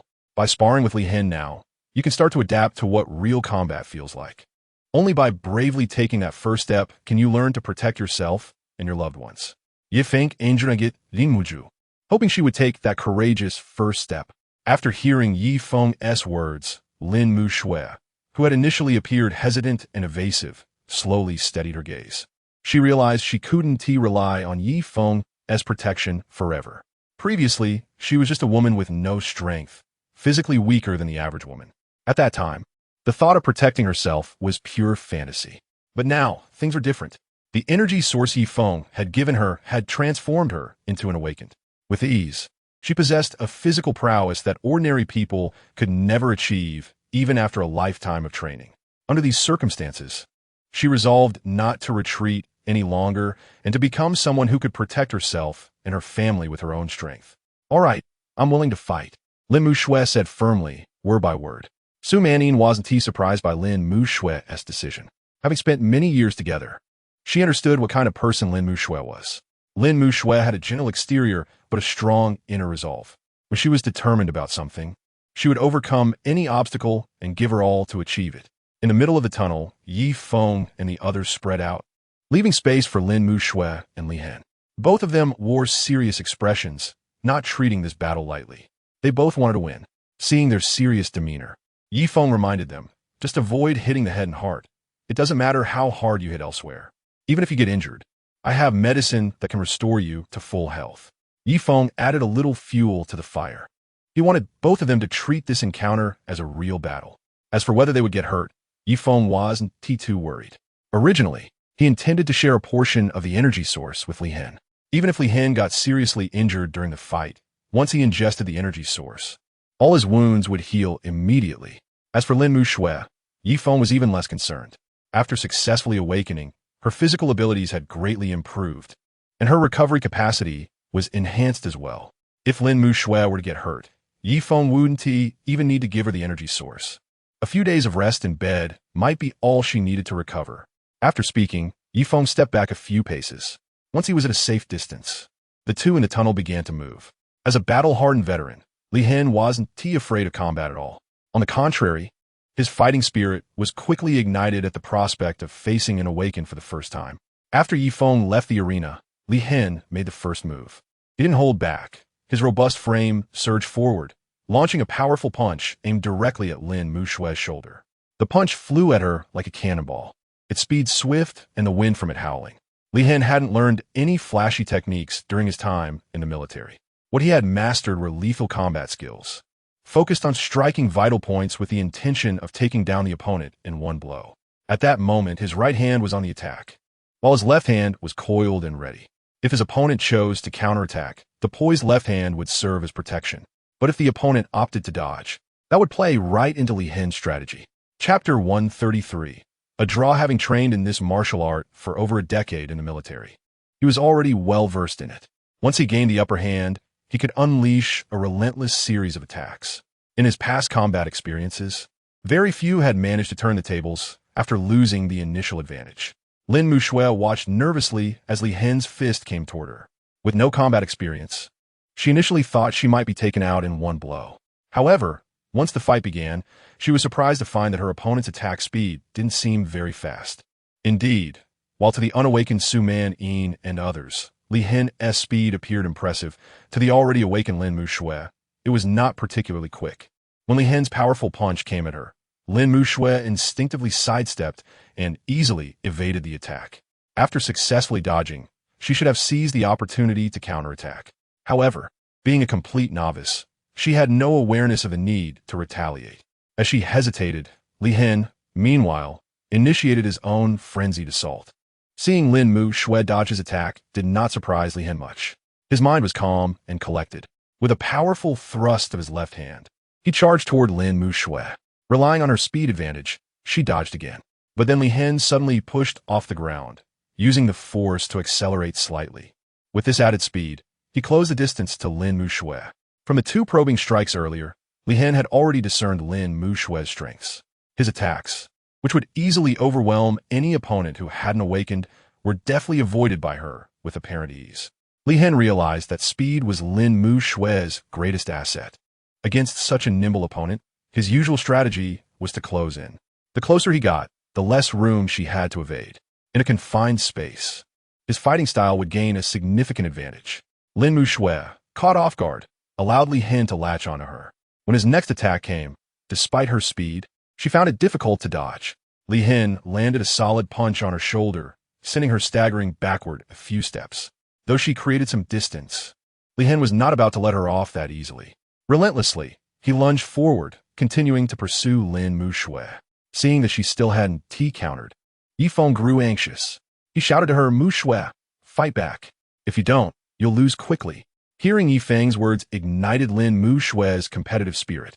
As she observed the approaching Li Hen, she bore through the sharp pain in her shoulder and lifted her somewhat delicate hand, throwing a punch toward him. Li Hen did not retreat. Facing her strike, he met it head-on with his own fist. Bang! Two fists collided with each other. However, to the surprise of the onlookers, Lin Mushui, whose fists seemed to be a size smaller, actually held her ground without losing any momentum. After their fists clashed, both fighters instinctively took a few steps back. Lin Mushui felt a slight ache in her fist, but it was nothing serious. In contrast, Li Hen was noticeably injured after the collision. Before their fists met, Li Hen had no doubt that he would win against Lin Mushui. But in that split second of impact, it felt as if his fist wasn't striking against a person, but rather against a piece of tough tree bark. It wasn't as soft as flesh, nor as hard as steel. It was like a sturdy bark that combined hardness with a hint of softness. This was one of the benefits of awakening. Due to energy transformation, the human body undergoes significant changes. Bones become extremely hard, and flesh becomes resilient, greatly enhancing one's defensive capabilities. "Mushui attack!" shouted Su Manning from the sidelines. Noticing that Li Hen was standing still, Lin Mushui suddenly realized that this wasn't just a game. It was a serious battle. Gathering her courage, she decided to take the initiative and charge forward for the first time. Despite the pain in his right hand, Li Hen braced himself to counter her attack as Lin Mushui came charging at him. However, Lin Mushui had no fighting experience, and, upon reaching Li Hen, she was at a loss for how to strike. She threw a wild punch at him. Although it looked almost comical, Lin Mushui's physical abilities were impressive, making her punch surprisingly swift. Li Hen couldn't afford to underestimate it, and skillfully dodged. After successfully evading, Li Hen began to counterattack. While he was not skilled in hitting Lin Mushui, she was far more adept at evasion. Utilizing her dance training, Lin Mushui gracefully dodged Li Hen's strikes. Every punch he threw at her turned out to be futile, barely grazing her. Lin Mushui quickly learned not to allow Li Hen to close the distance again, focusing solely on maintaining space and evading rather than seeking to counterattack. Li Hen poured all his strength into each of his attacks. The intensity of his punches quickly drained his stamina. In a battle, his strategy was usually to aim for a quick knockout. But facing Lin Mushui, it became clear that she lacked any offensive capability, yet her evasion skills were top-notch. Despite his relentless assaults, he couldn't land a single hit. After a few minutes, realizing he was merely exhausting himself, Li Hen finally stopped. Bending over and panting, he admitted, "All right, I give up. I can't hit you at all." His opponent, Lin Mushui, was only slightly sweaty at this point and was far from exhausting her stamina. After watching the entire battle, Feng honestly felt it had a somewhat anticlimactic quality. However, this fight clearly demonstrated the significant gap between those who have awakened and those who have not. Lin Mushui, who had already awakened, was previously just a fragile girl. But once she awakened, she gained the ability to contend with seasoned soldiers who have been honing their skills for over a decade. If it weren't for Lin Mushui's complete lack of combat experience, she would undoubtedly have emerged victorious in this battle. On the other hand, Li Hen, who possessed a strong physical constitution and extensive combat experience, found himself unable to match Lin Mushui, not only in speed, but also in the strength he had previously prided himself on. Chapter 134. The Gift from That Punch. Feng could tell that Li Hen was the one who was more seriously injured. During Li Hen's subsequent frenzied attacks, It was evident that his injured hand was throwing punches noticeably slower. It's worth noting that his injured hand was his dominant right hand. The fact that he was slower with his dominant hand than with his non-dominant hand clearly indicated that his right hand was quite badly hurt. Feng, being someone who had also awakened, understood the significant changes that occur in a person's body after awakening. Therefore, he felt a bit dissatisfied that Lin Muxue was only able to achieve a draw with Li Hen this time. However, he also knew that progress takes time. One cannot expect to become a heavyweight overnight. At this moment, Lin Muxue having the courage to step up and trade blows with Li Hen was already commendable. There would be plenty of time in the future for her to grow. Alright, since Li Hen isn't going to continue fighting, let's call this battle a draw, Feng announced. However, Li Hen did not agree with Feng's conclusion. He got to his feet, wiped the sweat off his face, and said, "No need to spare my feelings. If we had continued fighting, I would definitely have lost due to exhaustion, and no matter what, I wouldn't have been able to land a hit on Miss Lin. Therefore, I lost this battle." Li Hen was quite frank. Losing is losing, winning is winning. There is no need to insist on a draw just for the sake of face. In his view, after losing, he would just train harder and win next time. This mindset was what allowed him to rise from being a mere soldier to a fighter pilot. Feng looked at Li Hen with admiration. The fact that Li Hen could say such things showed that he was a very upright person. Providing energy sources to someone like him would never be a mistake.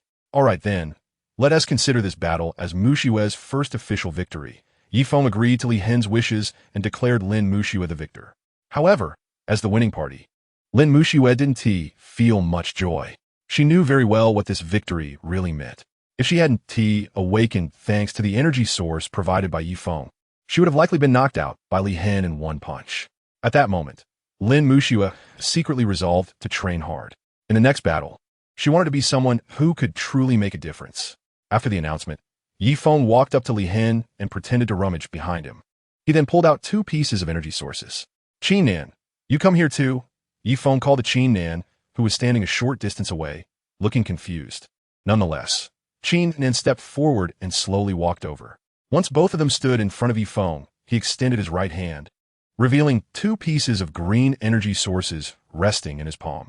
These 2 energy sources were obtained when I took down that mutated locust tree. You've seen Muxue's awakening.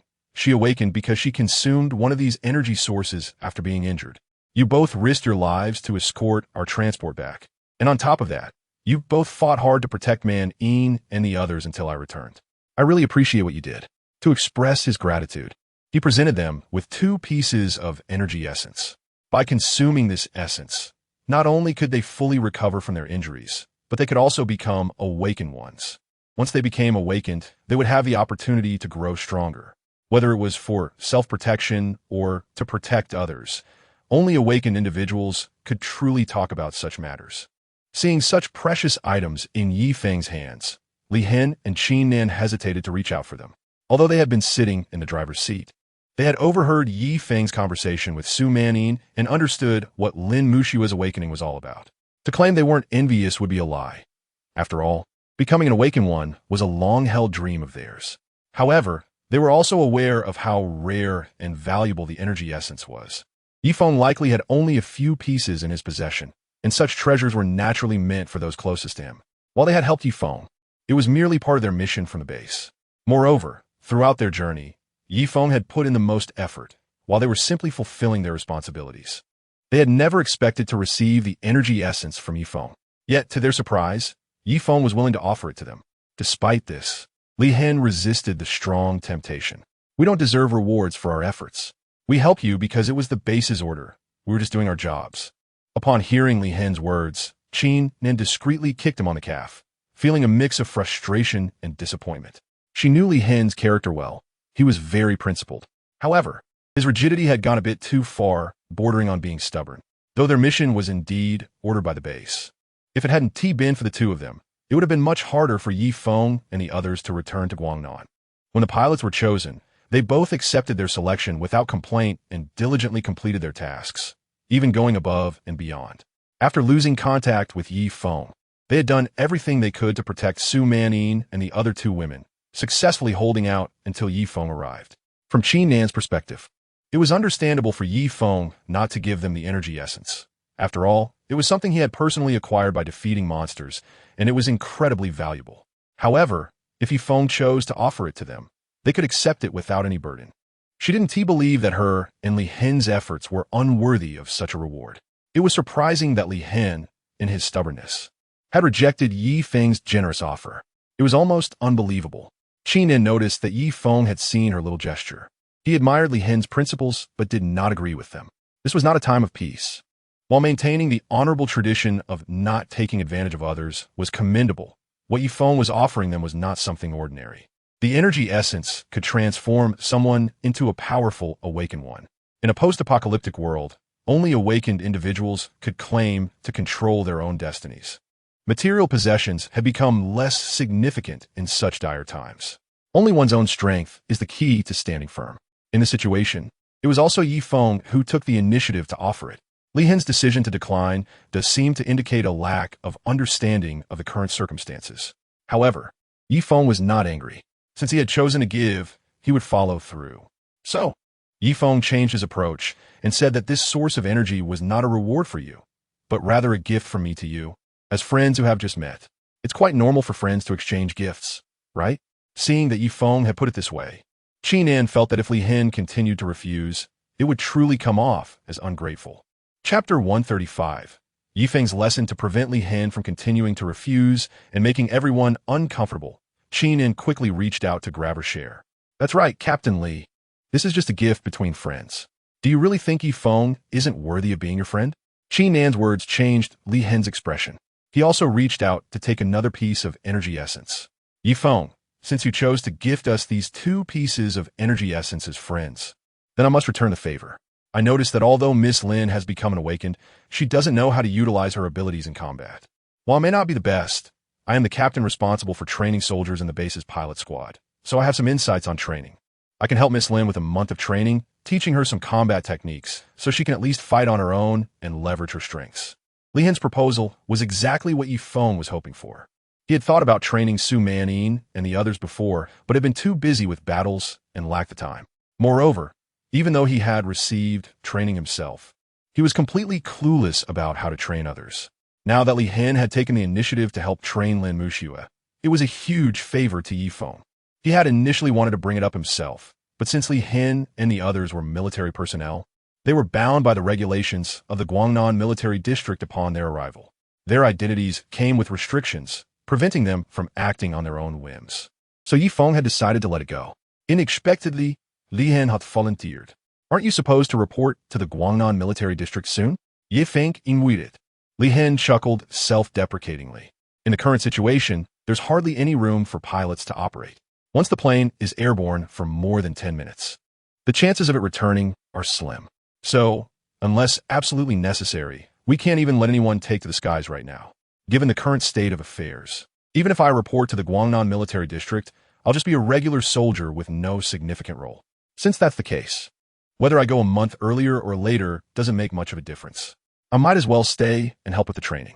After all, I am a woman, which might make it a bit easier to train Miss Lin. Qin Nin also offered to stay and help with the training. Yi Feng was more than happy to accept this. Combat training is quite different from teaching. It requires frequent close-quarters combat practice. At this moment, Qin Nin was more suitable for the task compared to Li Hen. Yi Feng smiled at both of them and said, the ones you need to train aren't just Muxue.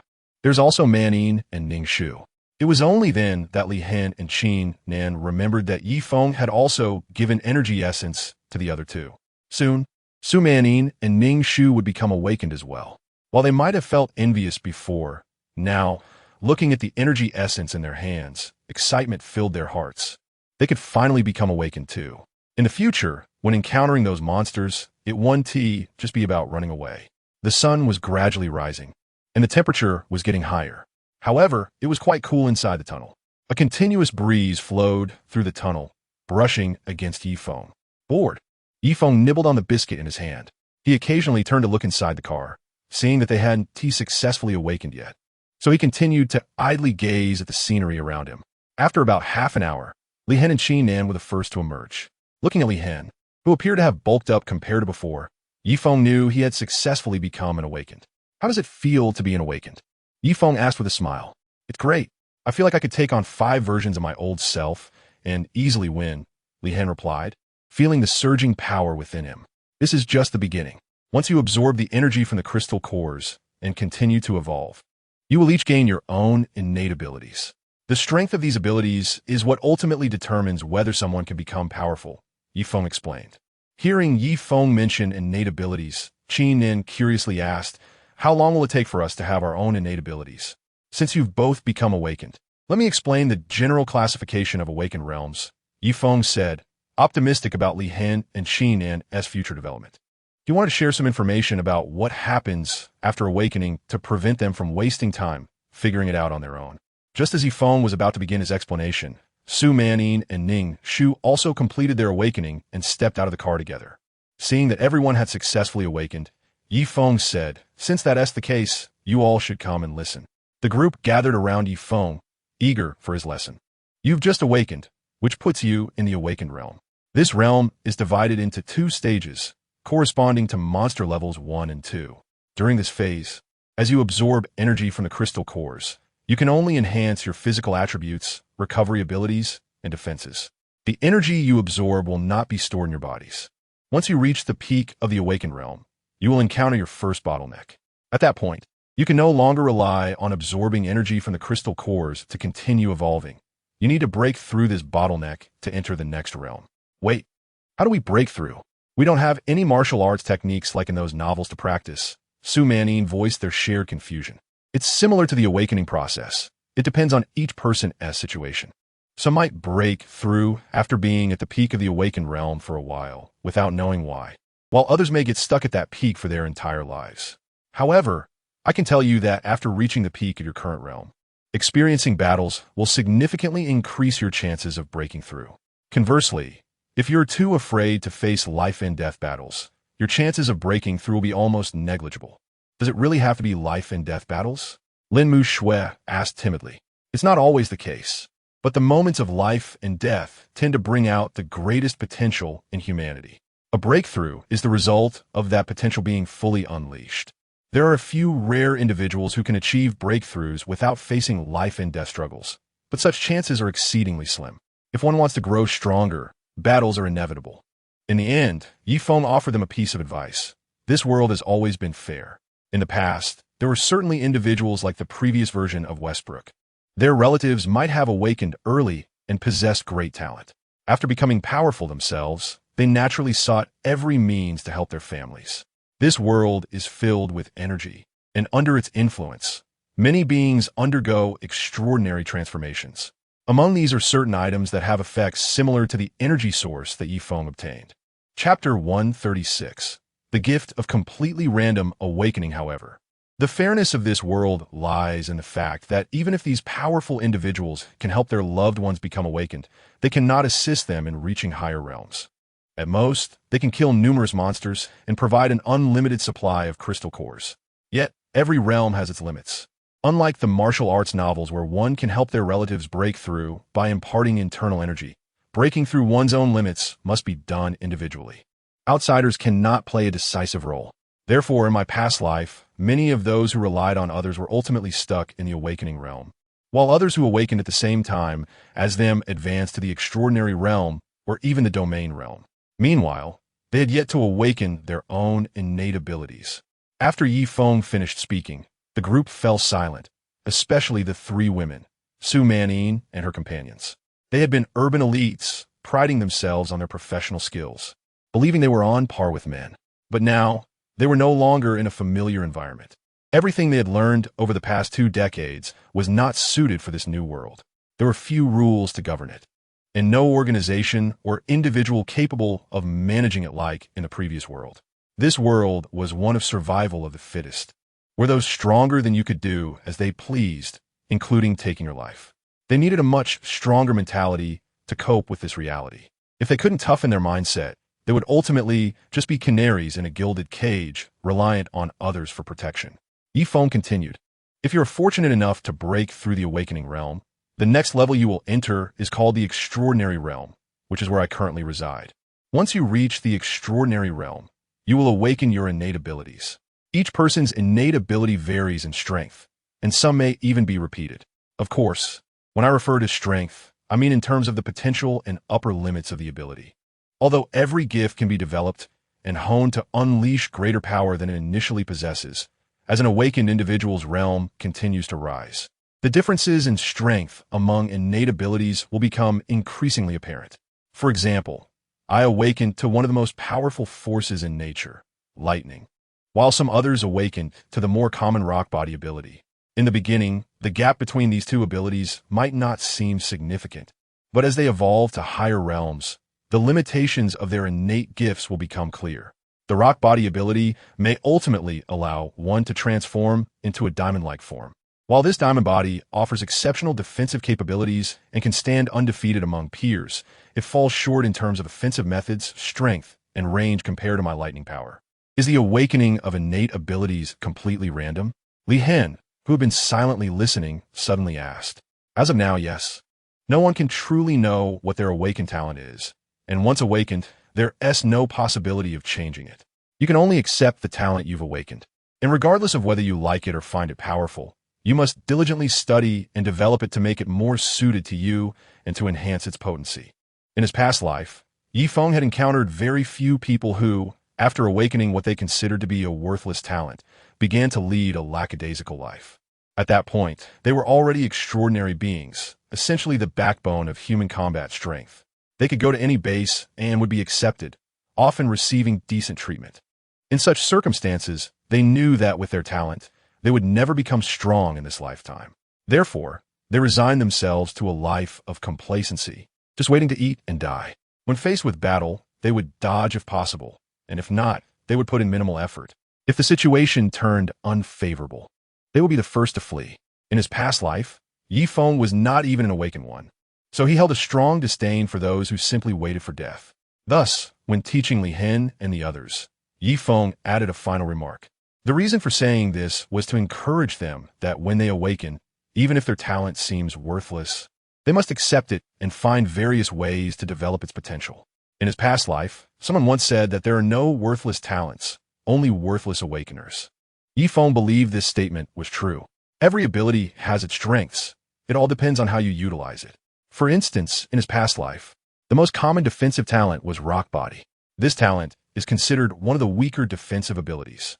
Its initial defensive power is low, and it even reduces the user's speed when activated. In summary, this talent is purely about taking hits. Many people who awakened this talent lost all determination to grow stronger and began to slack off. However, there are always some who rise to the challenge and bravely fight against their fate. One such individual, ranked in the top 100 of the combat power list, had the talent of rock body. Despite his talent being inferior to others, he did not give up. He worked hard to develop his talent, and through hundreds of battles, sought a combat style that suited him. Eventually, he broke through to the extraordinary realm and became a domain-level powerhouse. After advancing to the domain level, his talent underwent a tremendous transformation. It was these changes that allowed him to become one of the top fighters on the combat power list. After answering Li Hen's question, Feng continued his lecture. The extraordinary realm is also divided into two stages, corresponding to the third and fourth levels of monsters. Speaking of which, let me remind you that when monsters reach the third level, they too awaken their talents. The mutated locust tree you encountered in Fengmen Town, which was at the third level, had awakened a control talent, allowing it to emit mist from its branches and leaves to control you. The advancement in the extraordinary realm is similar to the awakening realm, but is significantly more challenging, so you need to be mentally prepared. What comes next?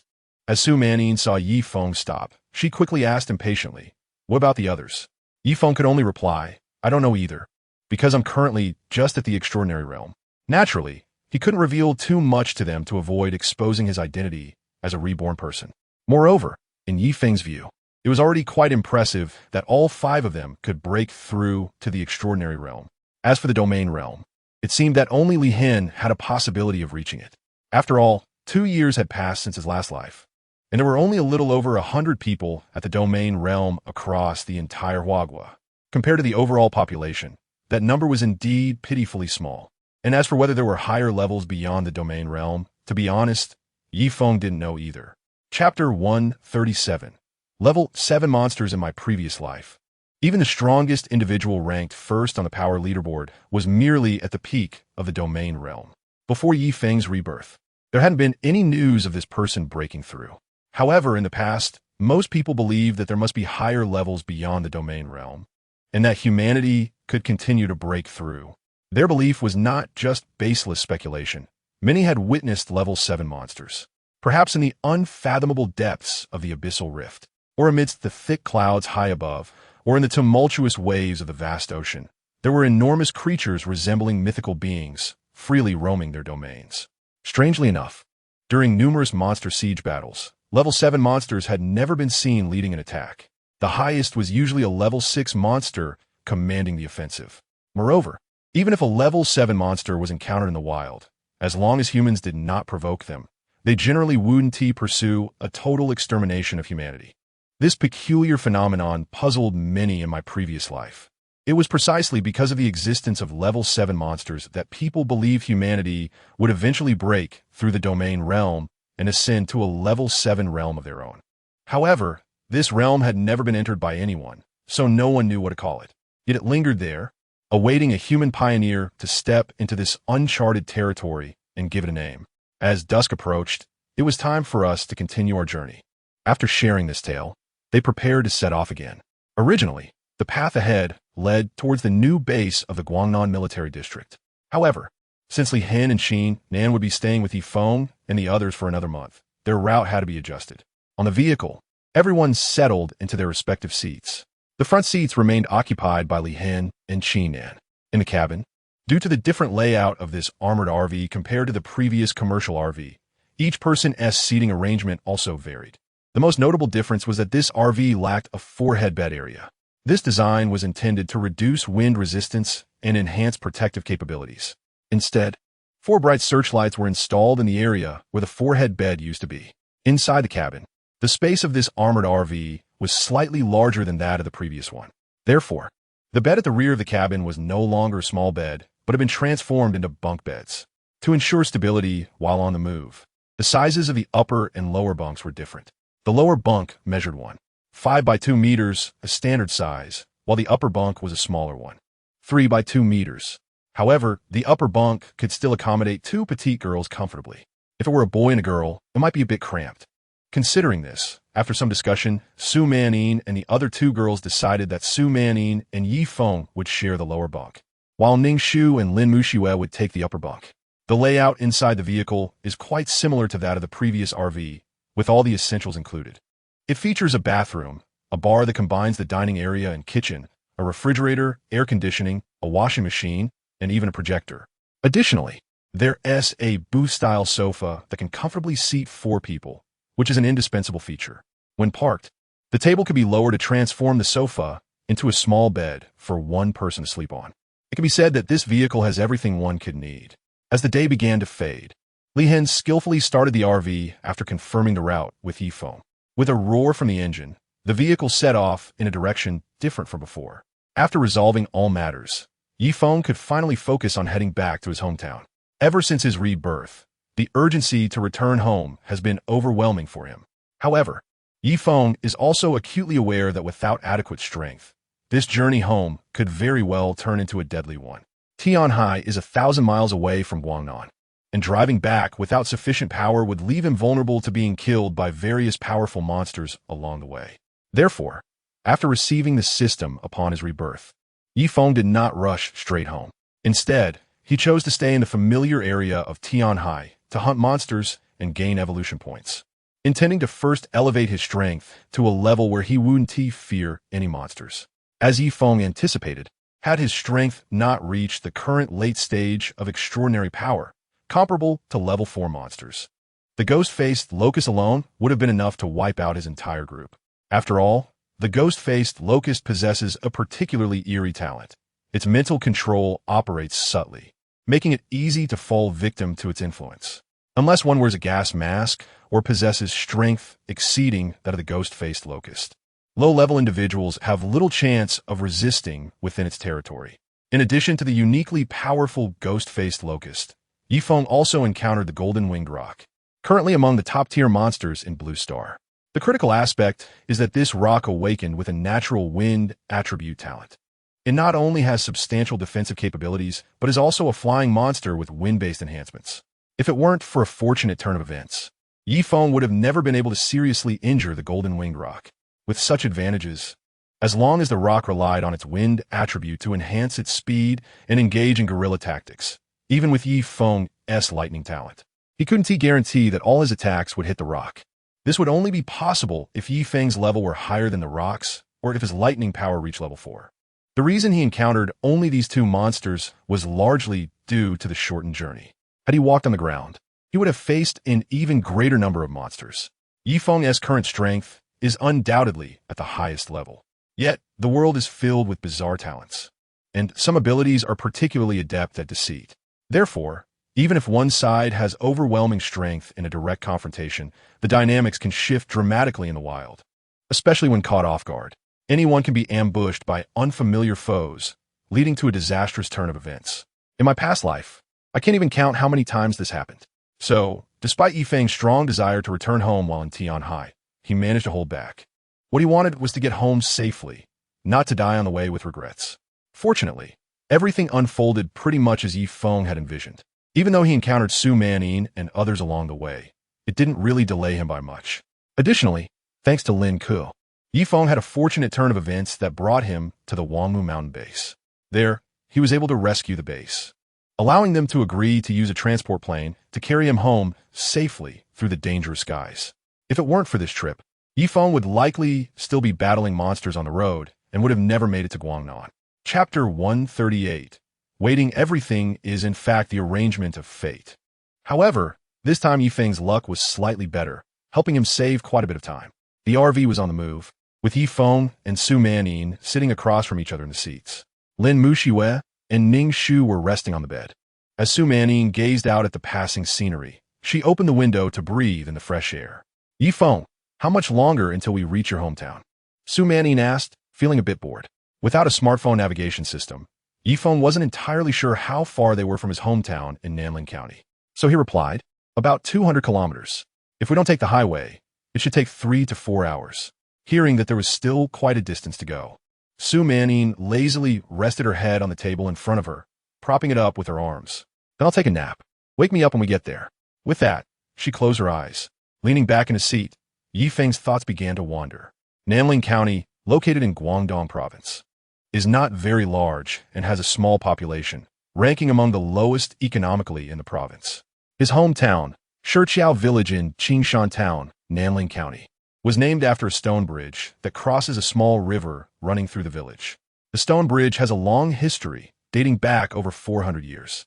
When the first generation of villagers arrived in Shiqiao Village, they worked together to build this convenient bridge for travel. Because it was constructed through the collective effort and hard work of the villagers, they unanimously agreed to name the village Shiqiao Village. After over 400 years of enduring the elements, the stone bridge has become overgrown with weeds, and the stone slabs have begun to loosen. Villagers no longer dared to use this bridge, revered for its historical significance, and instead built a more modern and sturdy reinforced concrete bridge nearby.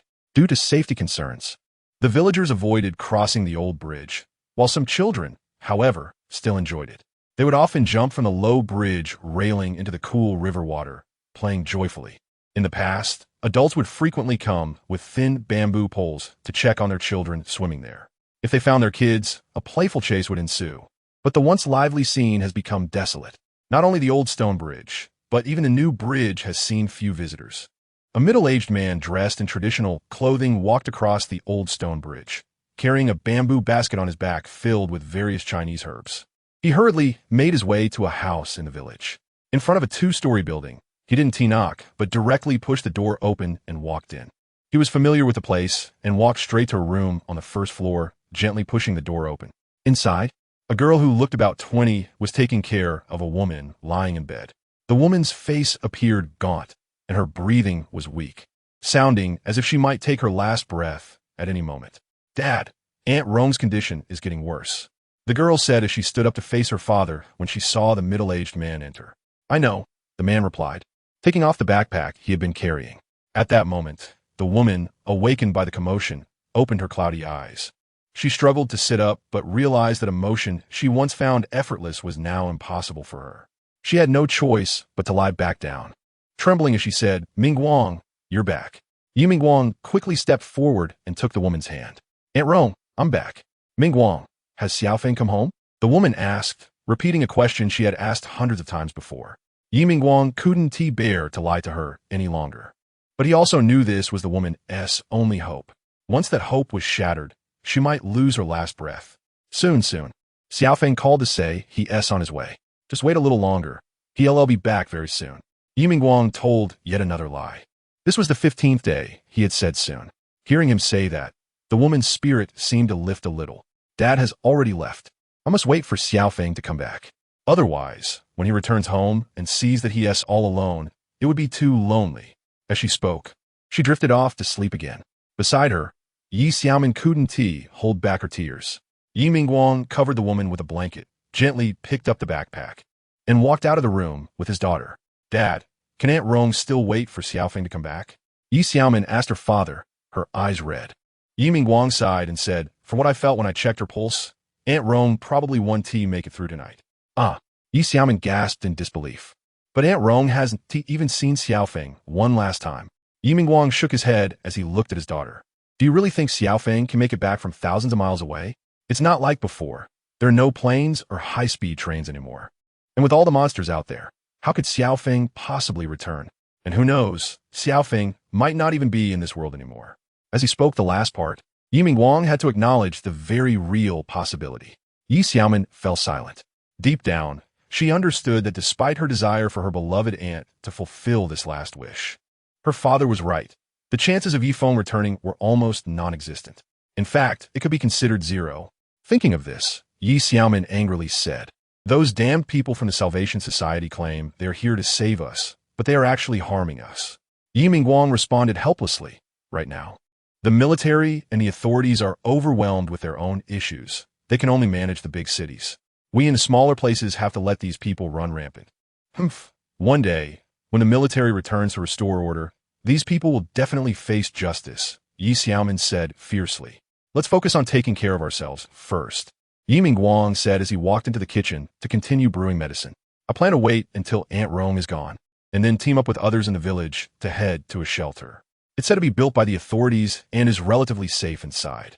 He hoped to extend Sister Rong's life a bit longer. After all, even though the chances of Yi Feng returning were 1 in a million, what if that 1 in a million actually happened?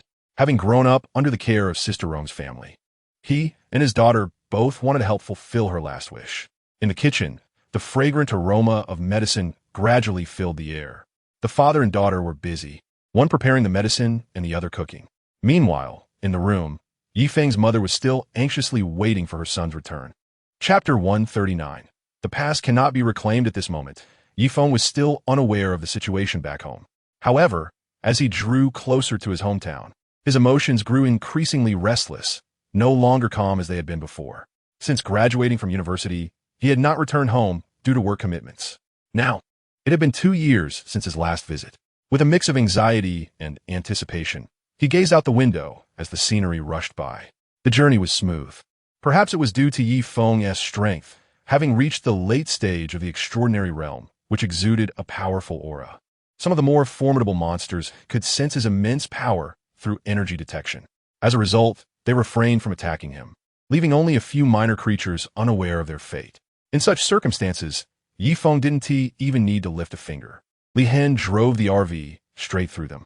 They say that the closer one gets to home, the more timid one becomes, hesitant to inquire about others. Yi Feng was indeed feeling that timidity, yet there was no one to ask. After nearly 3 hours of driving, the scenery finally became familiar to him. "Do you want to exit the highway, Yi Feng?" Li Hen asked, eyeing the sign for Nanling County. "No need, just keep going straight.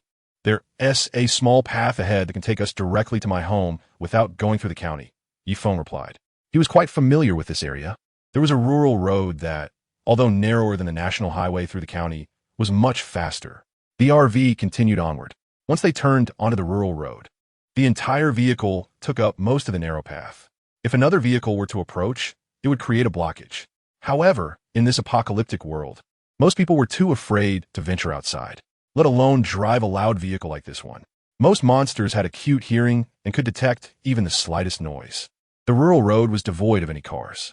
As they drove past the farmlands, Yifeng noticed that the fields, which used to be bustling with people tending to their crops, were now completely deserted. The rice plants were still growing. They had just been planted in May, and were now low, green seedlings. They wouldn't mature until October, and now it was only August. Once these rice plants matured, the local people would not lack for food. Waking up to see the endless fields of rice outside makes me feel somewhat comforted, Su Manning said. Yifeng shook his head slightly. You're thinking too simply. When there is no order, these rice fields will ultimately be seized by the strongest local force. Those who comply will receive food for survival, while those that don't will find that the food is held in warehouses and not shared. Su Manning questioned this. Is it really possible that people could be that cruel? Yifeng simulkit sarjastijad. They could be even worse. By the time the RV wound its way into Shichiao village, it was already 2 in the afternoon. As Yifeng approached the familiar entrance of the village, his heart began to race. He feared that upon his return, he would be met with dire circumstances. Though he understood that the likelihood of ordinary people perishing in the apocalypse was high, he had prepared himself mentally and still held out hope for a miracle. At the same time, as the roar of the RV echoed through the village, all the villagers hurriedly shut their doors and windows, trying to make their homes appear abandoned and dilapidated. When the RV drove into the village, Yifeng observed the once bustling Shichiao village now so desolate, causing his anxiety to spike. He hoped that the area had not suffered a large-scale monster attack. Silently, he prayed in his heart. Li Hen, under Yifeng's direction, parked the vehicle in front of their home. Looking at his house, Yifeng was filled with mixed emotions. Everything seemed just as he had left it.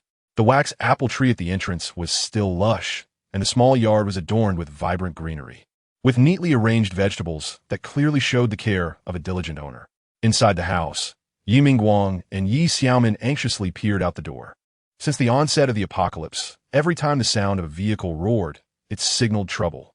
The first time Yifeng had come home, his father had been killed during a conflict with the Salvation Society, and his mother was severely injured while trying to intervene.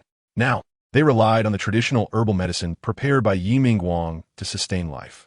Each time the Salvation Society's vehicles arrived, it was either to recruit young men from the village or to seize the villagers' food supplies. Their actions were truly despicable. Yi Mingguang and his daughter had tightly shut the doors and windows, but such measures might not be enough to keep them at bay. Villagers who had joined the Salvation Society reported that there were individuals capable of punching through steel plates, superhuman figures. In the face of such strength, they felt utterly powerless to resist. Yifeng walked through the yard and approached the closed door. He raised his hand and gently knocked. Dad, Mom, are you there? It's me, Xiaofeng. After a few seconds, there was no response, and his heart sank to the depths of despair. Just then, a voice came from inside. Xiaofeng, is that you? Yifeng's keen hearing immediately recognized the voice of his uncle, Yi Mingguang. Uncle, it's me. Upon hearing the confirmation from outside, Yi Mingguang hurriedly opened the door with excitement. Seeing Yifeng standing there, he couldn't help but feel his eyes welling up with tears. Rong Jia had waited so long, finally bringing her child back. Though this might be their last meeting, at least she could fulfill her final wish before her time came. Yi Mingguang didn't engage in small talk with Yifeng, whom he hadn't seen in ages, but quickly pulled him toward his mother's room. Yifeng had intended to ask about his parents' whereabouts, but before he could utter a word, Yi Mingguang had already dragged him along, leaving him no chance to speak. As they entered his mother's room, a strong medicinal smell hit him. After entering the room, with the afternoon sunlight streaming in through the window, Yifeng immediately spotted his mother lying on the bed. Seeing her already gaunt face, Yifeng's voice trembled as he asked, Uncle, what happened to my mom? Your mother had an accident and suffered serious injuries. I've been using herbal medicine to keep her alive these past few days. If it weren't for her constant longing to see you one last time, even with the medicine, she probably wouldn't have lasted this long. However, her condition is now critical. I don't think she'll make it through tonight, Yi Mingguang replied, letting out a sigh. In an instant, a once happy home was left with only Yifeng. In the past, this house was filled with laughter and joy. Yifeng's mother was very hospitable, often preparing a large spread of dishes to invite relatives from the village to share a meal. The adults would drink and chat while the children played around. Those days were still vivid in his memory, but they would never return again. Chapter 140. The Savior Society. Mom, I'm back. Yifeng knelt by the bed. gently shaking his mother's hand. Looking at his once spirited mother, now frail and emaciated, tears streamed down Yi Feng's face uncontrollably. How did it come to this? Yi Feng wanted to ask, but didn't know who to turn to. If it were possible, he would gladly trade all his current abilities just to restore the world to how it used to be. Back then, although he had achieved nothing, at least he had a home and parents waiting for him. Ye's mother opened her eyes. When she turned her head and saw her son, whom she had longed for day and night, by her bedside, she smiled weakly and said, "Xiao Feng, you're back." "Yes, Mom, I'm back. Why didn't you come out to greet me?" Yi Feng's voice trembled with emotion. "I'm sorry. My body can't handle it anymore. I can't come out to meet you again," Ye's mother replied, extending her hand from under the covers to gently stroke Yi Feng's head. "Xiao Feng, don't be sad. Just being able to wait for you to come back is enough for me. Your father didn't have that fortune. He left us first. When I lie here in bed, I often fear that I might leave too, and you would come home and not find us. So, I wanted to wait for you to return, to at least see you one last time, so I can leave in peace." Yi Feng was already in tears, overwhelmed with regret. Perhaps he should never have stayed in Tianhai, listening to his parents' advice to find a job in Guangnan. If he had done that, at least when the apocalypse came, he could have rushed home immediately. Maybe he shouldn't have chosen to stay in Tianhai to gain strength. After gaining the system after his rebirth, he should have fought his way back. The journey would have been dangerous, but perhaps he could have made it back in time. Unfortunately, there's no such thing as a pill for regret in this world. All one can do is wallow in endless remorse once the outcome is determined.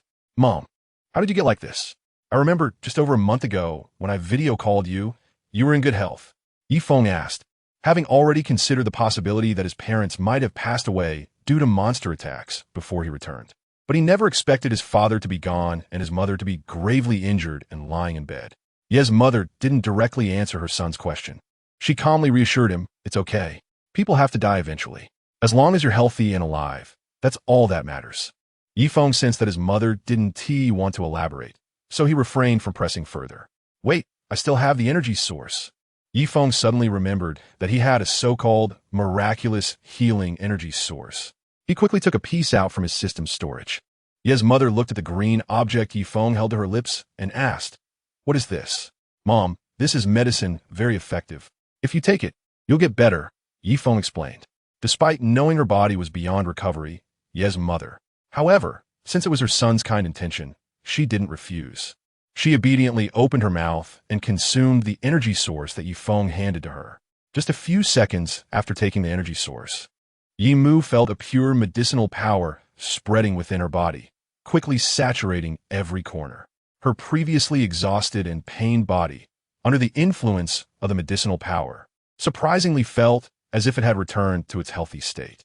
Yi Mu felt incredibly light, as if she had come back to life. As the medicinal power continued to spread, her body fell into a deep sleep state that was more conducive to absorbing the medicine. Seeing his mother fall into a deep slumber, Yi Feng wiped away his tears and stood up. Outside the door, others were waiting for Yi Feng to come out. When Su Manning saw Yi Feng emerge, she was a bit shocked. This was the first time she had seen him show such a vulnerable side. He appeared very dejected and downcast, with red eyes and clear tear stains at the corners. Instead of walking towards Su Manning, Yi Feng directly approached his uncle, Yi Mingguang. "Uncle, what on earth happened to my mom?" Although Yi Feng was reluctant to pry into his mother's situation, he needed to know the answer to this question. If it was the work of a monster, he would search every corner of Nanling County to hunt it down and kill it. And if it was the doing of survivors, no matter who it was, Yi Feng would not let them go. As Yi Feng asked this question, Yi Mingguang realized that Yi Mu had not told her son the truth. He understood her reasoning. After all, the members of the Salvation Society were not to be trifled with. They had numbers and firepower. For ordinary folks like them, they were a force to be reckoned with. However, seeing the hatred in Yi Feng's eyes, he felt he could no longer keep it secret. Regardless of whether Yi Feng would seek revenge against the Salvation Society after learning the truth, that was his own choice. Yi Mingguang did not want to make that decision for him. Not long after the apocalypse began, when no military rescue had arrived after more than half a month, an organization called the Salvation Society emerged around Guangnan City. This group was said to have been established within Guangnan City and rapidly expanded. About 20 days into the apocalypse, their influence reached Nanling County. With their advantage in numbers and firepower, They took control of Nanling County and sent people to towns and villages to recruit and requisition food. Your father is the village chief, right? When he saw these people recruiting and requisitioning food in the name of the Salvation Society, he immediately led the villagers to stop them. Unexpectedly, they showed no hesitation and opened fire, killing your father and a few others who stood in front. When your mother stepped forward, they brutally kicked her several times, leaving her seriously injured and on the verge of death. Luckily, I had just taken a leave from the traditional Chinese medicine hospital and was able to brew a life-saving medicine for her right away, which saved her life. As Yi Feng listened to Yi Mingguang's account, the anger in his eyes was almost overwhelming. He never expected that the reason for his father's death and his mother's severe injuries was this. With his eyes reddened with rage, Yi Feng glared at Yi Guangming and asked each word deliberately, "Where is this Salvation Society?" Hearing that Yi Feng might seek trouble with the Salvation Society, Yi Xiaomin quickly interjected, "Brother Feng, the Salvation Society is basically armed to the teeth. It's not just us ordinary people who might not stand a chance. Even the military might struggle against them. Let's just forget about it." Having grown up with Aunt Rong's care, Yi Xiaomin really didn't want Yi Feng to get into trouble. Yi Feng shook his head coldly and replied, "This isn't a matter of letting it go. No one associated with the Salvation Society gets to live. Everyone who has joined must die. I won't rest until they're all gone." Chapter 141. The outcome cannot be changed as Yi Feng's woman. Su Manning understood his character very well. Although Yi Feng usually appeared easygoing and casual, once he set his mind on something, he would see it through to the end. This included his recent declaration to kill everyone in the Savior Society. Su Manning had no doubt about the truth of his words. In her eyes, the members of the Savior Society were about to face relentless pursuit from a late-stage, transcendent expert. Yi Feng would not rest until he had completely annihilated the organization. "Let's put revenge aside for now. You should spend some time with your mom. She might not make it through tonight," Yi Mingguang said with a hint of sadness. "It's okay. I already gave Mom her medication. She should feel better soon," Yi Feng replied. After administering the energy source to his mother, he was no longer overly worried about her illness. After all, the system had rated this medication as virtually capable of curing any ailment in ordinary people. Seeing Yi Feng's confidence, Yi Mingguang did not dare to be careless. He hurried into Yi Mu's room to take her pulse. A few minutes later, he came back out. "How is it, Dad? Is Aunt Rong's condition improving?" Yi Xiaomin asked eagerly. Yi Mingguang shook his head and said, "There is some improvement, but we weren't able to completely cure Aunt Rong's illness." "What?" Yi Feng found it hard to believe Yi Mingguang's response. Given how effective the energy source was rated by the system, it shouldn't have been unable to cure his mother. "Yi Mingguang aplanet, Xiao Feng. I don't know where you got this medicine, but I have to say, its efficacy is indeed remarkable. It has been able to forcibly stabilize your mother's critically ill condition. However, you came back too late. If you had given her the medication right after she was injured, it might have cured her completely. But after more than 10 days of injury and illness, her body has suffered significant damage, and her organs are now in a state of severe depletion. This medicine can only prolong her life. It cannot heal her." "How is that possible?" Yi Feng still refused to accept the judgment from Yi Mingguang. He spoke in a fluster. "Uncle, I have several more doses of this medicine. We can give them all to Mom. She will definitely get better." Yi Mingguang shook his head slightly, his tone somber. "Xiao Feng, Aunt Rong is beyond saving now. The dosage you've already given her is the maximum her body can handle. If you give her any more, her body won't be able to withstand the stimulation from the medicine, and it could lead to a sudden death. So, you should take this time to be with your mother. She has worked hard for this family all her life and has suffered enough. It's fortunate that she can have you by her side in her final moments." Yi Mingguang understood Yi Feng's feelings. But the reality was that Aunt Rong was indeed in a state that could not be salvaged. Some medicines can save a life with a single dose, but taking them twice can be fatal. Yi Feng hung his head low, unable to accept the reality of the situation. After a long pause, he looked up and asked Yi Mingguang, "Uncle, how much time does my mom have left?" "About a month, give or take," he replied. "Okay, I understand." The sun set, as usual, painting the sky with vibrant hues. Outside the window, the evening glow filled the room, casting a warm golden light, just like always. When Yimu woke up, she saw her son, whom she had been longing for day and night, sitting quietly on a stool by the bed, gazing out at the sunset. "Xiao Feng, what are you looking at?" she asked. Thanks to the energy source she had consumed, Yi Mu's condition had improved significantly. She was almost back to her normal self. Hearing his mother's question, Yi Feng sighed and replied, "When I was a kid, after school, I would play with my classmates until sunset.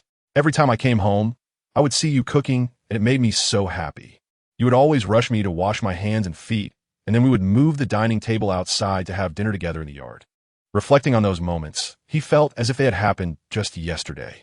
Yi Mu took her son's hand and gently patted it. "What made you think of the past today?" "It just came to me suddenly," he said.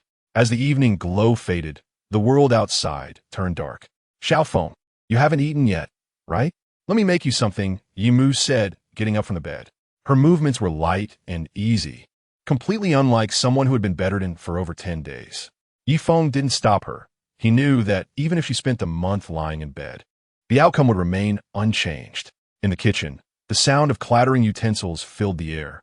Outside, Su Manning, who was training with Li Hen, heard the commotion and paused her practice to step inside. When she saw the middle-aged woman busy in the kitchen, she realized that this must be Yi Feng's mother. "Auntie, let me help you," Su Manning offered as she stepped forward to assist. By the light of the kitchen's oil lamp, Yi Mu took a good look at Su Manning. The already beautiful girl had become even more stunning after consuming the energy source, and the dim light added a touch of ethereal beauty to her appearance. "Young lady, who are you to Xiaofeng?" Yi Mu asked with a smile. "Auntie, I'm Yi Feng's girlfriend. My name is Su Manning," she replied shyly. Xiaofeng managed to find such a beautiful girlfriend. "Our Yi family's ancestors must be smiling down on us," Yi Mu teased, but her words were sincere. Su Manning's look surpassed even the most beautiful stars on television, and Yi Mu thought she was the most beautiful woman she had ever seen. "Oh no, Yi Feng is a wonderful person. If it weren't for him, we might not be alive today. He saved our lives," Yi Mu said as she continued her tasks in the kitchen. "Xiaofeng is just like his father. Although the two of them usually don't back down from each other, they share the same values when it comes to life and work. If it weren't for his father insisting on taking the lead, he wouldn't have been shot dead without even getting to see his son one last time. Sigh. I shouldn't dwell on it. The more I talk about it, the more painful it gets." Ye's mother shook her head, her tone filled with regret. "By the way, please don't mention any of this to Xiaofeng. If you do, he might lose his temper and want to seek revenge for his father." Fearing that Yi Feng might recklessly pursue revenge, Ye's mother quickly warned Su Manning. While helping Ye's mother prepare the vegetables, Su Manning hesitated and said, "Annie, actually, Yi Feng already knows from Uncle Yi." Chapter 142. Collecting grain from the countryside sigh. Forget it. Knowing is knowing. Both he and his father are stubborn mules, impossible to persuade. Ye's mother sighed again, resigned to her fate. Seeing Ye's mother so worried, Su Manning quickly comforted her. "Annie, don't worry about Yi Feng. He's not the same as before. Those people can't hurt him now." Ye's mother remained silent for a moment, and after several seconds, she finally spoke. "I'm not afraid of others hurting him. I'm just afraid he won't forgive himself." In the yard in front of the small building, a small dining table was set up in the center. An oil lamp flickered weakly at the center of the table, surrounded by 4 steaming dishes of vegetarian food. Su Manning and Ye's mother worked in perfect harmony, one serving the dishes and the other serving the rice, as if they were a long-time mother-in-law and daughter-in-law. The table was too small, so Li Hen and Qin Nan chose to stay in the RV. However, Ye's mother still filled a plate with food and brought it over to them. Yi Guangming and Yi Xiaoman didn't come home, so the 7 of them sat together around the little table to eat. "Due to the special circumstances, we don't have any fine wine or dishes to entertain you. Please forgive us." Ye's mother apologized to Su Manning and the other 2 girls before picking up her chopsticks. "It's okay, Andy. The food is already great. We haven't had a hot meal since we came back," Ning Shu chimed in. Ye's mother smiled happily. "That's good to hear. Let's dig in. You must all be hungry." At this moment, Yi Feng, who should have been the focus, quietly began to pick at his food without saying a word. After finishing his bowl of rice, he said, "I'm full. You all eat." With that, he put down his bowl and chopsticks and walked into the house. Everyone watched Yi Feng walk inside, and for a moment, there was a heavy silence. "It's fine. Let's not mind him. We can eat." Someone finally broke the silence. Yi Feng returned to his room on the 2nd floor, where everything still remained as he had left it when he left home. He lay back down on his familiar bed, tears involuntarily streaming down his cheeks. Before long, Ye's mother walked in. She sat on the edge of her son's bed. "Xiaofeng, why are you throwing a tantrum again? There are so many people here." Hearing his mother's familiar reprimands, Yi Feng could no longer hold back his emotions. "Mom, I'm sorry for coming back so late. I should have returned right away. I'm really sorry. Feng kept apologizing to his mother. Ye's mother gently stroked her sobbing son, comforting him. Silly child, how could I blame you? You've endured countless hardships to come back from Tianhai to see me one last time. Just seeing you makes me so happy. If I were to leave now, I wouldn't have any regrets. Mom, but I don't want you to go. I've finally gained the strength to protect you. And I want to protect you for the rest of my life. As long as you can take care of yourself, that's all that matters. Hearing from Nanling that you're doing really well now puts my mind at ease. I used to worry about what would happen to you in this dangerous world after I'm gone, but it seems I don't need to worry anymore, Ye's mother said with a sense of relief. At that moment, Feng had so much more he wanted to say, but he found himself at a loss for words. Noticing his silence, Ye's mother took the initiative to ask, Feng, Nanling mentioned that your journey back was quite perilous. Would you like to share what happened along the way? Feng realized that his mother was trying to distract him from his thoughts. Nevertheless, he obediently began to recount his experiences, from defeating monsters at Tianhai to rescuing Su Manyin and later saving the base. He detailed all the ups and downs of his journey for his mother. As he spoke, a wave of drowsiness suddenly washed over him. Seeing that her son was getting sleepy, Ye's mother gently said, Feng, if you're tired, just go to sleep. Listening to her soothing voice, Feng drifted off into a deep slumber. The next day, he woke up only when the sun was shining brightly into the room. Su Manyin was lying beside him, still fast asleep. Everything seemed to be perfectly fine. Feng, come down for breakfast. His mother called from downstairs. Feng gently woke Su Manyin, and together they headed downstairs once she was dressed. In the following days, Feng didn't do much but kept his mother company. They visited his father's grave to pay their respects, wandered around the elementary school he attended as a child, and visited relatives in the village. They chatted and cooked together, living a life that felt no different from that of a returning wanderer. Su Manyin and the others were aware of Feng's current situation, so they refrained from interrupting the mother-son duo. Instead, they focused on their grueling training with the help of Li Hen and Qinan. They often disappeared during the day and only returned at night for meals. Sometimes they brought back wild game to supplement their food. However, half a month after Feng's return, Li Hen and the others chose not to go out for training. Today was the day the Salvation Society came to recruit people and collect food. The Salvation Society had a fixed schedule for their nefarious activities in the countryside. Unless there were exceptional circumstances, they came every 2 weeks. When they arrived, if they were not in immediate need of personnel, they would recruit volunteers. But if they had suffered significant losses and were short on manpower, they would forcibly conscript the village's young men. Refusal meant death. After recruiting, they would proceed to collect food. All food from the village, including poultry and homegrown vegetables, counted toward their quota. Of course, rice and similar staples were even more strictly accounted for. The Salvation Society stipulated that regardless of how villagers managed their resources, they had to provide a share based on their household size. If they failed to contribute enough for their household's population, the surplus members would face execution. There was no room for negotiation. This approach is extremely cruel. But since the members of the Salvation Society killed several people, including Feng's father, on their first visit, the villagers, despite being filled with anger, had no choice but to comply in front of those armed with firearms. Upon learning about this situation, Feng decided to let this group of Salvation Society members experience what true cruelty feels like. The weather was clear, and the Salvation Society's vehicles arrived on time. At a cultural square in the village, a crowd of villagers had already gathered. Feng and his mother stood among them, keeping a low profile. The villagers were bustling about, each holding or placing their homegrown vegetables or rice on the ground. There were very few poultry left.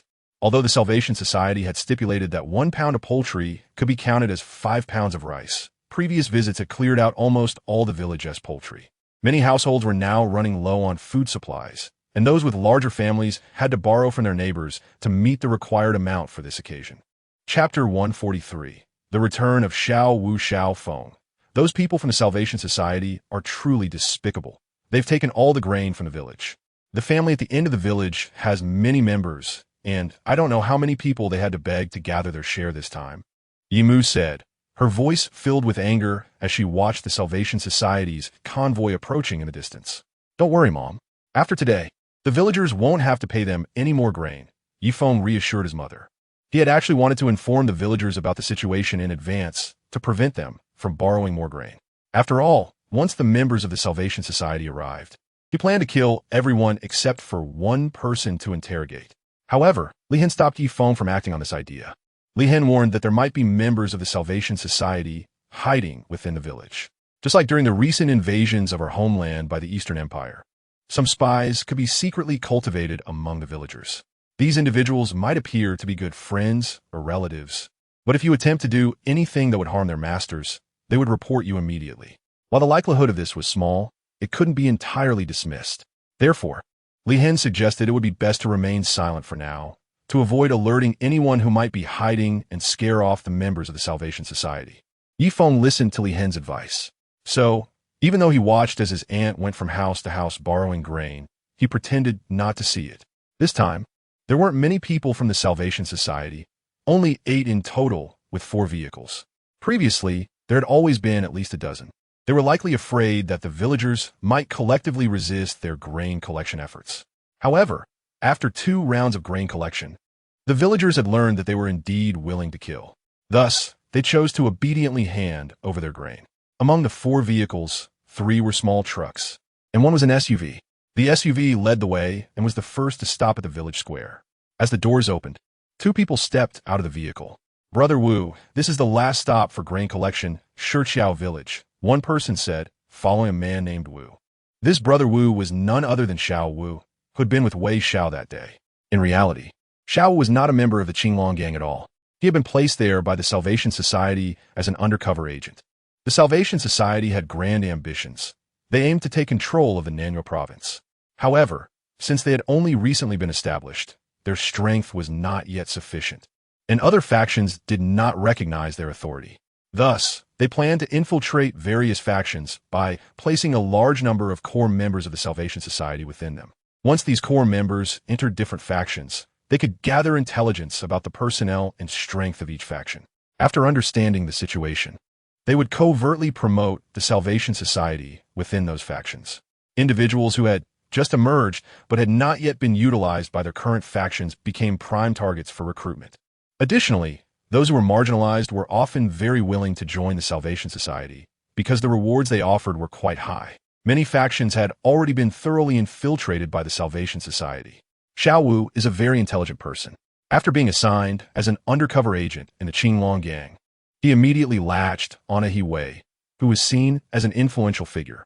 Although He Wei is just a spoiled rich kid with no skills other than chasing women, he benefits from having an older brother, He Sheng, who is the gang leader of the Qinglong gang. The Qinglong gang may seem powerful, but before the apocalypse, it was merely a low-profile underground gang. He Sheng has been entrenched in Hekou County for over 10 years, establishing various businesses including underground casinos, KTVs, and entertainment venues, effectively monopolizing the underground world there. Compared to Yang Juanhao, whom Xiao Wu had encountered before, He Sheng can truly be considered a real gangster. However, in China, even the most notorious gangsters remain relatively obscure. Despite being wealthy and having 70 to 80 core enforcers, along with hundreds of others working for him, He Sheng still keeps a low profile and doesn't dare to flaunt his power. When the apocalypse struck, after waiting a week and realizing that no official or military presence was stepping in to restore order, his ambitions ignited. He understood that without the government's overwhelming force, his power was the strongest in Hekou County. He Sheng retrieved smuggled rifles and handguns from his warehouse and distributed them among his men. With their support, he managed to seize control of Hekou County in just 1 day. The main reason for his swift takeover was that most of the personnel from the local police and fire departments had perished in battles against the monsters. With these obstacles removed, He Sheng's occupation of Hekou proceeded smoothly. Fortunately, for Hekou County, while there were monsters, they were not particularly powerful and were mostly concentrated in the county's central area. Although He Sheng and his men had guns and attempted to take over the entire county, they found that their firearms were ineffective against the few second-level monsters in the county center. Left with no choice, He Sheng established a refuge on the outskirts of Hekou County. Given the large number of skilled personnel and high-quality weapons in the Qinglong gang, the Salvation Society quickly approached them, promising He Sheng a high-ranking position within their organization if he agreed to merge the Qinglong gang with them. However, the members of the Salvation Society clearly underestimated the Chinese mentality. There is an old saying in China, better to be the head of a chicken than the tail of a phoenix. He Sheng, enjoying a prosperous life in Hiku County, had no reason to join another faction and become just another cog in the wheel. After He Sheng declined the merger, the higher-ups in the Salvation Society were furious but had no real options. Hiku County is somewhat distant from Guangnan, making it difficult for the Salvation Society to send forces to attack. Even if they did, Hiku County was He Sheng's stronghold, and the outcome of any conflict was uncertain.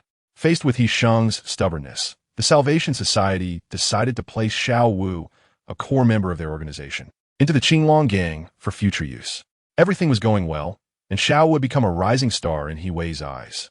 Essentially, every time He Wei took action, he would consult Xiao Wu for advice. Xiao Wu used his intelligence to help the once dubious Wei Xiao, who was regarded as a playboy within the Qinglong gang, successfully execute several impressive operations, significantly boosting his status.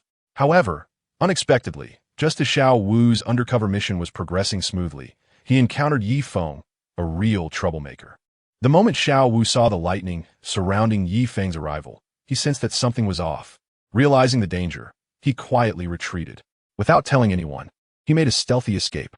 Thanks to his swift actions, neither Yi Feng nor his crew noticed that someone had slipped away. Chapter 144. You don't have the qualification after escaping back. Xiao Wu was still unwilling to give up and wanted to return to the Qinglong gang to continue his undercover work. However, at that moment, the people from the Salvation Society warned him that if he returned alone and reported that He Wei was dead, He Sheng, He Wei's only remaining brother, would definitely not let him off the hook. It's important to note that He Sheng was not an easy person to deal with. After becoming the ruler of Heiyuan County, it was not uncommon for him to kill someone over a trivial disagreement. Therefore, to protect Xiao Wu's life, the Salvation Society decided to have him end his undercover mission and return to their ranks. Upon returning to the Salvation Society, Xiao Wu immediately became a mid-level officer, commanding an operational team of about a dozen trained individuals, all well-equipped with weapons. The combat effectiveness of this operational team should not be underestimated. For this grain collection mission, Xiao Wu wasn't required to come personally. However, after spending a long time in the shelter, he wanted to get out and take a look around, which led to a coincidental encounter with Yi Feng. All the vehicles were parked, and the 8 members of the Salvation Society were fully armed, holding military assault rifles, sidearms, and knives. Xiao Wu didn't speak, but instead let his deputy step forward to arrange the grain collection operation while he wandered around with his hands behind his back. Suddenly, out of the corner of his eye, he caught sight of a familiar face in the crowd. He focused his gaze, but couldn't quite place who it was. It was nighttime, and Yi Feng was at a distance, so it was understandable that Xiao Wu couldn't recognize him. However, when Yi Feng noticed someone had spotted him, he turned to his mother and said, "Mom, I'm stepping out to take care of something. You wait for me here." With that, Yi Feng stepped out.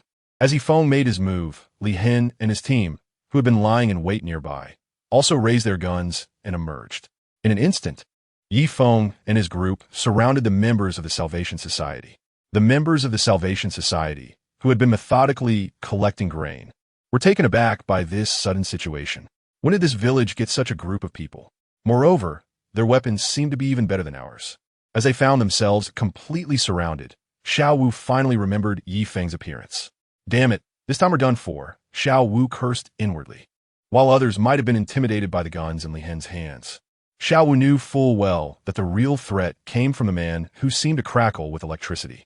In an instant of distraction, the members of the Salvation Society raised their guns, and both sides faced off. They quickly regrouped, back to back, with their guns pointed outward. "Brother Wu, what do we do next? Should we fight them?" The deputy asked Xiao Wu. At that moment, Xiao Wu was also feeling a headache. Their position was extremely unfavorable, right in the middle of the village square, with no cover to hide behind. Meanwhile, the people surrounding them were all taking cover. Once the battle broke out, they would be sitting ducks with no chance of victory. And the most critical part was that the man was watching from the side. As long as he intervened, the 8 of them would have no chance of escape. Just as Xiao Wu's mind raced, Yi Feng walked over. Despite having 2 guns pointed at him, Yi Feng showed no fear and approached step by step. When he was about 4 to 5 meters away from the members of the Salvation Society, Yi Feng stopped. He asked, "Who is your leader?" Although no one answered, everyone subtly glanced at Xiao Wu. Seeing this, Xiao Wu had no choice but to step forward. "I'm the leader of this team. You can call me Xiao Wu." Xiao Wu tried to maintain a demeanor of confidence without arrogance. "Xiao Wu, right? I want to ask, why are you doing this?" Yi Feng questioned him. Xiao Wu didn't respond because no matter how he answered, it wouldn't satisfy Yi Feng. So, Xiao Wu said, "We are members of the Salvation Society. The society has already taken control of half of the Nanhua province, with over 100,000 members and more than 2 million survivors under our protection. I'm not threatening you. I just want to inform you that the Salvation Society is not something you can provoke. Perhaps today you can kill us all, but if we don't return, more people will come to your little village. At that point, it won't just be a matter of 1 or 2 villagers dying." Although Xiao Wu claimed not to be making threats, everyone could hear the heavy implication of threat in his words. "Yes, I advise you to put down your guns and hand over the food supplies you owe us, or you won't have a good outcome." Xiao Wu's deputy gained some confidence from his words and continued to threaten. Annoying. Yi Feng uttered 2 words, then raised his battle knife. A thin white lightning bolt shot out from the blade, moving at an imperceptible speed towards the deputy. Just as he finished speaking, the deputy looked down in shock at his chest, which now had a large hole. Although the lightning was small, it exploded upon impact, creating a gaping wound in his chest. Inside the hole, his organs were exposed. The charred flesh and organs emitted a burnt smell, making those nearby feel as if they were smelling grilled meat. "Don't threaten me.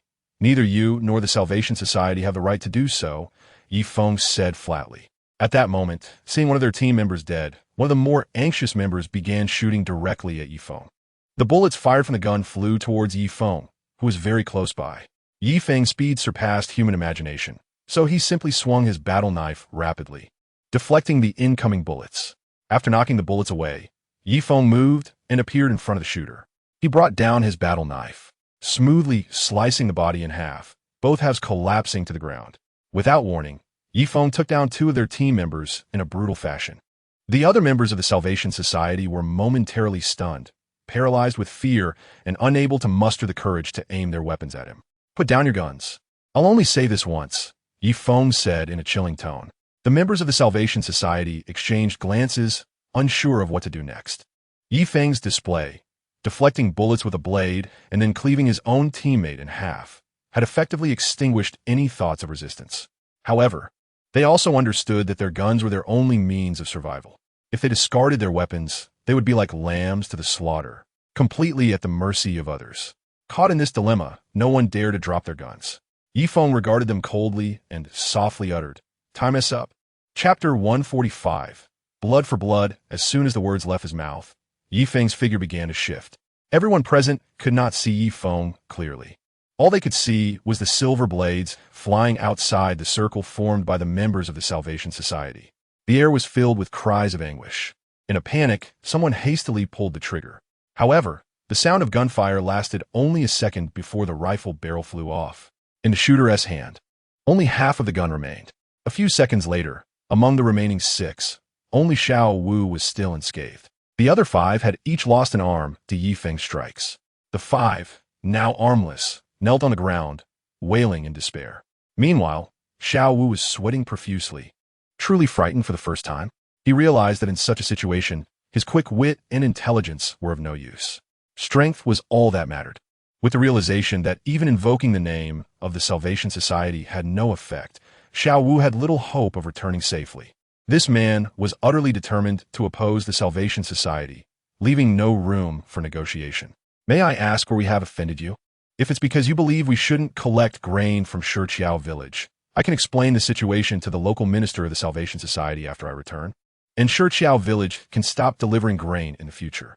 Despite feeling hopeless, Xiao Wu still wanted to make one last desperate attempt. "You have indeed offended me. If you were merely collecting grain, I would have only driven you away, not sought your destruction. But you have killed someone here, someone who came out to stop you." "That person was my father," Yi Feng said, a hint of sadness in his voice. Yi Feng's father was a typical Chinese father, strict with him since childhood. This had led to a relationship with his father that was not as close as the one he had with his mother. Yi Feng's father had been resolutely opposed to his son's desire to attend university in Tianhai, only relenting after a long plea from Yi Feng's mother. However, as Yi Feng grew older, he gradually came to understand his father. As an only child, what parent would want their child close by? Perhaps his mother felt the same, but for his sake, she was willing to make concessions. The reason Yi Feng hadn't returned home for 2 years after graduating was that he wanted to prove himself in Tianhai. to show his parents that his decision to attend university there was the right one. But now everything felt so absurd. After 2 years of wasted time in Tian High, he had achieved nothing and returned only to lose the chance to reconcile with his father forever.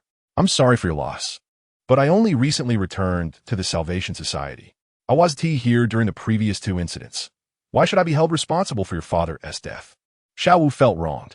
You should figure out these causal relationships for yourself. You don't need me to tell you, Yi Feng replied. Xiao Wu shook his head. I can't make sense of it.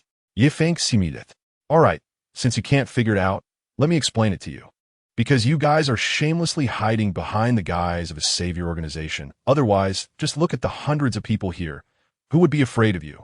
Since you use the name of the savior organization to oppress others, then everyone in that organization is, in essence, an accomplice.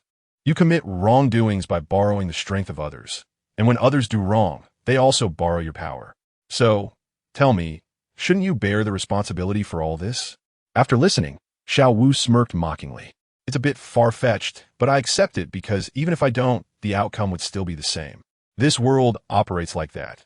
The powerful can freely modify and interpret the rules, while the weak have to accept it. You think you're innocent. But what about those who have suffered at the hands of your savior organization? Don't they feel even more wronged? In this world, when the apocalypse comes, can we just throw away all principles and bottom lines? Why is it that everyone was just ordinary folks before the apocalypse, but after, you can suddenly become so cruel? Yi Feng's questioning didn't make Xiao Wu feel ashamed. As a clever person, his views were deeply ingrained, and no one could change them.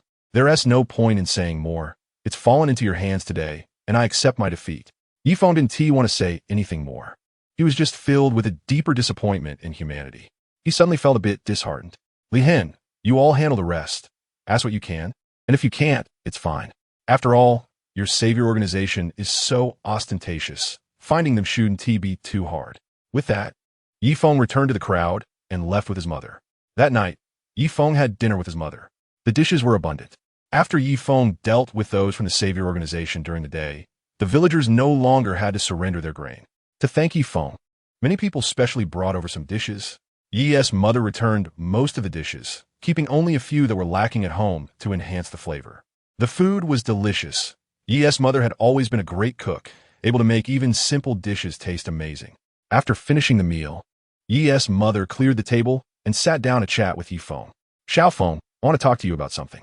Seeing his mother's serious demeanor, Yi Feng said, Mom, just tell me what it is. I'll definitely help if it's within my power. Yi's mother hesitated for a moment, but decided to proceed. This afternoon, a few villagers who have a good relationship with our family came to see me. They said that although you dealt with those people today, the Savior organization is powerful, and they will surely send more people in the future. The villagers hope that if the Savior organization sends people again, you can help them out. Don't worry, Mom. I want to ignore these villagers. Yi Feng saw no reason to refuse their request. He wouldn't let the villagers bear the consequences of his actions. Moreover, many people in the village had helped during Yi's mother's illness. He had to repay that kindness. That's good. Then I can rest assured, his mother replied. Your father served as the village head for over a decade, always concerned about the big and small matters of Shiqiao village. After the apocalypse struck, he dedicated himself to organizing people to protect the villagers. Everything seemed to be stabilizing. At this point, Ye's mother let out a sigh. Who would have thought that this group of ruthless saviors would resort to gunfire over a disagreement? Your father didn't even get a chance to say his last words. Hearing his mother recount the tragic circumstances of his father's death ignited a fire of anger in Yi Feng's eyes. He hadn't seen his father in 2 years, and now their reunion could only be through a grave. Gritting his teeth, he said word by word, Don't worry, Mom. I won't rest until I avenge this. I will make those saviors pay in blood for what they've done. Chapter 146. Forming the guard team, listening to her son's words filled with anger. Ye's mother shook her head and said, I'm not telling you this to encourage you to live with hatred. The Salvation Society is indeed not a good organization, but the people within it may have been forced to join for various reasons. For instance, in our village, several young men were coerced into joining by members of the Salvation Society. Even though they were unwilling, they had no choice but to join to ensure their family's safety, becoming their enforcers.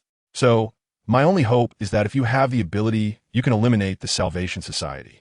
As for the people within it, Unless they have committed unforgivable crimes, there's no need to wipe them all out. Too many lives have already been lost in this world. If we can save one more, that is something. Yi Feng nodded, obediently replying, Mom, I understand. Initially, Yi Feng had thought he would kill anyone he encountered, but he knew his mother was right. Moreover, the core members of the Salvation Society numbered over 100,000. If he truly intended to kill them all, he didn't know how long that would take. Ye's mother reached out to hold Yi Feng's hand, looking at him with love. Honestly, I just want you to live a safe and peaceful life. But I also understand your character. Once I'm gone, you won't be able to accept it. You'll definitely want revenge. I know you're no longer an ordinary person, but I want to tell you that your life is long. Revenge won't occupy your entire life. After you have avenged yourself, you need to think about what else is worth doing and what else needs to be done. Your father was also aimless when he was young. If it weren't for your grandfather's strictness, he wouldn't have even qualified to be the village head. It was only after becoming the village head that your father truly grew up. You haven't truly grown up yet. One day, when you really know what you want to do, that is when you can say you've truly matured. After finishing her words, Ye's mother looked at the familiar furniture around her, but she couldn't see the familiar person anymore. Suddenly, her eyes began to well up with tears. She didn't want to cry in front of her son, so she quickly turned away, wiping away the tears that were about to fall. I'm tired. I'm going to rest. You should also get some rest, she said as she stood up and walked back to her room. Late at night, on the rooftop of the small building, Yi Feng had been sitting for a long time. Su Manning quietly approached and sat down beside him. It's so late and you're still not resting? Is my perfect figure no longer captivating to you? She joked as she settled in. Yi Feng managed a brief smile in response, but soon returned to his troubled demeanor. Noticing that he had no interest in talking, Su Manning chose to remain silent and just sat quietly beside him. After a long time, Yi Feng sighed and spoke, Manning, it's been over half a month now. My mom only has another half month left. Do you think if I had come back immediately after the apocalypse started, none of this would have happened? Su Manning gently leaned on Yi Feng's shoulder and comforted him. I don't know if all of this will happen, but I do know that Auntie wouldn't want you to think this way. Sometimes, everything is destined and we can't change it. Maybe if you had made different choices, the outcome would still be the same. So, we can only accept it all. Yi Feng quietly gazed into the distance, although it was pitch black. Tiny stars twinkled down from the sky. A gentle breeze whispered through the night, creating a serene atmosphere. I still can't accept it. Maybe in the future, I will be able to come to terms with everything, Yi Feng murmured to himself. As the days passed, Yi Feng's mother grew weaker. The energy from the source still lingered within her, but couldn't prevent her already severely damaged organs from continuing to deteriorate. Yi Feng's life seemed to revert to the long summer and winter breaks of his childhood, spending ample time with his mother. Wherever she wished to go, he would take her. Li Hen and Qin Nan continued to train Su Manning and her companions. Under the rigorous training plan devised by Li Hen, the trio's strength grew rapidly, and they had nearly fully adapted to their awakened bodies. Besides training Su Manning and the others, Li Hen, at Yi Feng's request, selected 20 individuals from the village to undergo firearms training. Previously, when they had dealt with the gang led by Wei Xiao, Li Hen had collected all the firearms. This ensured that each member of the Shixiao village guard could be equipped with an assault rifle. However, they were still somewhat short on ammunition. So Li Hen focused mainly on teaching them close combat techniques rather than marksmanship. In Shixiao village, there was a family of blacksmiths. Unfortunately, due to the high efficiency of modern machinery, the blacksmith shop had closed down by the time it reached Yi Feng's father's generation. However, the craftsmanship of the old man and his son remained. Upon hearing that Yi Feng's guard needed weapons, the two immediately began forging them. Within just a few days, they had crafted the necessary arms for the guard and even created some cold weapons that Li Hen and Su Manning desired. In the village square, the sounds of shouting and clashing echoed. More than 20 bare-chested men were vigorously wielding their weapons. Though their movements weren't perfectly synchronized, each strike was powerful, and the blades sliced through the air, creating a whooshing sound. These 20 men were the selected members of the guard chosen by Li Hen. Due to the fact that some able-bodied villagers had been forcibly taken by the Salvation Society, Li Hen's selection pool had significantly decreased. To gather enough individuals, he had to widen the age range considerably. Anyone aged between 18 and 40 could sign up. With Yi Feng's intervention, the long-suppressed anger of the villagers erupted. With such a formidable expert like Yi Feng supporting them, they felt emboldened and eagerly came forward to enlist wanting to join the guard and protect Shiqiao village. Amid the enthusiastic registration, over 30 eligible villagers came forward. After conducting some simple physical tests, Li Hen selected 20 individuals to be members of the guard team. The others were designated as reserve members. In the event of any casualties, replacements would be drawn from the reserves. Therefore, they could participate in Li Hen's training sessions on a voluntary basis, without any obligation. Li Hen looked at the 20 guard team members in front of him. From their movements, it was evident that they were becoming quite proficient, although he played a role in their development. His training methods were derived from military practices that had been refined over time, making them highly efficient and scientific. These training methods are widely used in the military, but they are also notoriously demanding. Chapter 147. The turmoil of the White Shark Gang. What surprised Li Hen was that when he applied the training methods that even many new recruits complained about to the members of the guard team, not a single person complained of fatigue. Even the oldest villager, who was 35, never uttered a word of complaint. They simply endured in silence, only raising their hands to report when it became truly unbearable. Li Hen began to feel intrigued, but after some contemplation, he understood the reason behind their resilience. Ultimately, they had witnessed their loved ones perish at the hands of monsters and the guns of the Salvation Society, yet they had been powerless to resist. They did not want to experience such a scene again. Therefore, when presented with the opportunity to grow stronger, they would not let it slip by. Everyone was holding back their frustrations, eager to prove that they were not weaklings. During training, each one pushed themselves harder than the last, refusing to back down. It was precisely because of this attitude that Li Hen felt confident in pushing them to their limits. This pressure, however, brought about encouraging changes. The members of the guard team no longer appeared slack or dazed. Instead, their eyes now reflected a determined and fearless spirit. This transformation was not solely due to Li Hen's effective training methods, but also because he frequently took them along to hunt monsters on the outskirts of Shiqiao village. The monsters in that area were not very high in level, mostly around level 1, with only a few at level 2. Currently, Li Hen had reached the late stage of awakening. He could not have achieved such a rapid advancement solely on his own, but with Feng, the local tycoon, by his side, it became possible. Feng had witnessed the training of Su Manin and the other 2 women, as well as the guard team, and he felt he could not be stingy after Li Hen had done him such a significant favor. When Li Hen once again requested assistance in defeating a monster, Feng could no longer hold back. He immediately produced a crystal core, urging Li Hen and Qin Nan to absorb it and level up. Since the energy requirements for advancing from the early to the late stages of awakening were not very demanding, Feng managed to elevate both of their levels to the late stage of awakening without even using a level 2 crystal core. With 2 individuals capable of battling level 2 monsters protecting him, Feng finally felt at ease to accompany his mother. Li Hen continuously encouraged those he trained to integrate practice with real combat. After more than 10 days of hard work, the combat abilities of the guard team improved rapidly, especially their ability to cooperate with one another, which saw significant enhancement. Nanling County was the territory currently managed by the Salvation Society. Originally, this area was occupied by a gang known as the White Shark Gang. Unlike the Qinglong gang founded by Hishang, the White Shark Gang was established by some survivors after the apocalypse began. Due to its relatively short history, it lacked cohesion. Within the gang, no one respected anyone else, each aspiring to become the leader. In such a chaotic organization, the Salvation Society naturally would not let the opportunity pass. After allying with the second largest force within the gang, the Salvation Society successfully took control of Nanling County. Currently, the leader of Nanling County is a minister appointed by the Salvation Society. It was this very minister who led the members of the Salvation Society to fight against the founding leader of the White Shark Gang. Without his presence, the second largest faction of the White Shark Gang would have never dared to resist the founding leader.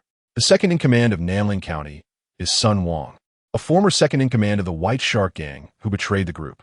Sun Wang met the founding leader after the apocalypse, and both were quite fortunate. Perhaps due to possessing awakened genes, the 2 of them unexpectedly awakened after a mutated rat scratched their skin. After their awakening, their powers significantly increased, and they began to accept more and more survivors, eventually forming a larger group. They decided to establish an organization together. Since the founding leader's surname is Bai and his name is Bai Yuanqing, He jokingly named their gang the White Shark Gang while playing with a childhood friend from his village. Thus, Bai Yuanqing proposed the name White Shark Gang, and Sun Wang, who was just a simple restaurant chef before the apocalypse and didn't understand these matters, agreed to this name. However, after the establishment of the White Shark Gang, Sun Wang began to change completely. Because Bai Yuanqing was slightly stronger and handled all matters during the formation of the gang, he naturally became the leader. Although Sun Wang didn't express his dissatisfaction at the time, he felt a lingering sense of unfairness in his heart. He believed that his strength was on par with Bai Yuanqing's, and since he had saved Bai Yuanqing's life, he could also be the leader. However, since the situation had already been established and the brothers in the gang recognized Bai Yuanqing as their leader, he decided not to say much about it. Yet, from the moment he was not made the leader, Sun Wang began to slack off, spending his days in his residence with several beautiful women, completely neglecting gang affairs. He would only get involved if there was a battle, and even then, it had to be Bai Yuanqing personally asking him. Otherwise, he would show little interest. Bai Yuanqing was aware that this brother, who had gone through hardships with him, was dissatisfied. However, he knew that if Sun Wang were to become the leader, it wouldn't be long before the newly established gang would fall apart and lose the trust of its members. Therefore, Bai Yuanqing continued to keep the White Shark Gang firmly in his control. At the same time, to reduce his reliance on Sun Wang, he began to train others vigorously and increased the recruitment of awakened individuals. Through his efforts, the White Shark Gang, besides himself and Sun Wang, added 3 more awakened members. The arrival of these 3 awakened individuals infringed upon Sun Wang's interests. Previously, the crystals obtained by the White Shark Gang, aside from Bai Yuanqing's share, were entirely given to Sun Wang, even if he didn't participate in the missions. There was no choice, with only 2 awakened members in the gang. It was a waste to not strengthen Sun Wang. After all, crystals themselves do not equate to power. They only become power once absorbed. Bai Yuanqing understood this principle well. Originally, Sun Wang was enjoying his days, thinking that no matter what, his share would always remain intact. However, everything changed when Bai Yuanqing announced a new rule after 3 new awakeners joined the group. Only those who participated in combat missions would be entitled to share the rewards from those missions. Although this rule seemed fair, it shattered Sun Wang's hopes of reaping benefits without putting in any effort. From then on, he had to reluctantly join the combat operations to earn crystal cores for his upgrades. Even so, after he started participating, the number of crystal cores he obtained actually decreased. This was only natural, as previously there were only 2 people sharing the cores, but now there were 3 additional participants. Frustration began to build, and conflicts started to arise, especially between Sun Wang and the 3 new awakeners. Chapter 148. The trio in the grass. 3 newly awakened individuals believed that Sun Wang was relying on his seniority. During battles, he often hid at the back, putting in minimal effort. Yet, when it came time to divide the crystal cores, he demanded a larger share, claiming he was on the verge of breaking through to the awakening realm. However, everyone knew that breaking through to the awakening realm was no easy feat, even by Yuanqing, who had reached the late awakening realm faster than Sun Wang, was stuck at that level with no progress. In the end, it was Bai Yuanqing who suggested a compromise, as he was already at the peak of the awakening realm. Absorbing more energy from the crystal core's Wu Ti enhanced his strength. Therefore, he relinquished part of his share to Sun Wang, barely satisfying everyone involved. It could be said that Bai Yuanqing had put in a lot of effort for the White Shark Gang, but his concession did not earn him any respect from Sun Wang. Since Bai Yuanqing had grown closer to the 3 new awakened members, Sun Wang could clearly feel that he, the second in command, was being isolated, and his authority within the gang was diminishing. A significant part of this was due to his preoccupation with indulging in pleasures with beautiful women and neglecting gang affairs. However, some people never reflect on their own faults. Instead, they prefer to attribute all their misfortunes to others. Sun Wang was one of those people. Once Sun Wang realized his predicament, the members of the Salvation Society came knocking at the right time. They hit it off immediately and decided to overthrow the White Shark Gang's rule in Nanling County. The White Shark Gang was then incorporated into the Salvation Society, becoming an affiliate gang. Sun Wang became the leader of the White Shark Gang, but he was still subject to the authority of a minister sent by the Salvation Society. Essentially, aside from the title of leader, everything else remained the same as when he was the second in command of the White Shark Gang. After finalizing their plan, They set their actions in motion. The White Shark Gang had no room to resist under the dual pressure of internal betrayal and the powerful Salvation Society. Although the minister sent by the Salvation Society was also at the peak of the awakening realm, on par with Bai Yuanqing, it was overwhelming to face two such experts at once. Coupled with Sun Wang, who was also a late-stage awakener, the outcome of the battle was predetermined. However, Bai Yuanqing was not foolish enough to fight to the bitter end with the gang. Upon realizing that they were outmatched, he quickly made his escape without looking back. Ultimately, he managed to escape with two severely injured awakened members from a gang. The other awakened member, who was slightly slower in fleeing, was captured by the Salvation Society. Yet, after being captured, he was not mistreated at all. Instead, he was well fed and cared for. In the apocalypse, every awakened individual was incredibly valuable. Unless there was a deep-seated vendetta, no one would want to kill an awakened person. The captured awakened member had no ill feelings towards the Salvation Society. After all, it was just a matter of survival, and surrendering wasn't shameful. In fact, the two who escaped with Bai Yuanqing were also heavily influenced by the dramas they had watched. They thought that once they surrendered, their lives would be in jeopardy. If they had known that the treatment after surrendering would be so good, they would never have followed Bai Yuanqing through the wilderness, injured and on the run.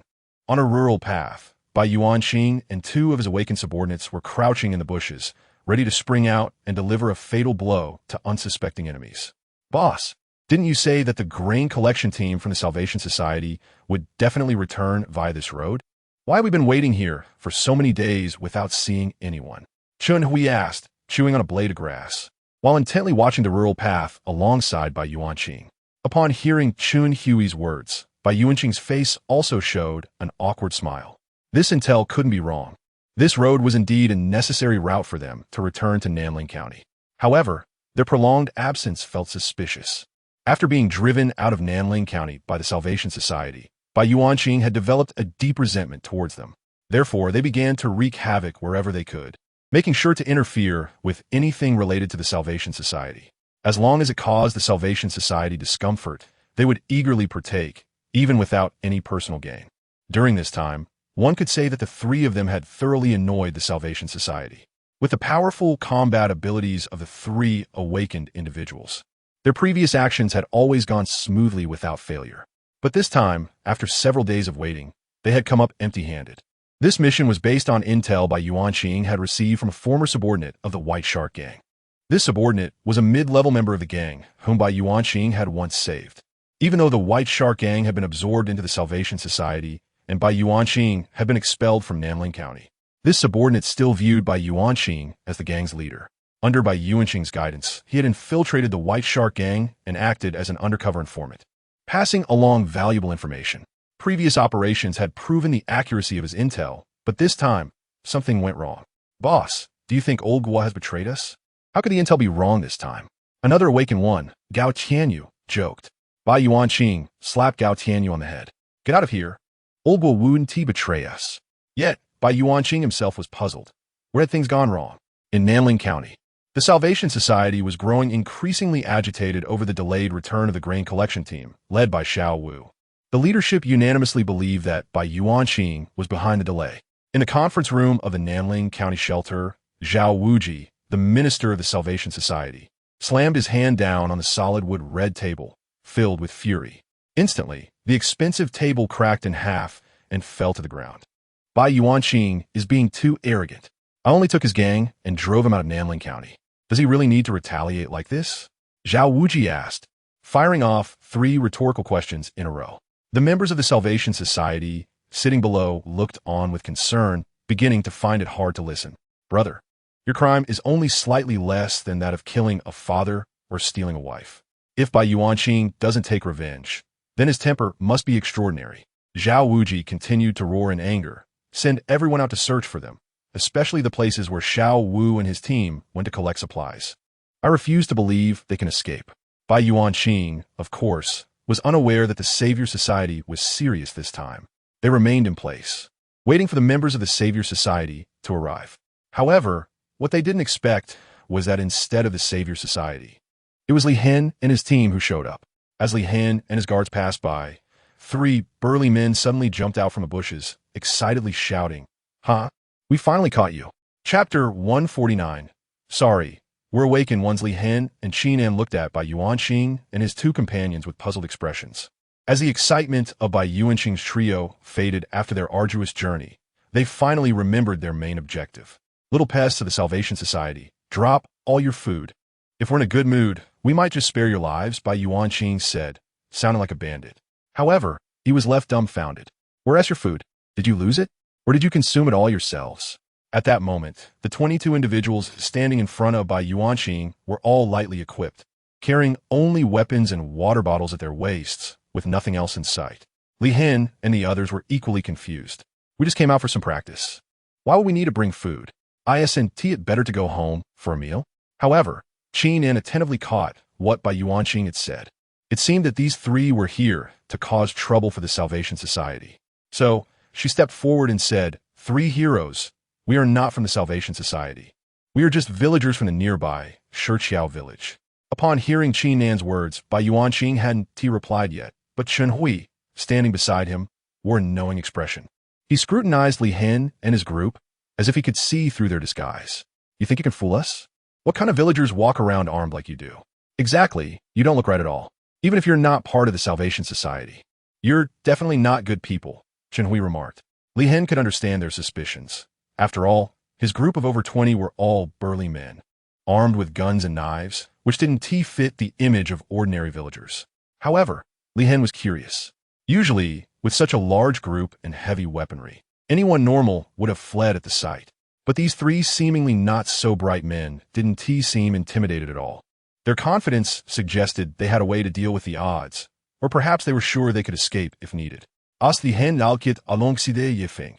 He recognized that there were always greater powers and people beyond his understanding in this world.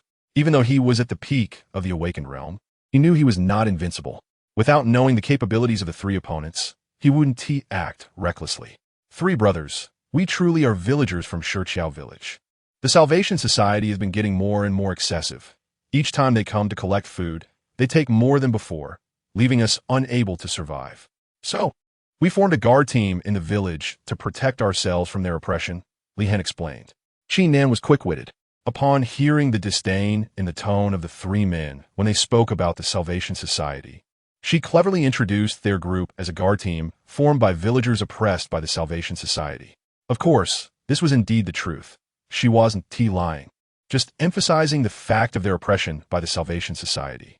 Upon hearing that the 20 or so people in front of him were also oppressed by the Salvation Society, Bai Yuanqing's fondness for them increased significantly. Chen Hui and Gao Tianyu felt the same way. The two of them had been severely injured by a peak, awakening realm master from the Salvation Society. After escaping, they had to rest for quite a while before fully recovering. Therefore, their hatred for the Salvation Society was just as strong, if not stronger, than Bai Yuanqing's. I knew it. You all don't seem like the scheming types from the Salvation Society, Chen Hui immediately remarked. Once Bai Yuanqing confirmed their identities, he curiously asked, "By the way, what are you all doing out here?" Li Hen had no intention of hiding anything. "We're out here for training and to patrol the surrounding area of Shiqiao village, checking for any monsters or members of the Salvation Society." Upon hearing that Li Hen and his group were patrolling, Bai Yuanqing suddenly inquired, "Did you happen to spot a grain collection team from the Salvation Society during your patrol?" Initially, Bai Yuanqing had just asked casually, but to his surprise, Li Hen responded affirmatively. "Yes, and I even know where they are now." "Where?" The three of them asked in unison. Li Hen pointed to the ground and said, "They've gone to hell." The three were momentarily taken aback by Li Hen's response. In their eyes, the people from the Salvation Society were still formidable. Even they could only engage in guerrilla tactics, afraid to confront them head-on. They never expected that these villagers would dare to directly ambush a grain collection team from the Salvation Society. The reason they felt bold enough to ambush was that they were few in number and had no significant ties. They could escape to places where the Salvation Society couldn't find them if persecution arose. However, if it were an entire village in this apocalyptic world, it would be impossible for hundreds of villagers to relocate entirely. If they stayed put, the outcome would inevitably be the annihilation of the entire village by the elite members sent by the Salvation Society. The Salvation Society was known for eradicating anyone who dared to challenge their authority. Bai Yuanqing was genuinely impressed by the villagers' courage to ambush the members of the Salvation Society. He knew that retaliation from the Salvation Society was inevitable. Therefore, he kindly advised, "I suggest you all leave quickly." After ambushing a grain collection team, the Salvation Society 1T let it slide. "I've dealt with them before, and once they discover that your village was responsible, they will send a large number of elite fighters to attack you. I don't mean to look down on you, but the power of the Salvation Society's masters might exceed your imagination. You won't stand a chance against them." Bai Yuanqing expected that, after he finished speaking, the villagers would show signs of panic. However, to his surprise, everyone still appeared relaxed. In fact, a few even wore expressions of disdain. Bai Yuanqing became anxious. He believed these people must think that ambushing a grain collection team made them formidable enough to not fear retaliation from the Salvation Society. In order to prevent these arrogant villagers from meeting a tragic end, Bai Yuanqing earnestly advised, "You really shouldn't think of yourselves as invincible. This world is no longer one where a few guns can make you unbeatable. You might not believe it, but there are individuals out there whose abilities surpass even those of the superheroes from before the apocalypse. To those people, your rifles are nothing more than sticks for kindling, posing no threat at all. There are many like this within the Salvation Society." Li Hen smiled at Bai Yuanqing's kind-heartedness, realizing that he had underestimated him. Suddenly, he exerted force through his legs and, in the blink of an eye, charged toward Bai Yuanqing at an incredible speed. In just 2 seconds, he closed the distance and stood just a few meters in front of Bai Yuanqing. "Sorry, but we are also awakened." Chapter 150. Invitation to join the guard team. As Li Hen rushed forward, Bai Yuanqing instinctively took a defensive stance. However, as soon as Li Hen spoke, Bai Yuanqing understood why these people were so fearless. "No wonder you're not afraid of the Savior Society. It turns out you have awakened ones among you," Bai Yuanqing remarked, but the next moment, he shook his head slightly and added, "However, I just assessed your speed, and you are still slightly weaker than me. But in the Savior Society of Nanling County, their leader, Zhao Wujia, is on par with me in strength. Furthermore, they can summon a similarly skilled expert from their headquarters in Guangnan City at any time. If you are the only awakened one in your guard team, then the situation is still very dangerous." Lian smiled knowingly. "You don't need to worry about that. In fact, it's not us who should fear the Savior Society. It's them who should fear us, because they will face annihilation in the near future." Upon hearing Li Hen's words, Chen Wei couldn't hold back. "Hey, old man, don't be too cocky. Do you even know how powerful the Savior Society really is? Although the three of us hate them intensely, we have to admit that they are a behemoth compared to us. According to our informants, the headquarters of the Savior Society in Guangnan has at least dozens of experts at the same level as our boss. Do you have any idea how much power that represents? Let me tell you, even the military can't wipe out the Savior Society entrenched in Guangnan City. They can only hold half the territory each." But even though Chen Hui had clearly laid out the strength of the Savior Society, Li Hen still wore an unconcerned smile. What Chen Hui and the others didn't know was that Li Hen was fully aware of Yi Feng's strength. To put it simply, even if all the awakened experts from the Savior Society joined forces, they wouldn't pose any threat to Yi Feng. Yi Feng's power had reached a level that was beyond their comprehension. That figure, akin to a thunder god, was their strongest assurance. However, Li Hen didn't mention Yi Feng. Instead, he said, "You have a vendetta against the Savior Society, but with your petty skirmishes, you can't possibly shake their foundation. Moreover, as you continue your actions, it won't be long before the Savior Society discovers your whereabouts. If they decide to get serious and send in a dozen awakened ones to wipe you out, you won't have any ability to resist." The scenario Li Hen described was something the three of them had also considered. But the reality was that after losing their base in Nanling County, they couldn't find another suitable place to establish a new stronghold. Now, more than 2 months into the apocalypse, both cities and counties have been claimed by various factions. At this point, only a few small villages and towns remained unoccupied. However, those small villages and towns were of no use to them. The population was too sparse, making it impossible to grow and develop. It was better to have none than to have them. Bai Yuanqing sighed and said, "What you're saying is not something I don't know, but we're really at a loss here and can only hide for now." Upon hearing that, Bai Yuanqing and the others were also worried about their situation. Li Hen felt that his suggestion had a high chance of success. In fact, when he learned that all three were awakened, an idea suddenly flashed through his mind to recruit them into the team. After all, Three awakened individuals represented a significant combat force, especially since one of them was at the peak of the awakened realm. If he were to break through, he could awaken his own talents. If his talent turned out to be exceptionally strong, his future would be limitless. Let me be straightforward. I sincerely invite you to join our escort team. Li Hen didn't beat around the bush and directly extended the invitation. However, as soon as he finished speaking, he noticed the disdainful expressions on the faces of the three. Chunhui even looked like he wanted to refuse outright. Please hear me out first. Li Hen interrupted Chunhui before he could speak. I know you might think our team isn't strong, but you haven't met our most powerful member yet. By the standards of the Awakened Realm, you are all still in the early stages, while he has already reached a whole different level. His strength is such that even if everyone here teamed up against him, he could easily overcome us. Moreover, he harbors a deep hatred for the Salvation Society and would love nothing more than to wipe them all out. So I believe that only under his leadership can your wish to destroy the Salvation Society be fulfilled. Li Hen didn't elaborate much, but he did give a rough idea of Yi Feng's strength. Upon hearing Li Hen's words, Bai Yuanqing and the others showed a hint of skepticism. Is there really someone that powerful in this world? They thought, if the three of them joined forces with Li Hen and Qin Nan, that would make 5 awakened individuals, 3 of whom were in the later stages. Could such combat strength really be easily defeated? They found it hard to believe. Li Hen noticed the expressions of the three. He realized that no matter how eloquently he spoke, they wouldn't believe him until they met the person in question. Therefore, he decided to invite them to Shiqiao village to see Yi Feng in person. How about this? If you don't believe me, you can come back with me to Shiqiao village. He's there right now, and once you meet him, you'll know whether what I said is true or false. Li Hen's invitation left the three hesitant. Bai Yuanqing looked at Chunhui and Gao Tianyu, who both turned their gaze back to him. Their eyes conveyed the same message. They were willing to follow Bai Yuanqing's lead. After all, Bai Yuanqing was their leader, and they respected his judgment. In this uncertain time, they were ready to trust Bai Yuanqing's decision. After a moment of hesitation, Bai Yuanqing made up his mind. We'll accompany you for a bit, but let us not go into the village. Let us meet just outside. That way, everyone can feel more at ease. Even though we've decided to go, we still need to be cautious. In this apocalypse, you never know if someone might turn against you, so it's better to be careful. Li Hen readily agreed to Bai Yuanqing's request. It was a reasonable request.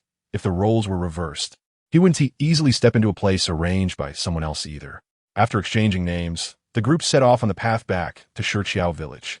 It wasn't too far, and they soon arrived at the village entrance. As they reached the bridge, Bai Yuanqing and his companion stopped. We'll wait for you here. All right, he'll be here soon. Chapter 151. Li Hen versus Bai Yuanqing. However, before Li Hen could enter the village and explain the situation to Yi Feng, Yi Feng had already arrived. A flash of lightning descended from the sky, and soon a figure slowly emerged. As the white electric currents surrounding the figure dissipated, everyone could see his true appearance. Of course, as soon as Yi Feng's signature lightning appeared, Li Hen and the others had already recognized him. Only Bai Yuanqing and the other two, who had never seen Yi Feng before, stood there with their mouths agape, unable to believe what was happening in front of them. They knew that significant changes had occurred in the world, but they had only assumed that people could become stronger physically. It was only when Yi Feng, surrounded by lightning, appeared before them that they realized humans could wield such powerful abilities. Li Hen, who are they? Yi Feng asked. Li Hen quickly stepped forward to introduce both sides. These three are people we encountered while training by the roadside. They were lying in ambush for a supply team from the Salvation Society and mistakenly took us for members of the society. After talking for a while, I found out that they share a deep hatred for the Salvation Society, just like you. So, I invited them to join the escort team to eliminate the Salvation Society together. After hearing Li Hen's brief introduction, Yi Feng nodded. Although no one in the Salvation Society could withstand Yi Feng's power, the organization was vast. If it were just Yi Feng going after them alone, it would be too exhausting and inefficient. Therefore, organizing those who were dissatisfied or even resentful towards the Salvation Society would increase efficiency. There would be no need for Yi Feng to personally deal with the smaller fry. What are their strengths? Yi Feng casually inquired. The one in the middle is named by Yuanqing, the leader of the three and the strongest among them, at the peak of the awakening realm. The other two, Chunhui and Gao Tianyu, have only recently awakened and are both at the early stage of the awakening realm. However, I estimate that with enough crystal cores to absorb, They should be able to break through to the mid-stage of the awakening realm within a month. Yifeng was somewhat surprised to hear that Li Hen had brought back 3 awakened individuals without much fanfare. Are there really that many awakened individuals now? You could just pick up 3 on an outing? Have they agreed to join us? Not yet. Bai Yuanqing's strength is already greater than mine, so he definitely won't submit to me. But I told them about you. They were skeptical, which is why I brought them here. I initially wanted you to show them a thing or two to open their eyes, but I didn't expect your entrance to completely stun them. Li Hen said with a smile. My mom just fell asleep, so I came out for a stroll. I heard some commotion over by the bridge and came to check it out, Yifeng said as he stepped forward to approach the 3. Seeing the awe in the eyes of the 3, Yifeng smiled and said, Welcome to the team. If you have any questions in the future, feel free to ask me. I've taken a step further on the path of evolution, so I have a bit more knowledge than you. As soon as Yifeng mentioned that they could ask him questions, Chenhui didn't hesitate and immediately asked, Boss, may I ask what it takes for us to reach your level? Yifeng thought for a moment before replying, You're still quite far from my current realm. Only Bai Yuanqing is somewhat closer. Even if you reach my level, your awakened talents may not be the same as mine. So, it's quite difficult to be like me. You should forge your own path. Talent? The 3 of them were hearing this term for the first time, and their faces showed confusion. That makes sense. You probably haven't encountered this concept yet. The summarization of talent and realms only began to take shape a year after the apocalypse started in my past life, and it was recognized throughout Huahua. Relevant educational materials only started to emerge slowly. This allowed even someone like Yifeng, who had not yet awakened, to understand what the awakened world was like. Now that the apocalypse has only been going on for a little over 2 months, there are hardly any awakened individuals. So naturally, these summaries do not exist yet. How about this? I happen to have time today. When we go back to the village, I'll give you a proper lesson. After saying that, Yifeng transformed into a bolt of lightning and disappeared from sight. The 3 were left with blank expressions, and Li Hen stepped forward with a smile, saying, That's just how he is. But don't worry, he never beats around the bush when it comes to important matters, and he is easy to get along with. You'll understand better as you get to know him. In the village square, Bai Yuanqing and the other 3 sat under the banyan tree with Yifeng and Li Hen. Qinan. A gentle breeze rustled through, making the shade under the tree quite refreshing. Su Manin and the other 2 did not come. It was noon, and they were sleeping, having no time to listen to Yifeng's lecture. After all, they could listen to it slowly in bed whenever they wanted. It was convenient, and they could also engage in some entertainment activities when they got tired of listening. Next, Yifeng explained the classification of realms and the differences in talents to Bai Yuanqing and the others once more, addressing the questions they had raised. He managed to clarify all their doubts. At that point, Bai Yuanqing and the others realized that the world had changed so drastically. They had previously thought they possessed extraordinary power, but it was merely the first step into the path of evolution. They still had a long way to go. The next day, the village square became lively again. This time, even Su Manin and the others came to see what was happening. It wasn't for any particular reason.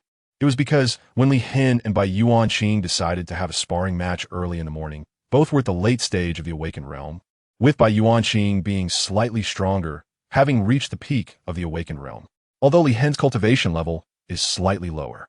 As a veteran with over a decade of combat experience, he undoubtedly has the upper hand compared to Bai Yuanqing, who was just an ordinary person before the apocalypse. Nevertheless, Bai Yuanqing doesn't believe he will lose. While he was merely a fitness enthusiast before the end of the world, he has faced numerous battles since then. His combat skills have been honed through life-and-death experiences. Although his techniques may lack discipline, they are nonetheless lethal. He might not be any weaker than Li Hen's military boxing skills. Both are confident in their abilities, so they decide to engage in a real fight to determine who is stronger. Initially, Yifeng didn't plan to watch this battle. After all, to him, the fight between 2 individuals who have yet to awaken their talents seemed no more than a children's scuffle. Chapter 152. The intense battle, however, after hearing about the event, Yi's mother suddenly became interested and wanted to see it for herself. Due to her declining health, she found it increasingly difficult to go out for long distances. Yifeng was reluctant to let his mother exert herself, but since she insisted on going, he had no choice but to support her to the village square. At this moment, the battle had already begun. 2 figures were fiercely engaged in combat on the sandy ground. Their fight bore no resemblance to the boxing matches seen on television before the apocalypse. Both were in the late stages of awakening, and their speed far exceeded that of ordinary people. To the spectators watching from the sidelines, they could only catch glimpses of their faces during brief pauses in the action. Most of the time, all they could see were two afterimages moving in a blur. Only Feng was able to fully perceive their movements. Initially, he had just come to accompany his mother, but as the two fighters truly began to clash, he found himself captivated by the spectacle. Their combat was straightforward, with each strike aimed at the other's vital points.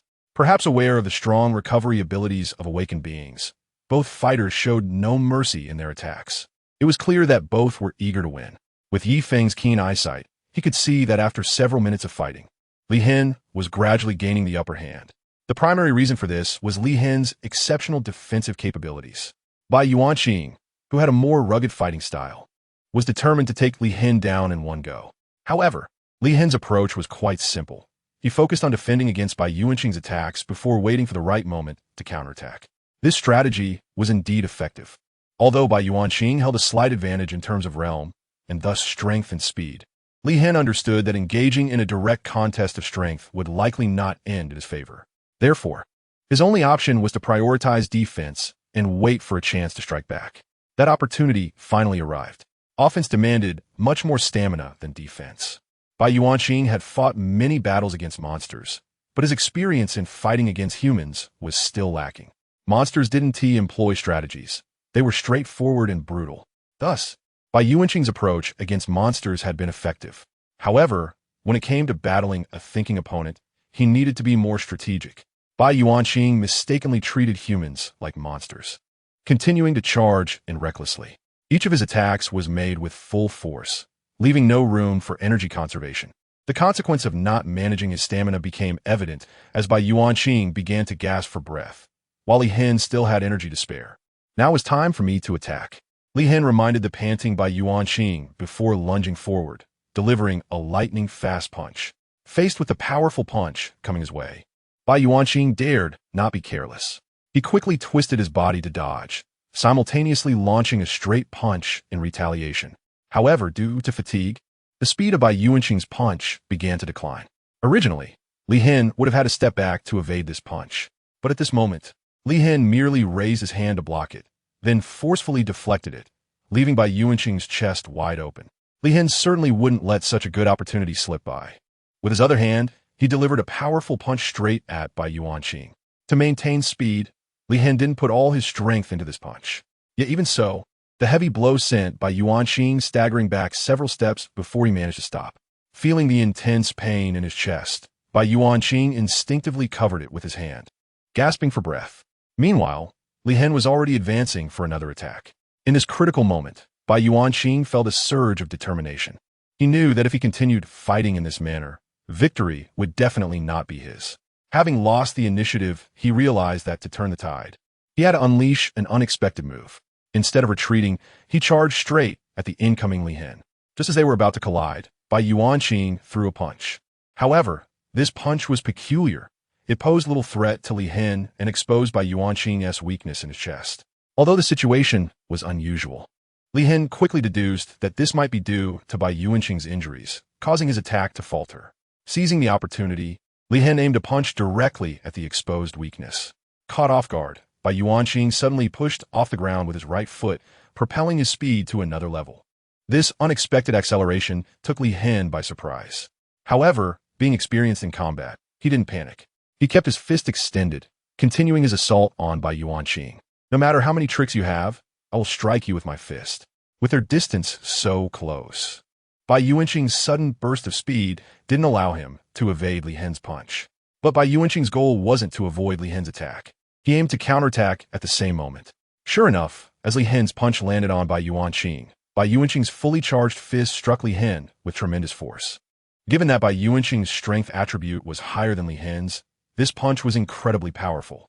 Li Hin was sent flying backward from the impact, desperately trying to adjust his body mid-air to avoid crashing to the ground. He knew that if he landed without being able to defend himself immediately, Bai Yuanqing would not miss the opportunity. And Li Hin's fears were confirmed. After taking Li Hin's punch head-on, Bai Yuanqing, enduring the pain from his injuries, summoned all his remaining strength. Before Li Hin even touched the ground, Bai Yuanqing had already rushed forward. Seeing this, Li Hen quickly extended his foot to scrape against the ground, hoping to stop his backward momentum. This move proved effective, and just as Bai Yuanqing's attack was about to land, Li Hen finally stabilized himself. However, Bai Yuanqing's fist was already just inches away. Li Hen could only do his best to evade the critical blows aimed at him. But Bai Yuanqing, having waited for such a good opportunity, certainly wouldn't he let Li Hen escape so easily. His fists launched a relentless barrage at high speed, with no restraint whatsoever. In that moment, the scene looked less like a friendly sparring match and more like a life-and-death duel. Chapter 153. Li Hen admits defeat faced with Bai Yuanqing's frenzied attacks. Even with his extensive combat experience, Li Hen could only barely hold on and was no longer able to counterattack.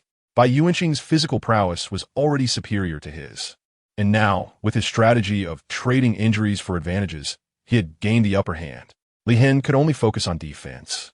Hoping to survive this wave of relentless assaults from Bai Yuanqing, Li Hen understood that Bai Yuanqing couldn't maintain such an intense level of aggression indefinitely. Although awakened individuals had significantly enhanced stamina, it didn't mean they could use it without limits. After awakening, each attack consumed more energy. For instance, before awakening, delivering a punch with a power level of 1 might require 10 points of stamina. However, after awakening, delivering a punch with a power level of 10 would also increase the stamina cost to a corresponding tenfold. The laws of energy conservation still applied in this world. One couldn't gain power without also experiencing a proportional increase in energy expenditure, unless one could undergo a transformation from quantitative to qualitative change. Li Hen grasped this principle and knew that Bai Yuanqing would soon exhaust his stamina and be unable to sustain such high-intensity attacks. Once the intensity of the assault decreased, it would be time for him to retaliate with his relatively abundant energy. However, despite Li Hen's well-thought-out strategy, he found himself struggling to keep up. Bai Yuanqing's punches were fast and heavy, and he couldn't defend against every blow. With each strike landing on his body, it felt as if he was on the verge of falling apart. The waves of intense pain made it increasingly difficult for him to maintain his defense. On the contrary, as Li Hen seemed to be on the brink of collapse, Bai Yuanqing became more and more exhilarated, knowing that victory was within reach. He found a surge of stamina despite his previous depletion. When Bai Yuanqing landed another heavy punch to Li Hen's abdomen, Li Hen could no longer withstand it. He clutched his stomach with one hand while using the other to try to block Bai Yuanqing. All right, I admit defeat, Li Hen declared, choosing to surrender decisively instead of holding on any longer. There was no choice. He had been able to endure the previous attacks. But the last blow to his abdomen was too much. The abdomen is one of the more vulnerable areas of the body, and the forceful punch from Bai Yuanqing caused Li Hen's stomach to spasm. He could barely stand upright now, let alone continue fighting. Upon hearing Li Hen's admission of defeat, Bai Yuanqing immediately ceased his assault. However, there was no joy in victory for him. He bent slightly at the waist, gasping for air. The recent battle had drained his stamina significantly. He had pushed his body to its limits just to finally defeat Li Hen. Seeing the fight come to an end, Qin Nan rushed over, her face filled with concern. Li Hen, are you okay? She asked anxiously. Li Hen, overwhelmed by the pain in his abdomen, was unable to respond. He simply shook his head slightly, indicating that he was fine. Meanwhile, Chen Hui and Gao Tianyu also walked over to Bai Yuanqing's side. However, they weren't as worried as Qin Nan. After all, Bai Yuanqing was on the winning side, and judging by the states of Li Hen and Bai Yuanqing, it seemed that Bai Yuanqing was in a better condition. Boss, impressive. You defeated the captain of the guard team. Now you're the top fighter here, besides Feng. Chen Hui said with a hint of excitement. The three of them were newcomers, and arriving in a new group meant they had to establish their positions. Now that Bai Yuanqing had defeated Li Hen, the strongest after the abnormal Feng, their status would naturally rise significantly. In this post-apocalyptic world, strength meant everything. As one of the combatants, Bai Yuanqing wasn't as oblivious as Chen Hui. He understood clearly that if he hadn't made the decisive choice to trade injuries, even with a higher level of cultivation, the final result would have been his defeat at the hands of Li Hen, who had far more combat experience. Moreover, from their previous conversations, he learned that Li Hen's awakening had occurred much later than his own. Considering that he almost lost even with a higher cultivation level and a later awakening time, it was evident how great Li Hen's potential was. By the time Li Hen reached the peak of the awakened realm like him, it would be impossible for him to defeat Li Hen. Therefore, Bai Yuanqing did not echo Chun Hui's words. After the battle, the villagers began to disperse. Yi Feng supported his mother back home. Once they arrived, Yi Feng's mother, perhaps exhausted, quickly fell asleep, not even waking up for lunch. After discussing his mother's condition with his uncle Yi Mingguang sorrowfully informed Yi Feng that it was likely her time had come. Unlike the extreme sorrow he felt the first time he heard that his mother might be leaving this world, Yi Feng was much calmer this time. This change in mindset was largely due to his mother's comforting words during this period. As a mother, she knew how to console her son. When her feelings about death were not fear, but rather a sense of relief and yearning, Yi Feng naturally felt less grief. However, even so, a pang of heartache still lingered in Yi Feng's heart, though he did not show it. He didn't want his mother to see how hard it was for him to let go before she departed. He wanted her to leave in peace.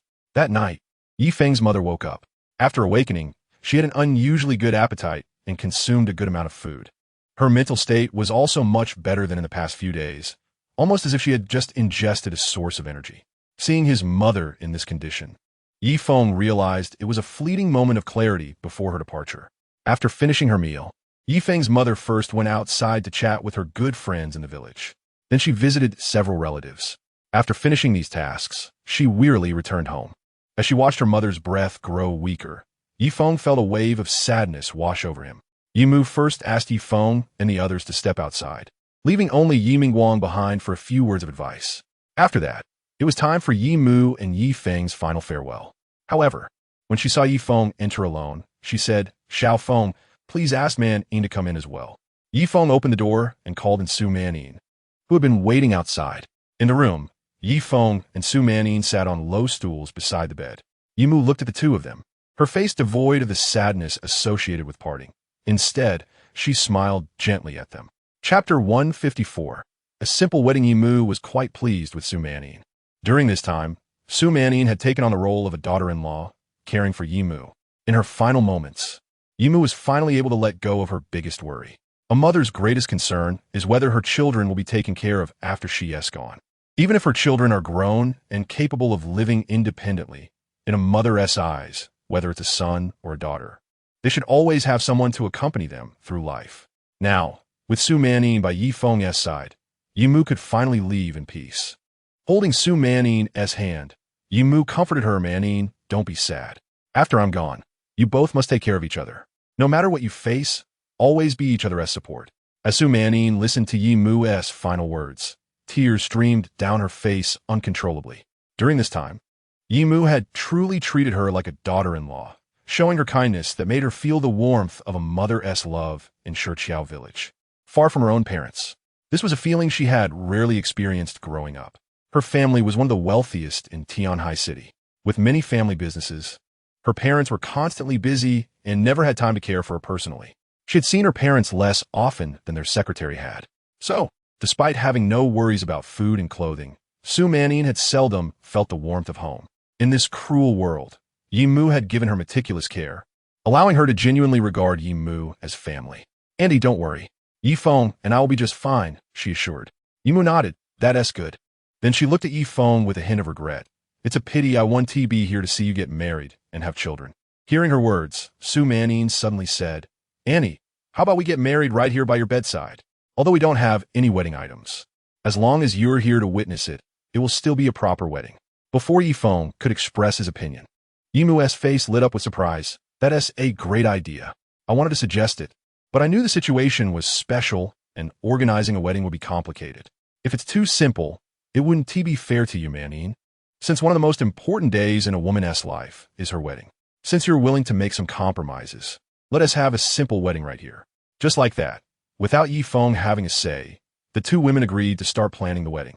Although the conditions were limited, Yi Mu still wanted to make it somewhat formal.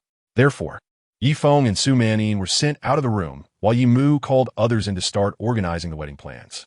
Yi Mu didn't assign any tasks to Yi Feng and Su Manyin. She only asked them to put on their best clothes. Under the guidance of Yi Mu, the small room was soon adorned with bright red window paper, and the character for double happiness was plastered all over the walls. Some fruits were arranged, making the setting look quite festive. Originally, Yi Mu had hoped to hold the ceremony in the living room, but at this point, it was difficult for her to even stand up. Not only could she not stand, but she also struggled to sit up straight. Therefore, it was ultimately decided to hold the wedding in her room. After more than an hour, all preparations for the wedding were complete. At this moment, the small room was packed with people: Li Hen and Qin Nan, Ning Shu and Lin Muxue, as well as Yi Mingguang and Yi Xiaomin. The 6 of them were witnesses to the wedding, gathered in the room. Yi Feng and Su Manin were the last to arrive. When they walked in, both couldn't help but chuckle. Yi Feng had only brought casual clothes, with not a single formal outfit in sight. To appear a bit more formal, he wore his father's old clothes. However, since his father was shorter and slimmer than him, the clothes fit him tightly, making him look a bit comical. In contrast, Su Manin was dressed very formally. Despite being in a situation where they were fleeing, she refused to leave behind her most beautiful evening gown from her wardrobe. So, when they left the villa, even after Yi Feng repeatedly cautioned her not to take too many things, she resolutely brought along the white evening gown. Fortunately, the fabric was light and thin. Otherwise, Su Manin wouldn't have been able to manage carrying it. At this moment, Su Manin felt that all her previous struggles were not in vain. She was finally able to wear her favorite evening gown to get married. "Sister Manin, you look so beautiful today." Lin Muxue and Ning Shu had seen Su Manin in this evening gown before, but tonight she looked completely different. Previously, she wore it to attend important banquets with upper-class individuals. Back then, although she always wore a smile, those smiles seemed so insincere. Now, as Su Manin shyly walked past everyone, her radiant smile under the dim light was incredibly genuine. Yi Mingguang officiated the wedding. As a skilled, traditional Chinese medicine practitioner, he had also studied Chinese wedding customs. Many villagers liked to invite him to officiate their weddings, and whenever he had the time, he would usually accept. Over time, Yi Mingguang became a well-known wedding officiant in Nanling County, especially for those wanting to hold traditional Chinese weddings, who regarded him as the top choice. The wedding proceeded according to the steps. Inside the room, the 2 newlyweds dressed in Western-style wedding attire were participating in a Chinese wedding ceremony. This unusual combination appeared quite formal under Yi Mingguang's guidance. When Yi Feng and Su Manin took the ceremonial wine cups from Yi Mingguang and drank from them simultaneously, Yimu took off her gold bracelet from her wrist and extended it to Su Manin. "Manin, this gold bracelet was given to me by Xiao Feng's father. I'm now giving it to you, so please take good care of it. It will serve as a cherished memory." Su Manin took the bracelet and slipped it onto her delicate wrist. The golden bracelet contrasted beautifully with her fair skin, creating a striking yet harmonious look. "Mom, I will treasure it," she said. Hearing Su Manin call her mom, Ye's mother smiled even brighter. She gazed at the 2 of them, her breath gradually fading.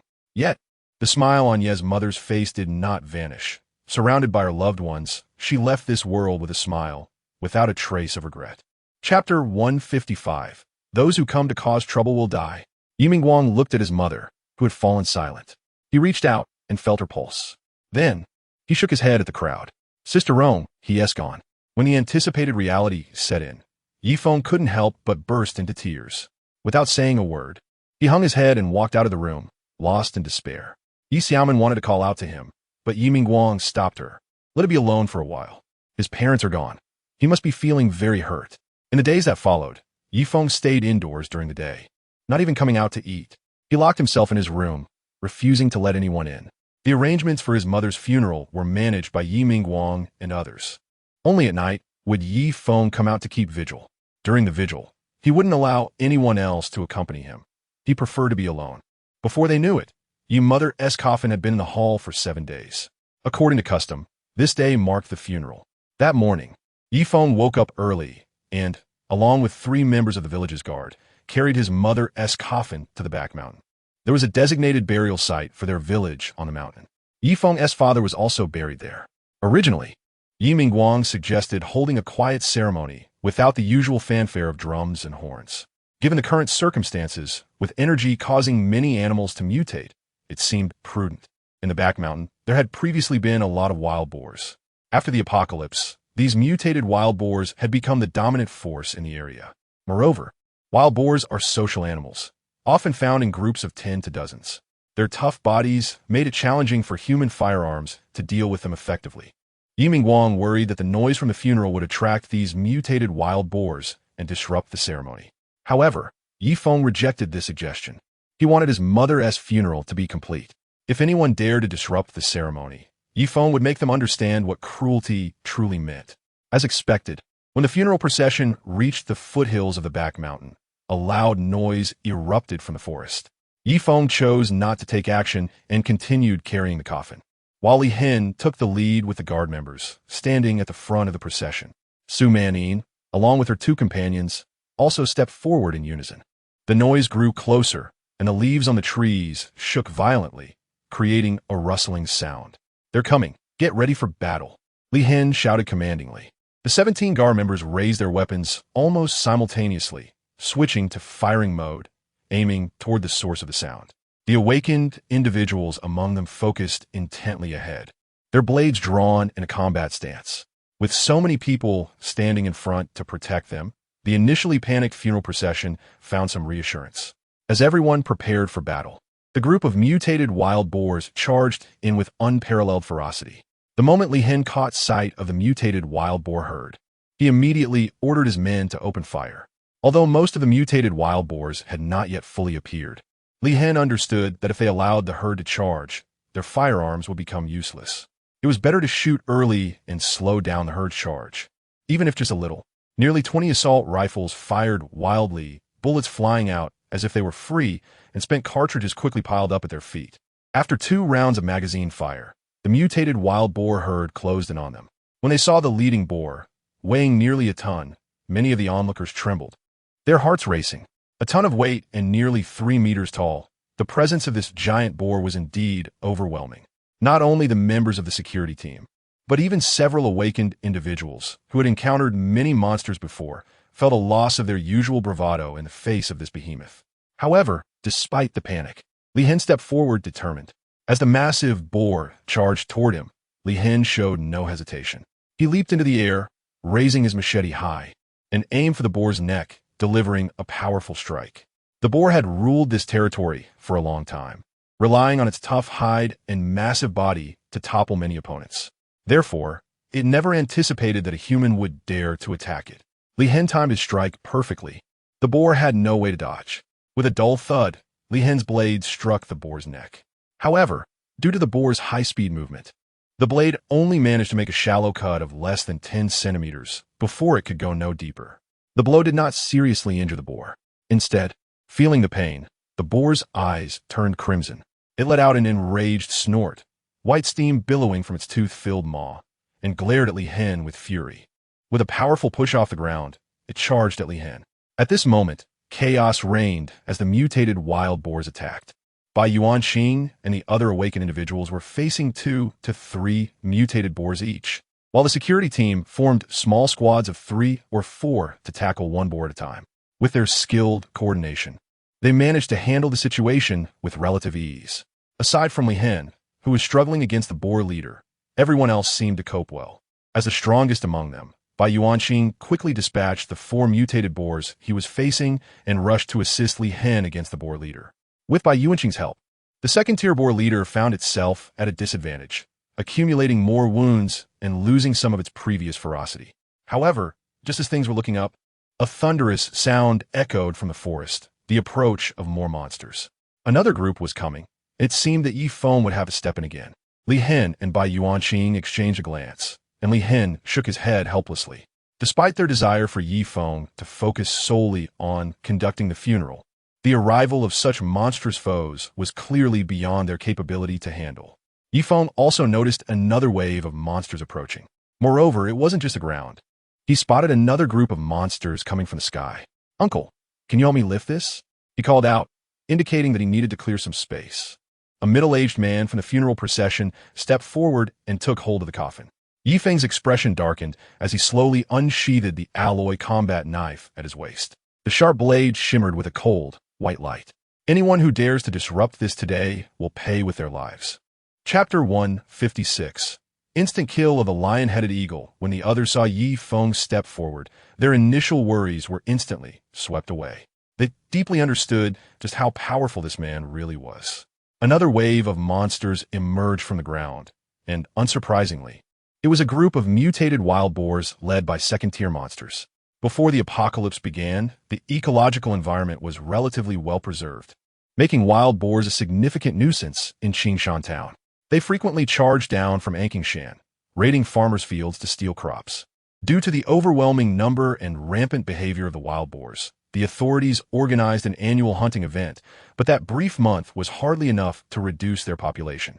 Previously, the wild boars merely pilfered crops, but since the onset of the apocalypse, their diet had changed, and they had become man-eating monsters. This wave of wild boars was even larger than the last, numbering over 20. Under the charge of their leader, they barreled through the trees, crashing forward. Feng had no time to waste with these mutated wild boars. Perhaps he would have had to exert himself against them before, but now, as a late-stage extraordinary, these first- and second-tier monsters were no more than ants in his eyes. With a swift motion, he unleashed the Thunderbolt Blade Slash. The power of lightning surged into his battle blade, which Feng then swung lightly. In an instant, a massive fan-shaped slash swept across the area ahead. The speed of the slash was astonishing, cutting through hundreds of meters in the blink of an eye, accompanied by a deafening roar of wind. Within less than 2 seconds, the energy of the slash was exhausted, dissipating into the air. As the slash faded, Feng found himself standing in an empty space. Whether it was flowers, grass, trees, or the 20-plus charging mutated wild boars, everything had been cleanly sliced in half. It was as if a chainsaw had cut through wood, leaving perfectly flat surfaces.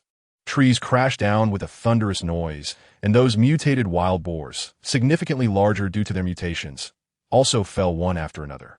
Foul-smelling blood gushed from their wounds, filling the air with a thick stench, just as Feng finished off the group of mutated wild boars with a single slash. A swarm of monsters gathered in the sky, diving toward the crowd below. They emitted loud cries and swooped down at incredible speeds. Feng quickly recognized that these flying monsters had arrived on Blue Star through a spatial wormhole. It wasn't just his keen eyesight. Their distinctive appearance made them easily identifiable. They were all lion-headed eagle monsters, known in the past as lion-headed eagles. Lion-headed eagles were considered quite formidable creatures, mostly classified as second-tier monsters, with very few being lower than that. This attacking group of lion-headed eagles was no exception. From the energy fluctuations they emitted, Feng could sense that all of these lion-headed eagles were indeed second-tier monsters. Although their numbers were slightly fewer, there were still 8 of them. 8 level 2 monsters. Aside from some major cities or large bases, represent a force that survivors cannot resist. But today, they picked the wrong target. The griffins spread their broad wings. When fully extended, their wings measure a staggering 5 meters in length. As all 8 griffins unfolded their wings simultaneously, it created a shadow that seemed to blot out the sun. This sight caused a moment of panic among the funeral procession on the ground, primarily because these griffins looked far more unusual than the mutated wild boars. People tend to feel fear toward the unknown. As the griffins drew closer, Feng's entire body began to crackle with the power of lightning. The surging bolts wrapped around him, making him appear like a thunder god from a television drama. With a gentle push off the ground, Feng soared into the sky. Despite being launched from below, the enhancement of the lightning power allowed him to outpace the diving griffins. He dashed into the flock at lightning speed, causing their previously synchronized formation to falter. In the midst of the griffins, Feng did not draw his battle knife. Instead, he extended both hands, spreading them to either side. In a blink, a surge of destructive, white lightning erupted from his palms. Initially, there was only a single bolt, but as it left his body, it rapidly split into countless smaller bolts. Though thin, these bolts possessed significant destructive power. A multitude of tiny lightning strikes enveloped Feng, and the 8 griffins nearby could not evade his electric assault. As the countless bolts struck them, the unique paralysis effect of the lightning rendered the griffins unable to maintain their flight. One by one, all 8 griffins convulsed and plummeted to the ground. Feng did not relent. He allowed gravity to pull him back to the earth, then swiftly dispatched each griffin with a single strike. Each level 2 monster yielded 10 evolution points, totaling 80 from the 8 griffins, which was quite substantial. Witnessing Feng's ability to eliminate all the monsters in one blow, everyone present once again felt the depth of his power. Meanwhile, during the process of slaying the monsters, Feng had also vented some of his frustrations over his mother's passing, feeling a bit lighter afterward. After Feng finished off the remaining monsters, Li Hin and the others finally completed the task of defeating the first wave of mutated wild boars. Once all the incoming monsters were dealt with, Li Hin organized a team to collect the crystal cores. After gathering them, he handed all the crystal cores over to Yi Feng. Even though Li Hin and Yi Feng shared a close relationship, such a precious resource as the crystal cores could not be distributed by him, regardless of whether he was the one who had personally killed the monsters. Yi Feng was the strongest among them, and only he had the authority to allocate them. Among the slain monsters, all 8 griffins had crystal cores, and they also found cores on 2 of the level 2 boar leaders. The number of primary variant wild boars that yielded crystal nuclei is quite impressive. Out of more than 30, they managed to find 11 crystal nuclei. Regarding the distribution of these nuclei, Yi Feng adheres to his usual principle: whoever kills it, gets it. Therefore, Yi Feng only took the 9 crystal nuclei from the level 2 monsters he personally defeated. He didn't keep any of the level 1 nuclei, and instead gave them all to Su Manyin and the other 2 women. Their strength has been increasing rapidly lately, and the strongest among them, Su Manyin, is on the verge of reaching the late awakening stage. After absorbing these crystal nuclei, it's likely that Su Manyin will successfully break through. Yi Feng also took one of the 9 level 2 nuclei he had killed and returned it to Li Hin. Since this wild boar leader was taken down by both you and by Yuanqing, it wouldn't be fair to split just one level 2 nucleus. So here's another one for you. Crystal nuclei are indeed very important to Yi Feng. After all, if exchanged, a level 2 crystal nucleus can yield a whopping 100 evolution points. That is a 10-fold increase compared to the evolution points gained from defeating level 2 monsters. Chapter 157. A simpler way to awaken. While evolution points are important, Yi Feng understands even more that in order to build a powerful team, one cannot hoard all the good things for oneself. He possesses a system that allows him to gain evolution points not only by defeating monsters, but also by exchanging crystal cores for them. His rate of advancement is already quite rapid. In contrast, Li Hin and Bai Yuanqing can only rely on absorbing energy from the crystal cores to level up. Thus, crystal cores are extremely important to them, especially the second-level ones. The energy contained in first-level crystal cores becomes negligible for an awakener once they reach the extraordinary realm. At this point, second-level crystal cores are crucial for continued growth.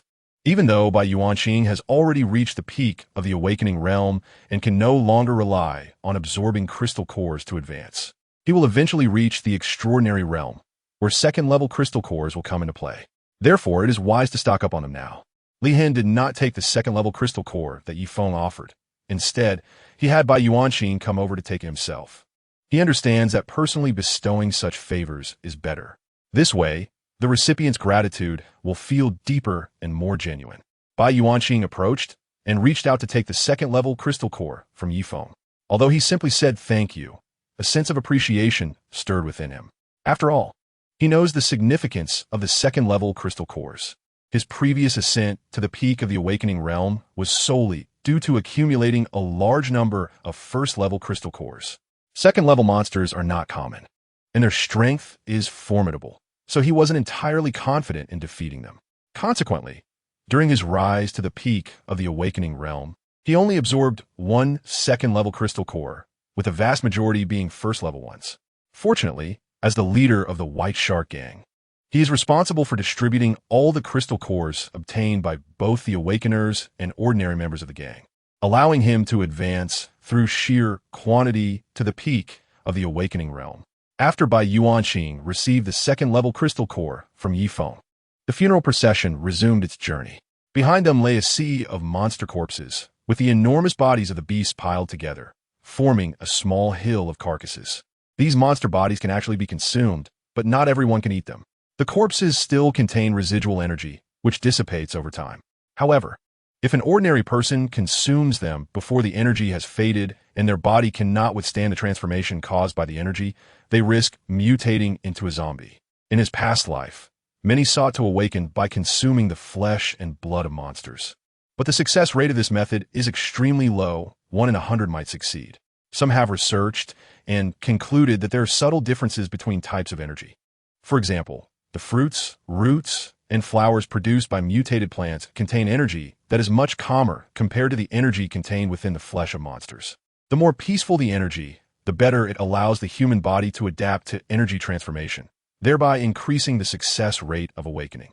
As a result, the fruits of mutated plants from previous lives have been driven to sky-high prices by various factions.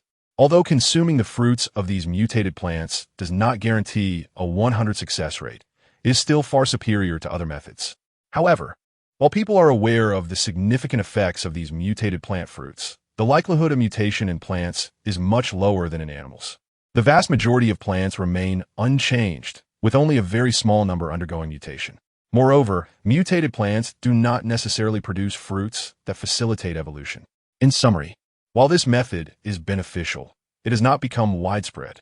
Only a handful of factions can rely on this approach to produce awakened individuals in bulk. The vast majority of ordinary people still have to gamble on that minuscule possibility to become awakened. Currently, Feng's guard team has very few awakened members. Therefore, they did not bother to bring back the corpses of the monsters. However, Feng did take a liking to the sharp tusks of 2 wild boar leaders. He had them removed and asked the guard to carry them back, intending to study whether they could be modified using the system. As the funeral procession continued, a large convoy entered Shiqiao village. Upon seeing the convoy arrive at the village entrance, a young villager from Shiqiao village ran out. He waved his hand, directing the convoy forward. This way, go this direction. Following his guidance, the convoy slowly made its way to the back mountain of Anqing Mountain. Previously, several young men from Shiqiao village had been forcibly conscripted into the Salvation Society, while 2 or 3 others chose to join voluntarily. They were originally idle drifters in the village, looked down upon by the villagers for their lack of purpose. After the apocalypse, faced with the powerful Salvation Society, they were naturally eager to join.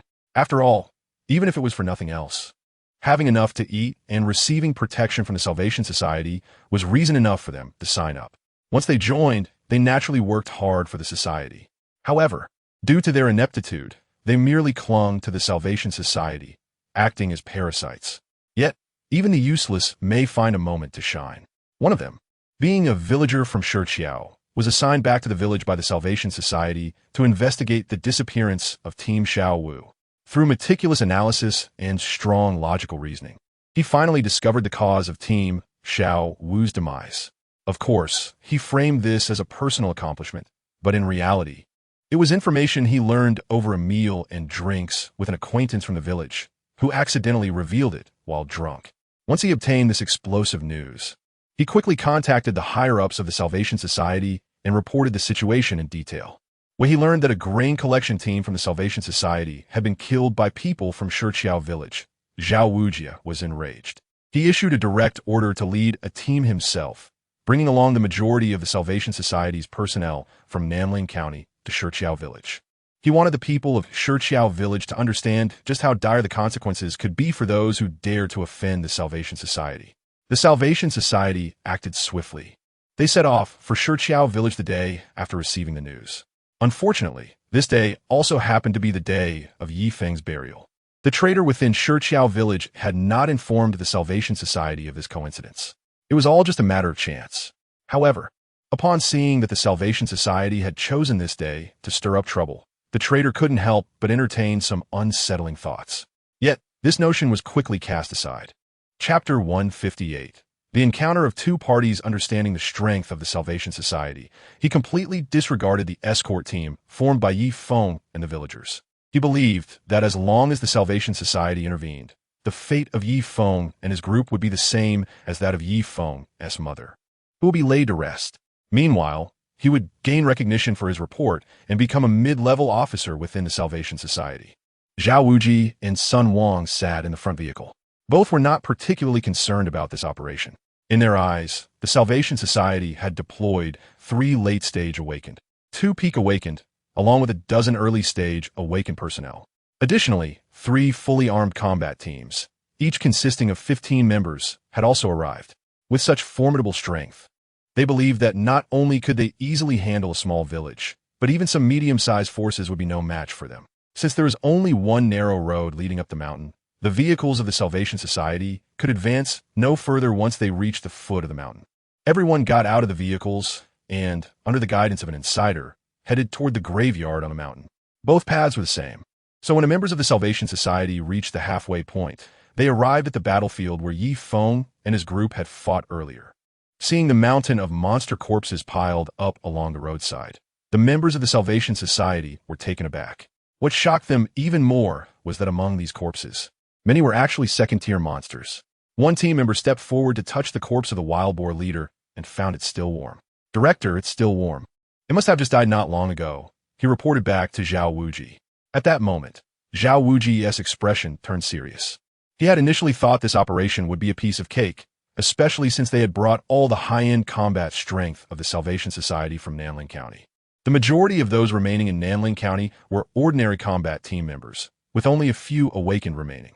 However, upon closer observation, he realized that even with all their forces deployed, they might not be able to defeat these monsters. It was clear to him that there were no less than 10 second-tier monsters present, and they were not the kind that could be easily dealt with.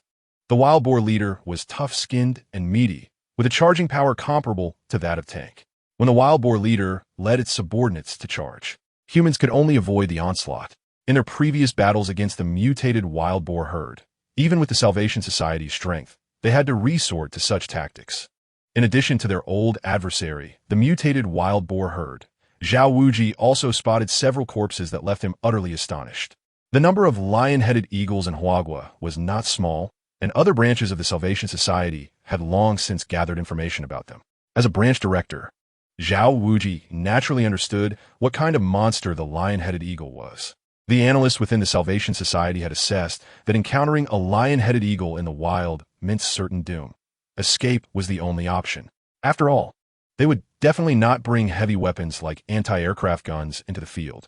Without these heavy weapons, the lion-headed eagle is truly a nightmare for humans. They are incredibly fast, and their powerful hind claws make it nearly impossible for anyone to escape once they are caught.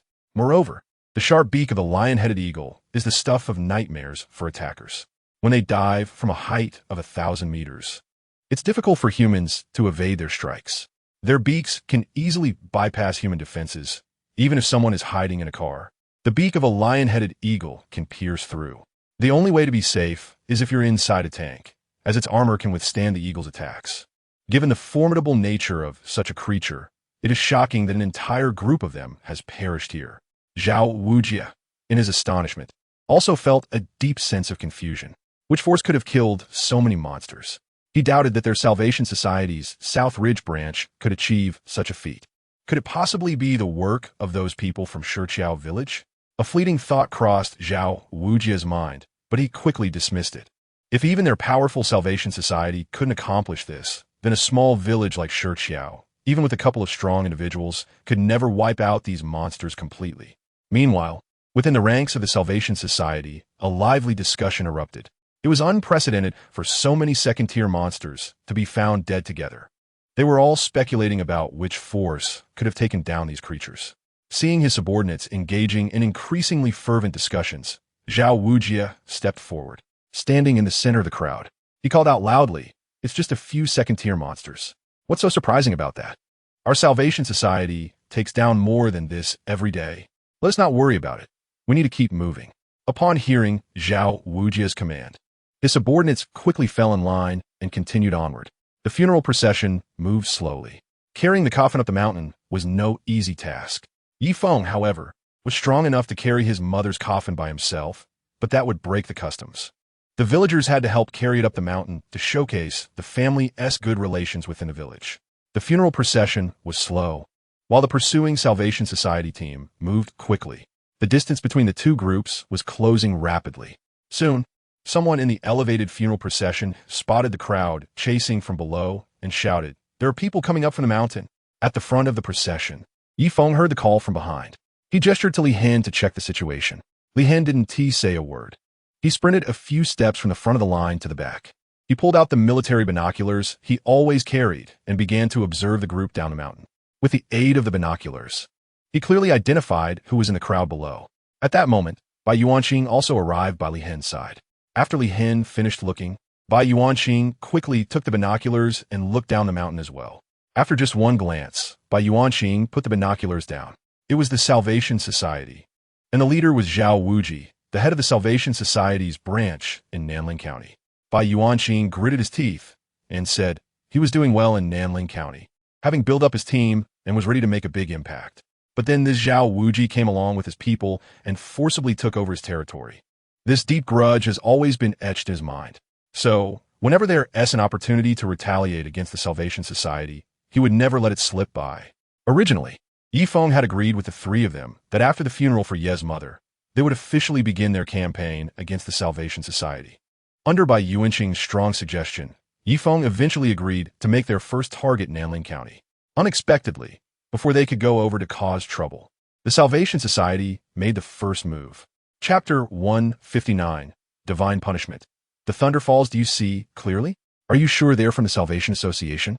Although Li Hen thought that only the Salvation Association could muster such a large force nearby, he still confirmed with Bai Yuanqing out of caution. That's right. I can't be mistaken. They are definitely from the Salvation Association.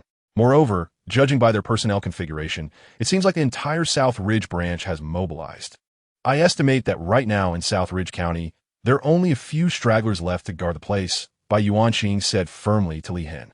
Upon hearing that the Salvation Association had mobilized fully, Li Hen didn't dare to take it lightly. He hurried to the front of the team to report to Yi Feng. When Yi Feng heard Li Hen's words, his expression instantly darkened. The friendly demeanor he usually wore was now replaced by an icy glare. He had intended to settle accounts with the Salvation Association only after burying his mother. He never expected that they would choose to create trouble for him during the funeral. The anger in Yi Feng's heart was now beyond repression. This is fine. Since they want to die early, I'll oblige them. After saying this, Yi Feng still had his uncle carry the coffin while he himself stepped out of the team, wielding his alloy saber. Li Hen and the others wanted to follow, but Yi Feng stopped them. You don't need to come with me. I'll be back soon. If you go, I'm afraid you'll get hurt. Li Hen and the others halted their steps. Although Su Manning was aware of Yi Feng's strength, she couldn't help but remind him, Yi Feng, be careful. Yi Feng nodded slightly, and in the next moment his entire body was enveloped in lightning. In the blink of an eye, he vanished from the spot. Captain, I see them. A team member reported to Zhao Wuji while looking through binoculars. Just as he finished speaking, a white flash streaked across his field of vision. He thought he'd been staring too long and that his eyes were playing tricks on him. Lowering the binoculars, he rubbed his eyes. When he looked through the binoculars again to scan the mountain, the fast-moving white light had already disappeared. I knew it. It must have been my eyes. However, absorbed in looking through the binoculars, he failed to notice that a man, crackling with lightning, was quietly watching them with a deadpan gaze from the front of their team. Apart from him, everyone else had caught sight of Yi Feng. Without exception, all of them looked at Yi Feng, who stood before them, with expressions of disbelief. They could tell that the figure in front of them was human, but can a human really be enveloped in lightning? That shouldn't be possible, right? But if it isn't possible, then how do they explain the person standing before them? Zhao Wuji also spotted Yi Feng blocking their path. The moment he laid eyes on Yi Feng, his instinct screamed that danger was imminent. His intuition had helped him survive the most dangerous early days of the apocalypse. Today, his intuition was guiding him once again. But what his intuition failed to tell him was that it was already too late. Yi Feng looked at the motionless crowd in front of him. He sighed and shook his head slightly, saying, You all could live another day, can't you? Why choose today to court death? His voice wasn't loud, but it was clear enough for everyone in the Salvation Society to hear. If anyone had dared to speak to them like that before, they would have thought the person was looking for trouble. But today, for some reason, they didn't dare to retort, let alone step forward to take down this arrogant fool. Zhao Wuji stepped forward, moving to the front of the line. My friend, do we have some misunderstanding? I don't think I've ever seen you before. Despite being the head of the Salvation Society's Southern Ridge branch, Zhao Wuji wasn't the type to act arrogantly. The situation fell off. He chose not to act rashly and intended to gauge the intentions of the man blocking his way. Yi Feng maintained his icy demeanor, his tone equally frigid. There's no misunderstanding.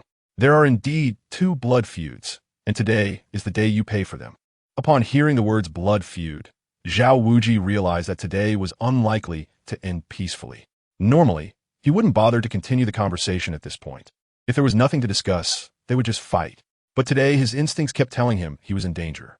So, Zhao Wuji decided to make one last effort. Little brother, perhaps we in the Salvation Society have unintentionally offended you. But we can discuss compensation. Just name your price, and we will do our utmost to make it right. You should know our strength.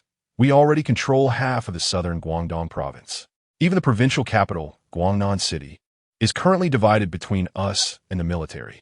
Just name your price, and we will ensure you receive satisfactory compensation. Feng smiled bitterly. You can't compensate for this. Your only role now is to pay with your lives for the wrongs you've committed. Are you really unwilling to negotiate? Zhao Wuji said, his tone darkening as he sensed Feng's refusal to engage. Seeing Zhao Wuji's angry expression, Feng scoffed dismissively. It seems you still don't understand who is in control of the situation. With that, Feng closed his eyes. In the next moment, the lightning that coiled around him multiplied, its white glow growing increasingly blinding. I didn't want to use this move lightly, but I suddenly feel it's the perfect time to unleash it upon you. As he spoke, Feng lightly pushed off the ground, his body gracefully ascending into the sky. At an altitude of 100 meters, Feng was enveloped in lightning, while below him stood the 70-odd members of the Salvation Society. Heaven's punishment, 10,000 thunderbolts. As the last word left Feng's lips, the lightning that enveloped his entire body instantly spread out. The dispersed lightning formed an enormous web of thunder above the heads of the members of the Salvation Society. The power of lightning within Feng surged forth wildly. He held nothing back. The energy within him was depleting at a visibly rapid pace under his full force. When 90% of the energy in Feng's body was exhausted, this colossal web of lightning officially reached its final form. In the sky above, as the lightning gathered, dark clouds slowly began to converge. What was once a bright and sunny day now turned into a scene shrouded in thick clouds. It felt as though the apocalypse was about to descend upon the world. Chapter 160. A single move to annihilate these dramatic changes took less than a minute. As the members of the Salvation Society looked up at the vast network of lightning enveloping them, a single thought echoed in their minds. What the hell is this? Following that thought, they collectively came to a conclusion. Run, and run as far as possible. Whoever wants to deal with this can do so. However, by the time they decided to flee, it was already too late. Feng's body was slowly descending from the sky. As he fell, the immense lightning network, accompanied by a deafening roar, unleashed thousands of bolts of lightning from hundreds of meters above. In an instant, the world changed color. The countless bolts struck the ground simultaneously, as if the heavens were enacting divine punishment. The columns of lightning, moving at a speed that humans could not possibly evade, rained down upon the crowd. Under the relentless barrage of lightning, not a single person could escape this divine retribution. Even Zhao Wuji, at the peak of the awakening realm, was reduced to an insignificant ant in the face of such overwhelming natural power. If Zhao Wuji could not escape this divine punishment, the others from the Salvation Society stood no chance. At the moment the torrents of lightning descended, all they could do was wait in despair for their demise. Hundreds of square meters of land turned to scorched earth. The merciless strikes of lightning shattered every human standing on the ground into dust. The frail human body could not withstand the most terrifying force of nature. The crowd observing from the mountaintop fell into a profound silence. Feng's move, Heaven's punishment, 10,000 thunderbolts, was strikingly similar to the heavenly tribulations described in fantasy novels. Although the size of his lightning bolts was not particularly large and could not compare to the true natural lightning of the heavens, it was indeed a genuine onslaught of thousands of lightning strikes. When the lightning rained down, everyone felt as if they were witnessing a miracle. The very heavens and earth changed color. As the thunderbolts struck the ground, everyone sensed the tremors beneath their feet, akin to a minor earthquake. At that moment, they realized that Feng, who had always seemed harmless, was actually an immensely powerful figure. He could no longer be simply referred to as a master. He should be called the Thunder God. Old Li, honestly, is Feng still considered human? Bai Yuanqing asked in disbelief, turning to Li Hen beside him. I could still somewhat categorize him before, but now I have my reservations. Li Hen was equally stunned by Feng's display. The power Feng had shown before already seemed beyond that of a human. But today, as he transformed into the Thunder God, descending from the sky with a barrage of divine punishment, Li Hen truly felt that the legendary Thunder God might be no more than this. As someone who shared a bed with Feng, Su Manin was also astonished by his strength, yet her expression remained calm. Beside them, Lin Muxue and Ning Shu were buzzing with excitement after witnessing Feng's incredible strike. Sister Manin, Feng is truly powerful. Do you think that if one day we awaken our talents, we could be as strong as him? Lin Muxiue was daydreaming about the possibility of annihilating all her enemies with a single move, just like Yifeng. However, Ning Shu, standing next to her, quickly shot down her dreams. Don't even think about being as strong as Yifeng. The three of us awakened our powers together with Li Hen and Qi Nan. But look at them now. Li Hen has already advanced to the late stage of awakening, and Qi Nan just leveled up a few days ago.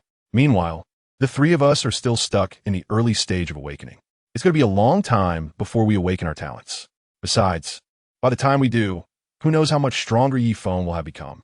I remember when we first met him. He wasn't nearly as powerful as he is now. In just over a month, he's reached this level. That's an astonishing speed. Su Manning listened to Ning Shu's praise with a sense of pride, although the admiration was directed at Yifeng and not her. As his wife, who had already been through the wedding ceremony, it felt like a compliment to herself. Seeing Su Manning's proud smile, Lin Muxiue couldn't help but express her envy. Sister Manning, you really know how to pick them. You found such an amazing husband just like that.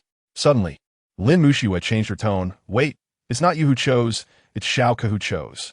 I remember she was the one who suggested that the two of us offer ourselves in exchange for Yifeng's protection. When Lin Muxiue brought up the past again, Su Manning playfully slapped her on the shoulder. You talk too much. As the people on the mountain discussed Yifeng's strength, the battlefield not far away fell eerily silent. When Yifeng descended from the sky, there wasn't a single person left standing on the ground. Not only were there no survivors, but some bodies had been charred black by the lightning strikes, their death particularly tragic. Yifeng looked around and spotted the person who had previously stepped forward to speak with him. Yifeng could tell that this individual was likely a peak awakening expert, possibly on the verge of advancing to the transcendent realm and awakening his own talent, joining the ranks of the most powerful in the world. But now, all of that potential was lost. The moment he offended Yifeng, his fate was sealed. Perhaps he felt wronged. After all, he was the one who had harmed Yifeng's parents. Yet, he was the one forced to bear the consequences. His life could have held infinite possibilities, but now it was all beyond reach. But isn't that how the world works? If anyone was wronged, what about Yifeng's parents? What about all those who were killed by them? In a world devoid of enforcers, chaos and disorder would inevitably lead to such situations occurring frequently. It was unavoidable. Everyone was dead, with no exceptions, although some had sensed the danger and fled early. However, these lightning bolts were not naturally generated between heaven and earth, but were artificially created by the lightning power within Yifeng. Since they were created by human means, Yifeng could naturally control the direction of these lightning strikes. Although he couldn't control all the countless bolts of lightning, he was still able to make some minor adjustments. With Yifeng's meticulous oversight, not a single person managed to escape. All the top experts from the Southern Ridge branch of the Salvation Society were annihilated in this quiet Anqing mountain by a single move from Yifeng. As he looked at the more than 70 lifeless bodies lying quietly, memories of his mother's advice flooded his mind. His mother had once told him that not everyone in the Salvation Society deserved to die. She urged Yifeng to refrain from excessive bloodshed and to spare those who were not guilty of death. Chapter 161. A direct approach. Yifeng remembered his mother's advice, and he knew that among the 70 or so people, there were certainly some whose crimes did not warrant death. However, today was the day of his mother's burial. Yifeng was already engulfed in profound grief, and with him choosing this moment to cause trouble, his anger boiled over. In that instant, he decided to disregard his mother's counsel. Originally, he had agreed with by Yuan Qing and the others that during their assault on the South Ridge branch, they would spare those who had not committed serious wrongs. After all, with the drastic reduction in the global human population, it was better to kill fewer people if possible. But they were wrong to come at this time. Watching as the 70 or so individuals, who could have potentially become powerful allies for humanity, were reduced to charred corpses, Yifeng let out a soft sigh. He then turned and walked back up the mountain. The funeral was over, and according to rural customs, the host family was expected to invite those who attended the funeral for a meal. Traditionally, gatherings for weddings and funerals have always been occasions for rural folks to come together and strengthen their bonds. After enduring the brutal struggles of the apocalypse, everyone was particularly invested in this white banquet. On one hand, Yifeng's mother had a strong reputation in Shiqiao village, and many respected her. Thus, everyone wanted to ensure that her funeral was conducted well. On the other hand, Yifeng's appearance had relieved everyone's worries. At the onset of the apocalypse, they had to hide from monsters, and just when they thought they were safe, the Salvation Society emerged to exploit them. The evils perpetrated by the Salvation Society were no less severe than those of the monsters. Now, with Yi Feng as protection over Shiqiao village, they could finally feel secure. Against this backdrop, the White Banquet for Yi Feng's mother saw contributions from the entire village, with everyone bringing food, and those without ingredients even arranging for help. The scene was lively, almost identical to the White Banquets held before the apocalypse. After the banquet, everyone returned home, and the Yi family's small house fell back into quietude. Li Hen and Qin Nan preferred to stay outside and never slept in the rooms, opting instead for the RV. Bai Yuanqing and his companions did the same. But they stayed in a house in the village where all the residents had perished in a monster attack. After discussing with the relatives of that family and receiving their consent, Yi Feng allowed Bai Yuanqing and his two companions to stay there. Thus, following his mother's passing, only Yi Feng and the three women, Su Manin, Ning Shu, and Lin Muxue, remained in the small house. With no lights at night, and the house being relatively empty, Ning Shu and Lin Muxue were too afraid to stay in separate rooms, so they chose to sleep together. Su Manin naturally shared a room with Yi Feng. Late at night, in Yi Feng's room, he held Su Manin close as they talked. She nestled against him, holding him tightly. After a while, Su Manin spoke up. Yi Feng, now that you've eliminated the South Ridge branch of the Salvation Society, what are your plans for the next step? At this moment, Yi Feng didn't have a very specific plan. He only knew that he wanted to eliminate the Salvation Society, but he hadn't thought deeply about how to execute that. The initial step had been painstakingly discussed, and they were supposed to launch an attack on the nearest branch of the Salvation Society in Nanling. However, unexpectedly, before they could make a move, the Nanling branch had already mobilized their forces and came to their demise on their own. I haven't figured it out yet. I'll ask Li Hen and Bai Yuanqing tomorrow, he thought. If I really can't come up with anything, then I'll just go directly into the city of Guangnan and smash the headquarters of the Salvation Society, killing all the high-ranking members. That should cause the Salvation Society to fall apart. As Yi Feng spoke, he suddenly felt that this idea wasn't too bad. Why should he eliminate the Salvation Society step by step? Others chose to do it gradually because they lacked the strength and had to resort to this time-consuming but safer approach. But he was different. Now, he was already a peak expert at the late stage of the Transcendence realm, with plenty of crystal cores in hand, enough to exchange for evolution points to raise all his attributes to 999. In that case, he would be a peak human in the Transcendence realm. Currently, in this apocalyptic world where no other humans in the Transcendence realm had appeared, his peak strength was enough to sweep away any faction. Su Manin looked at Yi Feng, who didn't seem to be joking, and felt a bit worried. Wouldn't it be a bit unsafe to go directly? After all, Guangnan is the capital of Nanhua province, and the defensive forces there shouldn't be weak. If it were just human experts, it would be one thing, but I'm afraid they might have heavy weaponry like anti-aircraft guns or missiles. The destructive power of those weapons is still quite strong. Su Manin expressed her concerns. She indeed believed in Yi Feng's strength. After all, he had already demonstrated it that morning. However, as someone who had received modern education for many years, she understood that human technology was incredibly powerful.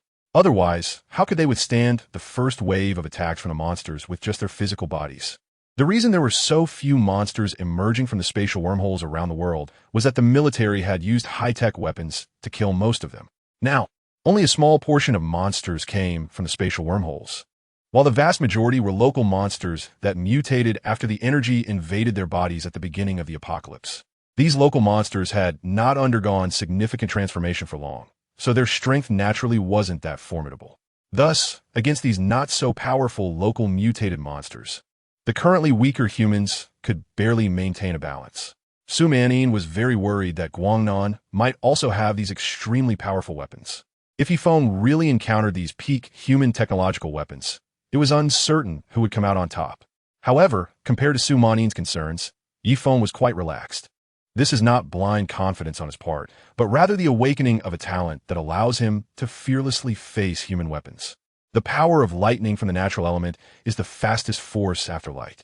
Now, Yi Feng has reached the pinnacle of extraordinary strength, and his lightning power has also reached level 3. Consequently, his speed, enhanced by the power of lightning, far exceeds anyone's comprehension. Therefore, even legendary laser weapons among human arms may struggle to hit him. After all, laser weapons still require a human operator to fire them. Thanks to his exceptional precognitive ability, Feng can evade attacks in advance, making it nearly impossible for laser weapons to lock onto him. Chapter 162. Pinnacle of the Extraordinary Realm. The only thing that could harm Feng was humanity's most powerful weapon, the atomic bomb.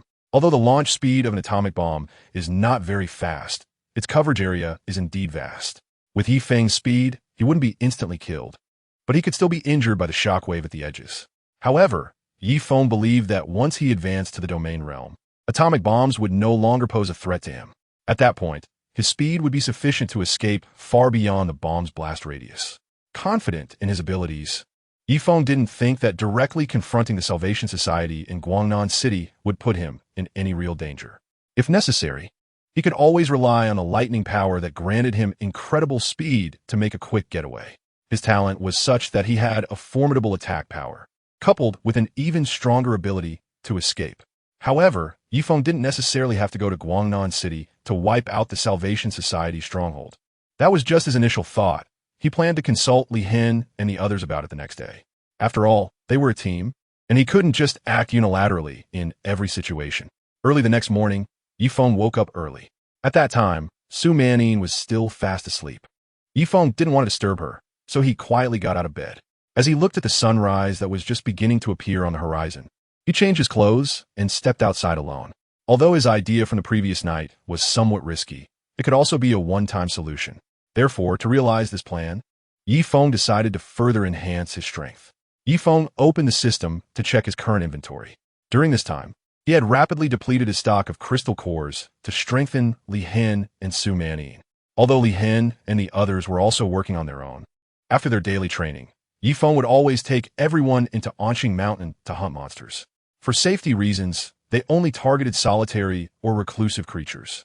The numbers were few, but it alleviated some of Feng's pressure. Originally, Feng had a large number of first-level crystal cores, but during this time, they had all been used up by Li Hin and the 5 others. This was also the reason why Li Hin and Qin Nan had made such rapid progress. Fortunately, all 5 of them were at the Awakening Realm, and first-level crystal cores were sufficient for their advancement. If they were to advance to the Extraordinary Realm, Feng wouldn't be able to support them at all. Now, Feng had only 1 third-level crystal core and 32 second-level crystal cores left. He still had some evolution points remaining. The previous wave of monster kills had brought his current evolution points to 125. Feng's 3 attributes had previously been at 500 points, but due to recent battles, they had naturally increased a few points. Now, Feng's attribute values were as follows: Strength, 506, upgradable; Speed, 507, upgradable; Stamina, 505, upgradable, with previous experience. Feng knew that these 3 attributes could only be upgraded to a maximum of 999. Feng didn't bother to change much. He directly exchanged 15 second-level crystal cores for 1,500 evolution points. After raising all his attributes to 999 points, the system notification arrived. Your attributes have reached the pinnacle of the Extraordinary Realm and can no longer be upgraded using evolution points. A breakthrough mission is now issued. Upon completing this mission, you may continue to use evolution points to upgrade your attributes. After the system finished speaking, it released Feng's breakthrough task. Breakthrough mission: kill 10 level 4 monsters. Current progress: 0-10. Upon seeing this breakthrough task, Feng really felt like cursing. Wasn't this just absurd? The apocalypse had only begun recently, and even a number of level 3 monsters was scarce, let alone level 4 ones. The closest he had ever seen to a level 4 monster was the golden-winged rock he fought in the air. Even that rock was merely at the peak of level 3, just 1 step away from reaching level 4. Now the system was asking Feng to kill 10 level 4 monsters, leaving him utterly clueless about where to start. It wasn't that he lacked courage or strength. He simply couldn't find them. However, the system's mission had already been issued and couldn't be changed. After a deep sigh, Feng resigned himself to this ridiculous task. Nonetheless, he wasn't too worried. His strength had surpassed that of others by a significant margin.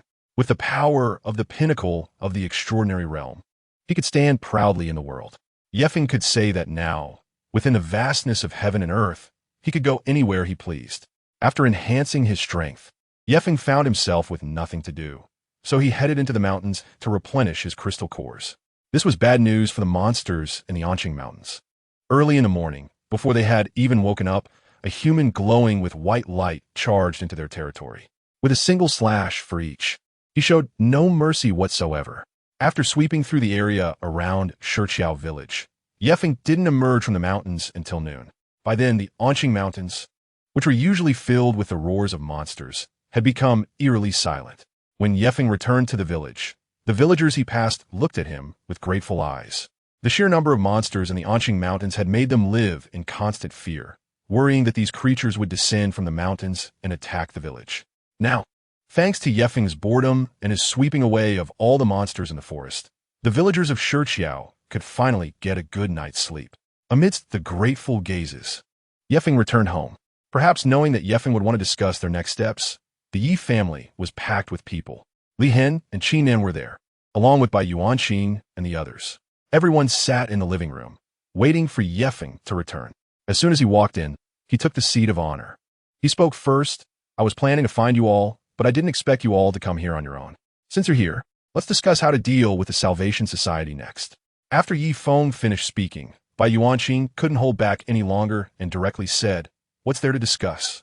With your strength, Shun, you could just head straight to the headquarters of the Salvation Society in Guangnan City, and with a single bolt of thunder, ensure that this Salvation Society disappears without a trace."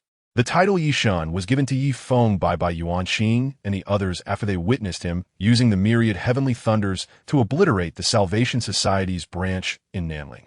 Once this title was mentioned, no one felt it was excessive, as Feng truly resembled a god of thunder at that moment.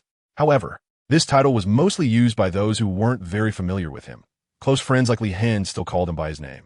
Seeing Feng nodding enthusiastically, Li Hen quickly interjected, "Feng, this method might be a bit too risky. We still don't know the situation of the Salvation Society in Guangnan, and rushing in could be dangerous." Chapter 163. The first base seeing Li Hen's disbelief in Feng's strength, Bai Yuanqing felt a bit displeased. What danger is there? With Feng's current power, he could easily wipe out the members of the Salvation Society. Moreover, once Feng destroys the headquarters of the Salvation Society and eliminates most of its high-ranking officials, the other branches of the Salvation Society in Manhwa province would surely declare their independence in an instant. Therefore, directly attacking the Salvation Society stronghold is the quickest way to eradicate them. Li Hen certainly understood that this was the fastest method, but as a soldier, he adhered to a cautious approach. Despite Feng's power being beyond their comprehension, as a pilot in the military, he knew better than Su Manyin just how formidable the military's technology could be. Even someone as strong as Feng could potentially be harmed by the military's advanced weaponry. Thus, Li Hen's plan was to first go to Guangnan City to assess the situation. He wanted to ensure that the military presence in Guangnan City had no connection to the Salvation Society and would not assist them in attacking others. Only after confirming that the military in Guangnan City would not aid the Salvation Society would Li Hen agree to such a risky action. "We don't need a rush," he stated. "I know that attacking the Salvation Society's headquarters directly is the quickest way to destroy them, but for safety's sake, I still suggest we first investigate the current situation in Guangnan City. If the military there won't assist the Salvation Society, then we can proceed to attack their headquarters, and the risks will be manageable." Su Manyin agreed with Li Hen's reasoning. After all, there were not only the Salvation Society's forces in Guangnan City. It was always prudent to understand the situation before taking action. "I agree with Li Hen. We should scout the situation before deciding whether to attack the Salvation Society's headquarters directly." Seeing Su Manyin also support Li Hen's viewpoint, Bai Yuanqing stopped insisting and turned to Feng. Ultimately, no matter how much they discussed, the final decision had to be made by Feng. Although Feng was confident in his abilities, since both Li Hen and Su Manyin held this opinion, he chose not to argue. After all, the main enemy had already been eliminated, and he was not in a hurry to deal with the remaining Salvation Society. "All right, then let's first investigate the situation in Guangnan City," Feng agreed. With the next steps decided, the next issue was choosing the personnel for the operation. Feng was definitely going. After all, Guangnan City was the stronghold of the Salvation Society, filled with powerful opponents. Without Feng as their anchor, they would have no means of defense if something unexpected happened. In fact, everyone here wanted to go to Guangnan. After all, Guangnan City is the capital of Nanhua province, and everyone was eager to see what it was like now compared to before the apocalypse. Therefore, Everyone clamored to join the expedition to Guangnan City. However, this time, Yifeng did not plan to bring everyone along, because Yifeng had another task for them to complete. For this trip, I'll just take Qin Nan and Bai Yuanqing with me. The rest of you can focus on another mission. What mission? Su Manyin asked. Yifeng smiled and said, have you all forgotten? There are no more members of the Salvation Society in Nanling County. Shouldn't we take it back? After all, Shiqiao Village is too small and lacks resources. Staying here will make it hard for you to grow stronger. Yeah, we can reclaim Nanling County, Bai Yuanqing exclaimed, suddenly coming to a realization. But then he quickly remembered that he had to go to Guangnan City with Yifeng, which dampened his spirits. Being driven out before and now not being able to return in glory was indeed a bit regretful for him. Chen Hui and Gao Tianyu cheerfully reassured Bai Yuanqing. Don't worry, boss. We'll definitely take care of Nanling County and be waiting for your return. Seeing their playful expressions, Bai Yuanqing kicked them both lightly in annoyance. Forget it. What is so fun about Nanling County anyway? Guangnan will definitely be more exciting. Bai Yuanqing shook off his worries and quickly changed his mindset. When Li Hen heard Yifeng mention bringing Qin Nan along, he couldn't help but speak up. Yifeng, why don't I go with you instead? I have more experience, and I can handle unexpected situations better in Guangnan City. Indeed, Qin Nan had much less military experience compared to Li Hen. Logically, bringing Li Hen along would be better than bringing Qin Nan. However, Yifeng's choice was also based on his considerations. Li Hen was steady, responsible, experienced, and could handle the situation well. They were about to take over Nanling County and turn it into a small apocalypse base. This job could only be done well by Li Hen and their team, even by Yuanqing, who had once been the leader of the White Shark Gang. Didn't he have that capability? As for Yifeng himself, he was even less reliable in this regard. Thus, Li Hen had to stay behind to take over Nanling County and oversee the construction of base. As for why Yifeng didn't he keep his longtime flight assistant Qin Nan to help him, it was because on this trip to Guangnan, Yifeng needed someone to gather information from the military there. Therefore, either Li Hen or Qin Nan had to accompany Yifeng. Since Li Hen couldn't go, it had to be Qin Nan. Bai Yuanqing was chosen because he had previously mentioned that he was from Guangnan and was familiar with the environment in the city. Plus, he was strong enough that even if he went on a solo mission, Yifeng wouldn't have to worry about him encountering any accidents. This was also why Yifeng chose not to bring Su Manyin and the other two women. Su Manyin hadn't yet advanced to the late awakening stage. If she went along, she would have to stay by Yifeng's side without leaving him for a moment. Otherwise, with her stunning beauty, she could easily attract trouble, which might lead to unexpected issues during the investigation. So, even though Su Manyin kept looking at Yifeng with a resentful gaze, Yifeng still didn't relent. You need to stay. I'm not comfortable handing over the task in Nanling County to someone else. It has to be you. Also, after we take over Nanling County, we can't remain in the outskirts like this. Before I head to Guangnan, I will first go into Nanling County with you. Then, I will clear out all the monsters that have taken up residence there. Once it's clean, you will officially take over the city of Nanling. From there, you'll need to organize a team to turn Nanling County into a small-scale base for the apocalypse. Let Nanling County become our first stronghold. Chapter 164. Unproven theories. After Yifeng finished explaining his plan, Li Hen finally understood his intentions. Indeed, aside from him, it would be difficult for anyone else to accomplish the task of establishing the base. Therefore, he no longer insisted on going to Guangnan City. Seeing that Su Manyin still looked at him with a face full of resentment, Yifeng could only helplessly explain, your current strength is too weak. I'm afraid I won't be able to take care of you if I bring you along, so it's better for you to focus on improving your strength for now. Upon hearing Yifeng's reasoning, Su Manyin had nothing more to say. After all, she knew that her progress in strength had been painfully slow. Meanwhile, both Li Hen and Qin Nan, who had also awakened, had already advanced to the later stages of awakening, while she remained stuck in the early stage. Logically, since Yifeng had provided her with the most crystal cores, her progress shouldn't be so sluggish. However, there was nothing to be done. Perhaps the path of evolution simply involved differences in talent. While Li Hen and Qin Nan's powers surged forward, Su Manyin had to take her time. After discussing the next steps, the following day, a portion of the group stayed behind to guard their home, while the main force set off for Nanling County. With so many people, there weren't enough vehicles to accommodate them all. Luckily, Zhao Wuji and his team had all driven here, and after their deaths, these vehicles were confiscated by the guard team. A dozen or so vehicles lined up, setting off in a grand procession towards Nanling County. On the way, Yifeng didn't even have the chance to intervene with the monsters they encountered. The awakened ones, like Bai Yuan Xing, were eager to take action and eliminate them. Seeing their enthusiasm, Yifeng felt it was inappropriate to force them to hold back.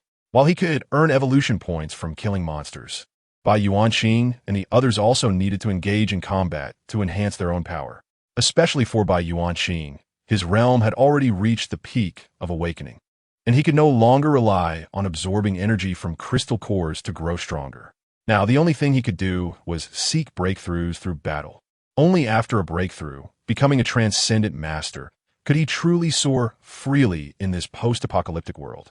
Ever since Yifeng had shared these insights with him, Bai Yuanxing had transformed into a battle maniac, going out daily in search of monsters to fight. After engaging in numerous battles, he felt that his realm seemed to be loosening up slightly, just waiting for the right moment to advance to the next level. However, as they continued their journey, Bai Yuanxing lost interest after defeating a few monsters. The reason was simple. The monsters attacking them were all too weak. None of them could even exchange a few blows with him. Killing such weak monsters couldn't truly be considered a fight, and thus wouldn't he benefit his breakthrough. Once Bai Yuanxing stopped fighting, Su Manin, along with the three other women, Chen Hui and Gao Qianyu, became the main force in hunting monsters. All five of them were at the early stage of awakening, facing the incoming monsters with just the right amount of pressure, but not overwhelming. Such battles were indeed beneficial for their growth. In the previous life, people had speculated about this.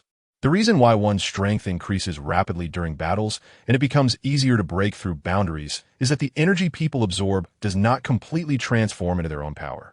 Some of that energy remains hidden deep within the body. If, after absorbing energy, one does not engage in combat or high-intensity training, that hidden energy will gradually dissipate. However, if one frequently fights while that energy is still concealed within the body, it will enhance the body's ability to absorb energy. The latent energy can also be absorbed during combat, thereby increasing one's strength. Although this notion lacks scientific backing, many awakened individuals in a past life recognize this theory based on their own experiences. Thus, when Yifeng noticed that Su Manin and her companions were progressing slowly, he immediately thought of this theory. The reality, indeed, aligns with this concept. Li Hen and Qin Nan, as instructor for the Stone Bridge Village Guard, undergo high-intensity training every day. They often lead members of the guard into the mountains to engage in real battles with monsters. Although Su Manin and her friends also participate in these activities, they do so much less frequently than Li Hen and Qin Nan. Furthermore, for safety reasons, Li Hen does not allow the inexperienced trio to be the main attackers when fighting monsters. He usually finishes most of the monsters off before letting them have a go. The result of this approach does not meet the standards of actual combat. At best, it only helps Su Manin and her friends to no longer fear the fierce and ugly monsters. Upon realizing the reasons behind their slow advancement, Yifeng was determined not to let Su Manin and her friends continue to drift along. This opportunity was just right. Therefore, he decided to stop being overly protective and let them face monsters on their own. During the battles, Yifeng mostly observed with a cold gaze. He would not intervene unless there was a life-threatening situation. The three girls also proved their worth.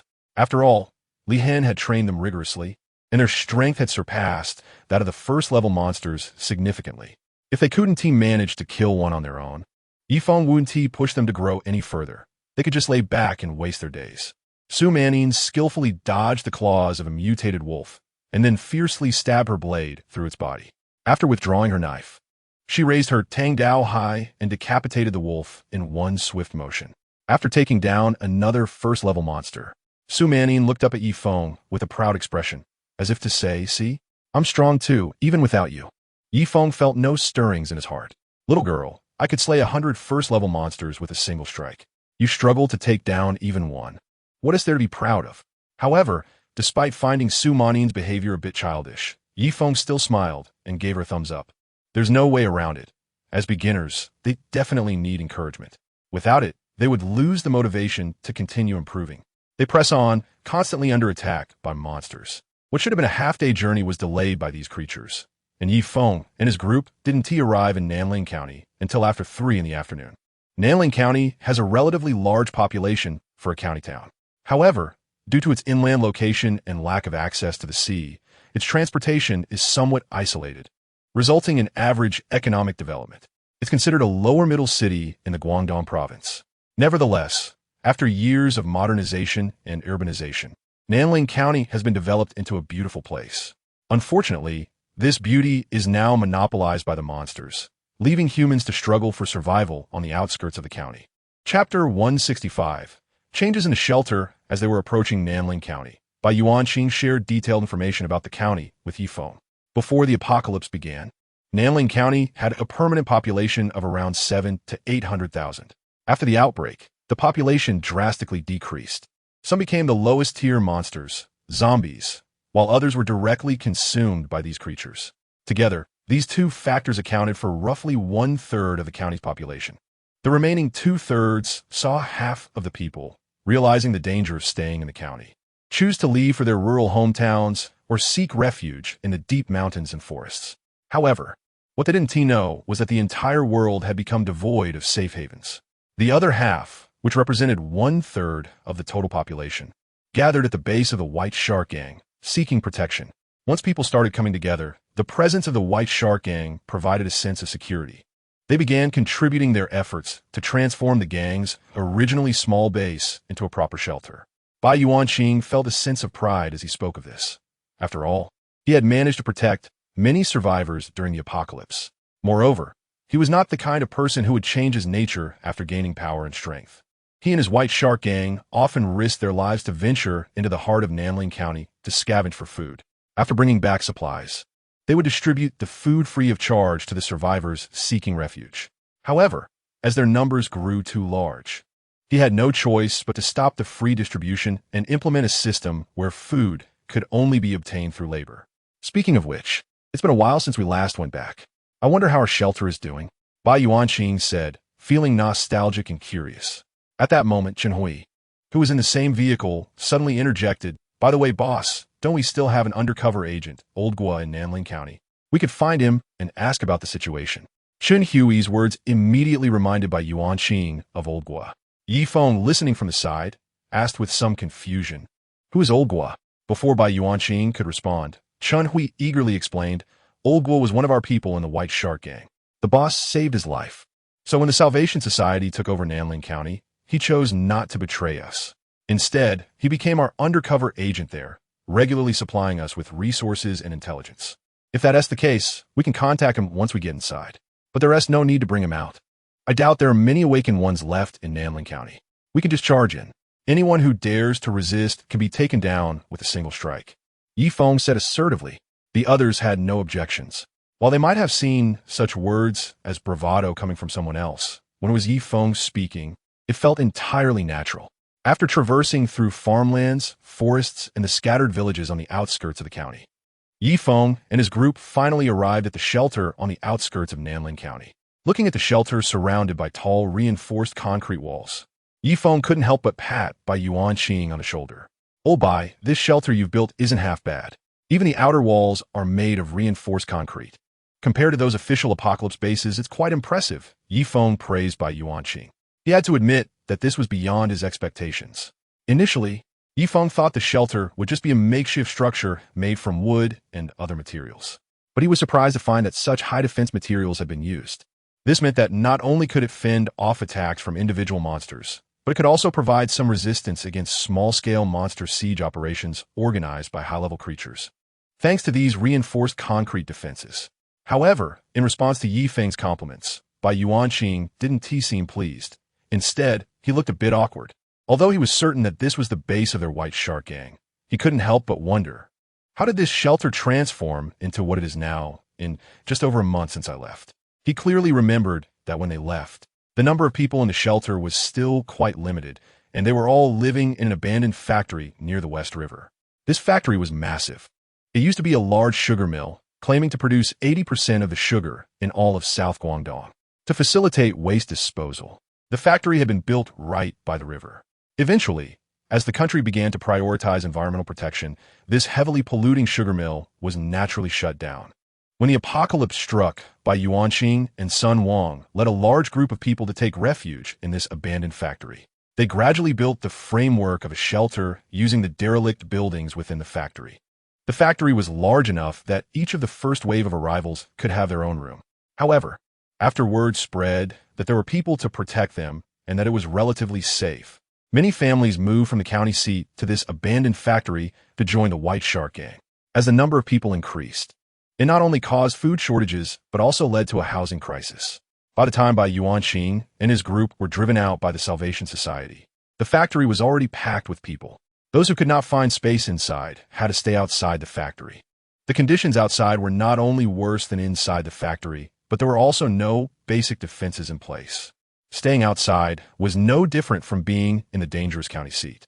If there was any difference, it was that in emergencies, Zhao Wuji would occasionally allow them to come inside to take shelter. At the time of their departure, the shelter was still quite rudimentary. The factory's outer walls had been built during its construction before it was abandoned. After decades of erosion from the elements, the outer walls of the factory have collapsed significantly. However, some remnants still remain.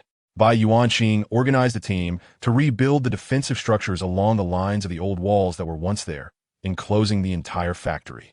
Unfortunately, the strength of this new defense is not very robust. Due to a shortage of materials, Bai Yuanqing and his team could only reconstruct the walls, making them slightly taller and thicker. At best, they can only withstand attacks from low-level monsters.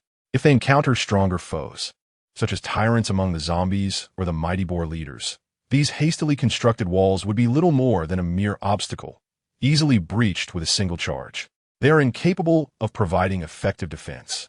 Chapter 166. Decapitation Operation Bai Yuanqing felt quite helpless about the situation.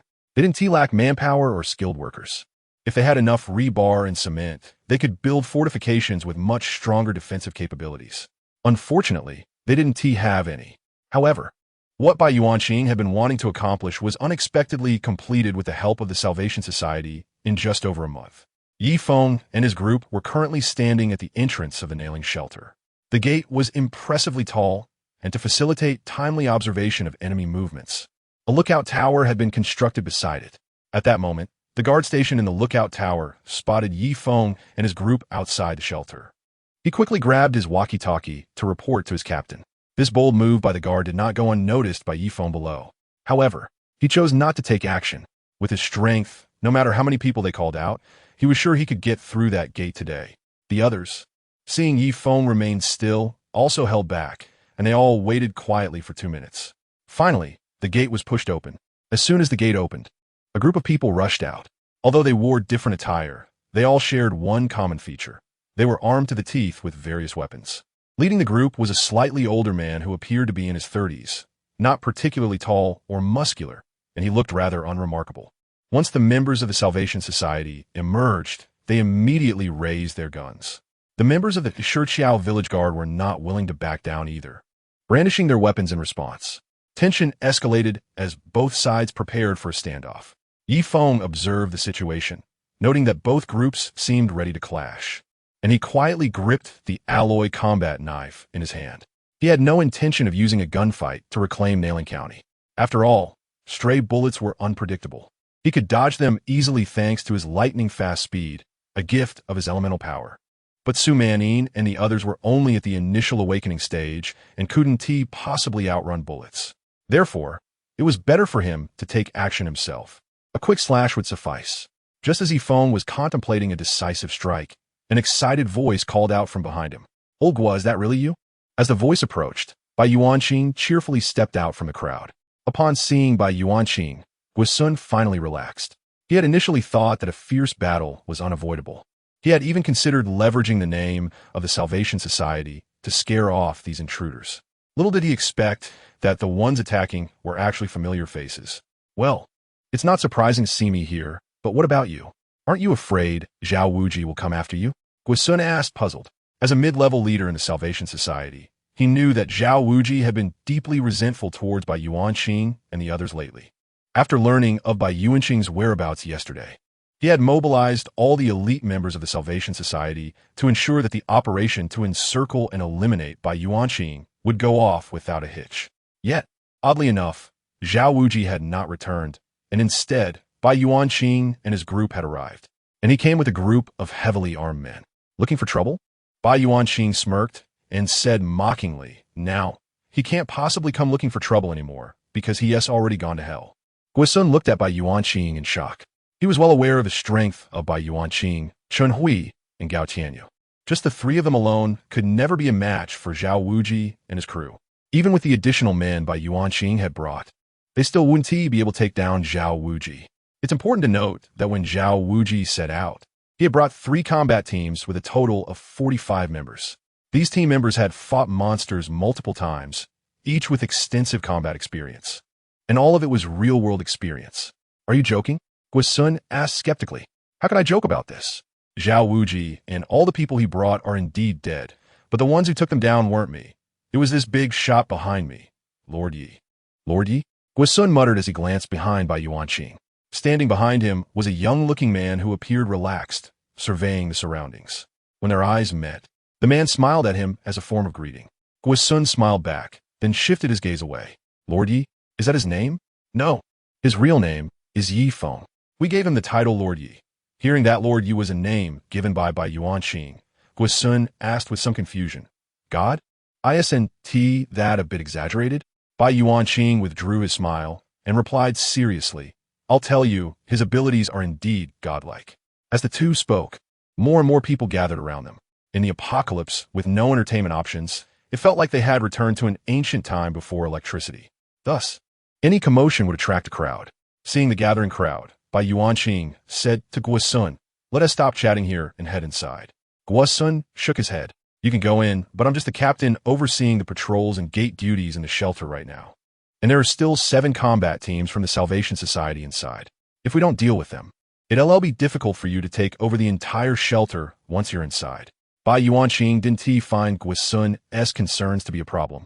Even if the combat team members had rich combat experience, they were still just ordinary people. He could easily take on a whole team by himself. What is there to be afraid of? I can handle a whole combat team by myself. Not to mention we have other awakened ones here. Guo Sun naturally understood Bai Yuanqing's strength. He sighed, I'm not worried that you can't win.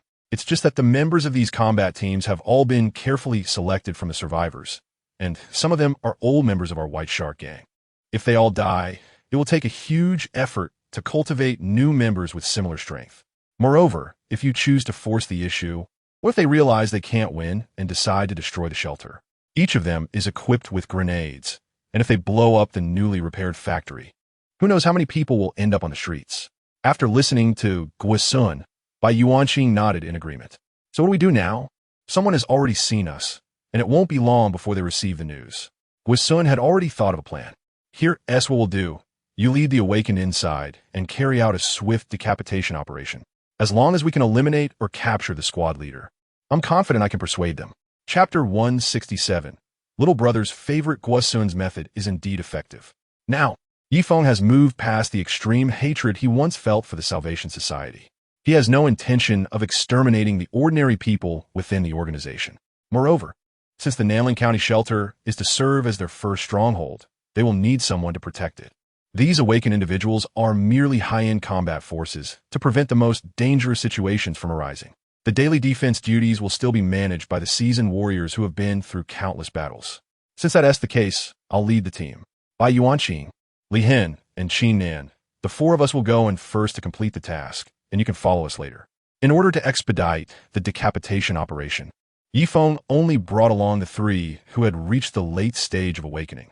After Yi Feng finished speaking, Li Hen and Qin Nan came over as well. Seeing that the team was assembled, Guo Sun wasted no time and led the 4 of them into the shelter. They needed to control the 7 captains before they could react, so once inside the shelter, they hurried straight to the training ground. This training ground was specially built by the Salvation Society for the convenience of training their members. It is quite large and located on the west side of the shelter. The main entrance they entered was on the south side, so the distance wasn't too far. Under Guo Sun's guidance, they quickly arrived at the entrance of the training ground. At this time, Zhao Wuji had taken the heads of the shelter out, so the members who usually trained hard were given a rare moment to relax. Those who should have been out training were now taking long naps in their rooms. There were only a handful of people scattered across the training ground. This situation was perfect for Yi Feng and his team, as it meant that the members couldn't quickly organize a resistance. Upon reaching the training ground, ignoring the puzzled gazes of the members training there, Guo Sun quickly pointed out a few directions to Yi Feng and the others. Rooms 301 to 307 on the 3rd floor are where the 7 captains sleep.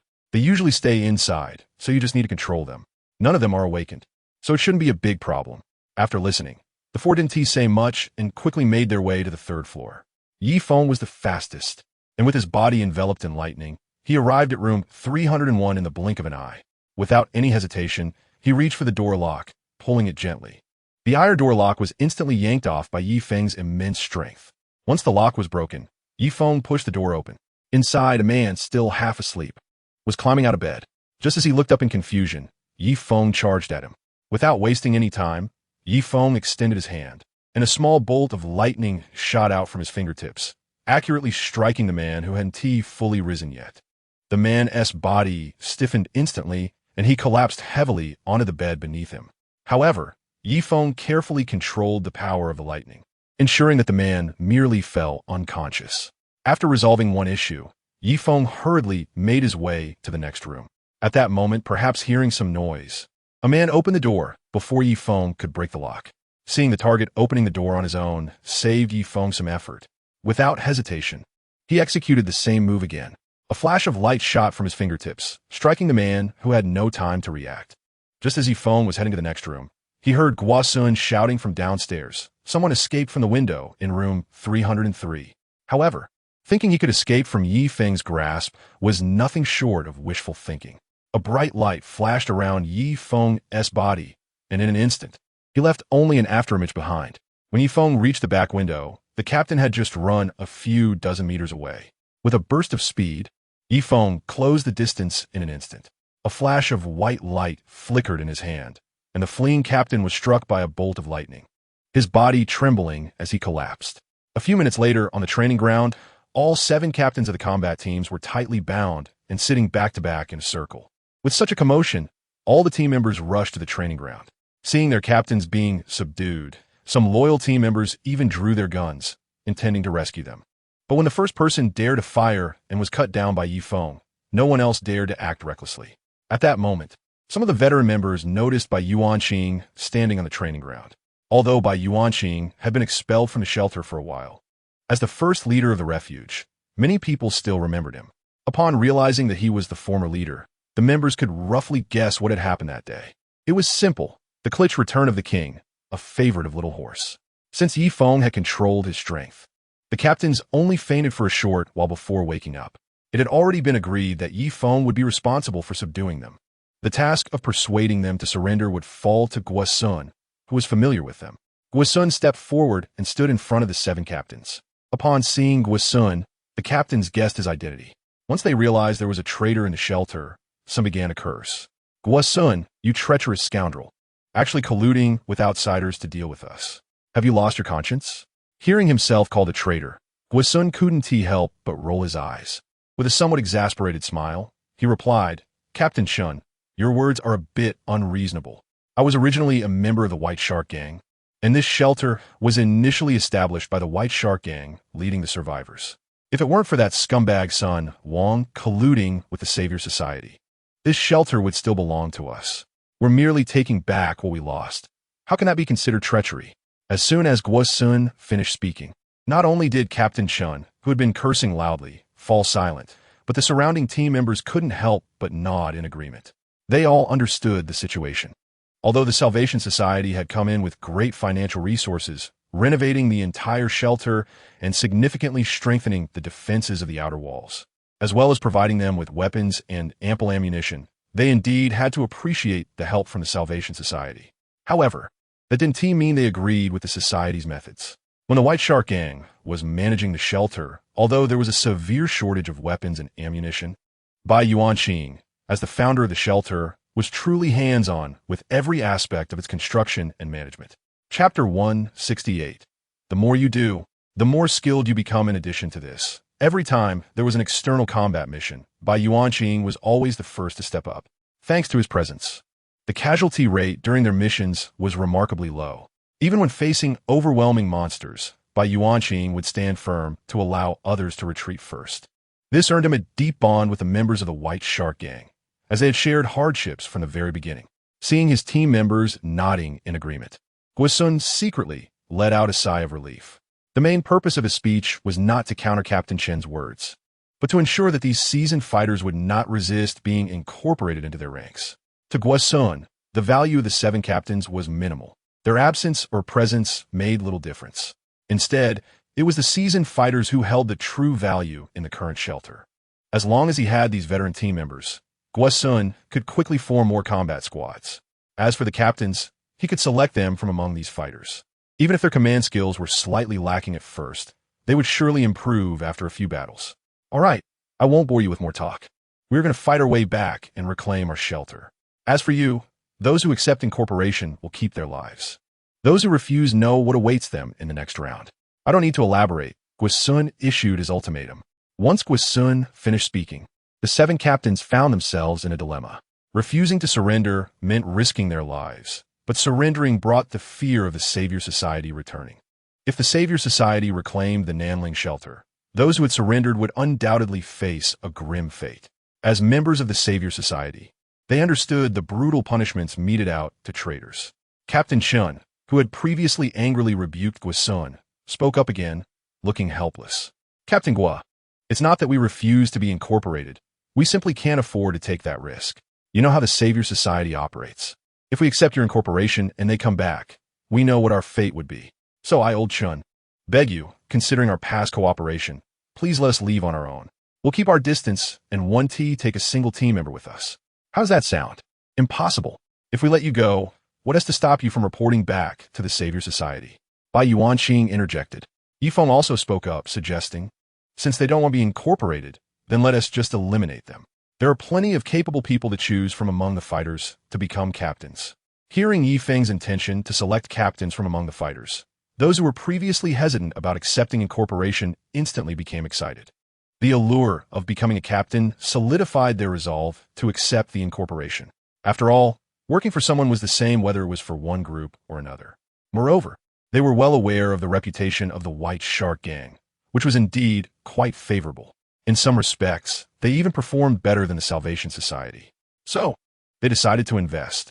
After all, if things went south, they could always reinvest once the Salvation Society retaliated. Surrendering becomes a skill when you do it often enough. The moment Feng spoke, it caused all of his subordinates to turn against them, and the 7 captains realized the gravity of the situation. They had no leverage to negotiate with anyone.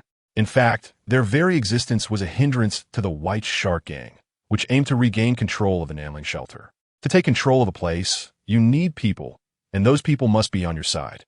Their positions as captains were granted by the Salvation Society, and after receiving that power, they naturally had to work for the society. Under such circumstances, even if they now claim to accept subjugation, Yifeng would never trust them. This highlights the importance of where power originates. If Yifeng wanted these team members to be completely loyal to him, he had to show them favor. And the greatest favor was, of course, power. Thus, Yifeng had already made up his mind. After extracting all the value he could from these 7, they had to die. If they didn't, the shelter couldn't greet its new master in the quickest and cleanest manner. I surrender, I surrender. Seeing that his life was genuinely at risk, one of the captains quickly spoke up to surrender.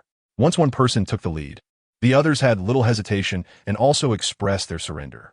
However, among the 7, there was still one person who had remained silent from the beginning and still refused to surrender. Yifeng looked at him with curiosity. At this point, everyone knew that if he didn't surrender, Yifeng would indeed take lethal action. There was no notion of a ruler sparing someone out of respect for their loyalty, as was common in ancient times. This person was clearly determined to face death. At that moment, Guasun stepped closer to Yifeng and explained. This man was brought over by Zhao Wuji from the Salvation Society. His name is Zhang Duan. After occupying Nanling County, Zhao Wuji not only made him the captain of the first combat team, but also promoted him to the commander of the combat brigade, overseeing all 10 combat teams under that brigade. So, he is a staunch supporter of the Salvation Society and is unlikely to choose surrender. Yifeng wasn't particularly concerned. Since Zhang Duan had chosen to remain a loyal servant of the Salvation Society until death, he would simply fulfill that choice for him. Yifeng walked up to Zhang Duan, raised his knife, and was about to send him to his end. Yet, even at this moment, Zhang Duan wore a mocking expression. It seemed to him that it wasn't he who was about to die, but rather that Yifeng and his group were the ones who were going to lose their lives. Yifeng was intrigued, so he lowered his knife and asked Zhang Duan, You don't seem afraid of death? This was the first time Zhang Duan spoke, and the mockery on his face remained unchanged. Do you really think that even if you take back Nanling County now, it will make a difference? Let me tell you, as long as the headquarters of the Salvation Society in Guangnan doesn't receive any news from us within half a month, the Salvation Society's army will soon arrive here. When that happens, your fate will be far worse than mine. I'm just here waiting for you in advance. Upon hearing Zhang Duan's thoughts, Yifeng couldn't help but laugh. These people have been so brainwashed by the Salvation Society that they believe the world is divided into a hierarchy where the heaven is the top, and the Salvation Society is second. They have no idea that there are greater powers beyond their understanding. It's precisely because of this mindset that their actions are so tyrannical and their methods so brutal. Chapter 169. Expanding the combat forces. What Yifeng needs to do now is to make them understand that this world does not bend to their whims. Since they have formed a ragtag savior society to oppress others, he will demonstrate with absolute strength that when they encounter someone more powerful, they remain nothing but weaklings subject to others' whims. Since you have such confidence in the Savior Society, let me tell you something before you meet your end. I will soon be heading to Guangnan. When I arrive in Guangnan, I can assure you that many members of your Savior Society will be joining you. With that said, without waiting for Zhang Duan to respond, Yifeng swiftly sliced through his neck. While Yifeng could easily kill with his lightning powers without dirtying his sword, there was nothing quite as satisfying as using a blade. After taking down the last die-hard member, the battle to reclaim the Nanling shelter officially drew to a close. Under Yifeng's leadership, they took control of the shelter, which currently houses over 100,000 people, without shedding blood. Of course, this population includes many who live on the outskirts. If we only consider those truly living within the fortified walls, the number is probably around tens of thousands. As night fell, inside the Nanling shelter, a group sat in the conference room that Zhao Wuji and the others had specially renovated. This meeting was convened to discuss the future development of a shelter, and those present were all close associates of Yifeng, with the addition of Guisun. Yifeng, seated at the head of the table, was the first to speak. The main purpose of this meeting was to discuss the development of the Nanling shelter, and everyone was encouraged to voice their suggestions freely. Let me set an example for you all. Yifeng began, clarifying the purpose of the meeting before sharing his thoughts. I believe the current number of combat forces is still too small. We have only established 10 small teams, totaling just 150 people. With such a small force, we wouldn't stand a chance against a large-scale monster invasion. Therefore, I propose that the number of combat personnel should be increased to at least 1,000. This 1,000 will constitute a combat battalion, with Li Hin serving as the battalion commander. Each 100 will form a company, and each company will be further divided into 10 small teams. This way, we can basically meet the needs for defending the shelter. Although Yifeng framed this as a discussion, it was essentially a direct decision. Most people present had no objections to his proposal. However, Guisun couldn't help but raise a small concern. Lord Yi, your proposal is excellent, and I agree with it. However, if we are to recruit so many people into the combat forces, there are two issues that need to be addressed. First is the issue of weapons. Previously, our weapons were delivered from the Savior Society's headquarters in Guangnan, and since we reported a number of 150 people, only 200 assault rifles were sent over. It's quite a challenge to recruit so many people at once, especially given the significant shortage of weapons. Additionally, we are facing a food shortage issue. Combat troops cannot be treated like ordinary survivors. They risk their lives to fight monsters, and they deserve appropriate compensation. However, the food supply in the shelter is indeed insufficient right now. Unless we completely abandon ordinary survivors, we won't be able to support such a large combat force. After Guisun explained the current situation, Yifeng couldn't help but frown. This has been the case throughout history. Which nation hasn't wanted to expand its military? But an army is made up of people, not machines. People need food, water, and have their own desires and emotions. Although it seems like there are many people in the Nanling shelter, based on the ratio of 100 people supporting one combat member, it appears manageable. However, that's not how it works in reality. The shelter is currently surrounded by danger, with monsters lurking in the mountains and forests. While the monsters don't randomly attack the shelter, any survivor who dares to leave has a hard time surviving. If people can't go out, the food problem cannot be resolved. The open space inside the shelter is pitifully limited, and there isn't even enough room for the people, let alone for growing food. The shelter is already operating under very strained conditions. Many people die daily while searching for food outside. Guosun believes it's impossible to supply the additional 850 combat members. Yifeng pondered for a moment and said, I understand your concerns, but we must expand the combat force. If we don't, the shelter will eventually be overrun by monsters. And then at 1T, just be a matter of not having enough to eat. It will be a matter of everyone's survival. After a pause, he continued, Here's what we'll do. Let us not recruit all these people at once. We can complete the recruitment by the end of the year. We still have a crop of rice to harvest before then. Nanling County is a major rice-producing area, and this harvest should be enough to support these combat members. As for weapons, let them practice with cold weapons for now. In this world, cold weapons can often be more effective than firearms. After some time, I'll negotiate with the Guangnan Military District to purchase their weapons. We need to carry out our tasks simultaneously. We can't just wait idly for everything to be in place before training. Since Yifeng had made his decision, Guosun didn't voice any further objections. Although he still felt it was a bit aggressive, Yifeng was the superior of his former boss. In hierarchical matters, one must follow orders. So Guosun could only brace himself and proceed. Seeing that no one else had objections, Yifeng continued. As for selecting members for the combat teams, Li Hen, you can handle that. However, for the squad leaders and team leaders, we can choose the team leaders ourselves. But I believe we should handle the selection of squad leaders differently. I propose that after recruitment is complete, we conduct unified training first, and then hold a selection competition for the leaders at the end of the year. The competition primarily assesses combat abilities, supplemented by evaluations of leadership skills. The winners will have the opportunity to serve as squad leaders, while those who excel exceptionally may be considered for selection as platoon leaders. After Yifeng finished speaking, Li Hen's eyes lit up. This approach is indeed very effective, as it ensures that talented individuals are placed in suitable positions. Li Hen, what do you think of this method? Yifeng asked. It's great. Li Hen nodded in strong agreement. Seeing that the most experienced Li Hen approved, Yifeng smiled and said, Good. Since you have no objections, I'd like you to draft a plan. Let's aim to complete the formation of the combat team by the end of the year and establish initial combat readiness. Chapter 170. Descent. After discussing the first matter, Yifeng scanned the crowd below. Noticing that no one spoke up, he continued, Since no one has anything to say, I'll bring up tomorrow as planned again. Tomorrow, I intend to take all combat personnel from the shelter and push through, clearing out all the monsters in Nanling County. Without any hesitation, Yifeng proposed a rather explosive plan. Those familiar with him, like Li Hen and the others, didn't react much. However, Guosun, who was still unaware of Yifeng's capabilities, widened his eyes in disbelief when he heard that Yifeng planned to clear out the monsters in Nanling County. His eyes seemed to say, Are you kidding me? Seeing Guosun's astonished expression, Yifeng felt a bit puzzled. Captain Guo, don't worry. It might take some time, but I assure you it won't take too long. Upon hearing Yifeng's words, Guosun was at a loss for words. Is this really something that can be done in a timely manner?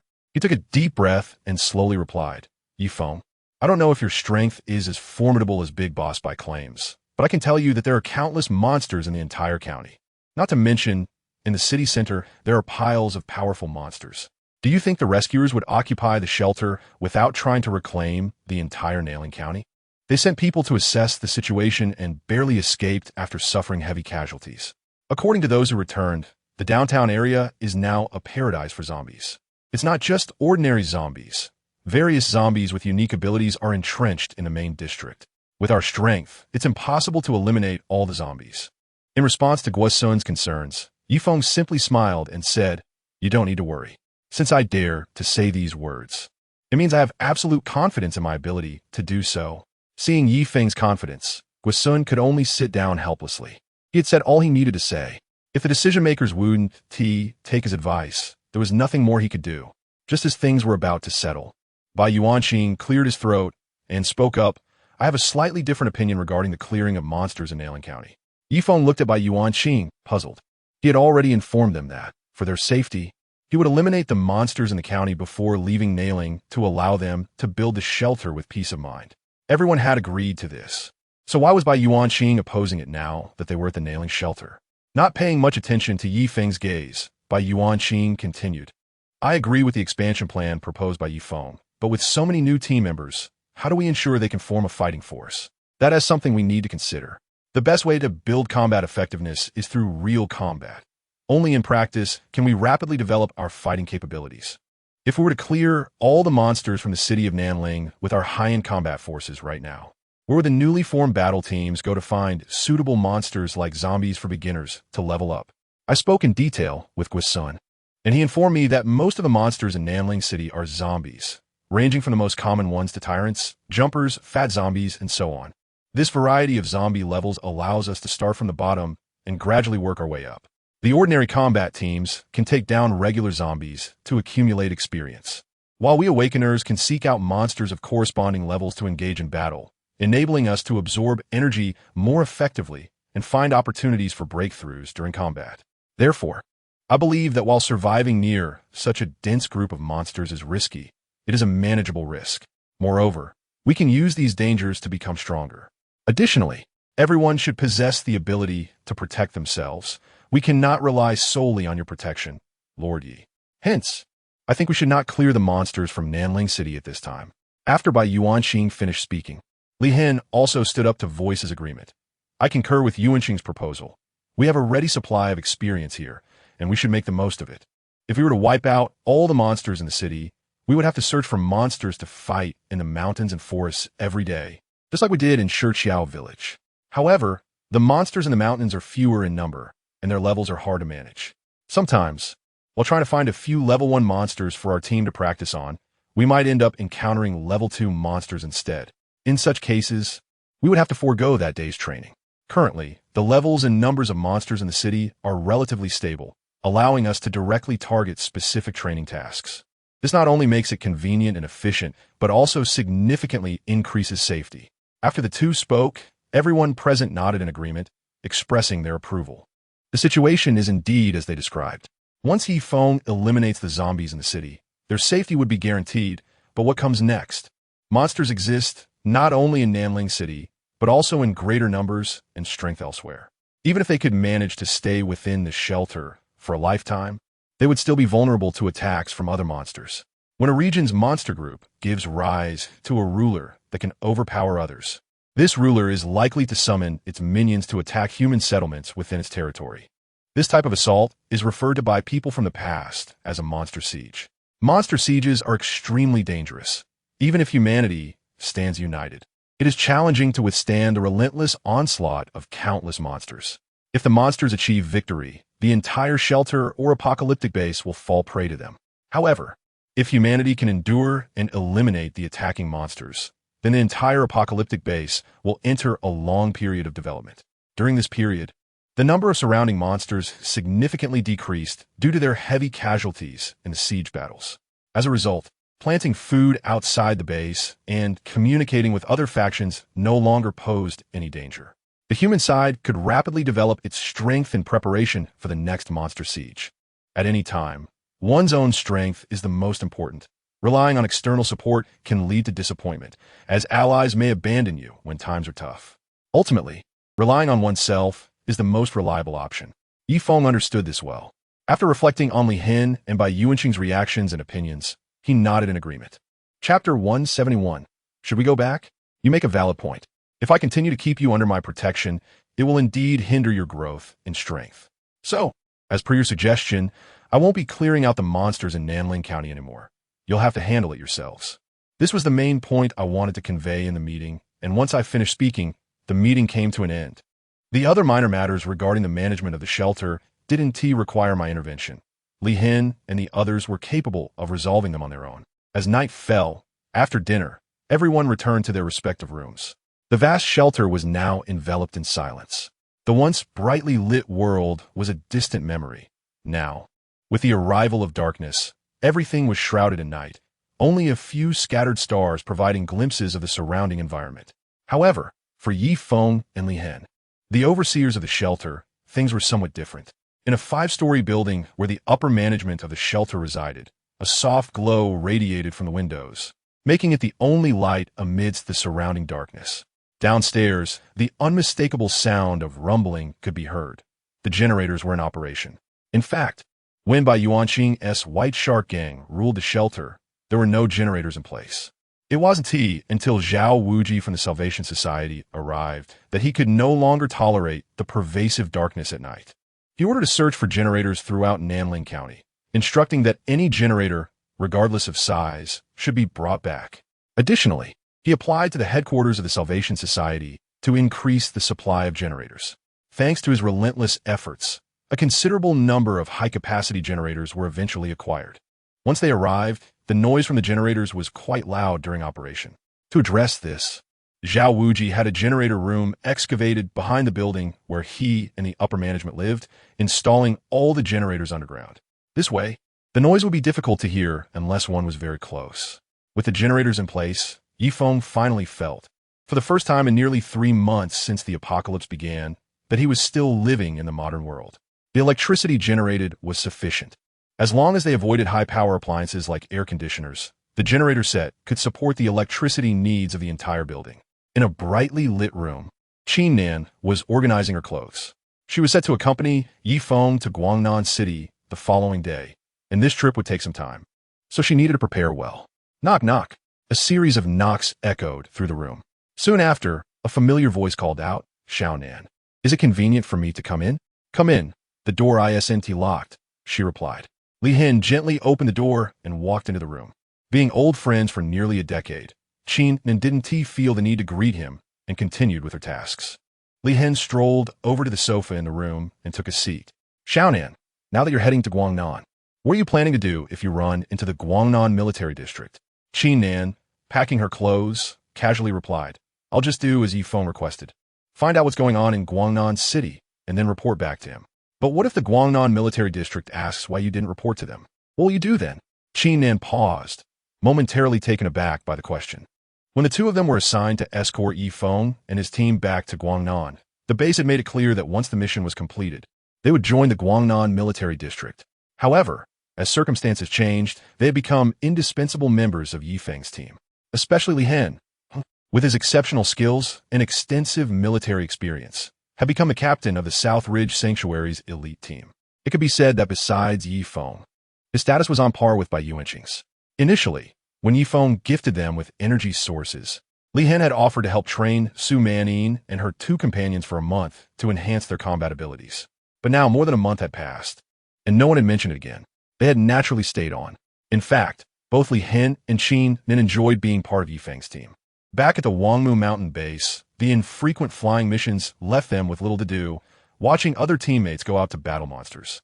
When they finally couldn't hold back and asked General Li Tsong for a chance to fight, he had refused to let them join the battle. This was quite normal, as General Li understood that training a pilot was extremely difficult. Even if the base kept them around without using them, they wouldn't be allowed to fight like ordinary soldiers. Watching others bravely take on enemies while they could only stand by felt frustrating for Li Hen, who had previously been an enviable fighter pilot. However, since joining Feng, he had finally felt his worth. He had trained a group of guards stronger than the soldiers in the army and had killed many monsters. He watched his strength grow day by day. All of this made him incredibly excited and motivated. Every morning, he would rise early to train his team, then periodically take them out to battle monsters to test their skills. These activities had become his daily routine. If he were to return to his former life, frankly speaking, Li Hen wouldn't want to. Yet, he also knew he was part of the military and was supposed to join the Guangnan military district, which was likely waiting for his arrival. So now he was feeling quite hesitant about whether to abandon everything here and return to his original identity. In his uncertainty, he sought out Nan, the only person he could confide in, for an answer. Nan naturally understood Li Hen's thoughts. However, compared to him, she hadn't given the matter much thought. After all, Li Hen had always been her superior, and she would do whatever he said. But unexpectedly, this time Li Hen actually came to ask for her opinion. She thought for a moment and said, I believe this is not the time to get caught up in our identities. Instead, we should focus on how to maximize our value. Think about it. If the two of us return to the Guangnan military district base, what can we really accomplish?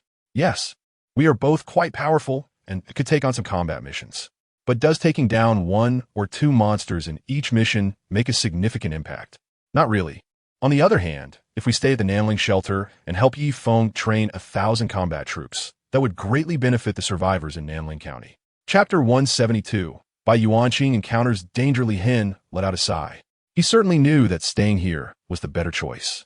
But as a soldier who had served for over a decade, he had the concept of following orders ingrained in him. General Li Tsang had instructed them to join the Guangnan military district on site. He had previously told himself that staying with Yi Feng was to repay Yi Feng's generosity. However, now Yi Feng had clearly stated his role as the commander of the refuge combat team and was responsible for training the 1,000 new recruits who would soon be arriving. Completing this task was not something that could be achieved overnight. Under these circumstances, Li Hin could no longer deceive himself. He needed to force himself to make a decision, either return or stay at the Nanling refuge, helping Yi Feng train the recruits and protect the local people. After contemplating for a while, Li Hin made his decision. Xiaonan, I've decided. I believe my role here is more significant. The world has already turned into an apocalyptic scenario, and the authorities can no longer rely on the military to eliminate all the monsters. The people of Wagwa must learn to save themselves. Therefore, I should use my military training experience to make ordinary people stronger, enabling them to protect themselves with weapons. After expressing his decision, Li Hin said to Qin Nan, when you go to Guangnan this time, you can inform the people there that we want to be returning. But as long as the Guangnan military district needs our help, we will definitely be there without hesitation. We will always be part of the Huagua military. All right, Qin Nan replied with a comforting smile. The next morning, Yi Feng woke up early. Su Manin, who was beside him, stirred awake at the sound of Yi Feng getting up. Are you leaving today? Yi Feng reached out and pulled Su Manin into his embrace. After a night of passionate exchanges, both of them had fallen asleep without any clothes, now with their bare bodies intertwined. It was no surprise that certain aspects of the man began to rise proudly in the morning. Sumanyin sensit sometink amis benat Feng. Her beautiful face instantly flushed red as she gently tapped Yi Feng's shoulder. One night, isn't enough. If you keep this up, don't blame me if you end up with kidney deficiency. Upon hearing Su Manin daring to provoke him, Yi Feng immediately felt displeased. Are you challenging me? Seeing that Yi Feng was genuinely considering another round, Su Manin quickly replied, no. But before she could finish, Yi Feng cut in, all right, I accept your challenge. With that, his hands skillfully climbed to the peaks of Su Manin's body. As his hands found her sensitive spots, Su Manin let out a soft moan. The sound only intensified Yi Feng's desire. With the last remnants of rationality, Su Manin gasped, didn't you decide to set off for Guangnan today? If we keep delaying, we want to reach Guangnan by tonight. Guangnan can be visited anytime. There's no rush. When Yi Feng and Su Manin finished their duel, it was already noon. Luckily, both of them were awakened beings with excellent stamina. Otherwise, the battle might have ended prematurely due to exhaustion. As they dressed and exited the room, they ran into Lin Muxiue and Ning Shu. The two of them fixed Su Manin with amused, scrutinizing looks that made her uncomfortable. What are you staring at? Jealous? Su Manin retorted, irritation evident in her voice. Yes, we're just two old maids. How can we compare to someone as experienced as you, a married woman? Lin Muxiue teased with a grin. Su Manin knew she couldn't outwit her sharp-tongued friend, so she decided to keep quiet. Seeing Su Manin at a loss for words, Yi Feng quickly stepped in to diffuse the tension. Where did Muxiue and Li Hen go? He asked. They seem to have gone to the conference room for a meeting. Lin Muxiue replied. In the conference room, Li Hen and Guosun were in the midst of a meeting, but it was peculiar that Bai Yuanqing, the local authority, was absent. I think we should recruit the first batch of 200 people. Adding that to our current numbers would bring us to just over 300. If we exceed that, our shelter might struggle to support everyone, especially since the harvest season is still a while away, Guosun suggested. The purpose of the meeting was to discuss how to recruit combat team members. Li Hen needed assistance from someone who had a deep understanding of the South Ridge shelter, and Guosun was that person. He had been with the shelter since its inception and had previously served as the captain responsible for patrolling the city and guarding outposts. He was well informed about the personnel situation within the shelter. Therefore, even though Li Hen was the one drafting the plan, Guosun's role was undoubtedly more significant. Li Hen nodded in agreement with Guosun's suggestion. The two continued to discuss strategies in the conference room, with others chiming in occasionally. Just as the meeting was heating up, hurried footsteps echoed from outside. Without knocking, the door swung open, and in walked Gao Tianyu, bloodied and clearly injured. Seeing his condition, Li Hen quickly asked Tianyu what happened. Ignoring his wounds, Gao Tianyu urgently explained, today I, along with Bai Gu and Shen Hui, went into the city to search for food. we unexpectedly encountered a second-level monster. I could try to take it down, and things were going smoothly at first. But then the noise attracted other second-level monsters. We couldn't hold them off, so I was sent back for help. Gao Tianyu succinctly recounted the situation. But Li Hin could see from his injuries that the situation with Bai Yuanqing was likely dire. However, he didn't panic too much. After all, they had an invincible man on their side. Is he Feng up yet? Li Hin asked. The room fell into silence. Li Hin noticed that everyone was confused, so he hurriedly stepped outside, intending to find Yi Feng in his room. Just as he exited, he saw Yi Feng walking towards him with 3 women. Noticing Li Hin's anxious demeanor, Yi Feng curiously asked, "What's wrong, Captain Li? Why the rush?" Without wasting any time, Li Hin replied, "There has been an incident. Bai Yuanqing and his team went into the city to look for food, but they've been surrounded by several level 2 monsters. Gao Tianyu just came back with the news, and the situation is critical. They can barely hold on any longer." Upon hearing Li Hin's words, Yi Feng instantly became serious. "Quick, have Gao Tianyu lead the way. I'm going to rescue them." Chapter 173. Heading to the rescue, as the two were talking, the others in the room also emerged. Upon seeing Gao Tianyu come out, Yi Feng said nothing more and directly led him to the window. With a leap, they jumped down. After landing, the two quickly made their way to the parking lot. With the roar of an engine, they soon disappeared from sight. Seeing that only Yi Feng and Gao Tianyu were going to carry out the rescue, Guisun felt a bit uneasy since he was unaware of Yi Feng's true capabilities. Are they really going just the 2 of them? Should we join them? After all, more people means more strength. He expressed his concerns. Guisun's worry stemmed from the fact that he had never witnessed Yi Feng in action. If he had, he certainly wouldn't have voiced such doubts. Li Hin chuckled as he reassured Guisun, "There's no need to worry. If Yi Feng can't handle the situation, then even if all of us go, it would just be a one-way ticket to disaster." Yi Feng was driving, following Gao Tianyu's directions, swiftly maneuvering through the roads. After a short while, they reached a wide highway. This highway was a main thoroughfare that cut straight through the center of Nanling County. It featured 4 lanes for vehicles, along with 2 substantial non-motorized vehicle lanes on either side, making the entire road appear exceptionally spacious. However, no matter how wide the road was, it couldn't accommodate the sheer number of vehicles and people. At that moment, the main road of Nanling County was cluttered with abandoned cars and electric scooters parked haphazardly. The once 4-lane highway was now jammed tight, leaving no room for vehicles to pass through. In addition to the blocked roads, numerous zombies and monsters wandered aimlessly along the highway. Perhaps due to the lack of noise, these zombies and monsters moved without purpose, showing no signs of the agility they typically displayed when attacking humans. But as soon as Yi Feng's vehicle approached, they went into a frenzy. Their pale, sightless eyes opened wide, and they roared as they flailed their arms, rushing toward Yi Feng's location. The commotion caused by one zombie immediately attracted the attention of others in the vicinity, and soon, the zombies within a radius of several hundred meters were drawn to Yi Feng's position, surrounding them with deafening roars. These zombies posed no real threat to Yi Feng, but the abandoned vehicles blocking the road were a significant headache. If it were just him, it wouldn't be a problem. However, he now had an injured companion with him. The situation left no time for Yi Feng to ponder, as a horde of zombies was already closing in. Yi Feng opened the car door and stepped out. Facing the frenzied mob of zombies, he drew his blade. The power of lightning surged within him, channeling into the alloy sword. Instantly, the sword emitted a brilliant white light, with crackling bolts of electricity dancing along its blade. With a swift motion, he unleashed a lightning-infused slash. The speed of the attack was so rapid that it was nearly impossible to see with the naked eye. In the blink of an eye, the strike swept across, and wherever it passed, nothing could withstand its relentless advance. As the slashing blows vanished into the distance, Yi Feng found himself surrounded by emptiness. All the monsters that had come rushing at him were sliced in half, leaving only their lifeless bodies scattered around.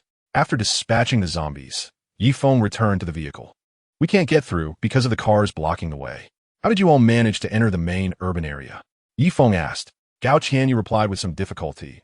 "We didn't drive along the main road.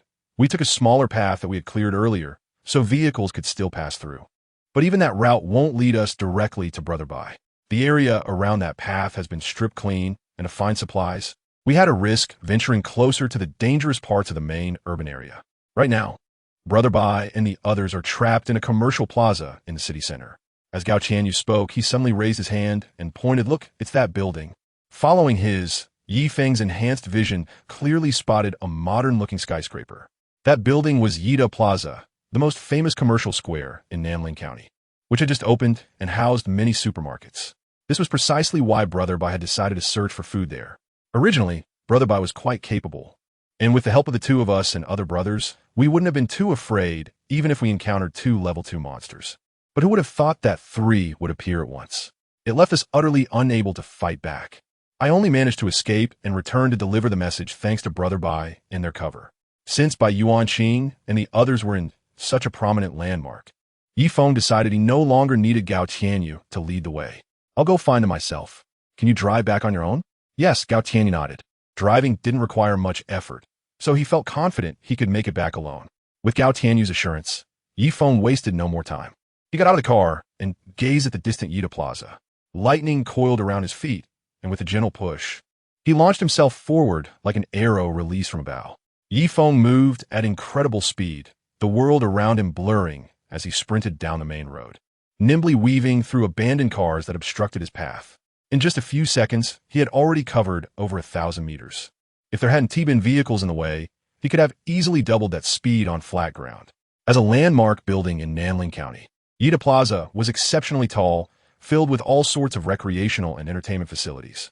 This was exactly why Bai Yuanqing had risked his life to come here in search of food.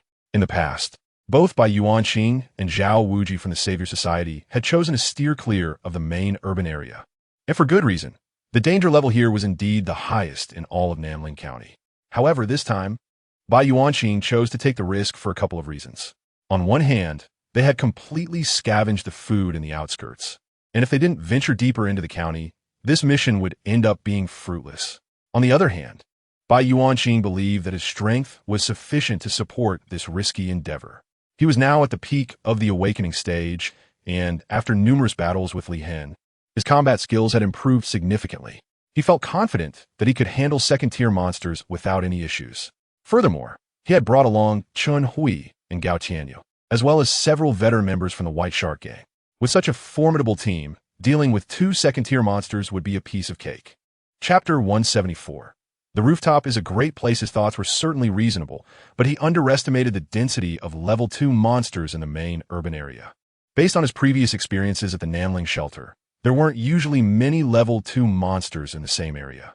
Typically, each level 2 monster would occupy its own territory, with only a rare occurrence of 2 monsters sharing the same space. However, Bai Yuanqing forgot that back then, it was only a month into the apocalypse, and level 2 monsters were still relatively scarce. With fewer level 2 monsters, it was natural for each to claim its own territory. But now, nearly 3 months into the apocalypse, the number of level 2 monsters had significantly increased, leading to instances of them cohabitating. Most crucially, among the zombies, there existed a particularly unique evolutionary category known as the commander. Commanders were not particularly strong in combat compared to other evolved types like tyrants or jumpers, but their intelligence was far superior to that of stronger zombies. In addition to their cunning, commanders could emit brainwaves that issued commands to nearby zombies, compelling them to obey. Except for higher-ranked zombies, all others were required to follow the commander's orders. Therefore, if a commander appeared in an area, it would become a nightmare for all survivors, as there was a high probability that it would lead nearby zombies in an assault on human settlements, whether small shelters or large apocalypse bases. In such situations, it was entirely possible for multiple different level 2 zombies to coexist under the commander's influence. Bai Yuanqing and his team found themselves in just such a predicament. They barricaded the door with everything they could move. Bai Yuanqing shouted commands to his team members. Currently, they were on the mid-level of Yida Square. Originally, the zombies had not detected their position.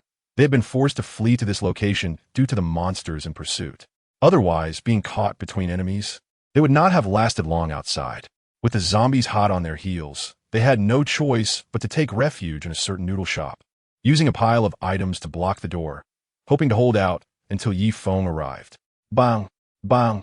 The sound of impact echoed from outside. The creature causing the commotion was a tyrant, whose immense strength was evident as the door, tightly barricaded with tables and chairs, began to tremble under its force. Seeing that they could not hold the door, Bai Yuanqing made a quick decision to evacuate. Use the back door. Don't go down. Head to the rooftop.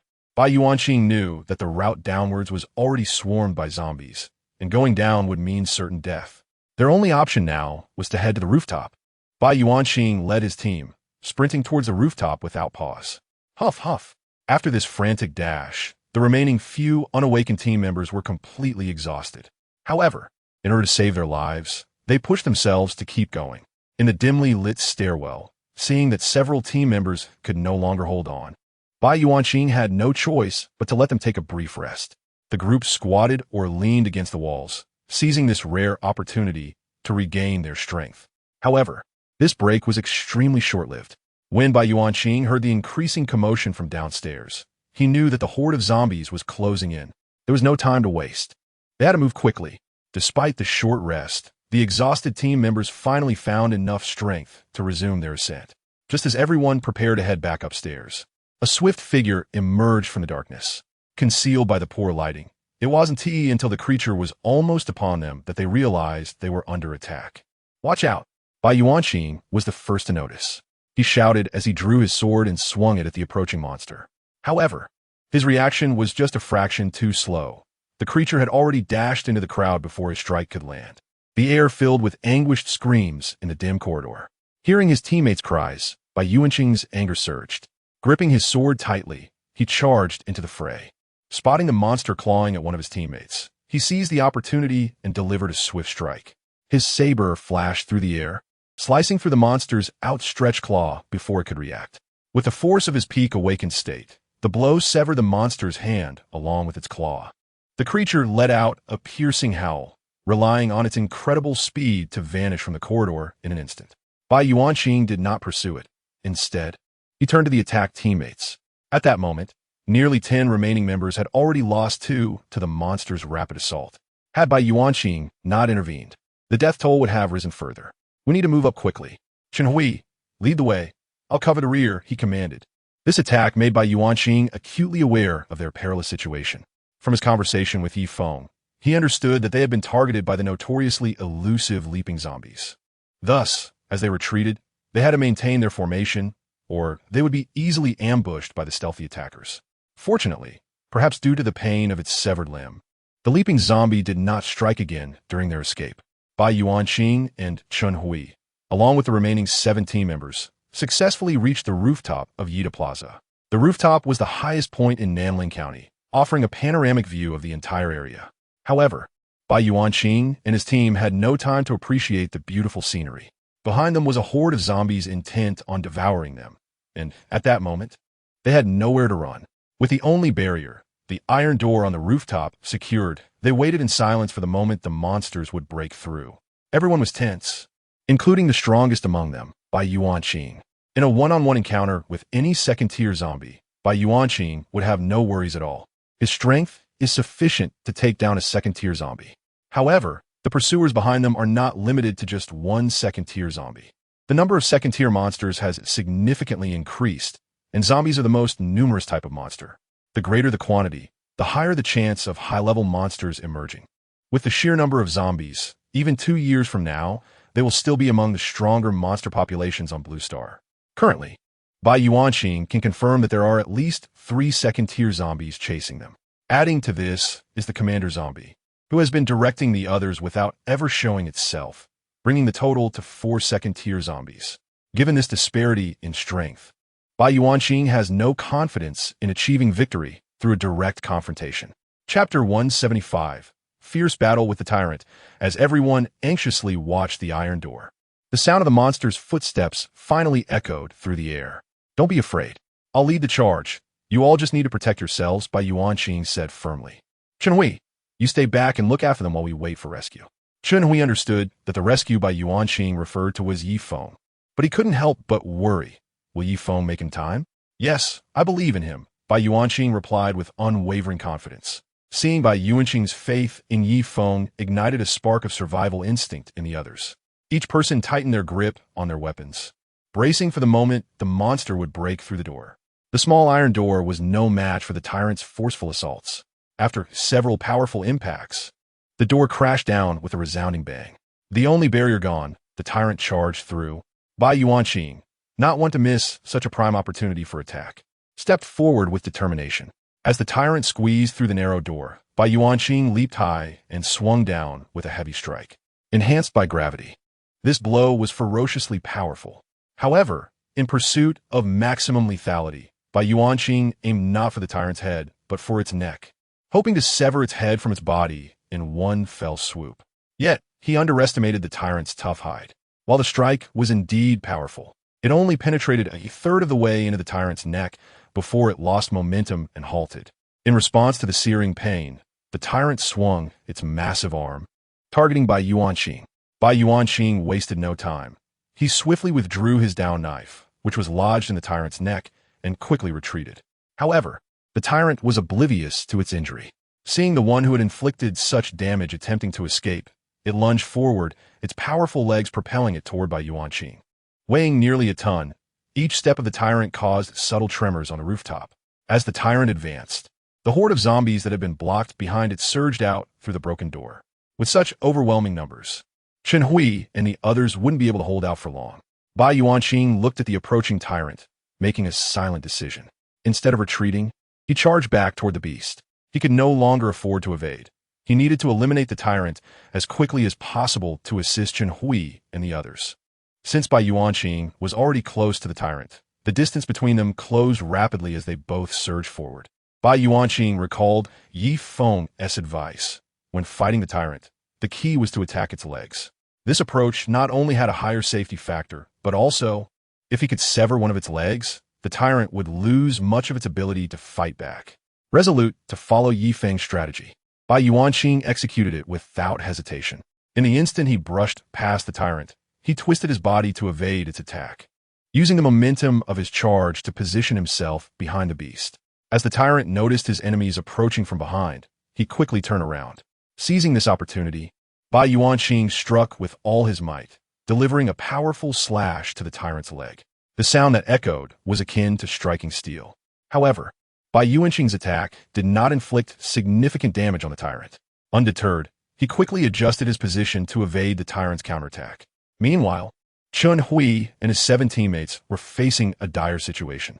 The sheer number of zombies was overwhelming, and among them were the stealthy leap zombies.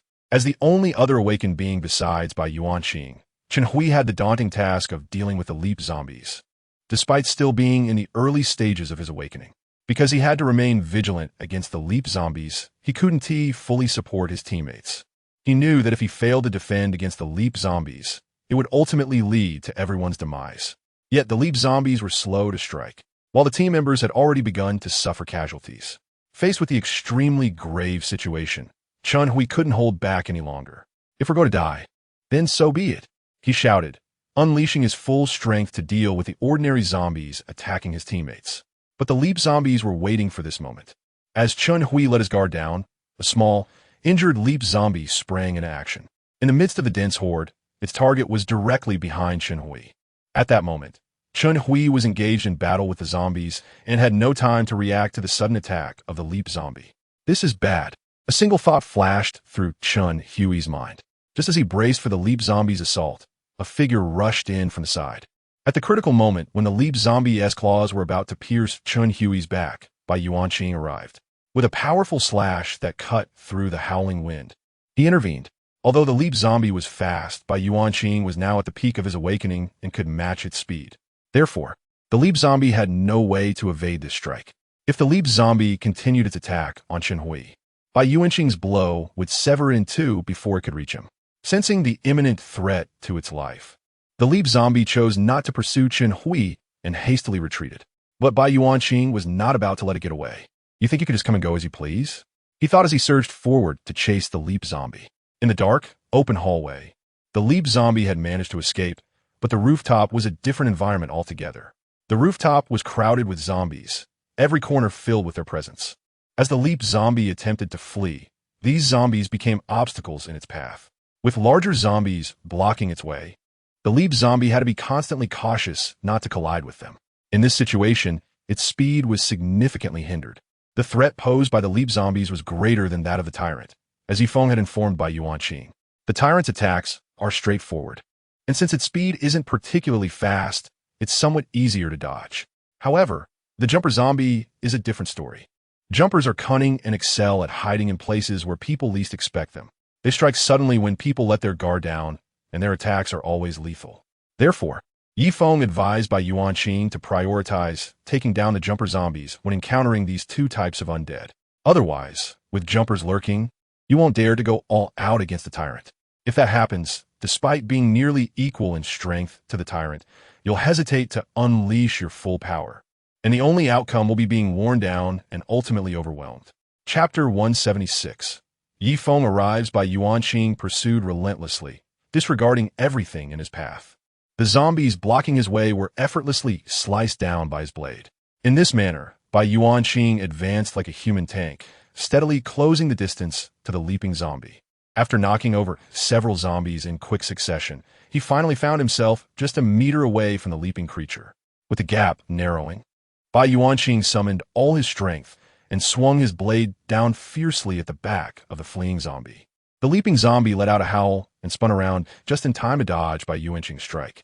Undeterred, Bai Yuan Qing continued his pursuit. However, at that moment, reinforcements for the leaping zombie arrived. A peculiar four-legged creature sprang out from the corridor. Upon closer inspection, this creature resembled a dog, but its limbs were disproportionately long compared to a normal dog.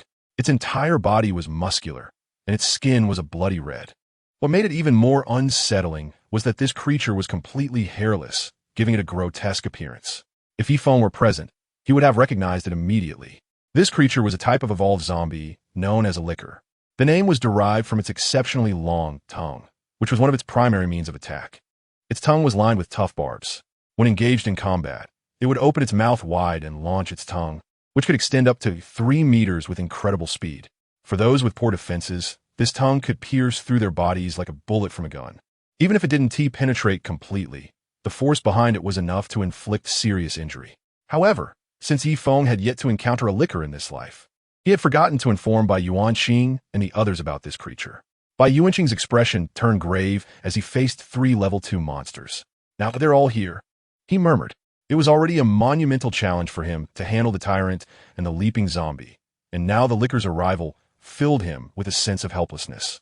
Unlike Feng, who was incredibly powerful, to him, these monsters were far more formidable than he had anticipated. Alone, he faced 3 poised level 2 zombies. The tyrant towered above at 3 meters tall and weighed nearly a ton, evoking sheer terror. The licker crouched low, its long tongue flicking in and out, its red eyes fixated intently on Bai Yuan Qing, as if it were eyeing its next meal. The leaping zombie, though the smallest, possessed remarkable speed and explosive power. While its sharp claws were a dangerous threat, a mere scratch could strip away a large chunk of flesh. Faced with these 3 monsters, Bai Yuan Qing still held onto his fighting spirit. But in his heart, he understood that if Feng didn't arrive in time, they would all meet their end here. Bai Yuan Qing looked at the 3 level 2 zombies in front of him, and his desire to fight gradually ignited. Isn't it said that one can break through in life and death situations? Well, today is a true life and death moment, and I want to see if I can really rise from the dead. Bai Yuan Qing muttered to himself. Then, he raised his forged tang knife and roared kill. Before the word had even left his lips, he charged forward without hesitation. At that moment, downstairs at Yida Plaza, Feng was running at full speed, finally arriving. Hearing the sounds coming from the rooftop, Feng felt a surge of anxiety. The situation was dire. If he had to climb the stairs floor by floor, it would be too late. Feng looked up at the over 100-meter-tall building and made a decision. His entire body was suddenly enveloped in lightning, glowing brilliantly. The next moment, Feng sprang into action. He dashed to the base of the building, then pushed off with all his strength, launching himself up the outer wall like an arrow released from a bow. When he reached about 30 meters high, he had exhausted the force of his leap. However, Feng remained calm. He stepped onto an advertisement board on the building's exterior, using it to propel himself further upward. After leveraging twice, he leaped high, his body now soaring above the height of the building. As Feng looked down from above, he saw that Bai Yuan Qing was in grave danger. Surrounded by 3 level 2 zombies, he had no ability to counterattack and was being beaten down passively. With multiple injuries, his reflexes and evasion skills had significantly declined. The licker would not miss this opportunity. After Bai Yuanqing narrowly dodged an attack from the leaper zombie, the licker seized a moment while Bai Yuanqing was still unsteady, opening its massive mouth. In an instant, a blood-red tongue with barbs shot out at high speed. This treacherous strike left Bai Yuanqing with no chance to evade while he was focused on dodging the leaper's attack. At that moment, he could only wait for death. However, what Bai Yuanqing didn't realize was that Yi Feng had arrived. In midair, Yi Feng casually swung his knife. A slashing strike imbued with the power of lightning shot forth like a bolt. The licker's tongue was quick, but Yi Feng's lightning attack was even faster. Just as the tip of the tongue was about to strike Bai Yuanqing, the slash came first, hitting the licker's tongue. With such a powerful strike, the licker's resilient tongue was severed in one blow. A tongue nearly half a meter long fell to the ground, never to return to the licker's mouth. With its tongue cut off, the licker let out a wail and rapidly retreated. Yi Feng would not let this licker escape. He slowly descended from the air, and on his way down, he swung his knife again. Lightning slash. This strike was even faster and more powerful. The strike surged toward the licker with an unmatched speed, almost like a bolt of lightning flashing before everyone's eyes. It seemed as though the strike had never existed at all. However, as the retreating licker was cleaved in two and dozens of zombies along the path were torn to shreds, it became clear that this strike indeed had a presence in this world. Witnessing Yi Feng arrive with such formidable force, everyone breathed a sigh of relief.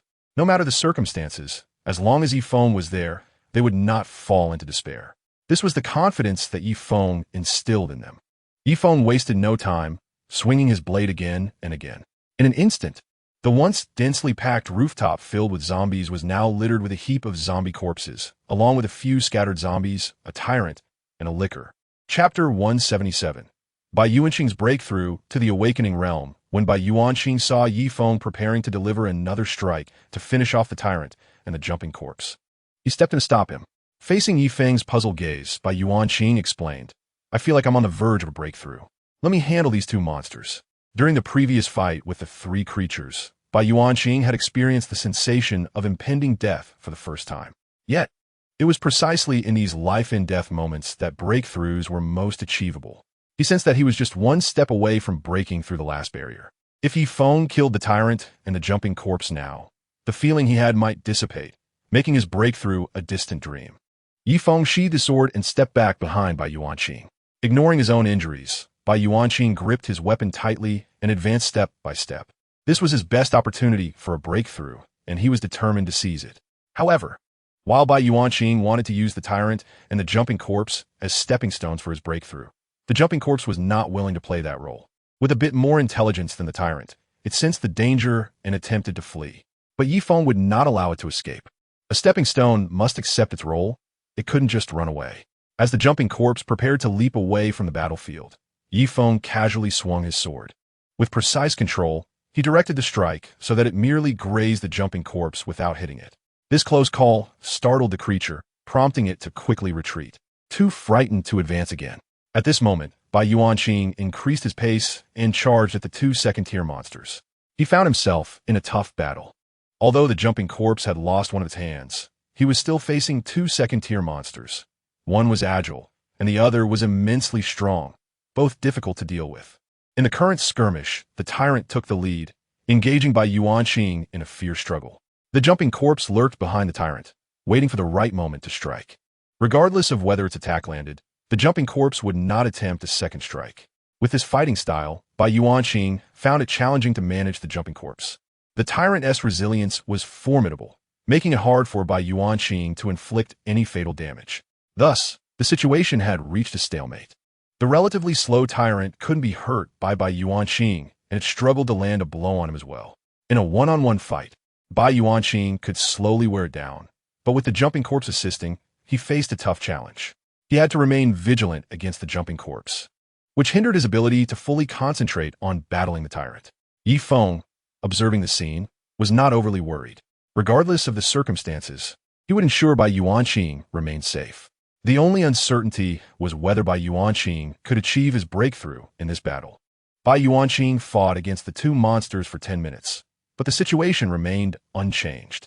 In fact, he was beginning to feel significantly fatigued. Bai Yuanqing was gasping heavily, secretly steeling his resolve. "Damn it, let's give it a shot." He charged in front of the tyrant, raising his knife to strike. The tyrant, just like before, swung its massive hands to block. However, this time, Bai Yuanqing did not retreat in the face of the tyrant's attack. He unleashed all his potential, speeding up slightly, and narrowly dashed past the tyrant's side. He leaped behind the corpse jumper, who was initially in a state of complete ease. But Bai Yuanqing's desperate move surprisingly broke through the tyrant's defenses and reached in front of the corpse jumper. At that moment, the corpse jumper sensed something was off. It quickly pushed off the ground with its legs, using its immense explosive power to leap several meters away. Having gained a hard-fought opportunity to attack, Bai Yuanqing naturally wouldn't let it slip away. He pulled a dagger from his waist and threw it forward with all his might. Bai Yuanqing had once been a dart enthusiast, and now, as an awakened, his strength had increased exponentially. The dagger in his hand now had power comparable to a bullet. He had been saving this move for a critical moment like this. The dagger sliced through the air, accurately flying towards the back of the corpse jumper. At that moment, the corpse jumper was mid-air and simply couldn't evade the strike.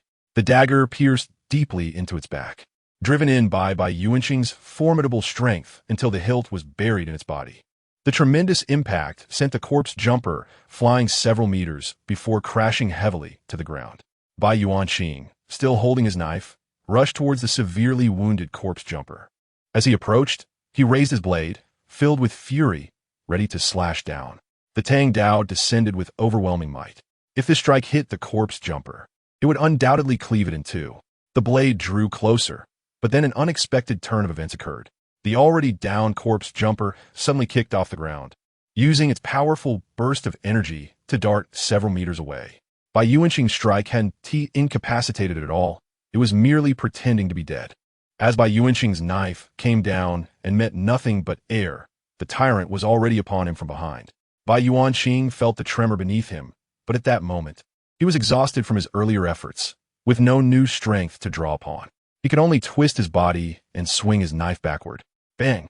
The tyrant's fist struck his body with tremendous force. His knife was blocked by the tyrant's left hand, but Bai Yuanqing couldn't dodge the right hand.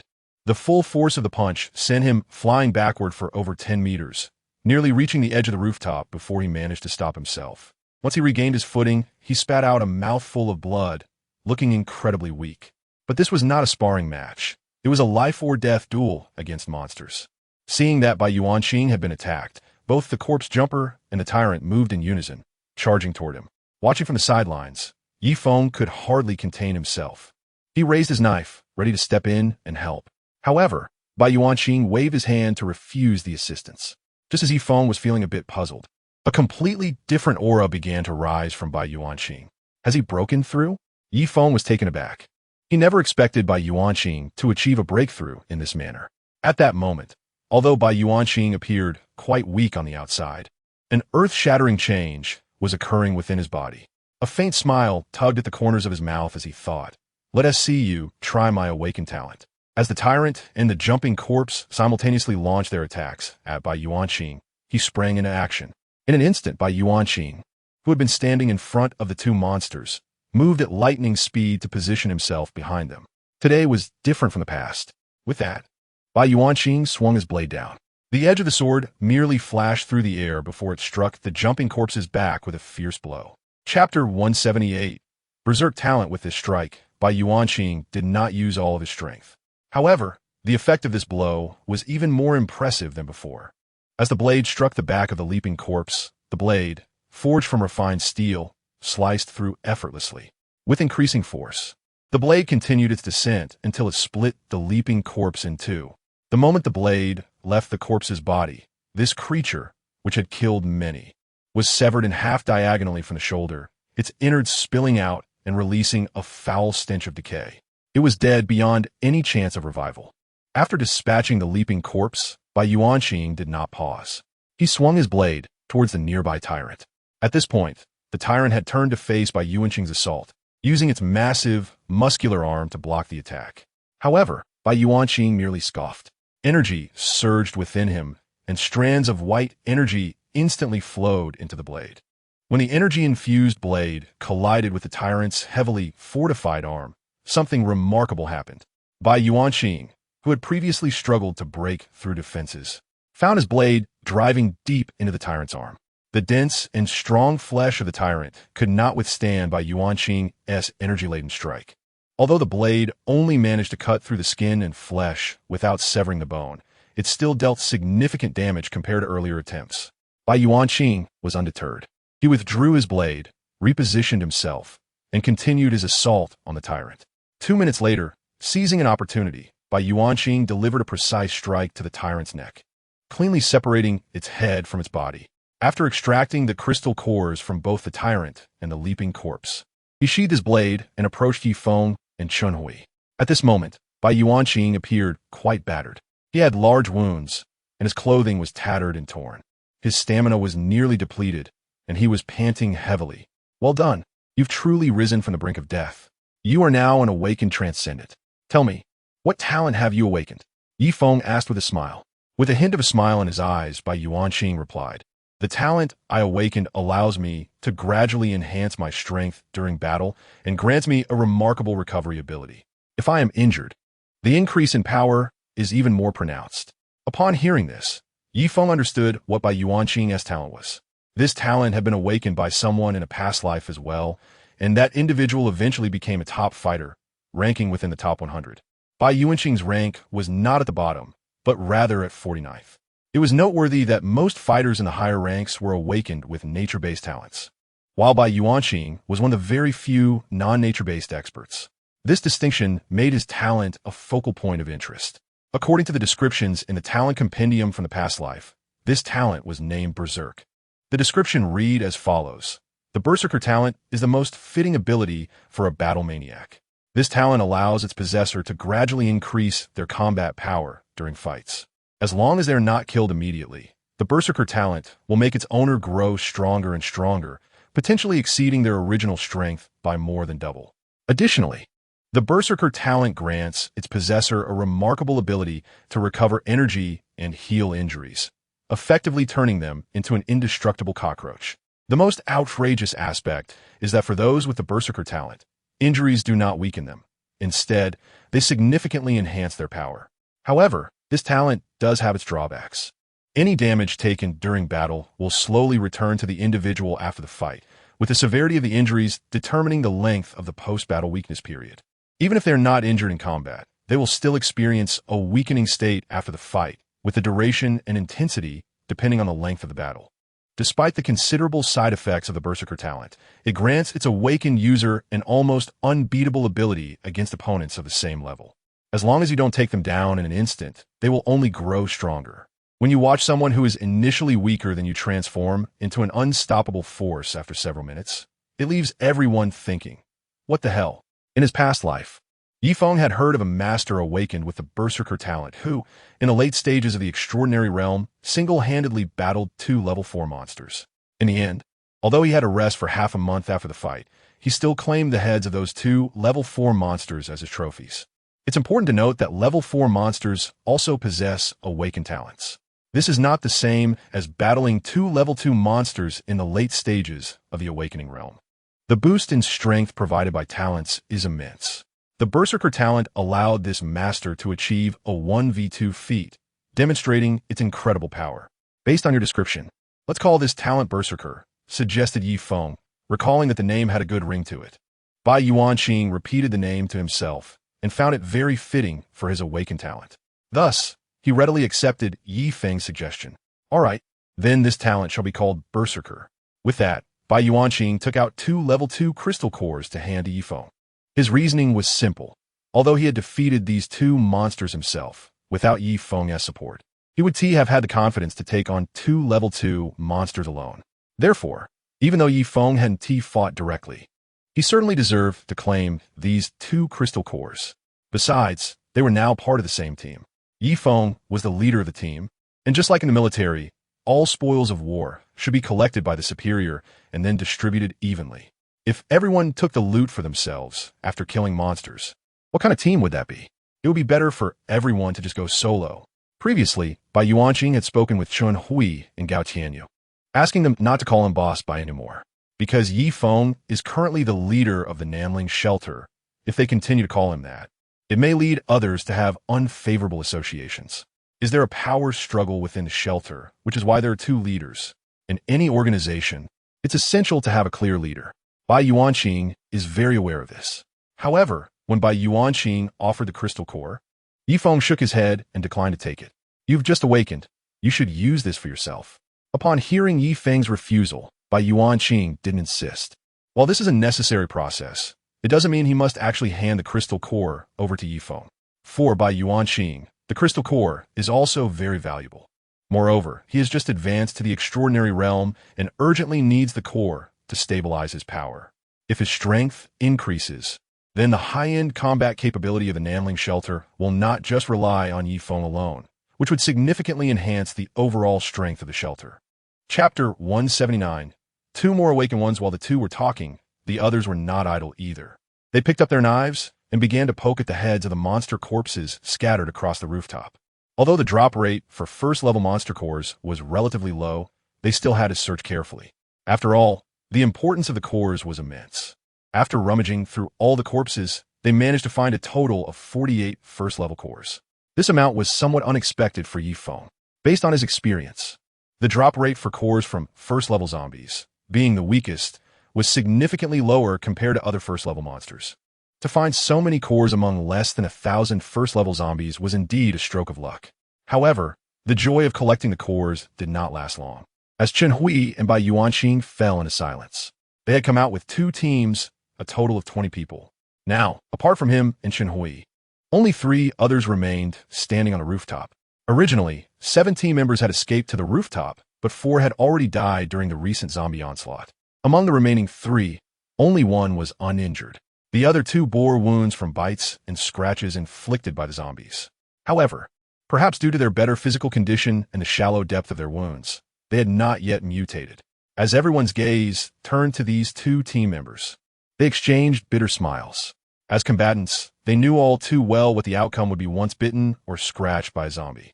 One of the team members, named Zhao Xiaotian, forced a carefree smile and said, "Boss Bai, I know I've been bitten and that I'll turn into a zombie soon. I want to be a burden to you. I'll take care of it myself. But before I go, I have one request. My wife and son are currently at the shelter, and after I'm gone, it will be hard for them to survive. So I hope you can take care of them and at least ensure they have something to eat." After Zhao Xiaotian finished speaking, another team member chimed in, "Boss Bai, I'm a loner at the shelter with no ties or burdens. So I want to ask for much. I just hope our Nanling shelter can be built better to protect more survivors and provide them with a place to hide in this apocalypse." A hint of sadness flickered in Bai Yuanqing's eyes. Despite these 2 being just ordinary team members under his command, they exhibited remarkable courage in the face of impending doom. Bai Yuanqing nodded solemnly, promising, "Don't worry. We will definitely take good care of your families. As long as Nanling shelter exists, we will ensure their safety." Upon hearing Bai Yuanqing's promise, the 2 team members walked to the edge of the rooftop, preparing to end their lives by jumping off. They did not want to turn into zombies. This seemed to be the best way out. Jumping down would mean putting an end to it all. However, just as they were about to act, Yi Feng suddenly spoke up. "Wait a minute. Don't you think the time you've been waiting for the transformation is already quite long?" Yi Feng's question momentarily stunned everyone. Seeing the puzzled expressions on their faces, he continued, "I just saw your wounds. Based on the depth of those wounds, you should have mutated within 5 minutes. And the transformation should have been completed within 10 minutes. However, it has been over 10 minutes since you were bitten, and you still seem completely normal. This is quite unusual. Could it be?" Bai Yuanqing hesitated, uncertain. Yi Feng, however, was confident as he replied, "That's right. Neither of them has mutated. Instead, they are very fortunate and are about to awaken." "Really?" Zhao Xiaotian and Chun Xing exclaimed with excitement upon hearing that they might awaken. They both understood what awakening meant for a person. Most importantly, if it was awakening, they could escape the fate of turning into zombies, which was like being given a second chance at life. Based on my experience, it's highly likely that both of you are going to awaken. The awakening process typically starts about 30 minutes after you've been bitten, so just wait a little over 10 minutes. Even if my judgment is wrong, we can handle the 2 zombies that just recently transformed. Upon hearing Yi Feng's words, their excitement calmed down slightly. After all, Yi Feng mentioned that this wasn't a 100 guarantee and there was still a small chance of something going wrong. Therefore, it was best not to be overly optimistic. The group waited on the rooftop. After about 10 minutes, Zhao Xiaotian, and Chun Xing simultaneously felt a surge of warmth coursing through their bodies. The warmth gradually washed over them, transforming their bodies. The heat intensified, but it remained within their tolerable limits. They silently endured, waiting for their transformation to complete. Seeing that the two were on the verge of awakening, Bai Yuanqing said with a hint of envy, "These two are lucky. Just a light scratch from a zombie, and they can awaken." Yifeng shook his head and replied, "Everyone has different circumstances. For them, it's a matter of heaven or hell. If they don't awaken, they would turn into mindless zombies, which is worse than death." Chen Hui added with some relief, "Once they awaken, the strength of our shelter will increase significantly. Once they grow stronger, the safety of our shelter will be ensured." While the three were chatting, the transformation of Zhao Xiaotian and Chun Xing was completed. When they opened their eyes simultaneously, drenched in sweat, the world had gained two new awakeners. "How do you feel? Do you feel like your strength has increased a lot?" Chen Hui hurriedly asked as he approached them. Zhao Xiaotian, feeling the immense power coursing through him, nodded excitedly. "Yes, I feel like I have an endless supply of strength now." Chun Xing immediately added, "I feel like Superman right now. Ever since my awakening, everything is completely different." Chun Hui smiled and replied, "I felt the same way when I awakened, but after facing off against Boss Bai and those monsters, I realized just how weak I actually was." Hearing their conversation, Bai Yuanqing turned to Chen Hui and said, "Of course. I was already in the late stage of awakening at that time, while you had just awakened. If I couldn't easily defeat you, that would really be a shock." Noticing that they were about to continue their discussion, Yifeng couldn't take it anymore. They were still in the main city, surrounded by monsters. If they wanted to chat, they should do it back at the shelter. Chapter 180. The Dilemma of the Shelter. All right, if you want to chat, let's do it later. The people at the shelter are still waiting for us to return. With Yifeng by their side, the group strolled back as if they were out for a leisurely walk, confidently striding down the main road. This demeanor naturally attracted many zombies to attack them. However, out of the 6 in their party, 5 were awakened ones. No matter how many ordinary zombies came at them, they were no match for their strength. Yifeng didn't intervene, and even Bai Yuanqing held back.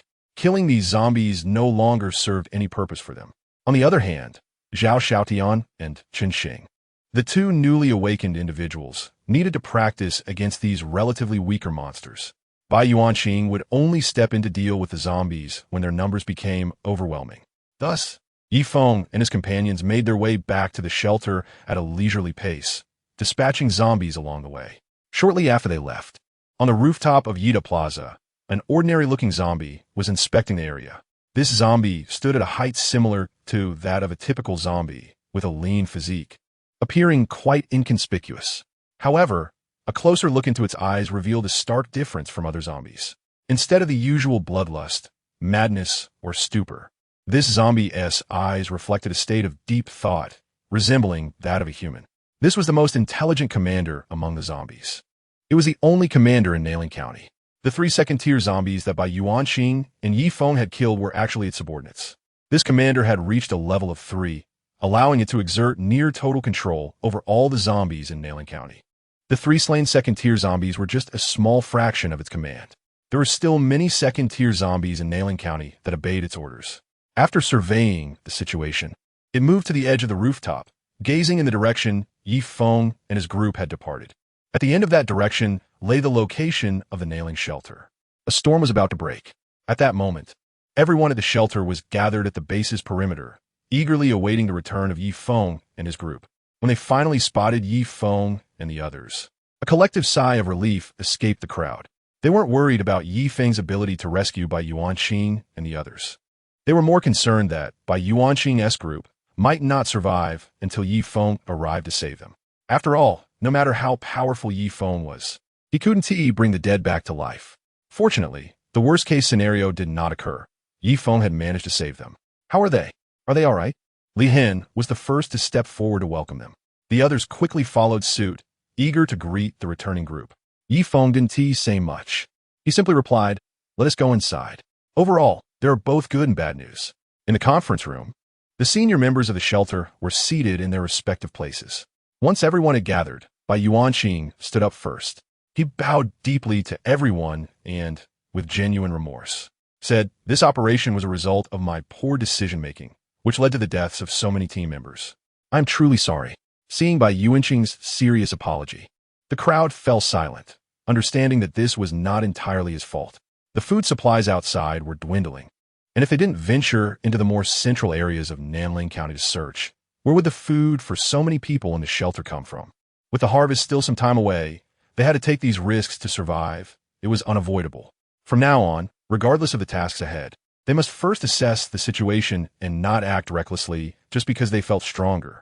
They had to remember that the evolution of monsters was far faster than that of humans. In response to Yi Feng's criticism, Bai Yuanqing earnestly replied, "Okay, I understand." Seeing Bai Yuanqing humbly accept the criticism, the meeting officially moved on to the next agenda. Although only 3 people returned from the 2 teams that had gone out, 2 of them had awakened their powers during the battle, adding 2 more awakened individuals to their shelter.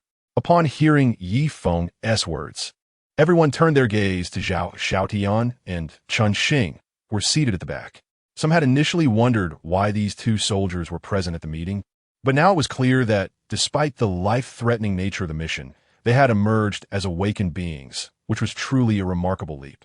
Feeling the surprised gazes from the crowd, the 2 men felt somewhat uneasy. However, Yi Feng came to their aid by clearing his throat and continuing, in addition. The greatest achievement of this mission is that Bai Yuanqing has ascended to the extraordinary realm. As soon as he said this, the meeting room erupted in excitement. The difference between the awakening realm and ordinary people might not seem so significant at first glance. After all, the awakening realm merely enhanced physical abilities and recovery, lacking the strange powers often seen in movies and shows. But once someone reached the extraordinary realm and awakened their talents, they completely transcended the state of an ordinary person. Yi Feng, having awakened the power of lightning, could summon storms with a mere gesture. Such abilities were akin to those of mythical thunder gods. With Yi Feng as a role model, everyone yearned to reach the extraordinary realm. Initially, many believed that Li Hen was the most likely candidate to achieve this. No one expected that Bai Yuanqing would succeed in his recent outing. This outcome genuinely surprised everyone. Although he had become the center of attention, Bai Yuanqing did not feel complacent. He understood that this mission, despite leading him to the extraordinary realm through great peril, came at a significant cost. Out of the 2 teams, only 3 members had survived, and even Gao Qianyu, who had always been by his side, was severely injured and currently recovering. Therefore, he simply waved his hand at the congratulatory crowd, not overly excited. After announcing these 2 pieces of good news, Yi Feng spoke up again. After discussing the happy news, we need to talk about the challenges the shelter is currently facing. With that, Yi Feng turned to Guisun and asked, "Guisun, you've been here a while. What do you think is the biggest problem the shelter is facing right now?" Guisun pondered for a moment and replied, "If we're talking about the most pressing issue, it has to be the food shortage. Our shelter is the only one in Nanling County that can sustain itself. The smaller shelters, when faced with monsters, can only run for their lives. Once any of those smaller shelters are breached, everyone will instinctively head here. Right now, the number of people inside the shelter, along with those outside, has reached over 100,000. It's simply too many, and the nearby food supplies have basically been depleted." Chapter 181.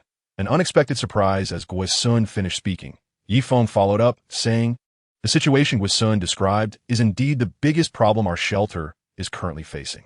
If we can't solve this issue, it will be very difficult for the shelter to continue developing." After a pause, Yi Feng scanned the room and asked, "Does anyone have any good suggestions for addressing this problem?" The meeting room fell into silence. If it were a matter of providing food for dozens or hundreds of people, they would have plenty of solutions. However, the challenge now was to address the food shortage for over 100,000 people, which couldn't be resolved by just raiding a few supermarkets. But the silence didn't last long. Guisun broke the stillness in the room. "Actually, I've had an idea for a while. I'm a local from Nanling County, which is a major grain-producing area. The authorities have built several granaries near the county seat. Each granary can store up to 10,000 tons of grain, which is equivalent to 20 million pounds. Based on the calculation that one person consumes about a pound of staple food per day, this grain would be enough for 100,000 people to last for 6 months. Moreover, the rice we planted earlier will be ready for harvest in less than 2 months. As long as we can access the grain in the granaries. Even if we only manage to get 3,000 tons, it would be sufficient to get us through this period." After Guisun finished, Su Manin quickly chimed in, "Then what are we waiting for? Let's go get it now." However, as soon as she spoke, she realized something was off. If it were as simple as just taking the grain, the people from the Salvation Society wouldn't be fools. They would have already sent someone to transport the grain back. The fact that the grain was still sitting safely in the granaries meant there were likely complications preventing them from taking action. Yifeng clearly recognized this issue as well. So, he straightforwardly asked, "Is there some kind of difficulty in taking that grain?" Guisun nodded, but he quickly smiled and said, "The difficulties were from before, but now that we have you, a master of extraordinary skill, those problems can be resolved. Since it can be solved, why don't you tell us about the situation with the granaries?" "All right," Guisu said as he stood up and walked to the wall where the map was hung. He took out a black marker and circled a spot on the map. "This is the location of the granary. It's not too far from us, about 10 kilometers away. The main reasons we haven't gone to retrieve the grain are twofold. First, there's a very powerful zombie in the granary compound. When the Salvation Society sent a reconnaissance team, they were led by someone at the late stage of awakening. However, once the team entered the granary, none of them came out. They were all wiped out. Subsequently, the Salvation Society sent another team to investigate, and from a distance, they observed a very tall and unusually large zombie wandering around the compound. Hearing this, Yifeng understood what kind of zombie Guisun was referring to. The most prominent feature among zombies is the formidable defensive capability of the fat zombie. However, fat zombies are generally slow. So if a human reaches the late stage of awakening, they should be able to escape even if they can't defeat the fat zombie. Since even a skilled practitioner from the Salvation Association in the late awakening stage couldn't escape, Yifeng speculated that this fat zombie must have evolved into a level 3 fat zombie king. Once a fat zombie becomes a fat zombie king, it is no longer a slow-moving creature that can only passively take hits. At this point, the fat zombie king can store deadly venom in its enormous belly. This venom is extremely potent, capable of gradually corroding steel plates. Moreover, the fat zombie king's large belly contains a staggering amount of venom. Even if you dodge the first wave of attacks, subsequent assaults will follow in quick succession. Unless your level exceeds that of the fat zombie king or your awakened talent is particularly fast, the fat zombie king poses a disaster for awakeners. However, for Yifeng, none of this is a problem. Tomorrow, I'm heading out to eliminate this fat zombie king. After I take it down, you can go back to transporting food. He decided firmly, marking the official end of the meeting. As the sky gradually darkened, the satellite phone rang inside the armored RV parked quietly in the lot. Ning Su, who was cleaning the vehicle, quickly put down her cloth and answered the call. "Hello, is this Yifeng?" Came the voice of Lin Ke from far away, Yinjing. Hearing Lin Ke's voice made Ning Shu very happy. "Xiao Ke, it's me. Sister Ning Shu, is that you?" Lin Ke's voice was filled with joy as well. "Yes, it's me. What made you think of contacting us today?" Since Lin Ke went to Yinjing, she had basically been out of touch. However, they understood the situation. Given the current circumstances and the long distance, reaching out was quite a challenge. "I'm contacting you today to share a momentous piece of good news. You should call my aunt and Yifeng over. This news will definitely surprise you." Lin Ke didn't immediately reveal the reason for her call, building suspense instead. Ning Shu didn't press her for details and hurriedly notified the others to come down. When the three women and Yifeng arrived at the vehicle, Lin Ke finally revealed the good news. "Yifeng, aunt, you won't believe this. The academician you saved, Lin Buiqing, has successfully developed an awakening serum at the Research Institute in Yanjing. It's been tested successfully, and some people have awakened after taking the serum." As Lin Ke excitedly shared this news, everyone present was stunned into silence. Especially Yifeng, who, having lived through the apocalypse twice, understood just how challenging awakening could be. Yet now, someone was telling him that he didn't have to gamble on luck or fight desperately anymore. He could simply drink the serum created by scientists to become an awakener. He felt that all of this was simply too unreal. On the other end of the line, Lin Ke finished speaking and noticed that Yifeng had not responded. So he asked curiously, "What's wrong? Why is no one speaking?" Yifeng took the call and replied, "This news is indeed explosive. We're still processing it." Hearing Yifeng's voice, Lin Ke continued, "Actually, the awakening serum was just recently developed, and the success rate is still quite low. Out of 100 people who participated in the experiment, only 2 successfully awakened, while the others experienced varying degrees of adverse reactions. Some even turned into zombies." After a brief pause, Lin Ke confidently added, "However, I heard from academician Lin that as long as we continue the research and experimentation, he is confident that we can improve the success rate. Once the success rate is high enough and the number of awakened individuals increases, we will definitely be able to end this apocalypse, just as you hope. Chapter 182. 10 years later on Blue Star. There's a scientific anecdote. A butterfly flapping its wings in South America could trigger a hurricane on the North American continent months later. This is indeed an exaggerated statement, meant to illustrate the profound impact of the butterfly effect. In his past life, without Yi Feng's intervention, Lin Buoqing and his group of scientists would have perished long ago at the claws of a giant mutated spider. Once a person dies, everything associated with them inevitably fades away. However, in this life, by a stroke of fortune, Yi Feng saved them. In return, they provided Yi Feng with research findings that could potentially end this apocalyptic era. Yi Feng could envision that if the success rate of the awakening serum exceeded 50%, the balance of power between humans and monsters would shift dramatically. Humans would no longer be mere victims. They would gain the strength to fight back. As long as awakened individuals could be produced continuously, monsters would stand no chance against humanity. This is because the evolutionary ceiling for humans is inherently higher than that of monsters. Humans are a species that starts off weak but grows stronger over time. After hanging up the phone, Yi Feng looked at the three women before him and broke into a relaxed smile. This smile was markedly different from those he had shown in the past. Previously, his smiles had been tinged with bitterness, hiding heavy burdens beneath. Now, upon receiving this news, Yi Feng could finally set his mind at ease. He realized he no longer had to bear so many responsibilities alone. He was not the only one capable of saving the world. 10 years later, on the wide and orderly streets, the crowds bustled with life. Although Tianhai City had not yet fully returned to its pre-apocalyptic vibrancy as one of the former major cities, it had regained much of its former energy now that humanity had stabilized and entered a phase of strategic counterattack. Today marked the last day of the Lunar New Year, the Lantern Festival, and the streets were adorned with colorful lights, creating a festive atmosphere. A man and a little boy were joyfully bouncing along ahead, stopping occasionally to look at this and taste that, radiating warmth and affection. Behind them walked three stunningly beautiful women, each exuding a remarkable presence. The woman in the middle, slightly more attractive than the others, was engaged in conversation with her friend, but kept her gaze fixed on the two men ahead, one big and one small. Noticing Su Manin's distracted demeanor, Ning Shu teased, All right, if you keep staring like that, your eyeballs are going to fall out. With Yi Feng around, are you really worried about Xiao Fan being kidnapped? Su Manin retorted defiantly, You never know. With a father like Xiao Fan's, anything is possible. Still calling him Xiao Fan's father, huh?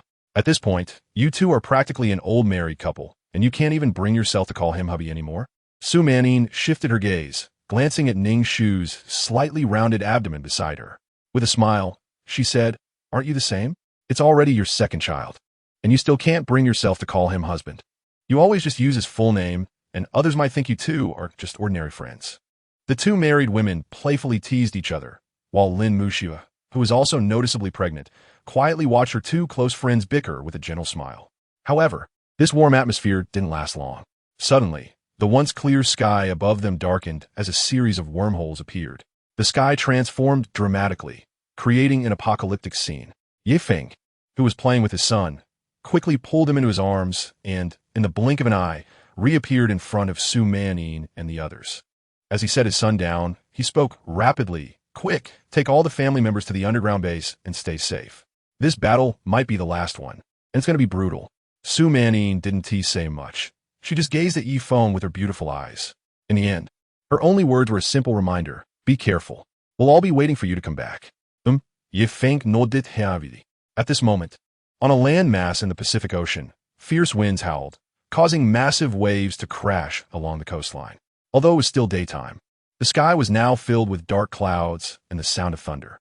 The distance from Tianhai City to this land was over 10,000 miles. Yet, after bidding farewell to Su Manin and the others, Yi Feng arrived here in less than half an hour. Standing on the land, he took in the sight before him. The spatial wormhole on this continent was the largest he had seen in the past decade. Countless monsters were continuously pouring out of this wormhole. The number of monsters was overwhelming, and as time went on, their strength increased rapidly. Already, A swarm of low-level monsters filled the area beneath the wormhole. However, the monsters kept emerging, as if there was no end in sight. Level 7, Level 8, Level 9. Yifeng muttered to himself. The monsters emerging from the wormhole were becoming stronger. The pressure they emanated forced the lower-level monsters to bow their heads in submission. And when a Level 9 demon lord appeared, all the monsters present, regardless of their rank, willingly knelt in reverence. The pressure from the demon lord was indeed formidable. But for Yifeng, it was still child's play. Over the past 10 years, he had killed more than one demon lord. He had long since built up an immunity to monsters of this level. The demon lord was a massive fire dragon, engulfed in an eerie green flame. Its size was enormous, soaring through the skies, with flames distorting the very air around it, as if trying to incinerate everything in its path. The fire dragon sensed Yifeng's presence. Its enormous dragon eyes instantly ignited with flames, and as it let out a fiery breath, it swung its tail and appeared before Yifeng in an instant, in front of the fiery giant dragon. Yifeng's human form seemed as insignificant as the difference between an elephant and an ant. Yet, despite the vast disparity in size, Yifeng felt no fear. The dragon, looking at the tiny human before it, felt its anger rising but dared not make a move. Instead, it spoke through clenched teeth, "I may not be your match. But when my master descends upon this world, it will mark the end of days." Yifeng was not particularly surprised by the dragon's ability to speak. The gap in intelligence between high-level monsters and humans was minimal, and in fact, monsters often surpass humans in that regard. However, regarding the dragon's ominous proclamation, Yifeng merely similet faintly. Whether this world faces its end would not depend on them, not even on your master. As long as I stand here, it will never be able to claim this world. Chapter 183. The aftermath of a new world, neither the man nor the dragon made a move. They both waited in silence. In fact, both sides knew that the fate of this world had never been determined by large-scale battles, but rather by the outcomes of confrontations between top-tier powers. As the strongest awakened being on Blue Star, Yifeng faced the most powerful forces of the monsters in every battle. He had triumphed in every previous encounter. It was precisely because he had defeated the highest-ranking invaders that other awakened beings could gradually reclaim lost territories, allowing Blue Star to regain some semblance of its pre-apocalyptic landscape. The Level 9 monsters were referred to as Demon Lords. A year ago, Yifeng had defeated the second Demon Lord, who had led an invasion alongside 3 other Level 9 monsters. That battle was brutal. It was challenging for anyone on Blue Star to match the strength of those 3 Demon Lords, as they were outnumbered and struggling to hold their ground. In the end, Yifeng unleashed all his strength, paying a heavy price of severe injuries to ultimately take down the incredibly powerful second Demon Lord. After that battle, many believed Blue Star was safe, as the lineup of the invading demon realm was already beyond people's imagination. They couldn't fathom what kind of forces the demon realm could still send to invade Blue Star after losing so many high-level fighters. However, standing at the pinnacle of humanity on Blue Star, Yifeng knew that this was not the end, but merely the prelude to the final showdown. He had been conserving his energy, waiting for this last battle. And today, that battle had finally arrived. In Beijing, the highest leadership of the country was focused on the screen before them. It displayed an image transmitted from Yifeng's location, where he faced another Level 9 awakened being. Would Yifeng win this battle? An elderly man with white hair spoke up to ask. Upon hearing the elder's inquiry, a middle-aged man in a gray-green military uniform hesitated before replying. The outcome of this battle is difficult to predict. When Yifeng faced the second Demon Lord, he could only achieve victory at the cost of severe injuries. This time, he is up against the first Demon Lord, who is said to be the strongest and has ruled the demon realm for thousands of years. Yifeng does not have a guaranteed victory. Regarding Yifeng's opponent, they had gathered relevant information from the capture monsters. Thus, they were well aware that although Yifeng's strength was unfathomable in their eyes, the injuries he sustained during the previous battle made them less optimistic about the outcome this time. However, there was nothing they could do now. The level of this battle was beyond their participation. Even the top 10 experts on the rankings could not take part. Although they were also Level 9 awakened beings, there were still differences within that realm. This was vividly illustrated in the last battle, where 3 Level 9 awakened beings could barely hold off a single Demon Lord. If Yifeng hadn't arrived despite his injuries to turn the tide, there might have been unforeseen consequences. However, this time the monsters that came through the wormhole to Blue Star did not immediately launch an attack. Instead, they quietly waited in place. It seems they understood that the battle between the first Demon Lord and Feng was the ultimate decisive battle. This realization brought them a sense of relief. Now, people all over the world were anxiously waiting. Everyone knew that after today, this world would face its true conclusion. The outcome of that conclusion could only be determined by the man known to them as the Thunder God, whose name was unknown. The scene continued to unfold. Inside the massive space wormhole, no monsters appeared anymore. The interior of the wormhole was shrouded in darkness, while the outer edges were swirling continuously. Suddenly, Feng felt an overwhelming pressure that sent shivers down his spine. This pressure emanated from within the wormhole. Feng's heart raced. Although he had known the difficulty of this battle beforehand, he didn't expect that the mere presence of the first Demon Lord could exert such formidable pressure even before appearing.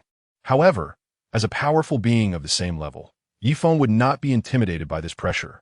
He slightly trembled, and an aura of terror erupted from his body, forcefully pushing back the first Demon Lord's oppressive presence.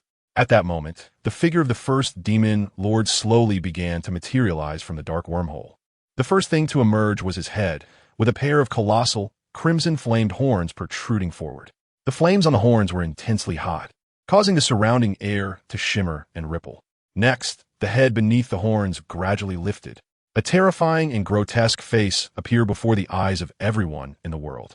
The moment they saw the first Demon Lord, no matter how far away they were, they all felt a sudden jolt of fear in their hearts, as if they were face to face with some great horror.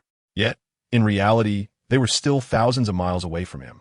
The massive body of the first Demon Lord slowly stepped out of the wormhole. Before long, he had completely descended upon Blue Star. At that moment, the wormhole behind him vanished, and the monsters beneath him let out earth-shattering roars, already celebrating their victory in advance. The first Demon Lord had ruled the demon realm for many years and had invaded numerous planets during that time.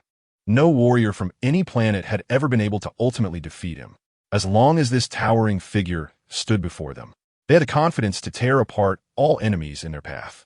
Upon seeing the first Demon Lord, the giant dragon stirred, moving toward its master. However, the first Demon Lord slowly raised his hand, stopping the dragon from approaching. "This is my battle with him. You lead them to attack other places." After saying this, the first Demon Lord pressed a white gem located at his waist. In an instant, a massive teleportation array appeared on the ground beneath him. The array enveloped the monsters, and countless beams of light shot up into the sky. As the beams grew brighter, the energy fluctuations in this realm intensified dramatically. A few seconds later, with a loud whoosh, all the monsters in this region, including the giant dragon, vanished without a trace. At the same time, countless monsters descended from the sky onto various human settlements across Blue Star. In Yanjing, the authorities who were watching the live broadcast could no longer continue.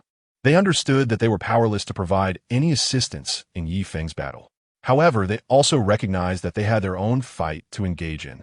Despite knowing that their efforts wouldn't change the ultimate outcome, who would be willing to do nothing and simply wait for fate as judgment? An elderly man sitting at the center of the conference table stood up. The others followed suit, rising in unison. The old man scanned the room and then slowly began to speak. "Comrades, perhaps all our efforts will ultimately be in vain, but can we sit here at ease, waiting for the final result, while our fellow countrymen are being torn apart and harmed like food by these monsters?" As soon as he finished speaking, everyone present shouted in anger, "No!" The old man felt a surge of passion, slamming his pen down onto the table, and declared loudly, "I don't care about the outcome of this battle. But anyone who wants to invade our China and harm our citizens must first ask if our People's Army agrees. I declare that China is now on a level 1 combat readiness status. All active duty soldiers, veterans, and reserves are to return to duty. All weapons in storage are to be distributed to the public, and all weapons are to be ready to fire. Any weapon may be used." After laying out the orders, the old man took a deep breath and glanced at everyone once more. The elderly figure, previously calm and inscrutable, now had glistening eyes. He spoke again, his tone filled with reluctance. "Comrades, this is our final battle. We have no option to retreat. Most of us here today may perish on the battlefield, but please believe that our sacrifice is worthwhile. We fight for a brighter tomorrow for the next generation. Comrades, to the new world, we will meet again. Chapter 184. Fierce battles have erupted across the globe, but the battlefield that holds the fate of Blue Star remains eerily calm. Feng and the first demon lord hover in the air, gazing at each other in silence. Feng speaks first. I heard you've never lost a fight, he says. Funny, I haven't either. The voice of the first demon lord sounds surprisingly youthful. It seems that after today's battle, one of us is destined to face their first defeat. Indeed, but the cost of failure will be quite high, Feng replies with a light sigh. With the small talk over, Feng's entire body begins to shimmer with electricity. The lightning rapidly envelopes him, making his figure incredibly bright even in daylight. The first demon lord watches with curiosity, a hint of confusion in its tone. Have you reached that level? Feng doesn't answer directly, but smiles. You'll find out soon enough. With that, he swings his right fist. As he does, the lightning quickly condenses, and in the blink of an eye, a massive dragon made of electricity takes shape. The lightning dragon lets out a roar that pierces the sky, then charges towards the first demon lord with devastating energy. The first demon lord does not underestimate Feng's attack. Gathering all its strength, its towering figure twists slightly before launching a ferocious punch. The force of the punch tears through the air, producing a deafening explosion. In the next moment, the two attacks collide violently. Boom! The world seems to tremble. Energy surges violently, and the clouds at the horizon are swept away by the terrifying energy wave, vanishing into the sky. Any being present on this battlefield, aside from those of the demon lord level, would have been reduced to mere shreds. After a moment, the intense energy fluctuations subside. The two figures stand proudly in the air, the wind whipping around them, showing no signs of injury. Feng gazes at the imposing figure before him, his heart calm. The first demon lord's reputation has endured for thousands of years. It won to be so easily defeated. That previous strike was merely a test of the first demon lord's strength. On the other hand, the first demon lord is somewhat taken aback. It had gathered some information about Feng as an opponent. After all, Feng had only awakened for about 10 years, compared to its own lengthy experience. This was a remarkably brief period. Yet, this fighter who had awakened merely a decade ago demonstrated such formidable attack power. The previous strike had required the first demon lord to exert itself fully to counter. With the probing complete, Feng quietly declares, now, let us see how you handle divine retribution. The first demon lord scoffs. Divine retribution? I could pierce the heavens. Just as the first demon lord finishes speaking, the skies begin to change dramatically. The power of lightning from Feng surges toward the heavens. As the lightning energy flows into the clouds, dark storm clouds begin to gather rapidly. At the same time, the sound of thunder and lightning echoed through the heavens and the earth, emanating from the dark clouds. The scene resembled an apocalyptic disaster. Feng, at this moment, seemed to transform into a beam of light, with bolts of lightning surging violently from his body. Sensing the imminent danger, the first demon lord naturally wouldn't choose to sit back and wait. With a slight movement, it instantly crossed the hundreds of meters between it and Feng, its speed completely mismatched with its towering, mountain-like physique. As the first demon lord arrived before Feng, a massive claw struck out at high speed, enveloping Feng beneath its palm in the blink of an eye. This scene resembled the Buddha's five-finger mountain dealing with the Monkey King. However, the first demon lord was not the Buddha, and Feng possessed agility akin to the Monkey King's cloud somersaulting techniques. Thunder flash. Just as the giant claw was about to descend, a flash of white light zipped past, and in the next moment, Feng's figure had vanished 1,000 meters away. In terms of speed, Feng's lightning power feared no one. The thunder clouds continued to gather, growing even more formidable. The first demon lord did not abandon its attack. It flickered and rushed towards Feng at an alarming pace. Yet, just as it was about to strike again, the incredible speed of thunder flash allowed Feng to evade once more. The first demon lord was relentless. The sky echoed with the sound of sonic booms caused by its overwhelming speed. After dozens of pursuits, the first demon lord finally ceased its chase. You're as slippery as an eel, but I'm curious to see just how powerful the attack you've been brewing can be. The first demon lord was proud. Having dominated the demon realm for years, it had rarely been wounded. Now, since Feng wanted to unleash a powerful move, It would show him that no attack could harm it. That would be the deepest despair. All right, Yi Feng shouted. Then prepare to taste my skill. With a wave of his hand, the raging lightning burst forth from the thundercloud, descending like a torrent of divine retribution. Heavenly prison of 10,000 thunder. Boom! Boom! The earth trembled as bolts of lightning, as thick as a bowl, ruthlessly bombarded the first demon lord. The first demon lord roared in defiance. You think you can kill me with this? It was determined to show Yi Feng the invincible talent of the demon race. Demon barrier. A white aura surged from within the first demon lord's massive form, instantly enveloping its entire body. As the barrier formed, the lightning punishment descended from the sky. Boom! A thunderous explosion echoed. However, the lightning that could shatter flesh and bone could not break through the barrier's defense. Yi Feng witnessed the scene. One won't do.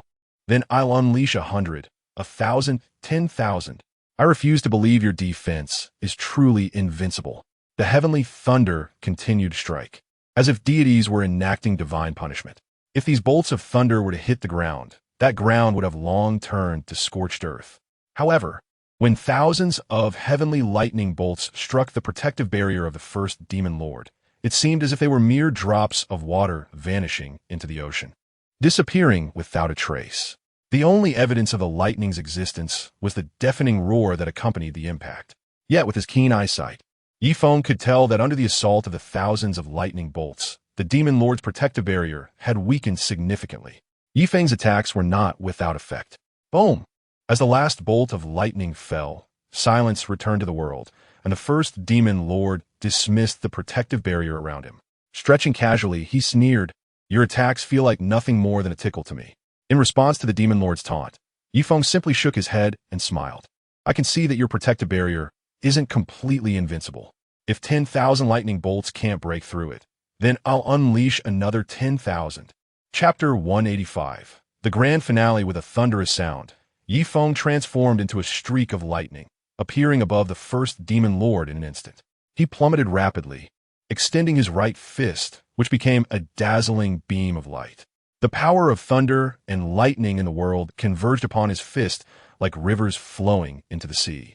Yi Feng let out a mighty roar, 1,000,000,000 volts. Thunder smash. Boom! The world fell silent. A brilliant white light illuminated the entire realm. It was as if a solar flare had erupted, causing all scenes in the universe to vanish, leaving only an endless expanse of white light. As Yi Feng's fist struck the protective barrier of the first demon lord, he could hear the sound of the barrier cracking. The protective barrier was strong, but not invincible. As long as the attack exceeded a certain limit, it could still penetrate the barrier's defense. As the light faded, the first demon lord's expression turned grave. Its most prized protective barrier had been shattered by Yi Feng's single punch. Such immense destructive power was indeed unexpected. You've been attacking for so long. Now it's my turn. The first demon lord was not one to passively endure blows. Recognizing Yi Feng's formidable strength, it decided to take the matter seriously and launched its most ferocious counterattack. A wave of black mist emanated from the first demon lord's body, enveloping it and causing its figure to flicker in and out of visibility. Demonic shadow concealment. Just as Yi Feng braced himself, the first demon lord's form suddenly changed. The shadow wrapped in black mist split into dozens of copies, all rushing toward Yi Feng. Each figure radiated the terrifying aura of the first demon lord, making it impossible for Yi Feng to quickly discern which one was the real body. Since he couldn't figure out, Yi Feng decided not to waste time on it. He raised his hand to the sky. Countless bolts of thunder rained down. Centered around Yi Feng, the thunder struck heavily. When a bolt of lightning hit one of the figures, it instantly vanished. Fake, fake, fake. As dozens of figures continued to dissipate, Yi Feng's vigilance heightened. This meant the true form of the first demon lord was about to reveal itself. However, even after the last figure was obliterated by the lightning, the true body of the first demon lord still did not appear. This is bad. Yi Feng felt an overwhelming sense of dread. This was the heightened sense granted to him by his exceptional 5 senses, honed as a powerful being of his level. Suddenly, a space crack appeared silently behind Yi Feng. A massive black hand reached out from the pitch-black rift, carrying an aura of immense terror, and struck Yi Feng's body with great force. Bang! Hit by such a terrifying attack from the first demon lord, Yi Feng was sent flying. He flew backward at incredible speed, covering several thousand meters in the blink of an eye. In midair, enduring the excruciating pain coursing through his body, Feng quickly adjusted his stance. He was wounded, and the first demon lord would undoubtedly seize this opportunity to kick a man when he S down. Sure enough, the first demon lord quickly pursued Feng. In midair, the demon lord unleashed several punches, sending shockwaves of magical energy hurtling toward him. In a flash, Feng activated his lightning powers to escape the sky just in time. However, the pain from his injuries was excruciating.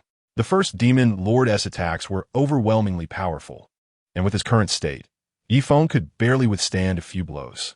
Thus, in the upcoming battle, he couldn't afford to be hit again. Otherwise, in his severely injured condition, he would have no chance of continuing the fight against the first demon lord. Creating some distance, Feng unleashed a bolt of lightning. The first demon lord, as usual, didn't dodge at all. Such a level of attack couldn't penetrate its protective aura. The demon lord withstood Feng's attack and charged toward him at full speed. Meanwhile, Feng kept attacking while continuously retreating, using instant steps to maintain a safe distance. In the sky, a game of cat and mouse ensued. The two figures darted around, appearing thousands of meters apart in the blink of an eye. Although the first demon lord was fast, Feng's talent lay in his lightning powers.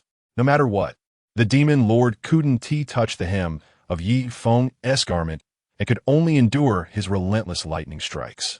This desperate situation ignited the demon lord's fury. It glared at Feng from afar, its voice echoing with rage. Since you seek death, I shall grant it to you. The first demon lord engulfed itself in swirling black magic, like ink saturating its body. Hellish Phantom Claw. The demon lord's chilling voice intoned as the black magic erupted from its body, transforming into a terrifying giant claw that overshadowed the entire realm. The billowing magic made the claw seem to cover the heavens and earth, instilling a sense of hopelessness in anyone below. Seeing the first demon lord unleash its ultimate attack, Feng knew he couldn't withstand this blow. Speed was his greatest asset, and he wasn't foolish enough to rely on his frail body to absorb the impact. But just as Feng used his instant step to move several thousand meters away, his exceptionally sharp senses warned him that the danger wasn't over. He looked up at the colossal hellish phantom claw that loomed over the land. It felt as if he had been locked in place. No matter where he tried to escape, he would still be targeted. Faced with this situation, Feng steeled himself. You think you can kill me with this move? The lightning powers within him surged forth, and he raised both hands to the sky. As he did, the dark clouds above the hellish phantom claw roiled, and thunder roared like a dragon across the heavens. Now you'll taste my own attack. Thunder Inferno. The first demon lord noticed Feng's movements but felt no concern. We'll see if you're a mule or a horse once you're out in the open, it thought, pressing down with both hands with great force. Under its control, the infernal phantom claw pressed down fiercely on Leaf Wind. The surging dark energy brought an immense sense of oppression, making Leaf Wind feel like a solitary boat lost at sea, constantly on the verge of capsizing. Fall! Leaf Wind shouted, and the storm clouds above unleashed an unending torrent of lightning strikes. The thunder roared violently, as if the heavens and earth were about to shatter at any moment. At this moment, the world resembled a purgatory, with brilliant lightning bolts and ominous dark energy swirling and clashing in an endless struggle. Every time a lightning bolt struck the infernal phantom claw, it weakened the energy contained within it. Leaf Wind unleashed a barrage of lightning, creating not just a few, but thousands of radiant bolts. By the time the infernal phantom claw reached Leaf Wind, its energy had significantly diminished. Shield of the Thunder God. Leaf Wind harnessed the power of lightning to conjure a massive electric shield in front of him. The infernal phantom claw crashed violently against this shield. With a deafening boom, both the colossal claw and the Thunder God's shield dissipated into thin air. However, in that fleeting moment of disappearance, an unexpected turn of events occurred. Chapter 186. The Grand Finale. All is dark. Feng had never encountered such a serene and shadowy environment in his life. Looking up, he realized that the entire world around him was devoid of light, save for the glow emanating from his own body. Beyond the darkness lay an endless silence, with not a single sound to be heard. Welcome to the eternal night. The voice of the first demon lord echoed softly. At that moment, Feng finally understood the first demon lord's scheme. The earlier attack, the spectral claw, was merely a distraction designed to mislead him. The true trump card of the first demon lord was this eternal night. Feng could feel the restrictions weighing on him. In this eternal night, both his senses and speed were significantly hampered. Even the storm clouds that could amplify his lightning powers were beyond his reach now. Aren't you slippery as an eel? So what will you do now? The first demon lord taunted. Feng, trapped in the eternal night, merely smiled faintly. It wasn't yet time to despair. Without a trump card, he wouldn't consider himself a match for the first demon lord. Yet, it was precisely this hidden card that gave him the confidence to confront his opponent. On what basis do you think this can kill me? Feng said slowly. The voice of the first demon lord seemed to come from nowhere. Still talking tough when death is at your door? Then go ahead and struggle, the demon lord sneered. Struggling is not my style. Feng closed his eyes, feeling the surging power of lightning coursing through him. The ninth realm of monsters was known as the Demon Lord Realm, while the ninth realm of awakeners was called the Divine Realm. Above the ninth realm, there existed an enigmatic level known as the Tao Realm. This information hadn't been discovered by the awakeners on Blue Star. It had come to light during battles against the monsters from the Demon Realm. However, at that time, humanity's awakeners hadn't even reached the Divine Realm, let alone the elusive Tao Realm, which was disregarded by all. It was only after Feng reached the Divine Realm himself that he realized there was indeed a Tao Realm above it. However, no matter how he allocated his evolution points or attempted to complete tasks, he couldn't advance to the Tao Realm. The Tao that can be spoken of is not the eternal Tao. This was a profound realm that could only be grasped through personal exploration. When Feng first met the first demon lord, the question posed was whether he had reached this realm. Feng had responded that they would find out soon enough. In truth, he had already sensed the threshold of this realm, but had never truly crossed it. However, in this critical moment, Feng had no choice but to take a gamble. Thud thud. Strange sounds echoed through the silent darkness of the eternal night. It was as if a heartbeat was pulsing or some entity was stirring to life. A sudden wave of unease surged within the first demon lord. It had been a long time since its body had issued such a warning. In this eternal night, it was only the first demon lord and Leaf Wind. The only one who could bring forth the danger was Leaf Wind himself. There was no time to delay. Although the first demon lord was unclear about what had happened, it knew it could not sit idly by. Annihilation and reincarnation. As the first demon lord's words echoed, the demonic energy in the eternal night began to surge violently, heading towards Leaf Wind, who was trapped in the middle. It was too late. Leaf Wind opened his eyes, and a bolt of lightning shot forth. In an instant, a divine manifestation of the thunder god erupted from his body. At that moment, the diminutive figure of Leaf Wind stood before a majestic and solemn thunder god avatar, towering over 100 feet tall, like a deity overlooking this world. To it, everyone seemed like mere ants.